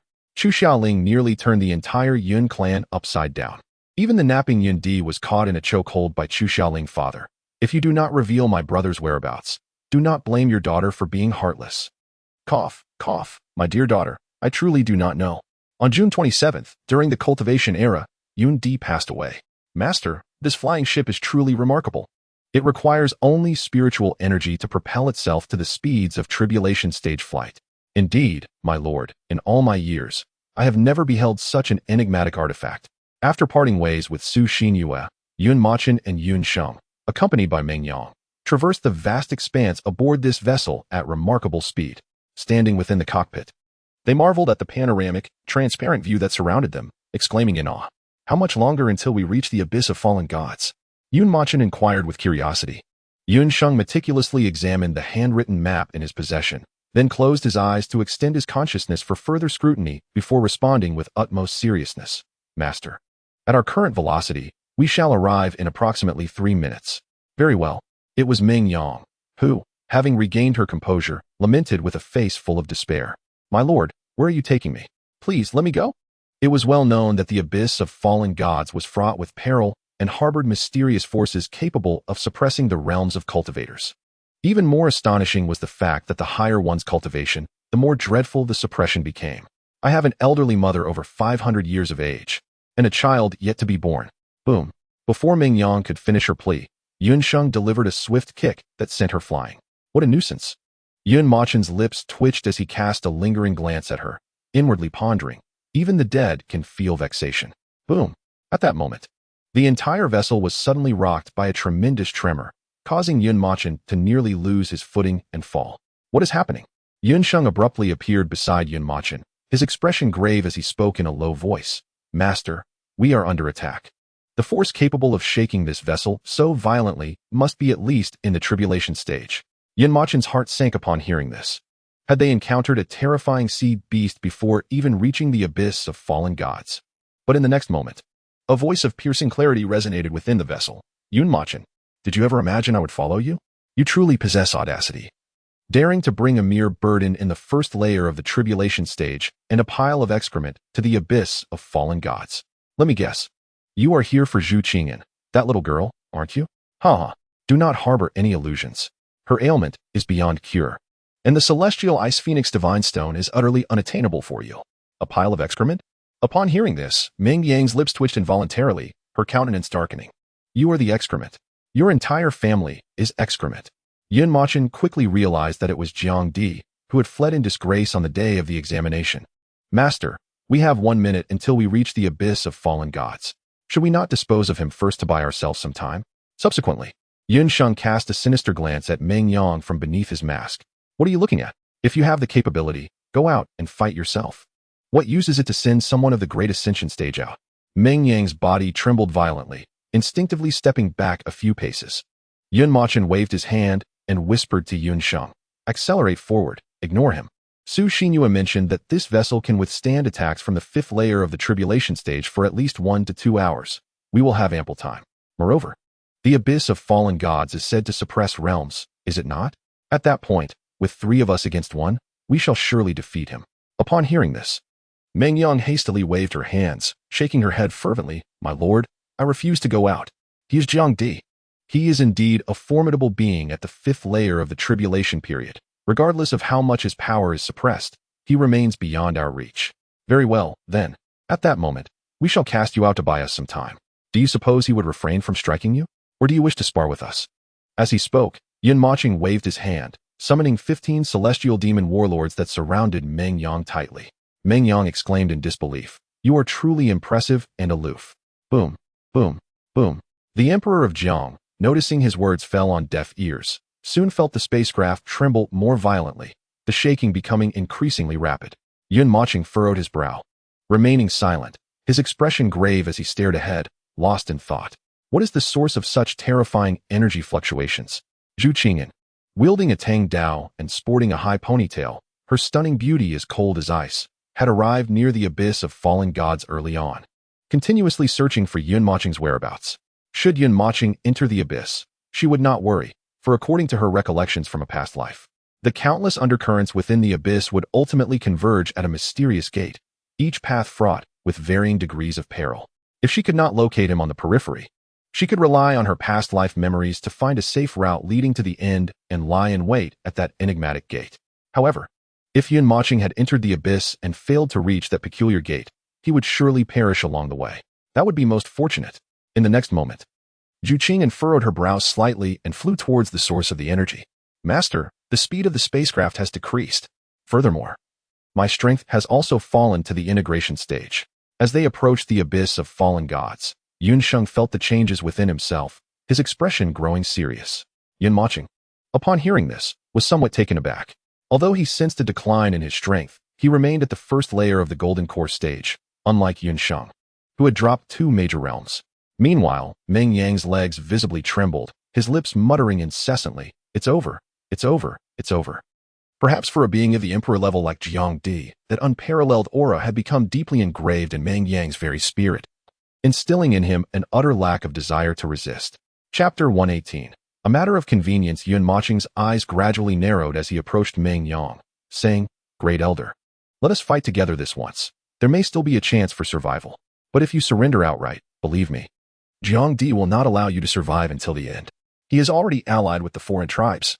And as the prince of the Meng clan who has slain his son, coupled with the fact that the Dream Emperor also participated in the assault against him, do you think he would spare you? At that moment, Yun Sheng, who was piloting the spacecraft, turned his head and spoke indifferently. Coward, if you dare to flee, I shall be the first to end your life. As his words fell, the spacecraft shook violently once more, causing Meng Yang's body to tremble again. His breath growing increasingly rapid, his expression a mix of grave concern and fear. In the recesses of his mind, he simulated countless possibilities. At last, a fierce glint flashed in his eyes as he clenched his teeth and declared with righteous indignation, Since the son of the emperor fears not death, neither shall I tarnish your reputation. Let us fight, and I shall vanquish him. Even in death, the world will know that I, Meng Yang, have faced the emperor in battle. Ha ha ha. Yun Sheng remarked coolly, enough of the pretense. Were it not for your certainty that he would annihilate you, I dare say you would be kneeling faster than anyone else. Meng Yang crossed his arms, letting out a disdainful huff. casting an awkward glance elsewhere. Suddenly struck by inspiration, he retrieved an item from his spatial ring and handed it to Mochen. Your Highness, should your cultivation fall below the golden core stage, this artifact, the 10,000 wing, will still allow you to soar. Mochen raised an eyebrow as he accepted the treasure, exclaiming in astonishment, a low-tier Earth-grade artifact. What a remarkable find. Meng Yang beamed with pride. Indeed, it was originally intended for me, meant for the children I have yet to meet, cough cough. This artifact, when worn by a golden core cultivator, allows for flight at speeds dozens of times faster, albeit with significant spiritual energy consumption. While it may not rival the instantaneous speed of the nascent soul stage, it is certainly no slouch. Before Mochen could respond, Sheng spoke gravely, Master. We have arrived at the abyss of fallen gods. Mochen hurriedly looked ahead, where dark storm clouds loomed, and the ocean poured into the abyssal maw like an unending torrent. Above, the sky was filled with bizarre, colossal beasts. He discreetly assessed their power. The weakest were at the first level of the Great Ascension stage. Meanwhile, Emperor Jiang loomed ominously above their vessel, clearly visible through the transparent panoramic glass. Mochen, if you possess any courage, come out. Show yourself. Emperor Jiang was nearly driven to madness, his expression a mask of fury. He had expected a single blow to obliterate the wretched ship, yet after exhausting himself, he had achieved only a minor crack. Feigning nonchalance, Mochen raised his voice. Sheng, do you hear someone knocking at the door? Sheng instantly grasped the implication and responded in kind. No, Master. It must be the knocker. So insubstantial. Ah, the heavenly severing divine slash. At these words, Emperor Jiang's aura surged once more, and he bellowed in rage as he channeled his spiritual energy into the Tang Dao in his hand. In the next moment, the blade erupted with an array of terrifying energies. Countless waves of fearsome ninefold blade intent surged forth from the Tang Dao, converging upon its razor-sharp edge without a moment's hesitation. With a ferocious swing, Emperor Jiang unleashed the formidable energy of the Tang Dao toward Mochen and the others below. Boom! With a deafening explosion, the previously holographic ceiling cracked visibly. Alarm surged through Mochen's heart. He dared not hesitate further and commanded Sheng. Directly enter the abyss of fallen gods. Master, it appears that the hull of the spacecraft has also been affected by the abyss of the fallen gods, and the energy of the protective shield seems to be rapidly diminishing. Shall we venture out to confront them now? Wait. Let us wait until his cultivation level has fallen to the golden core stage before we emerge together. To go out now would be tantamount to seeking death.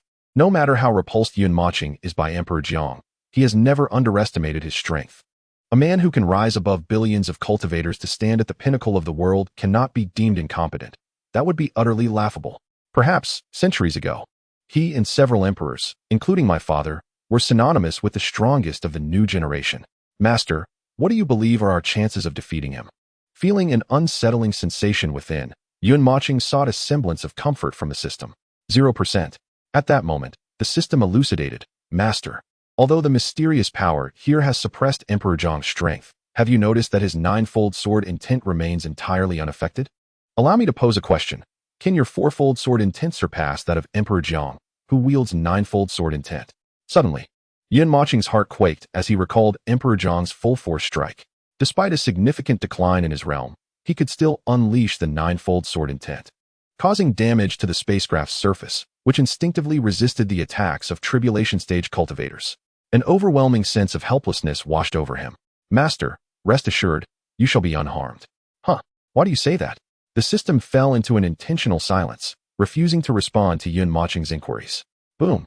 At that instant, the spacecraft was once more shaken by a terrifying tremor. Before they could react, several streams of dreadful energy erupted from the top of the vessel, surging through the cracked ceiling. This was not an attack from Emperor Jiang, but rather the terrifying thunder unleashed from the storm clouds within the abyss of the fallen gods. Be careful, Imperial Prince. Upon witnessing a bolt of lightning containing terrifying energy hurtling towards Mochen, Sheng's pupils contracted sharply. Without a moment's hesitation, he yanked Mochen behind him and kicked Meng Yang towards the oncoming lightning. Ah! Meng Yang was instantly charred, her hair frizzing up as she fell to the ground, convulsing and emitting smoke. Cough, cough, cough. Why didn't you defend yourself? Gradually regaining consciousness, Meng Yang, despite the numbing pain coursing through her body, struggled to rise from the ground, her expression dark as she glared at Sheng, breathing heavily in anger. Sheng paid her no mind, instead turning his concerned gaze towards Mochen. Master, are you unharmed? Yun Mochen, his heart racing, waved his hand dismissively. I am fine. Only then did Yun Sheng slowly turn his head, casting a sidelong glance at Meng Yang, and remarked nonchalantly, just a trivial matter. Chapter 119. Who summoned you here? The scenery beyond the panoramic glass quickly darkened, illuminated only by the flickering lightning, which revealed fleeting glimpses of their surroundings. Above the abyss of the fallen gods, the vast expanse of the ocean surged relentlessly upon the vessel's summit, akin to plummeting into an abyssal maw, descending into an interminable fall. And then there was a man. His visage contorted with fury, hair crackling with electricity, garments singed to a charred yellow, punctured with small burns that were swiftly extinguished by the encroaching seawater. Grasping a tang dao, he raged against the ship. Yun Mochen, come out here. Jiang Di was on the verge of collapse. He had anticipated a swift ambush, even relishing the prospect of tormenting Yun Mochen. Yet under these circumstances, he feared he might sacrifice himself instead. At that moment, an epiphany struck Yun Mochen, prompting him to instruct Yun Sheng. Yun Sheng, turn around and fly in the opposite direction. Though perplexed, Yun Sheng promptly altered their trajectory from a downward right turn to a downward left turn. Boom, boom, boom. The vessel soared at an astonishing speed. In the blink of an eye, the surrounding deep blue storm clouds morphed into a blood-red tempest. In the next instant, multiple crimson bolts of lightning cascaded down, hurtling towards Jiang Di with ferocity. With his right hand braced against the ship's upper surface, Jiang Di witnessed the lightning barreling towards him and instinctively shifted several positions backward, only for the ship to abruptly halt, sending him hurtling back to his original spot. Ah, cough. Yun Mochen, you coward, come out. Upon witnessing this scene, Meng Yang's eyelids twitched violently, a shiver coursing through her. How ruthless Jiang Di was, deliberately taking a wrong path to ensure the lightning struck him directly. However, the ship's condition was far from optimal, based on Yun Sheng's rough estimation. Under the relentless assault of Jiang Di and the terrifying storm, they could withstand no more than 10 minutes. Thus, Yun Mochen and his companions continuously evaded the onslaught of crimson lightning that surged through the gaps. Meanwhile, Jiang Di bore the brunt of the majority of the thunderous strikes, akin to a lightning rod for their vessel. 5 minutes later, Yun Mochen suddenly declared, turn around and head at full speed towards the location marked by Su Xinyue. Yes, master. Unbeknownst to them, a graceful figure trailed behind Jiang Di. The moment the lightning struck her, it was astonishingly absorbed, inflicting no harm whatsoever. Soon, propelled by Yun Sheng's fervent exertion of spiritual energy, the ship's velocity multiplied several times, swiftly escaping the domain of the blood-red storm clouds. They halted before a colossal black vortex. Master, do you believe Su Xinyue to be trustworthy? My spiritual sense cannot penetrate the world within. Yun Sheng expressed his astonishment. From what we can observe, she has not deceived us, especially in entrusting us with such a precious artifact. I believe that her survival hinges upon her greatest benefit. Moreover, if she were Jiang Di's informant, she would have acted aboard the ship long ago. Yet look at that fellow behind us. Yun Mochen pondered for a moment, then raised his thumb, gesturing towards the rear of the ship. Yun Sheng, realizing the implication, followed the direction of Yun Mochen's finger. There stood Jiang Di, resembling a vagabond.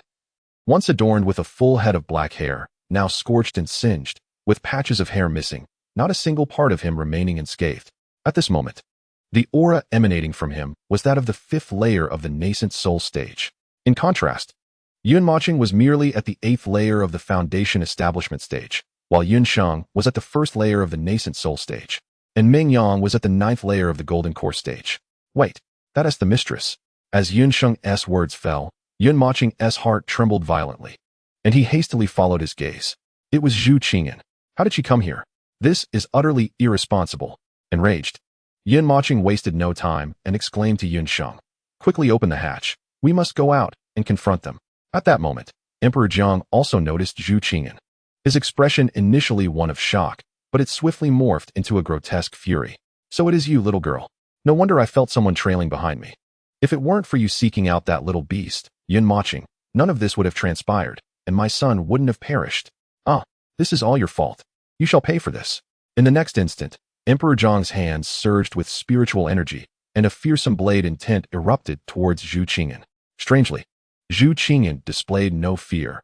Her exquisite visage appeared pallid, lacking any trace of color, resembling the ghastly countenance of a deceased individual.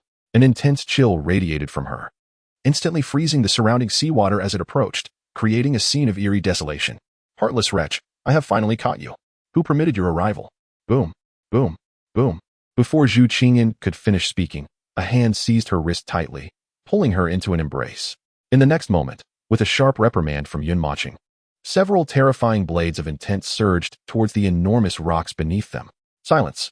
Yun Mochen was thoroughly incensed. He had never anticipated that a mere statement of goodwill would prompt Zhu Qingyan to take such reckless initiative to follow him. This was no trivial matter. Danger lurked at every turn.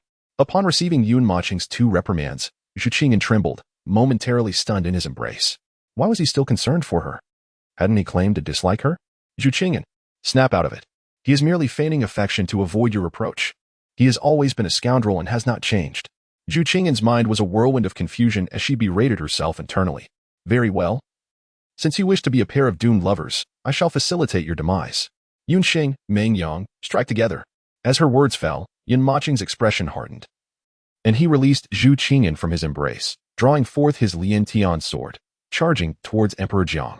Simultaneously, Yun Sheng and Meng Yang surged forth, determined not to falter. If they were to fight, they would do so with all their might.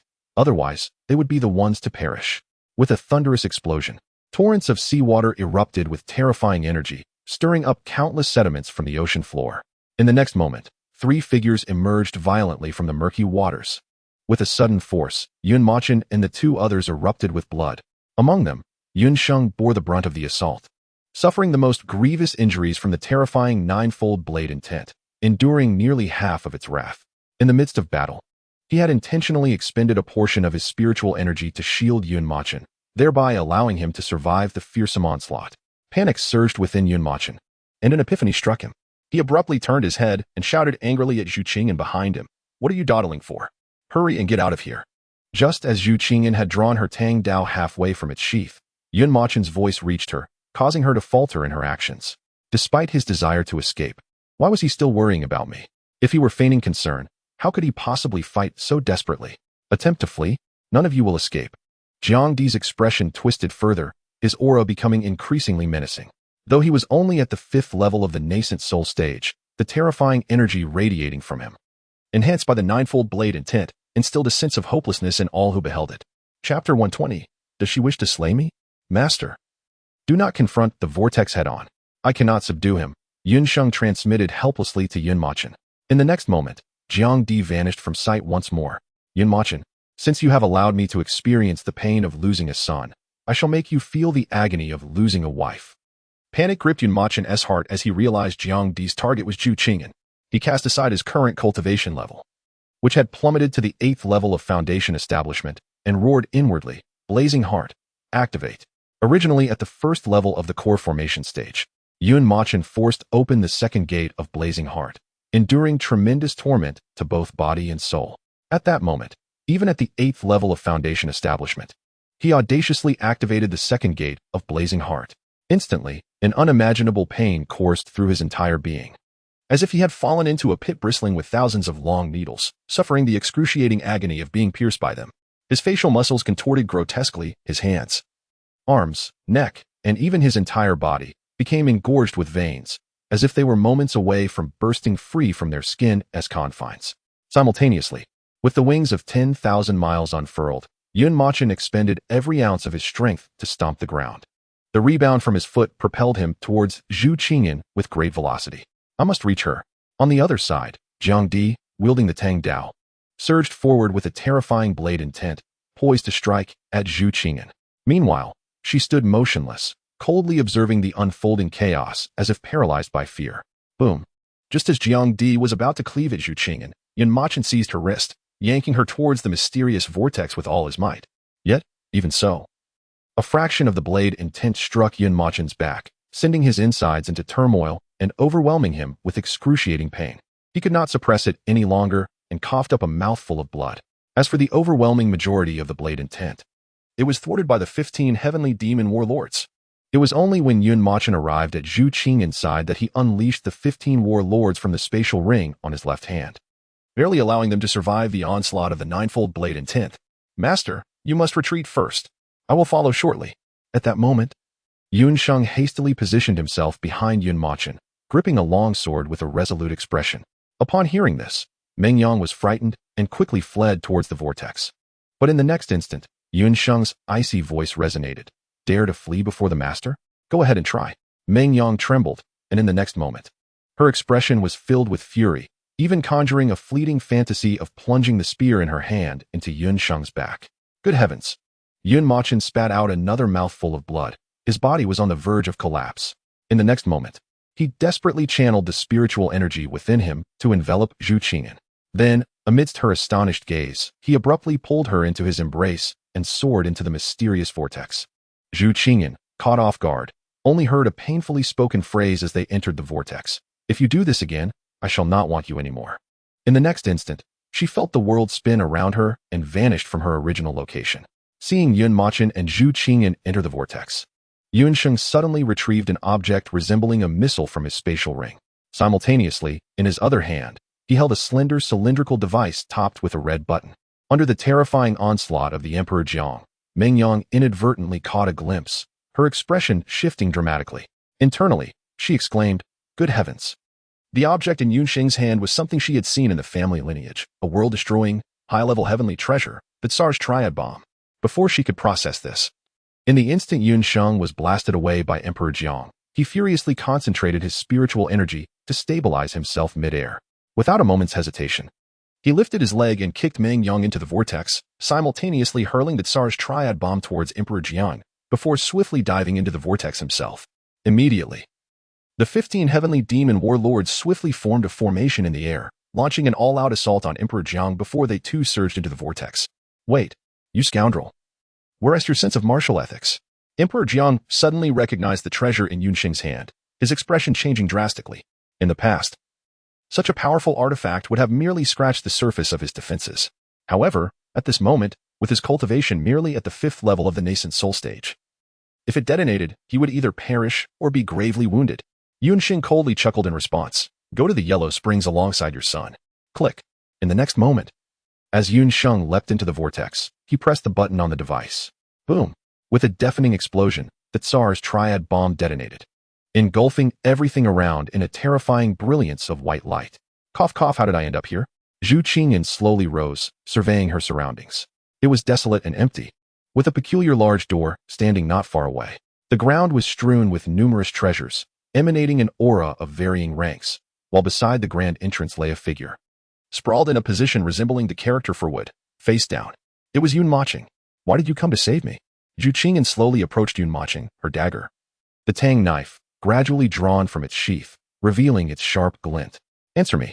Zhu Qingyan suddenly shouted at Yun Mochen, but he lay on the ground like a lifeless swine, utterly unable to move a muscle. His body bore numerous wounds, from which blood flowed ceaselessly, creating a gruesome sight. Since you won't speak, then remain silent. Seeing that Yun Mochen ignored her, Zhu Qingyan's expression darkened. She raised the tang knife and released her grip, allowing it to descend sharply towards his calf. Ultimately, she refrained from striking with full force. Ah! A heart-wrenching scream shattered the air. Yun Mochen suddenly regained consciousness, desperately channeling his inner energy, enduring the excruciating pain coursing through him, and with a fierce expression, he crawled up from the ground. Upon seeing Zhu Qingyan, the terror that had gripped him somewhat eased. He instinctively pulled the tang knife from his calf and grasped her hand tightly, yanking her into his embrace. Qingyan, it's a relief to see you unharmed. Zhu Qingyan was momentarily taken aback, lost in a profound internal conflict. In the instant Yun Mochen turned to face her, she clearly observed his eyes, devoid of shock or relief, filled instead with sheer terror and panic, as if he feared losing something of utmost importance. Yet, when he beheld her, those emotions vanished, replaced by a gaze of profound gratitude, as if he were thankful for her continued presence. Then why did he abandon her in his past life? Zhu Qingyan instinctively pushed Yun Mochen away, her once cold demeanor now tinged with a trace of agitation, quickly concealed beneath an icy facade. Why? Yun Mochen paused, sensing the shift in Zhu Qingyan's emotions, his heart sinking. After a moment of inner turmoil, he spoke with guilt. I'm sorry, I should not have deceived you. Suddenly, a sharp sound pierced the air, and Yun Mochen felt a chill at his neck. Does she wish to kill me? Chapter 121 Ding. Congratulations, host. On awakening the system, Yun Mochen's body trembled violently, his pupils contracting rapidly, as if he had witnessed the most astonishing event of his life. With a complex expression, he spoke. Qingyan, do you truly wish to kill me? Zhu Qingyan held the tang knife against Yun Mochen's throat, her expression unervingly calm, icy to the core. Yet, unbeknownst to her, Her hand gripping the knife trembled ever so slightly. That's not what I meant. With a swift motion, the blade grazed his skin. Although it merely broke the surface, a trickle of blood began to seep from his neck. Why did you abandon me? Upon hearing this, Yun Mochen's expression gradually turned cold.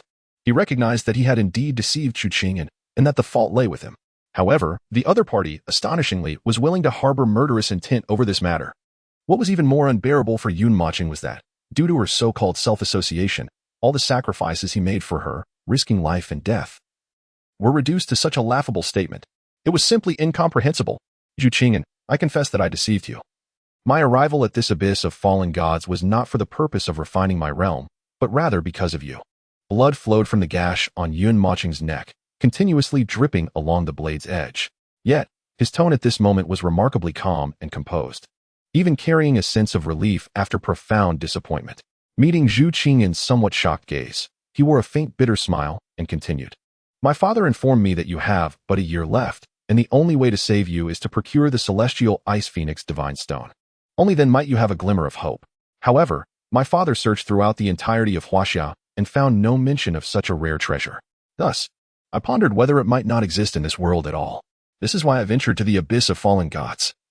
I merely wished to test my luck and see if I could uncover that elusive stone in this mysterious place. Then, I would return immediately to save you. One more thing I hope you remember. I swear by the heavenly Tao that I have never wished to abandon you. I have always loved you. Yet, to my astonishment, it seems I am regarded as so despicable in your heart. Clang. The Tang Dao fell to the ground. As his words echoed, Yun Mochen turned and, without a hint of hesitation, walked towards the enigmatic door. He felt a strong premonition that it was the entrance to the domain of 10,000 cities. Rest assured, I will help you find the celestial ice phoenix divine stone. You will not perish. But remember this, I am searching for the Qingyan of the past, not the you of now. Let us part ways. Upon reaching the threshold of that mysterious door, Yun Mochen suddenly halted, taking a deep breath to voice the sentiments he had harbored in his heart. Subsequently, without a moment's hesitation, and without waiting for Zhu Qingyan's response, he stepped directly through the mysterious door. Thud! Upon hearing his words, Zhu Qingyan's legs buckled, and she collapsed to the ground. Tears streamed uncontrollably from her exquisitely beautiful eyes. Is this the reason for your disappearance in your past life? Then why did you leave without offering me a single farewell? Just then, within Zhu Qingyan's spiritual sea, a different energy, unlike the cold ice energy, slightly quivered. In an instant, that mysterious energy erupted with an extraordinarily brilliant light, illuminating her entire spiritual sea. The next moment, a voice echoed in her mind. Ding. Congratulations, host, on awakening the husband-chasing system. Zhu Qingyan's body trembled violently as she gradually calmed her profoundly sorrowful emotions and tentatively replied in her mind, System, you are the mysterious force within my spiritual sea. Indeed, this system is renowned as the encyclopedia and treasure chest of the universe, omniscient and omnipotent. By the way, host, the original name of this system is the time-space tablet. In order to facilitate your understanding, I have deliberately adapted it to the nomenclature familiar to your world. Zhu Qingyan, contemplative, nodded slightly, suddenly realizing and unable to restrain her curiosity. Why is it called the husband-chasing system? Because, dear host, you have disappointed the one who holds significance in your heart. The system continued. If you successfully complete the tasks assigned by the system, you shall receive corresponding rewards. Zhu Qingyan pondered, sensing a hint of stammering in the system's tone. Nevertheless, she quickly recalled the events of her previous life, her anger surging. If you truly possess such divine insight, then you must be aware of the memories that haunt me. He abandoned me in his past life, making me wait for a full 10,000 years. How could I have wronged him? At this, the system unexpectedly posed a seemingly unrelated question. Host, do you know why your world is referred to as the revival of spiritual energy, rather than the emergence of spiritual energy? Zhu Qingyan shook her head slightly. And the system continued, because, a millennium ago, your world had already been favored by the heavenly Tao, descending countless spiritual energies. This resulted in an unimaginable level of cultivation within your realm. At that time, myriad races flourished, each maintaining a delicate balance amongst themselves. Zhu Qingyan was taken aback, listening intently as the system elaborated. But one fateful day, a terrifying race emerged, shattering this tranquility. Which race? The celestial demons. Boom. Zhu Qingyan's expression shifted dramatically, as if she had heard something utterly preposterous, exclaiming, This is impossible. The celestial demons only arrived on Blue Star in recent years. How could they have come a millennium ago? Host, yes and no. The celestial demons did indeed arrive in recent years, but they had visited this realm a millennium prior, only to be driven away by an extraordinary human powerhouse. How can that be? Humanity lacks the strength to contend with them.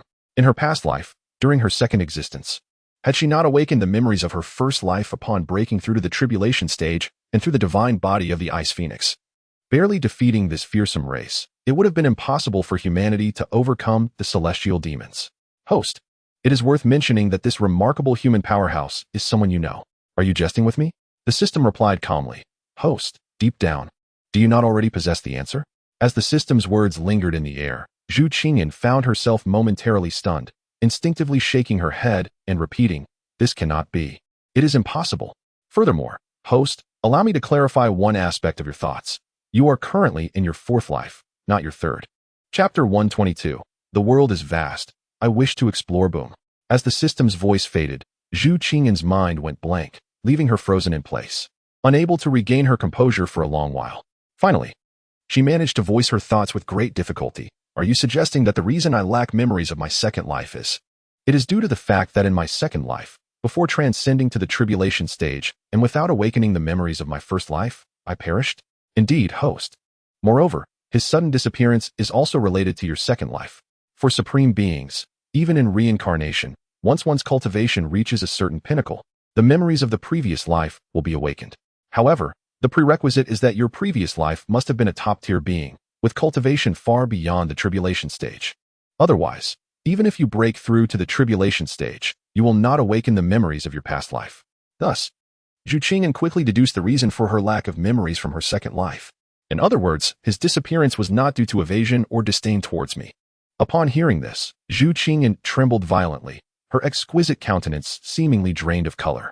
She stood frozen in place, her eyelashes fluttering incessantly as crystalline tears cascaded down her cheeks.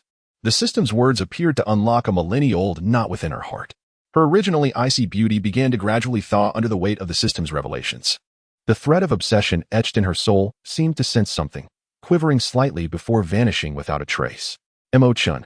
Suddenly, she recalled driving Mochen away, and a profound sense of regret surged within her as she raised her hands to cover her face, silently weeping. After a while, as Zhu Qingyan gradually regained her composure, she seemed to have made a resolute decision in her heart, her beautiful eyes reflecting an unwavering determination. System, can you reveal to me the truth behind all of this? And why, in this life, I have not merely reincarnated but have instead been reborn and awakened my past life memories ahead of time? Although Zhu Qingyan had gleaned much from the system's ambiguous words, she still yearned for a clear understanding of everything. She wished to know what that man had done for her and sought clarity on the perplexing questions that plagued her. No, host. These matters will gradually be revealed to you in the future. However, I can give you a hint. The task I am about to issue is related to his past. Would you like to view the task now? Very well. As the words fell, a virtual panel appeared before Zhu Qingyan. Task. Upon entering the realm of 10,000 cities, proceed to the human realm's Lien Tian sword sect and assist Yun Mochen in acquiring the mysterious ancient sword immortal scabbard. Task success. Reward. Ice Phoenix Divine Blade, growth type weapon. Task failure. Reward. 1 harem for Yun Mochen. Ice Phoenix Divine Blade, a growth type weapon. And a harem for Yun Mochen. Are you jesting, system? Host, of course not. In the universe, nothing escapes the law of conservation of energy.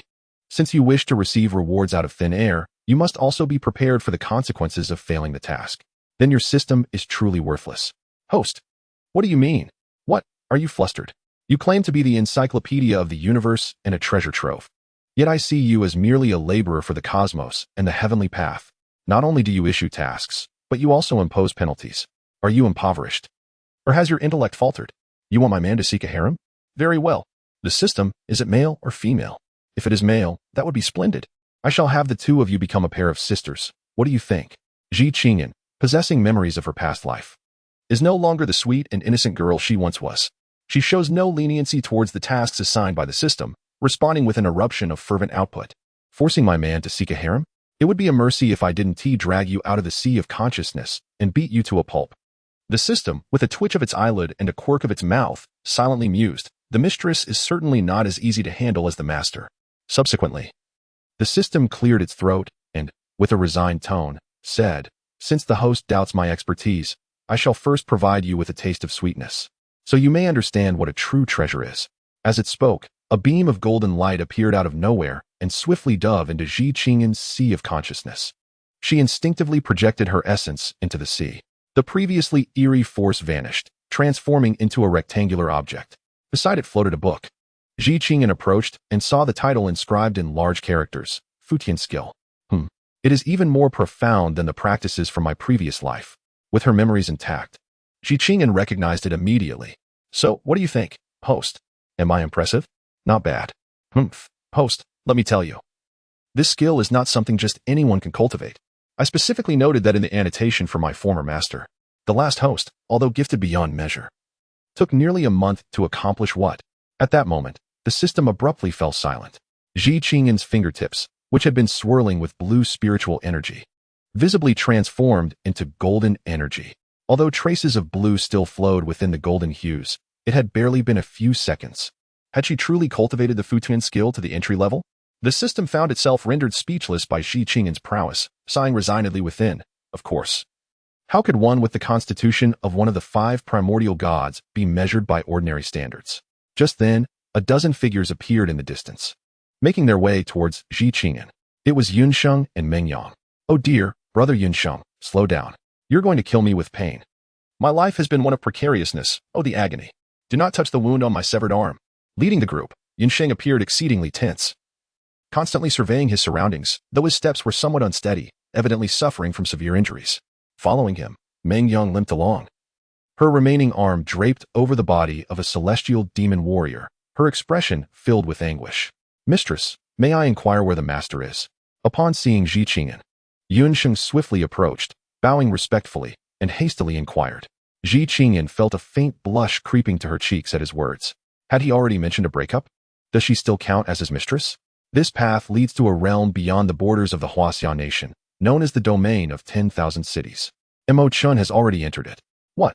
Upon hearing Yunsheng's words, he once again bowed respectfully before seizing Mengyang and striding towards the grand door behind them.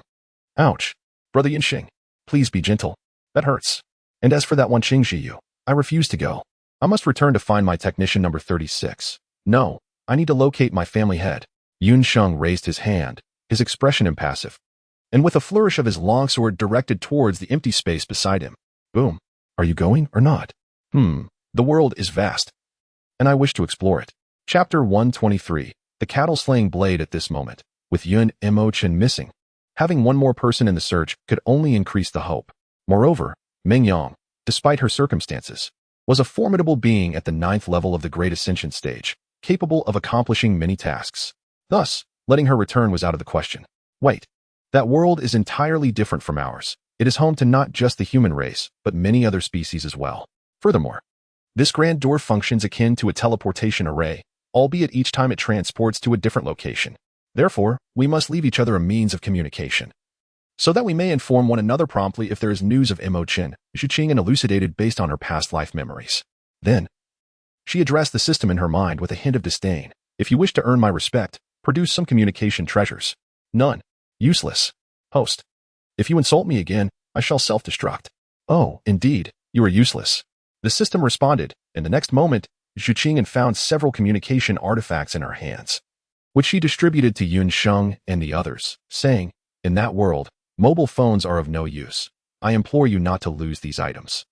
Regardless of the distance, as long as you are still in that realm, you can communicate with each other using spiritual energy to activate them. Do not forget. Yunsheng regarded Zhu Qing and with a deep gaze, bowed respectfully once more, accepted the communication devices, and then turned to stride towards the grand door. Qing, I shall return and renew your annual card. Sob sob. Mengyang was being restrained by 2 celestial warriors, her face a mask of despair as she entered the grand door. Zhu Qing and took a deep breath, lightly patting her flushed cheeks with her small hand to steady herself. She murmured to herself, you can do it, Zhi Qingyan. Bring back your husband. With her resolve steeled, she stepped confidently towards the door. Wanqing Jiyu. In the human realm, Lian Tian Sword Sect. Elder Nan, there is a dead person here. Upon a towering floating mountain, a young man in white hung upside down from a massive ancient pine tree. His belt had become ensnared in one of the sturdy branches, preventing him from falling to the ground. A passerby in white robes instinctively looked up, nearly frightened to death, and directly shouted to a nearby woman. The woman, possessing an extraordinary aura and breathtaking beauty, was clad in black robes with a long sword at her waist. Most striking was her peach-pink hair, cascading freely over her shoulders, creating a stark contrast against her dark attire. There's a bit of energy left. Another experiment. The woman noticed. The young man in white still exhibited faint signs of life. Then, with a swift movement, he drew his sword and struck. In the next instant, a flash of sword energy sliced through the branches. With a thud, the young man's face met the ground, followed by the rest of his body. Meanwhile, the girl with peach-pink hair, under the astonished gaze of the man in white robes, hoisted him onto her shoulder and began to walk away into the distance. Mind your tongue, do you understand? Absolutely. The man in white robes, upon hearing this, suddenly trembled as if struck by a thought. He straightened his chest and, trembling with fear, replied, "The realm of Wansheng, the demon realm." Zhu Qingyan was nearly infuriated. Upon opening her eyes, she discovered herself surrounded by a group of rabbits. Sniffing her curiously, these rabbits were all at the qi refinement stage. Among them, a sky-blue hare persistently stuffed carrots into her mouth. Regaining her composure, Zhu Qingyan seized the incessantly carrot-stuffing hare and lifted it up. "You human, release me at once. I rescued you out of kindness. How can you repay me with malice?" You possess intelligence at merely the 8th layer of qi refinement? Even Zhu Qingyan, with memories of her past life, felt a twinge of astonishment. Logically speaking, creatures of the demon race only awaken their intelligence upon reaching the golden core stage, while speech and transformation into human form were feats reserved for those at the nascent soul stage. Where's this place? Human. You are currently within the jurisdiction of our demon realm, in the city of Tiantian. If you do not release me now, and I am spotted by others of our kind, you shall face dire consequences. Upon hearing this, Zhu Qingyan paused, realizing, I have been transported to the demon realm. How vexing. According to my past memories, with my current cultivation, even if I hurried to the Liantian sword sect, it would take at least a month. The sky-blue hare, noticing Zhu Qingyan's indifference, furiously kicked its little legs in midair and shouted, "Wretched woman, release me at once." With a swift motion, Zhu Qingyan raised her hand and delivered a light blow to its neck, pulling it by its ears as she turned to leave. "Do any of you wish to stay?" Seeing the other rabbits gazing at her with tears in their eyes, she released her aura from her feet and coldly glared at them. Upon witnessing this, the rabbits bolted without a moment's hesitation. Over the years, she had grown somewhat unfamiliar with the demon realm. Having a guide would be quite advantageous, she thought to herself. "Imperial son, brother Yinsheng, where are you? I'm so scared." Upon awakening, Mingyang found himself in a place called the Tianyin Gate. Just as he unleashed his aura to flee, a dozen powerful presences, no less formidable than Yunsheng's, erupted around him. Without a word, they seized him and imprisoned him in a dungeon. "Speak. Which sect sent you as a spy?" "Predecessor, my lord, spare me. I am but an ordinary." Boom. Boom. Boom. I confess everything. "Dear friends, what brings you to my ancient underworld palace? I humbly request your assistance in locating someone." Indeed, Yunsheng possesses remarkable foresight. Having preemptively secured 15 formidable celestial demon war chiefs within his spatial ring, this has bestowed upon him the most potent lineup currently available. 15 beings at the 9th level of the Great Ascension stage, alongside himself, who is at the 1st level of the Tribulation stage. In pursuit of locating Yun Mochen with expedience, he sought out a powerful sect and brokered a deal with them. "My friend, it is not that our esteemed palace is unwilling to assist. Rather, the domain of 10,000 cities is simply too vast. Not to mention the other major realms, even within our human domain, searching for an individual is akin to fishing for rice in the ocean. Should you successfully locate this person, our clan shall express our profound gratitude, and we may even forge an alliance. Spiritual stones, magical artifacts, elixirs, and all manner of cultivation resources are readily available.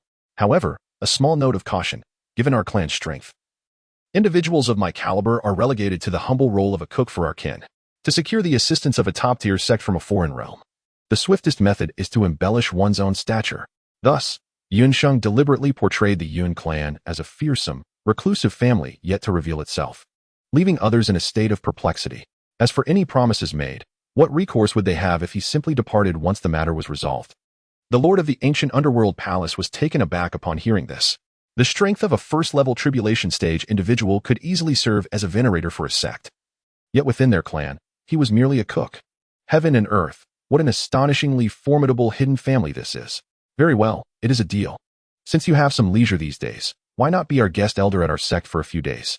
Rest assured, I shall mobilize the full strength of our sect to assist you in your search. Agreed. By the way, my friend, what type of weapon do you specialize in? I would like to inform those eager students wishing to attend your lessons. A cow-slicing knife. Chapter 124, Senior. I wish to join the Lien Tian sword sect at merely 18 years of age, still a child. Then let us increase the dosage. The youth must be in robust health. The girl with peach-pink hair carried Yun Mochen into her room and began administering an array of elixirs. With each elixir she administered, she would take notes, waiting a while before jotting down her observations. The crane-top, soul-seizing pill should induce 7 orifices to bleed, right? No. The tiger blood-burst pill. Why did the meridians not rupture? Another failure. The heart demon universe pill. Why did he sleep so soundly? Still not effective. The all-spirit congealing pill. Is it working? At that moment, after ingesting the next elixir, Yun Mochen slowly opened his eyes, finding himself bound to a chair, hands restrained behind his back, and heavy black shackles encumbering his feet. He inquired, "Who are you?" As realization dawned, Yun Mochen's expression darkened, his eyes narrowing as he instinctively prepared to act. Simultaneously, he felt a tumultuous commotion within him, his stomach swelling as if filled with an overwhelming quantity of substances. "Ah, you are finally awake." The girl, visibly delighted at his awakening, gazed at him with excitement and urged, "Quick, you must circulate your spiritual energy." Although Yun Mochen did not comprehend the situation, he instinctively channeled his spiritual energy, only to soon realize something was amiss. Where had his spiritual energy vanished to? "What have you done to me?" "Humph. Young lad, why the agitation? Were it not for my timely intervention, you would have been swiftly dispatched as a traitor. Rest assured, the elixirs I administered are merely my experimental concoctions, and I possess the antidotes, so there is no need for concern."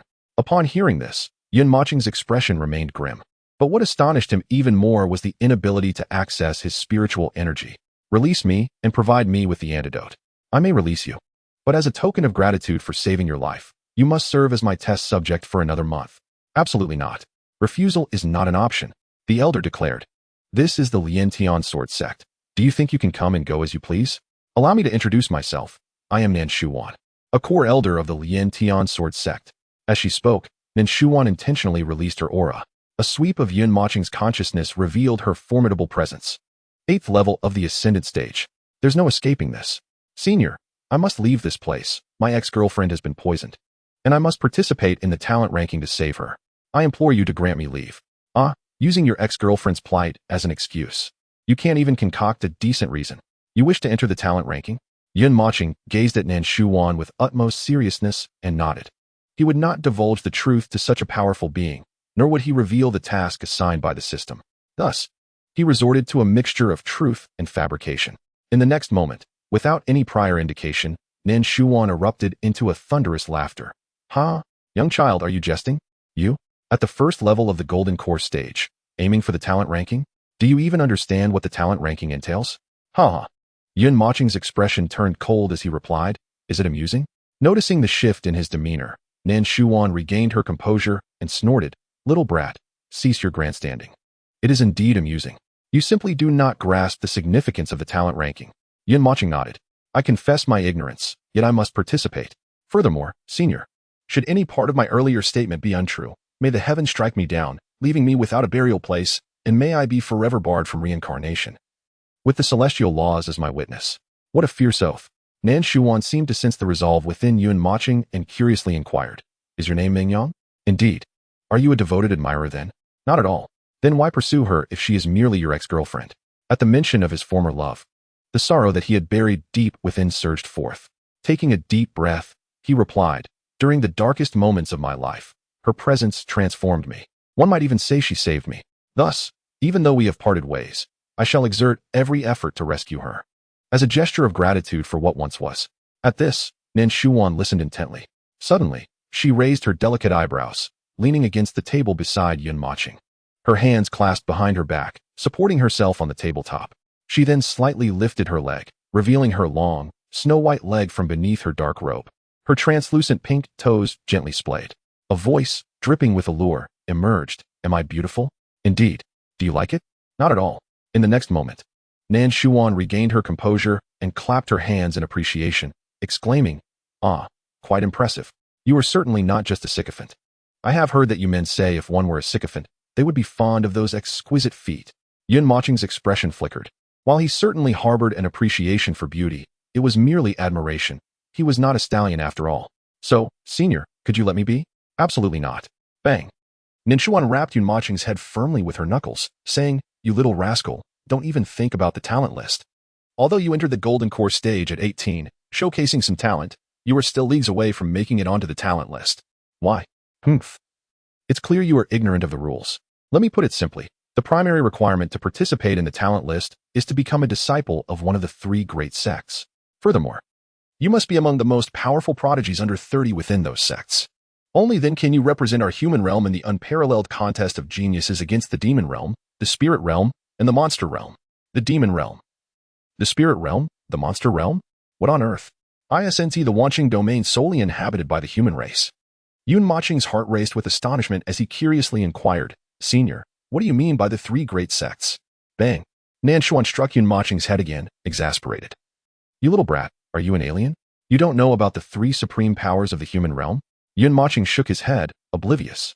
Suppressing her amusement, Nanshuan took a deep breath and explained, "After the great calamity 500 years ago, the human realm ceased to be divided into nations. Coupled with the emergence of countless alien races, such as the monster and demon tribes, this led to a federal sect system centered around the 3 great sects, dividing the human realm's territory in the Wanqing domain into 3 parts. The place where you currently reside is one of those sects, the Lian Tian Sword sect. The other 2 sects are the Tianyin sect and the Guming sect. Do you understand now, you little rascal?" Yun Moching finally comprehended, nodding. "So the entire world here is called the Wanqing domain?" Bang. "Little brat, that's just stating the obvious. So if you wish to participate in the talent list, don't joke around." Just then, Yun Moching, with a serious expression, declared, "Senior, I wish to join the Lian Tian Sword sect." Chapter 125. Old Thing. "What is it to you?" Bang. Another firm knock. "What are you doing?" "Nothing. Just checking if your brain is functioning properly." Nanshuan gazed at Yun Moching as if he were a peculiar creature, unable to restrain herself. "Do you truly not understand what the 4 characters of Lian Tian Sword sect signify?" Yun Moching's expression was one of confusion. Amidst Nanshuan's astonished gaze, he shook his head, saying, "I do not know." Nanshuan crossed her arms, a look of disdain etched across her face, retorting, "You little brat. First tell me how you suddenly appeared in the tree. Could it be a vendetta?" "No. I previously examined your body. Apart from the injuries from the fall, there are no apparent wounds." At this moment, Yun Moching spoke earnestly, "Senior, I actually do not belong to this world." Upon hearing this, Nanshuan placed her delicate hand on his forehead and shook her head in perplexity, muttering to herself, "No fever. Could it be that your head is injured?" Yun Moching's expression contorted slightly as he took a deep breath, suppressing the absurdity he felt, and said, "Senior, when does the talented individual's ranking commence?" "In 6 months." She replied, That is good. 6 months is ample time," he thought, feeling a weight lift from his heart with Nanshuan's response. However, she added, "But little brat, I truly advise you to forget it. With your current abilities, you wouldn't even qualify to enter our Lian Tian Sword sect's outer gate. Considering you are somewhat decent, I will reluctantly agree to let you be my trial alchemy assistant. Each month, I shall provide you with considerable cultivation resources. If you encounter any issues during your training, you may directly consult me. This fortuitous opportunity has fallen upon you. Do not take it for granted." While speaking, Nanshuan picked up a wooden comb from the table, grooming her peach-pink hair. "Fortuitous opportunity? The items in my spatial ring likely surpass the resources you have accumulated in your entire life. And as for being a trial assistant, I suspect the previous ones may have all perished due to your concoctions." Yun Moching felt a wave of helplessness wash over him, pondering how to extricate himself when he suddenly noticed his fingers and was struck with panic, exclaiming, "Where is my spatial ring?" "Oh, you mentioned that. Which is indeed peculiar. Even with my divine sense, I cannot access it. Little brat, be honest, did you steal it or find it by accident?" Gazing at the spatial ring nestled between Nanshuan's fingers, Yun Moching felt a tightness in his chest. "It is mine," he thought, realizing that his head must indeed be injured. With that, Nanshuan waved her hand, and the shackles binding Yun Moching shattered. "This is the inner sect of the Lian Tian Sword sect. You may wander outside, but do not offend anyone. Although inter-sect combat is prohibited, injuries and maimings are tacitly allowed. At this time each day, I will require your assistance with alchemy, and as for your bedroom, you may sleep in the study next door. By the way, do not entertain thoughts of escape. The precipice of the floating mountain is thousands of meters high, and with your spiritual energy sealed, a fall would result in nothing but a splatter of flesh. Also take this." She handed him a pink token, saying, "If you do offend someone, mention my name, and I assure you, you will be safe."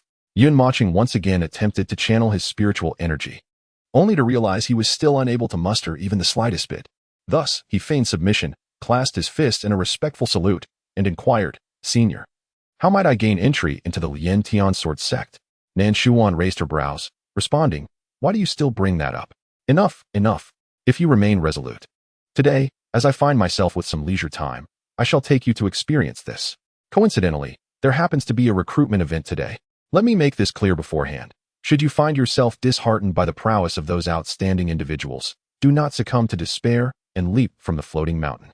I still have several thousand new medicinal pills awaiting experimentation. Are you truly contemplating the concoction of a poison of calamity?" Yun Mochen suppressed the helplessness within him and bowed once more. "Senior, I assure you, that will not happen." A few minutes later, under the guidance of Nan Shuan, they descended from the floating mountain to a plaza below. The square was teeming with tens of thousands of talented individuals from across the realms, most of whom appeared to be around 18 years of age. Yun Mochen observed that the technological advancement in this world was comparable to that of Huaxia, with many individuals engaging in photography using their mobile devices. Additionally, a number of cars and flying vehicles were parked outside the mountain gate. However, prominent figures like Nan Shuan displayed a preference for traditional aesthetics, with the courtyard designed in a classical style. After 3 minutes of consuming the medicinal pill, the seal on his spiritual energy was released. When you ascend, do not be overly brazen. Maintain a low profile. Perhaps, if someone decides to confront you, they may hold back their strength. Yun Mochen accepted the pill handed to him by Nan Shuan and swallowed it, then inquired, "Senior, how does one join?" With a delicate gesture of her slender fingers, Nan Shuan instructed, "Do you see those individuals on the stage? Simply approach and choose one at random. If you can defeat even one of them, you will gain entry into the outer sect of the Lien Tian sword sect. Is it truly that simple?" Bang. "You are overly ambitious for your skill level, young one. Their minimum cultivation level is at the 5th layer of the golden core stage, and any disciple permitted into our Lien Tian sword sect is capable of fighting above their rank. If you can defeat one of them, I will." Before Nan Shuan could finish, an elder approached, smiling at her. "Elder Nan, what brings you here today for the recruitment event? Could it be that the alchemical apprentice has cough?" The elder suddenly sensed the formidable energy coalescing in Nan Shuan's hands, and his words halted abruptly. With a beaming smile, Nan Shuan replied, "Elder Tian, what were you about to say?"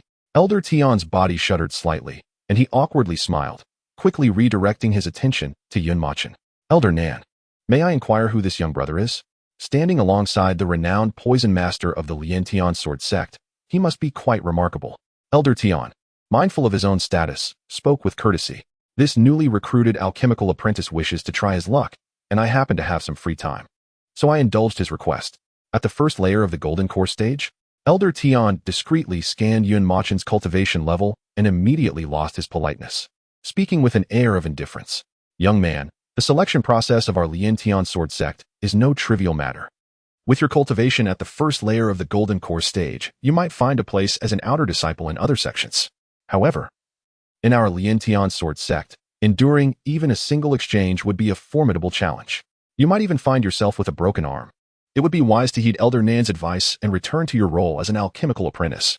You must understand, there is a significant disparity between you and those prodigies. Do not indulge in daydreams. If everyone shared your ambition to become a prodigy, who would take on the role of an alchemical apprentice or wash clothes for these outer disciples?" Amidst the increasing irritation, Yun Mochen could no longer restrain himself. Unleashing a tirade, "Old fool, what business is it of yours?" Chapter 126. Do you call yourself Jiangnan? As his words fell, many outer disciples tasked with maintaining order were taken aback, exchanging incredulous glances and murmuring among themselves, "No way. That fellow is merely at the 1st level of the golden core stage, and he dares to confront the Grand Elder Tian, the overseer of the recruitment process? How audacious. Back when I was at the 8th level of the golden core stage, even after passing the assessment, I wouldn't have dared to be so arrogant. Who does he think he is? Not to worry. The seniors on stage will surely take the time to teach this young brat a lesson." Nan Shuan, upon hearing this, turned her gaze toward Yun Mochen in surprise. She had not anticipated that he possessed a resolute and unyielding character, truly a commendable quality for a sword cultivator. Alas, he seemed to lack significant talent. "Young man, were it not for my respect for Elder Nan, I would ensure you receive a proper punishment today." With a playful smirk, Yun Mochen made a face at the old man before bowing to Nan Shuan. "Senior, I shall take my leave now. Do keep your eyes wide open." Yun Mochen had no intention of concealing his strength. He understood that only by demonstrating sufficient worth could he hope to spare himself from the wrath of this formidable figure. Nonetheless, he also chose not to reveal his trump cards, not out of a desire to play the fool, but simply because they were woefully inadequate. In the next moment, Yun Mochen soared onto the stage, instantly capturing the attention of hundreds of outer disciples. They exchanged mischievous glances, each harboring thoughts of their own, eagerly anticipating which one among them the arrogant youth would choose. They longed for the opportunity to bestow upon him a sound thrashing. Grand Elder Nan, I truly do not comprehend how you could select such an arrogant lad as a Dan Tong. It infuriates me. Nan Shu once slightly turned her body, responding coolly, Elder Tian. Though he is merely at the first level of the Golden Course stage, he has only just turned 18. It is important to note that our recruitment standard is for those under the age of 22. His talent is not entirely lacking. In 4 years, he may very well have a significant chance of entering our Lien Tian sword sect. He is simply a tad too youthful and impetuous at present. With a disdainful snort, Tian Elder remained silent. If any of you find me displeasing, feel free to act. There is no need for whispering behind my back. A bunch of cowards. Many candidates attending the recruitment were dumbfounded, having never witnessed such mindless audacity. After all, they were faced with hundreds of disciples from the Lien Tian sword sect, all at the 5th level of the Golden Course stage or higher. How dare he? At that moment, a disciple named Jiang Nan approached Yun Mochen, seething with anger. Brat. Allow me to put your arrogance in check today. Others, witnessing this, became excited. It's Senior Jiang Nan. He is so handsome. Having Senior Jiang Nan take action against that little brat is truly an overestimation. I could defeat him with one hand. Jiang Nan? As Yun Mochen heard the name called out by the crowd, his eyebrows instinctively arched, piquing his interest. Unable to contain himself, he asked, You call yourself Jiang Nan? Jiang Nan drew his longsword, a look of disdain crossing his face as he proclaimed, And so, I shall make you kneel and cry out in defeat. Before he could finish his sentence, Yun Mochen suddenly stomped the ground, unarmed, his fists clenched, charging towards Jiang Nan with astonishing speed. How swift! Jiang Nan's pupils constricted as he instinctively swung his longsword. A fierce sword aura erupted from the blade, shooting towards the rapidly approaching figure. Though Yun Mochen bore no weapon, he was a practitioner of the heavenly path, having reached the foundational stage, delving into the hidden extremes of each realm. Against Jiang Nan, who was merely at the 5th level of the Golden Course stage, there was no need for any weaponry, even if his physical form was somewhat weaker. It paled in comparison to Jiang Nan's monstrous capabilities across such a vast disparity in realms. What was Jiang Nan to him? His own strength, speed, and reflexes were the finest forms of overwhelming superiority. In the next instant, as the sword aura neared Yun Mochen's face, he slightly tilted his body, evading the attack. Simultaneously, he summoned his inner spiritual power, channeling it into his fists, delivering a powerful strike aimed at Jiang Nan's abdomen. Do you know? You have taken the name I detest the most. As his fist approached Jiang Nan, Yun Mochen uttered softly. Jiang Nan's expression changed drastically. His opponent was far too swift. He frantically raised his longsword to strike at Yun Mochen. Yet, his movements seemed to unfold in slow motion, while Yun Mochen showed no signs of deceleration. Boom! With a resounding explosion, dust billowed from the stage as a figure was propelled off, tracing a graceful arc before crashing into the crowd. Witnessing this scene, the onlookers instinctively recoiled several meters, allowing the figure to land squarely on the hard ground. As the dust settled, a young man in white emerged. It was that scoundrel. A startled voice rang out from the crowd, and everyone quickly turned to the unfortunate soul who had crashed down, none other than Jiang Nan. The spectators, now aware, gazed in astonishment, as if beholding a monster. They looked towards Yun Mochen on the stage. This was impossible. He had not unleashed any martial techniques, nor wielded a weapon. How could he have defeated Jiang Nan, who was at the 5th level of the Golden Course stage, with a single blow? Indeed, could it be that Jiang Nan had been too careless, allowing this sudden attack to succeed? That seemed plausible, although that boy was fast. How could he surpass Jiang Nan's speed at the 5th level of the Golden Course stage? It was evident that Jiang Nan had underestimated him, failing to anticipate the boy's swiftness, which allowed this arrogant lad to prevail. Meanwhile, Nen Shuwan, alongside Tian Jian, wore a solemn expression, lost in thought. Elder Tian, do you not have any comments? Nen Shuwan teased with a faint smile. Internally, she was equally astonished, while others may not perceive it. She and Tian Jian could certainly discern the truth. The disciple named Jiang Nan has not shown any leniency. Elder Nan, you have indeed found yourself a remarkable disciple. Jesting at my expense. I had originally thought he was truly your alchemical apprentice, But it seems this arrogant young man possesses some genuine skill. I must have been blind. Upon hearing this, Nan Shuwan felt an inexplicable sense of relief within her heart.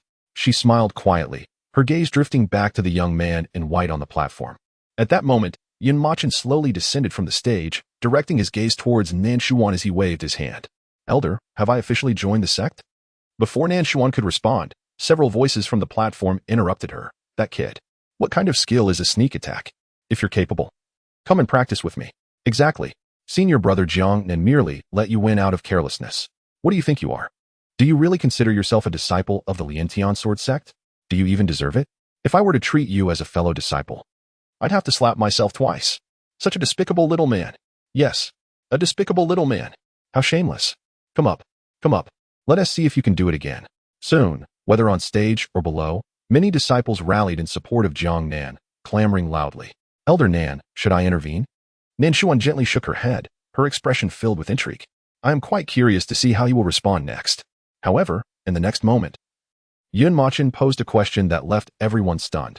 Elder, if I accidentally cause them to lose an arm or a leg, it shouldn't affect my entry into the sect, right? No, it won't affect it. At this, Nan Shuan was taken aback, her expression a mix of shock and bewilderment.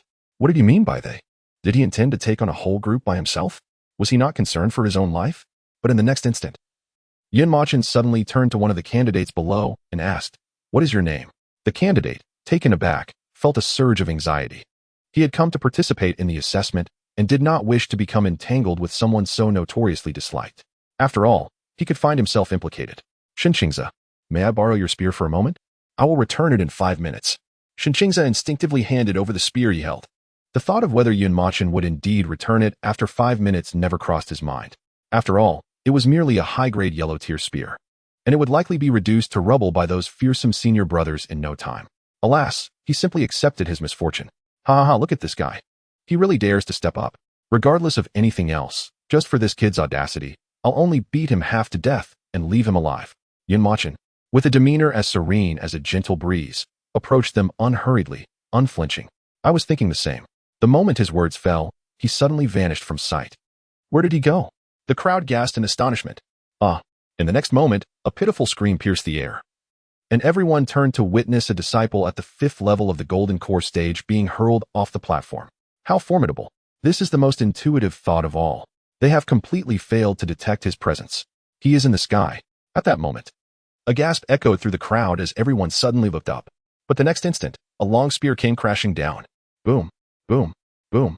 Yun Mochen abruptly swung his spear, channeling an immense force of spiritual energy into it, aiming at the nearest disciples. The disciples instinctively grasped their weapons to defend themselves. However, the moment their weapons made contact with the spear in Yun Mochen's hand, they offered no resistance whatsoever and were sent flying. How is this possible? Fellow disciples, be cautious. This young man possesses considerable strength. Step back and leave him to me. The crowd turned to see who was speaking, their previously despondent expressions instantly transforming into excitement. It was senior brother Chang Tianhe. He had come to recruit new students today. He ranked 89th among the outer sex prodigies. Any unfortunate candidate who chose him would face a challenge of hellish proportions. Now that senior brother Chang is here, we need not fear subduing this utterly arrogant young man. His cultivation is at the 7th level of the Golden Core stage. It is said that he has even slain an 8th level demon from a higher rank. Good heavens.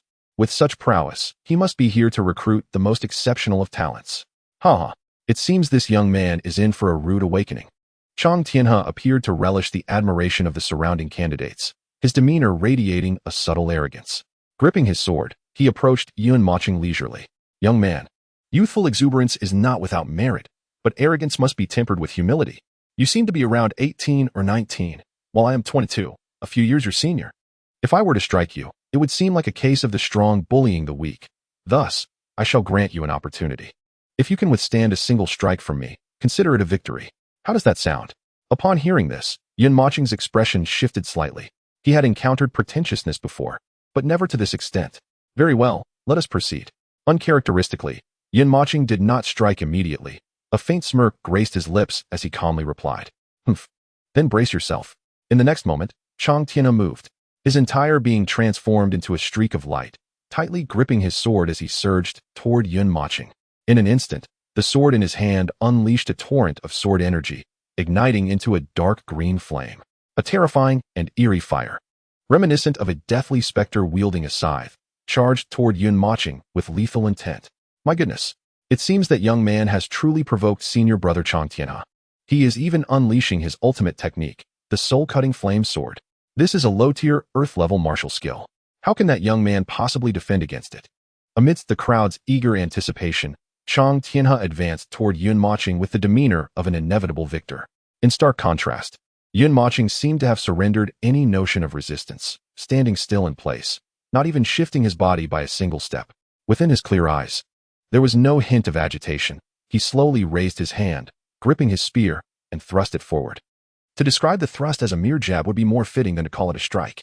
Because he had not infused even the slightest trace of spiritual energy into the spear, it was evident that he had no intention of employing any martial skills whatsoever.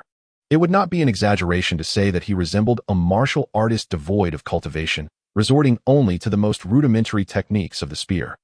With a visage marked by despair, he braced himself to confront the terrifying dimensional descent of the cultivator. Alas, he was merely an inexperienced youth, likely unable to procure any formidable martial techniques from his family.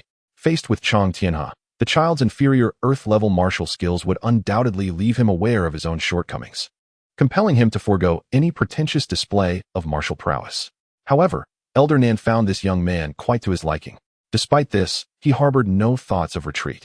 The audacity to face an unbeatable strike with nothing but a primitive thrust of the spear was commendable. Tianjin shook his head slightly, offering an objective evaluation. His expression was one of admiration, untainted by any resentment for Yun Mochen's earlier disrespect. Meanwhile, Nan Shuan remained silent, her gaze fixed intently on Yun Mochen on the stage, her demeanor betraying a hint of anxiety. Her brows knitted slightly, and her hands, which were clasped behind her back, instinctively tightened around her wrists. Yet, moments later, she relaxed her grip and remarked coolly, it would be beneficial for him to face some hardship. At this age, children often indulge in fantasies of being the chosen ones, believing they can dominate the world. They think that being invincible within a small circle grants them the right to look down upon the universe. But how many true prodigies exist among the new generation? With nearly 8 trillion people in the human realm, countless talents emerge. Yet only a select few can stand at the forefront of their contemporaries. Just then, Nan Shuan gasped in astonishment, as if witnessing something profoundly shocking, her pupils dilating in disbelief. On the stage, as Chang Tianhe's formidable martial skills approached the tip of Yun Mochen's spear, without any apparent symptoms, an exceedingly terrifying and peculiar energy erupted from Yun Mochen, surging frantically toward the spear he held. The surrounding space trembled violently due to the emergence of this energy. Meanwhile, Chang Tianhe's martial skills appeared frozen, unable to advance even a fraction closer to the tip of Yun Mochen's spear. What was that strange energy? A chorus of exclamations erupted from the crowd. Chapter 128, The Compassionate Sword Formation. Boom. In an instant, that peculiar energy surged to a new level of potency, directly engulfing the martial skills unleashed by Chang Tianhe, producing a thunderous explosion. Simultaneously, a figure flew off the stage, crashing heavily to the ground and slipping into unconsciousness. As the crowd focused, they were astounded to discover it was Chang Tianhe. How could this be possible? In that moment, a female disciple instinctively covered her mouth in fear and exclaimed, "That seems to be the intent of the spear." At her words, the entire venue erupted in fervor. It was utterly unbelievable. This energy felt so familiar. In the depths of the demon forest, I once encountered a senior brother from the inner sect engaged in battle against a demonic adversary, wielding such formidable power. Logically speaking, a diligent gun cultivator who comprehends the essence of the spear in their 40s would be considered gifted. Achieving such mastery in their 30s would mark them as a prodigy, while one who grasps the spear's intent in their 20s would be deemed a peerless genius. Yet this young lad, merely in his teens, possesses such mastery. No wonder he exudes such arrogance. Were I in his position, I would undoubtedly stand atop the elders, reveling in the glory. A figure soared 100 meters away. Tianjin raised his hand, cracking his knuckles, casting a detached glance at the assembly, and remarked coolly, "What is all this fuss about?" Witnessing this, the crowd promptly subdued their chatter, offering begrudging smiles. Subsequently, Tianjin turned his gaze towards Nan Shuan, his expression laden with significance, and chuckled. From the astonishment on Elder Nan's face, it seemed she was unaware that this lad has comprehended the spear's essence. No? Nan Shuan's exquisite features displayed a hint of embarrassment. How could she have anticipated that the seemingly casual child she picked up from the tree was indeed a prodigy? She whispered in awe, "Indeed, we have stumbled upon a treasure." Bang, bang, bang. At that moment, a resounding clamor erupted from the stage. Yun Mochen, wielding a long spear, moved like a wisp of ethereal mist among the disciples. His speed was astonishing, rendering all attacks futile against him. Curiously, each time he pierced a disciple's body with his spear, his palm would seamlessly cover the wound. A surge of spiritual energy emanated forth. Even more astonishing was the fact that his spiritual power seemed inexhaustible. While others maintained a steady pace, this fellow amplified his every strike. How could one possibly contend against this? My comrades, we have truly fallen victim to this extraordinary lad today. How utterly embarrassing, exclaimed a disciple named Wujo, a 6-layer golden core cultivator. Though not particularly powerful among the outer sect, he was adept in social dynamics, which garnered him considerable popularity. Rallying his peers, he urged, "Let us all employ the Lian Tian sword formation together to eliminate him. Otherwise, he may single-handedly dispatch us all. And how shall we show our faces in the sect thereafter?" After a moment of contemplation, all disciples swiftly ascended into the air, distancing themselves from Yun Mochen. "This is perilous." Tian Jin's expression tightened as he spoke solemnly. "These reckless youngsters intend to wield the sect's foundational sword formation against a mere novice. Utter madness." Just as he raised his hand to intervene, Nin Shuan blocked him, stating, "Let them test their limits.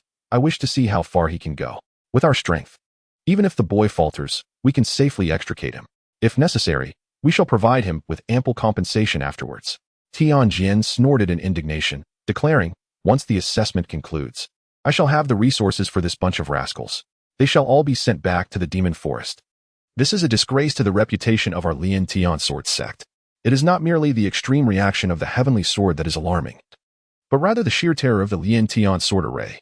Every disciple entering the Lian Tian sword sect, regardless of their prior proficiency with any weapon, must master this formidable sword formation. Furthermore, all disciples who learn this array are inscribed with a soul-binding curse. Should they divulge its secrets to outsiders, their souls will instantly shatter. The terrifying aspect of the Lian Tian sword array lies in its reliance solely on the cultivators to activate it. With no upper limit to its power, the more individuals who harness the array, the more fearsome its might becomes. Legend has it that the Lian Tian sword sect once repelled a first-layer tribulation stage cultivator with merely a few hundred combined stage and several great ascension stage practitioners. Thanks to this extraordinary sword formation, Master, exercise caution. The rank of this array is exceptionally high. How high, you ask? Beyond the celestial tier. Yun Mochen felt a jolt of astonishment at the system's warning. He had only encountered formations of such elevated status on the day of his entrance examination. Astonishingly, under the activation of the relatively low-level Great Ascension Stage practitioner, alongside the support of other cultivators of lesser rank, they were able to severely injure the 5th-layer Tribulation Stage Emperor Jiang. Such feats would be deemed impossible with any other formation. "Then, I shall no longer indulge you." With a deep, thunderous roar surging within him, Yun Mochen suddenly pivoted his spear, unleashing a torrent of formidable spiritual energy and spear intent into the weapon. In the next moment, he thrust his feet into the ground and soared towards the crowd above. Simultaneously, a shadowy apparition of an enraged dragon materialized behind him, ablaze with furious flames. Soaring alongside him, it was the wrathful dragon devouring heaven. He possessed a low-level Earth-tier martial skill. A gasp of astonishment erupted from the crowd as their expressions shifted dramatically. The wrathful dragon devouring heaven is a growth-type martial skill, which, upon breaking through to the golden core stage, elevates from a high-level mysterious tier to a low-level Earth tier. With the enhancement of the 5 great realms, its power could escalate to an even more terrifying level. Meanwhile, the hundreds of disciples in the sky sheathed their weapons and simultaneously drew their long swords from their waists, channeling their spiritual power to levitate them aloft. In an instant, each of them formed rapid hand seals. Before long, a colossal blue circular sword array emerged above their heads. "Brothers, hold nothing back. If anything goes awry, I shall bear the consequences. We cannot allow others to truly underestimate us." With a resounding shout from Wujo, the sword array he invoked erupted with incomprehensible energy. In the next moment, a storm of spiritual swords rained down from the immense array, hurtling towards Yun Mochen. Witnessing such a terrifying spectacle, those present instinctively retreated hundreds of meters, fearful of being caught in the onslaught. In stark contrast, Yun Mochen remained unfazed, his aura swelling once more as he swung the spear, conjuring the wrathful dragon with a fierce flourish. Boom, boom, Boom. The dragon's massive tail lashed mercilessly against the multitude of spiritual swords, producing a thunderous cacophony. Meanwhile, Mocheng's hands. The immense energy transmitted by the spear jolted his hands, causing them to tingle as he was propelled backward for several dozen meters. Chapter 129. He aims to annihilate the entire sword formation. Yet, there was no time for even a brief respite. In an instant, he surged forward, landing before several disciples. Just as another wave of spirit swords hurtled toward him, he brandished his spear with a swift flourish. The disciples maintaining the sword formation were utterly unprepared. In the next moment, blood gushed from their chests, deep gashes appearing, before they were violently slammed to the ground by a formidable force. What extraordinary strength! This was the collective thought of everyone present. However, the next moment, the onlookers in the sky were left bewildered. Mochen, capitalizing on his speed, darted among the crowd. And many of the rapidly approaching spirit swords struck their own comrades instead, sending them crashing to the ground. How shameless. Boy, do you dare to confront me like a man, face to face? Hundreds against one, I'll take you all on. In an instant, Mochen appeared before one of the disciples, raising his hand to deliver a resounding slap that sent several teeth flying, crashing to the ground. Mochen understood well that facing the terrifying downpour of swords head-on, without revealing his hidden cards, would be unsustainable for long. Having already exposed a fraction of his spear intent had drawn attention from above. Unleashing more hidden abilities would serve no purpose beyond posturing and could potentially backfire. In this entirely new world, the population was staggering, with over 8 billion people, vastly surpassing that of Huaxia. Furthermore, there were other races present. While he was indeed hailed as the foremost of the new generation in Huaxia, in comparison to the vast expanse of the myriad cities, was he not merely a small fish in a sprawling ocean? Thus, he sensed that formidable adversaries awaited him here. Oh, master, have you grown wiser and learned to conceal your prowess? Stop being glib. You mentioned I should absorb their life force. Although I've been discreet, might it draw the attention of those high-ranking individuals? I certainly wouldn't want to be labeled as a sinister practitioner. Fear not, master. The power of the overwhelming sky technique far exceeds your imagination. Upon hearing the system's reassurance, Mochen's apprehensions dissipated entirely. With renewed determination, he wove through the throng, targeting anyone who displeased him with a slap or a fierce blow, inadvertently causing the sword rain to harm them, thus absorbing their vitality into his own being. In a flurry, cries of agony echoed through the sky, and disciples occasionally plummeted from above. This boy is indeed a cunning and audacious rogue. Ha! Upon witnessing this, the heavenly sword could not help but laugh heartily. Meanwhile, Nenshuin's demeanor softened slightly, her gaze towards Mochen imbued with a new sense of emotion. Our Lian Tian sword sect has become ensnared by the shackles of pride and dignity. Even external disciples, in their pursuit of superficial honor, shamelessly conspire to bully a novice yet to enter the fold. Perhaps it is time for a prodigy like him to emerge and alter the current state of affairs within our Lian Tian sword sect. Upon hearing this, Tianjian's expression shifted to one of grave seriousness, and he spoke in a deep voice. Elder Nan, the talent ranking is held once every decade, and we have merely 6 months remaining for this session. Our realm has been allotted only 10 participation slots. With the grand tournament of the 3 sects commencing in 3 months, how many slots do you believe our Lian Tianjian sect will secure? Nenshuin's gaze momentarily dulled. She gently shook her head and sighed, saying, if we can manage 3, it would indeed be considered a blessing. In recent years, the Tianyin sect has birthed numerous prodigies, particularly that lad named Yin Tianqing.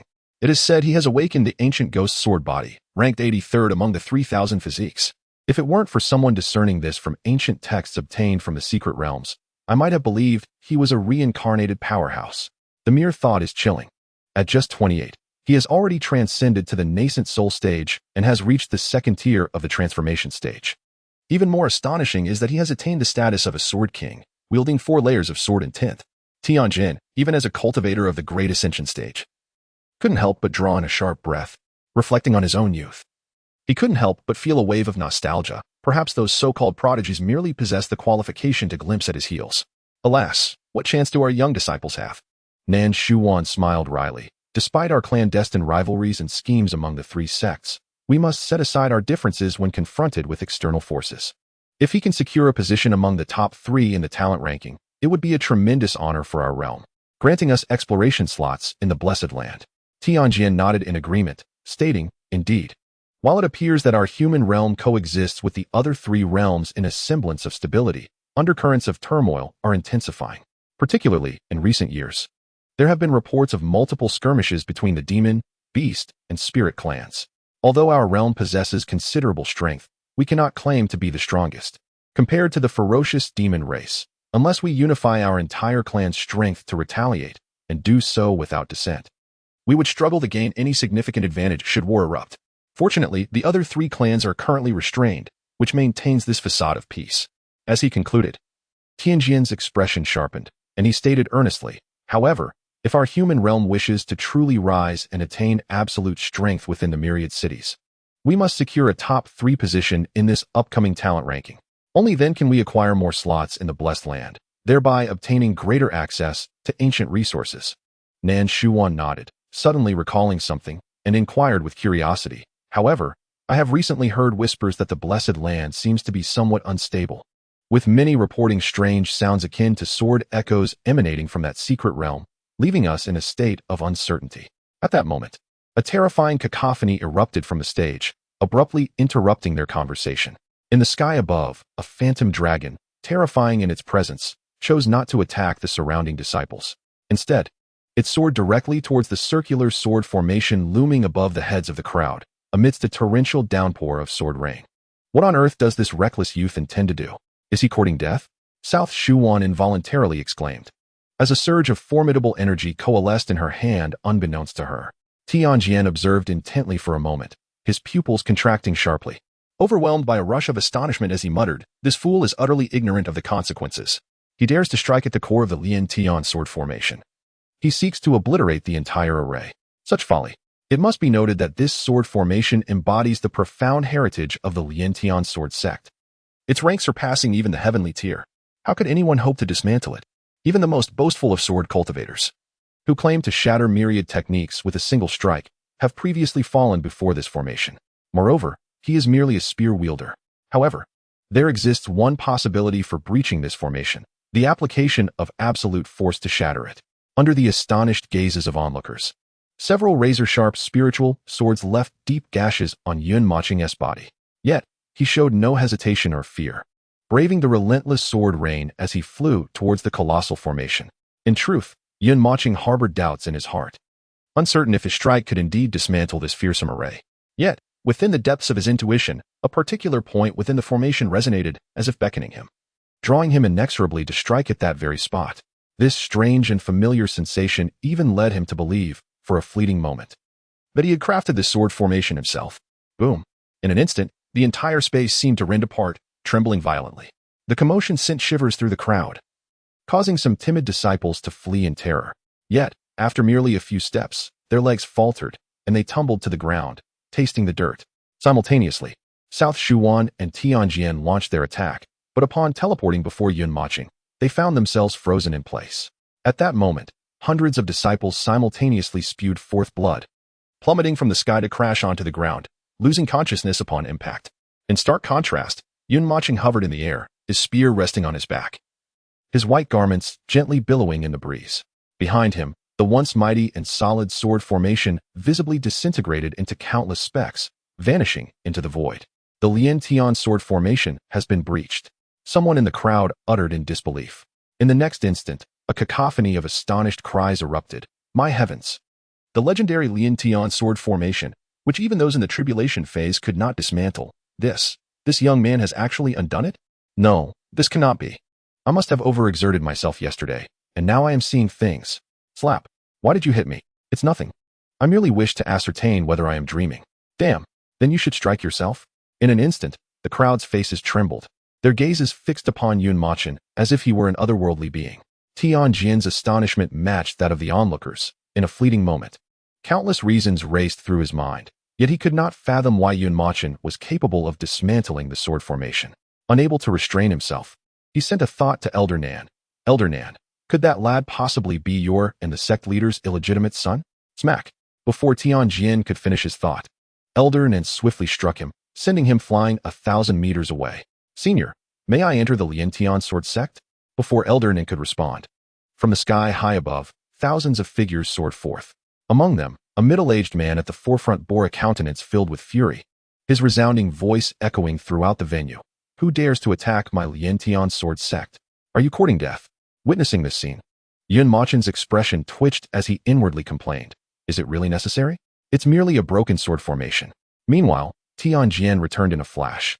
His expression tense as he hurriedly cupped his hands in greeting. Sect leader. Upon hearing this, the crowd suppressed their earlier terror, curiosity drawing their gazes skyward. This was one of the three great leaders of the entire human realm. Just to catch a glimpse would be worthy of boasting for years. He was none other than the sect leader of Lian Tian's sword sect, Wen Jian Tian. Tianjian, I just sense that the Lian Tian sword formation has been breached. Is that old coot from Tian Yinmin stirring trouble again? Or has that yellow-faced fellow from Gu Ming Palace returned? Are they attempting to test the method of breaking our sword formation? No, why do I not sense their auras? Could it be an otherworldly being? Tianjian's expression grew complex as he pointed at Yun Machen, hastily explaining. Sect leader, it was that lad who broke the sword formation. Smack. Another slap landed squarely on the other side of his face, sending Tianjian flying several thousand meters once more. This time, it was Wen Jian Tian who dealt the blow. It seems your mind is addled. A mere golden core child breaking our foundational sword formation would only invite ridicule. However, sect leader, Elder Tianjian speaks the truth, and everyone present has borne witness. At that moment, Elder Nin flew to his side, her tone grave. What? If it were merely Tianjian's word, it might be dismissed, but even this deadly poison master has affirmed it. In the next moment, Wen Jian Tian raised his hand, summoning a blue glass orb from the front of the sect, as he infused it with spiritual energy.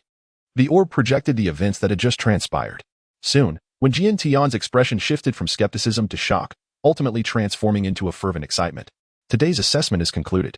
Elder Nan, ensure he receives adequate rest and quality medicinal pills for his injuries. Bring him to the hall to see me tomorrow. Subsequently, Wen Jian Tian cast a profound glance at Yun Machen, his eyes filled with complexity before leading the others back to the floating mountain. Just then, Tianjian, having returned, noticed the unfolding scene, disregarding the pain on his face, his expression brimming with exhilaration. As if savoring an extraordinary revelation, I felt an immense joy within me. Secretly exclaiming, I knew it. Ha! At that moment, Yun Machen ascended the platform and approached the youth who had lent him a spear. Shun Qingze, I appreciate your spear. Shun Qingze trembled slightly, nervously accepting the weapon and cradling it as if it were a cherished treasure. The spear was his favorite armament. Ignoring his family's counsel, he had resolutely come to the Lian Tian sword sect, aspiring to participate in the talent ranking in a decade and to become a paragon revered by countless individuals. At 18, his cultivation level was commendable, standing at the 5th layer of the Golden Core stage. Today's portrayal of Yun Machen perfectly fulfilled his fantasies of a true prodigy.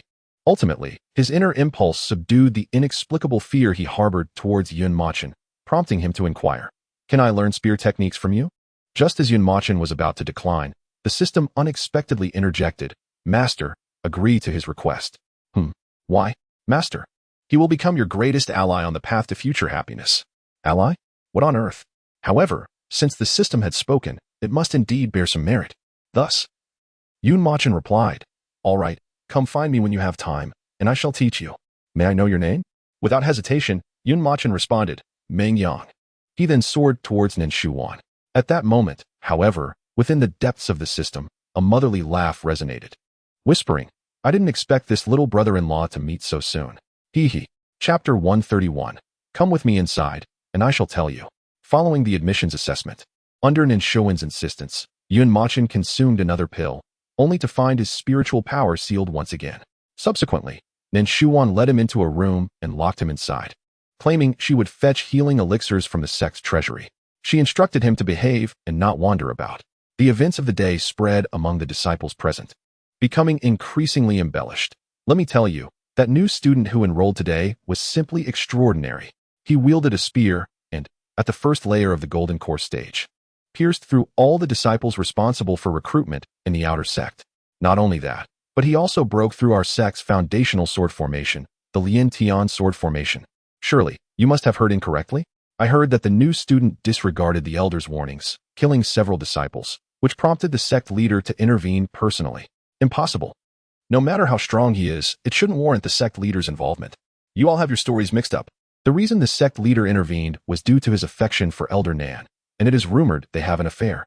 Upon learning the truth, Elder Tianjian lost his composure, attempting to coordinate an attack on the new student with his disciples. In desperation, the new student resorted to assaulting the protective formation of the sect, hoping to draw the sect leader out for justice. I was standing right behind the sect leader that day, witnessing him deliver a slap to Elder Tianjian. This incident is undeniably true. Hiss. As the inner disciples were engrossed in their conversation, they remained oblivious to the presence of an unfamiliar man behind them. What are you saying? What happened to Elder Nan and that new disciple?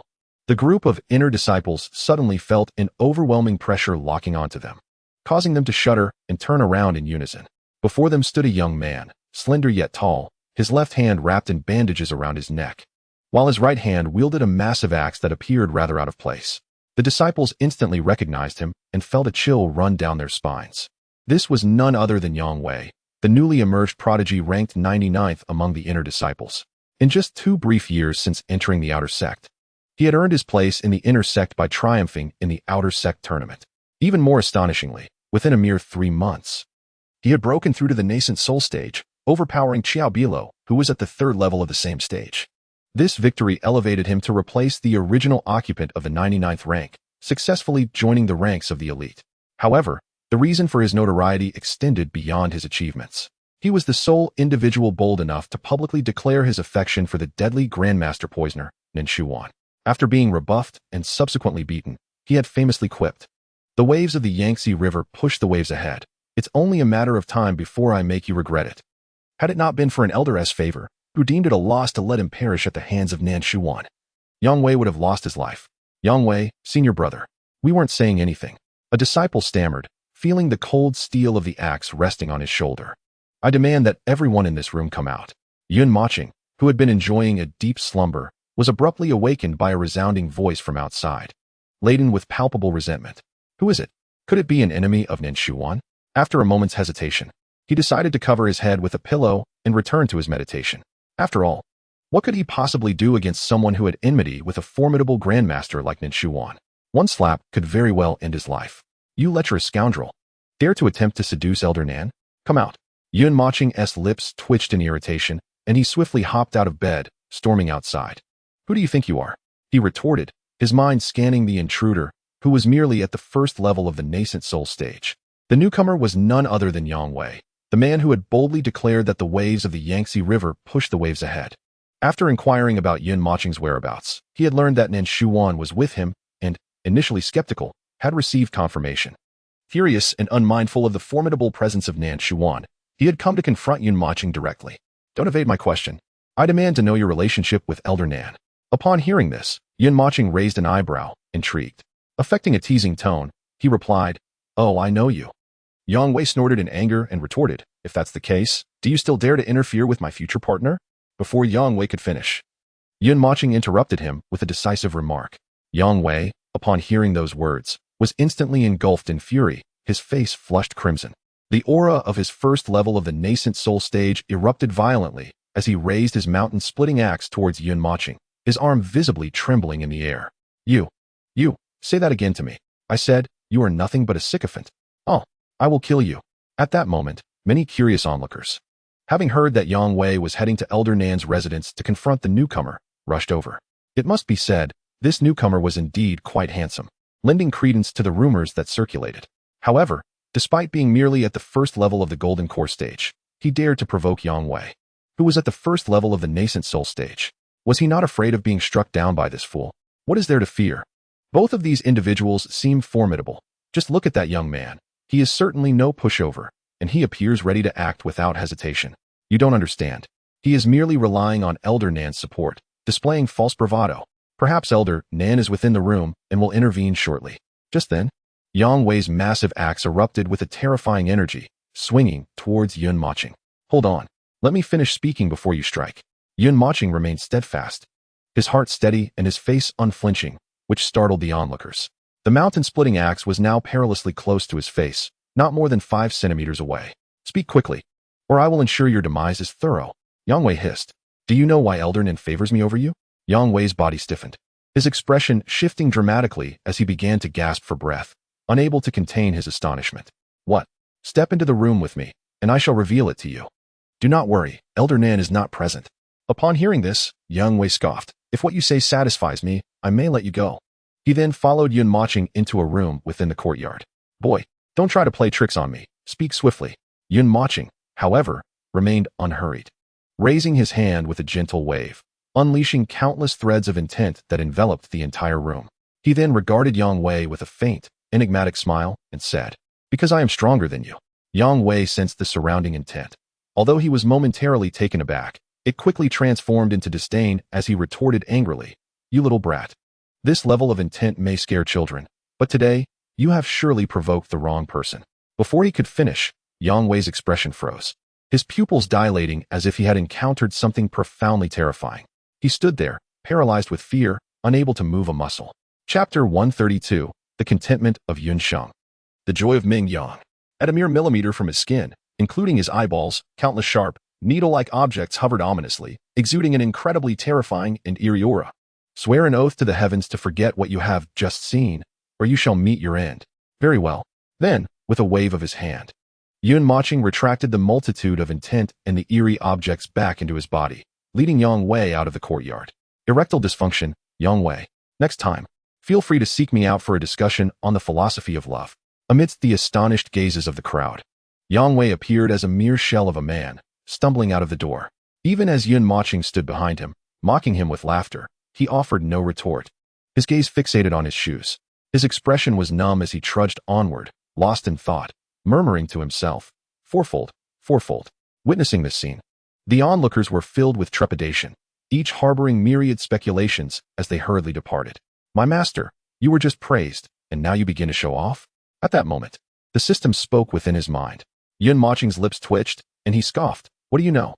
If I don't find a scapegoat to intimidate, I will soon be inundated with a flood of matters requiring my attention. This way, I can enjoy some peace." "Oh, how astute you are, my master," came a sultry voice that sent a shiver through Yun Mochen. "Ming Yang, I too am curious as to why I am drawn to you and not him." Turning around, he was met by Nan Shuwan, who offered a painfully awkward smile. "Ah, haha. Well, I was just telling him that you don't actually like me. It's all a misunderstanding." "Yes, a misunderstanding. Do you think I believe that?" Nan Shuwan retorted, her enchanting gaze narrowing slightly as she turned to enter the courtyard. She too was intrigued by what had transpired within the house moments earlier. However, her senses only detected the presence of a chilling aura. Beyond that, she could ascertain nothing further. Assist the hapless master in employing the concealment technique to mask his aura, deducting 10,000 vitality points. The system murmured internally, wearied by its master's antics. The language of the gardenia flower is one of endurance. Indeed, it seems that only through such hardship can one truly master the art. "Finally, I have been deceived once more. Speak, what is your true identity, and from whence do you come? And on that day, why were you found atop our sex tree?" As Yun Mochen's prowess became increasingly formidable, Ninshuan's suspicions of him grew. Could he be a spy? No. If he were truly an infiltrator from one of the other two major sects, there would be no reason for him to expose his strength so soon. The enigma deepened. Furthermore, regarding Yang Wei, she knew his character all too well. He was a fool with an inflated ego and somewhat deranged. If he had not witnessed something utterly shocking, something beyond his comprehension, he would never have exhibited such behavior. What could this Ming Yang have done to him that was so perplexing? Taking a deep breath, Yun Mochen met Ninshuan's captivating gaze and earnestly declared, "Predecessor, I truly do not belong to this world. I am, in fact, a prince, an emperor's son." Bang! Yun Mochen's head rang once more. "You little brat, not a word of truth escapes your lips. Is it not within my power to swear by the heavenly Tao?" Bang! "You truly understand nothing. The heavenly Tao's oath is not to be taken lightly. Humph. I shall wait until tomorrow when I meet the sect leader and then deal with you properly. I refuse to believe that with my thousands of elixirs. I cannot pry the truth from your lips." Yun Mochen's lips twitched, and an overwhelming sense of despair engulfed him as he silently grumbled, "Yun Sheng, where are you?" The scene shifted to the ancient underworld palace within a certain classroom. The Tao that can be spoken of is not the eternal Tao. If you wish to comprehend the essence of the blade, you must first learn to cultivate from the heart. Everything in existence adheres to its own laws. When you study the art of the blade, you are, in essence, studying the principles of righteousness. If you cannot adhere to your true self and allow the mundane world to disrupt your inner path, then even if you were granted 100 years, it would be difficult to grasp your own blade's essence. Yun Sheng reclined in a comfortable chair, his eyes gently closed, leisurely nibbling on an apple. Behind him, two graceful beauties wielded large fans, gently fanning him with a cool breeze. If Yun Mochen were to witness this scene, he would undoubtedly be unable to refrain from exclaiming, "Are you here to protect me, or to serve as a royal attendant?" In truth, Yun Sheng was not overly concerned about Yun Mochen's disappearance. Prior to his departure, The emperor had reassured him that Yun Mochen possessed his own destiny and opportunities, whether they be blessings or misfortunes. He advised him not to force matters or interfere excessively. Furthermore, a sect managing one-third of the human realm was tirelessly searching for him, their efficiency far surpassing his own. Thus, he chose to relax and await news in tranquility. Senior Yun, are you thirsty? If you tire of speaking, please feel free to rest. One of the beauties inquired with genuine concern. Yun Xing's eyes fluttered open slightly as he replied nonchalantly, a cup of sweetened water will suffice. Meanwhile, within the Heavenly Fortune sect, an exuberant voice rang out, haha. Since you can swear an oath by the heavenly Tao, hailing from the external world, this is indeed monumental news for us in the human realm of the 10,000 cities. Senior Meng Yang, if I have offended you in the past, I humbly ask for your forgiveness. Meng Yang lounged in a grand hall, crossing his legs with an air of uncontainable pride. He mused that he should have thought to invoke a heavenly Tao oath upon his arrival, thus sparing himself from indignities. No harm done. I hail from the imperial lineage, and I possess the perspective expected of one of my standing. I will not be petty over trifles. However, if you assist me in locating the individuals depicted in this portrait, I will do my utmost to communicate with my clan leader regarding any needs your sect may have in the future, Meng Yang declared, a look of satisfaction gracing his features. The members of the Heavenly Fortune sect regarded Meng Yang's words, as well as his imperial lineage, with both trepidation and curiosity. At this moment, the sect leader, Yin Fengxing, smiled and remarked, that is only natural. Even if you come from an external world, we share the same roots. We are all human and should aid one another. Very well, then. By the way, do you have a place for foot baths? Yin Fengxing and the elders exchanged bewildered glances, unable to contain their surprise as their lips twitched in response. Yes, we have both meat and vegetarian options, came the enthusiastic reply from Meng Yang as he departed. The expressions of the elders shifted dramatically as they turned their gaze towards Yin Fengxing. One elder spoke in a low tone, Master. Will these outsiders affect our plan set for 3 months from now? Chapter 133. All hands on deck. Yin Fengxing pondered for a moment, then waved his hand dismissively, a ruthless glint flickering in his eyes. Fear not, the news has already reached us from the ancient underworld palace. They too have discovered an outsider. As long as we manage to stabilize the situation, we can eliminate them once our plans succeed in 3 months. Humph. As for the nonsense these outsiders speak of some so-called imperial clan, if they were truly as formidable as they claim, how could there be no news of them for centuries? Meanwhile, the Lin Tian Sword sect, a group of stubborn fools clinging to their pride, has only grown more ineffectual over the past century. The demon clan has been restless, and the beast and spirit clans are eager to forge alliances. Yet those imbeciles at the Lin Tian Sword sect have squandered this splendid opportunity, opting instead for a conciliatory stance, fearing some hidden treachery. As if the outbreak of war would leave the populace in despair. Bah, peace is never negotiated. It is forged through conflict. Humph, in a realm as small as ours. Must it truly be divided into 3 factions for governance? If that is the case, we must first secure our own territory before repelling external threats. The heavens of this realm are due for a change. At this moment, within the Zhitian Pavilion of the Huaxia Kingdom, due to the inexplicable disappearance of Meng Yang, the Dream Emperor dispatched Meng Yuan with significant gifts to seek out clues. The soul lamp of Meng Yang in the family ancestral hall had not extinguished, and given his strength, he could reach home from the farthest corners of Huaxia in a day. Yet, days had passed, far exceeding the brief respite he had been granted. As she approached the entrance of the Zhitian Pavilion, several figures appeared in the distance. Sister Meng, what brings you here? Chu Shaoling waved her hand, greeting her with delight. Beside her were Su Jupong and Hai Nu. The grand elder Meng Yang has gone missing, and my father sent me to discern his whereabouts. What about you? Chu Shaoling huffed, hands on her hips, her face puffed in indignation. Old Yin refuses to tell me where my brother is. So I brought along my brother's good friends to inquire about him. However, before her brother departed, he had mentioned going to the abyss of fallen gods, a place fraught with peril. I must find him quickly. Upon hearing about Yun Mochen, Meng Yuan felt a surge of excitement, quickly replaced by concern. What could he possibly be doing in the abyss of fallen gods? That place is deemed a forbidden realm. Does he not value his life? No, I must go after him. I have yet to defeat him. Subsequently, as the group entered the Zetian Pavilion, they discovered the diviner being whipped. Ah, grandfather, please spare me. Su Jupong raised an eyebrow, then stealthily tossed a boiled egg into his mouth, silently reflecting on the playful antics of the grandfather and grandson. Once the purpose of their visit was made known, Shan Tianji cast a meaningful glance at the gathered crowd, inwardly contemplating, just as one emperor departs, now the heirs of the imperial family have all arrived. and each is entwined with Yun Mochen in the abyss of fallen gods. It appears that the Cloud Emperor truly is the one foretold in prophecy. The wise and enigmatic Xintianji, deep in thought, gradually spoke. If that is the case, I shall accompany you on your journey. The Sea Maiden, her eyes wide with curiosity, inquired, Where are we going, dear elder? Coughing, Xintianji struggled to contain his emotions. A trickle of blood escaping the corner of his mouth. He was particularly vexed by being called a certain name. However, upon gazing into the Sea Maiden's pure and innocent eyes, he ultimately restrained his frustration and slowly remarked, I have divined through the art of celestial calculations that Yun Mochen and Zhu Qingyan, barring unforeseen circumstances, should. Xintianji deliberately elongated his words, prompting expressions of intense curiosity from the crowd, who eagerly urged him on. What? Yes. Please tell us, dear elder. After a brief pause. Regaining his composure, Xintianji's demeanor turned solemn as he stated, They must have eloped. For a long time, the Sea Maiden, Chu Xiaoling, and Meng Muan were left speechless. Elder, if you do not speak clearly, I shall summon my father to deal with you. Chu Xiaoling, her temper flaring, pointed an accusatory finger at Xintianji's nose. Her expression one of indignation. No matter how much my brother admires Sister Zhu, he would never abandon himself to elope with her. It is simply impossible. Xintianji cleared his throat, exasperated, and replied. Before the Cloud Emperor departed, he mentioned the Wanqing domain, and my calculations led me to the fallen god abyss. I was pondering whether the Cloud Emperor would venture to a world beyond the abyss.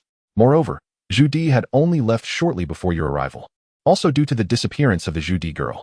Thus, my deduction carries considerable weight.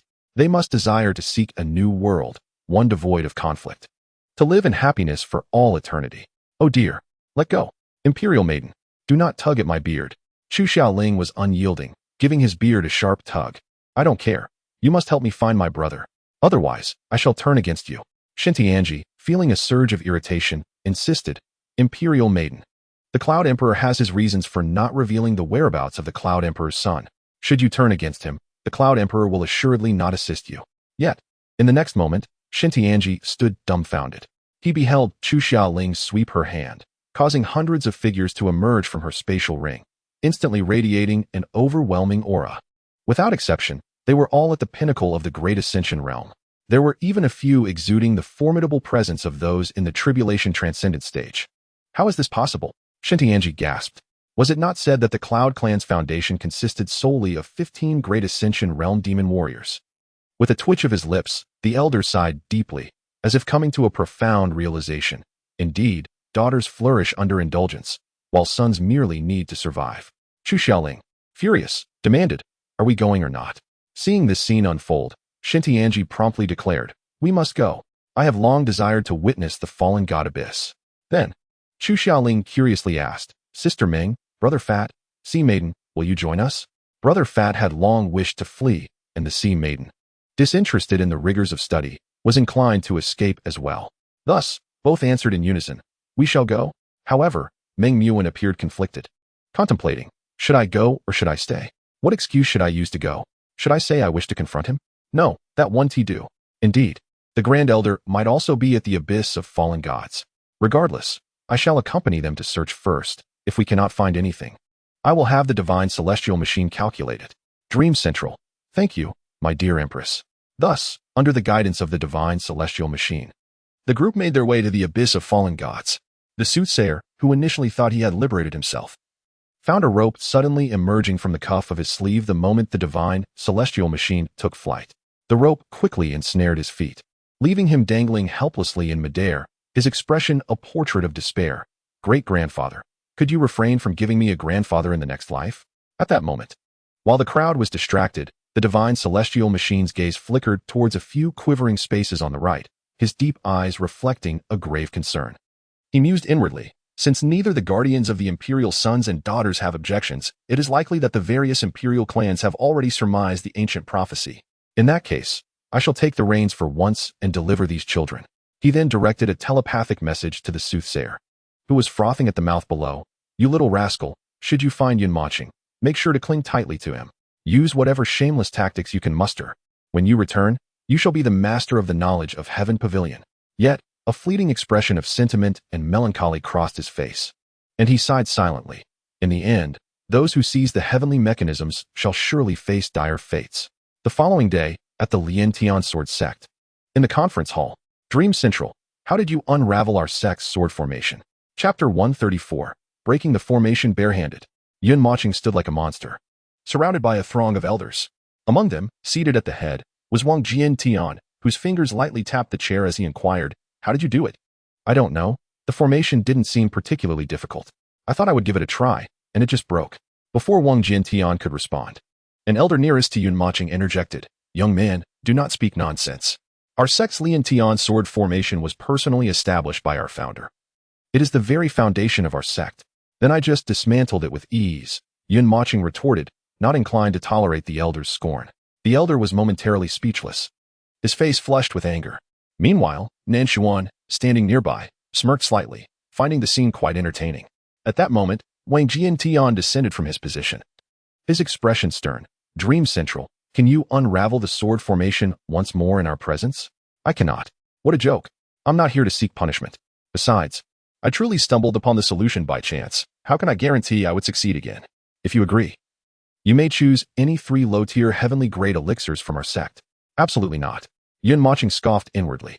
Who does he think he is? Before leaving, I had already taken an ample supply of fine treasures. Do I really need 3 low-tier heavenly grade elixirs? What about weapons? I've heard you are a gun cultivator.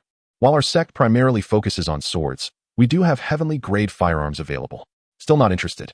The crowd twitched at the corners of their mouths. One Jiantian cast a penetrating glance at Yun Mochen, a glimmer of cold light flashing in his eyes. So this little rascal is attempting to drive a hard bargain. He took a deep breath and said, "If you can decipher it once more, I might consider facilitating a connection between you and Elder Nan." "What?" Both Yun Mochen and Nan Xuan exclaimed in unison, their eyes wide with disbelief as they stared at each other. Meanwhile, Tian Jian felt a sudden jolt in his heart, as if his fundamental beliefs had been profoundly shaken. He silently mused. Could it be that the rumors were true? Was it not recently said that the two of them had become intimately involved? Recovering her composure, Nan Xuan scoffed, crossing her arms defiantly. "That little brat? I wouldn't even look at him." Upon hearing this, Yun Mochen internally scoffed, thinking, "Humph, whether I am a child or not is for my wife to decide." Unconsciously, his thoughts drifted to Zhu Qingyan, leading him to believe they were still in a relationship. Despite his deep affection for her, indeed, he could even say he loved her without a hint of insincerity, there remained an insurmountable barrier in his heart. That day, he could have paused to seek clarity before departing. Yet he could not accept that any transgression could be more significant than his very life. He vividly recalled the murderous intent in Zhu Qingyan's eyes that day. He was a person who dared to love and hate, making choices from the heart. Perhaps it was the experience of growing up as an orphan that led him to prioritize rationality over emotion in many matters. He longed for love, particularly the love he shared with her, but he would never allow himself to be led by the nose by passion. Act first, inquire later. The two are always worlds apart. The former embodies hatred, while the latter encapsulates love. If she chose to act without wanting to hear his explanation, then after he articulated his reasons, she should not blame him for callously proposing a separation. Returning to the present, he reached for a scar on his neck and chuckled self-deprecatingly. Perhaps he had misjudged someone. However, at that very moment, a million kilometers away, Zhu Qingyan was sprinting with a sky-blue rabbit frothing at the mouth, her expression resolute. "Husband, I am almost there." At this point, those present seemed to sense the shift in Yun Mochen's demeanor, particularly Tian Jian, whose beady little eyes darted back and forth, nearly spinning in excitement. He glanced at Nan Xuan's reaction, then back at Yun Mochen's expression, inwardly reveling. "This is thrilling.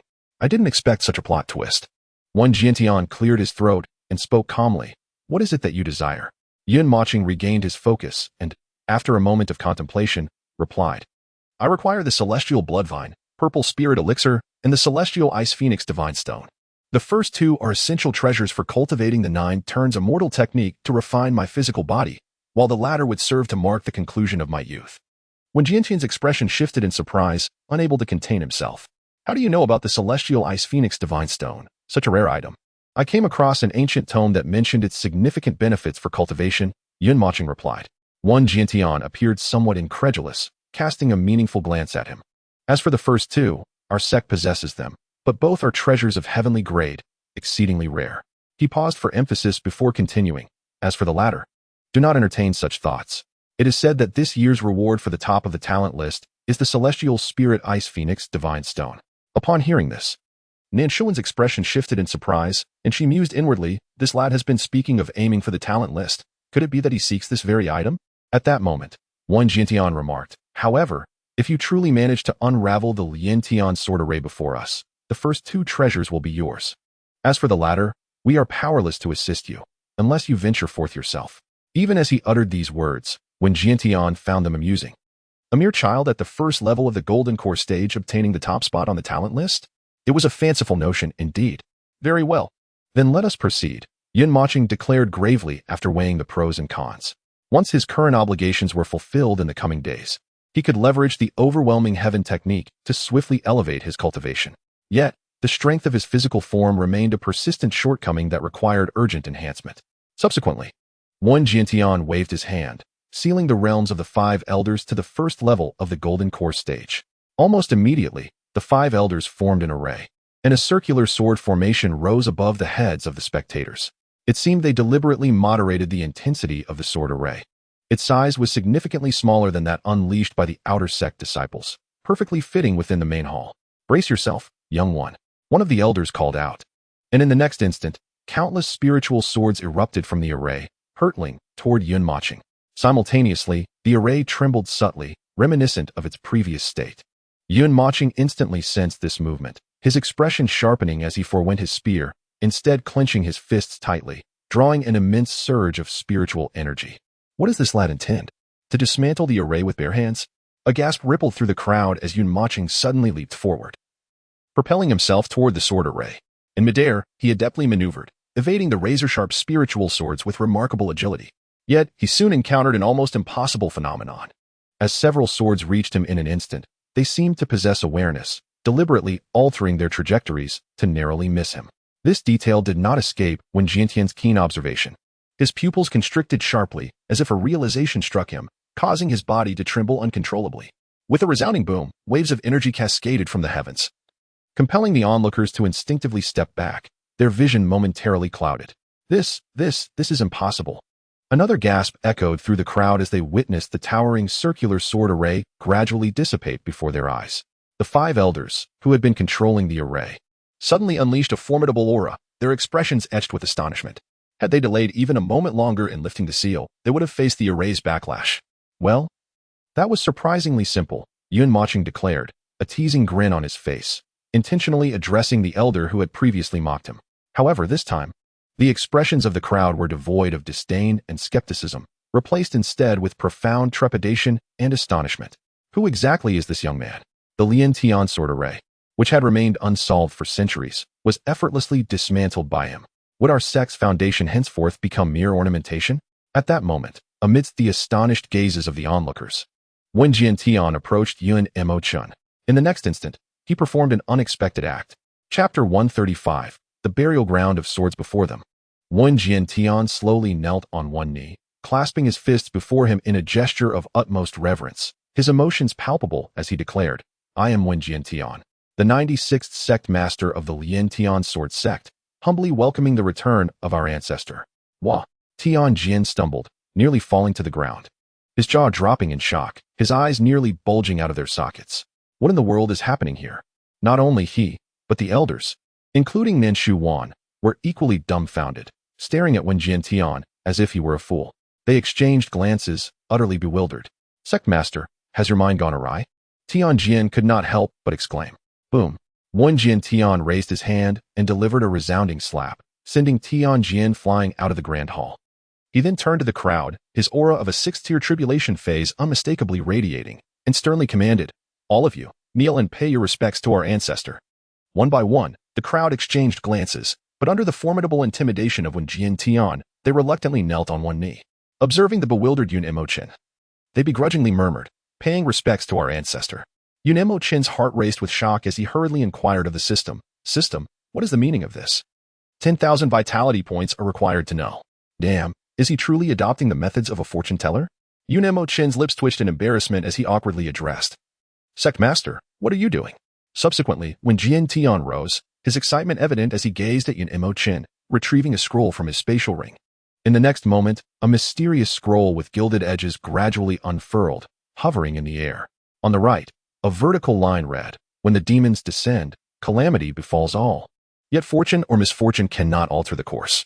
In the center, 2 lines stated, with spear and sword, I march against the fallen gods. I stand alone against a myriad of armies. And on the far right, alas, my heart does not linger here, hastily returning after 10 millennia of breaking the array.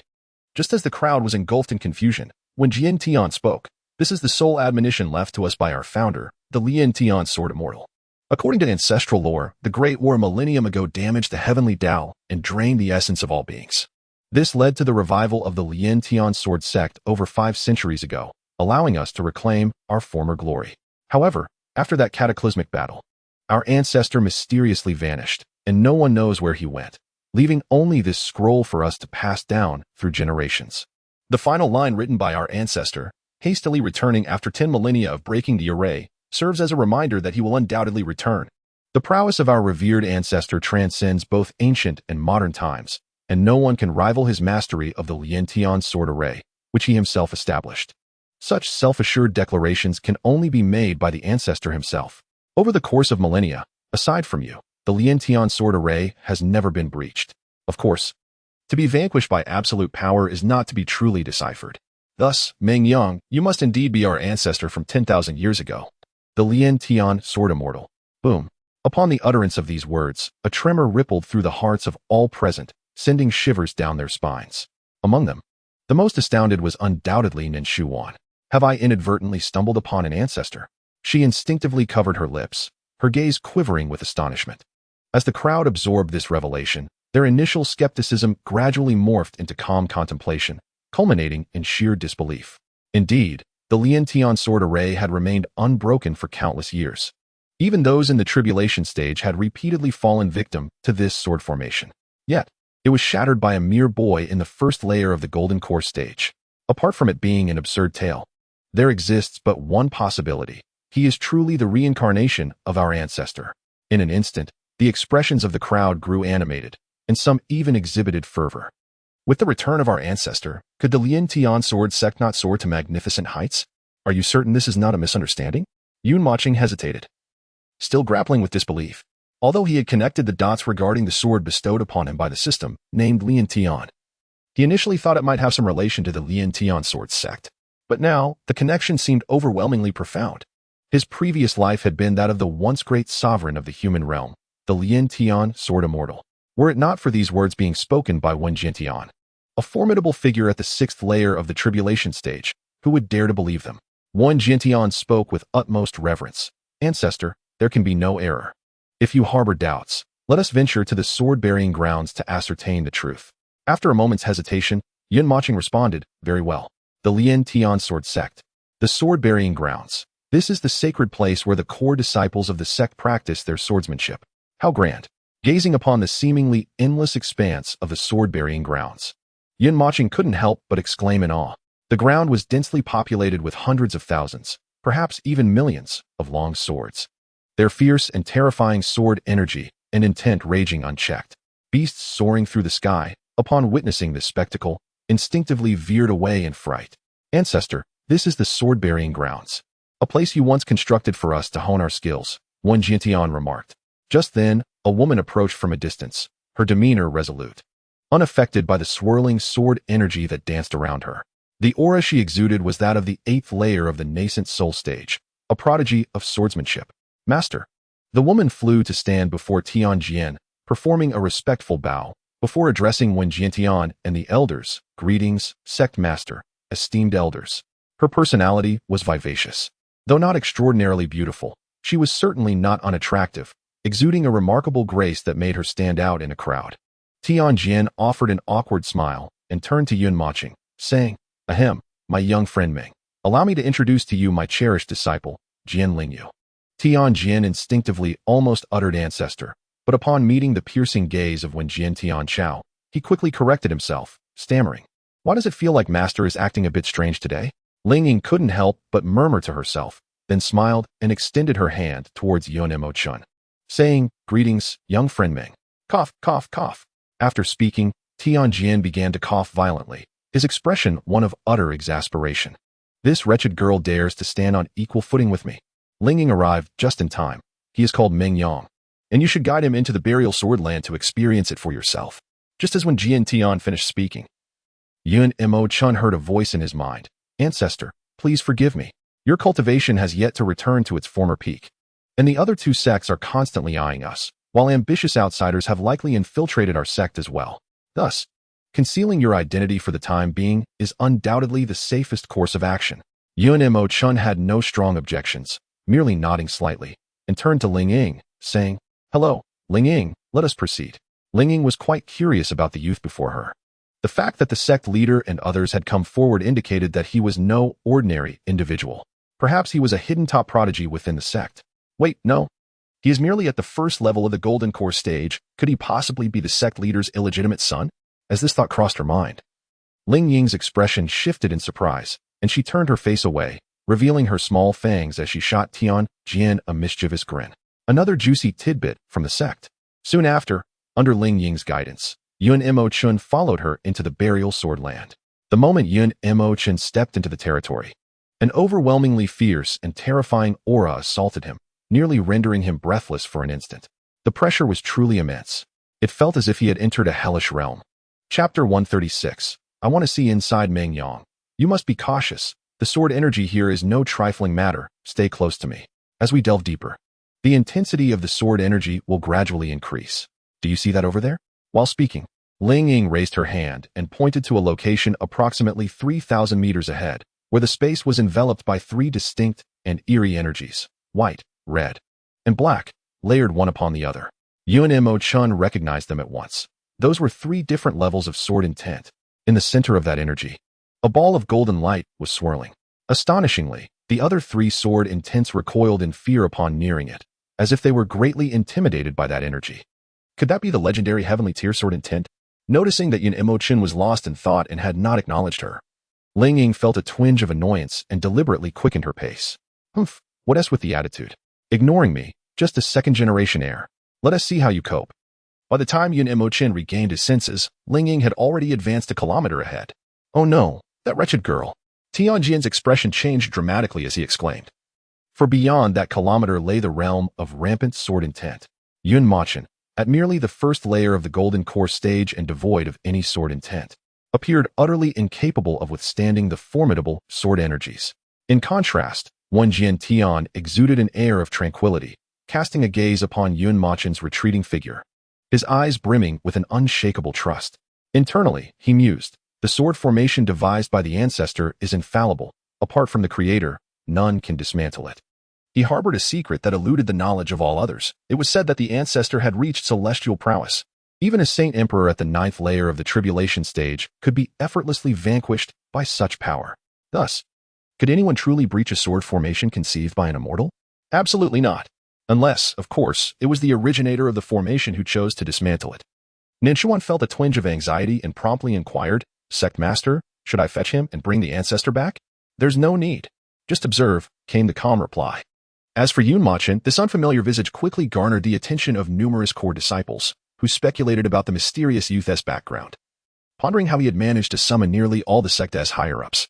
Yin Chifeng, the sect master is your master. Enlighten us about the situation. I have no idea. Then why not inquire? You might uncover something sensational. I'd rather not. Did you not see how the sword spirit Yao was treated as a mere guide? As if leading a tour. Focus on your cultivation, Luo Xinqiue. The grand competition of the three sects is imminent, and we cannot bring disgrace to our sect. Bah, how dull. I shall go and tease that young lad. After all, my master will undoubtedly back me. Luo Xinqiue's audacity stemmed from the fact that her master was the fearsome, deathly poison master, renowned throughout the Liantian sword sect. As for why Yun Mochen had not encountered her in search of Nan Shuan in recent days, the reason was simple: she dared not approach. Each visit to her master necessitated the consumption of a multitude of pills, and while successful concoctions were bearable, failures could be torturous. This regimen had sculpted her figure to perfection, her skin fair and waist slender. Do not inquire why. The answer lies in her pale countenance from frequent bouts of nausea, leaving her unable to consume a proper meal. Hey, little junior brother, what is your name? Yun Mochen glanced at Luo Xinqiue and replied coolly, Meng Yang. Meng Yang. Luo Xinqiue muttered softly, internally criticizing, what an unpleasant name. Subsequently, a mischievous glint danced in her eyes as she raised her voice. Is the sword spirit, Yao, looking down on you? Why hurry off without waiting for you? However, little junior brother, I sense the sword energy around us is rather feeble. Or perhaps, are you struggling to endure?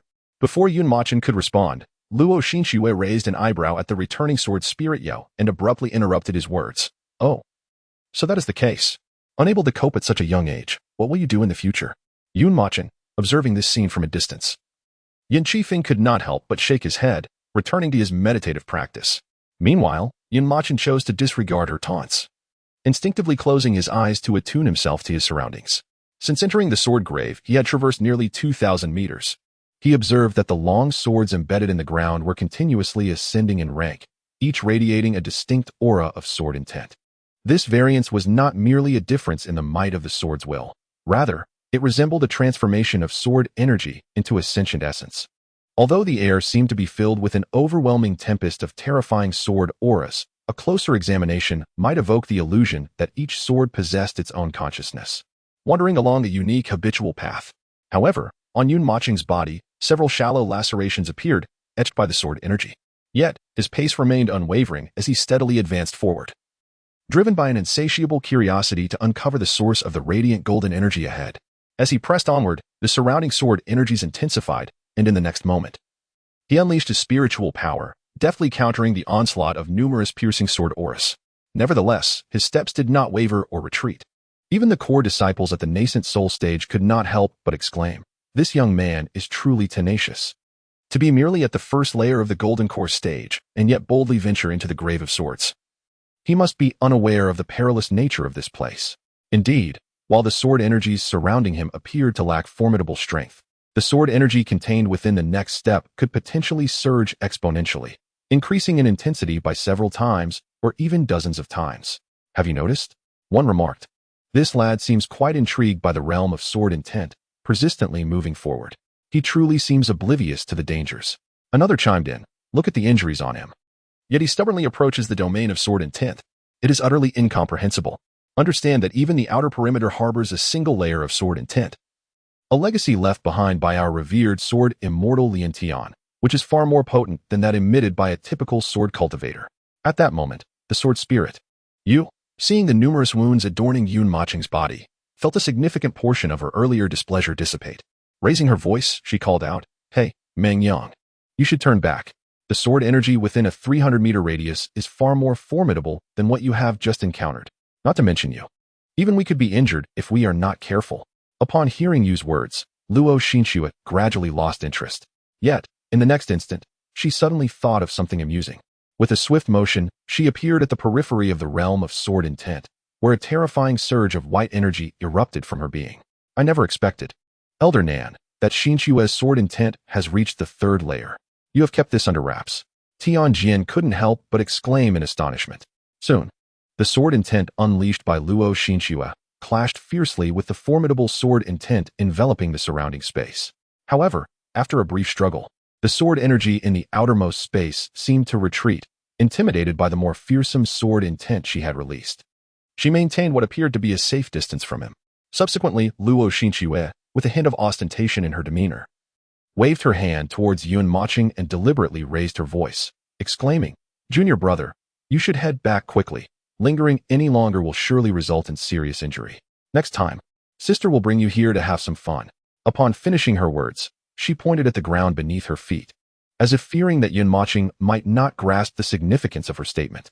In truth, they were merely amused by the grand entrance Yun Mochen had made, along with the presence of the sect leader and others. Thus, they sought to playfully intimidate this junior brother, providing him with a taste of reality. However, they had no intention of truly putting him in harm's way, for they would all be comrades in the future. Moreover, even if the sect leader were nearby, who would dare to act against him? Yet, in the next moment, Yun Mochen uttered a startling remark that left everyone in shock. "If you cannot bear it, then you may return. I wish to explore within." Chapter 137. That is sword intent. Upon hearing this, Wen Jiantian's expression transformed with exhilaration. He clenched his hands tightly behind his back, his body trembling with barely contained excitement. It was indeed the Grandmaster, exuding such commanding presence. The other elders shared a similar fervor, gasping for breath as their eyes gleamed with anticipation, as if they were on the verge of witnessing living history. However, Ninshuan suddenly appeared somewhat perturbed, lost in contemplation. If he truly is the Grandmaster, Will I still be able to request his assistance with alchemy? No, no. With the Grandmaster's prowess, even in a reincarnated form, his capabilities far exceed mine. Such trivial tasks, he would surely assist with. Yes, I must refine more elixirs for the Grandmaster to test. Yet, as the scene shifted, the core disciples of the Sword Burial Ground erupted into sharp, derisive laughter. Mocking, no way. Did I hear that incorrectly? This kid, merely at the first level of Golden Core, dares to enter the realm of sword intent? Ha ha. This is too amusing. Indeed, even Luo Xinxue, with her triple sword intent, can only venture to the outskirts of that realm. He, lacking any sword intent, dreams of entering? Is he practicing the Iron Head technique? Such stubbornness. Ha ha. Looking at it this way, aside from that iron-headed boy Yang Wei from the inner sect, he is the man I most admire. I observed him for quite some time. He couldn't even withstand the outer sword chi and still fantasizes about entering the realm of sword intent. I wonder what he is thinking.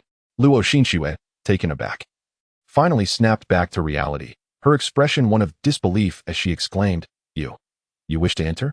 Yun Mochen paid her no heed, slowly closing his eyes, allowing the spiritual energy he had been conjuring to dissipate entirely as he leisurely approached her direction. At that moment, several sharp sword energies seemed to have understood Yun Mochen's provocation, and a terrifying aura surged forth once more, hurtling towards him. Be careful. Run. Sword Spirit Yu and Luo Xinxue cried out in alarm, both acutely aware of the formidable energy contained within those racing sword energies. Yet, at this instant, given the remarkable prowess of the two women, even if they attempted to intervene, they would be incapable of intercepting the sword chi before it struck Yun Mochen. All they could do was call out a warning, for the speed of the sword chi was astonishing. The distance separating them from Yun Mochen was, at the very least, 100 meters, far too great for them to act in time. However, just as the sword chi was about to collide with Yun Mochen's face, a peculiar energy suddenly manifested out of thin air, enveloping him entirely. Before he could even react, he felt the world spinning around him, and in the blink of an eye, he found himself 100 meters away. With a resounding boom, the crowd was taken aback, suddenly exclaiming, This is the art of spatial transference. It was senior brother Yin who acted, as the dust began to settle at the epicenter of the explosion. Yin Shifeng stood resolutely, his expression composed, a faint aura of a ninth-level nascent soul radiating from him, causing his robes to flutter gently. He slightly turned to face Yun Mochen and remarked nonchalantly, Junior brother, to show off, one must possess the requisite abilities. Do not be so reckless next time. Returning to his senses, Yun Mochen's face contorted with disbelief, feeling as if he had just discovered that the 100 yuan notes he had guarded for 2 hours were nothing but counterfeit bills. If only he had been a fraction slower, he could have succeeded in his display of bravado. Yet, swiftly, he sensed the terrifying strength of the other party, who had effortlessly swapped their positions without his awareness. Such an enigmatic martial art. In the next moment, sharp gasps erupted from the surrounding crowd. Wow, senior brother Yin is so handsome. Oh my, if I could have someone like senior brother Yin as my husband, I would be thrilled even if it meant becoming the top of the talent list. Indeed, indeed. Senior brother Yin is truly like an immortal swordsman descended to earth. He is incredibly handsome. I feel like I need to go to the restroom. What do you need to go to the restroom for? Mind your own business. Meanwhile, Yin Shifeng remained indifferent, seemingly unaffected by the flattery of the core female disciples surrounding him. Amidst their puzzled gazes, he slowly raised his sword before him, gazing at his own reflection on the blade, a smile creeping upon his lips as he sighed inwardly. Indeed, I am the epitome of handsomeness. At that moment, Yun Mochen suppressed the twitching of his lips and said, Yin Shifeng, right? I will remember you. Thank you. But one thing you must keep in mind. In terms of handsomeness, you are slightly inferior to me. Upon hearing this, Yin Shifeng's sword trembled in his grasp, his expression one of disbelief as he abruptly turned to look at Yun Mochen. This junior brother dared to question his attractiveness? What qualifications did he possess? Before he could finish his thoughts, he found himself frozen in place. In the next instant, Yun Mochen moved, appearing beside Luo Xinxue, and as he brushed past her, he softly murmured, Senior sister, I'm heading in first. Then, to everyone's astonishment, Yun Mochen strode toward the interior. It was well known that the location where Luo Xinxue stood was the sword intent realm. How could he possibly enter? Wait, what is that aura emanating from him? This is impossible. That is a manifestation of sword intent. A voice of astonishment erupted from the crowd, sending shivers through every heart present. The youth before them, whose bone age appeared to be no more than 18 or 19, how could he possibly possess such sword intent? Even Luo Xinxue, who boasted the heavenly spirit sword body, ranked 109 among the 3,000 physiques, only comprehended a layer of sword intent at the age of 25. However, the crowd's shock soon escalated into sheer incredulity. As Yun Mochen entered the realm of sword intent and unleashed his own, a torrent of fierce and terrifying sword intent surged towards him. Yet, at the moment these sword intents collided with his, they seemed to awaken with sentience. Like frightened beings, they halted in their tracks, retracting their menacing aura. Yet soon after, these sword intents appeared to regain their composure, exuding an almost human-like joy as they gradually prostrated themselves at Yun Mochen's feet, pulsating with excitement. Among them, several particularly formidable sword intents even transformed into vague humanoid figures, bounding around Yun Mochen in exuberance. Sword Spirit Yu and Luo Xinxue exchanged a glance, their faces reflecting profound astonishment. And an unspoken wave of indescribable shame welled within their hearts. Jian Qingtian, witnessing this scene, trembled more violently, his fiery and fervent gaze flickering with a wild intensity. It has stabilized. As for the other elders, their last remnants of doubt evaporated. The white-clad youth before them was undoubtedly the reincarnation of their ancestral master, the sword immortal Lien Tian. Otherwise, how could such terrifying sword intents react in this manner? Do they seem to have an affinity for my sword intent? Yun Mochen mused. Feeling the peculiar shift in the surrounding space, an involuntary exclamation escaping his lips. In a reflexive motion, he reached out to touch one strand of sword intent. Before he could comprehend the moment, it unexpectedly burrowed into his fingertip. Could it be? I believe I can absorb this sword intent. Chapter 138. 6 Layers of Sword Intent. Moments later, Yun Mochen distinctly felt the sword intent within his body merging with the strand he had just encountered, completely forming his own unique sword intent. Master, this is all your fortune. Hasten to absorb it. Yun Mochen's heart surged with elation as he seated himself, embracing the continuous influx of sword intent into his being. Initially, some timid sword intents, upon touching his body, promptly recoiled in fear, prostrating themselves on the ground. Yet, after a brief moment, seeing Yun Mochen exhibit no sign of aversion, they gradually grew bolder, sharing a portion of their sword intent to enter his body, seemingly testing his response. After a while, witnessing Yun Mochen's continued nonchalance, even adorned with a gentle smile, the sword intents became animated, trembling, and leaping in the air before swiftly coalescing into his form. Boom. Moments later, the intensity of the sword intent within Yun Mochen skyrocketed, ultimately reaching a critical threshold. With a resounding thud, an overwhelming surge of sword intent erupted explosively within him. Yun Mochen hurriedly exerted his control over the sword intent, and in the next moment, the once tumultuous energy settled into a serene calm. At that moment, he noticed something intriguing. At the opposite end of his being, the dual gun intent cowered in a small corner, quivering incessantly due to Yun Mochen's current mastery of sword intent, which had reached the 5th level. Yet, to the outside world, the events unfolding within him remained inscrutable.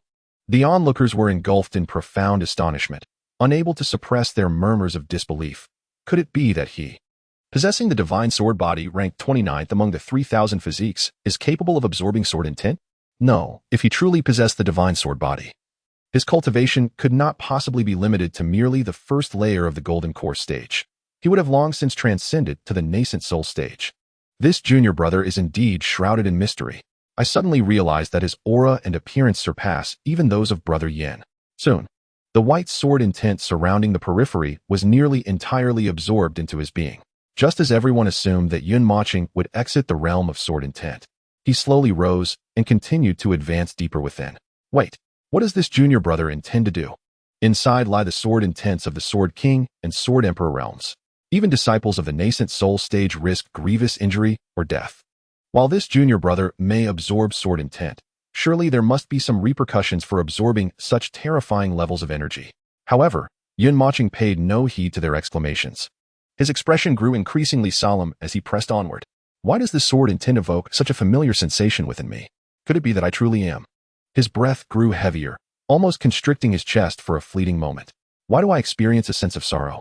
He found himself utterly perplexed, allowing countless crimson sword intents to surge into his being as he relentlessly sought answers. The terrifying energy contained within these sword intents was, to others, a source of immense dread. Yet for him, it manifested as a sensation he had never before encountered, an inexplicable affinity. By the end, the onlookers had become completely numb from shock, halting their cultivation to gaze at Yun Mochen in a daze. Meanwhile, the intensity of the sword intent within him continued to escalate wildly. Boom. Another resounding explosion reverberated within him, sending waves of shock through Yun Mochen, prompting him to instinctively probe within with his consciousness. It had reached the 6th level of sword intent. Just as he believed his mastery of sword intent could not possibly ascend further, he beheld countless black sword intents 100 meters ahead. As if sensing his approach, they exhibited a fervent joy and frenzy, surging toward him once more. At that moment, uncertainty gripped Yun Mochen. His expression grew grave as he halted his advance. He subconsciously channeled his spiritual energy, fixing a serious gaze ahead. Surrounding him, the rampant sword intent whipped up a storm of flying sand and shattered stones, striking against his cheeks and eliciting sharp pangs of discomfort. The air was filled with a rustling sound, akin to mocking laughter directed at him. Yet, he did not retreat even a single step. As the white garments swayed gracefully in the wind, an ethereal aura emanated from the figure, resembling a true celestial being descended from the heavens, standing serenely to embrace the baptism of worldly affairs. It is crucial to recognize that those dark sword intents are of the Emperor's sword caliber. The lowest realm among them is the 7th layer of sword intent. Among these dark sword intents, a few strands have ascended to the 9th layer of sword intent. Master, aren't you going to intervene? Nan Shuan could no longer contain her anxiety and spoke up. It is imperative to understand that sword intents of the Emperor's sword level possess the power to obliterate even nascent soul cultivators. Even if Yun Mochen is indeed the ancestral master, he currently exists solely as a reincarnated being. His strength has not yet been restored. Should these arrogant sword intents suddenly spawn rebellious entities, Yun Mochen would find himself in dire peril. Wen Jiantian took a deep breath, releasing the hands that had been clasped behind him, allowing them to rest at his sides. Instinctively channeling a terrifying energy, his gaze sharpened with intensity as he coldly declared, "Sword intents possess spirit. Indeed, unbound sword intents can choose formidable masters. However, that individual is our ancestral master, the revered progenitor of the Liantian sword sect. He was once the sovereign of this planet. If any of these sword intents dare to defy our ancestral master, I shall unleash my soul as flame and refine them all down to the depths of the abyss." Nan Shuan's eyes flickered, whispering softly, "Ancestral master, do your best." Meanwhile, Yen Qifeng abandoned all pretense, his mouth agape as he attempted to stuff 5 eggs into it, his body trembling violently. "No way. Junior brother.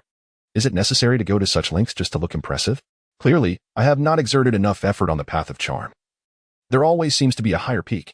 Luo Xinchue no longer exhibited the pride she had shown when releasing the 3rd layer of sword intent. Her heart trembled incessantly. With a rising and falling chest, she silently mused, "So dashing. As for the sword spirit, she quickly turned her attention to Tianjian, hoping for a response. It seems I truly guessed correctly.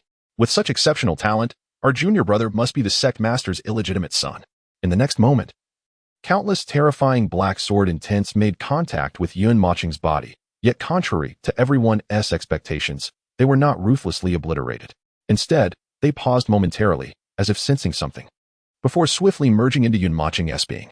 Boom, boom, boom. In the next instant, the multitude of sword intents that had entered Yun Mochen's body began to wreak havoc without restraint. He lacked the strength to control them, allowing them to rampage within him. However, these sword intents seemed to intentionally restrain their formidable energy, causing no harm to Yun Mochen's physical form.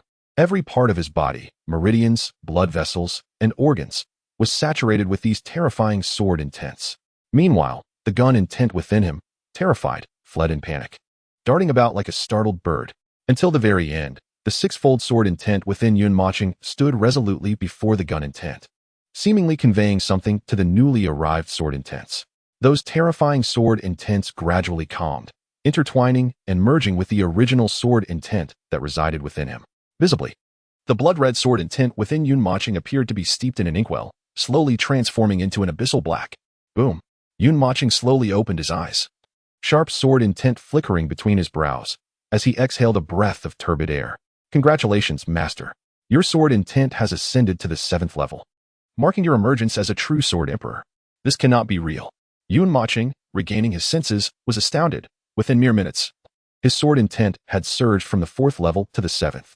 Who could possibly believe such a feat? Moreover, he sensed that the sword intent within him bore no hint of superficiality. It felt as if, in a moment of clarity, he realized that these sword intents were inherently his own. His heart raced, sensing a more formidable energy ahead, irresistibly drawing him forward. It was the energy radiating a golden light. Celestial grade sword intent. I must uncover the truth of this. At this point, Yun Moching had begun to form some conjectures. The system had not emerged from nothingness, and the name temporal steel of the system was certainly not chosen arbitrarily. Perhaps he truly was the once invincible Lin Tian, sword immortal. How incredibly cool. Suppressing the excitement within, Yun Moching proceeded forward. As for the onlookers, they had long grown accustomed to regarding Yun Moching as a monstrous spectacle. The ball of golden light seemed to sense Yun Moching's presence and suddenly erupted into a dazzling brilliance, enveloping him entirely. Yun Moching's pupils constricted sharply, and in an instant, he felt the world spin and vanished from his original location. "Young man, we meet again." A familiar yet strange voice echoed. Yun Moching felt a shiver run down his spine.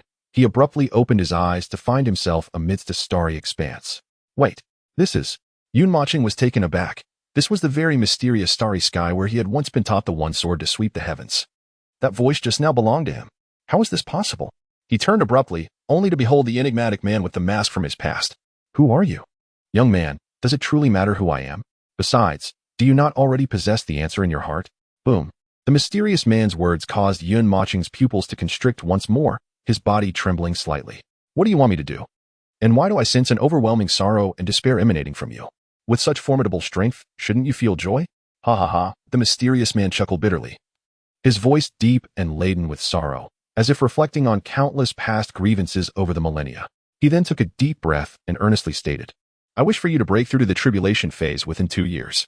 Yun Moching's heart jolted, as if he had just heard the most ludicrous of jokes. His face etched with disbelief. "Are you certain it is the tribulation period?" The mysterious man replied with unwavering certainty, "Indeed, young one, I assure you, I have not misspoken. If this is not the case, all those whom you hold dear will vanish from your life." "Why?" At this inquiry, Yun Moching felt as though he could sense the profound sorrow concealed beneath the man's mask. After a brief hesitation, the man continued, "I can divulge this to you, but do you truly dare to listen?" Yun Moching stood frozen, suddenly recalling myriad events that seemed intricately woven by fate, such as the emergence of the system, the life and death of his mother, his past life, and even the cost associated with binding the system. Each of these revelations added weight to the enormous stone pressing upon his heart, causing his hesitation to deepen, leaving him in a state of confusion as he listened to the rapid thumping of his heart. He found himself at a loss for words. Yet, at that moment, the mysterious man spoke again. "Young one, I can share a fragment of knowledge regarding the time-space tablet." "What is it?"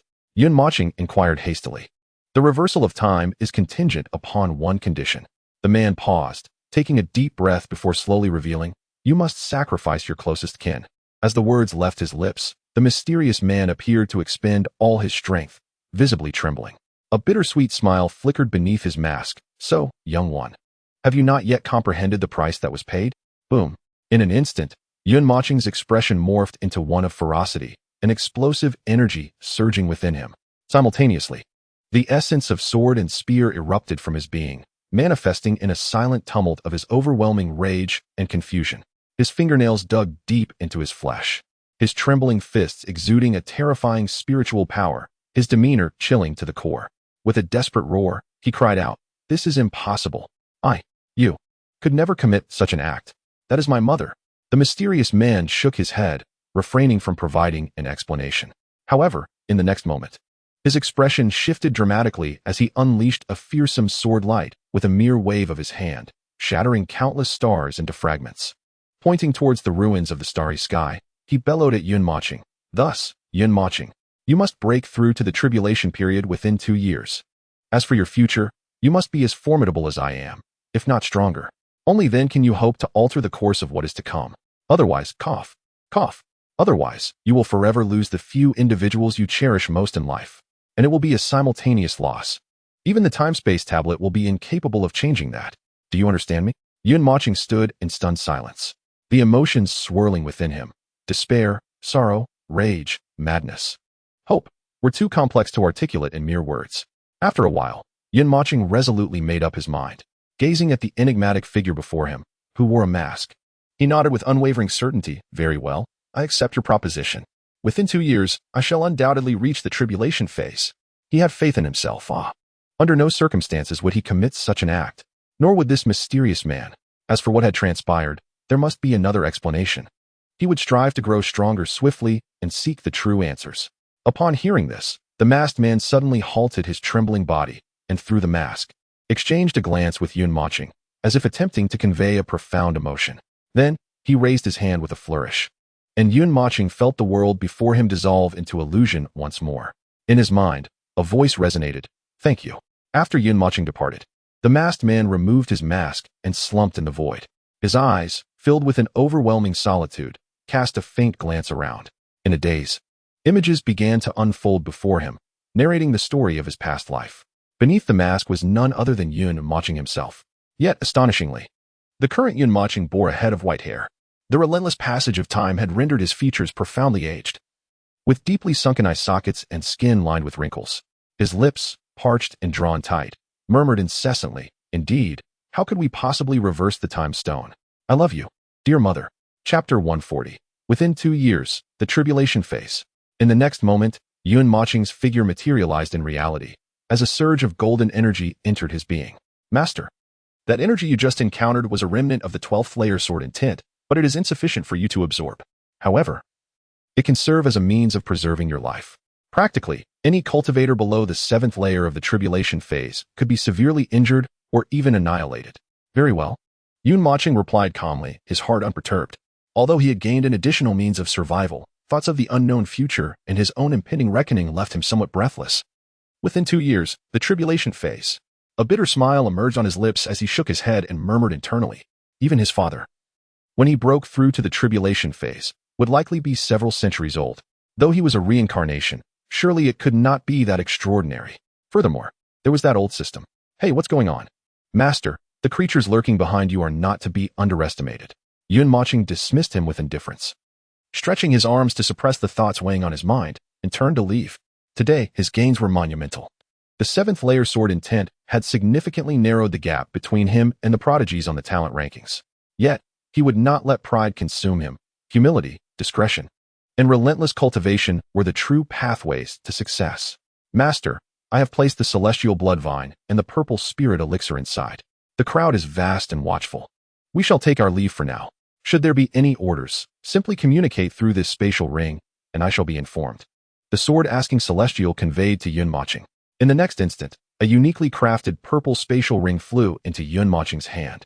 Subsequently, Wan Jiantian cast a meaningful glance at Yun Moching before departing with a group of elders. However, before leaving, he instructed all present disciples to solemnly swear to keep the events of the day buried within their hearts.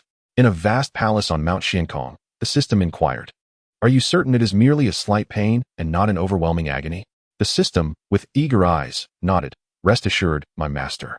Once you immerse yourself in the bathtub, promptly activate the 9 turns immortal technique. You will feel no pain at all."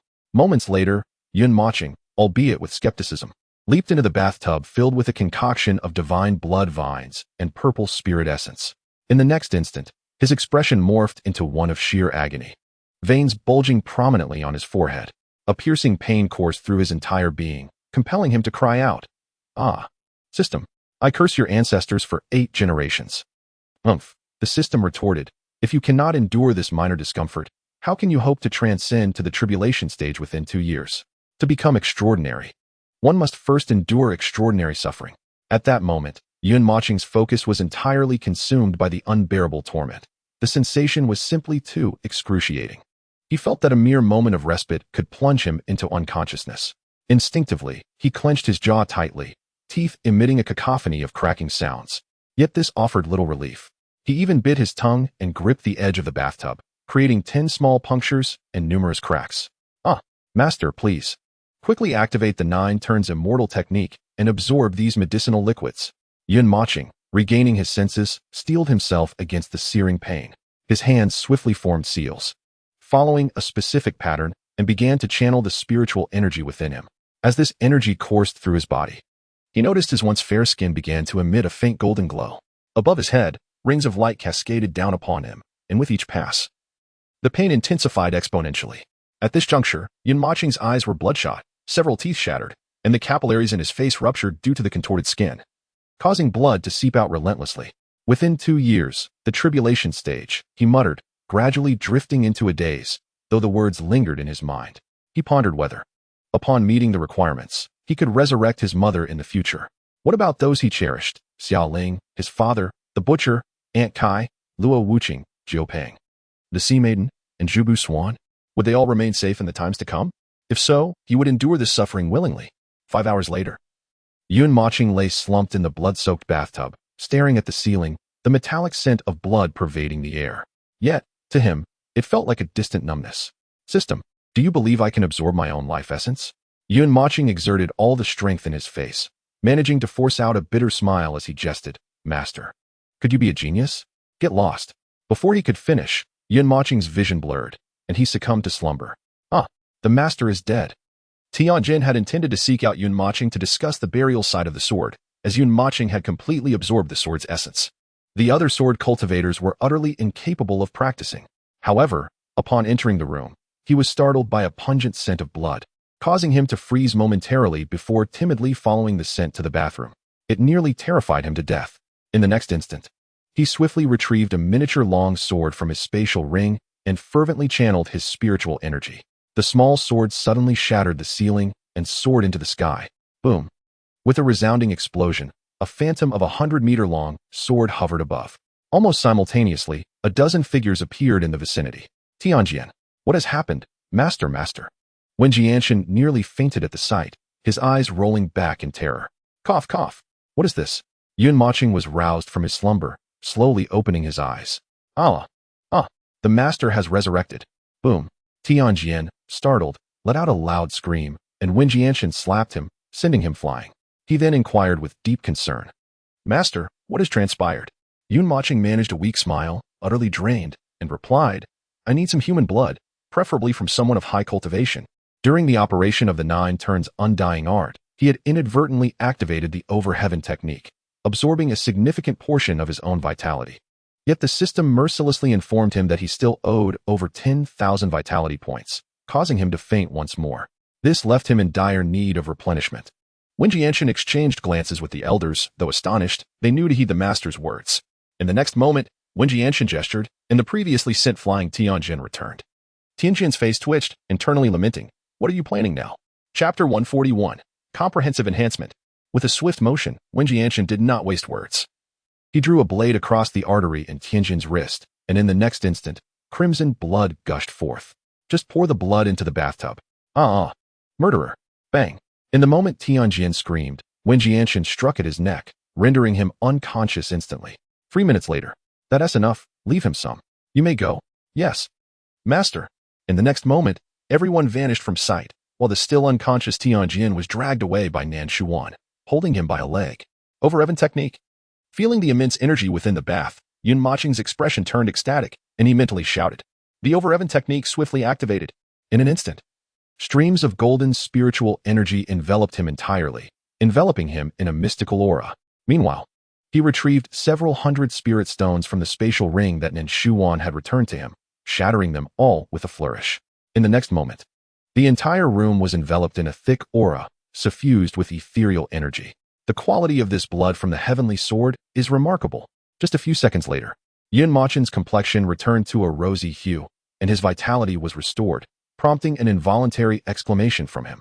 Moreover, there remained a substantial amount of the heavenly sword's fresh blood in the bath, yet to be absorbed.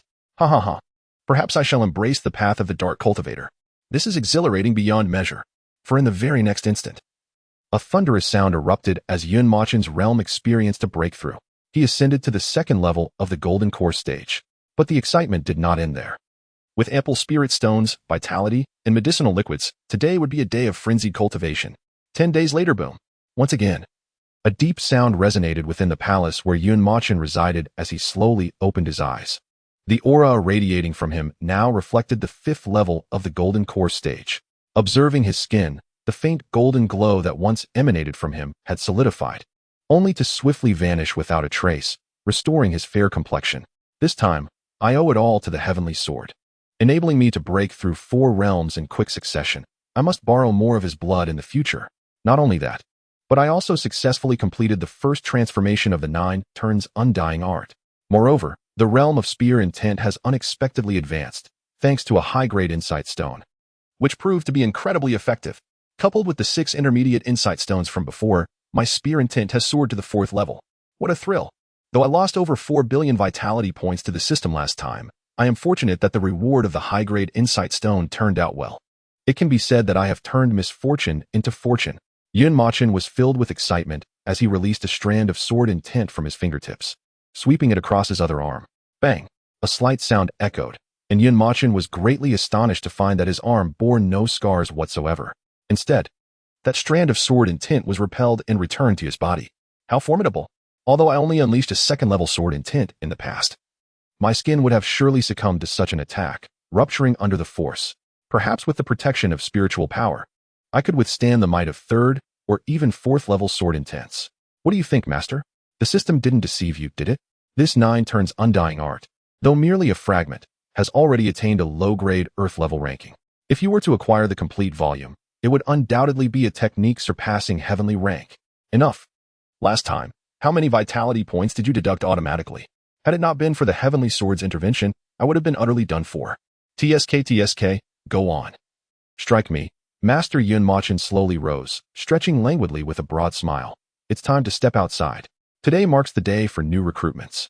Due to the events from over a week ago, the recruitment had been forced to halt, but today it resumes. Consequently, the outer sect of the Lian Tian Sword Sect was bustling with activity. Mochen did not greet anyone. Instead, he descended from the floating mountain to explore. Ah, is that the young man? Mochen noticed the boy who had lent him the spear, Shen Qingza, engaged in a fierce battle against another disciple on the platform. As for the heavenly sword not far from him, upon catching sight of Mochen's figure, the old man trembled violently. As if he had encountered the Grim Reaper wielding a scythe to harvest his soul, his face paling in terror. Nevertheless, he instinctively nodded towards Mochen in a gesture of respect. After all, the last time he awoke, he was emaciated, resembling a corpse drained of life. With his complexion ghastly and frail, over 90% of his blood had been completely siphoned away.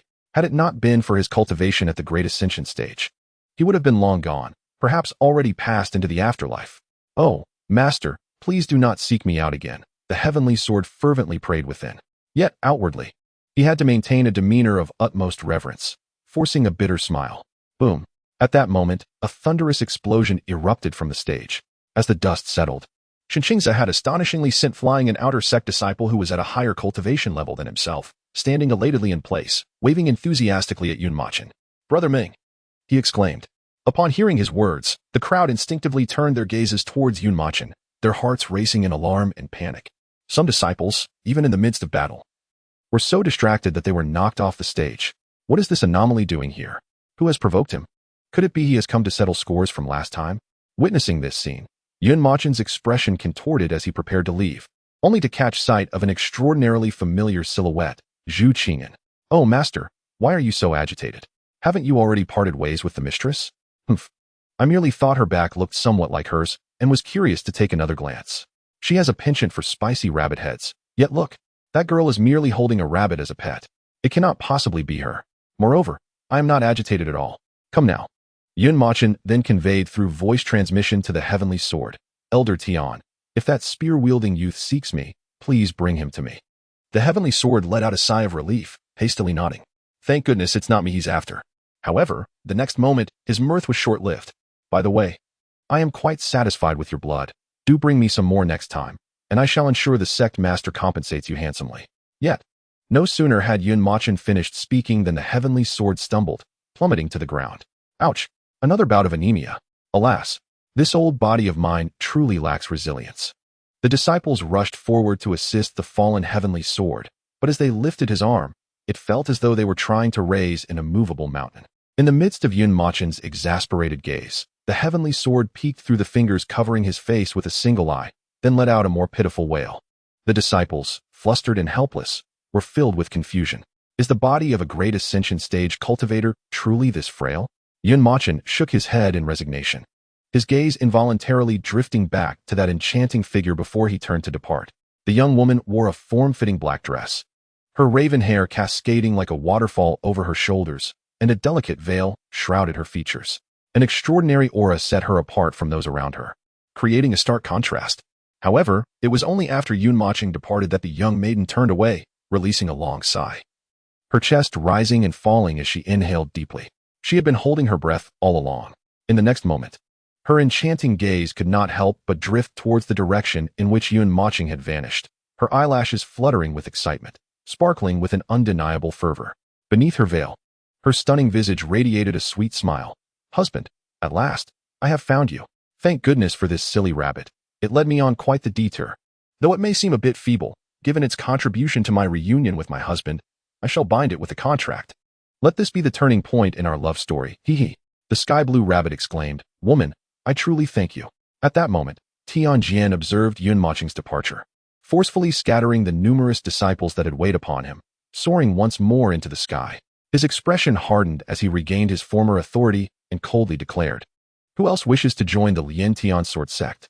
Step forward. If not, today's recruitment shall conclude. As soon as Tianjian's words fell, a melodious female voice interrupted, Elder, how can one directly become a core disciple? Tianjian raised an eyebrow, astonished. In all his years, he had never encountered such audacity. To become a core disciple of the Lien Tian sword sect directly? Did she think the outer and inner disciples were mere decorations? Suddenly, Tianjian seemed to notice something, his expression turning serious as he swiftly approached her. 18 years old, and in the second tier of the nascent soul stage? My goodness, a prodigy indeed. Tianjian's spirit surged with exhilaration upon discreetly scanning her essence, his eyes widening in astonishment, as if he had discovered a rare treasure of heaven and earth. His gaze shimmering with golden light. Excellent.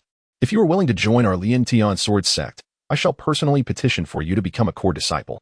The moment these words were uttered, the crowd erupted in an uproar. Many disciples were initially taken aback, but as realization dawned, they grew increasingly discontented, beginning to question Tianjian. Elder Tian, isn't the minimum requirement for becoming a core disciple of our Lien Tian sword sect to possess strength at the 5th tier of the nascent soul stage? She appears to be merely 18 or 19. What gives her the right to ascend to core disciple status without assessment? Exactly. Elder Tian, if you do not clarify this, we shall deem it unjust. Yes. Elder Tian, this is unfair. It must be noted that only through countless battles and competitions could one emerge as one of the top 10 among all outer disciples to enter the inner sect. For inner disciples aspiring to become core disciples, the path was even more arduous. Not only must they rank among the top 3 in the annual inner sect competition, but they must also comprehend a weapon's essence and possess strength no less than the 5th tier of the nascent soul stage to attain core disciple status. Moreover, the Lien Tian sword sect, despite its challenges, remains one of the 3 titans of the entire human realm. How could the core disciples lack substance? Boom, boom, boom. The sword of heaven is not one to indulge them. With a mere wave of his hand, several sword energies struck the disciples who had just spoken out. Although he deliberately tempered his force, it still sent them flying, crashing heavily to the ground. When did it become your place to question my words? You bunch of young upstarts. If you wish for your demise, utter another word. A group of narrow-minded youngsters with myopic views, lacking in perception. It is infuriating to the core. An 18-year-old at the 2nd level of the nascent soul stage. If that isn't an extraordinary physique, then I might as well take his surname. As for the significance of weaponry, having one is preferable, but its absence is not insurmountable. For a prodigy of such exceptional constitution, the comprehension of intent is undoubtedly a given. Naturally, he was too weary to explain this to the disciples. Such a treasure of a prodigy should remain concealed for her utmost protection, and it could also serve to catch other sects off guard in their competition. However, the primary reason was simply a matter of impatience. The ancestor has drawn so much of my blood, it would be unreasonable for me to direct my ire towards him. Thank you. Elder, the young girl behind the veil spoke softly. It is Zhu Qing'an. Elder Tian, this is indeed somewhat unfair.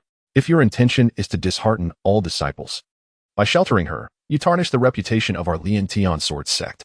I shall have no choice but to seek out senior brother Yin Qifeng to inform the sect master of today's events. I am confident that the sect master will unhesitatingly stand by our side. At that moment, a seemingly refined disciple, adorned with round-framed glasses, approached beneath Tianjian. He expressed his discontent indignantly. The crowd's brows furrowed in astonishment. Good heavens, another expert has emerged. Yet another oblivious braggart. Following their gaze, they conjured an impression of this refined young man. Ah, it is this fellow. His name is Guan Qinhai, who leverages the connection of his grandfather's father's brother's son's grandson, who is a sworn brother to the sect master, Yin Qifeng. Gasp, let me catch my breath. Cough, cough. Thus, he has taken advantage of this relationship to flaunt his arrogance in the outer sect, seeking to attract the attention of many newly joined little junior sisters. The crowd could not help but twitch their expressions, internally giving him a thumbs up. When it comes to climbing the social ladder, he is unparalleled. Who else dares to claim the 2nd position? Humph. I see you truly seek your own demise, Elder. Allow me to handle this. Just as Tianjin's fury was about to erupt once more, Zhu Qingyan suddenly interrupted him. The crowd turned towards her voice. They beheld Zhu Qingyan, her expression icy and indifferent. Although her veil concealed her breathtaking beauty, her captivating eyes stirred the hearts of many. So beautiful. Subsequently, amidst the astonished gazes of the crowd, she leisurely ascended the stage, placing the sky-blue rabbit, which had been squirming in her grasp, gently on the edge of the platform. In the next moment, she cast a cold glance at the crowd and spoke in a chilling tone. If any of you are dissatisfied, feel free to step forward. Hiss. As her words lingered in the air, the crowd could not help but collectively intake a sharp breath. This scene felt eerily reminiscent. Just over 10 days ago, a formidable challenger had appeared, and now another had come. The temper of the Liantian sword sect this year was indeed fierce. Moreover, it seemed that this new arrival was a rather attractive young woman. Even the sword sect could not help but steal a few glances at her. Internally reflecting on that formidable figure clad in white, a shiver ran down their spines. Her temperament seemed oddly reminiscent of the founder. At that moment, Guan Xinhai also ascended the stage, his aura radiating the 7th level of the Golden Core stage, and he feigned politeness by slightly bowing. With a smirk that was neither entirely sincere nor entirely mocking, he remarked, "Fair lady, I trust you have heard about my background, and I must confess, I detest engaging in conflict with women, particularly those as beautiful as yourself." In the next breath, he adjusted his glasses, a glimmer of lasciviousness flashing behind the lenses. He then transmitted a message to Zhu Qingyan, saying, "Thus, my dear, if you are willing to become my woman, I assure you that upon your entry into the sect, no one shall dare to bully you. As for today's affair, I could feign defeat, allowing you to successfully join the sect. What do you say?" With that, a wicked grin crept across Guan Xinhai's lips, nearly impossible for him to suppress. He could hardly believe that a mere girl of 18 or 19 could stir any significant waves. After all, he was a prodigy of the 7th level of the Golden Core stage, capable of battling a level higher. As for this beauty, he was determined to indulge her. However, in the next instant, Zhu Qingyan paid him no heed, nor did she draw her weapon. Instead, she suddenly turned her face towards the sword sect and posed a question that left everyone astounded. "Elder, if I were to accidentally kill him, would it affect my entry into the sect?" Chapter 143. Could she be from the Tianjin sect? Upon hearing this, the crowd gasped in disbelief. Goodness! This woman is even more audacious than the previous Meng Yang. She actually contemplates slaying Guan Xinhai. Is she joking? Although Guan Xinhai was not particularly well liked, his strength was undeniable. The 7th level of the Golden Core stage was no trivial matter. It appeared that this young lady was courting disaster. Instead of discreetly seeking favors, she boldly sought them in front of everyone. Truly, her intellect was questionable. However, it was not certain. Judging by the development of events, Elder Tian would undoubtedly intervene. Fear not, such a second-generation scion would surely not let her come to harm. Indeed, having connections was a powerful asset. Who could blame her? Alas, the disparity between individuals could be infuriating. Just as the crowd buzzed with chatter, Tianjin unexpectedly uttered a statement that left everyone in shock. "It will not affect you. If you do not protect this second-generation scion, I shall truly take action." Wait, why did she not exhibit any emotional turmoil? Could it be that her background exceeds even mine? Nonsense. That is absolutely impossible, Guan Xinhai thought inwardly. Yet, inexplicably, he felt an unsettling pang of anxiety. To bolster his courage, he drew his Tang Dao, resolving, "Since you do not appreciate my intentions, do not blame me for marring that beautiful face of yours." As the words fell, an onslaught of fierce sword energy erupted from the Tang Dao in his hand, hurtling towards Zhu Qingyan at an alarming speed. With a powerful slash, Zhu Qingyan stood her ground, her gaze directed at Guan Xinhai, icy and devoid of emotion, as if she were regarding a lifeless corpse. Slowly, she raised her hand, and in the next instant, the Tang Dao, imbued with terrifying sword energy, was upon her. A thunderous sound reverberated through the arena. In that moment, all present were rendered speechless as the blade landed perfectly between her fingers, unable to advance a hair's breadth further. A closer inspection would reveal that her delicate fingers had not even been grazed by the blade. She had withstood the full force of Guan Xinhai, a formidable opponent at the 7th level of the Golden Core stage. How could this be possible? "You scum deserve to die." With those words, an even more piercing and terrifying aura erupted from within Zhu Qingyan, soaring into the heavens. Guan Xinhai's pupils constricted in shock. He felt an overwhelming energy emanating from her, leaving him utterly incapable of resistance. This was inconceivable. Before he could finish his thought, that dreadful energy propelled him skyward. That was the essence of sword intent. Furthermore, it was the third layer of sword intent. A wave of gasps rippled through the crowd, their hearts trembling as their faces paled in disbelief, their bodies shaking uncontrollably. An 18-year-old with third-layer sword intent? What a ludicrous notion. Amidst the astonished gazes of the onlookers, Zhu Qingyan suddenly teleported above Guan Qinhai, channeling her spiritual energy furiously into her foot. With a swift and forceful kick, she struck down. This was impossible.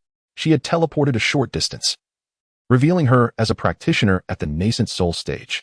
My heavens, an 18-year-old at the nascent soul stage? Has the world turned upside down? Or am I simply a fool? Another wave of fervent gasps erupted from the crowd. Bang! In the next moment, the pain coursing through Guan Qinhai's body caused blood to fill his vision, his facial veins bulging uncontrollably. A surge of blood welled up in his abdomen, erupting violently from his mouth. Throughout this ordeal, he had not even registered the moment when Zhu Qingyan had sent him crashing heavily to the ground. What a terrifying woman! Just when everyone thought Zhu Qingyan would cease her assault, an even more formidable sword intent surged forth from her hand, transforming into a colossal Tang Dao. With a swift motion, she aimed it at the nearly incapacitated Guan Qinhai and delivered a decisive slash. Boom! The arena shook violently, sending many spectators staggering back in fright, their expressions frozen in shock as they gazed at the stage. As the dust began to settle, Zhu Qingyan hovered in the air, her black skirt billowing slightly, the menacing sword intent continually returning to her being. She resembled an unparalleled empress, her expression indifferent as she surveyed all that existed. Looking back at Guan Qinhai on the stage, his chest was a hollow expanse, with only a few chunks of flesh connecting his limbs, his eyes wide with terror. His dark brown pupils reflected the abyss of despair. However, a gradual sense of disarray emerged following the death of Guan Qinhai. An unspoken understanding settled among everyone present. At this moment, Zhu Qingyan spoke once more with a calm demeanor. If there are any dissenters, you may step forward. This time, laughter was nowhere to be found. Each individual exchanged glances, hastily lowering their heads in trepidation, unwilling to meet her gaze. Ha ha ha, splendid execution. An elder, who had long heard of this individual, scornfully remarked on the audacity with which she operated within the outer sect, wreaking havoc upon countless female disciples of her own sect. The decisiveness of this young woman was unprecedented for Tianjin, who, after a hearty laugh, turned his gaze towards Zhu Qingyan with a smile. What is your name, girl? Zhu Qingyan. A day later, within the demon beast forest. What a delight. In a mere day, he had absorbed nearly 9,000 vitality points. Yun Mochen sat cross-legged in the crevice between a massive rock and a cliff, his expression one of sheer delight. To expedite the absorption of vitality, he had learned from the disciples that a mountain range lay over 1,000 kilometers from Liantian's sword sect, traversing the entire Wanqing domain. This area was teeming not only with numerous demonic beasts but also with beings from various other races. Those who had been ostracized within their own kin or had committed transgressions found refuge within the demon beast forest, escaping from pursuers. To Yun Majin's surprise, this section of the forest, adjacent to the human realm, seemed tailor-made for him. The majority of the beasts here were at the Golden Core stage, and he had yet to encounter any high-level beasts. He speculated that they had likely been exterminated by the disciples of Liantian's sword sect. We were the first to discover this place. Should you attempt to seize it, do not blame our sect for being merciless. Just then, a loud shout resonated from a distance. Yun Majin stealthily approached, only to find Yang Wei and several inner-sect disciples engaged in a heated exchange. Aside from Yang Wei, the others were all at the second level of the nascent soul stage. The individuals they were confronting, while unfamiliar to him, exuded a formidable aura, all at the nascent soul stage. Notably, one of them, the most powerful among them, was at the fourth level of the nascent soul stage, a true prodigy. Moreover, he noticed that their robes were embroidered with a single character, Tian. Could they be members of the Tianyan sect? Do not assume that proximity to Liantian sword sect grants you the freedom to act as you please. I assure you, all our core disciples are in the vicinity. Should you wish to engage, do not blame us for calling for assistance. Upon hearing this, Yang Wei unleashed his nascent soul stage aura, furiously declaring, call if you must. We were clearly the first to discover this. If you wish to live, think twice before trying us. However, Yun Majin found it puzzling that he was no longer wielding the previously mentioned mountain-splitting axe, but rather a longsword. The atmosphere was tense, both sides poised for a potential clash. Chapter 144. Go tell Meng Pi your bravado. Not far from them, at the center of a tranquil lake, lay a lotus flower. Strangely, this lotus was a deep crimson, surrounded by a swirling, eerie red mist that emanated a mysterious aura. It was indeed a rare treasure. Yun Maching's eyes gleamed with excitement. But he quickly regained his composure as another thought crossed his mind. The treasures of heaven and earth were abundant. Yet the few he had brought from his father were of limited utility. Who could ascertain their true value? Just then, the overheaven art within him began to operate instinctively. What is happening? I'm busy. Please do not disturb me, master. It's merely a treasure that piques the interest of the overheaven art. Yun Mocheng's eyes sparkled once more as he suppressed his excitement and approached them. Initially, his plan was to seize the opportunity amidst the chaos of battle. However, given that they were all addressing him as their ancestor, he felt compelled to intervene. Ah, you from the Tianyin sect, I shall take this lotus flower. If you wish to avoid death, I suggest you leave promptly. As he drew forth the blood demon spear, slinging it across his back, he spoke calmly. All present were taken aback. They had not realized another was in their midst. How audacious! Upon seeing Yun Mocheng, Yang Wei's expression changed dramatically, his body instinctively trembling as he awkwardly remarked, Meng Mingyang, what brings you here? Mingyang? Initially, the inner disciples felt a surge of joy, believing a powerful savior had arrived. Yet, upon realizing it was the new disciple entangled in rumors with Nanshu Wan, their excitement dissipated entirely. After all, what could a mere newcomer accomplish? Yet, why was Yang Wei's reaction devoid of anger? This was a confrontation with a rival. Before Yun Mocheng could utter a word, a burly man emerged from the ranks of the Tianyin sect disciples, wielding a fearsome black spear. You, a mere 5th level of the Golden Core stage, ought to return home to your mother. He then exuded the aura of a 4th level nascent soul practitioner, advancing menacingly toward Yun Mocheng. A gaggle of fools from the Lien Tian sword sect, with their highest cultivation only at the 2nd level of the nascent soul stage, were now faced with this 5th level Golden Core idiot attempting to play the hero. It was truly laughable.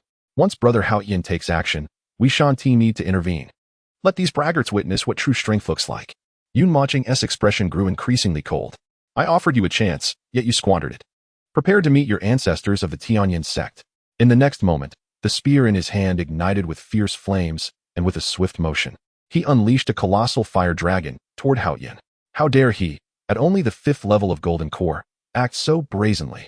As others considered rushing to Yun Mocheng's aid, Yang Wei interposed with his sword, shaking his head. There's no need. Boom. As his words fell, an explosive sound erupted ahead. In an instant, dust and smoke billowed, and 2 figures burst forth from the haze. The other disciples, witnessing this spectacle, were instantly enraged, their unleashed auras forcing Yang Wei back. As they charged toward one of the figures, they shouted, Yang Wei, I truly misjudged you. To allow fellow disciples to perish at the hands of enemies for personal grudges is unforgivable. Yang Wei, you shall pay for this. After this incident, we shall report the matter to our sect. Yang Wei wore a bittersweet smile, wishing to explain the circumstances, but he had sworn an oath to the heavens and was unable to speak. It was no jest. That lad named Meng Yang was indeed a sword king. While I could easily overpower you, mere 2nd-tier nascent soul cultivators, he could effortlessly subdue me. How ridiculous it would be to send you to rescue him.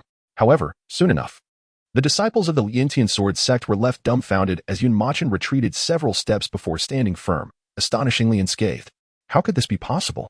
It seemed that even without the enhancement of gun intent, battling across so many realms would still prove somewhat taxing. Even with his cultivation at the 5th level of the Golden Core stage, Yun Mocheng mused internally, shaking his slightly numbed arm. In the past couple of days, he had not encountered any nascent soul beasts, and he had been eager to find an opportunity to truly test his strength and ascertain how much he had improved. According to his own words, with each elevation in realm, he felt capable of delivering a punch strong enough to challenge an emperor of the river, though he could not gauge it precisely. At this moment, the onlookers were utterly stunned as the opponent, Hao Qianya, spat out a mouthful of blood. His expression filled with terror as he cast a wary glance at Yun Mocheng. Such formidable power. Who on earth told me that this was the strength a 5th level Golden Core cultivator should possess? Yet, part of the issue lay in his excessive self-confidence and complete underestimation of Yun Mocheng. He had not even unleashed his full potential, which allowed Yun Mocheng to severely injure him with a single blow. Kid, it seems I have underestimated you, Hao Qianya remarked, but do not grow too arrogant. I have only revealed 1/5 of my true strength. Next, I shall grant you no further opportunities. As Hao Qianya's words fell, the disciples opposite him breathed a collective sigh of relief, their expressions gradually transforming from fear to arrogance. That truly scared me. I thought that lad at the 5th level of the Golden Core was truly an unparalleled genius. It turns out Heyaxiang was simply too careless. Indeed, to injure Heyaxiang with a single blow at the 5th level of the Golden Core is astonishing, but it was merely a false alarm. However, being able to withstand a strike from Heoshixing at the Golden Core stage is impressive in its own right. It is a pity that he has offended Heoshixing today. He is surely doomed. While the taunts echoed in his ears, Mochen remained remarkably composed. In the next instant, he suddenly raised the spear in his hand and advanced towards Hao Yinya once more. A playful remark escaped his lips. 1/5 of your strength? I have only utilized 1/100 of my power. Hao Yinya felt a surge of humiliation at Mochen's words, his face contorting in rage as he retorted. Go boast to Mengpa. Boom. Before he could finish his sentence, a thunderous sonic boom erupted as Mochen launched himself like a cannonball, gripping his spear tightly and hurtling towards him. In the next moment, Hao Yinya's expression shifted as if he had witnessed something profoundly terrifying, his pupils dilating in fear. Instinctively, he frantically channeled his spiritual energy into his spear. With a terrifying aura erupting, it charged towards Mochen. At the same time, Hao Tenya's heart raced uncontrollably. An unfathomable energy surged from his body, wildly rushing towards the black spear in his hand. That young man of the Golden Core stage actually possessed the will of the spear. What nonsense! What is the will of the spear worth? Didn't senior brother Hao also possess it? He could easily dominate him. Oh, how could I forget? The crowd was astonished to witness the emergence of the spear will within Mochen, but their shock quickly dissipated upon seeing Hao Tenya unleash his own spear will. Yet, a peculiar feeling lingered. Something about Hao Tenya's spear will felt distinctly different. Chapter 145. This is the catastrophe of annihilation. Hao Tenya sensed that something was amiss, though he couldn't articulate why, and the unease within him intensified. However, he did not waver in the slightest. As he closed the distance to Mochen, he lifted his spear and swung it fiercely. In the next moment, the white spear will transformed into a dragon, soaring towards Mochen. Dragon's tail sweep. Hao Tenya's heart roared with fury as he fervently channeled his spiritual energy, charging toward Mochen. A dragon? Just a mere little dragon. I shall show you what a true dragon is. In the instant Hao Tenya's dragon collided with Mochen's spear, the next moment, the rampaging white spear will visibly morphed into a blood-red hue. It was the 4th level of spear will. This is impossible. Hao Tenya instinctively gasped. And in the next moment, the blood-red spear will transformed into a terrifying giant dragon, voraciously consuming him. Boom! Senior brother Hao. The opposing disciples gasped in horror. In the next moment, a figure was sent flying back amidst a violent explosion, toppling dozens of trees before finally stabilizing. The crowd hurriedly looked over, only to see Hao Tenya shakily rising from the ground. Terror etched across his face as he gazed at his chest, where a cavity the size of a bowl had formed. The next second, his adrenaline could no longer support his body, and he began to fall backward. Senior brother Hao is dead. The opposing disciples, witnessing this scene, were so terrified that their hands trembled as they hastily retrieved a smoke tube from their spatial rings. They yanked the long line protruding from the bottom of the tube. Boom! In the next moment, a powerful energy erupted in the air, seemingly containing something extraordinarily dreadful, causing the very fabric of space to tremble violently. Above in the sky, a dazzling red light appeared, only to quickly vanish into the formless void. If you dare to strike at us again, once our core disciples arrive, prepare for your doom. Bang! Mochen showed no mercy, wielding his spear to blast towards them once more, instantly sending the speaking disciple of Tianyin's sect flying. Yet, in the next moment, a shadow appeared above him. Without a moment's hesitation, Mochen swung his spear down upon the disciple's face with tremendous force. The bone-cracking sound that followed sent shivers down everyone's spine. No, don't kill me. Then I shall grant your wish. Once more, with a flicker of movement, the formidable intent of the spear surged forth, transforming into a fearsome crimson dragon that gaped wide its bloodied maw, ready to engulf him entirely. The terrifying prowess of the young junior brother left the disciples of the Lien Tian sword sect in a state of shock and horror. They exchanged bewildered glances, ultimately turning their eyes towards Yang Wei. Sensing the weight of their gazes, Yang Wei feigned a frown, spreading his hands and shrugging nonchalantly. Why are you not going to assist him? He quipped. Go on. Help. Help? Help you, indeed. The very aftermath of his battle could injure us. Yang Laolu. You knew yet said nothing. The crowd cast incredulous and furious looks at Yang Wei, their hearts simmering with indignation. This sensation was akin to teaching a young lad the intricacies of Go on the streets, only to discover later, while watching television, that his name was Kujie. The embarrassment was overwhelming. Yet, Yang Wei's expression morphed into one of profound astonishment. Wasn't he the Sword King? How has he become the Spear King? Run, run. A disciple from the Tianyin sect cried out, prompting a collective panic as they fled for their lives.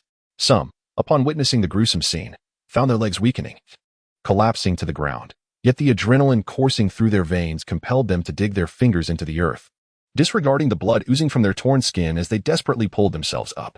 Not a single one shall escape, Mochen declared with a cold smile, his form reappearing before one of the disciples. He raised his spear, aiming directly at the disciple's heart with a swift thrust. This was no mere contest where surrender would suffice. He had extended them an opportunity. Should they harbor any intent to kill, he would respond with lethal force. Though inherently benevolent, nurturing a profound compassion for humanity, he understood the brutal realities of the ruthless cultivation world. He recognized how tragically a saint could meet their demise. His aspirations lay not merely in altering the fate of individuals or singular events, but in transforming the very order and ideology of the entire human race. Yet, such transformations were invariably accompanied by bloodshed. Thus, in circumstances like these, brute force far outweighed the mere recitation of doctrine. Were he to be lacking in strength, his fate would surely be one of tragic demise at the hands of another. He could not simply kneel and plead for mercy, regaling them with tales of Confucius's ideals of harmony. Therefore, once he struck, to him, it was a matter of life and death, devoid of right or wrong. If one were to seek a moral judgment, then attacking him was the gravest error. Boom! The thunderous sound of an explosive shockwave reverberated once more. Just as the spear's tip approached the disciple, a fleeting shadow appeared, whisking him away in an instant. Subsequently, Mochen's gaze fell upon a fist blade. Instinctively, he swung his spear in a ferocious block. Bang! The explosive noise ensued, sending Mochen hurtling backward for several meters before he gradually steadied himself. Casting a wary glance at his opponent, it was an 8th-layer nascent soul cultivator, a truly exceptional talent. Behind this man wielding the fist blade stood 3 women and 6 men, all of commendable prowess. All are at the 5th level of the nascent soul stage or higher. However, what Mochen failed to notice was that in the sky above the 10 of them, 2 areas of space trembled faintly, with one exhibiting a notably more intense quiver, a sight most peculiar. You are the core disciples spoken of by these few worthless ones, are you not? Mochen remarked, his demeanor entirely unperturbed, even brimming with a fierce battle intent. You have arrived just in time. I was eager to test the limits of my capabilities. Even if he were to face defeat, the distance to the Lien Tian sword sect was merely over 1,000 kilometers. As long as he communicated through the spatial ring given by one Jin Tian, the elders of the sect would undoubtedly arrive within minutes. If he could not prevail, summoning help from the heart was no disgrace. He was no fool. Did you kill Hao Tian Cliff? A man discreetly probed Mochen's cultivation with his spiritual sense, his expression flickering with an unusual nuance as his eyes narrowed. Do you also seek to court death? Mochen replied indifferently. Upon hearing this, the members of the Lien Tian sword sect trembled in fear. Junior brother, they are a group of nascent soul stage cultivators. Moreover, they are the core disciples of the Tianyin sect. Do you think they are all like us? Mere low-tier cultivators at the 1st or 2nd level of the nascent soul stage. The usually dim-witted Yang Wei's expression grew increasingly grave, and he could not help but transmit to Mochen, Meng Meng Yang, if you cannot win, then flee. You all go summon help, the rest is up to me. Yet, to be cautious, Mochen discreetly sent an imperceptible sound wave through the spatial ring in his hand. Sect Master, please come quickly. At the Lien Tian sword sect. A resounding boom echoed. What is happening? The sect's thunderous bell unexpectedly rang out 9 times, an omen of disaster. Before anyone could respond, Wen Jin Tian led a group of elders soaring into the sky. His thunderous voice instantly reverberated throughout every corner of the Lien Tian sword sect. Everyone, grab your weapons. Come with me. Do not blame me for using my strength against the weak. I do not slay nameless individuals. State your name. The man adorned with knuckle blades spoke haughtily, adopting a condescending demeanor. Before Mochen could utter a word, a woman behind him suddenly interjected, Luo Guanjing. Why waste words on a dying man? We are near the Lien Tian sword sect. Let us act swiftly to avoid further complications. This woman, named Yudai, was at the 6th level of the nascent soul stage. Once she finished speaking, she suddenly noticed a lotus in the nearby lake. Her expression filled with excitement as she pointed and exclaimed, Look, quick. The group was instantly captivated, their gazes fixed upon the blood-red lotus, their eyes gleaming with anticipation. We have finally found it. It seems the sect master's words were indeed true. One man shouted excitedly. In the next moment, Yudai hurriedly shot him a glare and transmitted, Hush. We snuck out without permission. Do not mention the sect master. Otherwise, if word gets out, they will know we eavesdropped on their meeting.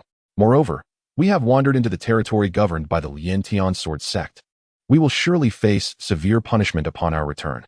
The man named Zheng Ming dismissed the situation with a scoff, showing no regard for Yun Mochen and the others. He boldly declared, "Yun Dai, your courage is rather lacking. Why bother with a transmission? To put it bluntly, aside from us disciples of the Tianyan sect, who else is present?" He then cast a scornful glance at Yun Mochen and the members of the Lin Tian sword sect below, feigning a tone of mockery as he continued. "Oh, I almost forgot. There are a few corpses here. Luo Guangjing, you need not intervene with these insignificant pests. Leave them to me. You should focus on obtaining that celestial treasure." As his words fell, before Luo Guangjing could respond, Zheng Ming's expression hardened, and the aura of a sixth-layer Yuanying period practitioner erupted forth as he clenched his fists and charged at Yun Mochen with ferocity. Luo Guangjing and the others exchanged glances, no longer hesitating, and soared toward the lake. Physical cultivator? Upon seeing his opponent unarmed, Yun Mochen noticed that Zheng Ming's skin exuded a faint bronze glow, with a surge of energy gathering around his fists. The previously slender muscles beneath his sleeves suddenly swelled, stretching his garments to the brink of tearing. This piqued Yun Mochen's interest. It was a perfect opportunity to test his 9 transformations of immortality. In the next instant, the spiritual energy within Yun Mochen surged wildly, and his skin began to radiate a golden light. Despite the transformation, his muscle size remained unchanged as he stowed the blood ghost in his spatial ring and clenched his fists, launching himself toward Zheng Ming. Boom! In an instant, the sky resounded with a violent ripple as a figure plummeted toward the ground with tremendous force. Caution was thrown to the wind. Yun Mochen, battered and disheveled, crawled up from the earth, his right arm numbed and dangling limply in the air. He couldn't help but engage in self-deprecating thoughts, realizing he had perhaps overestimated his own capabilities. After all, his opponent was a 6th-layer Yuanying cultivator and a seasoned physical practitioner, while his own physical training had only just commenced. Thus, he was swiftly bested. Fortunately, aside from the tumult within his body, he suffered no severe injuries, thanks to the foundations laid by the extreme realm and the celestial path. You're unscathed? Zheng Ming was taken aback as he witnessed Yun Mochen rise without a scratch. Although he hadn't exerted his full strength, he was still a 6th-layer Yuanying practitioner. What kind of anomaly was this 5th-layer Jin and boy? He had initially thought that the 4th-layer Haotian cliff would perish under their collective assault. But this boy seemed far more formidable than anticipated. Of course, your esteemed grandfather is perfectly fine. With that declaration, Yun Mochen charged toward Zheng Ming once more. But this time he employed a more strategic approach. He enveloped his fist with the essence of his 4-fold spear intent before infusing it with spiritual energy. Using the 4-fold spear intent as gauntlets was far superior to any trivial fist blade. What a bizarre spectacle. Before Zheng Ming could comprehend the crimson energy coalescing around Yun Mochen's fist, Yun Mochen was already upon him, delivering a devastating blow to his abdomen. What terrifying energy! Sensing the frenzied tremors of the surrounding space, Zheng Ming's pupils abruptly constricted as he raised his fist to strike. Bang! With a thunderous explosion. The onlookers were rendered speechless. This time, Yun Mochen staggered back several steps, while Zheng Ming was forced to retreat over 100 paces. What are you standing there for? Hurry back and call for help. Yun Mochen wore an expression of exasperation. The disciples of the Ling Tian sword sect were indeed loyal, refusing to flee even in such dire circumstances. Yang Wei, with a fierce expression, cast a penetrating glance at Yun Mochen and declared, "Meng Yang, should you perish, I will surely avenge you." He was acutely aware of his own limitations. Even if they all banded together, they would likely struggle against any one of the core disciples on the opposing side. Thus, after speaking, he hurriedly urged the others towards the direction of the Ling Tian sword sect. To the surprise of many, however, as soon as his words fell, the space in a certain area of the sky trembled once more. Have you concealed your true power?" Yang Wei could not help but inquire. Yun Mochen replied with a bemused smile. "Indeed, are you afraid? Humph, then watch closely." In the next instant, Zheng Ming's aura surged dramatically once again. Simultaneously, a circular formation of spiritual energy materialized at the tip of his fist, standing resolutely before him. In the blink of an eye, he appeared above Yun Mochen, raising his fist to deliver a crushing blow. In that fleeting moment, a colossal shadow of a fist, radiating golden light, surged forth from the formation, aimed directly at Yun Mochen. Intermediate Earth-grade martial technique. A cold smile crept across Yun Mochen's lips as he unleashed his own fist, enveloped in the 4th level of spear intent, to clash with the enormous shadow above him. However, just as Zheng Ming believed this to be the extent of Yun Mochen's power, his pupils constricted in shock. Instinctively, he channeled his spiritual energy, pouring it frantically into his fist. He sensed that the energy contained within Yun Mochen's fist had surged to an even greater magnitude. Yet, at this moment, it was too late. Blazing heart. Yun Mochen's heart roared, denying Zheng Ming any chance to react, as their fists collided once more. Bang! In that instant, Zheng Ming found himself utterly incapable of defending, akin to a bird with broken wings plummeting to the ground. The disciples of the Tianyin sect, who were soaring towards the lake, instinctively turned to witness the commotion, their expressions filled with disbelief. How could this be possible? Zheng Ming lay bloodied and broken in a massive crater, the excruciating pain coursing through his body causing involuntary convulsions, his face contorted in agony. Ah, damn you. Yun Mochen granted him no reprieve from his suffering, raising his hand to deliver a slap that sent several of Zheng Ming's teeth flying. Stop! Luo Guanjing, witnessing this scene, shouted angrily and swiftly approached Yun Mochen. His concern was not for his fellow disciple, but rather for the plan he had orchestrated. Should a core disciple truly perish, he would undoubtedly be the first to face retribution. Yun Mochen snorted coldly, ignoring Luo Guanjing as he rushed towards him. When you wish to kill me, did you ever consider sparing me? Die then. Without a moment's hesitation, Yun Mochen raised his formidable fist and struck fiercely at Zheng Ming's face. The once round head visibly flattened. Youngster, if you do not cease your assault, do not blame me for using my strength against you. Chapter 147. The true self arrives just as Yun Mochen was about to swing his fist again. A mysterious force suddenly manifested upon his arm. Consequently, the speed of his descending fist visibly slowed. Simultaneously, a section of the sky distorted, and an elder in a black robe emerged from within. Yet, in the next instant, the space rippled again, revealing another figure, perplexingly, with its back turned. One of its sleeves hung empty, seemingly devoid of an arm. Upon witnessing this scene, the black-robed elder's expression twitched, and he could not help but transmit a message to the figure beside him. Dream Envoy, what is the meaning of this? Cough, cough. Do not be too critical. This is a tradition of our Huaxian nation. When one makes an entrance using their strength against the weak, one must turn their back to avoid embarrassment. The black-robed elder's mouth twitched even more noticeably at this, his expression darkening as he shot a furtive glare at the figure. Internally, he mused, continue your charade. After the 3-sex competition, I shall be the first to eliminate you. At that moment, Yun Mochen chose not to strike Zheng Ming again. He slowly stood up and cast a scornful glance at the black-robed elder, sensing the elder's cultivation level at the first stage of the tribulation transcendence. He realized that no matter how swift he was, he could not surpass him. So this is the demeanor of the top sects that dominate 1/3 of the human realm. Yun Mochen did not elaborate further, merely allowing his words to linger in the air, a cold smile gracing his lips, his piercing gaze fixed upon the elder. Meanwhile, Luo Guanjing, standing some distance away, halted his steps, roughly 200 meters from Yun Mochen. His body trembled violently, and he found it difficult to breathe, as though he had plunged into water, struggling helplessly against the overwhelming tide invading his chest. The fact that his escape had been discovered by the sect weighed heavily on him. Thinking of his master, with the kitchen knife he used for shaving now turned upon him, all his aspirations for a bright future dissolved into despair. Chilly, the elder declared, youngster, considering your remarkable talent, I shall spare your life today. Depart now. The black-robed elder spoke with a calmness that belied the tension in his heart. The reason he chose to speak rather than act was due to his considerable apprehensions. After all, this was not the territory governed by their Yintian sect. And this young man, at the 5th level of the Golden Core stage, had managed to defeat Zheng Ming, who was at the 6th level of the nascent soul stage. Moreover, the energy within Yun Mochen's grasp was unmistakable to him. It was the essence of the 4th stage of spear intent. Such a monstrous prodigy, if lacking a guardian, surely possessed some means of safeguarding his life.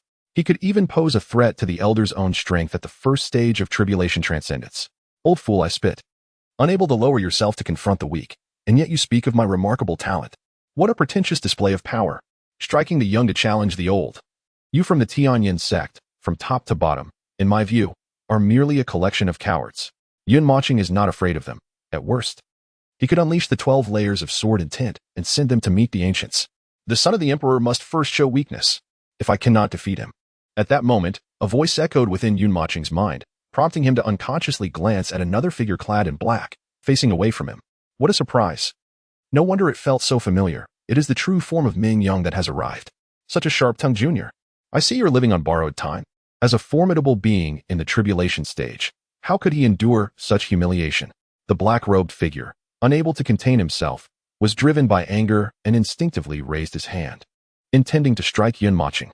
Meng Yang's pupils constricted sharply. Before he could react, he swiftly grasped the man's wrist, halting it midair. With a wry smile, he remarked, "Elder Du, given our status, why bother to squabble with such a fledgling? I suggest we allow Yudi to engage him in one-on-one combat. It would preserve the honor of your Tianyan sect. What do you think?" Subsequently, Meng Yang's expression grew complex, his heart silently urging, "Emperor, you must strive for victory.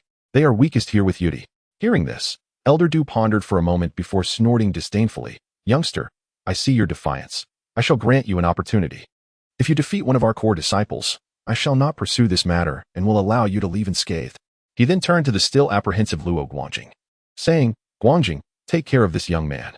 Should you lose, contemplate the consequences of leaving the sect without permission and eavesdropping on sect matters. Moreover, do not forget your master's capabilities." Luo Guangjing shuddered and hastily clasped his hands, declaring, "Elder Du, I shall obey." However, Meng Yang's expression changed dramatically, his heart alarmed. This is precarious. That old man won't let Yudi intervene and has substituted her with that insufferable Luo Guangjing. That lad is at the 8th layer of the nascent soul stage. Although the Emperor's prowess is extraordinary, the disparity in their realms is insurmountable. He quickly asserted, "Elder Du, this is excessive. For a core disciple at the 8th layer of the nascent soul stage to contend with one at merely the 5th layer of the golden core stage. It is utterly laughable. Humph, your Tianyan sect continues to disappoint me. Upon my return, I shall report everything to the clan head. I cannot allow our reputation to be tarnished by associating with you." Once he finished speaking, Meng Yang released his grip on Elder Du's wrist, sweeping his sleeve and placing one hand behind his back. The visible tremors he could not suppress were a testament to his agitation. "Emperor, I am risking everything for you. I am truly afraid." In response, Elder Du's expression darkened further, stating, "Messenger Meng, you are a guest in our Tianyan sect, and we ought to extend you the respect you deserve. However, matters concerning our sect do not require the intervention of outsiders. I ask you to maintain your dignity. Furthermore, should you continue to provoke me, do not blame me for neglecting the courtesy owed to guests." As the conversation reached its climax, Du Shan's tone bore a palpable edge of frustration. Had it not been for the sect leader's directive to temporarily restrain himself and refrain from taking action that could jeopardize their plans, he would have easily annihilated this worthless cultivator at the 9th level of the ascended stage with a mere flick of his hand. "Very well, let us proceed." Just as Meng Yang pondered alternative strategies in fear, Yun Mochen spoke up decisively. With an air of solemnity, he retrieved blood kuei from his spatial ring and fixed his gaze upon Luo Guangjing, declaring, "Make your move.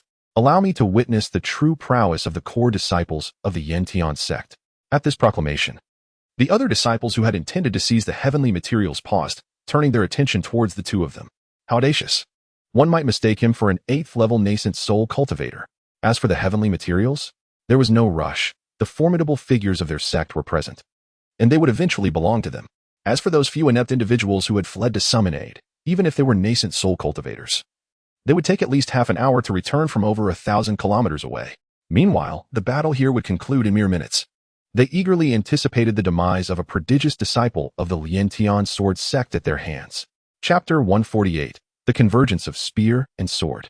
Luo Guangjing smirked derisively, relishing the moment. This brainless fool dared to offend Elder Du so brazenly. Should he succeed in slaying him, Elder Du would undoubtedly assist in concealing their misdeeds. At the very least, he could curry favor with his master, saving himself some trouble.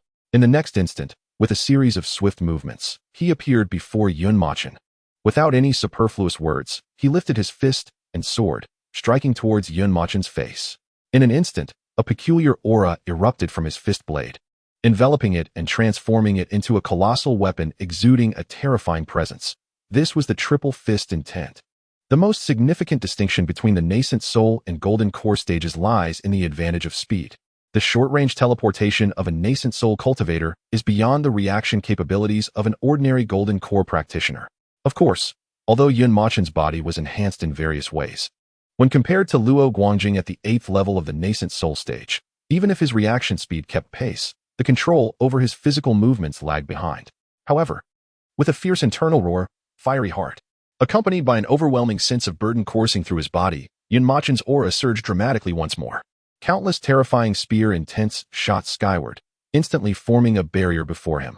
Simultaneously, the speed at which his spear moved, initially akin to a slow-motion scene, accelerated dramatically under the enhancement of the fiery heart realm, meeting the oncoming fist blade with a forceful thrust.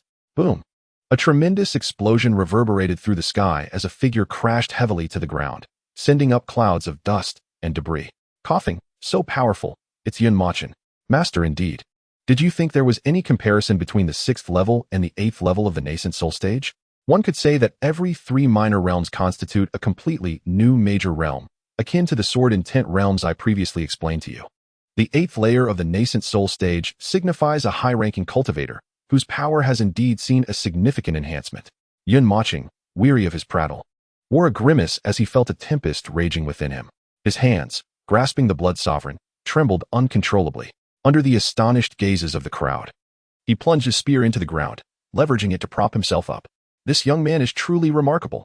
The ability to withstand a full-force strike from Luo Guangjing without succumbing to death is astonishing. Moreover, did you notice the crimson energy that erupted from his body earlier? It seems to embody the essence of the fourfold spear intent. Hiss.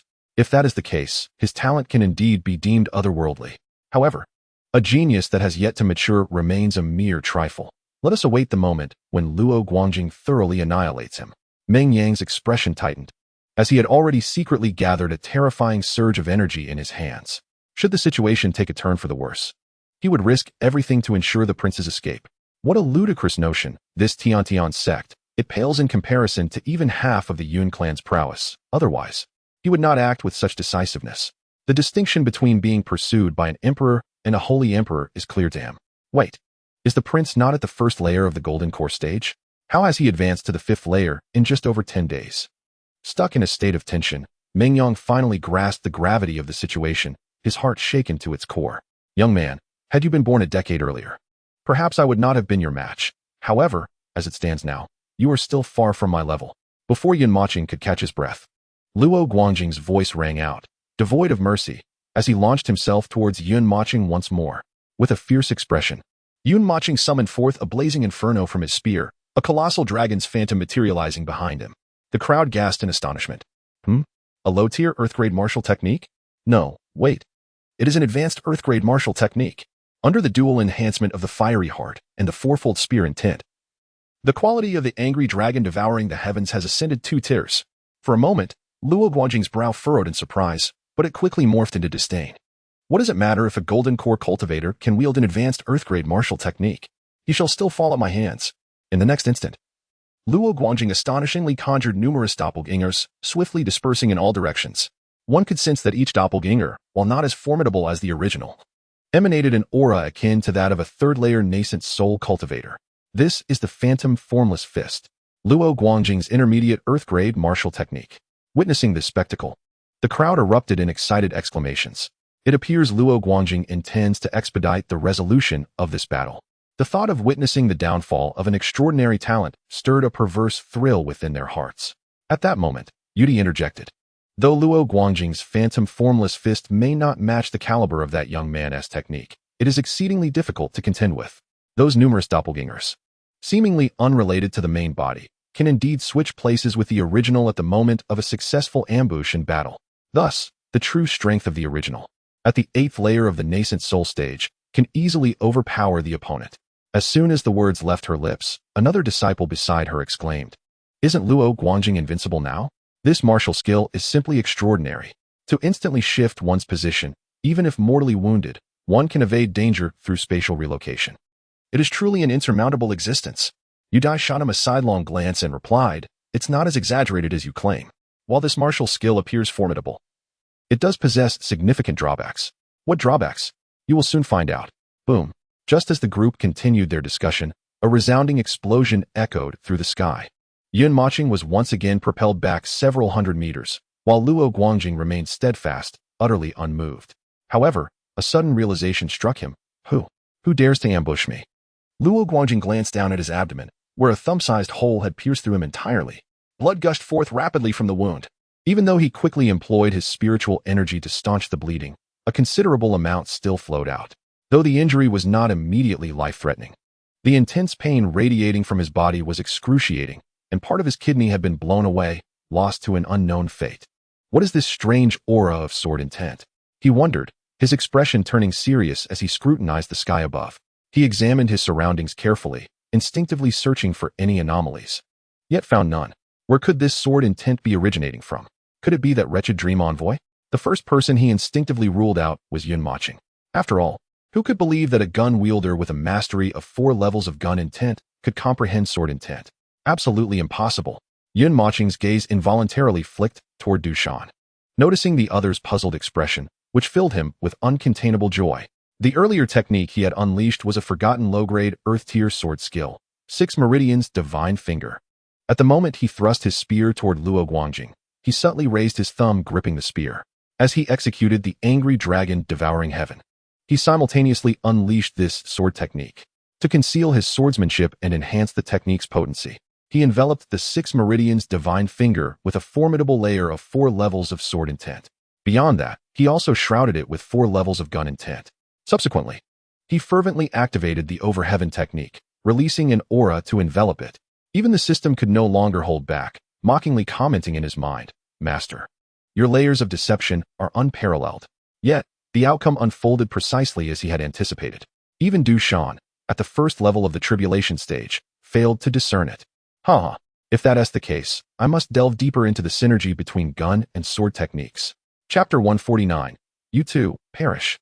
At that moment, regaining his composure, Yun Mochen turned his gaze toward Luo Guangjing and coldly declared, "It seems that even heaven cannot bear to witness this and is secretly aiding me against you." Luo Guangjing retorted furiously, "You're talking nonsense. Speak. Was it your trickery?" Without indulging him in further banter, Yun Mocheng's expression hardened as he suddenly stomped the ground, causing it to shatter. The powerful recoil propelled him forward, hurtling toward Luo Guangjing with fierce intent. As long as the opponent sustains injuries, one can remain invincible, unless they deliver a strike so powerful that it leaves one without the means to retaliate. The technique of overwhelming heaven. In that fleeting moment when Yun Mochen thrust his spear towards Luo Guangjing, he raised his palm and struck at his abdomen. Simultaneously, as his palm made contact with the blood wound, a faint yet discernible essence of blood surged forth from Luo Guangjing's abdomen, swiftly entering the palm of Yun Mochen. Luo Guangjing's expression shifted dramatically as he quickly exchanged positions with the clone that had appeared behind Yun Mochen, channeling a terrifying surge of spiritual energy into his fist blade. He unleashed a violent blow aimed at Yun Mocheng's back. The intent of the spear. Sensing the chill emanating from behind, Yun Mochen attempted to pivot and defend. But it was evident that he was too late. With a sudden roar resounding in his heart, he unleashed a torrent of spear intent, clashing violently against the formidable fist blade. However, Yun Mochen had clearly underestimated the energy contained within Luo Guangjing's fist blade. The fourfold spear intent was ruthlessly shattered, leaving multiple lacerations on his back. Coughing, Yun Mochen was propelled several meters away, feeling a tumult in his chest as he spat out a small amount of blood. Yet, he found himself perplexed. The force of this latest attack from Luo Guangjing was far less potent than the previous one. So that's how it is. Yun Mocheng's eyes narrowed slightly as he discerned the essence of his martial technique, disregarding the agony of his mangled flesh. He gritted his teeth and charged once more. At this moment, the man beside Yudi suddenly realized, conveying through thought, the energy consumption of Luo Guangjing's martial technique is indeed immense if he utilizes it 3 more times. His spiritual power will be depleted. Yudi nodded slightly, replying, "Thus, his martial technique is at most of the intermediate earth rank. Were it not for its heavy reliance on spiritual power, it could potentially reach the advanced earth rank or even beyond." Just then, as Yun Mochen reappeared before him, he activated the 6 Meridian's Divine Finger again, leaving several more blood holes on Luo Guangjing. In contrast, Luo Guangjing's demeanor grew increasingly strained. A look of frustration etched upon his face. Who on earth is resorting to sneak attacks? Moreover, he inexplicably felt as though his vitality was being mercilessly harvested by the scythe of death, flowing away rapidly. Boom! With a resounding blast, Yun Mochen was yet again sent flying. However, this time, he was merely flung a short distance of a few meters. Luo Guangjing's spiritual power was nearing its limits. Conversely, Yun Mochen became more valiant with each passing moment. It was as if he had received several adrenaline shots, showing no regard for the relentless assaults raining upon him. He wildly thrust his spear against Luo Guangjing. He was nothing short of a madman. The crowd gasped, increasingly sensing something amiss. Why did it seem as though Luo Guangjing was being overwhelmed by Yun Mochen? Meanwhile, the system's eyes sparkled with excitement, gazing at the system panel, reveling in delight. Vitality value 999. Vitality value 999. Vitality value 999. a quarter allocated for the Master's spiritual recovery, a quarter reserved. The remaining half belongs to me. If Mochen were to discover this, he would undoubtedly be enraged to the point of seeking mutual destruction. You are certainly concealing your true power. As the two parted ways once more, the gaze of Luo Guangjing towards Mochen was filled with utter terror. Which golden core's spiritual energy could possibly be more abundant than that of a nascent soul? What a ridiculous notion. Indeed, I am still an unparalleled sword immortal. Do you believe it? Mochen sneered coldly, and with a swift motion, he appeared before him, launching a piercing strike. This time, Luo Guangjing's internal spiritual energy could no longer sustain another phantom fist, and he could only grit his teeth and fervently channel energy into the blade of his fist. Raising his hand, he unleashed a blow. Boom. With a resounding explosion, several more blood holes appeared on Luo Guangjing's body, and he was sent flying several dozen meters, only managing to stabilize himself with great difficulty. In stark contrast, Mochen remained unmoved, standing resolutely in place. At that moment, blood covered Mochen's body and face. His hands gripping the spear were already numb, trembling slightly. He instinctively licked the blood that had trickled down his forehead, resembling a villain whose lips curled uncontrollably into a smile. Such a thrilling battle he had not experienced since the last college entrance examination. The confrontation with Luo Guangjing was precisely the opportunity to swiftly hone his combat skills. He was using Luo Guangjing as a sharpening stone. The so-called core disciple of the Tianyan sect was nothing extraordinary. As his words fell, Mochen let out a hearty laugh, transforming into a streak of light, hurtling once again towards Luo Guangjing. This is bad. Luo Guangjing is in trouble. A gasp erupted from the crowd, and suddenly, the imposing figure of Dushan raised his hand, condensing a terrifying energy directed at Mochen. Boom. A violent tremor reverberated through the sky, causing the onlookers to instinctively gaze upward, all rendered speechless.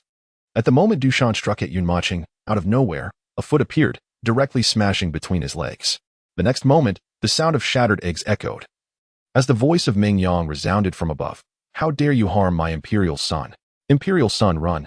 Dushan was sent flying several dozen meters, still dazed.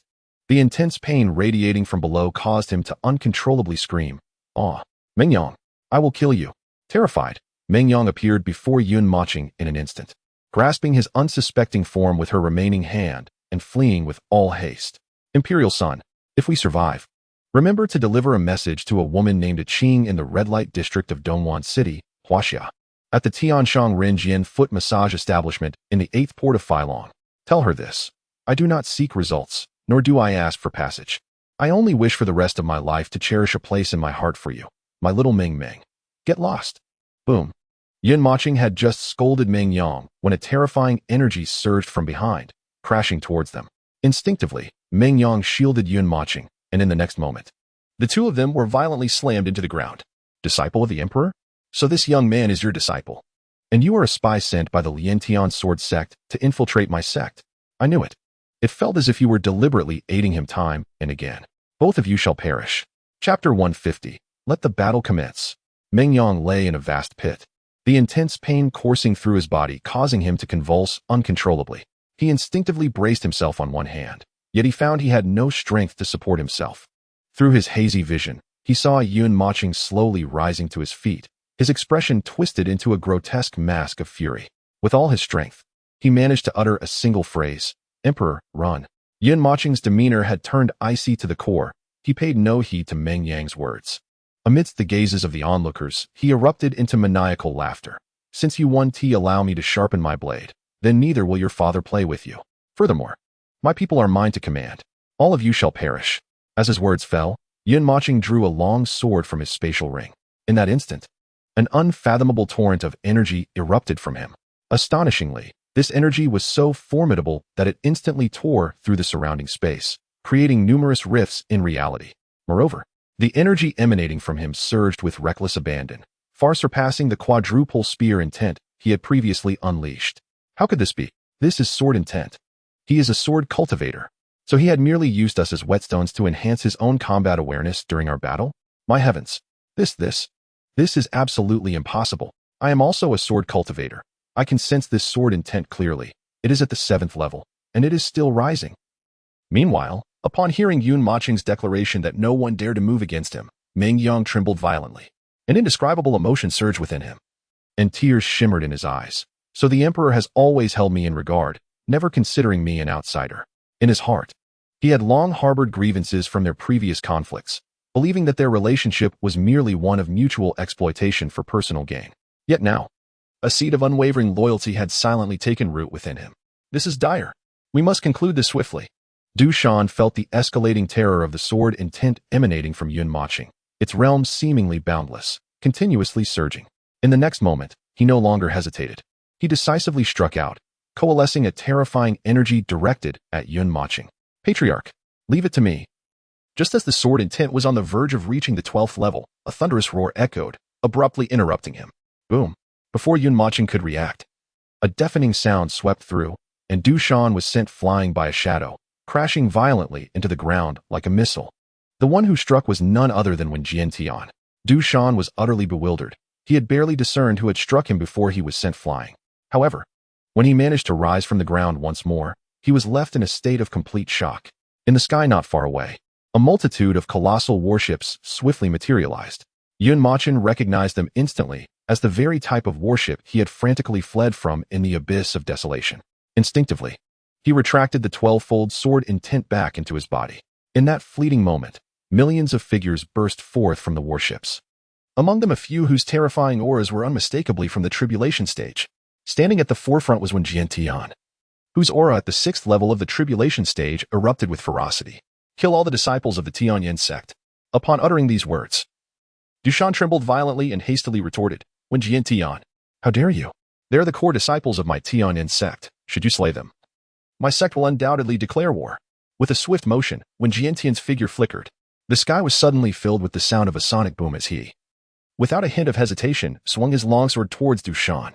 If war is what they seek, then so be it. Not only will I slay them, but I shall also eliminate you. Du Shan's pupils constricted in sheer terror, faced with the overwhelming aura of Wen Jiantian at the 6th level of the tribulation stage.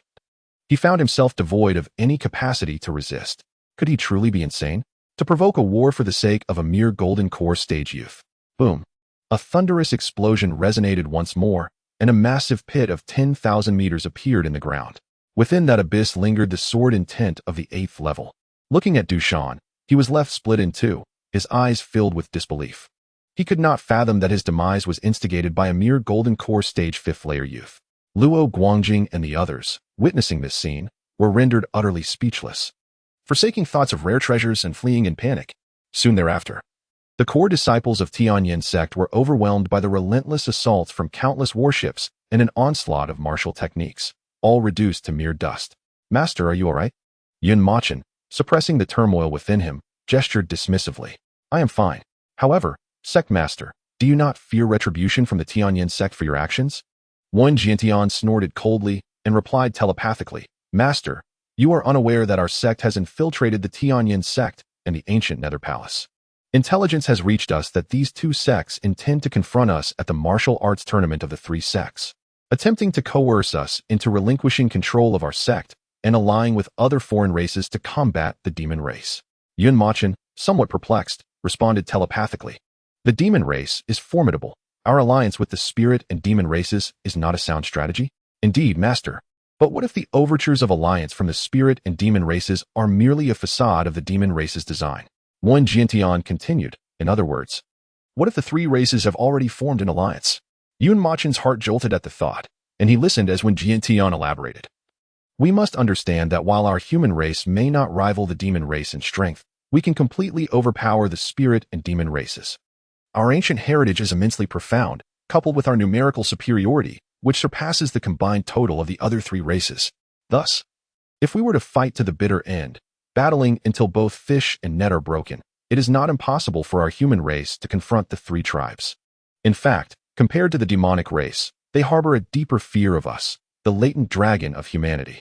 I refuse to believe that the spirit and demon races are so foolish as to genuinely ally with us.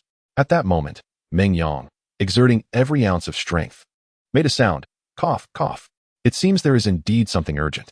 Wen Jiantian glanced at him briefly, seemingly oblivious, before turning his attention back to Yun Mochen.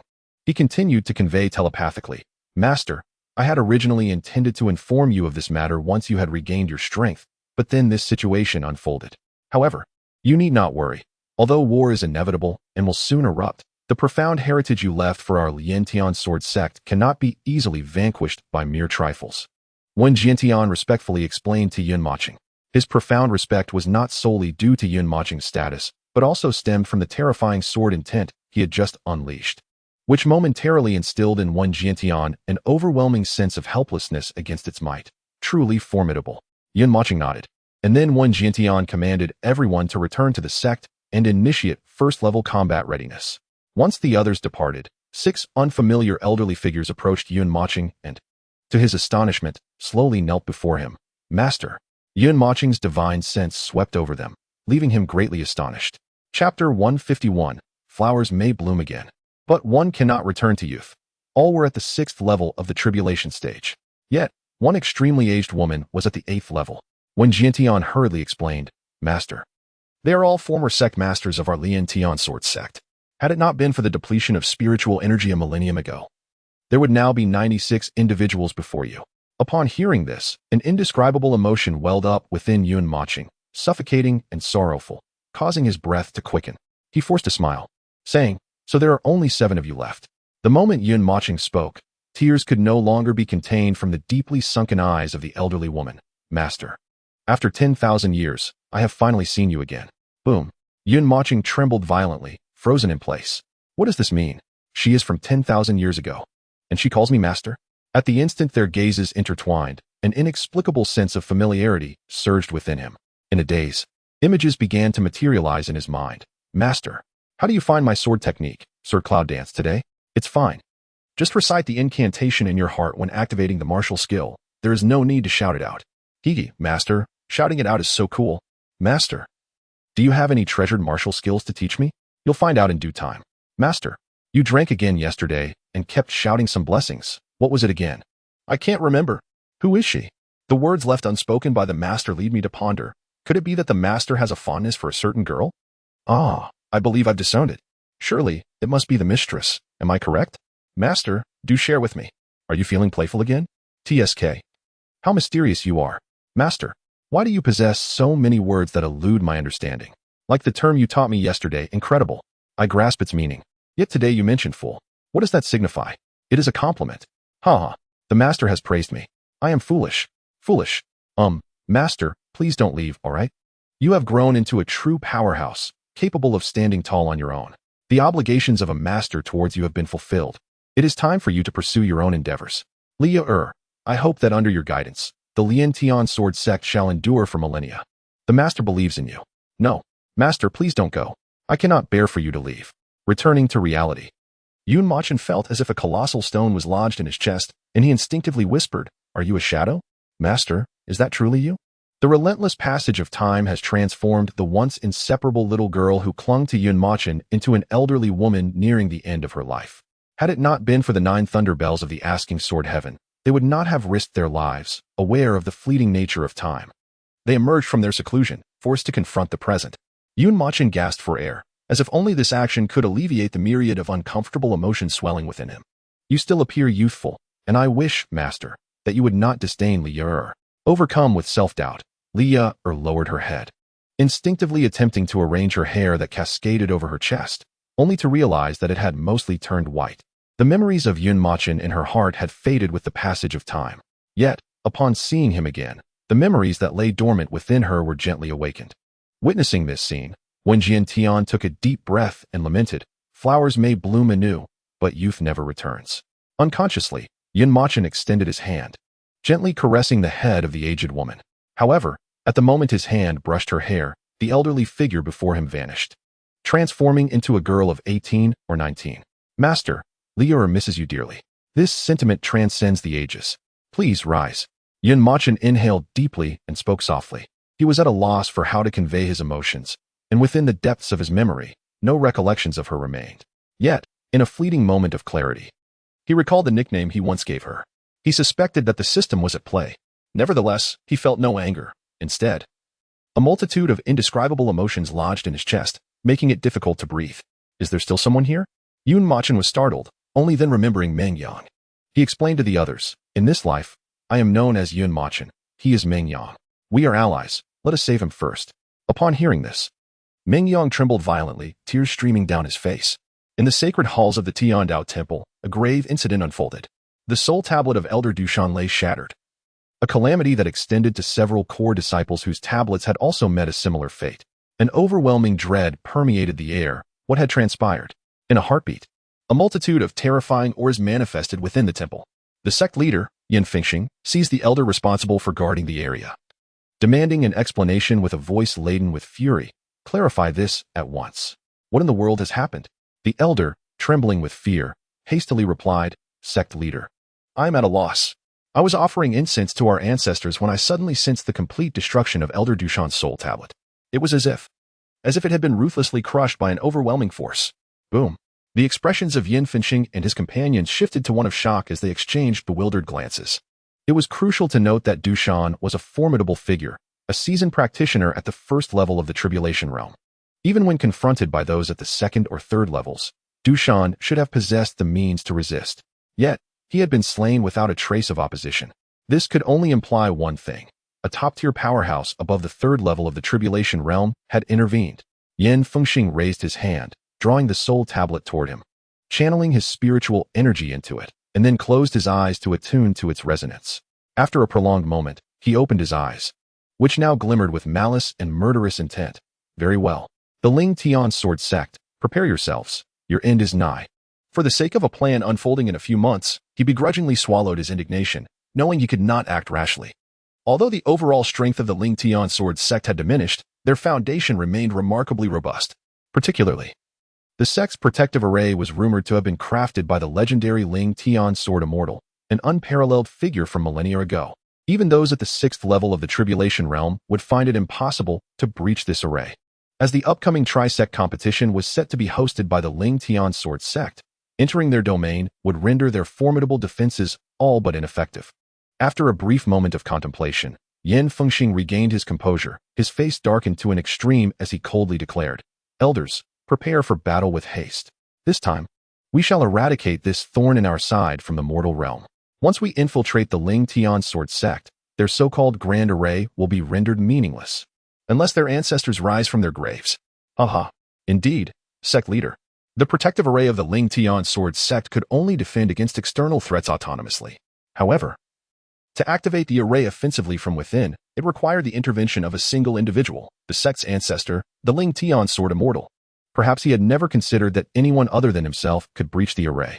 3 days later, at the Ling Tian Sword Sect, the sect organized an extensive martial arts tournament to select core disciples for the tri-sect competition. Among the participants stood a girl whose aura starkly contrasted with her surroundings. With her hair tied in a high ponytail and a tang sword at her waist, she approached Elder Tianjin with a serious expression and declared, "Elder Tian, I wish to participate in this tournament." It was Zhu Qingyan. As for Yun Mochen, ever since that day, he has been incessantly absorbing the blood-red lotus. This led Zhu Qingyan to search throughout the entire sect in vain, ultimately deciding to participate in this competition, for she was certain that Yun Mochen would undoubtedly take part. Chapter 152. The Martial Arts Competition. "My dear, this is not suitable for you," Tianjin remarked, shaking his head with a smile. "This competition is unlike any before. Even though you have become a core disciple, their strength is at least at the 5th level of the nascent soul stage. You are merely at the 2nd level of the nascent soul stage, with no chance of victory." At that moment, Zhu Qingyan raised her finger, and a strand of bizarre blood-red energy erupted from her fingertip, no thicker than a strand of hair. "What about this, Elder Tian?" Tianjin instinctively looked over, but in the next instant, his pupils constricted as if he had witnessed something utterly astonishing. He gasped inwardly, fourfold blade intent. After a moment, Tianjin regained his composure and took a deep breath, slowly responding, "You may participate." Once Zhu Qingyan departed, Tianjin remained in a state of shock, unable to collect his thoughts. She is only 18. Fourfold blade intent at the 2nd level of the nascent soul stage. At her age, I had never even encountered blade intent, let alone comprehend what it was. How infuriating it is to compare oneself to others. Such a terrifying talent. In truth, Zhu Qingyan's rapid ascension from the 7th level of the core formation stage to the 2nd level of the nascent soul stage within just a few days was largely due to the celestial covering technique bestowed upon her by the system. Yun Mochen, in his practice of the celestial covering technique, needed to absorb vast amounts of blood energy to replenish the physical toll of his cultivation. However, Zhu Qingyan had no such necessity.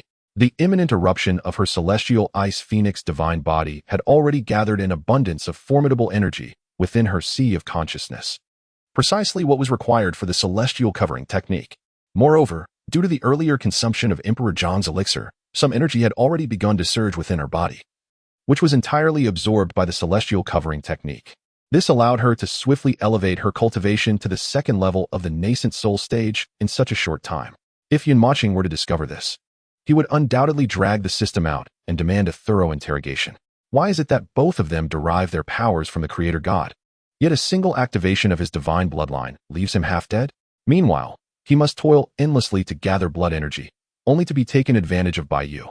Zhu Qingyan's celestial ice phoenix divine body not only facilitates rapid cultivation, but also allows her to practice the celestial covering technique without the need to absorb blood energy. Who, then, is truly the protagonist? Within a palace atop the suspended mountain, a thunderous boom resonated as Mochen, seated in meditation, suddenly felt a deep rumble within his body. He slowly opened his eyes, countless golden spiritual energies swirling around him, gradually returning to his core. He appeared remarkably profound and enigmatic. The aura emanating from him indicated he had reached the 9th level of the core formation stage. What a delight!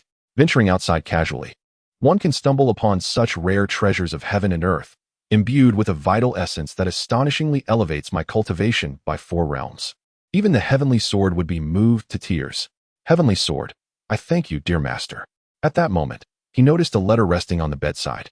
Upon opening it, he read, Master, our sect is holding a martial arts tournament in the coming days to select core disciples for the grand tournament of the 3 sects. If you are interested, you are welcome to observe. Wenchang Tian. Mochen was not surprised by the announcement of this tournament. Although he was aware that the day of the 3 sects tournament would be when everyone turned against each other, it was still essential to maintain a facade of decorum. After all, there is a saying, a campaign must have a just cause. Otherwise, if they were to act first, they would bear the stigma of being ungrateful to their roots across the entire realm. They would surely face a collective backlash from all forces in the human world. Even if they could suppress their adversaries temporarily with iron-fisted measures, what would happen afterward? No matter how powerful a sect may be, without a continuous influx of fresh blood, it is destined to reach its demise one day. Moreover, this opportunity could serve to hone the new talents within the sect. As for the upheaval, it would be better to deal with it behind closed doors. Master, prepare yourself. A surprise awaits you soon. At that moment, the system suddenly spoke within his mind. Oh. System, when you mention surprises, it's likely to be more of a fright. Trusting you would make me a fool. Believe it or not. However, Mochen was curious about what could make the system speak so highly of the martial arts tournament. He quickly donned his white attire and proceeded to the venue. At Shinkong Mountain, the dual platform was surrounded by a throng of people. A sea of heads filled the area, primarily composed of inner sect disciples. The outer sect disciples could hardly squeeze in. The crowd numbered at least several 100,000. Just then, Wenchang Tian hovered in the air, exuding authority, and declared, Everyone, the martial arts tournament is now commencing. Core disciples whose names are called, please ascend the stage for age verification and cultivation testing. In truth, the cultivation testing was secondary. The primary focus was age verification. After all, a key requirement for the talent ranking was to be under 30 years of age. In the realm of cultivation, it is inevitable that some exceptionally talented individuals, owing to their substantial backgrounds, would resort to family resources to alter their bone age and meet the entry criteria, thereby infiltrating the talent ranking. The allure of the talent ranking lies not only in its representation of the highest honor for the new generation, but also in granting access to the fabled land of fortunes. It is said that those who enter this realm emerge with tremendous opportunities, many of whom become top-tier powerhouses in their own right. Among those who have emerged from there is Wenchang Tian, Yin Qifeng. As his words resonated, the crowd erupted in excitement. The first to take the stage is my idol. Idol, I love you. Shut up. He is my idol. What does it have to do with you? Look in the mirror and see for yourself. In the midst of a heated argument regarding Yin Qifeng, a coarse male voice suddenly silenced the crowd. Yin Qifeng. I adore you. I wish to bear your child. The onlookers instinctively turned to see a stout, round-faced disciple, his white socks conspicuously worn over his trousers, fervently brandishing an image of Yin Qifeng. In a moment of exuberance, he shouted. Boom. The next instant, a surge of energy materialized out of thin air, propelling him away. One Jintian raised a hand to cover his mouth, gently cleared his throat, and remarked coolly, a creature that tarnishes the reputation of our kind. At that moment, a figure clad in white soared through the sky, prompting the crowd to glance upward. It was Yun Mochen. Darling. In the throng, Zhu Qingyan instantly recognized him. Her grip tightening around the rabbit ear she held, her eyes sparkling with excitement as she internally exclaimed, Hey, hey, hey, wicked woman. That hurts. Sure. You mustn't let it slip that you can speak. Do you understand? Tian Tian. Chapter 153. How could she possibly be here? Moreover, you must address me as master. Tian Tian is the name of this azure-hued rabbit. As it uttered those words, Zhu Qingyan hastily employed her contract technique to transform its speech back into rabbit language. Conveying her thoughts to it, she too was perplexed. This extraordinary azure rabbit remained obstinately hostile, even under the highest order of soul contracts. Logically, other beasts would exhibit unwavering loyalty to their summoner upon the successful completion of a contract, unlike this rebellious creature. Bang. Yes, master. At that juncture, seeing that the ground was crowded with people, Yun Mochen chose to hover in midair, offering a gentle smile to Yin Qifeng, who had glanced his way. Witnessing this scene, a stir rippled through the crowd. Isn't that the young man we rallied to rescue the other day? What is his identity, exuding such grandeur? Indeed, aside from the sect leader and elders, the other core disciples wouldn't dare take to the skies due to the crowding. But look at him. He's not even fazed. He must have a significant background. You all might not be aware, but my sister is good friends with the core disciple, Jian Lingyu. She told me that this young man, Meng Yang, is the sect leader's illegitimate son. The disciple spoke in hushed tones, yet the excitement in his voice was palpable. This was indeed a monumental revelation. Is that really true? It cannot be false. The entire sect mobilized to save him. If he isn't the sect leader's illegitimate child, could he possibly be the reincarnation of an ancestor? That too. Luo Xinxue leaned in from behind, resting her hands on Jian Lingyu's shoulders, whispering into her ear, Lingyu, the junior brother is truly handsome. Who do you think is more charming, him or Yin Shixiao? In the realm of sword spirit, Yamian, with an expression of indifference, remarked, Handsome is merely a feeling. It cannot be consumed as sustenance. My interest lies solely in the melon. Luo Xinxue uncrossed her arms, looking at her with a teasing smile. The beauty is truly delectable. How could you not comprehend this? TSK, you still remain oblivious to your fondness for Brother Yin, pretending otherwise. Upon hearing this, Yomian's face blanched, and she hastily covered Luo Xinxue's mouth, her demeanor turning anxious as she scanned the surroundings. Only when she noticed that the crowd's attention was elsewhere did she whisper, Xinxue, if you keep talking nonsense, I shall ignore you.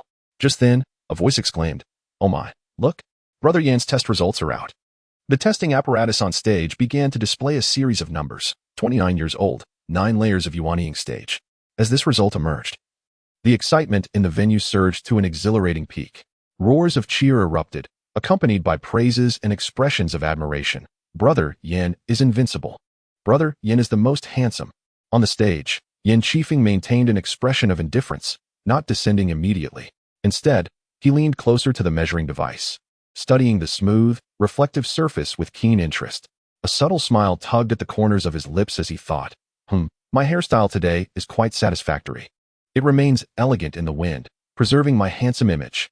My master's recommendation for hair gel has proven reliable this time. Meanwhile, Luo Xinxue cast a sidelong glance at Yamian, who seemed entranced by Yin Qifeng's allure, her lips forming a slight pout. Internally, she scoffed, he is indeed handsome. But compared to my junior disciple, there remains a discernible gap. Instinctively, her gaze drifted toward Yun Mochen. Yet, Yun Mochen's eyes lingered on her only for a fleeting moment before swiftly diverting elsewhere. Strange, there seems to be no surprise in his expression.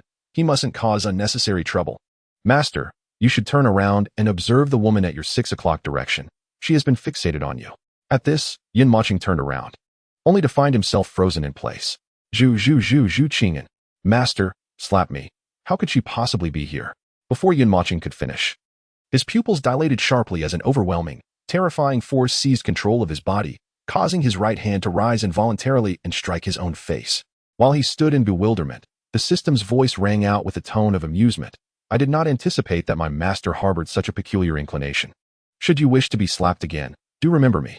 The resounding slap echoed through the crowd, leaving everyone in a state of confusion as they turned to gaze at Yun Mochen.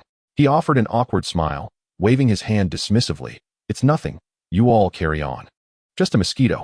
Afterward, the crowd, perplexed, turned their attention back to the stage. How could she truly be here? The realm of Wansheng is vast. Even the human realm alone is dozens of times larger than Huaxia. I refuse to believe that a random teleportation could lead to such a coincidental encounter. The system seemed to have pierced through the mundane world, letting out a sigh within. Indeed, what a coincidence could there be? It was merely a trek of several 100,000 kilometers. Zhu Qingyan, upon finally catching Yun Mochen's gaze, saw a glimmer of brilliance in his stunning eyes. Her delicate, rosy lips murmured, "Husband." Yet, in the next moment, Zhu Qingyan was engulfed by profound disappointment. As Yun Mochen glanced at her, his body trembled violently, but he feigned ignorance, rigidly turning away. A man, after all, does not retrace his steps. Yun Mochen took a deep breath, affecting a nonchalant demeanor, imitating Wen Jintian as he clasped his hands behind his back, though his body was visibly quivering. "Host, do not be disheartened. Judging by his earlier reaction, it is evident he harbors feelings for you. However, you have caused him pain, so if reconciliation is your desire, an opportunity, a moment, and a place must be sought for a heartfelt conversation, do you not think? Host, take your time." After absorbing the system's encouragement, Zhu Qingyan clenched her petite fists against her chest, her dim eyes once again sparkling with determination. Quietly rallying herself, she thought, "Come on, Zhu Qingyan, win back your husband. You can do it." Two individuals, deeply in love, found themselves in a moment of disconnect, one gazing absently at the stage, while the other plotted secretly, observing his silhouette. Just then, Wen Jintian suddenly called out, "Yun Mochen, please come to the stage for testing." In the astonished eyes of the crowd, Yun Mochen moved, appearing before the testing apparatus. This illegitimate child dares to participate in the competition. A murmur of disbelief rippled through the crowd, triggering a butterfly effect. Countless voices began to speculate. Could this second-generation heir be out of his mind? While it's acceptable to use connections, this martial arts competition concerns the grand tournament among the three sects, crucial for our Lin Tian sword sect spot on the talent list. How can he behave so recklessly? The sect leader has gone too far, blatantly squandering the resources of other disciples. Those aspiring to partake in the competition felt a pang of discontent. He is merely at the 9th level of the Golden Core stage, yet he seeks to join an event reserved for core disciples. This is utterly lacking in fairness. Chapter 154. Master, I never expected you to be such a person. The Tianjian, responsible for maintaining order, sensed the situation below and wore a befuddled expression. However, he quickly regained his composure, erupting in anger. What illegitimate child? What second-generation heir? He is, for heaven's sake, a disciple of the ancestor. After this incident, I shall see who spread such rumors. I will ensure he pays dearly for it. Furthermore, the master who raises such a disciple must also be unworthy. Just wait. When the time comes, throwing you into the oil pot will be a mercy. Meanwhile, the core disciples gasped in realization. It turned out the name Meng Yang was an alias. Particularly, Luo Xinyue was elated, having previously dismissed the name Meng Yang as both unrefined and lacking in skill. In my heart, I could not help but secretly muse. Yun Mochen, beneath the azure sky, with yellow leaves carpeting the ground, amidst the bustling world of crimson pathways. What a delightful scene. Asking Jian Tian wore an expression of astonishment and fury, yet out of respect for the revered master, he chose to remain silent, concealing his identity. Clearing his throat, he intoned gravely, "Silence." In the next moment, his formidable aura swept across the venue, causing all present to shudder involuntarily and hastily close their mouths. 18 years old, Golden Core stage, 9th level, hiss. At this revelation, some among the crowd faltered, their faces betraying shock. He is merely 18 years old? I had not paid attention to his bone age. He appeared somewhat youthful, but I never anticipated he was so young. Indeed, given this, he possesses considerable prowess. An 18-year-old at the 9th level of the Golden Core stage is truly remarkable. Previously, I had speculated about his bone age, thinking perhaps he had undergone a transformation at the hands of the sect leader, yet it turned out otherwise. Moreover, have you noticed? He is rather handsome. Oh dear. Are you a fan of youthful charm? You flirt. Aha. I share your sentiments. After all, youth is a delightful thing, you know? Upon hearing these words, Zhu Qingyan's eyes gradually narrowed, an inexplicable anger igniting within her heart, her pupils flickering with a fierce blaze, her delicate fists tightening and trembling ever so slightly. Zhu Qingyan, please come to the stage, Jian Tian announced coolly. Zhu Qingyan immediately soared from the crowd. However, in what seemed a casual moment while airborne, she deliberately stomped down hard upon the head of the female disciple who had just spoken inappropriately. Oh my, you blind hag. Zhu Qingyan did not look back, her lips pursing slightly, a smile of delight gracing her face. Yet, in the next moment, she saw Yun Mochen descending from the stage, heading in her direction. Her expression turned anxious, instinctively slowing her flight. As she brushed past Yun Mochen, She couldn't help but steal a glance at him, filled with anticipation, only to find him gazing straight ahead, his countenance devoid of expression. Not even a fraction of his gaze strayed towards her, plunging her into a profound sense of disappointment. Her fingertips instinctively digging into her palm, her breath becoming labored. The words she longed to utter hung unspoken on her lips, her efforts to voice them thwarted. Once Zhu Qingyan reached the stage, a voice unexpectedly echoed within Yun Mocheng's mind. Master, you're putting on a facade. You clearly still harbor feelings for her. Yet you maintain an aloof demeanor. Aren't you exhausted? Yun Mocheng shook his head with a bitter smile, admitting, I find her increasingly perplexing. I can sense that she seems to harbor interest in me once more, yet her previous actions leave me struggling to reconcile my feelings.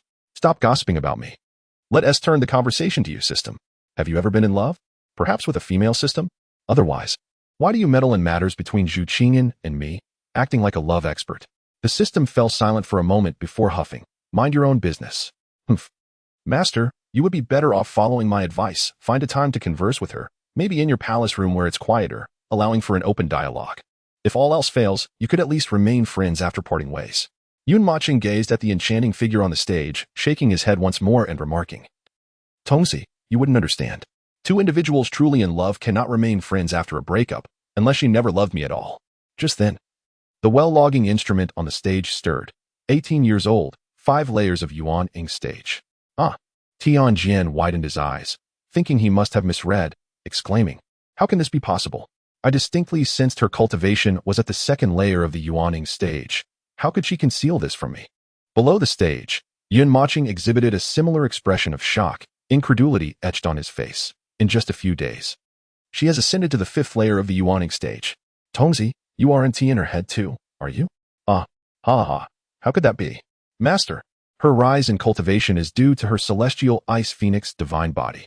It has absolutely nothing to do with me. When Jian Tian had already heard from Tianjian about the arrival of an unparalleled prodigy and had longed to see her. However, these past few days, he had been preoccupied with the sect's battle strategies and a multitude of other affairs, which caused him to forget this matter. Instinctively, he cast a glance at Tianjian. Sensing Wen Jintian's gaze, Tianjian quickly masked his astonishment, adopting a demeanor of nonchalance as if he had always known about this development, raising an eyebrow at Wen Jintian with an air of self-satisfaction. Meanwhile, the disciples present had become numb to the spectacle, unable to even voice their astonishment. Each one frozen in place. 18 years old, 5 layers of yuaning stage. What a ridiculous notion. By the time they reached the spirit-severing stage, she might have already entered the tribulation stage. It was utterly terrifying. Zhu Qingyan instinctively turned her gaze towards Yun Mocheng, hoping to see his astonished expression. However, she discovered that Yun Mocheng was not looking at her. His attention was fixed elsewhere. With a sense of disappointment, she withdrew her gaze and returned to the audience below. Master, that young man isn't your husband, is he? Tian eagerly flitted down from the stage, hastily navigating through the crowd's feet, arriving at her side. Skillfully, she climbed into Zhu Qingyan's embrace and communicated with her in rabbit language. How do you know? Tian's small eyes twinkled mischievously. Master, based on my years of experience in matchmaking, it's obvious you two are a couple. Human emotions are the strangest. They must pretend not to like each other while hiding their true feelings. Unlike us demon folk, it's simple. Like is like, dislike is dislike. There's no need for such complexity. Zhu Qingyan's interest piqued, and she curiously inquired, how can you tell he likes me? Tian pulled out a carrot from her embrace, munching away as she replied, because, Master, I noticed that when you look at him, he doesn't look at you, but once you turn away, he stares at you intently. Oh my, that infatuated gaze longs to be nestled in your embrace. Really? Absolutely. Master, why would I deceive you? Upon hearing this, Zhu Qingyan gasped, her chest rising and falling dramatically, a visible blush blooming on her cheeks. Tian, could you do me a favor? No. Bang. My esteemed master, please articulate your request. I am ready to brave any challenges for you. After today's martial arts tournament, you must stealthily follow him to ascertain his whereabouts at night. Do you comprehend? The little one, with wide eyes and rosy cheeks, covered her mouth in feigned astonishment, exclaiming, Master, I never imagined you to be this kind of person. Bang. Understood. At that moment, Zhu Qingyan suddenly recalled something and, without allowing the little one to react, unceremoniously tossed her to the ground. Master, what are you doing? Oh, nothing. Just suddenly remembered that you are male. Chapter 155. Seeking the ancestor to lodge a complaint? Why does the junior disciple keep gazing at that young woman? Luo Xinhua, like the little one, also noticed that Yin Mocheng occasionally glanced at Zhu Qingyan before quickly averting his gaze. She whispered to the sword spirit, "Stop staring. Those two youngsters are merely infatuated with each other, unlike us, who are approaching the age of aunties. You're the one who is an auntie, not me," retorted the sword spirit. In the realm of cultivation, it is said that a woman over 100 is like a flower. Do you think it's still the same as before the revival of spiritual energy, where one becomes an auntie at 40 or 50? If you fancy him, go ahead and pursue. That day, the sword intent the junior disciple displayed was truly formidable, likely not inferior to ours. If it weren't for the celestial oath he swore, I would certainly have a word with those short-sighted inner disciples. Moreover, the junior disciple is on the verge of entering the nascent soul stage, at which point his strength will undergo a tremendous transformation. As the sword spirit spoke, she seemed to recall something, her pupils suddenly narrowing as she froze in place. Luo Xinhua, sensing the oddity, gently nudged her, asking curiously, "Why have you stopped speaking so abruptly?" The sword spirit took a deep breath, gazing at Luo Xinhua with disbelief, and inquired, "Xinhua, do you remember how advanced the junior disciple's cultivation was a few days ago?" "Huh, wasn't he at just the first layer of the golden core stage?" The moment Luo Xinhua uttered these words, she felt a sudden constriction in her chest. In just over 10 days, has he broken through 9 realms? Even if the little one consumes celestial treasures like meals, such rapid advancement is inconceivable. The two exchanged a profound glance, instinctively shifting their gaze to the figure in white on the stage, their expressions filled with disbelief. As for the subsequent tests, no significant surprises arose. Most participants fell within the 6th or 7th layers of the nascent soul stage, with the sword spirit and Luo Xinhua both at the 8th layer. At this juncture, Wan Jiantian, seeing that the testing had concluded, addressed the assembly. There are 32 core disciples participating in this competition. Next, you will draw lots. Those who draw the select card may choose their opponents for the first round of one-on-one matches. Those who draw the none card will wait to be chosen. Now, all participating core disciples, please come to the stage. Originally, there were only 31 core disciples, but Yun Mocheng had requested to be added after arriving. In response to Yun Mocheng's request, Wan Jintian exhibited no opposition. The terrifying sword intent he unleashed that day was unseen by others. He and the elder sect leaders were fully aware of its magnitude, truly formidable. Subsequently, Wan Jintian waved his hand, causing 32 tokens to float in the air, each displaying its inscribed side facing upwards. "Master, the 7th token on your left bears the character select," Wan Jintian remarked with a profound gaze directed at Yun Mocheng, raising an eyebrow and transmitting his thoughts. Yun Mocheng smiled faintly, nodding slightly in acknowledgement. Soon thereafter, the results were revealed, and the core disciples exchanged glances filled with martial fervor. "Ladies and gentlemen, please reveal the tokens you hold." As the words fell, the core disciples displayed their tokens to the assembly. In an instant, the venue erupted with discussion. Indeed, I knew there had to be some underhanded dealings. There are only 2 select tokens. While it is unsurprising that Luo Xinhua drew one, how could the other have ended up in the hands of that second-generation heir? It's infuriating. What are you upset about? Look closely. Apart from that girl at the 5th level of the nascent soul stage, is there anyone else here below that level? Even if he possesses a select token, what can he achieve with his 9th level of golden core strength? Precisely. He might as well be merely making an appearance and saving face, regardless of whom he chooses. His elimination is inevitable. Just then, a voice unexpectedly pierced through the crowd, plunging everyone into silence. Do you think it's possible, just hypothetically, what if this second-generation heir has bribed the core disciples to lose to him intentionally? After all, he is connected to that esteemed individual. The disciple's words were left hanging, yet everyone instantly grasped the implication. A wave of unnamable fury ignited within them. Fists clenched instinctively as they gazed at the stage. If he truly wins, I shall, even at the risk of expulsion from the sect, confront the sect leader to uphold our principles of integrity and honor. So do I. I cannot tolerate this injustice. If it comes to that, I will leave the sect. Such actions have already tarnished my resolve. Should they continue to descend into further depravity, I shall abandon my sword cultivation and turn to demonic practices. Indeed, to ascend to the status of a core disciple with golden core level cultivation is a monumental joke. If he were to secure a spot in the upcoming trisect competition, it would obliterate any semblance of fairness. Should that day come, even at the risk of facing death at the hands of the sect, I shall make my way to the ancestral hall of our Liantian sword sect and offer 3 incense sticks to our ancestors, ensuring they are aware of the current state of our sect. In the skies above, Wan Jiantian and the elders overheard these murmurs of indignation from the disciples. nearly succumbing to laughter at the absurdity of seeking grievances from the ancestors. Do inform me, lest we find ourselves in the ancestral hall, where the revered ancestors may indeed manifest, only to confront the visage of Yun Mochen, causing one to faint in sheer terror. For those disciples who did not receive a selection token, please await my consultation with the esteemed elders, who will assist you in determining your opponents. Now, Yun Mochen and Luo Xinyue, it is your turn to select your respective challengers. Luo Xinyue instinctively cast a glance at Yun Mochen, whose exquisitely sculpted profile appeared as if hewn from marble. A subtle blush graced her flawless cheeks. Without a moment's hesitation, she strode towards Zhu Qingyan.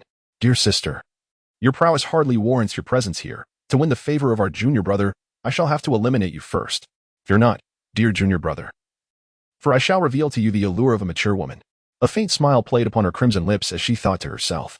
In no time, she stood before Zhu Qingyan and, glancing once more at Yun Mochen, turned her gaze back to Zhu Qingyan, her expression a mixture of amusement and challenge.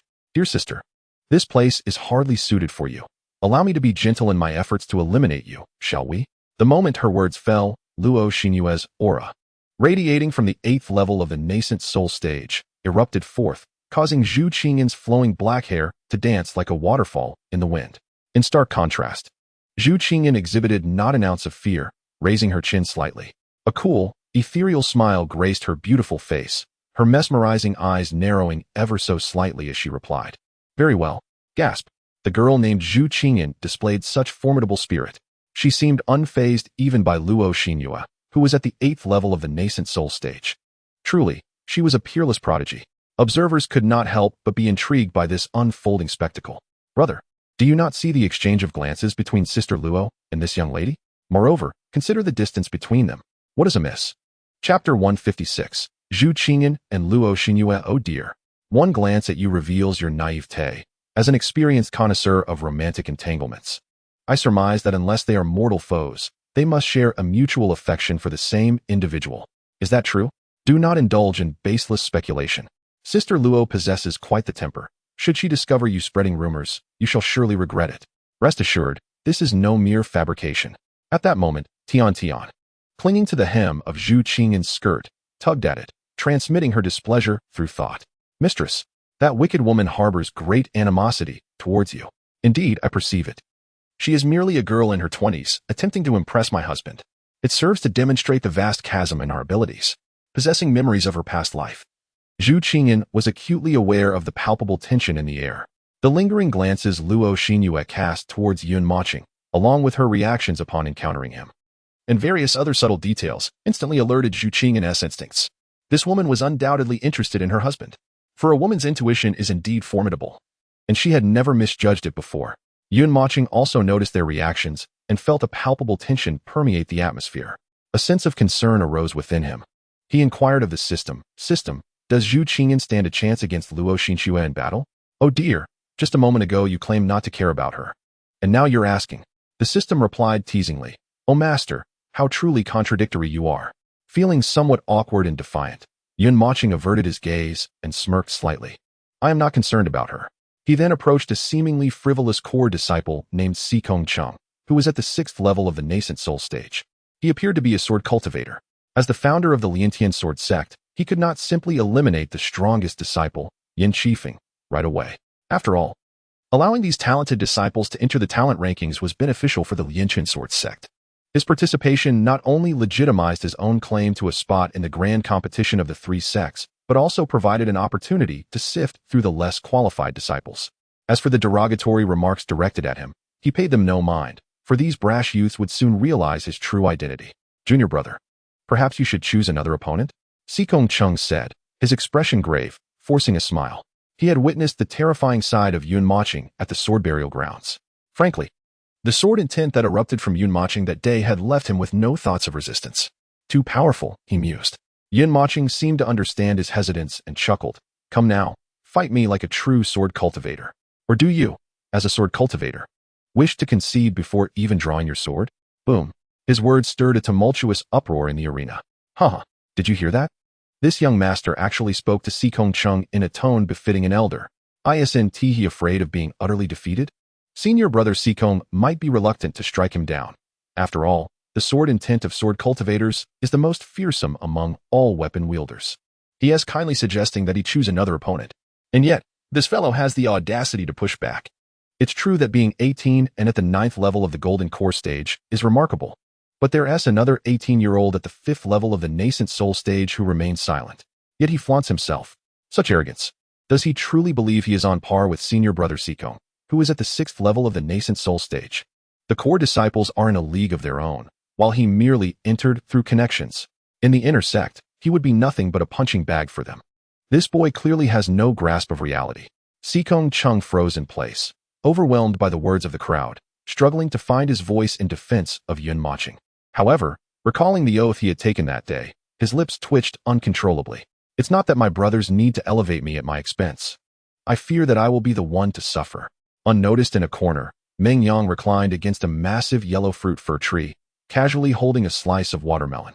After chewing for a while, with a flick of his tongue, he expelled several watermelon seeds from his mouth, which, under the influence of his spiritual energy, instantaneously transformed into bullets aimed at the knees of a few unfortunate disciples. The disciples, in unison, knelt down, bewildered as they gazed at Yun Mochen on the stage. In the next moment, the searing pain coursing through their bodies elicited cries of distress. Those nearby hastily covered the mouths of the unfortunate souls, fearful of incurring the wrath of the sect leader and elders. A group of fools, Meng Yang remarked with a sense of satisfaction, taking another bite of watermelon. At that moment, when Jian Tian spoke for the first contest, let it commence between Luo Xinxue and Zhu Qingyan. The remaining core disciples, please return to the platform below. Remember, this is a battle among peers. Do not strike with lethal intent. As his words echoed, Tian Tian leaped down from Zhu Qingyan's skirt, waving her small arms in a mock ferocity. Master, do your best.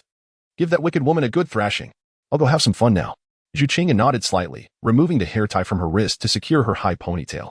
She then drew the tang knife from her waist, regarding Luo Xinxue with an indifferent expression. Sister, I apologize for the offense. Before Luo Xinxue could respond, Zhu Qingyan's aura, resonating with the 5th stage of the nascent soul realm, erupted forth like a streak of light, hurtling towards Luo Xinxue in a flash. In an instant, the tang knife was unsheathed. The spiritual energy within her surged violently into the blade, and the space sliced by the knife appeared as fragile as glass, instantly riddled with countless cracks. So swift, Luo Xinxue's pupils constricted, her demeanor shifting dramatically as she unsheathed her long sword, raising it in defense. Bang! She was unexpectedly forced back several dozen meters before stabilizing her form. Before she could fully comprehend the situation, Zhu Qingyan reappeared before her, causing her to break into a cold sweat. A chilling and terrifying aura emanated from Zhu Qingyan's presence. Instinctively, Luo Xinxue tilted her head back, narrowly avoiding the oncoming attack. Observing the strands of hair severed before her eyes, her pupils constricted once more as she fervently channeled her spiritual energy into her long sword. The next moment, she abruptly raised her hand, her grip firm on the sword, and without hesitation, thrust it towards Zhu Qingyan's abdomen with great force. Yet, the following instant left Luo Xinxue petrified.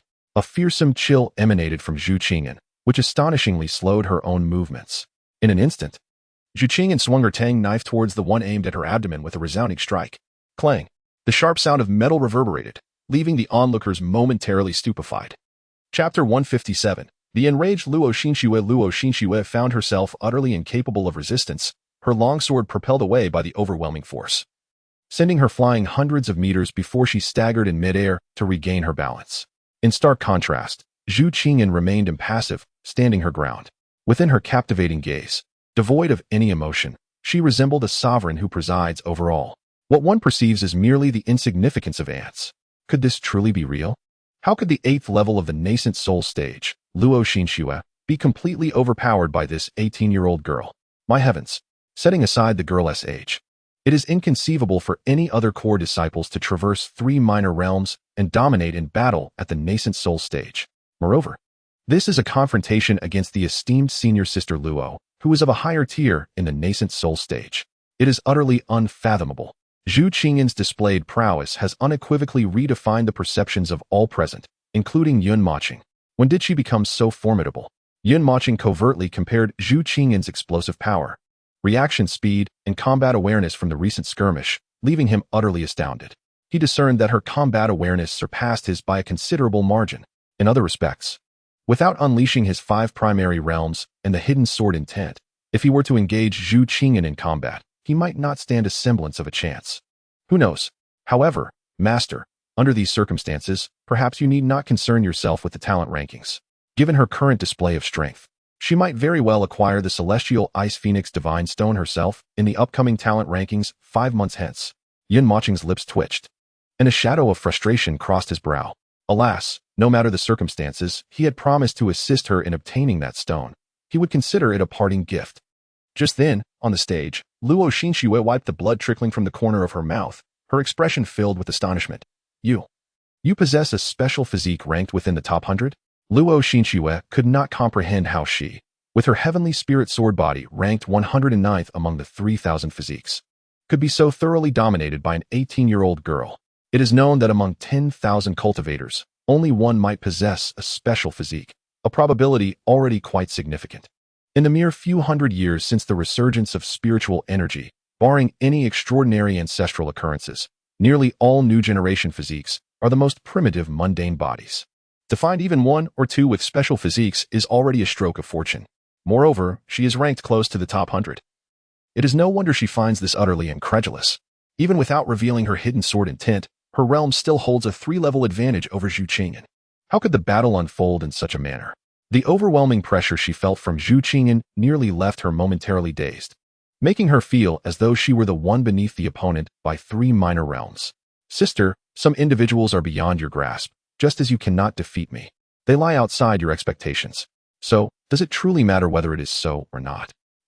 What an intense atmosphere of conflict. Upon hearing this, the audience below lit up with excitement, their expressions brimming with fervor. Seeing this scene, Meng Yang raised an eyebrow and glanced at the half-eaten watermelon in her hand. Without hesitation, she tossed it to the ground. Where can one find the delectable fruits of the imperial children? Luo Xinxue's eyes gradually narrowed, her grip on the long sword trembling uncontrollably. She had not anticipated that this young girl before her possessed such formidable verbal prowess. The innuendos were unmistakable. Instinctively, she glanced towards Yin Mocheng, only to find his gaze lingering on Zhu Qingyan for an extended period, seemingly oblivious to her own glance. Deep within, she silently mused, "Little junior brother, today, let this elder sister show you the merits of a grand lady." In the next moment, a terrifying surge of energy erupted from within Luo Xinxue, causing the very space around her to tremble violently. Sister Luo was about to unveil her trump card. That was the sword intent. Wait, it was actually the triple sword intent. The crowd erupted into a cacophony of gasps.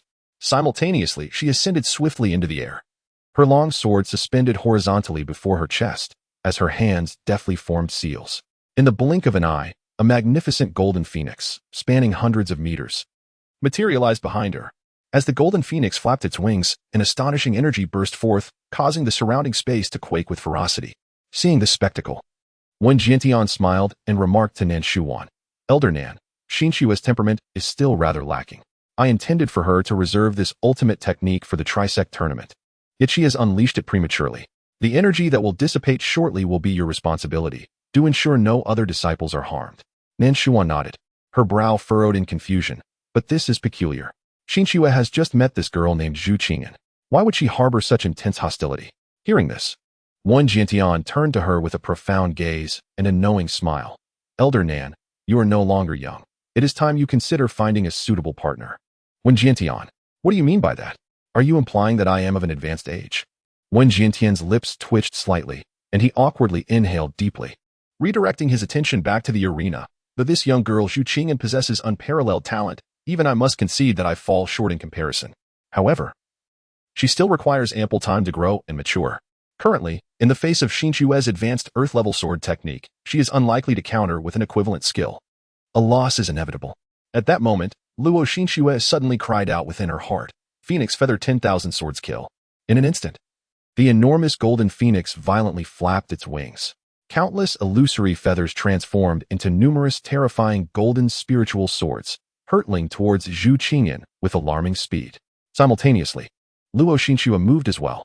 The golden phoenix behind her seemed to merge with her very being, as the countless sword intent emanating from her body surged forth, following her long sword towards Zhu Qingyan. Goodness gracious! This is the true caliber of our esteemed disciples from the Liantian sword sect, the prodigies within our inner sect. When compared to Sister Luo, resemble mere children still playing in the mud. Indeed, the terrifying spectacle of such formidable martial skills is beyond what I dare to imagine. At the very least, it must be an advanced earth-level sword technique. Furthermore, with Sister Luo's triple sword intent augmenting it, its power likely approaches that of a heaven-level sword technique. Just thinking about it fills me with shame. Such a fearsome sword technique emanates from Sister Luo, who is merely a few years my senior. It seems that young girl is about to face dire consequences, still too young to grasp the importance of etiquette and hierarchy. She has shown no respect to Sister Luo. Now that she has thoroughly provoked Sister Luo's wrath, she will certainly regret it. However, to my astonishment, in the face of such a daunting sword technique, Zhu Qing'an's expression revealed no hint of panic. She remained cold and composed. Amidst the astonished gazes of the crowd, she instantaneously appeared in the air, instinctively casting a glance towards Yun Mochen.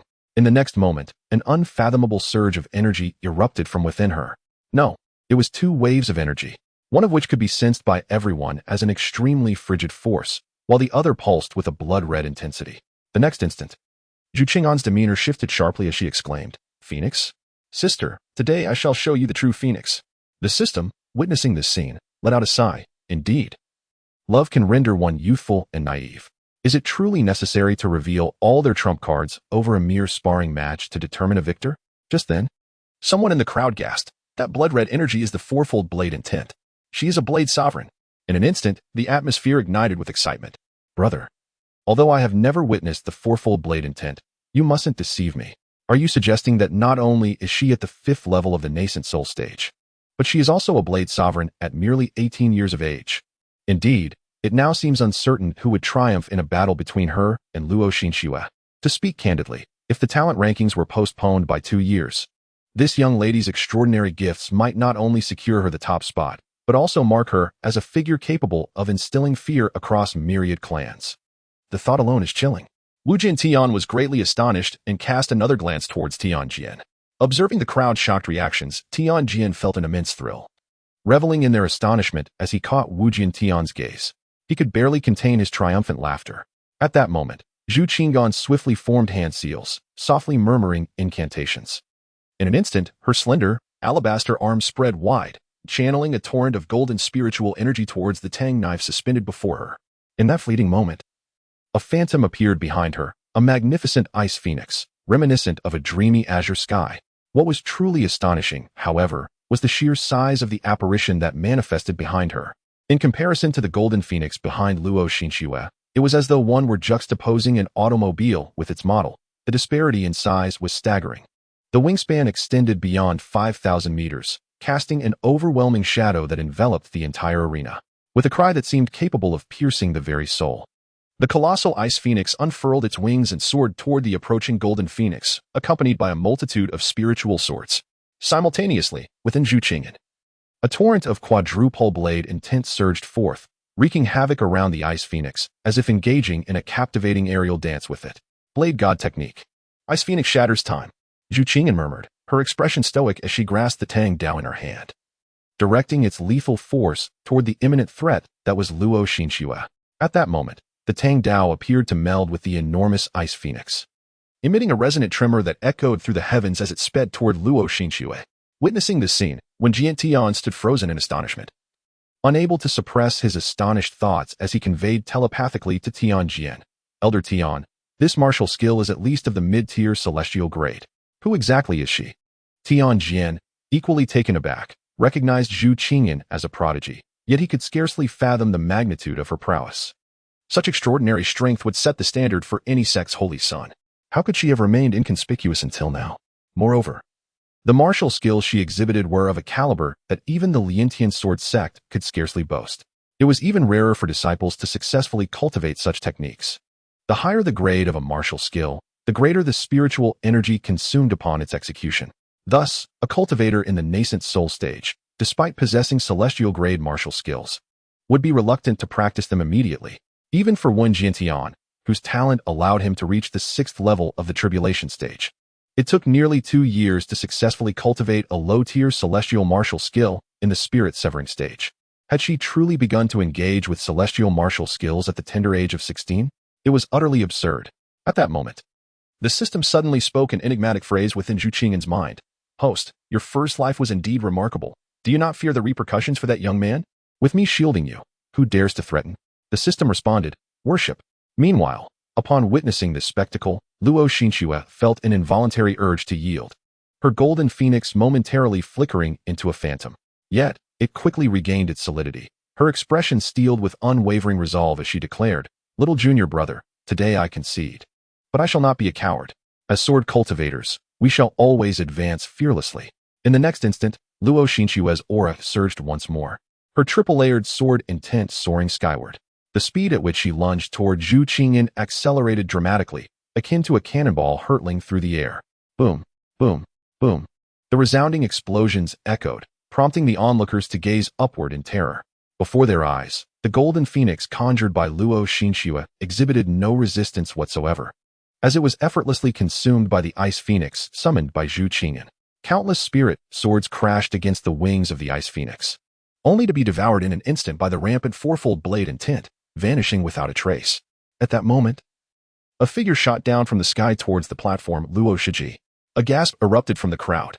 With a loud thud, Luo Xinxue landed heavily on the platform, stirring a cloud of dust and debris. Meanwhile, Zhu Qingyan descended gracefully from the sky, two surging torrents of terrifying energy gradually subsiding into her form, her pristine complexion unmarred, and her starry, obsidian eyes captivating all who beheld them. As she observed Luo Xinxue, who was struggling to rise, Zhu Qingyan spoke with an air of tranquility, her delicate, crimson lips parting. He is my husband. We have known and loved each other for a long time, though we were apart due to a quarrel. He has always belonged to me. I hope you possess self-awareness, Shiji. The words were not whispered to Luo Xinxue alone. They resonated clearly for everyone present, including Yun Mochen. The revelation struck the audience like a thunderclap, leaving them wide-eyed and exchanging incredulous glances.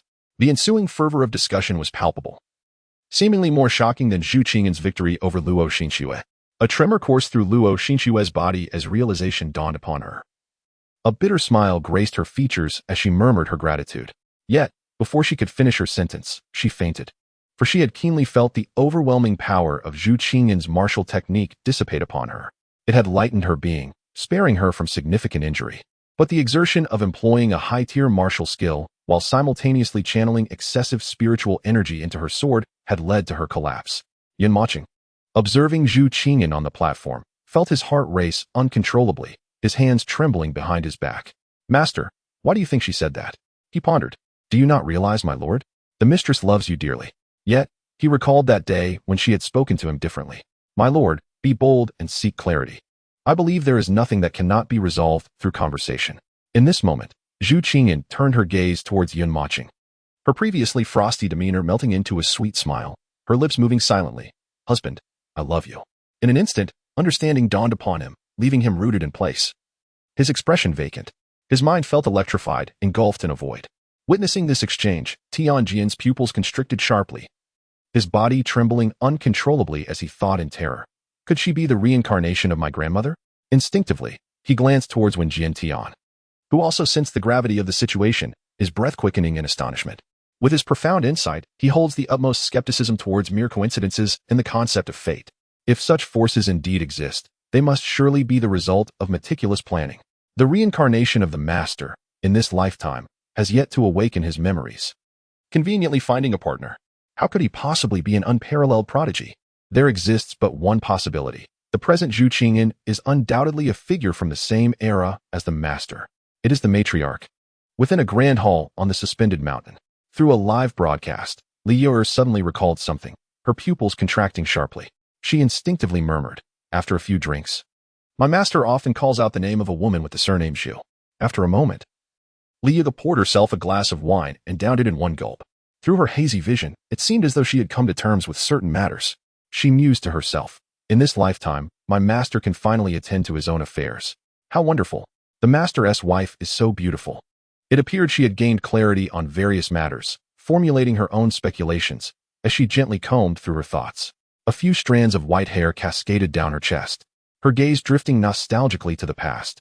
Back then, she was but a little girl, trailing behind her master, incessantly asking questions. At that moment, when Tian cleared his throat and suddenly spoke, I invite Master Zhu Qingyan to return to the audience, as we call forth the second pair of competitors. Yun Mochen and Si Kongqing to the stage. As his words fell, Nanshuan instantly appeared on stage, compassionately carrying Luo Xinxue away. Xikong Cheng's body quaked, his complexion paling. And for a fleeting moment, he felt an overwhelming urge to request a brief respite. Could I perhaps use the restroom first? He was exceedingly nervous and terrified. Meanwhile, the inner disciples below, unfazed by the previous dramatic interlude, quickly forgot the incident, their excitement burgeoning. Finally, we shall witness Brother Xikong Cheng deliver a thorough beating to that arrogant second-generation heir. How exhilarating. Aha. Now that you mention it, I too feel a rush of excitement. I refuse to believe that in front of the entire sect, Xikong Cheng, as a righteous swordsman, would compromise his principles and go easy on this second-generation heir. Indeed, let him be thoroughly chastised, allowing us all to vent our frustrations. Go, Brother Xikong.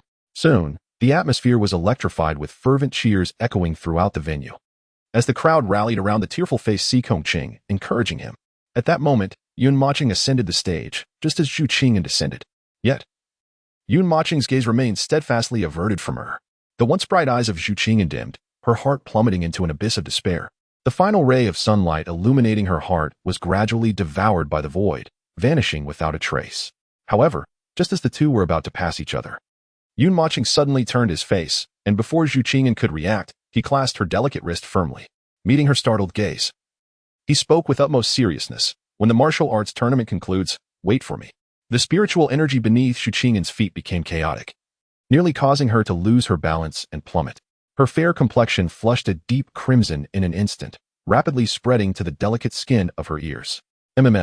Receiving the response from Zhu Qingyan, Yun Mochen maintained an air of tranquility as he released her wrist and soared onto the platform.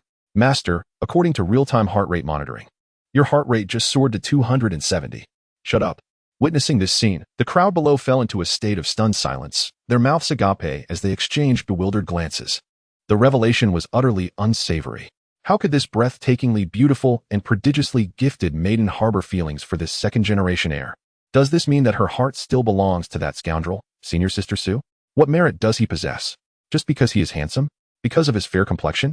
Consequently, the chorus of condemnation aimed at Yun Mochen intensified manifold, with calls for Xikong Cheng to deliver a proper lesson to this second-generation heir.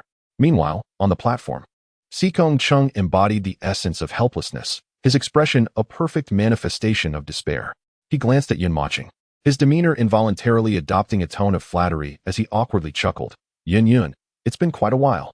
As Yun Mochen retrieved his blood spear, he replied, Senior Brother Xikong, your memory seems rather poor. We just exchanged greetings moments ago. Hey, let us not delve into that. Why are you pulling out your weapon? Haha, Junior Brother Yun? Yun Mochen shook his head lightly, his expression turning serious. After all, compared to other core disciples, you should be acutely aware of your own capabilities. I chose you, and I trust you can deduce the reason behind it. The 3-sect tournament is no trivial matter, and the talent rankings are no joke. Only by selecting more formidable disciples can we maximize the benefits for our sect, even for the entire human realm. Do you understand? The crowd stood in stunned disbelief, momentarily frozen in place. Shouldn't such words have emerged from Xikong Cheng's mouth? He, a second-generation heir at the 9th level of the Golden Core stage, was putting on quite a show. But what transpired next left the audience even more astonished. Xikong Cheng performed a deep 90-degree bow to Yun Mochen, exclaiming, Understood. I implore you, Junior Brother, to show mercy. Enough of the pleasantries. Let us begin. I could use the opportunity to guide you. As his words fell, the aura emanating from Yun Mochen surged explosively. Simultaneously, a torrent of crimson energy burst forth from his being, soaring skyward. Fourfold spear intent. Aren't you a swordsman? Yun Mochen chuckled lightly. Indeed, let us commence. In the next instant, his expression hardened, and without hesitation, he swung the spear, thrusting it towards Xikong Cheng's abdomen. Startled, Xikong Cheng hastily drew the long sword from his waist, raising it to block. Bang! He was instantly propelled back several dozen meters. Before he could fully comprehend the situation, the crimson sword intent above suddenly veered sharply, hurtling towards his back. Witnessing this, Xikong Cheng ceased his internal conflict, took a moment for mental fortitude, and summoned his dual sword intent, which erupted from within him, enveloping him entirely. In the next moment, Yun Mochen's spear intent had arrived. Boom! A figure was sent soaring into the sky, and Xikong Cheng gritted his teeth, swiftly channeling his spiritual energy to stabilize his form. He charged once more towards Yun Mochen. The sword cultivator, timid? He is not deserving of the title of sword cultivator. He is a mere sham cultivator. Brother Yun, prepare to receive my challenge.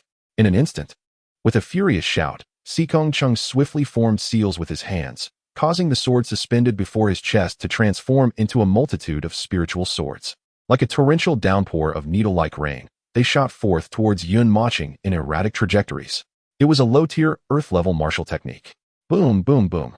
In the next moment, Yun Mochen rapidly spun his spear, continuously fending off the terrifying onslaught of spiritual swords. At the same time, he focused his mind, and his fourfold spear intent unexpectedly morphed into a colossal blood-red spear, suddenly materializing behind him. Brother Sikong, you must be cautious. As his words fell, the gigantic blood-red spear thrust violently towards Sikong Chung.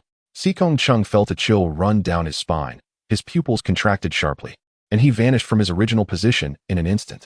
Reacting instinctively, he turned to face the enormous blood-red spear and executed a fierce slash. Boom. Sikong Chung was violently hurled away by the terrifying force emanating from the sword, crashing heavily onto the spectator stands. Witnessing this scene, the crowd erupted in an inferno of fervor, their bodies trembling with uncontainable excitement. Taking a deep breath, as if expending every ounce of energy, they screamed in a frenzy, "What the hell? This is a fixed match. Refund our money." It was important to note that the disciples who attended the match had each paid 5 spirit stones for their tickets. Otherwise, the crowd would have been too large to accommodate. Chapter 160. Have I inadvertently cultivated an evil cultivator? The disciples, witnessing this spectacle, were practically itching to rush onto the stage to engage in a life-and-death battle with Yun Mochen. Even though the manifestation of his fourfold spear intent had left them in awe, it was hard to believe that they could surpass an entire realm to crush Sikong Chung, who was at the 6th layer of the nascent soul stage. Do you think the title of core disciple holds no weight at all? Cough, cough, cough. Sikong Chung, enduring excruciating pain, rose unsteadily from the ground, trembling all over. Hearing the jeers around him, he was instantly filled with rage, exclaiming, "You fools! I am a true sword cultivator. There is no way I would throw a match. If you have the capability, come up here and try it yourself." At that moment, Yun Mochen flew before him, disappointment etched on his face. "I believe that although you have grasped the sword intent, the title of sword cultivator does not quite suit you." Upon hearing this, Sikong Chung was taken aback, quickly cupping his hands in respect. "Brother Yun, I am eager to learn more." Yun Mochen spoke candidly. "Your ability to comprehend sword intent indicates your commendable talent, and your application of martial techniques is not without merit. However, your greatest flaw lies in." Sikong Chung hurriedly interjected. "What does it lack?" "It lacks your Dao heart." Seeing the confusion in Sikong Chung's expression, Yun Mochen continued, "What is a sword cultivator? In my understanding, it is someone who, once engaged in battle, must carry an unwavering confidence in their victory, charging forward fearlessly even when faced with countless foes, like a reckless warrior launching an audacious assault. Even when faced with an opponent as formidable as myself, you must harbor an unwavering resolve of either you perish or I shall. Only through such determination can you truly transcend the boundaries of your swordsmanship. However, your resolve has faltered from the very beginning, for you have succumbed to fear of me. Therefore, the outcome is evidently preordained." As Yun Mochen's words resonated in the air, a disciple closest to the stage suddenly let out a derisive laugh. "Ha! It seems they are no longer even pretending. A golden core cultivator attempting to teach a nascent soul swordsman how to wield a sword? Truly laughable." Yet, before he could finish his taunts, his pupils dilated in horror. As if confronted by an unspeakable terror, his expression shifting dramatically, Yun Mochen raised a finger, gently pointing towards him. In an instant, a strand of terrifying energy shot forth from his fingertip, hurtling towards the disciple. It was a weakened version of the 6 Meridian's divine finger. The minuscule, red, eerie energy left a wake of fracturing space in its path. The disciple instinctively raised his hand to defend himself. Boom. In the next heartbeat, a thunderous explosion reverberated, sending the disciple careening hundreds of meters away, crashing heavily into a decorative rock formation. The onlookers were left in stunned silence.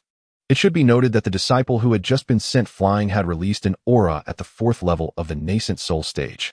How could he not withstand even a casual strike? "Are we still hiring extras?" This remark caused Yun Mochen and Sikong Chung to nearly stumble to the ground in laughter, their faces contorting in disbelief. Only the recently blasted disciple managed to extricate himself from the rubble, glancing at his left shoulder, his expression changing drastically. A thumb-sized cavity had appeared on his shoulder, still harboring a remnant of blood-red sword intent. It was undoubtedly the 4th level of sword intent. Before he could utter a cry of alarm, the heavenly sword sealed his mouth, whisking him away to ensure his well-being. "I have learned well, Brother Yun. Might I request another strike from you?" Yun Mochen patted his shoulder, laughing heartily. Come, strike me like a true man. As these words fell, Xikong Cheng's demeanor shifted dramatically, a fierce, murderous aura erupting from him, far surpassing the energy he had emitted moments prior. Yun Mochen raised an eyebrow, secretly marveling. I merely suggested it as a demonstration, yet he has genuinely grasped it. In the next instant, Yun Mochen swiftly propelled himself backward, the blood demon's spear reappearing in his grasp, as he fervently channeled spiritual energy into it. Within him, the crimson tide of gun intent surged once more, enveloping the spear, emanating a terrifying aura that caused the very fabric of space to tremble. Xikong Cheng, with eyes tightly shut, seemed to be in deep contemplation. Yet, in the following moment, he slowly opened his eyes, a fierce glint flashing within, as the second level of sword intent surged upwards with renewed vigor, transformed into countless streams of radiant light. They surged towards Yun Mochen with ferocity. Simultaneously, he forcefully descended upon the ground, causing the earth to shatter beneath him. In the next instant, he, along with a myriad of sword intents, hurtled towards Yun Mochen. Yet, under the overwhelming pressure of Yun Mochen's superior realm and weapon intent, Xikong Cheng felt his own double sword intent falter, as if it were gripped by fear, losing its former sharpness. With a fierce roar, Xikong Cheng's face twisted in rage. If you are afraid, then do not serve as my sword intent. Upon uttering these words, his double sword intent seemed to comprehend his sentiment, trembling violently as its aura surged exponentially. At that moment, Yun Mochen moved, wielding his spear and thrusting it fiercely towards Xikong Cheng. Boom! The two titanic energies collided, refusing to separate immediately as they battled fiercely in midair. Truly, he was a master. In just a few words, he had enabled Xikong Cheng to achieve a breakthrough in his sword intent. Wen Jiantian gazed at Nan Shuan with admiration. Indeed, I have observed him. His talent is remarkable, though he possesses a somewhat fragile constitution. In ordinary circumstances, he would not dare to spar with Xin Shui. It is unexpected that a few words from the master would unlock his potential. His future prospects are bound to be promising. At that moment, sensing the breakthrough in Xikong Cheng's sword intent, Yun Mochen wasted no time and directly initiated the first realm, blood refinement. In the next instant, his aura surged once more, and with a powerful thrust of his spear, he struck forth. Bang! The triple sword intent unleashed by Xikong Cheng was instantly dispersed by the overwhelming energy, akin to a deflated balloon being violently propelled away, crashing heavily onto the ground. Ha! I understand. I comprehend. From the depths of the crater, Xikong Cheng disregarded the immense pain coursing through his body, scrambling out with a twisted expression, waving fervently at Yun Mochen. Senior brother Yun, thank you. Before he could finish his sentence, a wave of drowsiness surged into his mind, forcibly expelling all the adrenaline that had built up within him. His eyes snapped shut as he collapsed heavily to the ground. Observing this scene, Yun Mochen's lips twitched, a sense of foreboding creeping into his heart. Am I cultivating a rogue practitioner? What he did not yet realize was that years later, this man named Xikong Cheng would rise to become a formidable force within the realm of cultivation. After their duel, the subsequent matches among the other disciples proceeded without incident, each either victorious or defeated. Unlike this, believing that sword intent could be so easily comprehended, the onlooking disciples not only labeled Xikong Cheng with an Oscar-worthy title, but also held him in high regard in their hearts. Silently, I extended my greetings to the ancestors of Yun Mochen. At that moment, Wen Jiantian spoke again. All 16 disciples who have successfully advanced, please come to the stage for free combat. The last 10 remaining will be designated as the proud representatives of our Lien Tian sword sect in the grand competition among the 3 sects. Chapter 161. Dare to touch my husband? After all, they are all core disciples, having spent countless days and nights together as brothers. Hence, this stage adopts a chaotic battle format, aimed at filtering out those disciples who do not harmonize with the group. Otherwise, when the grand competition among the 3 sects arrives, or when facing external adversaries, if internal strife and scheming arise beforehand, how can one expect to achieve commendable results? It is essential to bear in mind that the rules of the grand competition and the talent rankings vary with each event, certainly extending beyond mere one-on-one duels. Yet, upon hearing the announcement of this trial's rules, the disciples below erupted into laughter. No matter how formidable that second-generation heir is, can he bribe all the core disciples? Remember, these core disciples have high-ranking elders as their masters. Even the sect leader must show some deference to those elders, let alone his illegitimate son. It seems he will undoubtedly be the first to be eliminated. Even if he falters, his talented girlfriend is impressive. Sister Luo has already been defeated by her. If she supports this second-generation heir, he may not be the first to be ousted after all. Damn, I refuse to believe that woman, no matter how skilled, can surpass our group of core disciples. Not to mention others. Even Brother Yin would best her. Before long, amidst the mocking gazes of the crowd, Yun Mochen ascended the stage alongside several other core disciples. Zhu Qingyan instinctively drifted towards Yun Mochen's direction, her obsidian-like eyes sparkling with determination. Watching Yun Mochen's retreating figure, she clenched her delicate fists, silently vowing, "Husband, I will protect you." At that moment, noticing that everyone had taken their positions, one Jiantian declared, "Now that all are present, the competition shall commence. Remember, falling from the stage or voluntarily surrendering counts as elimination. Do not harm your fellow disciples." As his words echoed, the contestants instantly spread out, each warily eyeing one another. However, there were two exceptions. Zhu Qingyan followed closely behind Yun Mochen, her gaze fixated on him, completely oblivious to the surrounding crowd. "Brothers, pardon my intrusion." At that moment, one disciple at the 7th level of the nascent soul stage, grasping a long sword, bowed to the others. Shortly thereafter, he lunged toward another disciple at the 6th level of the nascent soul stage. Meanwhile, Yan Qifeng and Jian Lingyu remained stationary, not rushing to engage. "Why are you following me?" "This is a competition," Yun Mochen remarked, puzzled by Zhu Qingyan's persistent presence. Yet, instinctively, he slowed his pace. Just as it was when he first accompanied her to the cinema, he walked ahead while she followed behind. Zhu Qingyan gently bit her rosy lip, a fleeting blush gracing her countenance. Her delicate hands, raised slightly before her, and her lips pursed in a playful pout, she murmured softly, "I wish to hold your hand." "No, we cannot. We have already broken up. Just for a moment, please." "Absolutely not." Wait. Stop." Amidst the fervent exchanges of affection, the two were oblivious to the fervor surrounding them. Meng Yang, witnessing this scene, found the chips in her grasp devoid of flavor, and with a deep sigh, remarked, "Ah, it truly is sweet, like the Emperor's son. Woe is me, I miss a Qing as well." Subsequently, Meng Yang cast her chips onto the ground beneath the tree, her thoughts racing, and in an instant, a business card materialized in her hand. The card bore the image of an alluring young woman, and below her likeness, a series of identification numbers. Click, click, click. What on earth is this? Meng Yang suddenly noticed a sky-blue rabbit perched atop her head, clutching the very chips she had discarded. "Are you also sensing my sorrow, little creature?" With a squeak, a few small black spheres, slightly larger than black beans, fell onto Meng Yang's head. Meng Yang, confounded. "Did you just drop that on my head?" The rabbit, looking down at her, giggled and nodded in response. Just as Meng Yang was about to retaliate, the rabbit produced a communication artifact from its embrace, causing Meng Yang's pupils to dilate in recognition. This was the very artifact once entrusted to her by the Empress. "Are you the spirit companion of the Empress Zhu?" The rabbit extended its tiny paw, pointing at Zhu Qingyan on the stage, then at itself, affirmatively nodding. With a sudden slap to her own face, Meng Yang bore a rueful smile and lamented, "How could I have forgotten to utilize the artifact given to us by the Empress? Oh, my mind. I must quickly inquire about Brother Yun's whereabouts." At that moment, the dual platform presented two contrasting scenes. On one side, Yun Mochen and Zhu Qingyan were engaged in an endless tug-of-war, while the spirit swordsman Yu was aimlessly chatting with Yan Qifeng. On the other side was a battleground, where core disciples unleashed their full arsenal of techniques. The air was filled with a cacophony of explosive sounds, leaving the onlookers momentarily stunned. They could not help but call out to Yan Qifeng and Yu, "Yan Shixiao. Shijiyu, why have you not eliminated that second-generation heir? Have you been bribed as well?" "Indeed, Yan Shixiao, you are the epitome of justice and charm. You ought to avenge us."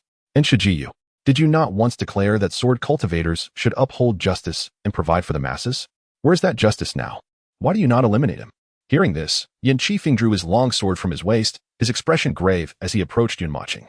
Observing this, Yu swiftly grasped Yan Qifeng's sleeve, shaking her head gently, her eyes urging him to refrain. Yet, Yan Qifeng remained resolute, slightly releasing his aura and gently brushing aside Yu's small hand. Subsequently, she walked slowly towards Yun Mochen. The rosy hue of Zhu Qingyan's face instantly faded, replaced by an aura of chilling terror. "How dare he touch my husband?" But in the next moment, Yun Mochen reached out and grasped her wrist once more, softly stating, "This does not concern you." Zhu Qingyan felt a momentary suffocation in her breath, her heart racing wildly, her body frozen in place. Like a doll, she allowed Yun Mochen to pull her behind him. "My husband is holding my hand again. How domineering. How affectionate." At that moment, however, the system within Yun Mochen's mind chimed in mischievously. "Oh dear, master, are you becoming addicted to holding hands? Get lost." Soon, Yan Qifeng approached Yun Mochen, And Yun Mochen's expression tightened as his inner spiritual energy instinctively surged. Yan Qifeng slowly raised the sword in his hand, glancing at the gleaming blade, and absent-mindedly brushed back his bangs with the other hand. Suddenly, he smiled and said, "Junior brother, does my handsomeness today surpass yours by a margin? Sword spirit you, Zhu Qing'an. The crowd, is he out of his mind?" Yun Mochen's face twitched awkwardly as he replied, "Indeed, especially with senior brother Yan's hairstyle today. It's quite distinctive." Yun Mochen observed his elegant hairstyle, meticulously styled down to each strand, clearly indicating he had invested considerable time in his appearance. Upon hearing Yun Mochen's compliment, Yan Qifeng's eyes sparkled with delight. Before Yun Mochen could react, he wrapped an arm around his shoulder, exclaiming, "You think so too, right, junior brother? Let me tell you, this product was personally recommended to me by the sect master, called wind-resistant gel. It far surpasses the glamorous gel that Elder Tianjin recommended last time. And oh, 5,000 words omitted here. Chapter 162. I am your ancestor. What on earth is happening? Senior brother Yan, why aren't you making a move? If you like a few bottles of hair gel, I can gift you 100. Just please take action." The crowd was utterly exasperated by Yan Qifeng, as if his presence had become the last straw weighing heavily on their minds. As for the other core disciples, they didn't even glance in Yun Mochen's direction, let alone approach him. They were not foolish. They had to do something about the events at the sword burying grounds. This seemingly harmless junior brother appeared to be at least a sword king, or even more. Thus, it was not that they did not wish to eliminate the junior brother, but rather that they simply did not dare to. Otherwise, considering their camaraderie, the junior brother, whom they had only recently met, would have undoubtedly been their first target. As for Zhu Qing'an, you might as well ask Luo Xinyue if she is still sleeping soundly. Soon, the results of the competition were announced. 6 disciples with relatively weaker abilities were eliminated. Although they bore some injuries, they were not of the grievous sort that could not be healed. Wan Jintan gazed upon the remaining core disciples on the stage, a satisfied nod gracing his countenance as he proclaimed, "Now that the top 10 prodigies have emerged, I hereby announce the formal conclusion of the martial arts tournament." Just then, from the throngs below, a figure clad in black surged forth. This man, with a buzz cut and an impressively muscular physique, bore a black long sword at his waist, his brow etched with intensity. He was none other than the inner sect's foremost disciple, Tai Shanwu. A gasp rippled through the crowd as curious eyes turned toward him. Wan Jiantian regarded him with a calm demeanor and inquired, "Do you harbor any objections regarding this tournament?" Tai Shanwu clasped his hands in a gesture of respect, his tone serious as he replied, "Master, I believe this competition is unjust." An uproar ensued. How audacious it was for someone of the Tai surname to openly challenge the master in front of the assembled disciples. "Oh, pray tell, where lies the injustice?" Wan Jiantian asked, a subtle smile playing on his lips. Tai Shanwu pointed accusingly at Yun Mochen, his voice filled with indignation. "Master, do you recall the teachings passed down by our founding ancestor, the sword immortal Lian Tian, during the nascence of the Lian Tian sword sect?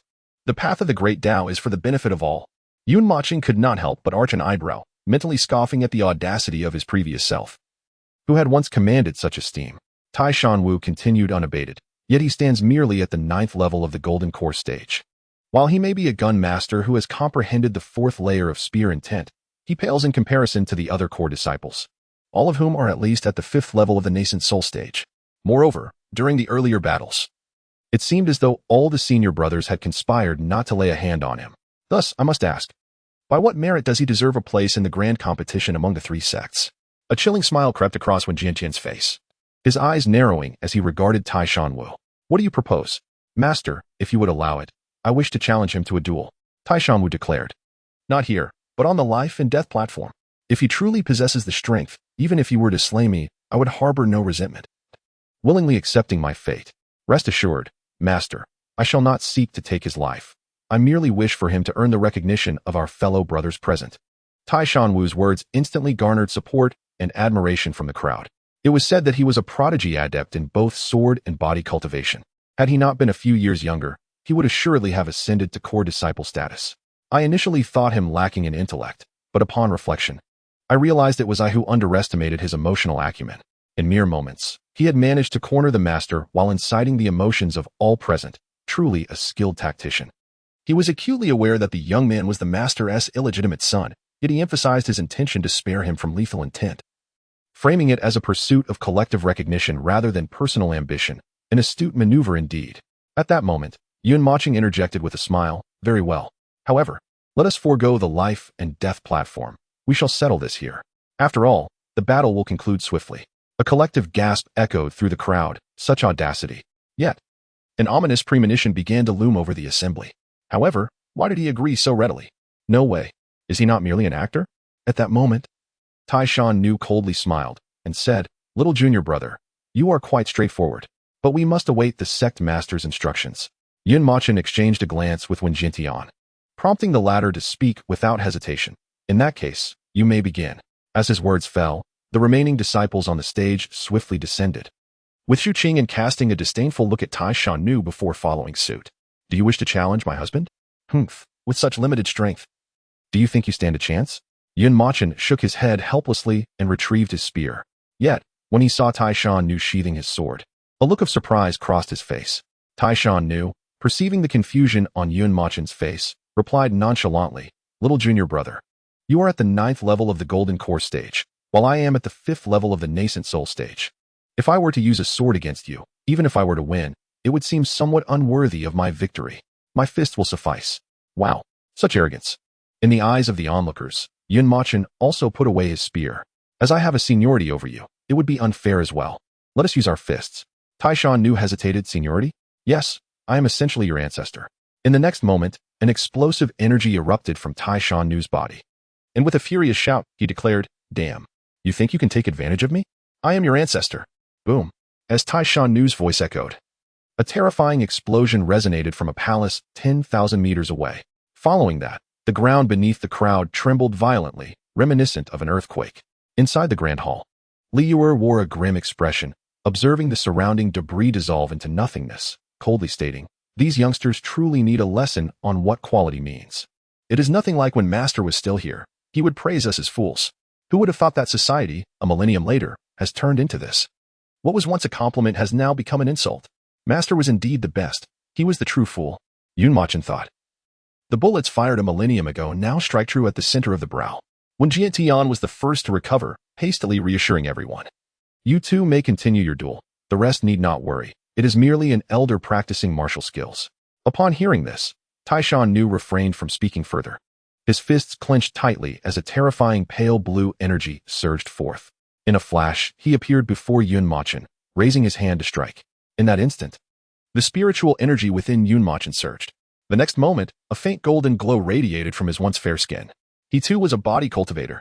Chapter 163. "So, do you truly love me?" Among the crowd, a sharp-eyed disciple exclaimed in astonishment. Bang! In the next moment, their fists collided. Yun Mochen was forced to retreat several steps, while Tai Shan Nu remained rooted in place, not moving an inch. Yun Mochen's eyes sparkled with delight as he shook his slightly numbed arm, admiringly exclaiming, "Not bad. However, I shall now increase the intensity." After all, Yun Mochen was not a full-time body cultivator. Thus, he had discreetly activated the first stage of blood refinement during that last punch. Yet, he still found himself at a disadvantage. "Are you all right?" Tai Shan Nu was taken aback, shocked that his full-force strike had only managed to push Yun Mochen back a few meters, without leaving a single mark on him. What kind of joke was this? He was at the 6th level of the Nascent Soul stage. However, before he could fully process this, Yun Mochen's voice echoed in his mind once more, "Prepare yourself." In the next instant, Yun Mochen's figure was upon him, a terrifying crimson energy erupting from his hand, enveloping his fist entirely. Tai Shan Nu felt the ominous power contained within that fist, and his pupils constricted. He instinctively raised his hand to defend. Boom! A figure flew off the stage, tracing a parabolic arc before crashing heavily into the rockery where the previous disciple had landed, sending up a cloud of dust. It was Tai Shan Nu. The spectators, witnessing Yun Mochen's stillness on the stage, were all astounded. Yet soon, those who regained their wits clenched their fists tightly, a dreadful energy swirling around their knuckles, their bodies visibly trembling. The next moment, the disciples present almost simultaneously erupted in a unified roar. Tai Shan Nu, "Fool! Who cannot see that this is a fixed match?" Many disciples secretly vowed that after this day, they would quietly visit the ancestral hall to seek justice for their forebears. Unbeknownst to them, beneath the rockery, Yang Wei raised his hand slightly, dispersing the dust hovering before him, with an expression of profound insight. He shook his head and chuckled softly, still so young. Following this, he fixed his determined gaze upon the long sword cradled in his arms before looking up with a complex expression at Yun Mochen, silently resolving, "I shall surely catch up to your pace." Women will only hinder my cultivation speed. In truth, Mochen had indeed held back. After all, he was their ancestor. Otherwise, Taishan Nu's fate would likely have mirrored that of several core disciples of the Tianyan sect from back in the day. At that moment, one Jian Tian cleared his throat and spoke solemnly. Silence. Instantly, the discontent in the crowd fell into a deathly hush. If anyone has any objections, step forward. I will give you 10 seconds. If no one speaks, I shall announce the results of this match. The crowd's expressions contorted as they suppressed their grievances, bowing their heads in unison. In such a situation, who would dare to stand out as a target, risking the chance of being secretly sabotaged? It would truly be a cause for tears, regardless of whether they were core disciples or outer disciples. They all shared a common thought. The sky over the Lin Tian sword sect had turned completely dark. As for what followed, it was an orderly evacuation arranged under the auspices of Tianjian. And so, he instructed Jian Tian to provide these core disciples with certain rewards and directives. Follow me, Yun Mochen said as he approached Zhu Qingyan, grasping her wrist before she could react. Where are we going? Zhu Qingyan's cheeks flushed crimson, her speech faltering and her voice dwindling. To my room. Huh. Inside the grand hall, in Yun Mochen's bedroom, Zhu Qingyan sat at the edge of the bed. Her head bowed, her face as red as an apple, nervously fidgeting with her fingers. Yun Mochen, on the other hand, had taken a seat across from her, appearing serious despite his own inner turmoil. He feigned indifference and said, Speak. Zhu Qingyan whispered, What do you mean? Why are we here? Just as she began to speak, a cold voice echoed in her mind. Host, please do not reveal my existence. You may discuss anything else, but regarding your first life, I believe it would be better to divulge that at a later time. What you say now will be a burden for him. His stress is already overwhelming. Unable to contain her curiosity, Zhu Qingyan asked, Do you understand him well? The system responded, Absolutely not. Just a guess, a mere speculation. Then, Zhu Qingyan lifted her head, took a deep breath, and slowly exhaled, locking her gaze with Yun Mochen's. Her stunning eyes trembled slightly as she earnestly declared, I wish to reconcile with you, Yun Mochen. In the midst of Zhu Qingyan's hopeful gaze, Yun Mochen shook his head gently and replied, I need a reason, otherwise I shall not agree. Though he appeared calm, the hands resting on his knees were digging into his flesh. He truly cherished Zhu Qingyan, but he adhered to his principles. He required a genuine explanation, not mere reassurances of next time. I want to do this again. Those who utter such phrases are sure to repeat their misdeeds. He could not allow himself to be toyed with, fearing a recurrence of past hurts due to trivial matters or misunderstandings. A bitter smile crept across his face as he instinctively pointed to his neck, feeling a familiar pang in his heart. Look, it hasn't fully healed yet. Isn't it rather cool? The system couldn't help but inwardly scoff, thinking, Master, have you been watching too many palace dramas? You seem so calculating. It's a wound that could heal in no time. Zhu Qingyan tightened her grip on her dress and took another deep breath, saying, If I told you I have memories from a previous life, would you believe me? Yun Mochen instinctively exclaimed, How is that possible?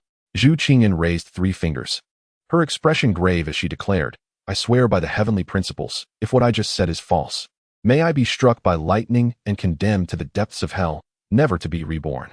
Now, do you believe me, Mochen? Furthermore, to clarify, the memories I possess are from my life before my rebirth, not from a life before that. Yun Mochen was utterly astonished, left speechless, and couldn't help but inquire. So, in your previous life, you were indeed Zhu Qingyan. After your demise in that life, you were reborn in this one? Zhu Qingyan's eyes flickered with certainty as she nodded. In that fleeting moment, the sight of Zhu Qingyan piqued Yun Mochen's immense curiosity. He yearned to ask her about the circumstances of her death in her past life, to inquire about their eventual fate, to explore the future.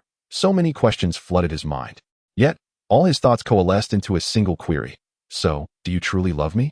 Yun Mochen understood that with Zhu Qingyan's memories of her previous life, many of his confusions found their explanations. In truth, when Chu Xiaoling had taken him to the Zhu family and he first encountered Zhu Qingyan, his excitement had been overwhelming. Coupled with his concern over the changes in her physical condition, he had failed to notice the peculiarities in her demeanor. Reflecting on that day, it seemed she had harbored a sense of resistance toward him, and on the day they parted at the abyss of the fallen gods. Was her murderous intent toward him also a consequence of her past memories? Furthermore, when he examined his own wounds later, he discovered that the diameter of the knife wound on his calf matched perfectly with the width of the tang knife, sheathed at Zhu Qingyan's waist. I'm sorry. My husband. Chapter 164. A story that spans a lifetime. Yun Mochen was left in a daze, the facade of indifference crumbling as his face flushed crimson. She called me husband. Could it be that we were married in our previous life? Thump, thump, thump. Cough, cough. Master, Your heart rate has exceeded 299. Please remain calm. Yun Mochen inhaled deeply, his fingers pressed against his kneecap, trembling violently from the intensity. At that moment, Zhu Qingyan continued, Husband, in the memories of my past life, we did not have a conclusion. Huh? Why? The excitement that had surged in Yun Mochen's heart, nearly reaching his throat, plummeted upon hearing her words, as if he had swiftly descended from the peak of a roller coaster into the abyss below. The flush on his face quickly faded, replaced by shock as he asked, Why? Zhu Qingyan gazed at him, her delicate brows knitting together, her eyelashes fluttering, and her eyes glistening with tears. With a heavy heart, she said, Husband, may I tell you a story? Yun Mochen took a deep breath and nodded, All right. Subsequently, Zhu Qingyan's soft and melodious voice began to resonate in Yun Mochen's mind. In an instant, it felt as though her words transported him to a parallel world. The Year of Cultivation, 529, June 25th. Just days after the college entrance examination, Zhu Qingyan was filled with joy. Not only had Yun Mochen triumphed over Jiang Nintian, but Zhu Hantian had also granted her permission to pursue a relationship with him. However, she felt somewhat frail, for on the day of the examination, witnessing the Jiang Emperor's aggression toward Yun Mochen had instinctively compelled her to unleash the terrifying icy energy within her, dramatically enhancing her strength as she attempted to shield Yun Mochen from that strike. When she approached Yun Mochen, the appearance of the Cloud Emperor shielded them from the impending attack. However, she succumbed to unconsciousness due to the backlash from the energy within her, compounded by the residual force that struck her. It was only now that she had awakened. Mochen, how I long for you. At last, we can be together openly. She thought as she reached for her phone on the bedside. In a fleeting moment of inspiration, a playful smile crossed her lips as she modified her online username. Cloud Silly Melon loves an in. Mochen, I have awakened. I bear splendid news. Father has consented to our union. Where are you? I miss you dearly. Can you come to see me? Yet. After a considerable time had elapsed, there was no response from the other end of the phone. A sense of dread enveloped Zhu Qingyan, her heart sinking with an ominous premonition, leaving her breathless. Without a moment's hesitation, she dashed outside, seeking out Zhu Hantian. This is for you. He instructed me not to let anyone see it, not even you. So, you may read it in your room, Zhu Hantian said, his expression laden with concern for his daughter. The memory of Yun Mochen's gaze from that day lingered in his mind, an indelible impression of resoluteness. After delivering the impeccably sealed letter, Yun Mochen had unexpectedly uttered 3 words, I'm sorry.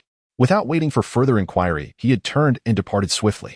With his insight, Zhu Hantian had already surmised the contents of the letter. It was undoubtedly a farewell missive.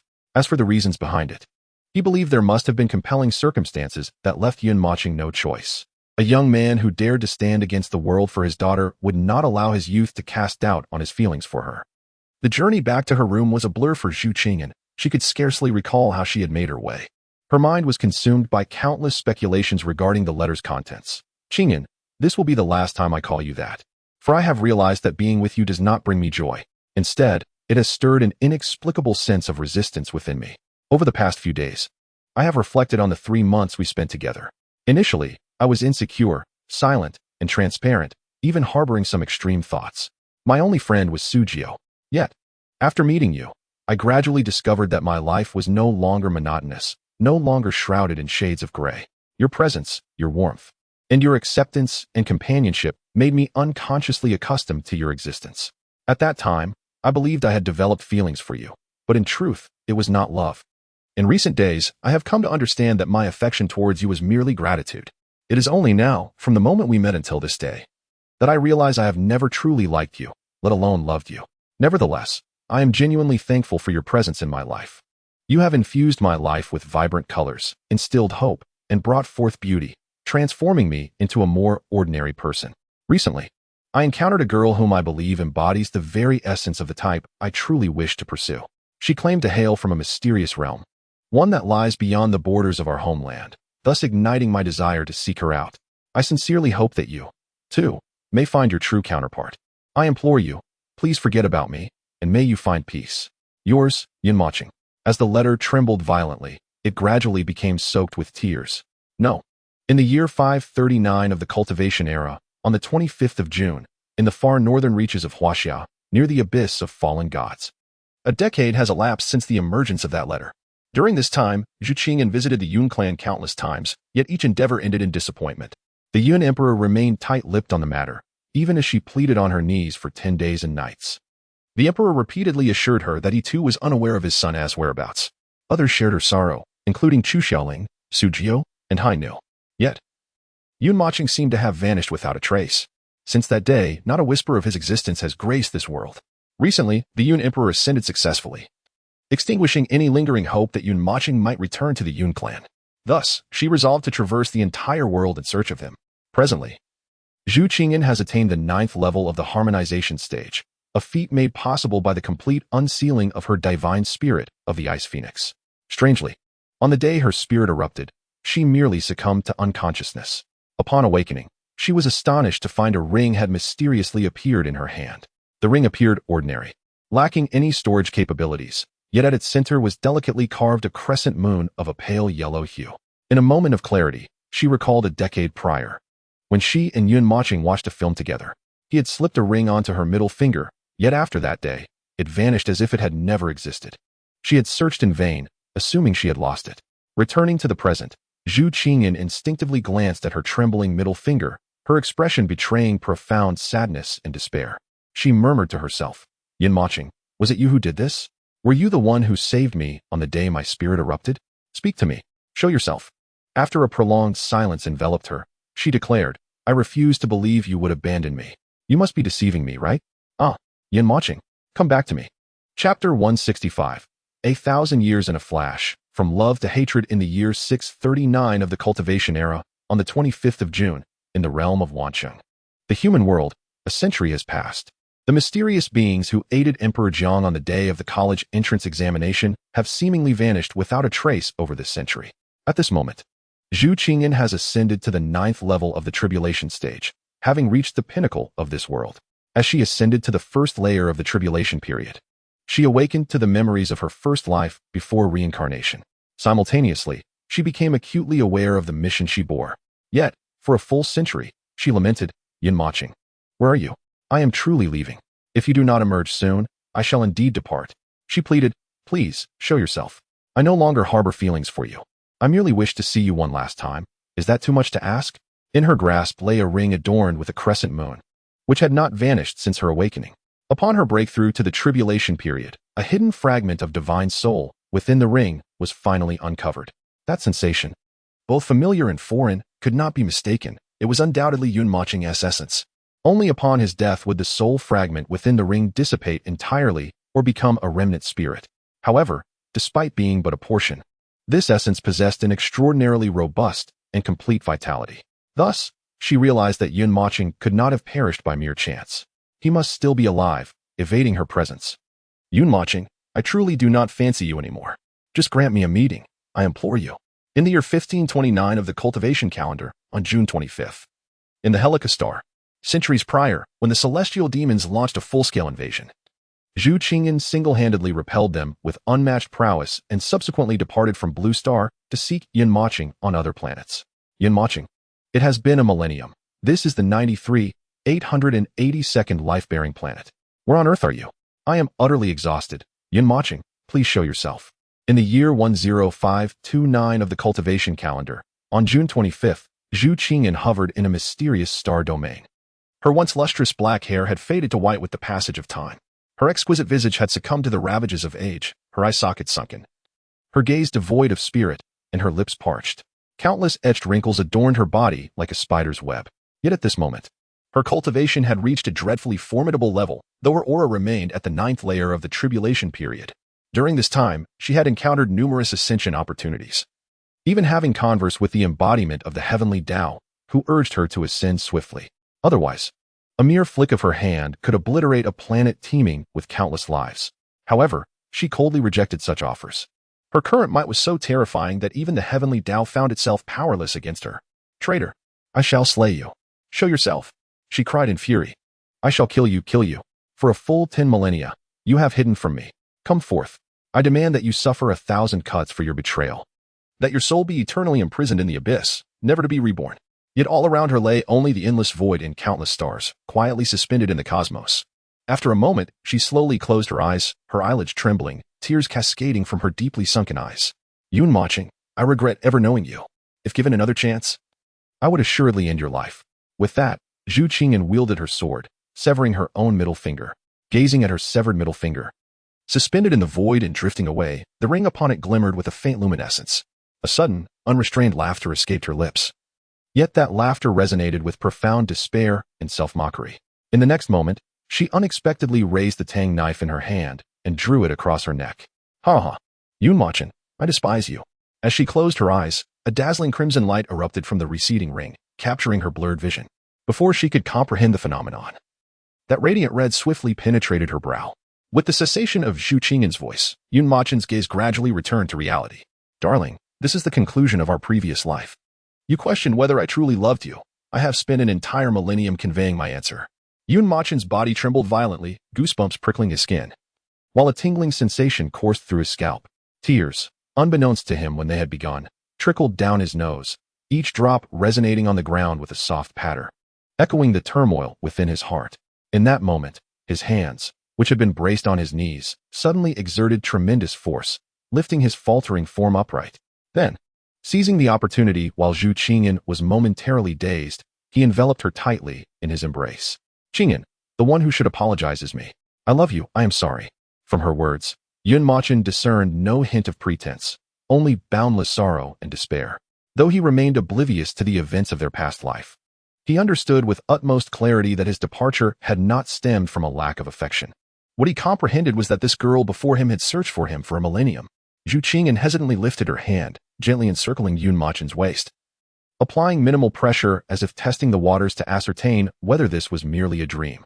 Yet the solidity and warmth radiating from him shattered her resolve, prompting her to weep uncontrollably, akin to a small girl who, having been bullied outside, returns home to her mother's embrace, allowing a torrent of grievances and sorrow to pour forth. After a while, Mochen gently pushed her away, raising a hand to wipe the tears from her face, his expression filled with concern. Then why did you suddenly change your mind? Zhu Qingyan, sensing his withdrawal, momentarily mistook it for yet another abandonment. Clutching his garment tightly as tears surged once more in her eyes. Darling, I have discovered the reason for your departure in the past life. What reason? You returned a myriad of years ago to save me. The system had once informed Zhu Qingyan that this life was her fourth, not her third. Yet within her memories, only three exist. In the first, she hailed from the divine race. In the second, she sought him for a millennium. And in the third, which is the present, he had not vanished. To access memories of her past lives, she knew she must reach a level of cultivation that transcended tribulation. In this narrative, there exists a lifetime in which she failed to reach the tribulation stage and perished. Yet, within her recollections, there is a seamless continuity of memories from her previous life. This suggests but one possibility. Chapter 166. The day was growing late. Someone altered her fate, erasing the future of that particular life from her memory. Reflecting on the words once conveyed by the system, it became evident that Mochen's disappearance in her third life was intertwined with her second life. This implies that the vanished second life, absent from her memories, must have been connected to Mochen. Although she remained unaware of the reasons behind his return to a millennium past, she was certain of one thing: his actions were undoubtedly aimed at her salvation. Otherwise, her third life would not have smoothly transcended to the tribulation stage, nor would she have searched for him for a millennium. It was likely that, akin to the non-existent second life in her memory, she had long been deceased. Mochen, in disbelief, uttered, "Is that truly so?" "Indeed, my husband, I am convinced. However, due to certain circumstances, I am currently unable to disclose how I came to know this. I apologize, my dear." Mochen waved his hand lightly. "It's nothing. My old wife." In an instant, he instinctively spoke, his face flushing once more. "Why does it feel so natural when others say it? Yet I find it so embarrassing." As for the secret that Zhu Qingyan chose not to reveal, he already comprehended her deep affection for him, as well as the sacrifices she made for him in her previous life. That knowledge sufficed. After all, he had not disclosed the existence of the system to her either. Just as this thought crossed Mochen's mind, the system's voice echoed in his head. "Ahahaha. Master, when all is joyful, why not share a word with the mistress? Why bring that up? How tedious." Mochen had long since grown accustomed to the system's eccentricities and chose to ignore it. Meanwhile, Zhu Qingyan, upon hearing Mochen refer to her as his wife, was elated beyond measure. She once again collapsed into his embrace, entwining herself around his waist like a little serpent. "My husband." He. Mochen gazed at the breathtakingly beautiful Zhu Qingyan in his arms, her eyes shimmering with a captivating allure, exuding a tenderness that was almost palpable. Involuntarily, he leaned down to bestow a kiss upon her. Just as their lips were about to meet, a sudden, urgent knock on the door jolted them back to reality, compelling them to sit upright, their faces flushed with embarrassment as they exchanged awkward glances before hastily averting their gazes. In the next moment, an exceptionally excited voice rang out. Brother Yun, are you there? Elder Tian has brought me to find you. It was Xingza. At that instant, the system erupted with silent laughter. The national server's little brother has arrived, hee.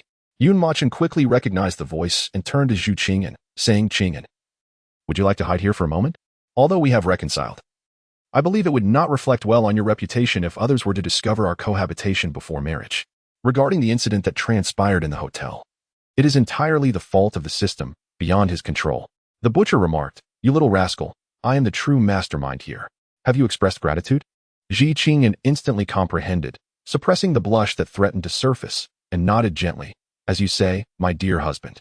Shortly thereafter, Yun Mochen stepped outside and opened the door. Inquiring, Xingza, is there something you wish to discuss? Good afternoon, Brother Yun. Xingza exclaimed, his excitement palpable upon seeing Yun Mochen, completely oblivious to the latter's exasperated expression. I just caught your match in the sect's grand competition through the live stream. You were absolutely magnificent. As soon as your match concluded, I hurriedly persuaded Elder Tian to bring me here. I was hoping to seek your guidance on some marksmanship techniques. May I? Yun Mochen raised an eyebrow, intrigued. And where is Elder Tian? Brother Yin, Elder Tian brought me here and then rushed off in haste, Xingza replied. Upon hearing this, a glint of coldness flickered in Yun Mochen's eyes, as he thought to himself, it seems that the blood of the Tianjian has recovered quite swiftly. A sudden chill crept down his spine, making him shudder involuntarily, as he felt the unsettling sensation of being watched. Could it be the ancestral master again? In the next moment, his pupils constricted as he swiftly retrieved paper and a pen from his spatial ring, hastily scribbling a note. Sect Master, I must request a few days off due to my ailing octogenarian mother. I hope for your understanding. He then harnessed his spiritual energy to envelop the note, transforming it into a streak of light that sped towards the hall where the sect master resided. The most perilous place is indeed the safest. Who would have thought I never left, still lingering within the sect? He then transformed into a flash of light, darting towards a certain location within the sect. As he soared past a colossal plaque inscribed with the words Grave of the Swords, he recalled that no one had visited since Yun Mochen absorbed the sword intent there. Xingza, I just finished my match and feel a bit weary. Please come find me tomorrow. Yun Mochen casually fabricated an excuse to dismiss him. All right, Brother Yun. I shall return tomorrow to seek your wisdom. Please rest well. Xingza replied, bowing respectfully before turning to meditate beneath a large tree. Yun Mochen paid him little mind, believing he would soon depart. He closed the door and returned to his chamber. Qingyan, please step out for a moment. I shall join you shortly. We can take a walk and have a good chat. Of course, my dear husband. Moments later, Zhi Qingyan embraced Yun Mochen once more.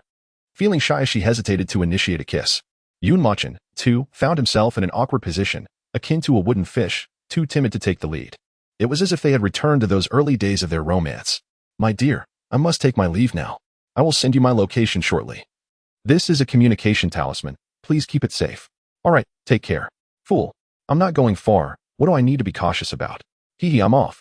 My dear husband. After Zhu Qingyan departed, Yun Mochen's expression gradually turned grave as he solemnly addressed the system. So, why is it that in this lifetime, I did not vanish into thin air and return to a millennium ago? Yet, why does Lier still possess memories of me?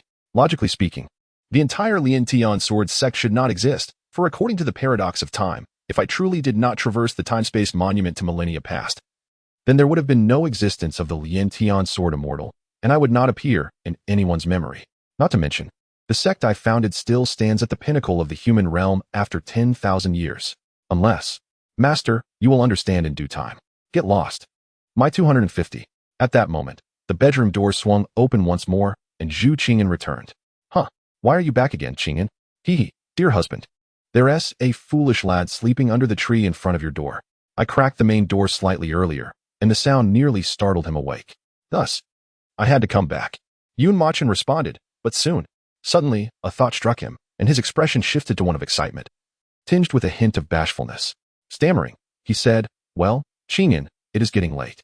How about, What are you trying to say, dear husband? There's no need to feel embarrassed with me. Yun Mochen clenched his fists tightly, suppressing the racing of his heart. Meeting Zhu Qingyan's captivating gaze, he hopefully suggested, Would you stay with me for just one night? Chapter 167. Perhaps he has fallen asleep. Huh. Zhu Qingyan's eyes widened in surprise. Instinctively, her thoughts drifted back to that night at the hotel, and her cheeks flushed crimson as she lowered her gaze, softly responding, "All right. But you must not engage in any mischief." Really? But upon saying that, Mochen felt he had been overly exuberant and quickly clarified, "Rest assured, Qingyan, I am a gentleman." Thus, the two sat at the edge of the bed, exchanging idle chatter. Yet, it seemed they both tacitly avoided the topic of their past lives. Time flew by, and before they knew it, the sky donned its dark cloak, becoming tranquil and mysterious. Outside the grand hall, the only sound was the rhythmic chorus of snores rising and falling. "Qingyan, it's getting late. I just checked, that lad is still outside." So, before Mochen could finish, Zhu Qingyan softly interjected, "All right. But, dear husband, you must not act inappropriately." Mochen's expression turned serious, and he replied sternly, "Qingyan, what do you take me for? If you keep saying such things, I will become upset. If you do not believe me, I can vow by the heavens that I will not." Before he could finish, Zhu Qingyan placed her delicate finger against his lips, feigning anger as she said, "No need to speak nonsense." Then, with a knowing look, she pouted slightly, her voice barely above a whisper, "Who would believe you?" Soon, the two lay awkwardly on the bed. They both stared at the dazzling chandelier on the ceiling, not uttering a single word. The room was well soundproofed, and with no windows, it offered a sense of privacy that rendered the outside wind inaudible. Observing the scene, the system couldn't help but let out a silent sigh. It seems the butcher needs to make another visit. At that moment, Mochen was the first to shatter the silence. "Qingyan, perhaps we should turn off the light?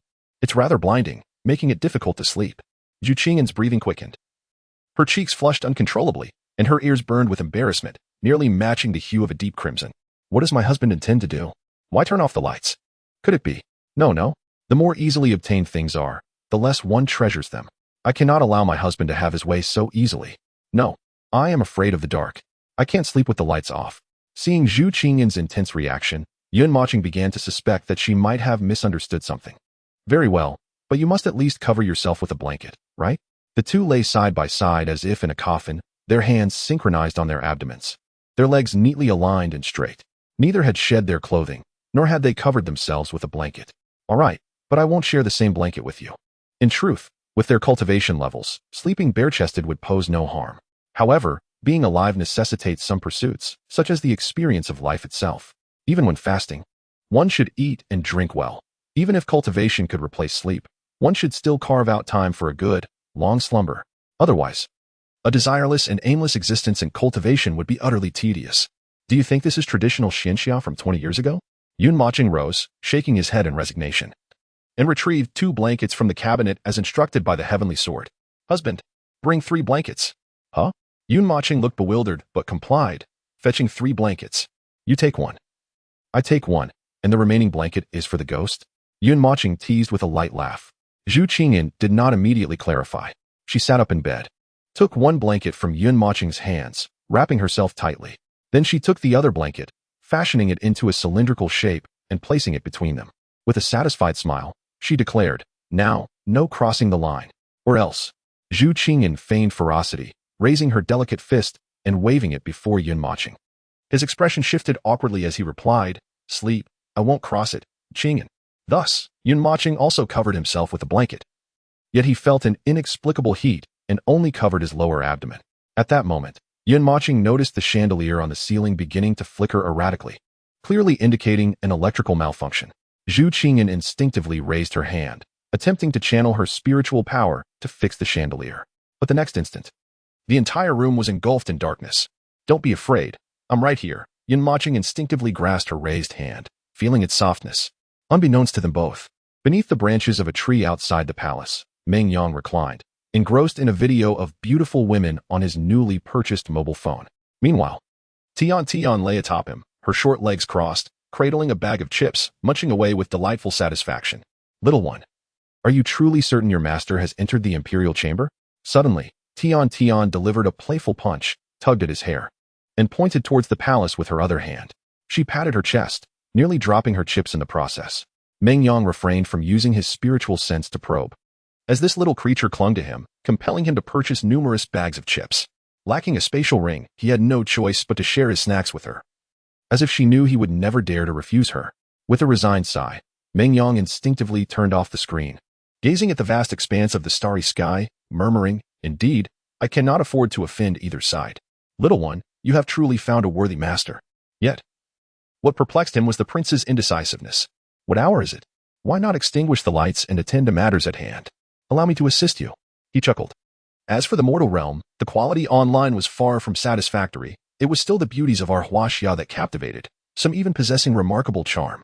Inside the room, the darkness thickened the atmosphere, acting as a catalyst that heightened the urgency of their breaths. The system, grinning like a benevolent ant, mused, "Well then, it is time for their world to unfold. Off to sleep they go." Zhu Qingyan whispered, "Darling, your hand has crossed the line." Yun Mochen awkwardly chuckled, retracting his hand. "Ah, my apologies. Sleep now, sleep." An hour later, Yun Mochen's eyes abruptly opened, sensing Zhu Qingyan's even breathing. He silently thought, "She must be asleep." He then held his breath, gently extracting his hand from under the covers, inching towards the cylindrical blanket in the middle. So cold. In the next instant, a soft sound escaped his lips, resembling the murmurs of a dreamer, just audible enough for Zhu Qingyan to hear. His hand seized the edge of the cylindrical blanket, giving it a swift tug. Instantly, the blanket unfurled, enveloping him. 10 minutes passed. Yun Mochen squinted again, noticing Zhu Qingyan remained undisturbed, his heart swelling with joy. In the realm of spirits, the Light Clan emerged. Yun Mochen, resembling an oversized maggot, gradually inched closer to Zhu Qingyan. Each time he generated a notable rustle against the mattress, he would freeze, holding his breath. After a brief wait of several seconds, seeing that Zhu Qingyan was still unmoving, he resumed his slow crawl. Covering a mere 30 centimeters took him a full 10 minutes. He then turned onto his side, propping himself up on one elbow, raising his other hand to release a faint glimmer of sword intent, to ensure safety. He once again unleashed the sky-covering technique at the moment the sword intent was released, enveloping the sword intent within. The ethereal beauty of the sword intent emitted a faint white glow, as if adorning Zhu Qingyan's delicate visage with a gossamer veil, enhancing her allure and mystery. In the dim light, her translucent, snow-white complexion remained striking, with cherry lips that seemed to glisten, akin to petals bathed in moonlight, exuding an exquisite charm. Her finely sculpted nose resembled an ethereal work of art, eliciting awe with its perfection. Even the most skilled painter in the world could not capture such an otherworldly and breathtaking beauty. This suffocating allure held Yun Mochen's gaze captive. As he silently observed her for an extended period, unbeknownst to him, a subtle blush crept onto Zhu Qingyan's ears in the muted illumination. He raised his hand and gently cupped her cheek, feeling the tautness of her skin beneath his fingertips, which felt as if they were embedded in cotton candy, causing his heart to race. "Qingyan, may I steal a kiss?" he proposed playfully. "I will count to 5, and if you do not respond, I shall take that as your consent." A wicked smile graced Yun Mochen's lips as he lowered his voice to a whisper and began to count. 5, 4, 3, 2. With each number he uttered, his face inched closer to hers. By the time he reached the final count, his nose was nearly touching hers. Accompanied by Zhu Qingyan's steady breaths, an enchanting fragrance wafted into his nostrils, causing him to shudder slightly, a tingling sensation coursing through him. Yet, just as he reached the number 1, Zhu Qingyan's mesmerizing eyes slowly opened, her gaze rippling like spring water, meeting Yun Mochen's startled stare. Her delicate lips parted, echoing the final count for him. "Darling, you have crossed the line." "Haha, Qingyan, I noticed you kicking off the covers and thought to tuck you in." Before Yun Mochen could finish his sentence, Zhu Qingyan slightly lifted her head and kissed him. Moments later, as their lips parted, a playful smirk appeared at the corner of her mouth as she swiftly seized the covers. In the astonished gaze of Yun Mochen, she enveloped him within the blankets. The next instant, a voice dripping with temptation whispered in his ear, "Darling, crossing the line comes with a punishment." Upon hearing this, Yun Mochen's body trembled violently, and he inwardly fumed, "Damn it, if I endure this, I am no man." In the realm of the spirit world, among the Light Clan, several celestial envoys gathered, and an elderly man, with a mysterious halo hovering above his head, smiled at the oddly dressed individuals who stood apart from those around him. "Brother Jiupeng, this old man is so cool," exclaimed the sea girl, munching on a large pig's trotter, her eyes wide with curiosity as she marveled at Su Jiupeng. The elder staggered at her words, his lips twitching uncontrollably. If it weren't for the several tribulation stage figures standing behind the little girl, he would have certainly given her a lesson on the meaning of a loose tongue. "This is indeed our kin, a natural beacon. It is the divine halo. Chief Light, we wish to propose a transaction." The corpulent figure, Su Jiupao, leisurely chewed on a string of soft-boiled eggs before speaking slowly. displaying no signs of fear or anxiety despite the elder's formidable cultivation at the fourth stage of tribulation. What transaction? Chief Light, Zhou inquired with curiosity. We seek 2 slots on the talent rankings, Su Jiupao stated, accompanied by the Sea Maiden and their 4 guardians, all of whom had reached the tribulation stage. They had, by misfortune, become separated from others in the abyss of fallen gods and had been transported to the spirit realm. After spending several days, they had gained a general understanding of this world known as the domain of 10,000 cities, as well as their current location within the spirit realm. The spirit realm comprises 6 races: the light race, the gold race, the wood race, the water race, the fire race, and the earth race, all birthed from the 6 great elements of the world. Despite their unique advantages in cultivation, bolstered by the assistance of the heavenly Tao, their progress remained swift but limited, as the resurgence of spiritual energy had only commenced a few centuries ago. Furthermore, their spirit race lacked the ancient heritage possessed by the other 3 major races, resulting in their overall strength ranking at the bottom among the 4 great races. They had also learned that their current distance from the human realm was vast and uncertain, and there was no assurance that Yun Mochen and the others resided there. Thus, they sought a means to announce their presence to all races, the talent war. They believed that if they could appear on the talent rankings, others, including Yun Mochen, would surely come to find them. Among the 6 races of the spirit realm, the light race held the greatest power, likely possessing the most slots for participation in the talent rankings. Hence, they had come to discuss matters with the chief of the light race. However, the next moment, upon hearing their request, Zhou's expression shifted dramatically. Following that, he composed himself and declared with gravity, "Absolutely not. Esteemed envoys, while we welcome you to our light race, we will not abandon our hospitality. Yet, for you to arrive and immediately propose conditions that could determine the fate of our light race and the entire spirit realm is beyond audacity. Do not expect me to maintain decorum under such circumstances. I must ask you to leave." Without a trace of hesitation, he turned to an elder beside him and commanded, "Elder, see them out." But the moment his words fell, 4 formidable auras erupted from behind Su Jiupao and the Sea Maiden. One was at the first stage of tribulation, 2 at the second stage, and 1 at the third stage. Among them, the elder at the third stage, known as Luo Qingyun, was Su Jiupao's guardian. He stepped forward from behind Su Jiupao, gazing at Zhou with a beaming smile, and said, "Chief Light, although we may not fully understand your spirit race, and even less about your light race, we have spent several days in this domain of 10,000 cities and have gained a general insight into your spirit realm and the current dynamics among the other 3 realms." Luo Qingyun's words trailed off, his smile unwavering as he looked at Zhou. A glimmer of cold light flashed in Zhou's eyes as he solemnly inquired, "What do you mean?" Luo Qingyun spoke leisurely, "Leader Guang, although the demon clan possesses formidable strength, it has yet to reach the level of absolute dominance over the realm of 10,000 cities. The human race's power should not be underestimated. Furthermore, with the alliance between your spirit and demon clans, it appears that a tripartite balance of power has formed in the realm of 10,000 cities. However, I would like to pose a question. If the demon clan were to side with the human and demon races, what do you suppose would be the fate of your spirit clan?" Chapter 169, The Emperor's Boast. What is it to me? Guang Zhou's expression changed dramatically as he waved his hand in anger, exclaiming, "That is impossible. With the spirit of the demon clan. Had it not been for the demon race's repeated provocations and the intention to instigate a full-scale war, they would never have allied with our spirit clan, let alone submit to the other 2 races." Luo Qingyun chuckled coldly and replied, "Leader Guang, while friendships may exist between races in private, when it comes to matters that concern the entire race, it ultimately boils down to interests. I am merely suggesting, hypothetically, if the human race or the demon clan were to propose an alliance with the demon clan on equal terms, rather than seeking submission, what might transpire?" Guangzhou instinctively placed his hands behind his back, trembling slightly. Luo Qingyun continued, "From my deductions, you should also have attempted to form an alliance with the human race. Right? After all, on the surface, the human race does not appear to be a bloodthirsty and warlike species.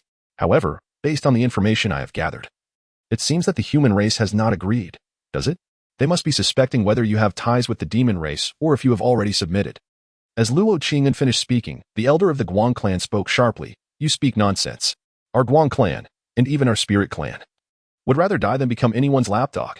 Yet Guangzhou suddenly raised his hand, looking gravely at the elder, saying, "Let him continue." Luo Qingyun gave him a meaningful glance and continued, "Leader Guang, judging by your elder's reaction, I believe your Guang clan is not a weak-willed race. But can you ensure that the other 5 spirit clans share your resolve? Moreover, in truth, your four realms do not fully trust one another. The so-called alliance between the spirit and demon clans is merely a worthless piece of paper. Guangzhou snorted coldly. Whether it is or not is not something you can merely speculate about. Luo Qingyan smiled faintly and asked, then if I were to ask you, should the demon clan launch a full-scale attack against your spirit clan, can you guarantee that the demon clan would send troops to assist? Before Guangzhou could respond, Luo Qingyun interjected, in other words, if the demon clan were to be completely invaded by the demon race, could you rally the other 5 spirit clans to mobilize their entire strength to aid the demon clan? I think not. After all, the human race is also watching closely. Are they not?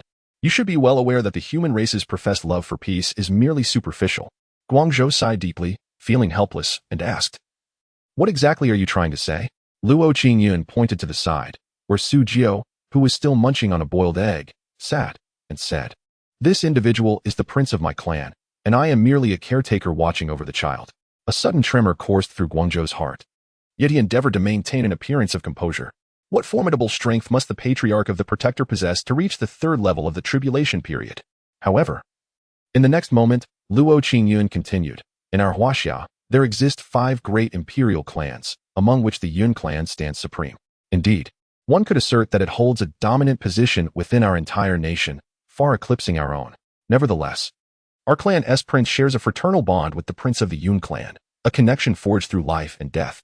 Our patriarch has even gone so far as to lower his status, willingly exchanging paternal roles with our clan's prince to safeguard the standing of the Luo clan. At this juncture, Su Jiao raised an eyebrow, savoring the delicacy of the soft-boiled egg as if it had been seasoned with exquisite spices. Upon hearing this, Guangzhou could not help but reflect on the ruthlessness of the Luo clan's patriarch. Our participation in the talent rankings is to seek the missing prince of the Yun clan. Chief Guang, consider this. Should you assist us in locating him, what might that signify for your Guang clan, or even for your entire Ling clan? Guangzhou fell into a profound silence. Such a fearsome and enigmatic family had chosen to submit to the Yun clan. If they truly aided in the search for the Yun prince, even if the latter were not genuinely inclined to assist, the mere presence of such a name would likely deter the other prominent clans from recklessly challenging the Ling clan. Fox borrowing the tiger's might. They mused. Why should the Ling clan continue to live in trepidation and suspicion, constantly maneuvering amidst the struggles of the other great clans? At this moment, Su Jiao, unrestrained, exclaimed, old man, are you foolish? My brother's father is a 9th-level tribulation period powerhouse. When you help us find him, I'll have my brother give his father a nod. And with just a flick of his finger, he could obliterate that pathetic demon clan. 9th-level tribulation period. Su Jiao's boast sent shockwaves through all present from the Guang clan, igniting a fervor of astonishment. Is that true? The 9th level of the tribulation period is the pinnacle of existence. How could such a monstrous powerhouse emerge from humanity in merely 500 years since the resurgence of spiritual energy? Surely, even the leaders of the demon clan cannot be at the 9th level, can they? It's utterly terrifying.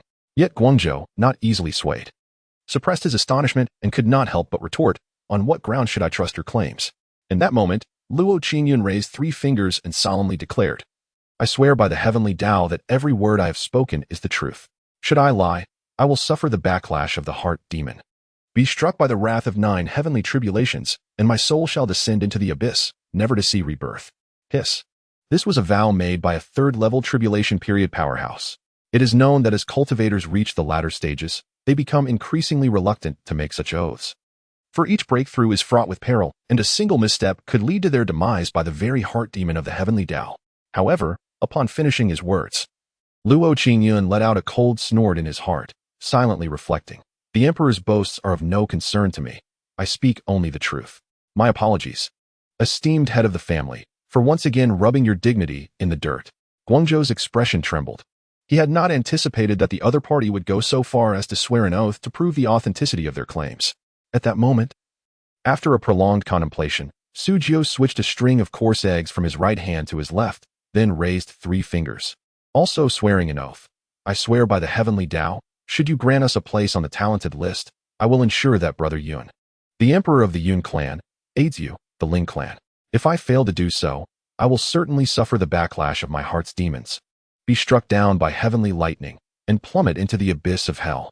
After speaking, he disdainfully thought to himself, I will certainly persuade Brother Yun to assist. But if he chooses not to, that is his affair, and has nothing to do with me, Luo Zihan. Guangzhou's body shivered once more. suppressing the immense tremor within his heart. His brows furrowed in contemplation, weighing the implications of this transaction. Was this an opportunity or a calamity for them? Could it be possible that this was a trap laid by those from the human realm? And the cost? The sacrifice of a cultivator at the 3rd layer of tribulation and an 8th layer prodigy of the golden core stage. In truth, they were not mysterious beings from beyond, but rather ordinary locals. It is crucial to understand that the talented list is not of paramount importance. What truly matters is the opportunity to enter the land of fortune.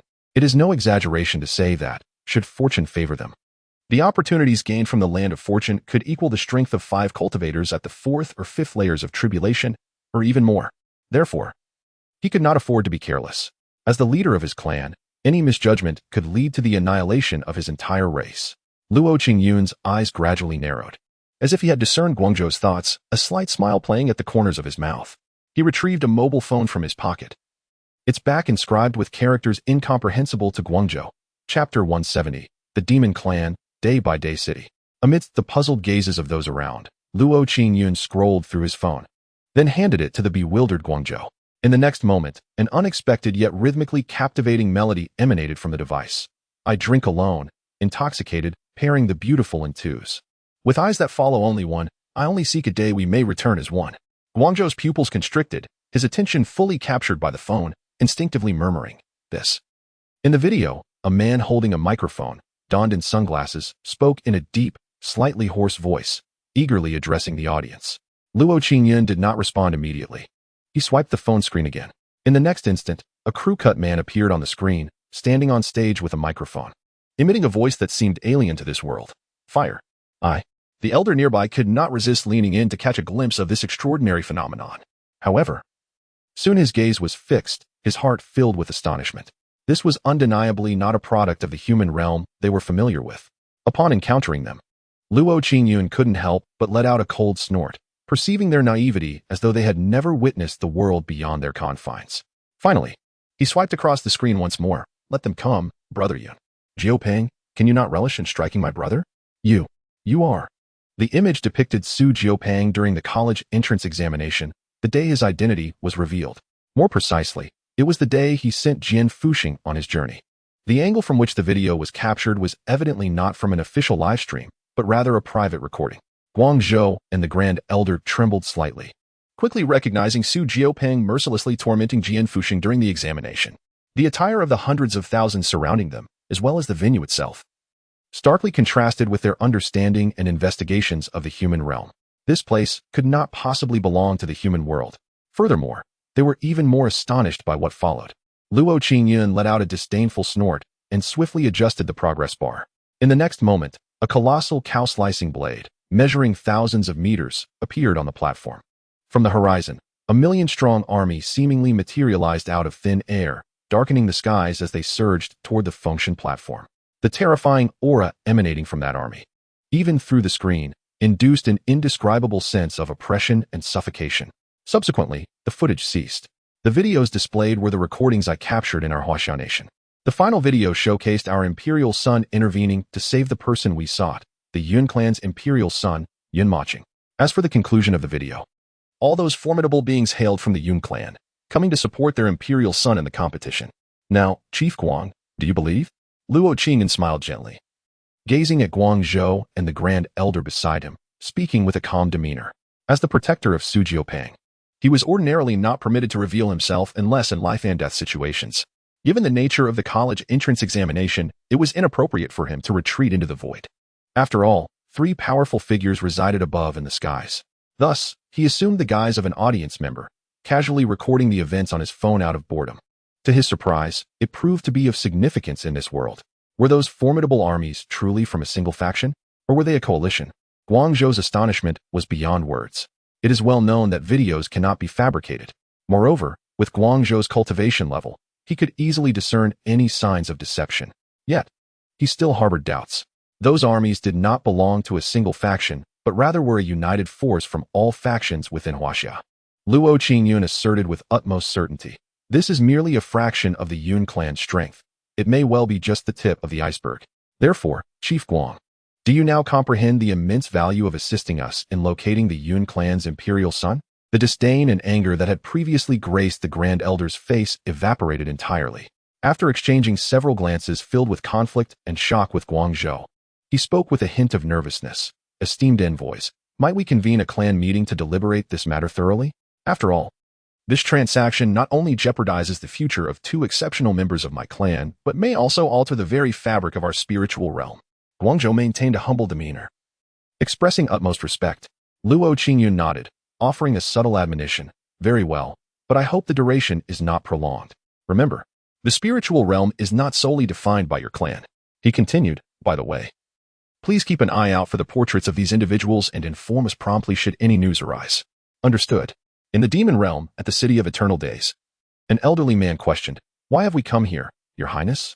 The princess replied, Since this is indeed the domain of myriad cities, it stands to reason that the disappearance of the crown prince is somehow connected to this place.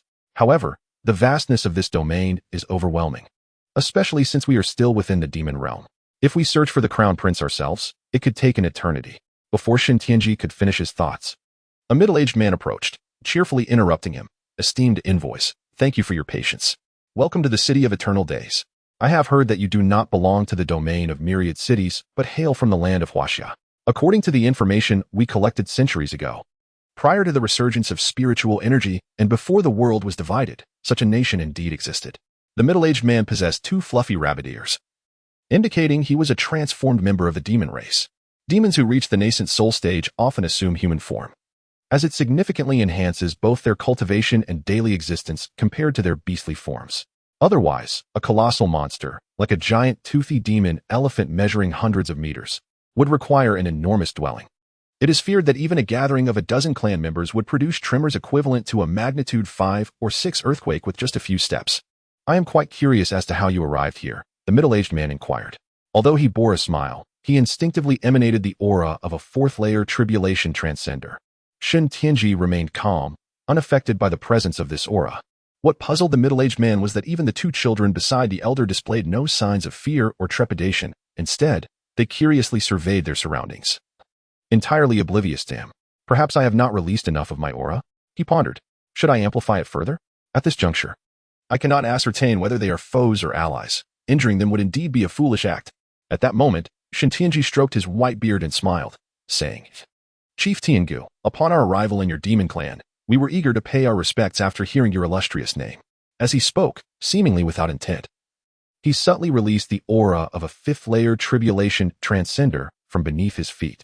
Tiangu felt this aura and his pupils dilated, his expression momentarily shifting to an unnatural state before quickly regaining composure.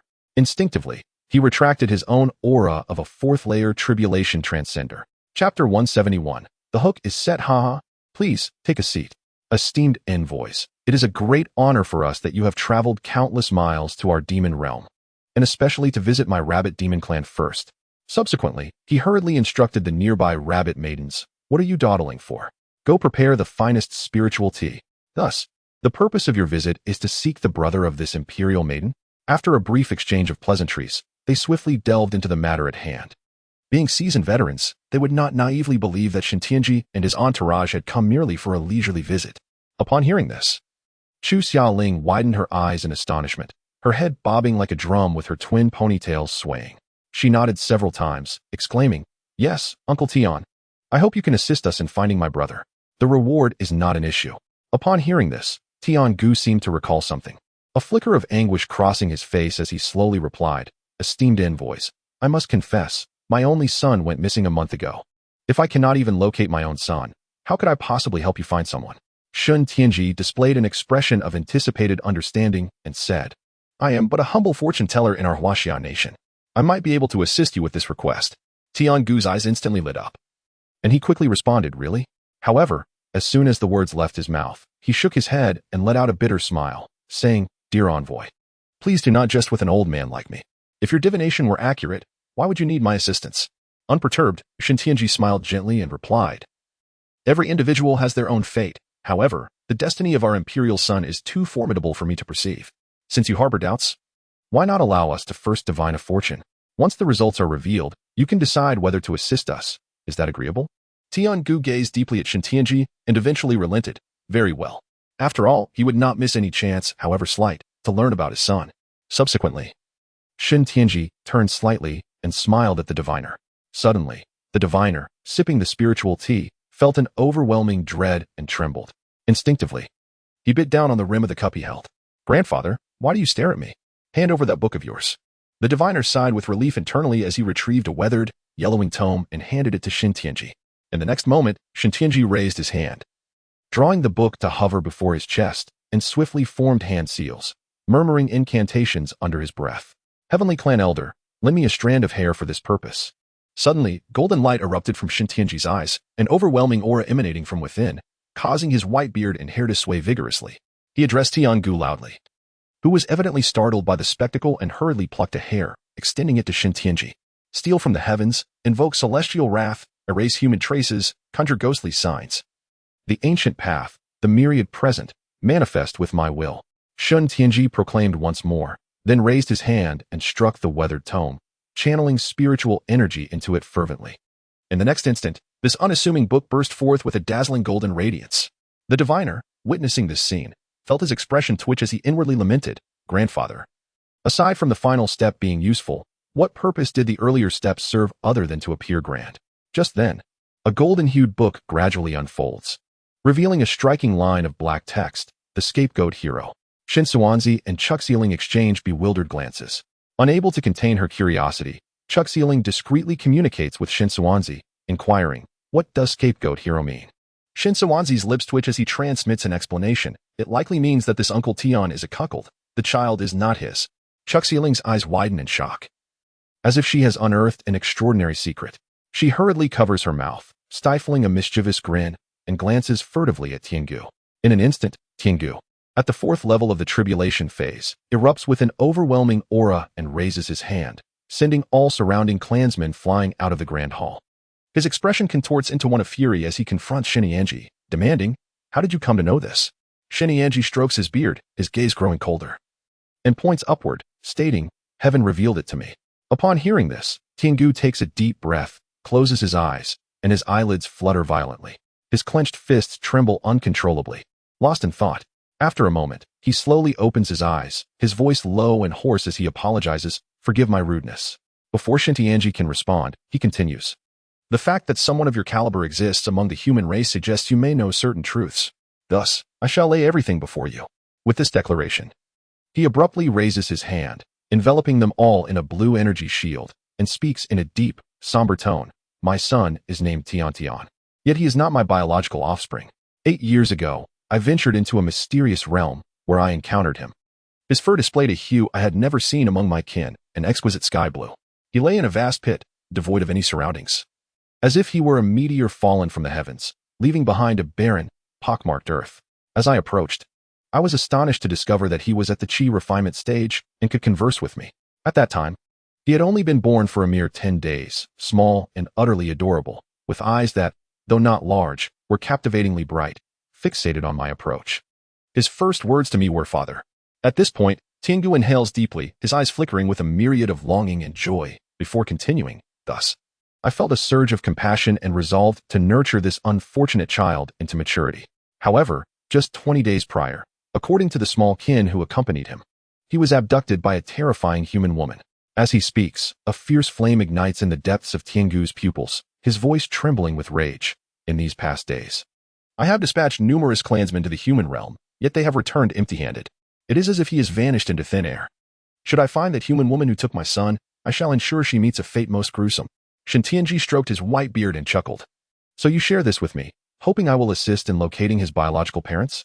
Tiangu shuddered, acutely aware of the other's formidable presence, his scalp prickling with unease. It was as if this human possessed the uncanny ability to perceive every thought harbored within his heart. Rising respectfully, he bowed deeply, saying, "Senior, if you can find my son, I would willingly embrace death without a hint of concern. As for his origins, I merely wish to personally accompany him in seeking out his biological parents to inquire why they abandoned him." Upon hearing this, a glimmer of calculation flickered in Shin Tianji's eyes as he mused inwardly. The bait has been taken. Chapter 172, The Mysterious Woman. He replied nonchalantly, "It is not an insurmountable task. However, we require 2 slots on the talented individuals list." The diviner seemed to perceive everything, reflecting inwardly, "Truly, It is the elder who holds the upper hand. In contrast, Chu Xiaoling's large eyes sparkled with resentment as she exclaimed, "Old man, why not search for my brother instead of pursuing the talented individuals list?" Shun Tianji's lips twitched, but he quickly regained his composure and explained to the others. In the vast realm of Wancheng, finding a single individual is an arduous endeavor. Yet, if we position ourselves in a place that captures everyone's attention, the prince will naturally come to us. I simply wonder if the leader of the Tian clan would consent to this condition. Tian Gu's expression wavered, caught in a dilemma as he replied, "Senior, you may not be aware, but within the entire demon realm, our divine demon rabbit clan, despite ranking third in strength, possesses only 3 slots in total. To request 2 slots at once is akin to pushing us into a fiery abyss."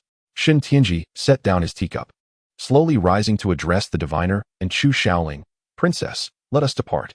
It appears we cannot impose the deep familial bond of our human race upon the demon clan. Alas, I have overestimated." Shaking his head gently, he turned to leave, leaving Tian Gu in a state of bewilderment. What does he mean by that? My refusal equates to a lack of love for my son. As he regained his senses, Shin Tianji and his entourage had already reached the threshold. Yet, consumed by his desire to find his son, he failed to notice their pace gradually slowing. "Princess, slow down," he called out. "And you little rascal, walk even slower. If we take 10 more steps without that old man calling us, you should just faint and waste his time. Is he really not going to call us?" Shin Tianji felt a twitch in his eyelid, and his pace nearly halted. Just then, a voice called from behind, "Senior, please wait a moment." Hearing this, Shin Tianji's lips curled into a slight smile as he thought to himself, "It's secured now. In the demon realm. Brothers? Over here is a human girl. She appears quite delectable." Mengmu Wan had been transported to the demon realm, and unfortunately, her guardian had not located her, leaving her utterly alone. She now found herself in the demon god forest, bordering the realm of demons. Before her stood several terrifying figures of the demon race, all at the first layer of the nascent soul stage. Their appearance bears a resemblance to that of humans, yet they possess terrifying fangs that curve menacingly upwards, with crimson pupils that exude an unsettling aura. Horns akin to those of a bull protrude from their heads, rendering them exceedingly fearsome and grotesque. Their stature exceeds that of humans by a margin, standing approximately 2 to 3 meters tall, their physiques robust and brimming with sinewy muscle. Yun Mochen, at the golden core stage, was capable of effortlessly overpowering Jiang Nantian of the nascent soul stage. Why should I not be able to do the same? A surge of indignation welled up within Meng Yuan. Suddenly, she unleashed her cultivation at the 8th level of the golden core stage, drawing forth a long whip from her spatial ring and charging towards the demonic beings. Upon witnessing her advance, the demons erupted in excitement, brandishing their weapons and launching an assault upon Meng Yuan. "Kik, so she's just a fiery woman. Wait your turn. Let me have some fun before devouring you." One of them jeered. "Oh my, you have quite the taste. But she is an alien." Another interjected. "Can you actually stomach that? Mind your own business. I relish the intense flavors." In an instant, Meng Yuan was engaged in a fierce battle with her adversaries. However, the power and speed of the nascent soul stage far exceeded her current capabilities, coupled with the inherent physical strength of the demons. Meng Yuan found herself increasingly overwhelmed after only a few exchanges. Grievous wounds soon marred her body.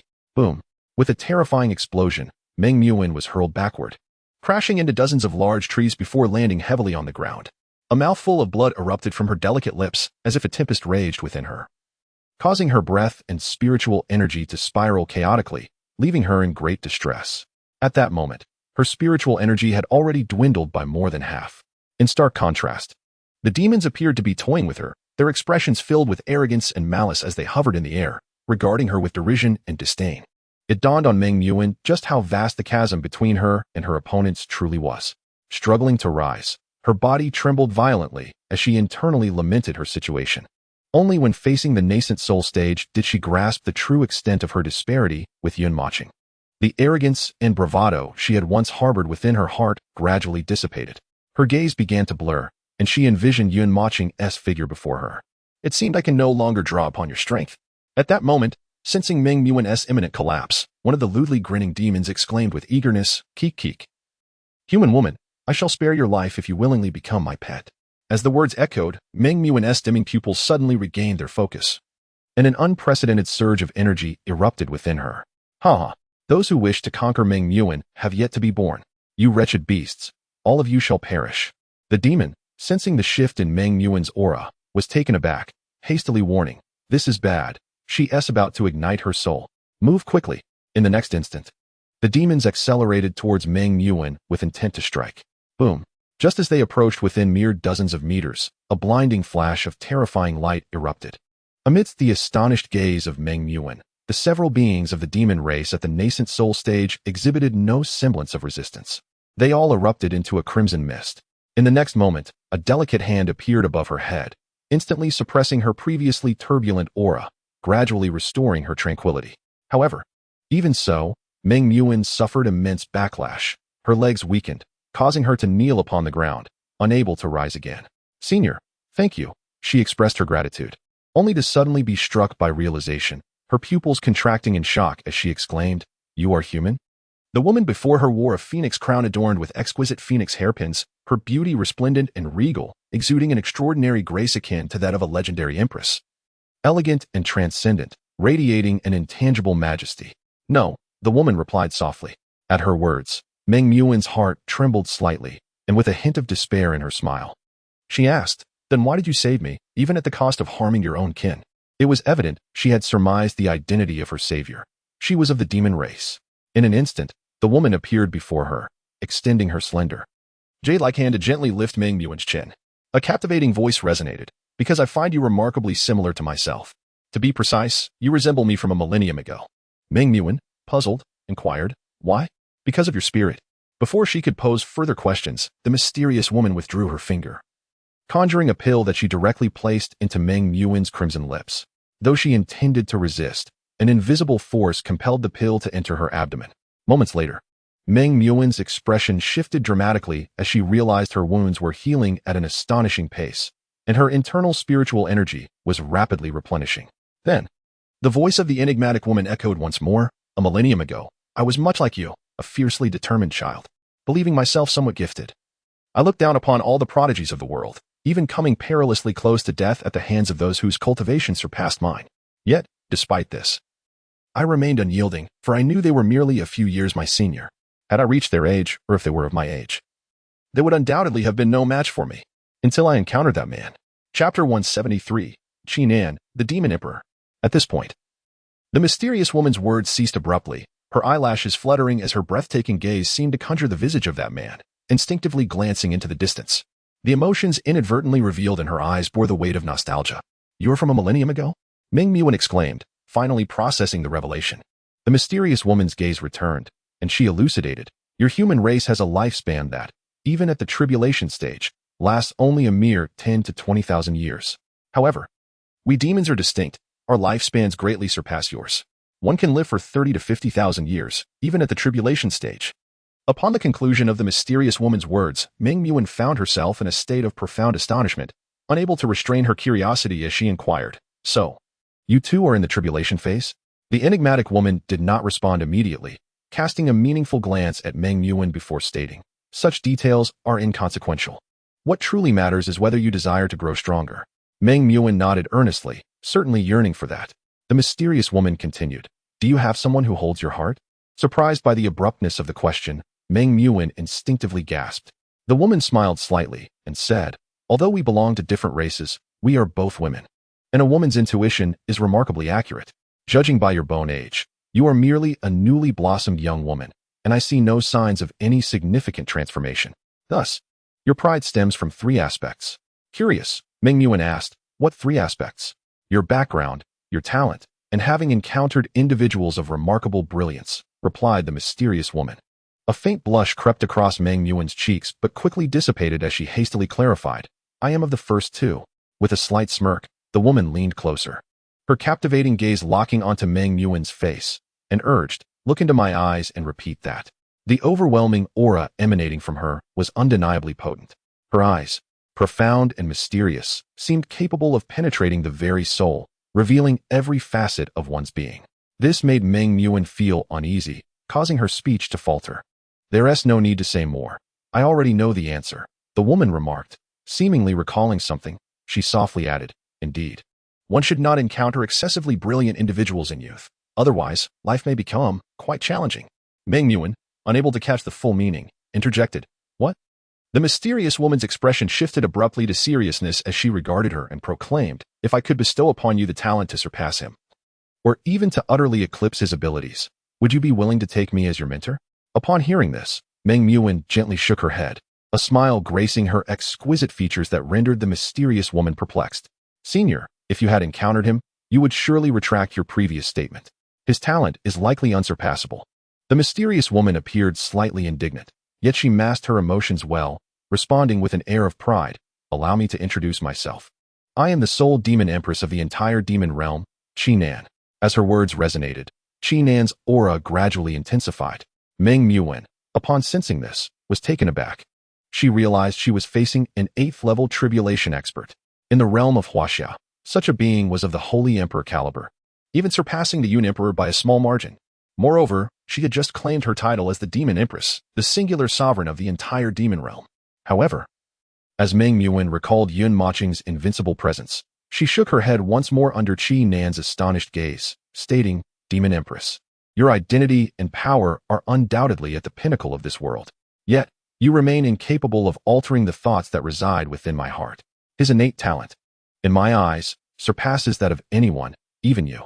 Upon hearing this, Qi Nan's calm demeanor faltered, revealing subtle ripples of emotion. She found herself perplexed. What manner of youth could so effortlessly make her disregard her own status and prowess, uttering such absurd words? Was she truly enamored?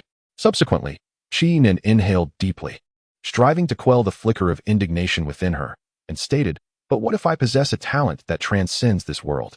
Meng Muwen let out a bitter smile. "Senior Demon Emperor, are you jesting out of sheer boredom?" Yet, as the words left her lips, she found herself frozen in place. In Qi Nan's delicate, fair hands, a mysterious sphere of energy floated ominously. The terrifying aura emanating from this energy caused the surrounding space to continuously collapse and rapidly restore itself, an eerie and fearsome spectacle. Upon closer inspection, one could discern that within this sphere of energy lay a drop of dark purple blood. This drop of essence was acquired during a fortuitous encounter a millennium ago, though I know not its origin. I am certain that its master possesses a cultivation level far beyond the tribulation stage. Meng Muwen was struck with astonishment, her eyes widening as she fixated on the enigmatic drop of blood. It was known that even blood from the tribulation stage could not wield such formidable power. It resembled the mastery of spatial forces capable of controlling the very essence of space itself. She instinctively gasped, could it be from an immortal? Observing Meng Muwen's astonished expression, Qi Nan revealed a haunting smile, nodding slightly. Perhaps only an immortal could elucidate its origins. "If you were to take me as your mentor, I would entrust it to you, for I am certain that your future talents could be transformed into something unparalleled." Meng Muwen, clearly not naive, displayed a hint of wariness and hesitated. "Then why not keep it for yourself?" Qi Nan shook her head, a gentle laugh escaping her lips. "In our demon clan, we place utmost importance on bloodlines, and my father was the previous demon emperor. Thus, among all in the demon realm, my bloodline is the purest. I refuse to let any impurities taint the legacy my father left me. Of course, that is secondary. If I truly wish to enhance my own talents and strength through it, none could hinder me. The primary reason lies within myself." Meng Muwen's expression was filled with confusion. After a brief pause, Qi Nan's demeanor shifted to one of melancholy as she continued, "At the time when I acquired this drop of essence, my cultivation had already reached the 9th layer of the spirit-severing stage. Not long after that, my father lost his life in a great battle. Shortly after I obtained this drop of blood, though it is immensely powerful, it is fraught with unknowns. At that time, due to my father's demise, I sought to rapidly enhance my strength and stabilize our demon realm's position. Dare not to attempt fusion for this drop of essence. Any unforeseen circumstances could lead to the disintegration of our entire demon realm." Yet, deep within Qi Nan's heart, there remained an unspoken sentiment. "I fear that after an accident occurs, I will drift further away from him." Chapter 174. Meng Muwen seeks a mentor. Meng Muwen expressed her confusion, asking, "Then why are you so certain that I can accept this drop of essence? After all, it indeed carries an element of the unknown." Qi Nan gazed earnestly at her and replied, "Because of your earlier performance." Upon witnessing the look of bewilderment on Meng Muwen's face, her demeanor suddenly turned grave as she explained, a girl who would not hesitate for even a moment to ignite her soul. "I believe the burdens you carry are far lighter than the weight I bore at that time. Death, for you, must surely pale in comparison to the pride that resides within your heart. Moreover, given my current status, I could never merge with this drop of essence. Any unforeseen event would spell catastrophe for our demon realm. Yet, With my present strength, I can significantly enhance your chances of a successful fusion.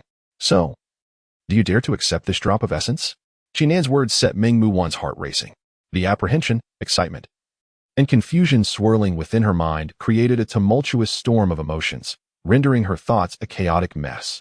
It was as if a slender, straight thread had been twisted and knotted into a tangled ball, growing larger and larger, leaving her unable to articulate her feelings immediately. Qinan remained patient, quietly observing her, waiting for her to provide an answer.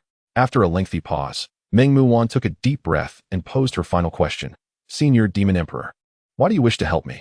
Qinan did not respond immediately. Instead, he gently brushed aside a few stray strands of hair from her forehead, tucking them behind her ear. He then tilted his chin slightly upward, gazing at the azure sky, and sighed softly. Perhaps it is an obsession. The man who once defeated me left me chasing after his silhouette, running and running, unknowingly following him for a lifetime, yet ultimately, I could never catch up to his pace. Perhaps his disappearance signifies that he has long since ascended to a higher realm. Mingmu Wan was struck with astonishment, staring at Qinan, momentarily rendered speechless. With her extraordinary talent that allowed her to break through to the 8th layer of the tribulation stage, she would undoubtedly have been among the most elite of her generation in her own time. Yet, she was astonished to learn that this mysterious man not only defeated her, but also left her forever unable to keep pace with him. She could hardly fathom the terrifying level of his talent and strength. Perhaps, as she had speculated, he had indeed ascended to immortality. But what connection did that have to me? Mingmu Wan suddenly came to her senses and asked again in bewilderment. Qinan shifted his gaze back to her. Speaking earnestly, at just 18 years of age, you possess the strength of the 8th layer of the Golden Core stage. You must have comprehended some profound truth. This level of talent, whether among the human race, our demon kin, or indeed, any of the myriad races, is unparalleled. From the depths of your gaze, it is evident to me that the youth before us is truly extraordinary. Though I harbor some skepticism regarding the extent of his prodigious talent, which you claim surpasses my own, I cannot fault you, for you are but a fledgling adult, and such perceptions may stem from your limited experience. Nevertheless, it is undeniable that this young man possesses remarkable abilities. Your tenacious and fearless disposition resonates deeply with me, striking a familiar chord. Hence, I wish to avoid witnessing the regrets of my own life replay through your journey. Perhaps aiding you is the singular means by which I might alleviate the obsessions that linger from my own existence. As Dream Mu Wan absorbed these words, she found herself momentarily frozen, acutely aware of the profound regrets harbored within the heart of this formidable figure standing at the pinnacle of worldly power. In a fleeting reverie, the image of the young man clad in white re-emerged before her, a long sword in hand, his white garments billowing, exuding an air of confidence and defiance as if the entirety of the world was beneath his notice. With great effort, Dream Mu Wan steadied herself, rising to meet Qinan's gaze for a brief moment before slowly kneeling. Her expression was imbued with unwavering resolve and respect as she clasped her hands in a gesture of reverence, stating earnestly, "Esteemed Demon Emperor, I understand that your assistance and this tremendous opportunity you have granted me are merely efforts to alleviate the burdens of your own heart. However, according to the traditions of our Huaxia nation, one day as a teacher equates to a lifetime as a father. I recognize that you may not place great importance on such customs, yet I must uphold the courtesies that are due. I, your disciple Dream Mu Wan of the Dream Clan, humbly beseech you to accept my bow. In the realm of humanity, at the Lien Tian Sword Sect, the leader, Qingyan, remarked, since it is said that the sun and moon divine ring I bestowed upon her saved her on the day her potential erupted. Does that imply I need not secure the top position on the talented individuals list to obtain the divine Ice Phoenix Stone? My master. The talented individuals list is of little consequence.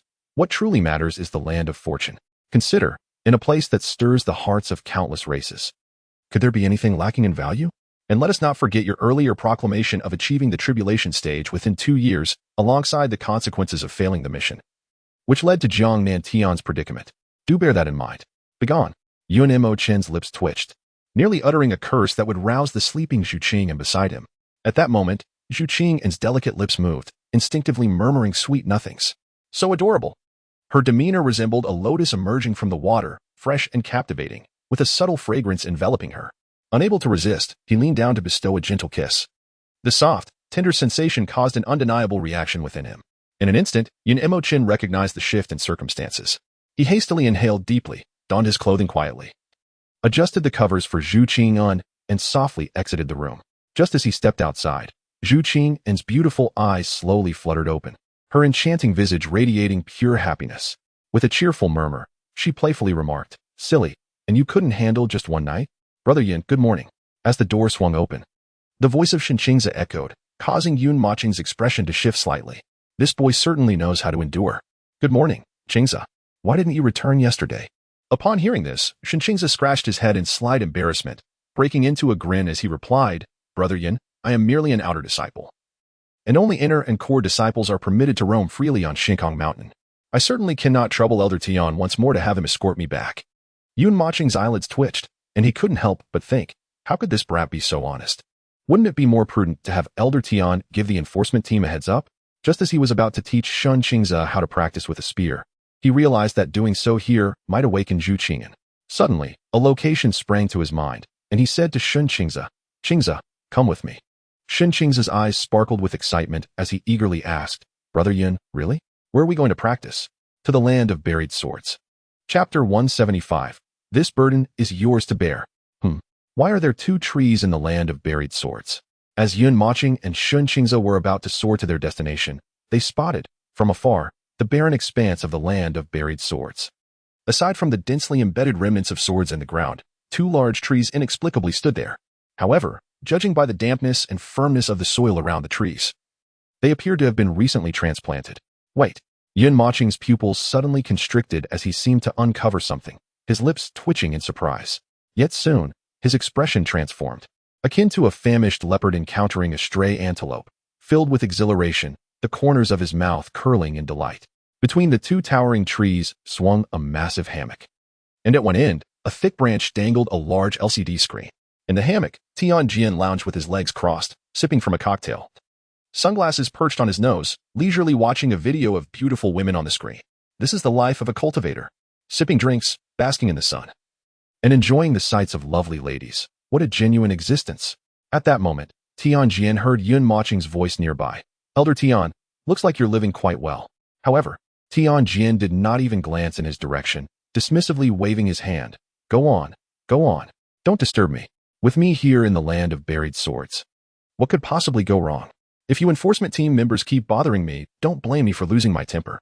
Yet, as soon as he finished speaking, a chill ran down his spine, as if he were being confronted by some immense terror, causing him to shudder involuntarily.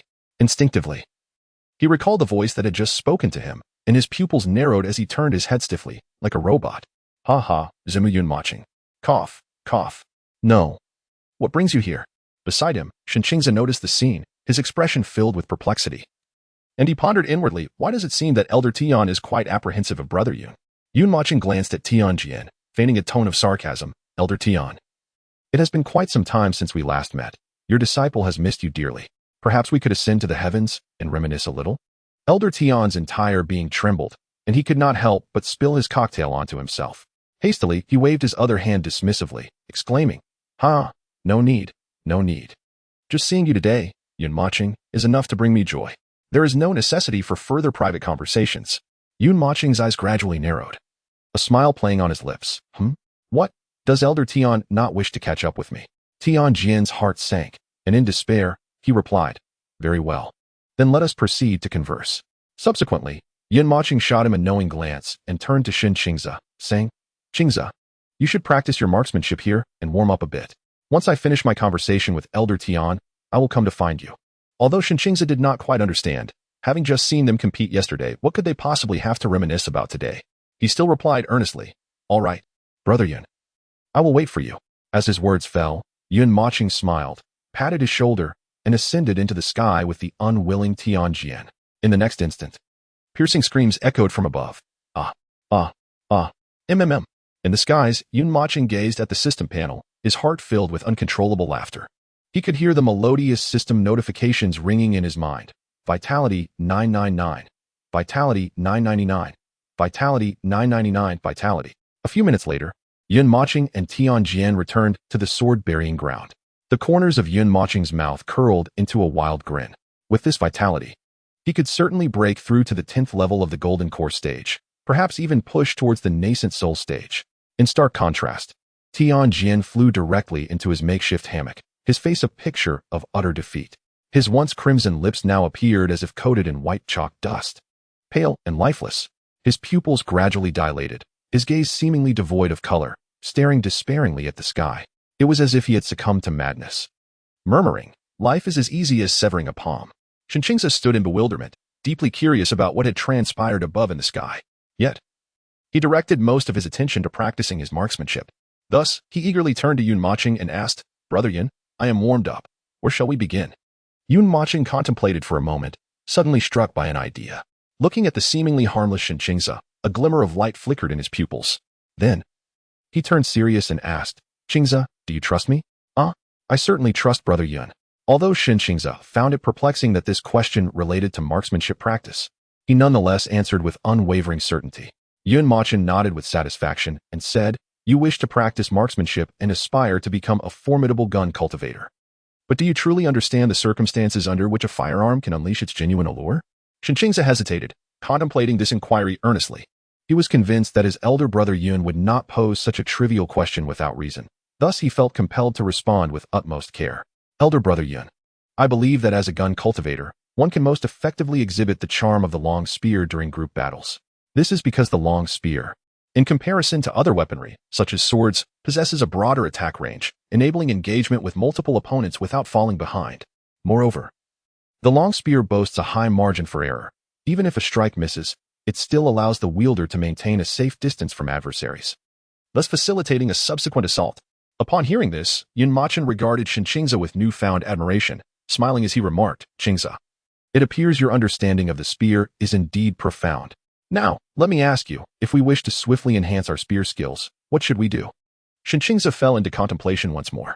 Should he rely on practice? Or perhaps on insight? Or was it through combat? After a moment of uncertainty, Shinchingza tentatively suggested, "Elder brother Yun, I think it is through combat." "Exactly," Yun Mochen exclaimed, his eyes sparkling with excitement. Before Shinchingza could fully process this, Yun Mochen continued, "Therefore, if you seek to improve your prowess, you must gather a multitude of opponents and strike them down vigorously." But where am I to find so many people?" "Elder brother Yun?" Yun Mochen cast a significant glance at him, patting his shoulder as he said, "Chingza, returning to the initial question, do you trust me?" Without hesitation, Shinchingza solemnly nodded, affirming, "I do." Yun Mochen raised an eyebrow, stating, "Then heed my words. Go outside, and upon encountering any inner disciples, inform them that I am here practicing alone. If they doubt you, simply slap them and sprint back to me." As he spoke, he retrieved the Wanli Qinqing wing, a treasure gifted by Meng Yang, from his spatial ring and fitted it onto Shinchingza. With a grave expression, he added, "This item is a low-grade earth-tier treasure, sufficient to ensure your escape before they can apprehend you.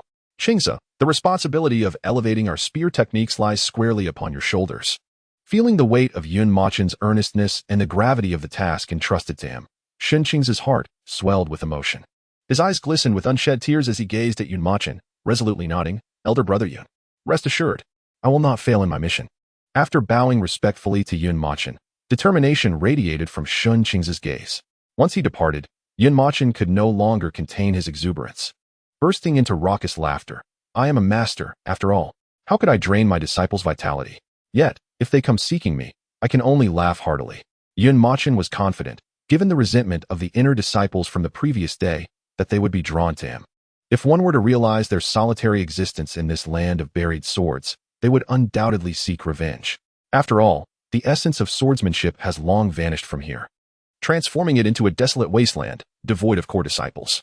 Chapter 176. The Courage of Shinchingza. Elder Tian, might it be prudent for you to step aside? At this moment, Yun Mochen slightly turned, directing his gaze towards the heavenly sword. Boom. In the next instant, a tremendous sonic explosion erupted, the formidable force toppling two towering trees. From afar, a voice resounded, "Master, farewell." Yun Mochen's lips twitched, unable to suppress his thoughts. Am I truly so fearsome? Just then, his eyes sparkled as he beheld a graceful figure soaring towards him. "Darling." Upon recognizing it was Zhu Qingyan, a smile broke across Yun Mochen's face, which he could hardly contain as he eagerly opened his arms. In the next moment, Zhu Qingyan extended her small hand and leapt into his embrace. Subsequently, with her lips slightly pursed, she gazed up at Yun Mochen, expressing her discontent. "Humph. Darling, you didn't even tell me when you got up." "I opened my eyes only to find myself all alone." Yun Mochen scratched the back of his head, chuckling awkwardly. "I saw you sleeping so soundly. I wanted you to rest a little longer. My apologies." "Ouch." Qingyan, what are you doing? Before Yin Mochen could finish his sentence, Zhu Qingyan pinched the flesh of his belly, turning it abruptly, causing him to cry out in pain. Zhu Qingyan then extended a delicate jade finger, pressing it gently against the center of his brow, tapping it lightly a few times. Who am I? Yes, yes, my wife. Please refrain from casually saying sorry or thank you. It feels rather distant. Yet, upon finishing, a blush appeared on Zhu Qingyan's cheeks. She quickly withdrew her finger, crossing her arms over her chest and averting her gaze. Noticing this, Yin Mochen raised an eyebrow and suddenly stepped closer, bringing his head near her cheek. He gently blew a warm breath into her ear. Got it, my dear. In an instant, the warmth enveloping her ear sent a shiver through Zhu Qingyan, rendering her body weak and her legs unsteady. However, she quickly regained her composure, her face flushed crimson. As she waved her tiny fists and glared at Yin Mochen with indignation, Yin Mochen, hey Qingyan, come hit me. Come on, darling, don't run away. With a mischievous grin, Yin Mochen took off running, while Zhu Qingyan, puffing up her cheeks in anger, pursued him. The two, in perfect harmony, refrained from using their spiritual powers, resembling an inexperienced young couple. Under the rising sun, their figures, one tall and one short, bounced joyfully among the countless remnants of swords scattered across the ground. They seemed to have forgotten everything around them, their eyes solely reflecting each other. The scene shifts. In order to fulfill the daunting task entrusted to him by Yin Mochen, Shun Qingze encountered numerous inner disciples, yet he did not act swiftly. Brother Yin stated that only by engaging multiple opponents simultaneously could one rapidly enhance their marksmanship. Where, then, would one find the most people? As Shun Qingze walked and pondered, a sudden spark of inspiration ignited within him, his expression transforming into one of fervent excitement as he swiftly dashed into a grand edifice. Above the entrance of this magnificent structure hung a sign inscribed with the words, Lian Tian Seven Bowls Pavilion, a dining hall. Nothing could rival the satisfaction of savoring a bowl of fragrant and flavorful hot and spicy soup after an entire night of arduous cultivation. Since cultivating immortality had become a way of life, it must be infused with zest and flavor. Fundamentally, the vast majority of practitioners could not shake the habit of 3 meals a day. This, in turn, resulted in the dining hall being the most crowded during the morning hours. With a resounding crash, Shun Qingze raised his leg and shattered the transparent glass door. In an instant, nearly tens of thousands of eyes turned towards him, and the expansive dining hall fell into an eerie silence. Upon witnessing this scene, Shun Qingze's body froze momentarily, breath hitching in his throat. Goodness, so many people. Come on, Shun Qingze, you can do this. No, I'm a bit scared. If you can't even handle this, you will betray Brother Yin's trust in you. Damn it. Worst case, I'll just get beaten up. Let us go. In that fleeting moment, two distinct personas seemed to emerge in Shun Qingze's mind, engaging in a fervent dialogue. Yet, after a brief internal struggle, a glimmer of determination shone in his eyes. He stepped resolutely onto the shards of glass, forging ahead with unwavering steps. Who is this kid? Only at the 7th level of the Golden Core stage? I've never seen him before. Is he foolish enough to kick in the door? He might get scolded by the elders. Surely not. He looks quite clean and youthful. He must be the offspring of some elder. Indeed. Otherwise, he wouldn't be able to ascend to Xiankong Mountain. Perhaps he is just young and impetuous, having accidentally broken the glass. Amidst the curious gazes of the crowd, Shun Qingze approached the nearest dining table and addressed a disciple who was enjoying a bowl of hot and spicy soup. Excuse me, senior brother. Could you please make some room? The disciple, displaying a kind demeanor, shifted aside considerably, patting the seat and smiling. Don't be anxious, little junior brother.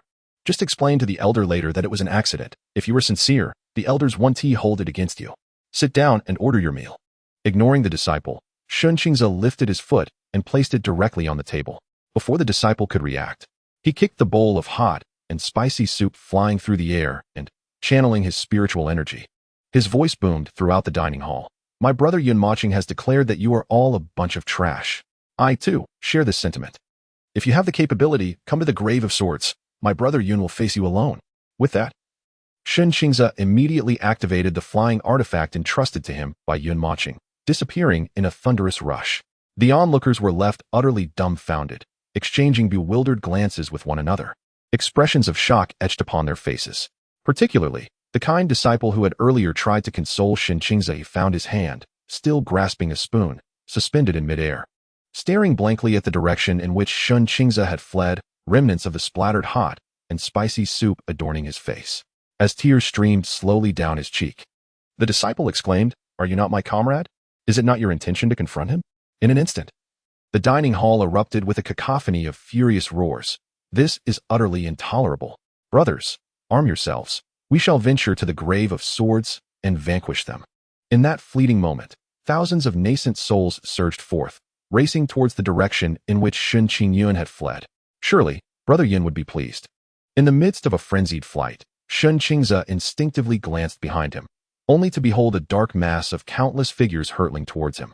His body involuntarily trembled, a sense of dread creeping into his heart. Within the grave of swords, Zhu Qingyan playfully declared, "Hee, darling, I've caught you now." She wrapped one arm around Yun Mochen from behind, while lifting her other hand to teasingly pinch his belly.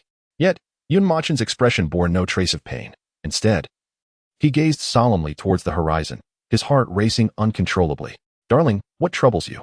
Noticing his unusual demeanor, Zhu Qingyan released her grip and inquired with genuine concern.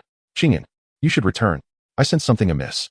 Sensing the impending danger, Zhu Qingyan followed Yun Mochen's gaze, her previously innocent expression vanishing, replaced by an icy demeanor. "I shall accompany you." In the distance, Sun Qingze was hurtling towards them with astonishing speed, and behind him, the sky seemed to darken as countless figures approached. Realizing the gravity of the situation, Yun Mochen's expression shifted. He thought, "This insufferable brat has managed to deceive the entire inner sect of our clan." Chapter 177, Seeking Death, Just Leave Some Breath. Amidst the throng, Yun Mochen recognized a few familiar faces, including Yang Wei and several disciples who had accompanied him in the demon forest. However, it appeared they were not there to confront him. The disciples who had been flying alongside him urged the crowd, "Brothers, we are all comrades. Heed my advice and retreat swiftly." It was clear they understood Yun Mochen's true prowess.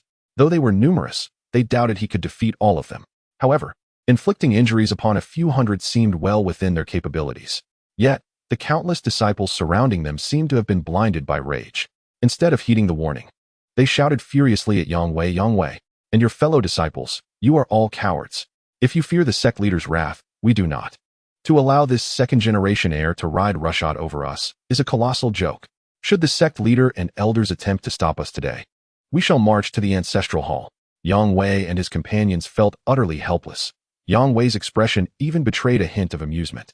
He was not afraid of the sect leader. Rather, he feared Yun Mochen would unleash his wrath upon them. When it came to stubbornness, who could rival him? A true man does not boast, but rather lets his achievements speak for themselves. Proclaiming love to the infamous poison master, Nen Shuwan, without facing death. Reflecting on Yun Mochen, his expression quickly regained its composure as he retrieved the blood crown, clutching it with his right hand, which trembled not from fear, but from excitement. A brawl? He had no fear of such a thing. The heavenly overthrow technique, renowned for its formidable prowess, ensured that as long as the adversaries bled, his spiritual energy would remain inexhaustible, unless their blood ran dry. "Qingyan, do not worry about me. You should leave first." Zhu Qingyan shook her head, her eyes revealing a hint of grievance, yet she remained silent. With no other option, Yun Mochen transmitted his explanation. "Qingyan, my technique allows me to absorb vital energy and swiftly restore my spiritual power. In the face of so many, I can manage. I know your strength is commendable, but your spiritual energy is limited, and your technique cannot instantly replenish it. Eventually, you will also exhaust your energy." Upon hearing this, Zhu Qingyan's eyes brightened, and with a touch of defiance, she transmitted, "Husband, my technique can do the same." Yun Mochen's expression shifted slightly. He wished to dissuade her again, but hesitated upon seeing her resolute demeanor. He was aware that Zhu Qingyan possessed memories from a past life, where she had become an unparalleled powerhouse. However, his heavenly overthrow technique was bestowed by the system. Its level of defiance so profound that it led him to question its origins. It could not possibly stem from the lower realms. Such an extraordinary technique could only be crafted by celestial beings. How could Zhu Qingyan's technique possibly rival the heavenly overthrow? She merely wished to accompany him in facing the challenge. "Then stay close to me. If your energy runs low, remember to send me a message." Zhu Qingyan's face shifted slightly, revealing a radiant smile. "All right, husband brother Yun. I've brought the people you requested." Sun Qingze shouted excitedly at Yun Mochen, his expression a mix of exhilaration and nervousness, glancing back frequently. At that moment, a cacophony of insults erupted from behind. "Yun Mochen, you scoundrel. This is utterly intolerable. You seized the talent rankings through connections and even sent people to provoke us in the dining hall. Today, we shall make you pay." Yun Mochen's spirit soared, as though his very blood boiled with fervor, and without further ado, he charged toward them. "Qingze, Stay behind us and target the disciples we've already subdued. Strike them hard, but leave them breathing. Shenqingza instantly grasped the intent. With his cultivation at the 7th level of the Golden Core stage, he had no capacity to engage the numerous nascent soul disciples. However, for those who were severely injured or depleted of energy, they were perfectly suited for him. Understood. Brother Yun, sister-in-law, be cautious. At this, Yun Mochen raised an eyebrow, intrigued by the boy's perceptiveness. Zhu Qingyan, upon hearing this, felt an increased fondness for Shenqingza, and, together with Yun Mochen, surged toward the thousands of disciples. Brothers, let us give them a beating, just don't kill them. Today, we shall certainly rectify the chaotic state of the Lian Tian sword sect. Seeing Yun Mochen and Zhu Qingyan approach without a shred of fear, the inner sect disciples erupted into another round of furious curses. Yang Wei and his fellow disciples swiftly descended to the underground of the sword burial ground. They retrieved several stools from their spatial rings, settled down, and took out a few bottles of sweet water, silently observing the impending clash. At this moment, one of the disciples turned to Yang Wei and inquired, Brother Yang, what are your thoughts on the current situation? Yang Wei leisurely sipped his sweet water, contemplating for a moment before responding, a bunch of fools. What does a spot on the talent list or the grand competition of the 3 sects have to do with you inner disciples? Have you heard any words from the core disciples? They mistakenly believe they are on the righteous path, upholding justice, yet in reality, they are merely short-sighted frogs at the bottom of a well, ignorant of the vast world beyond. Truly, the emperor is not in a hurry, but the eunuchs are. Just a gaggle of eunuchs. Boom, boom, boom. In the next instant, the sky erupted in a dazzling display, akin to countless fireworks. As an array of martial techniques cascaded down, creating a mesmerizing spectacle, Yun Mochen wielded his spear, weaving through the throngs of disciples, while the others, fearing friendly fire, refrained from unleashing their higher-tier techniques. Instead, they opted to channel their spiritual energy, employing lower-tier skills combined with their weapons to engage in battle against Yun Mochen and his companion. However, it soon became apparent to the inner disciples that this second-generation scion possessed considerable prowess. Every disciple who clashed with Yun Mochen's weapon was unceremoniously sent crashing to the ground. Before the injured disciples could catch their breath, Shenqingza stood atop the pit, gripping his spear with eager anticipation, fixated on the disciples about to emerge from the depths. In the next moment, a dazed disciple clambered out of the pit. Bang! Before he could react, a spear descended from above, striking him squarely on the forehead, rendering him unconscious. Witnessing this third-layer nascent soul disciple collapse before him ignited a fierce flame within Shenqingza's eyes, his body trembling uncontrollably, not from fear, but from unparalleled excitement. This was indeed a cultivator at the third layer of the nascent soul stage. My goodness, I have truly achieved something. I now possess the strength to contend with those at the nascent soul stage. Shenqingza secretly vowed to return to his clan once this matter concluded, determined to tear up the family tree and have his father personally rewrite it. Qingza, catch. At that moment, Yun Mochen's voice echoed from the sky, as several figures once again soared towards him. All right, Brother Yun, Shenqingza exclaimed, his spirit alight with enthusiasm, channeling his spiritual energy through his spear and launching it towards the approaching figures. Boom, boom, boom. In an instant, those disciples, still struggling to regain their balance, were mercilessly sent flying by Shenqingza. Yahoo, what a thrill! Chapter 178. Each person leaves behind 2 pounds of blood before departing. Shenqingza beamed at the nascent soul disciples he had personally sent flying, overwhelmed with exhilaration as he brandished his spear, hopping joyfully. Meanwhile, Yun Mochen and Zhu Qingyan moved like 2 harbingers of death, unleashing their formidable spear intent and sword intent. With a spear and a blade, they charged forth. Any disciple who approached them was swiftly sent flying, unable to withstand even a single exchange, and they plummeted mercilessly toward the ground. Yet, true to expectations, Shenqingza compelled these severely injured disciples to obediently close their eyes once more, as they were sent hurtling away again. However, they refrained from delivering fatal blows. Even in their wounded state, being at the nascent soul stage, they would merely require 8 or 9 days to recuperate. Are you 3 playing tennis over there? Someone in the crowd shouted, and only then did the others grasp the gravity of the situation. As for Zhu Qingyan, it was one thing. But how could Yun Mochen be so formidable? It felt as though he surpassed Zhu Qingyan, who had previously overwhelmed Luo Xinyue. Lingjing pondered, could we have misjudged? He is not merely a second-generation heir. His prowess speaks for itself. Lingjing ranked second in the inner sect, just below Tai Shanlu, and was also at the 5th layer of the nascent soul stage. Meanwhile, Tai Shanlu stood beside Yang Wei, seemingly aware of everything, raising his cup to clink with Yang Wei, sipping his sweetened water. Unlike Yang Wei, he did not deter anyone from confronting Yun Moching. In fact, he eagerly anticipated seeing Yun Moching teach them a lesson. Humph, you accuse me of accepting bribes. What a talented actor. Why don't you give it a try and discover the truth for yourself? Ha ha. Tai Shanlu chuckled wickedly, reveling in his thoughts. Brothers, let me test him. If I falter, do not hesitate, just flee. At that moment, Ling Zhengyi's expression tightened, and he addressed the surrounding disciples loudly. However, as his words fell, dozens of disciples crashed down once more. What a disaster! Brothers, we are in trouble, run. After all, these were disciples of the Lin Tian sword sect's inner circle, who would be considered prodigies elsewhere. How could they fail to recognize the peril? In a mere 10 minutes, nearly 1,000 disciples had been sent flying, and that foolish young man below delivered the finishing blows, leaving them all neatly sprawled on the ground, seemingly asleep. You claim this is merely through connections? Get out of here. Qingyan, can your spiritual energy endure? It's a trivial matter, my dear. Just then, Yun Moching also noticed Ling Zhengyi. After confirming Zhu Qingyan's safety, he surged toward Ling Zhengyi with great speed. Seizing a high-level opponent, he would undoubtedly unleash an overwhelming force.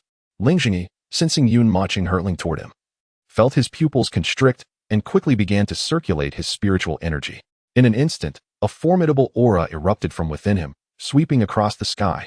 The next moment, he swiftly formed seals with his hands, a fierce expression crossing his face as he silently roared in his heart. Sword speed, 10,000 blades dividing the trail. Suddenly, the long sword before him transformed into countless phantoms. Each blade seemed to harbor an incredibly terrifying energy, causing the surrounding space to visibly tremble. This was a mid-level Earth-grade martial technique. Many disciples who had intended to flee halted in their tracks, excitement bubbling within them. Brothers, look. Senior Ling is about to unleash a grand move. Certainly, one can undoubtedly subdue that somewhat formidable second-generation heir. However, some disciples are not foolish and show no signs of slowing their flight. Yet, a substantial number remain, deep within their hearts, unwilling to accept the reality. How could a 9th-level golden core cultivator possess such terrifying might? He must have employed a secret technique to temporarily augment his strength. Yes, it must be so, and the strike from senior brother must surely shatter that second-generation heir's laughable dream of invincibility. My dear, leave it to me. At that moment, Zhu Qingyan effortlessly sent several disciples flying and swiftly appeared beside Yun Moching, her expression slightly grave. Yun Moching took her small hand and gently pulled her behind him, smiling as he transmitted his voice. Qingyan, have you forgotten that your husband specializes in the sword? There's no need to worry. I can handle this. The system. Upon hearing this, mimicked Yun Moching's tone in a teasing manner within his mind. Have you forgotten that your husband specializes in the sword? It's only been a few days. Master, and you're already saying it so smoothly. Yun Moching's face twitched, choosing to ignore it. Zhu Qingyan was momentarily taken aback, her earlier seriousness dissipating into a light-hearted demeanor as she cheerfully replied, then, good luck, dear. The disciples witnessing this scene couldn't help but twitch at their lips and eyelids.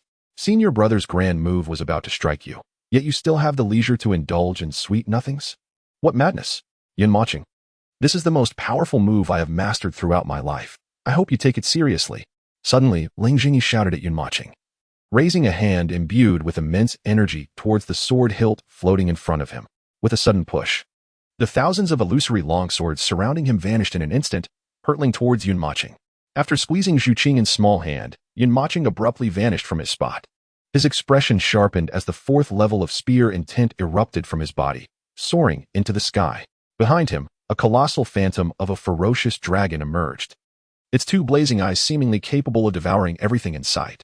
Encircled by the 4th level of spear intent, it charged towards the multitude of longswords. It was the wrathful dragon devouring the heavens. Brothers, run. Just at that critical moment, a familiar voice rang out from the crowd. It was Ling Zhengyi.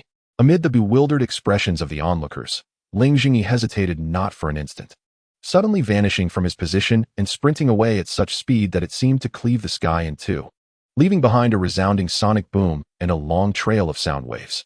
As for Yun Moching, when the countless longswords made contact with the illusory dragon he had conjured, there was no massive explosion or uproar as one might expect. Instead, it was akin to raindrops falling into a tranquil lake, creating only a slight ripple before seamlessly merging with the waters. The crowd was left in disbelief. Is this a trick? Is this some sort of illusion? Even Yun Moching, upon witnessing this scene, found himself both amused and exasperated. Who has the leisure to invest significant time learning a middle-tier illusion technique? The remaining disciples, upon witnessing this scene, were instantly filled with despair and fled in panic.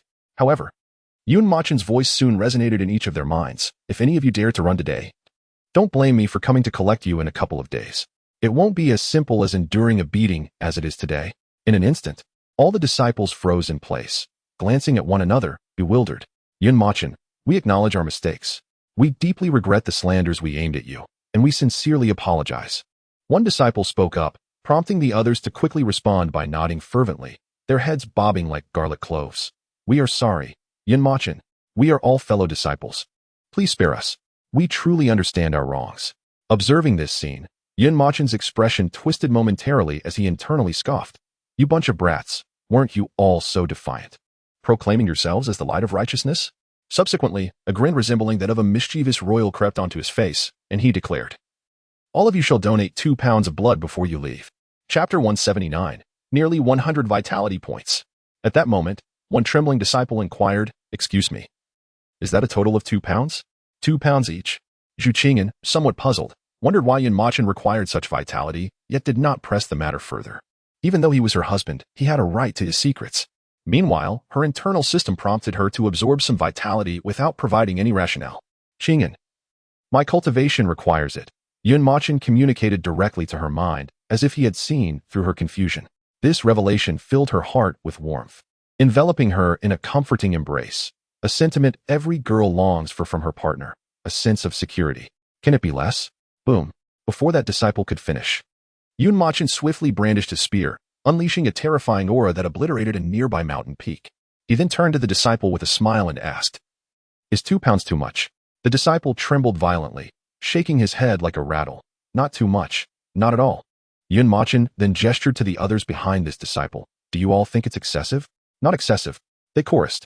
Yun Machen instructed them to form a long queue to sequentially offer their vitality. Before long, the system interface began to alert him with notifications. Vitality points 99. Vitality points 206. Vitality points 555. Vitality points. Once he had absorbed the vitality, Yun Machen spent some time instructing Shun Qingze before accompanying Zhu Qingyan for a leisurely stroll. Afterward, he contained his exhilaration and swiftly returned to his palace to examine the system interface. Zhu Qingyan went off to practice. Haha, this is absolutely delightful. In just one day, I've amassed nearly 1 million vitality points. Gazing at the system interface displaying 970,000 vitality points, Yun Machen could hardly suppress his smile. Master, be quiet. This time, without allowing the system to speak, Yun Machen preemptively silenced it. This old fellow, typically silent and seemingly lifeless, becomes remarkably proactive at critical moments. With 500,000 vitality points dedicated to cultivation, he could undoubtedly achieve a stable breakthrough to the nascent soul stage, perhaps even ascend several minor realms. As for the 470,000 vitality points, let them be a loss. System, extract all 470,000 vitality points for me. In that instant, the mechanical voice of the system echoed. Ding. Congratulations, Master. You have drawn a low-grade enlightenment stone. Ding. Congratulations, Master. You have drawn a penalty. Ding. Congratulations, Master. You have drawn a low-grade artifact stone. Ding. Congratulations, Master. You have drawn a penalty.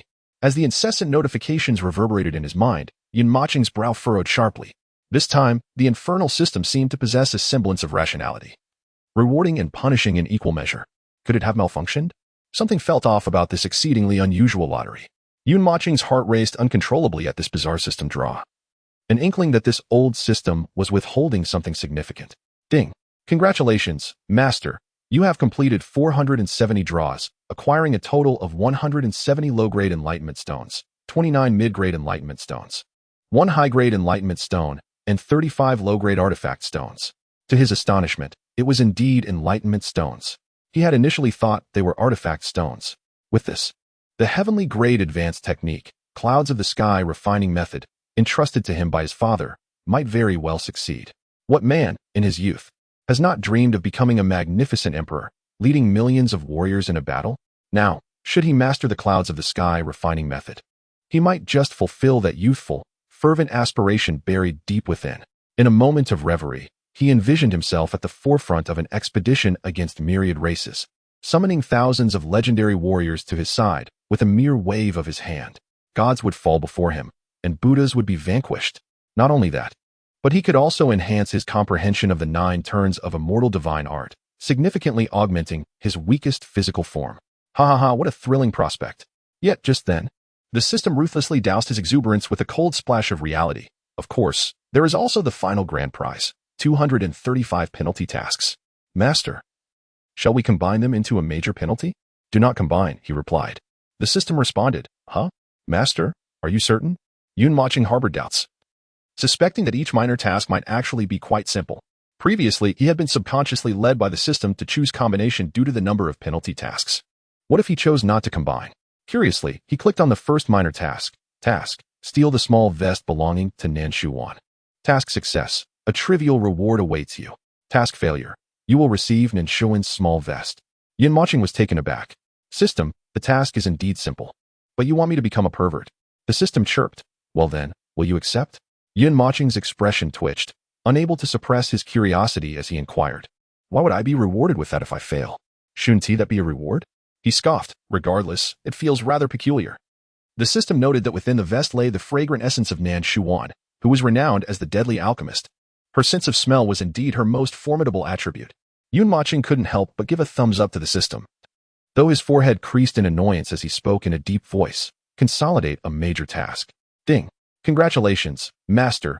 You have merged 235 penalties into a single grand punishment. In the next moment, the task panel transformed. Task: assist the Lien Tian Sword sect in regaining its dominance in the human realm. Time limited to 3 months. Task hint: sword intent, overturning heaven technique. Task success: 1 Holy Emperor experience card, limited to 1 minute. The kind for the 9th layer of tribulation period. Task failure: until the next life, Master. Yun Moching's pupils constricted, almost unable to believe the words before him. System: are you jesting? I am merely a 9th layer golden core cultivator. Even if my past life was the founder of the Lien Tian Sword sect, I require time to grow, do I not? You expect me to assist the sect in dominating the human realm within 3 months? Just say you don't want me to complete the task. Yun Moching was utterly speechless. Although he acknowledged that the rewards of the task issued by the system were indeed enticing, particularly the Holy Emperor experience card, which was an unparalleled asset, he could not fathom what he could do with his current cultivation level. If war were to erupt, he would merely be a larger target for cannon fodder. The system calmly responded, Master, has there ever been a task given to you by the system that you could not accomplish? Yun Moching's eyes instantly brightened. Are you implying? Yet, in the next instant, the system doused his hopes with cold water. Master, a 1% chance of success is still an opportunity. Besides, this time, I have even provided task hints. Do your best. Think it through, Master. After a long pause, Yun Moching, having internally scolded the system countless times, gradually regained his composure and muttered, Indeed, I can reignite the sword intent in the burial sword lands. But how is it possible to elevate the overall strength of the Lien Tian sword sect several-fold within just 3 months? Could it be the 12-fold sword intent? Does the system wish for me to eliminate the leaders of the other 2 sects on the day of the 3-sect conference? But wait, did I not mention that I could only utilize it once at most? Who would deal with the remaining sect leader? Can Leah truly hold her own? How does this relate to the overturning heaven technique? The system, however, chose to remain silent, offering no further insight. Instinctively, Yun Moching activated the overturning heaven technique, feeling golden spiritual energy coursing through his meridians. Could it be that the overturning heaven technique harbored some hidden function? As he carefully sensed the changes brought about by the technique, he noted that aside from a gradual enhancement in his cultivation and a continuous decrease in his vitality points on the system panel, he found no other discoveries. Nevertheless, there remained 3 months. It was imperative to first elevate his own strength. Upon this thought, Yun Moching addressed the system, saying, System, extract all the Tao Enlightenment Stones and Enlightenment Device Stones I have acquired. Clang. In the next moment, the void before him quivered slightly, and a black fissure materialized, swiftly tearing apart and expanding. Hundreds of stones cascaded from within, causing Yun Moching's eyes to gleam with excitement, his mouth nearly watering. Then, he immediately activated all the Tao Enlightenment Stones, be they low, medium, or high grade, without hesitation. In an instant, a mysterious resonance of the Tao emanated from these small stones, enveloping his entire being. Observing this, Yun Moching tightly shut his eyes and swiftly formed hand seals. In the next moment, the technique of Yun Kuei refinement imparted by the Cloud Emperor vividly surfaced in his mind. Suddenly, it seemed as if the figure of the Cloud Emperor appeared before him, and he was wholly focused on refining a celestial demon warlord. It was indeed a corpse. Yun Mochen gasped internally, distinctly seeing the lifeless body lying before his father. The eyes were vacant, the body slightly swollen, and there was not a trace of vitality in the skin. It was nothing but a dead man. The Cloud Emperor had indeed mentioned refining with the dead. Initially, he thought his father was jesting. Could it be that my father is a practitioner of dark arts? The system quipped, Master, are you contemplating a novel title? In this world, is there truly a distinction between righteousness and malevolence? If you possess a weapon and choose to protect others rather than harm, then you are the guardian of the righteous path.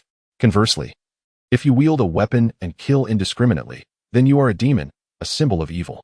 The commonality lies in the possession of a weapon and the means to determine life and death. Thus, righteousness and evil are but a matter of perspective. Yun Mochen pondered this, but was struck by another thought, unable to refrain from asking, are the puppets like Yun Sheng essentially indistinguishable from the living, having their souls imprisoned by my father? If this were true, he would rather not cultivate the Yun Kuei refinement. Life is already burdensome. Must the dead be coerced into servitude, living as mere beasts? Is this the nature of humanity? However, the system's response ultimately relieved him, thankfully. His father was not that kind of person. Master, the reason the Yun Kuei refinement requires the use of the dead is that this technique involves aspects of the ghostly path. The refiner must establish a brief communication with those who have yet to cross the Naya Bridge. If they consent to live again as a ghostly practitioner, then the refiner can employ the Yun Kuei refinement to transform them into sentient undead. Yun Mochen, somewhat perplexed, inquired, would anyone truly be willing? He could not comprehend why those who had died would not simply seek rebirth. Why would they willingly relinquish their dignity and freedom to submit to the will of the refiner, choosing to live again as a ghostly practitioner? The system elucidated, Master. In truth, for most individuals, the next life may not necessarily be better than the current one. It is no exaggeration to assert that in this life, one may be human, while in the next, one could be reincarnated as a mere pig, confined within a sty, subject to slaughter, ultimately transformed into a delectable dish. Alternatively, one may find oneself reborn as a stone, enduring the relentless assault of wind and rain over millions of years of desolation before the cycle of reincarnation begins anew. The multitude of uncertainties surrounding the next life, compounded by some individuals' lingering attachments to this existence, be it matters or people, inevitably fosters a sentiment that, even if living without dignity, pales in comparison to the profound significance of those ties held deep within their hearts. Yun Mochen appeared to grasp this notion to some extent and suddenly recalled an individual.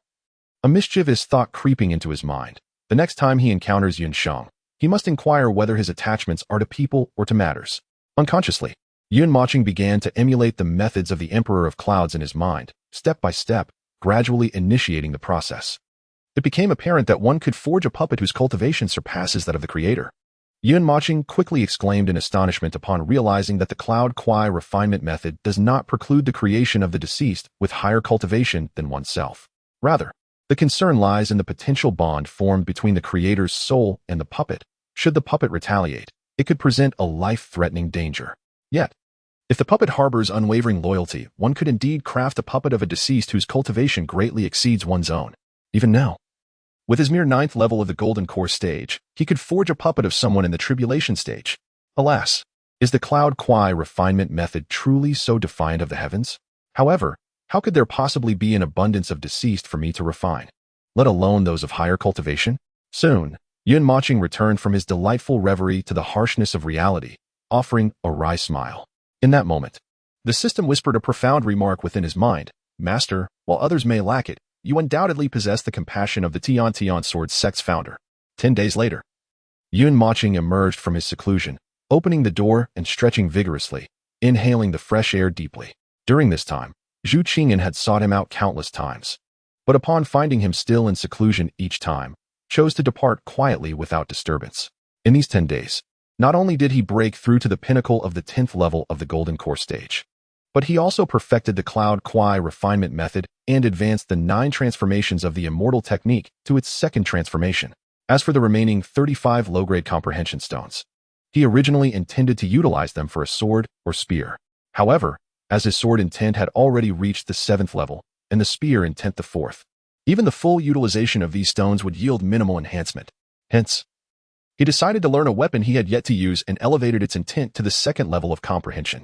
At that moment, 2 figures suddenly descended from a nearby tree, one large and one small. It was Meng Yang and Tian Tian. Your Highness, you have finally emerged. With a thud, just as Tian finished speaking, he raised his fist and delivered a heavy blow to Meng Yang's forehead.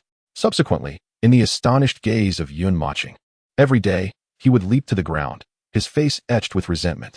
With his short fingers, he pointed to the remaining half a bag of potato chips, then gestured to the scattered chips strewn across the ground behind them. Clenching his small fist, he waved it in the air. Yun Mochen's expression shifted, unable to restrain his curiosity as he inquired,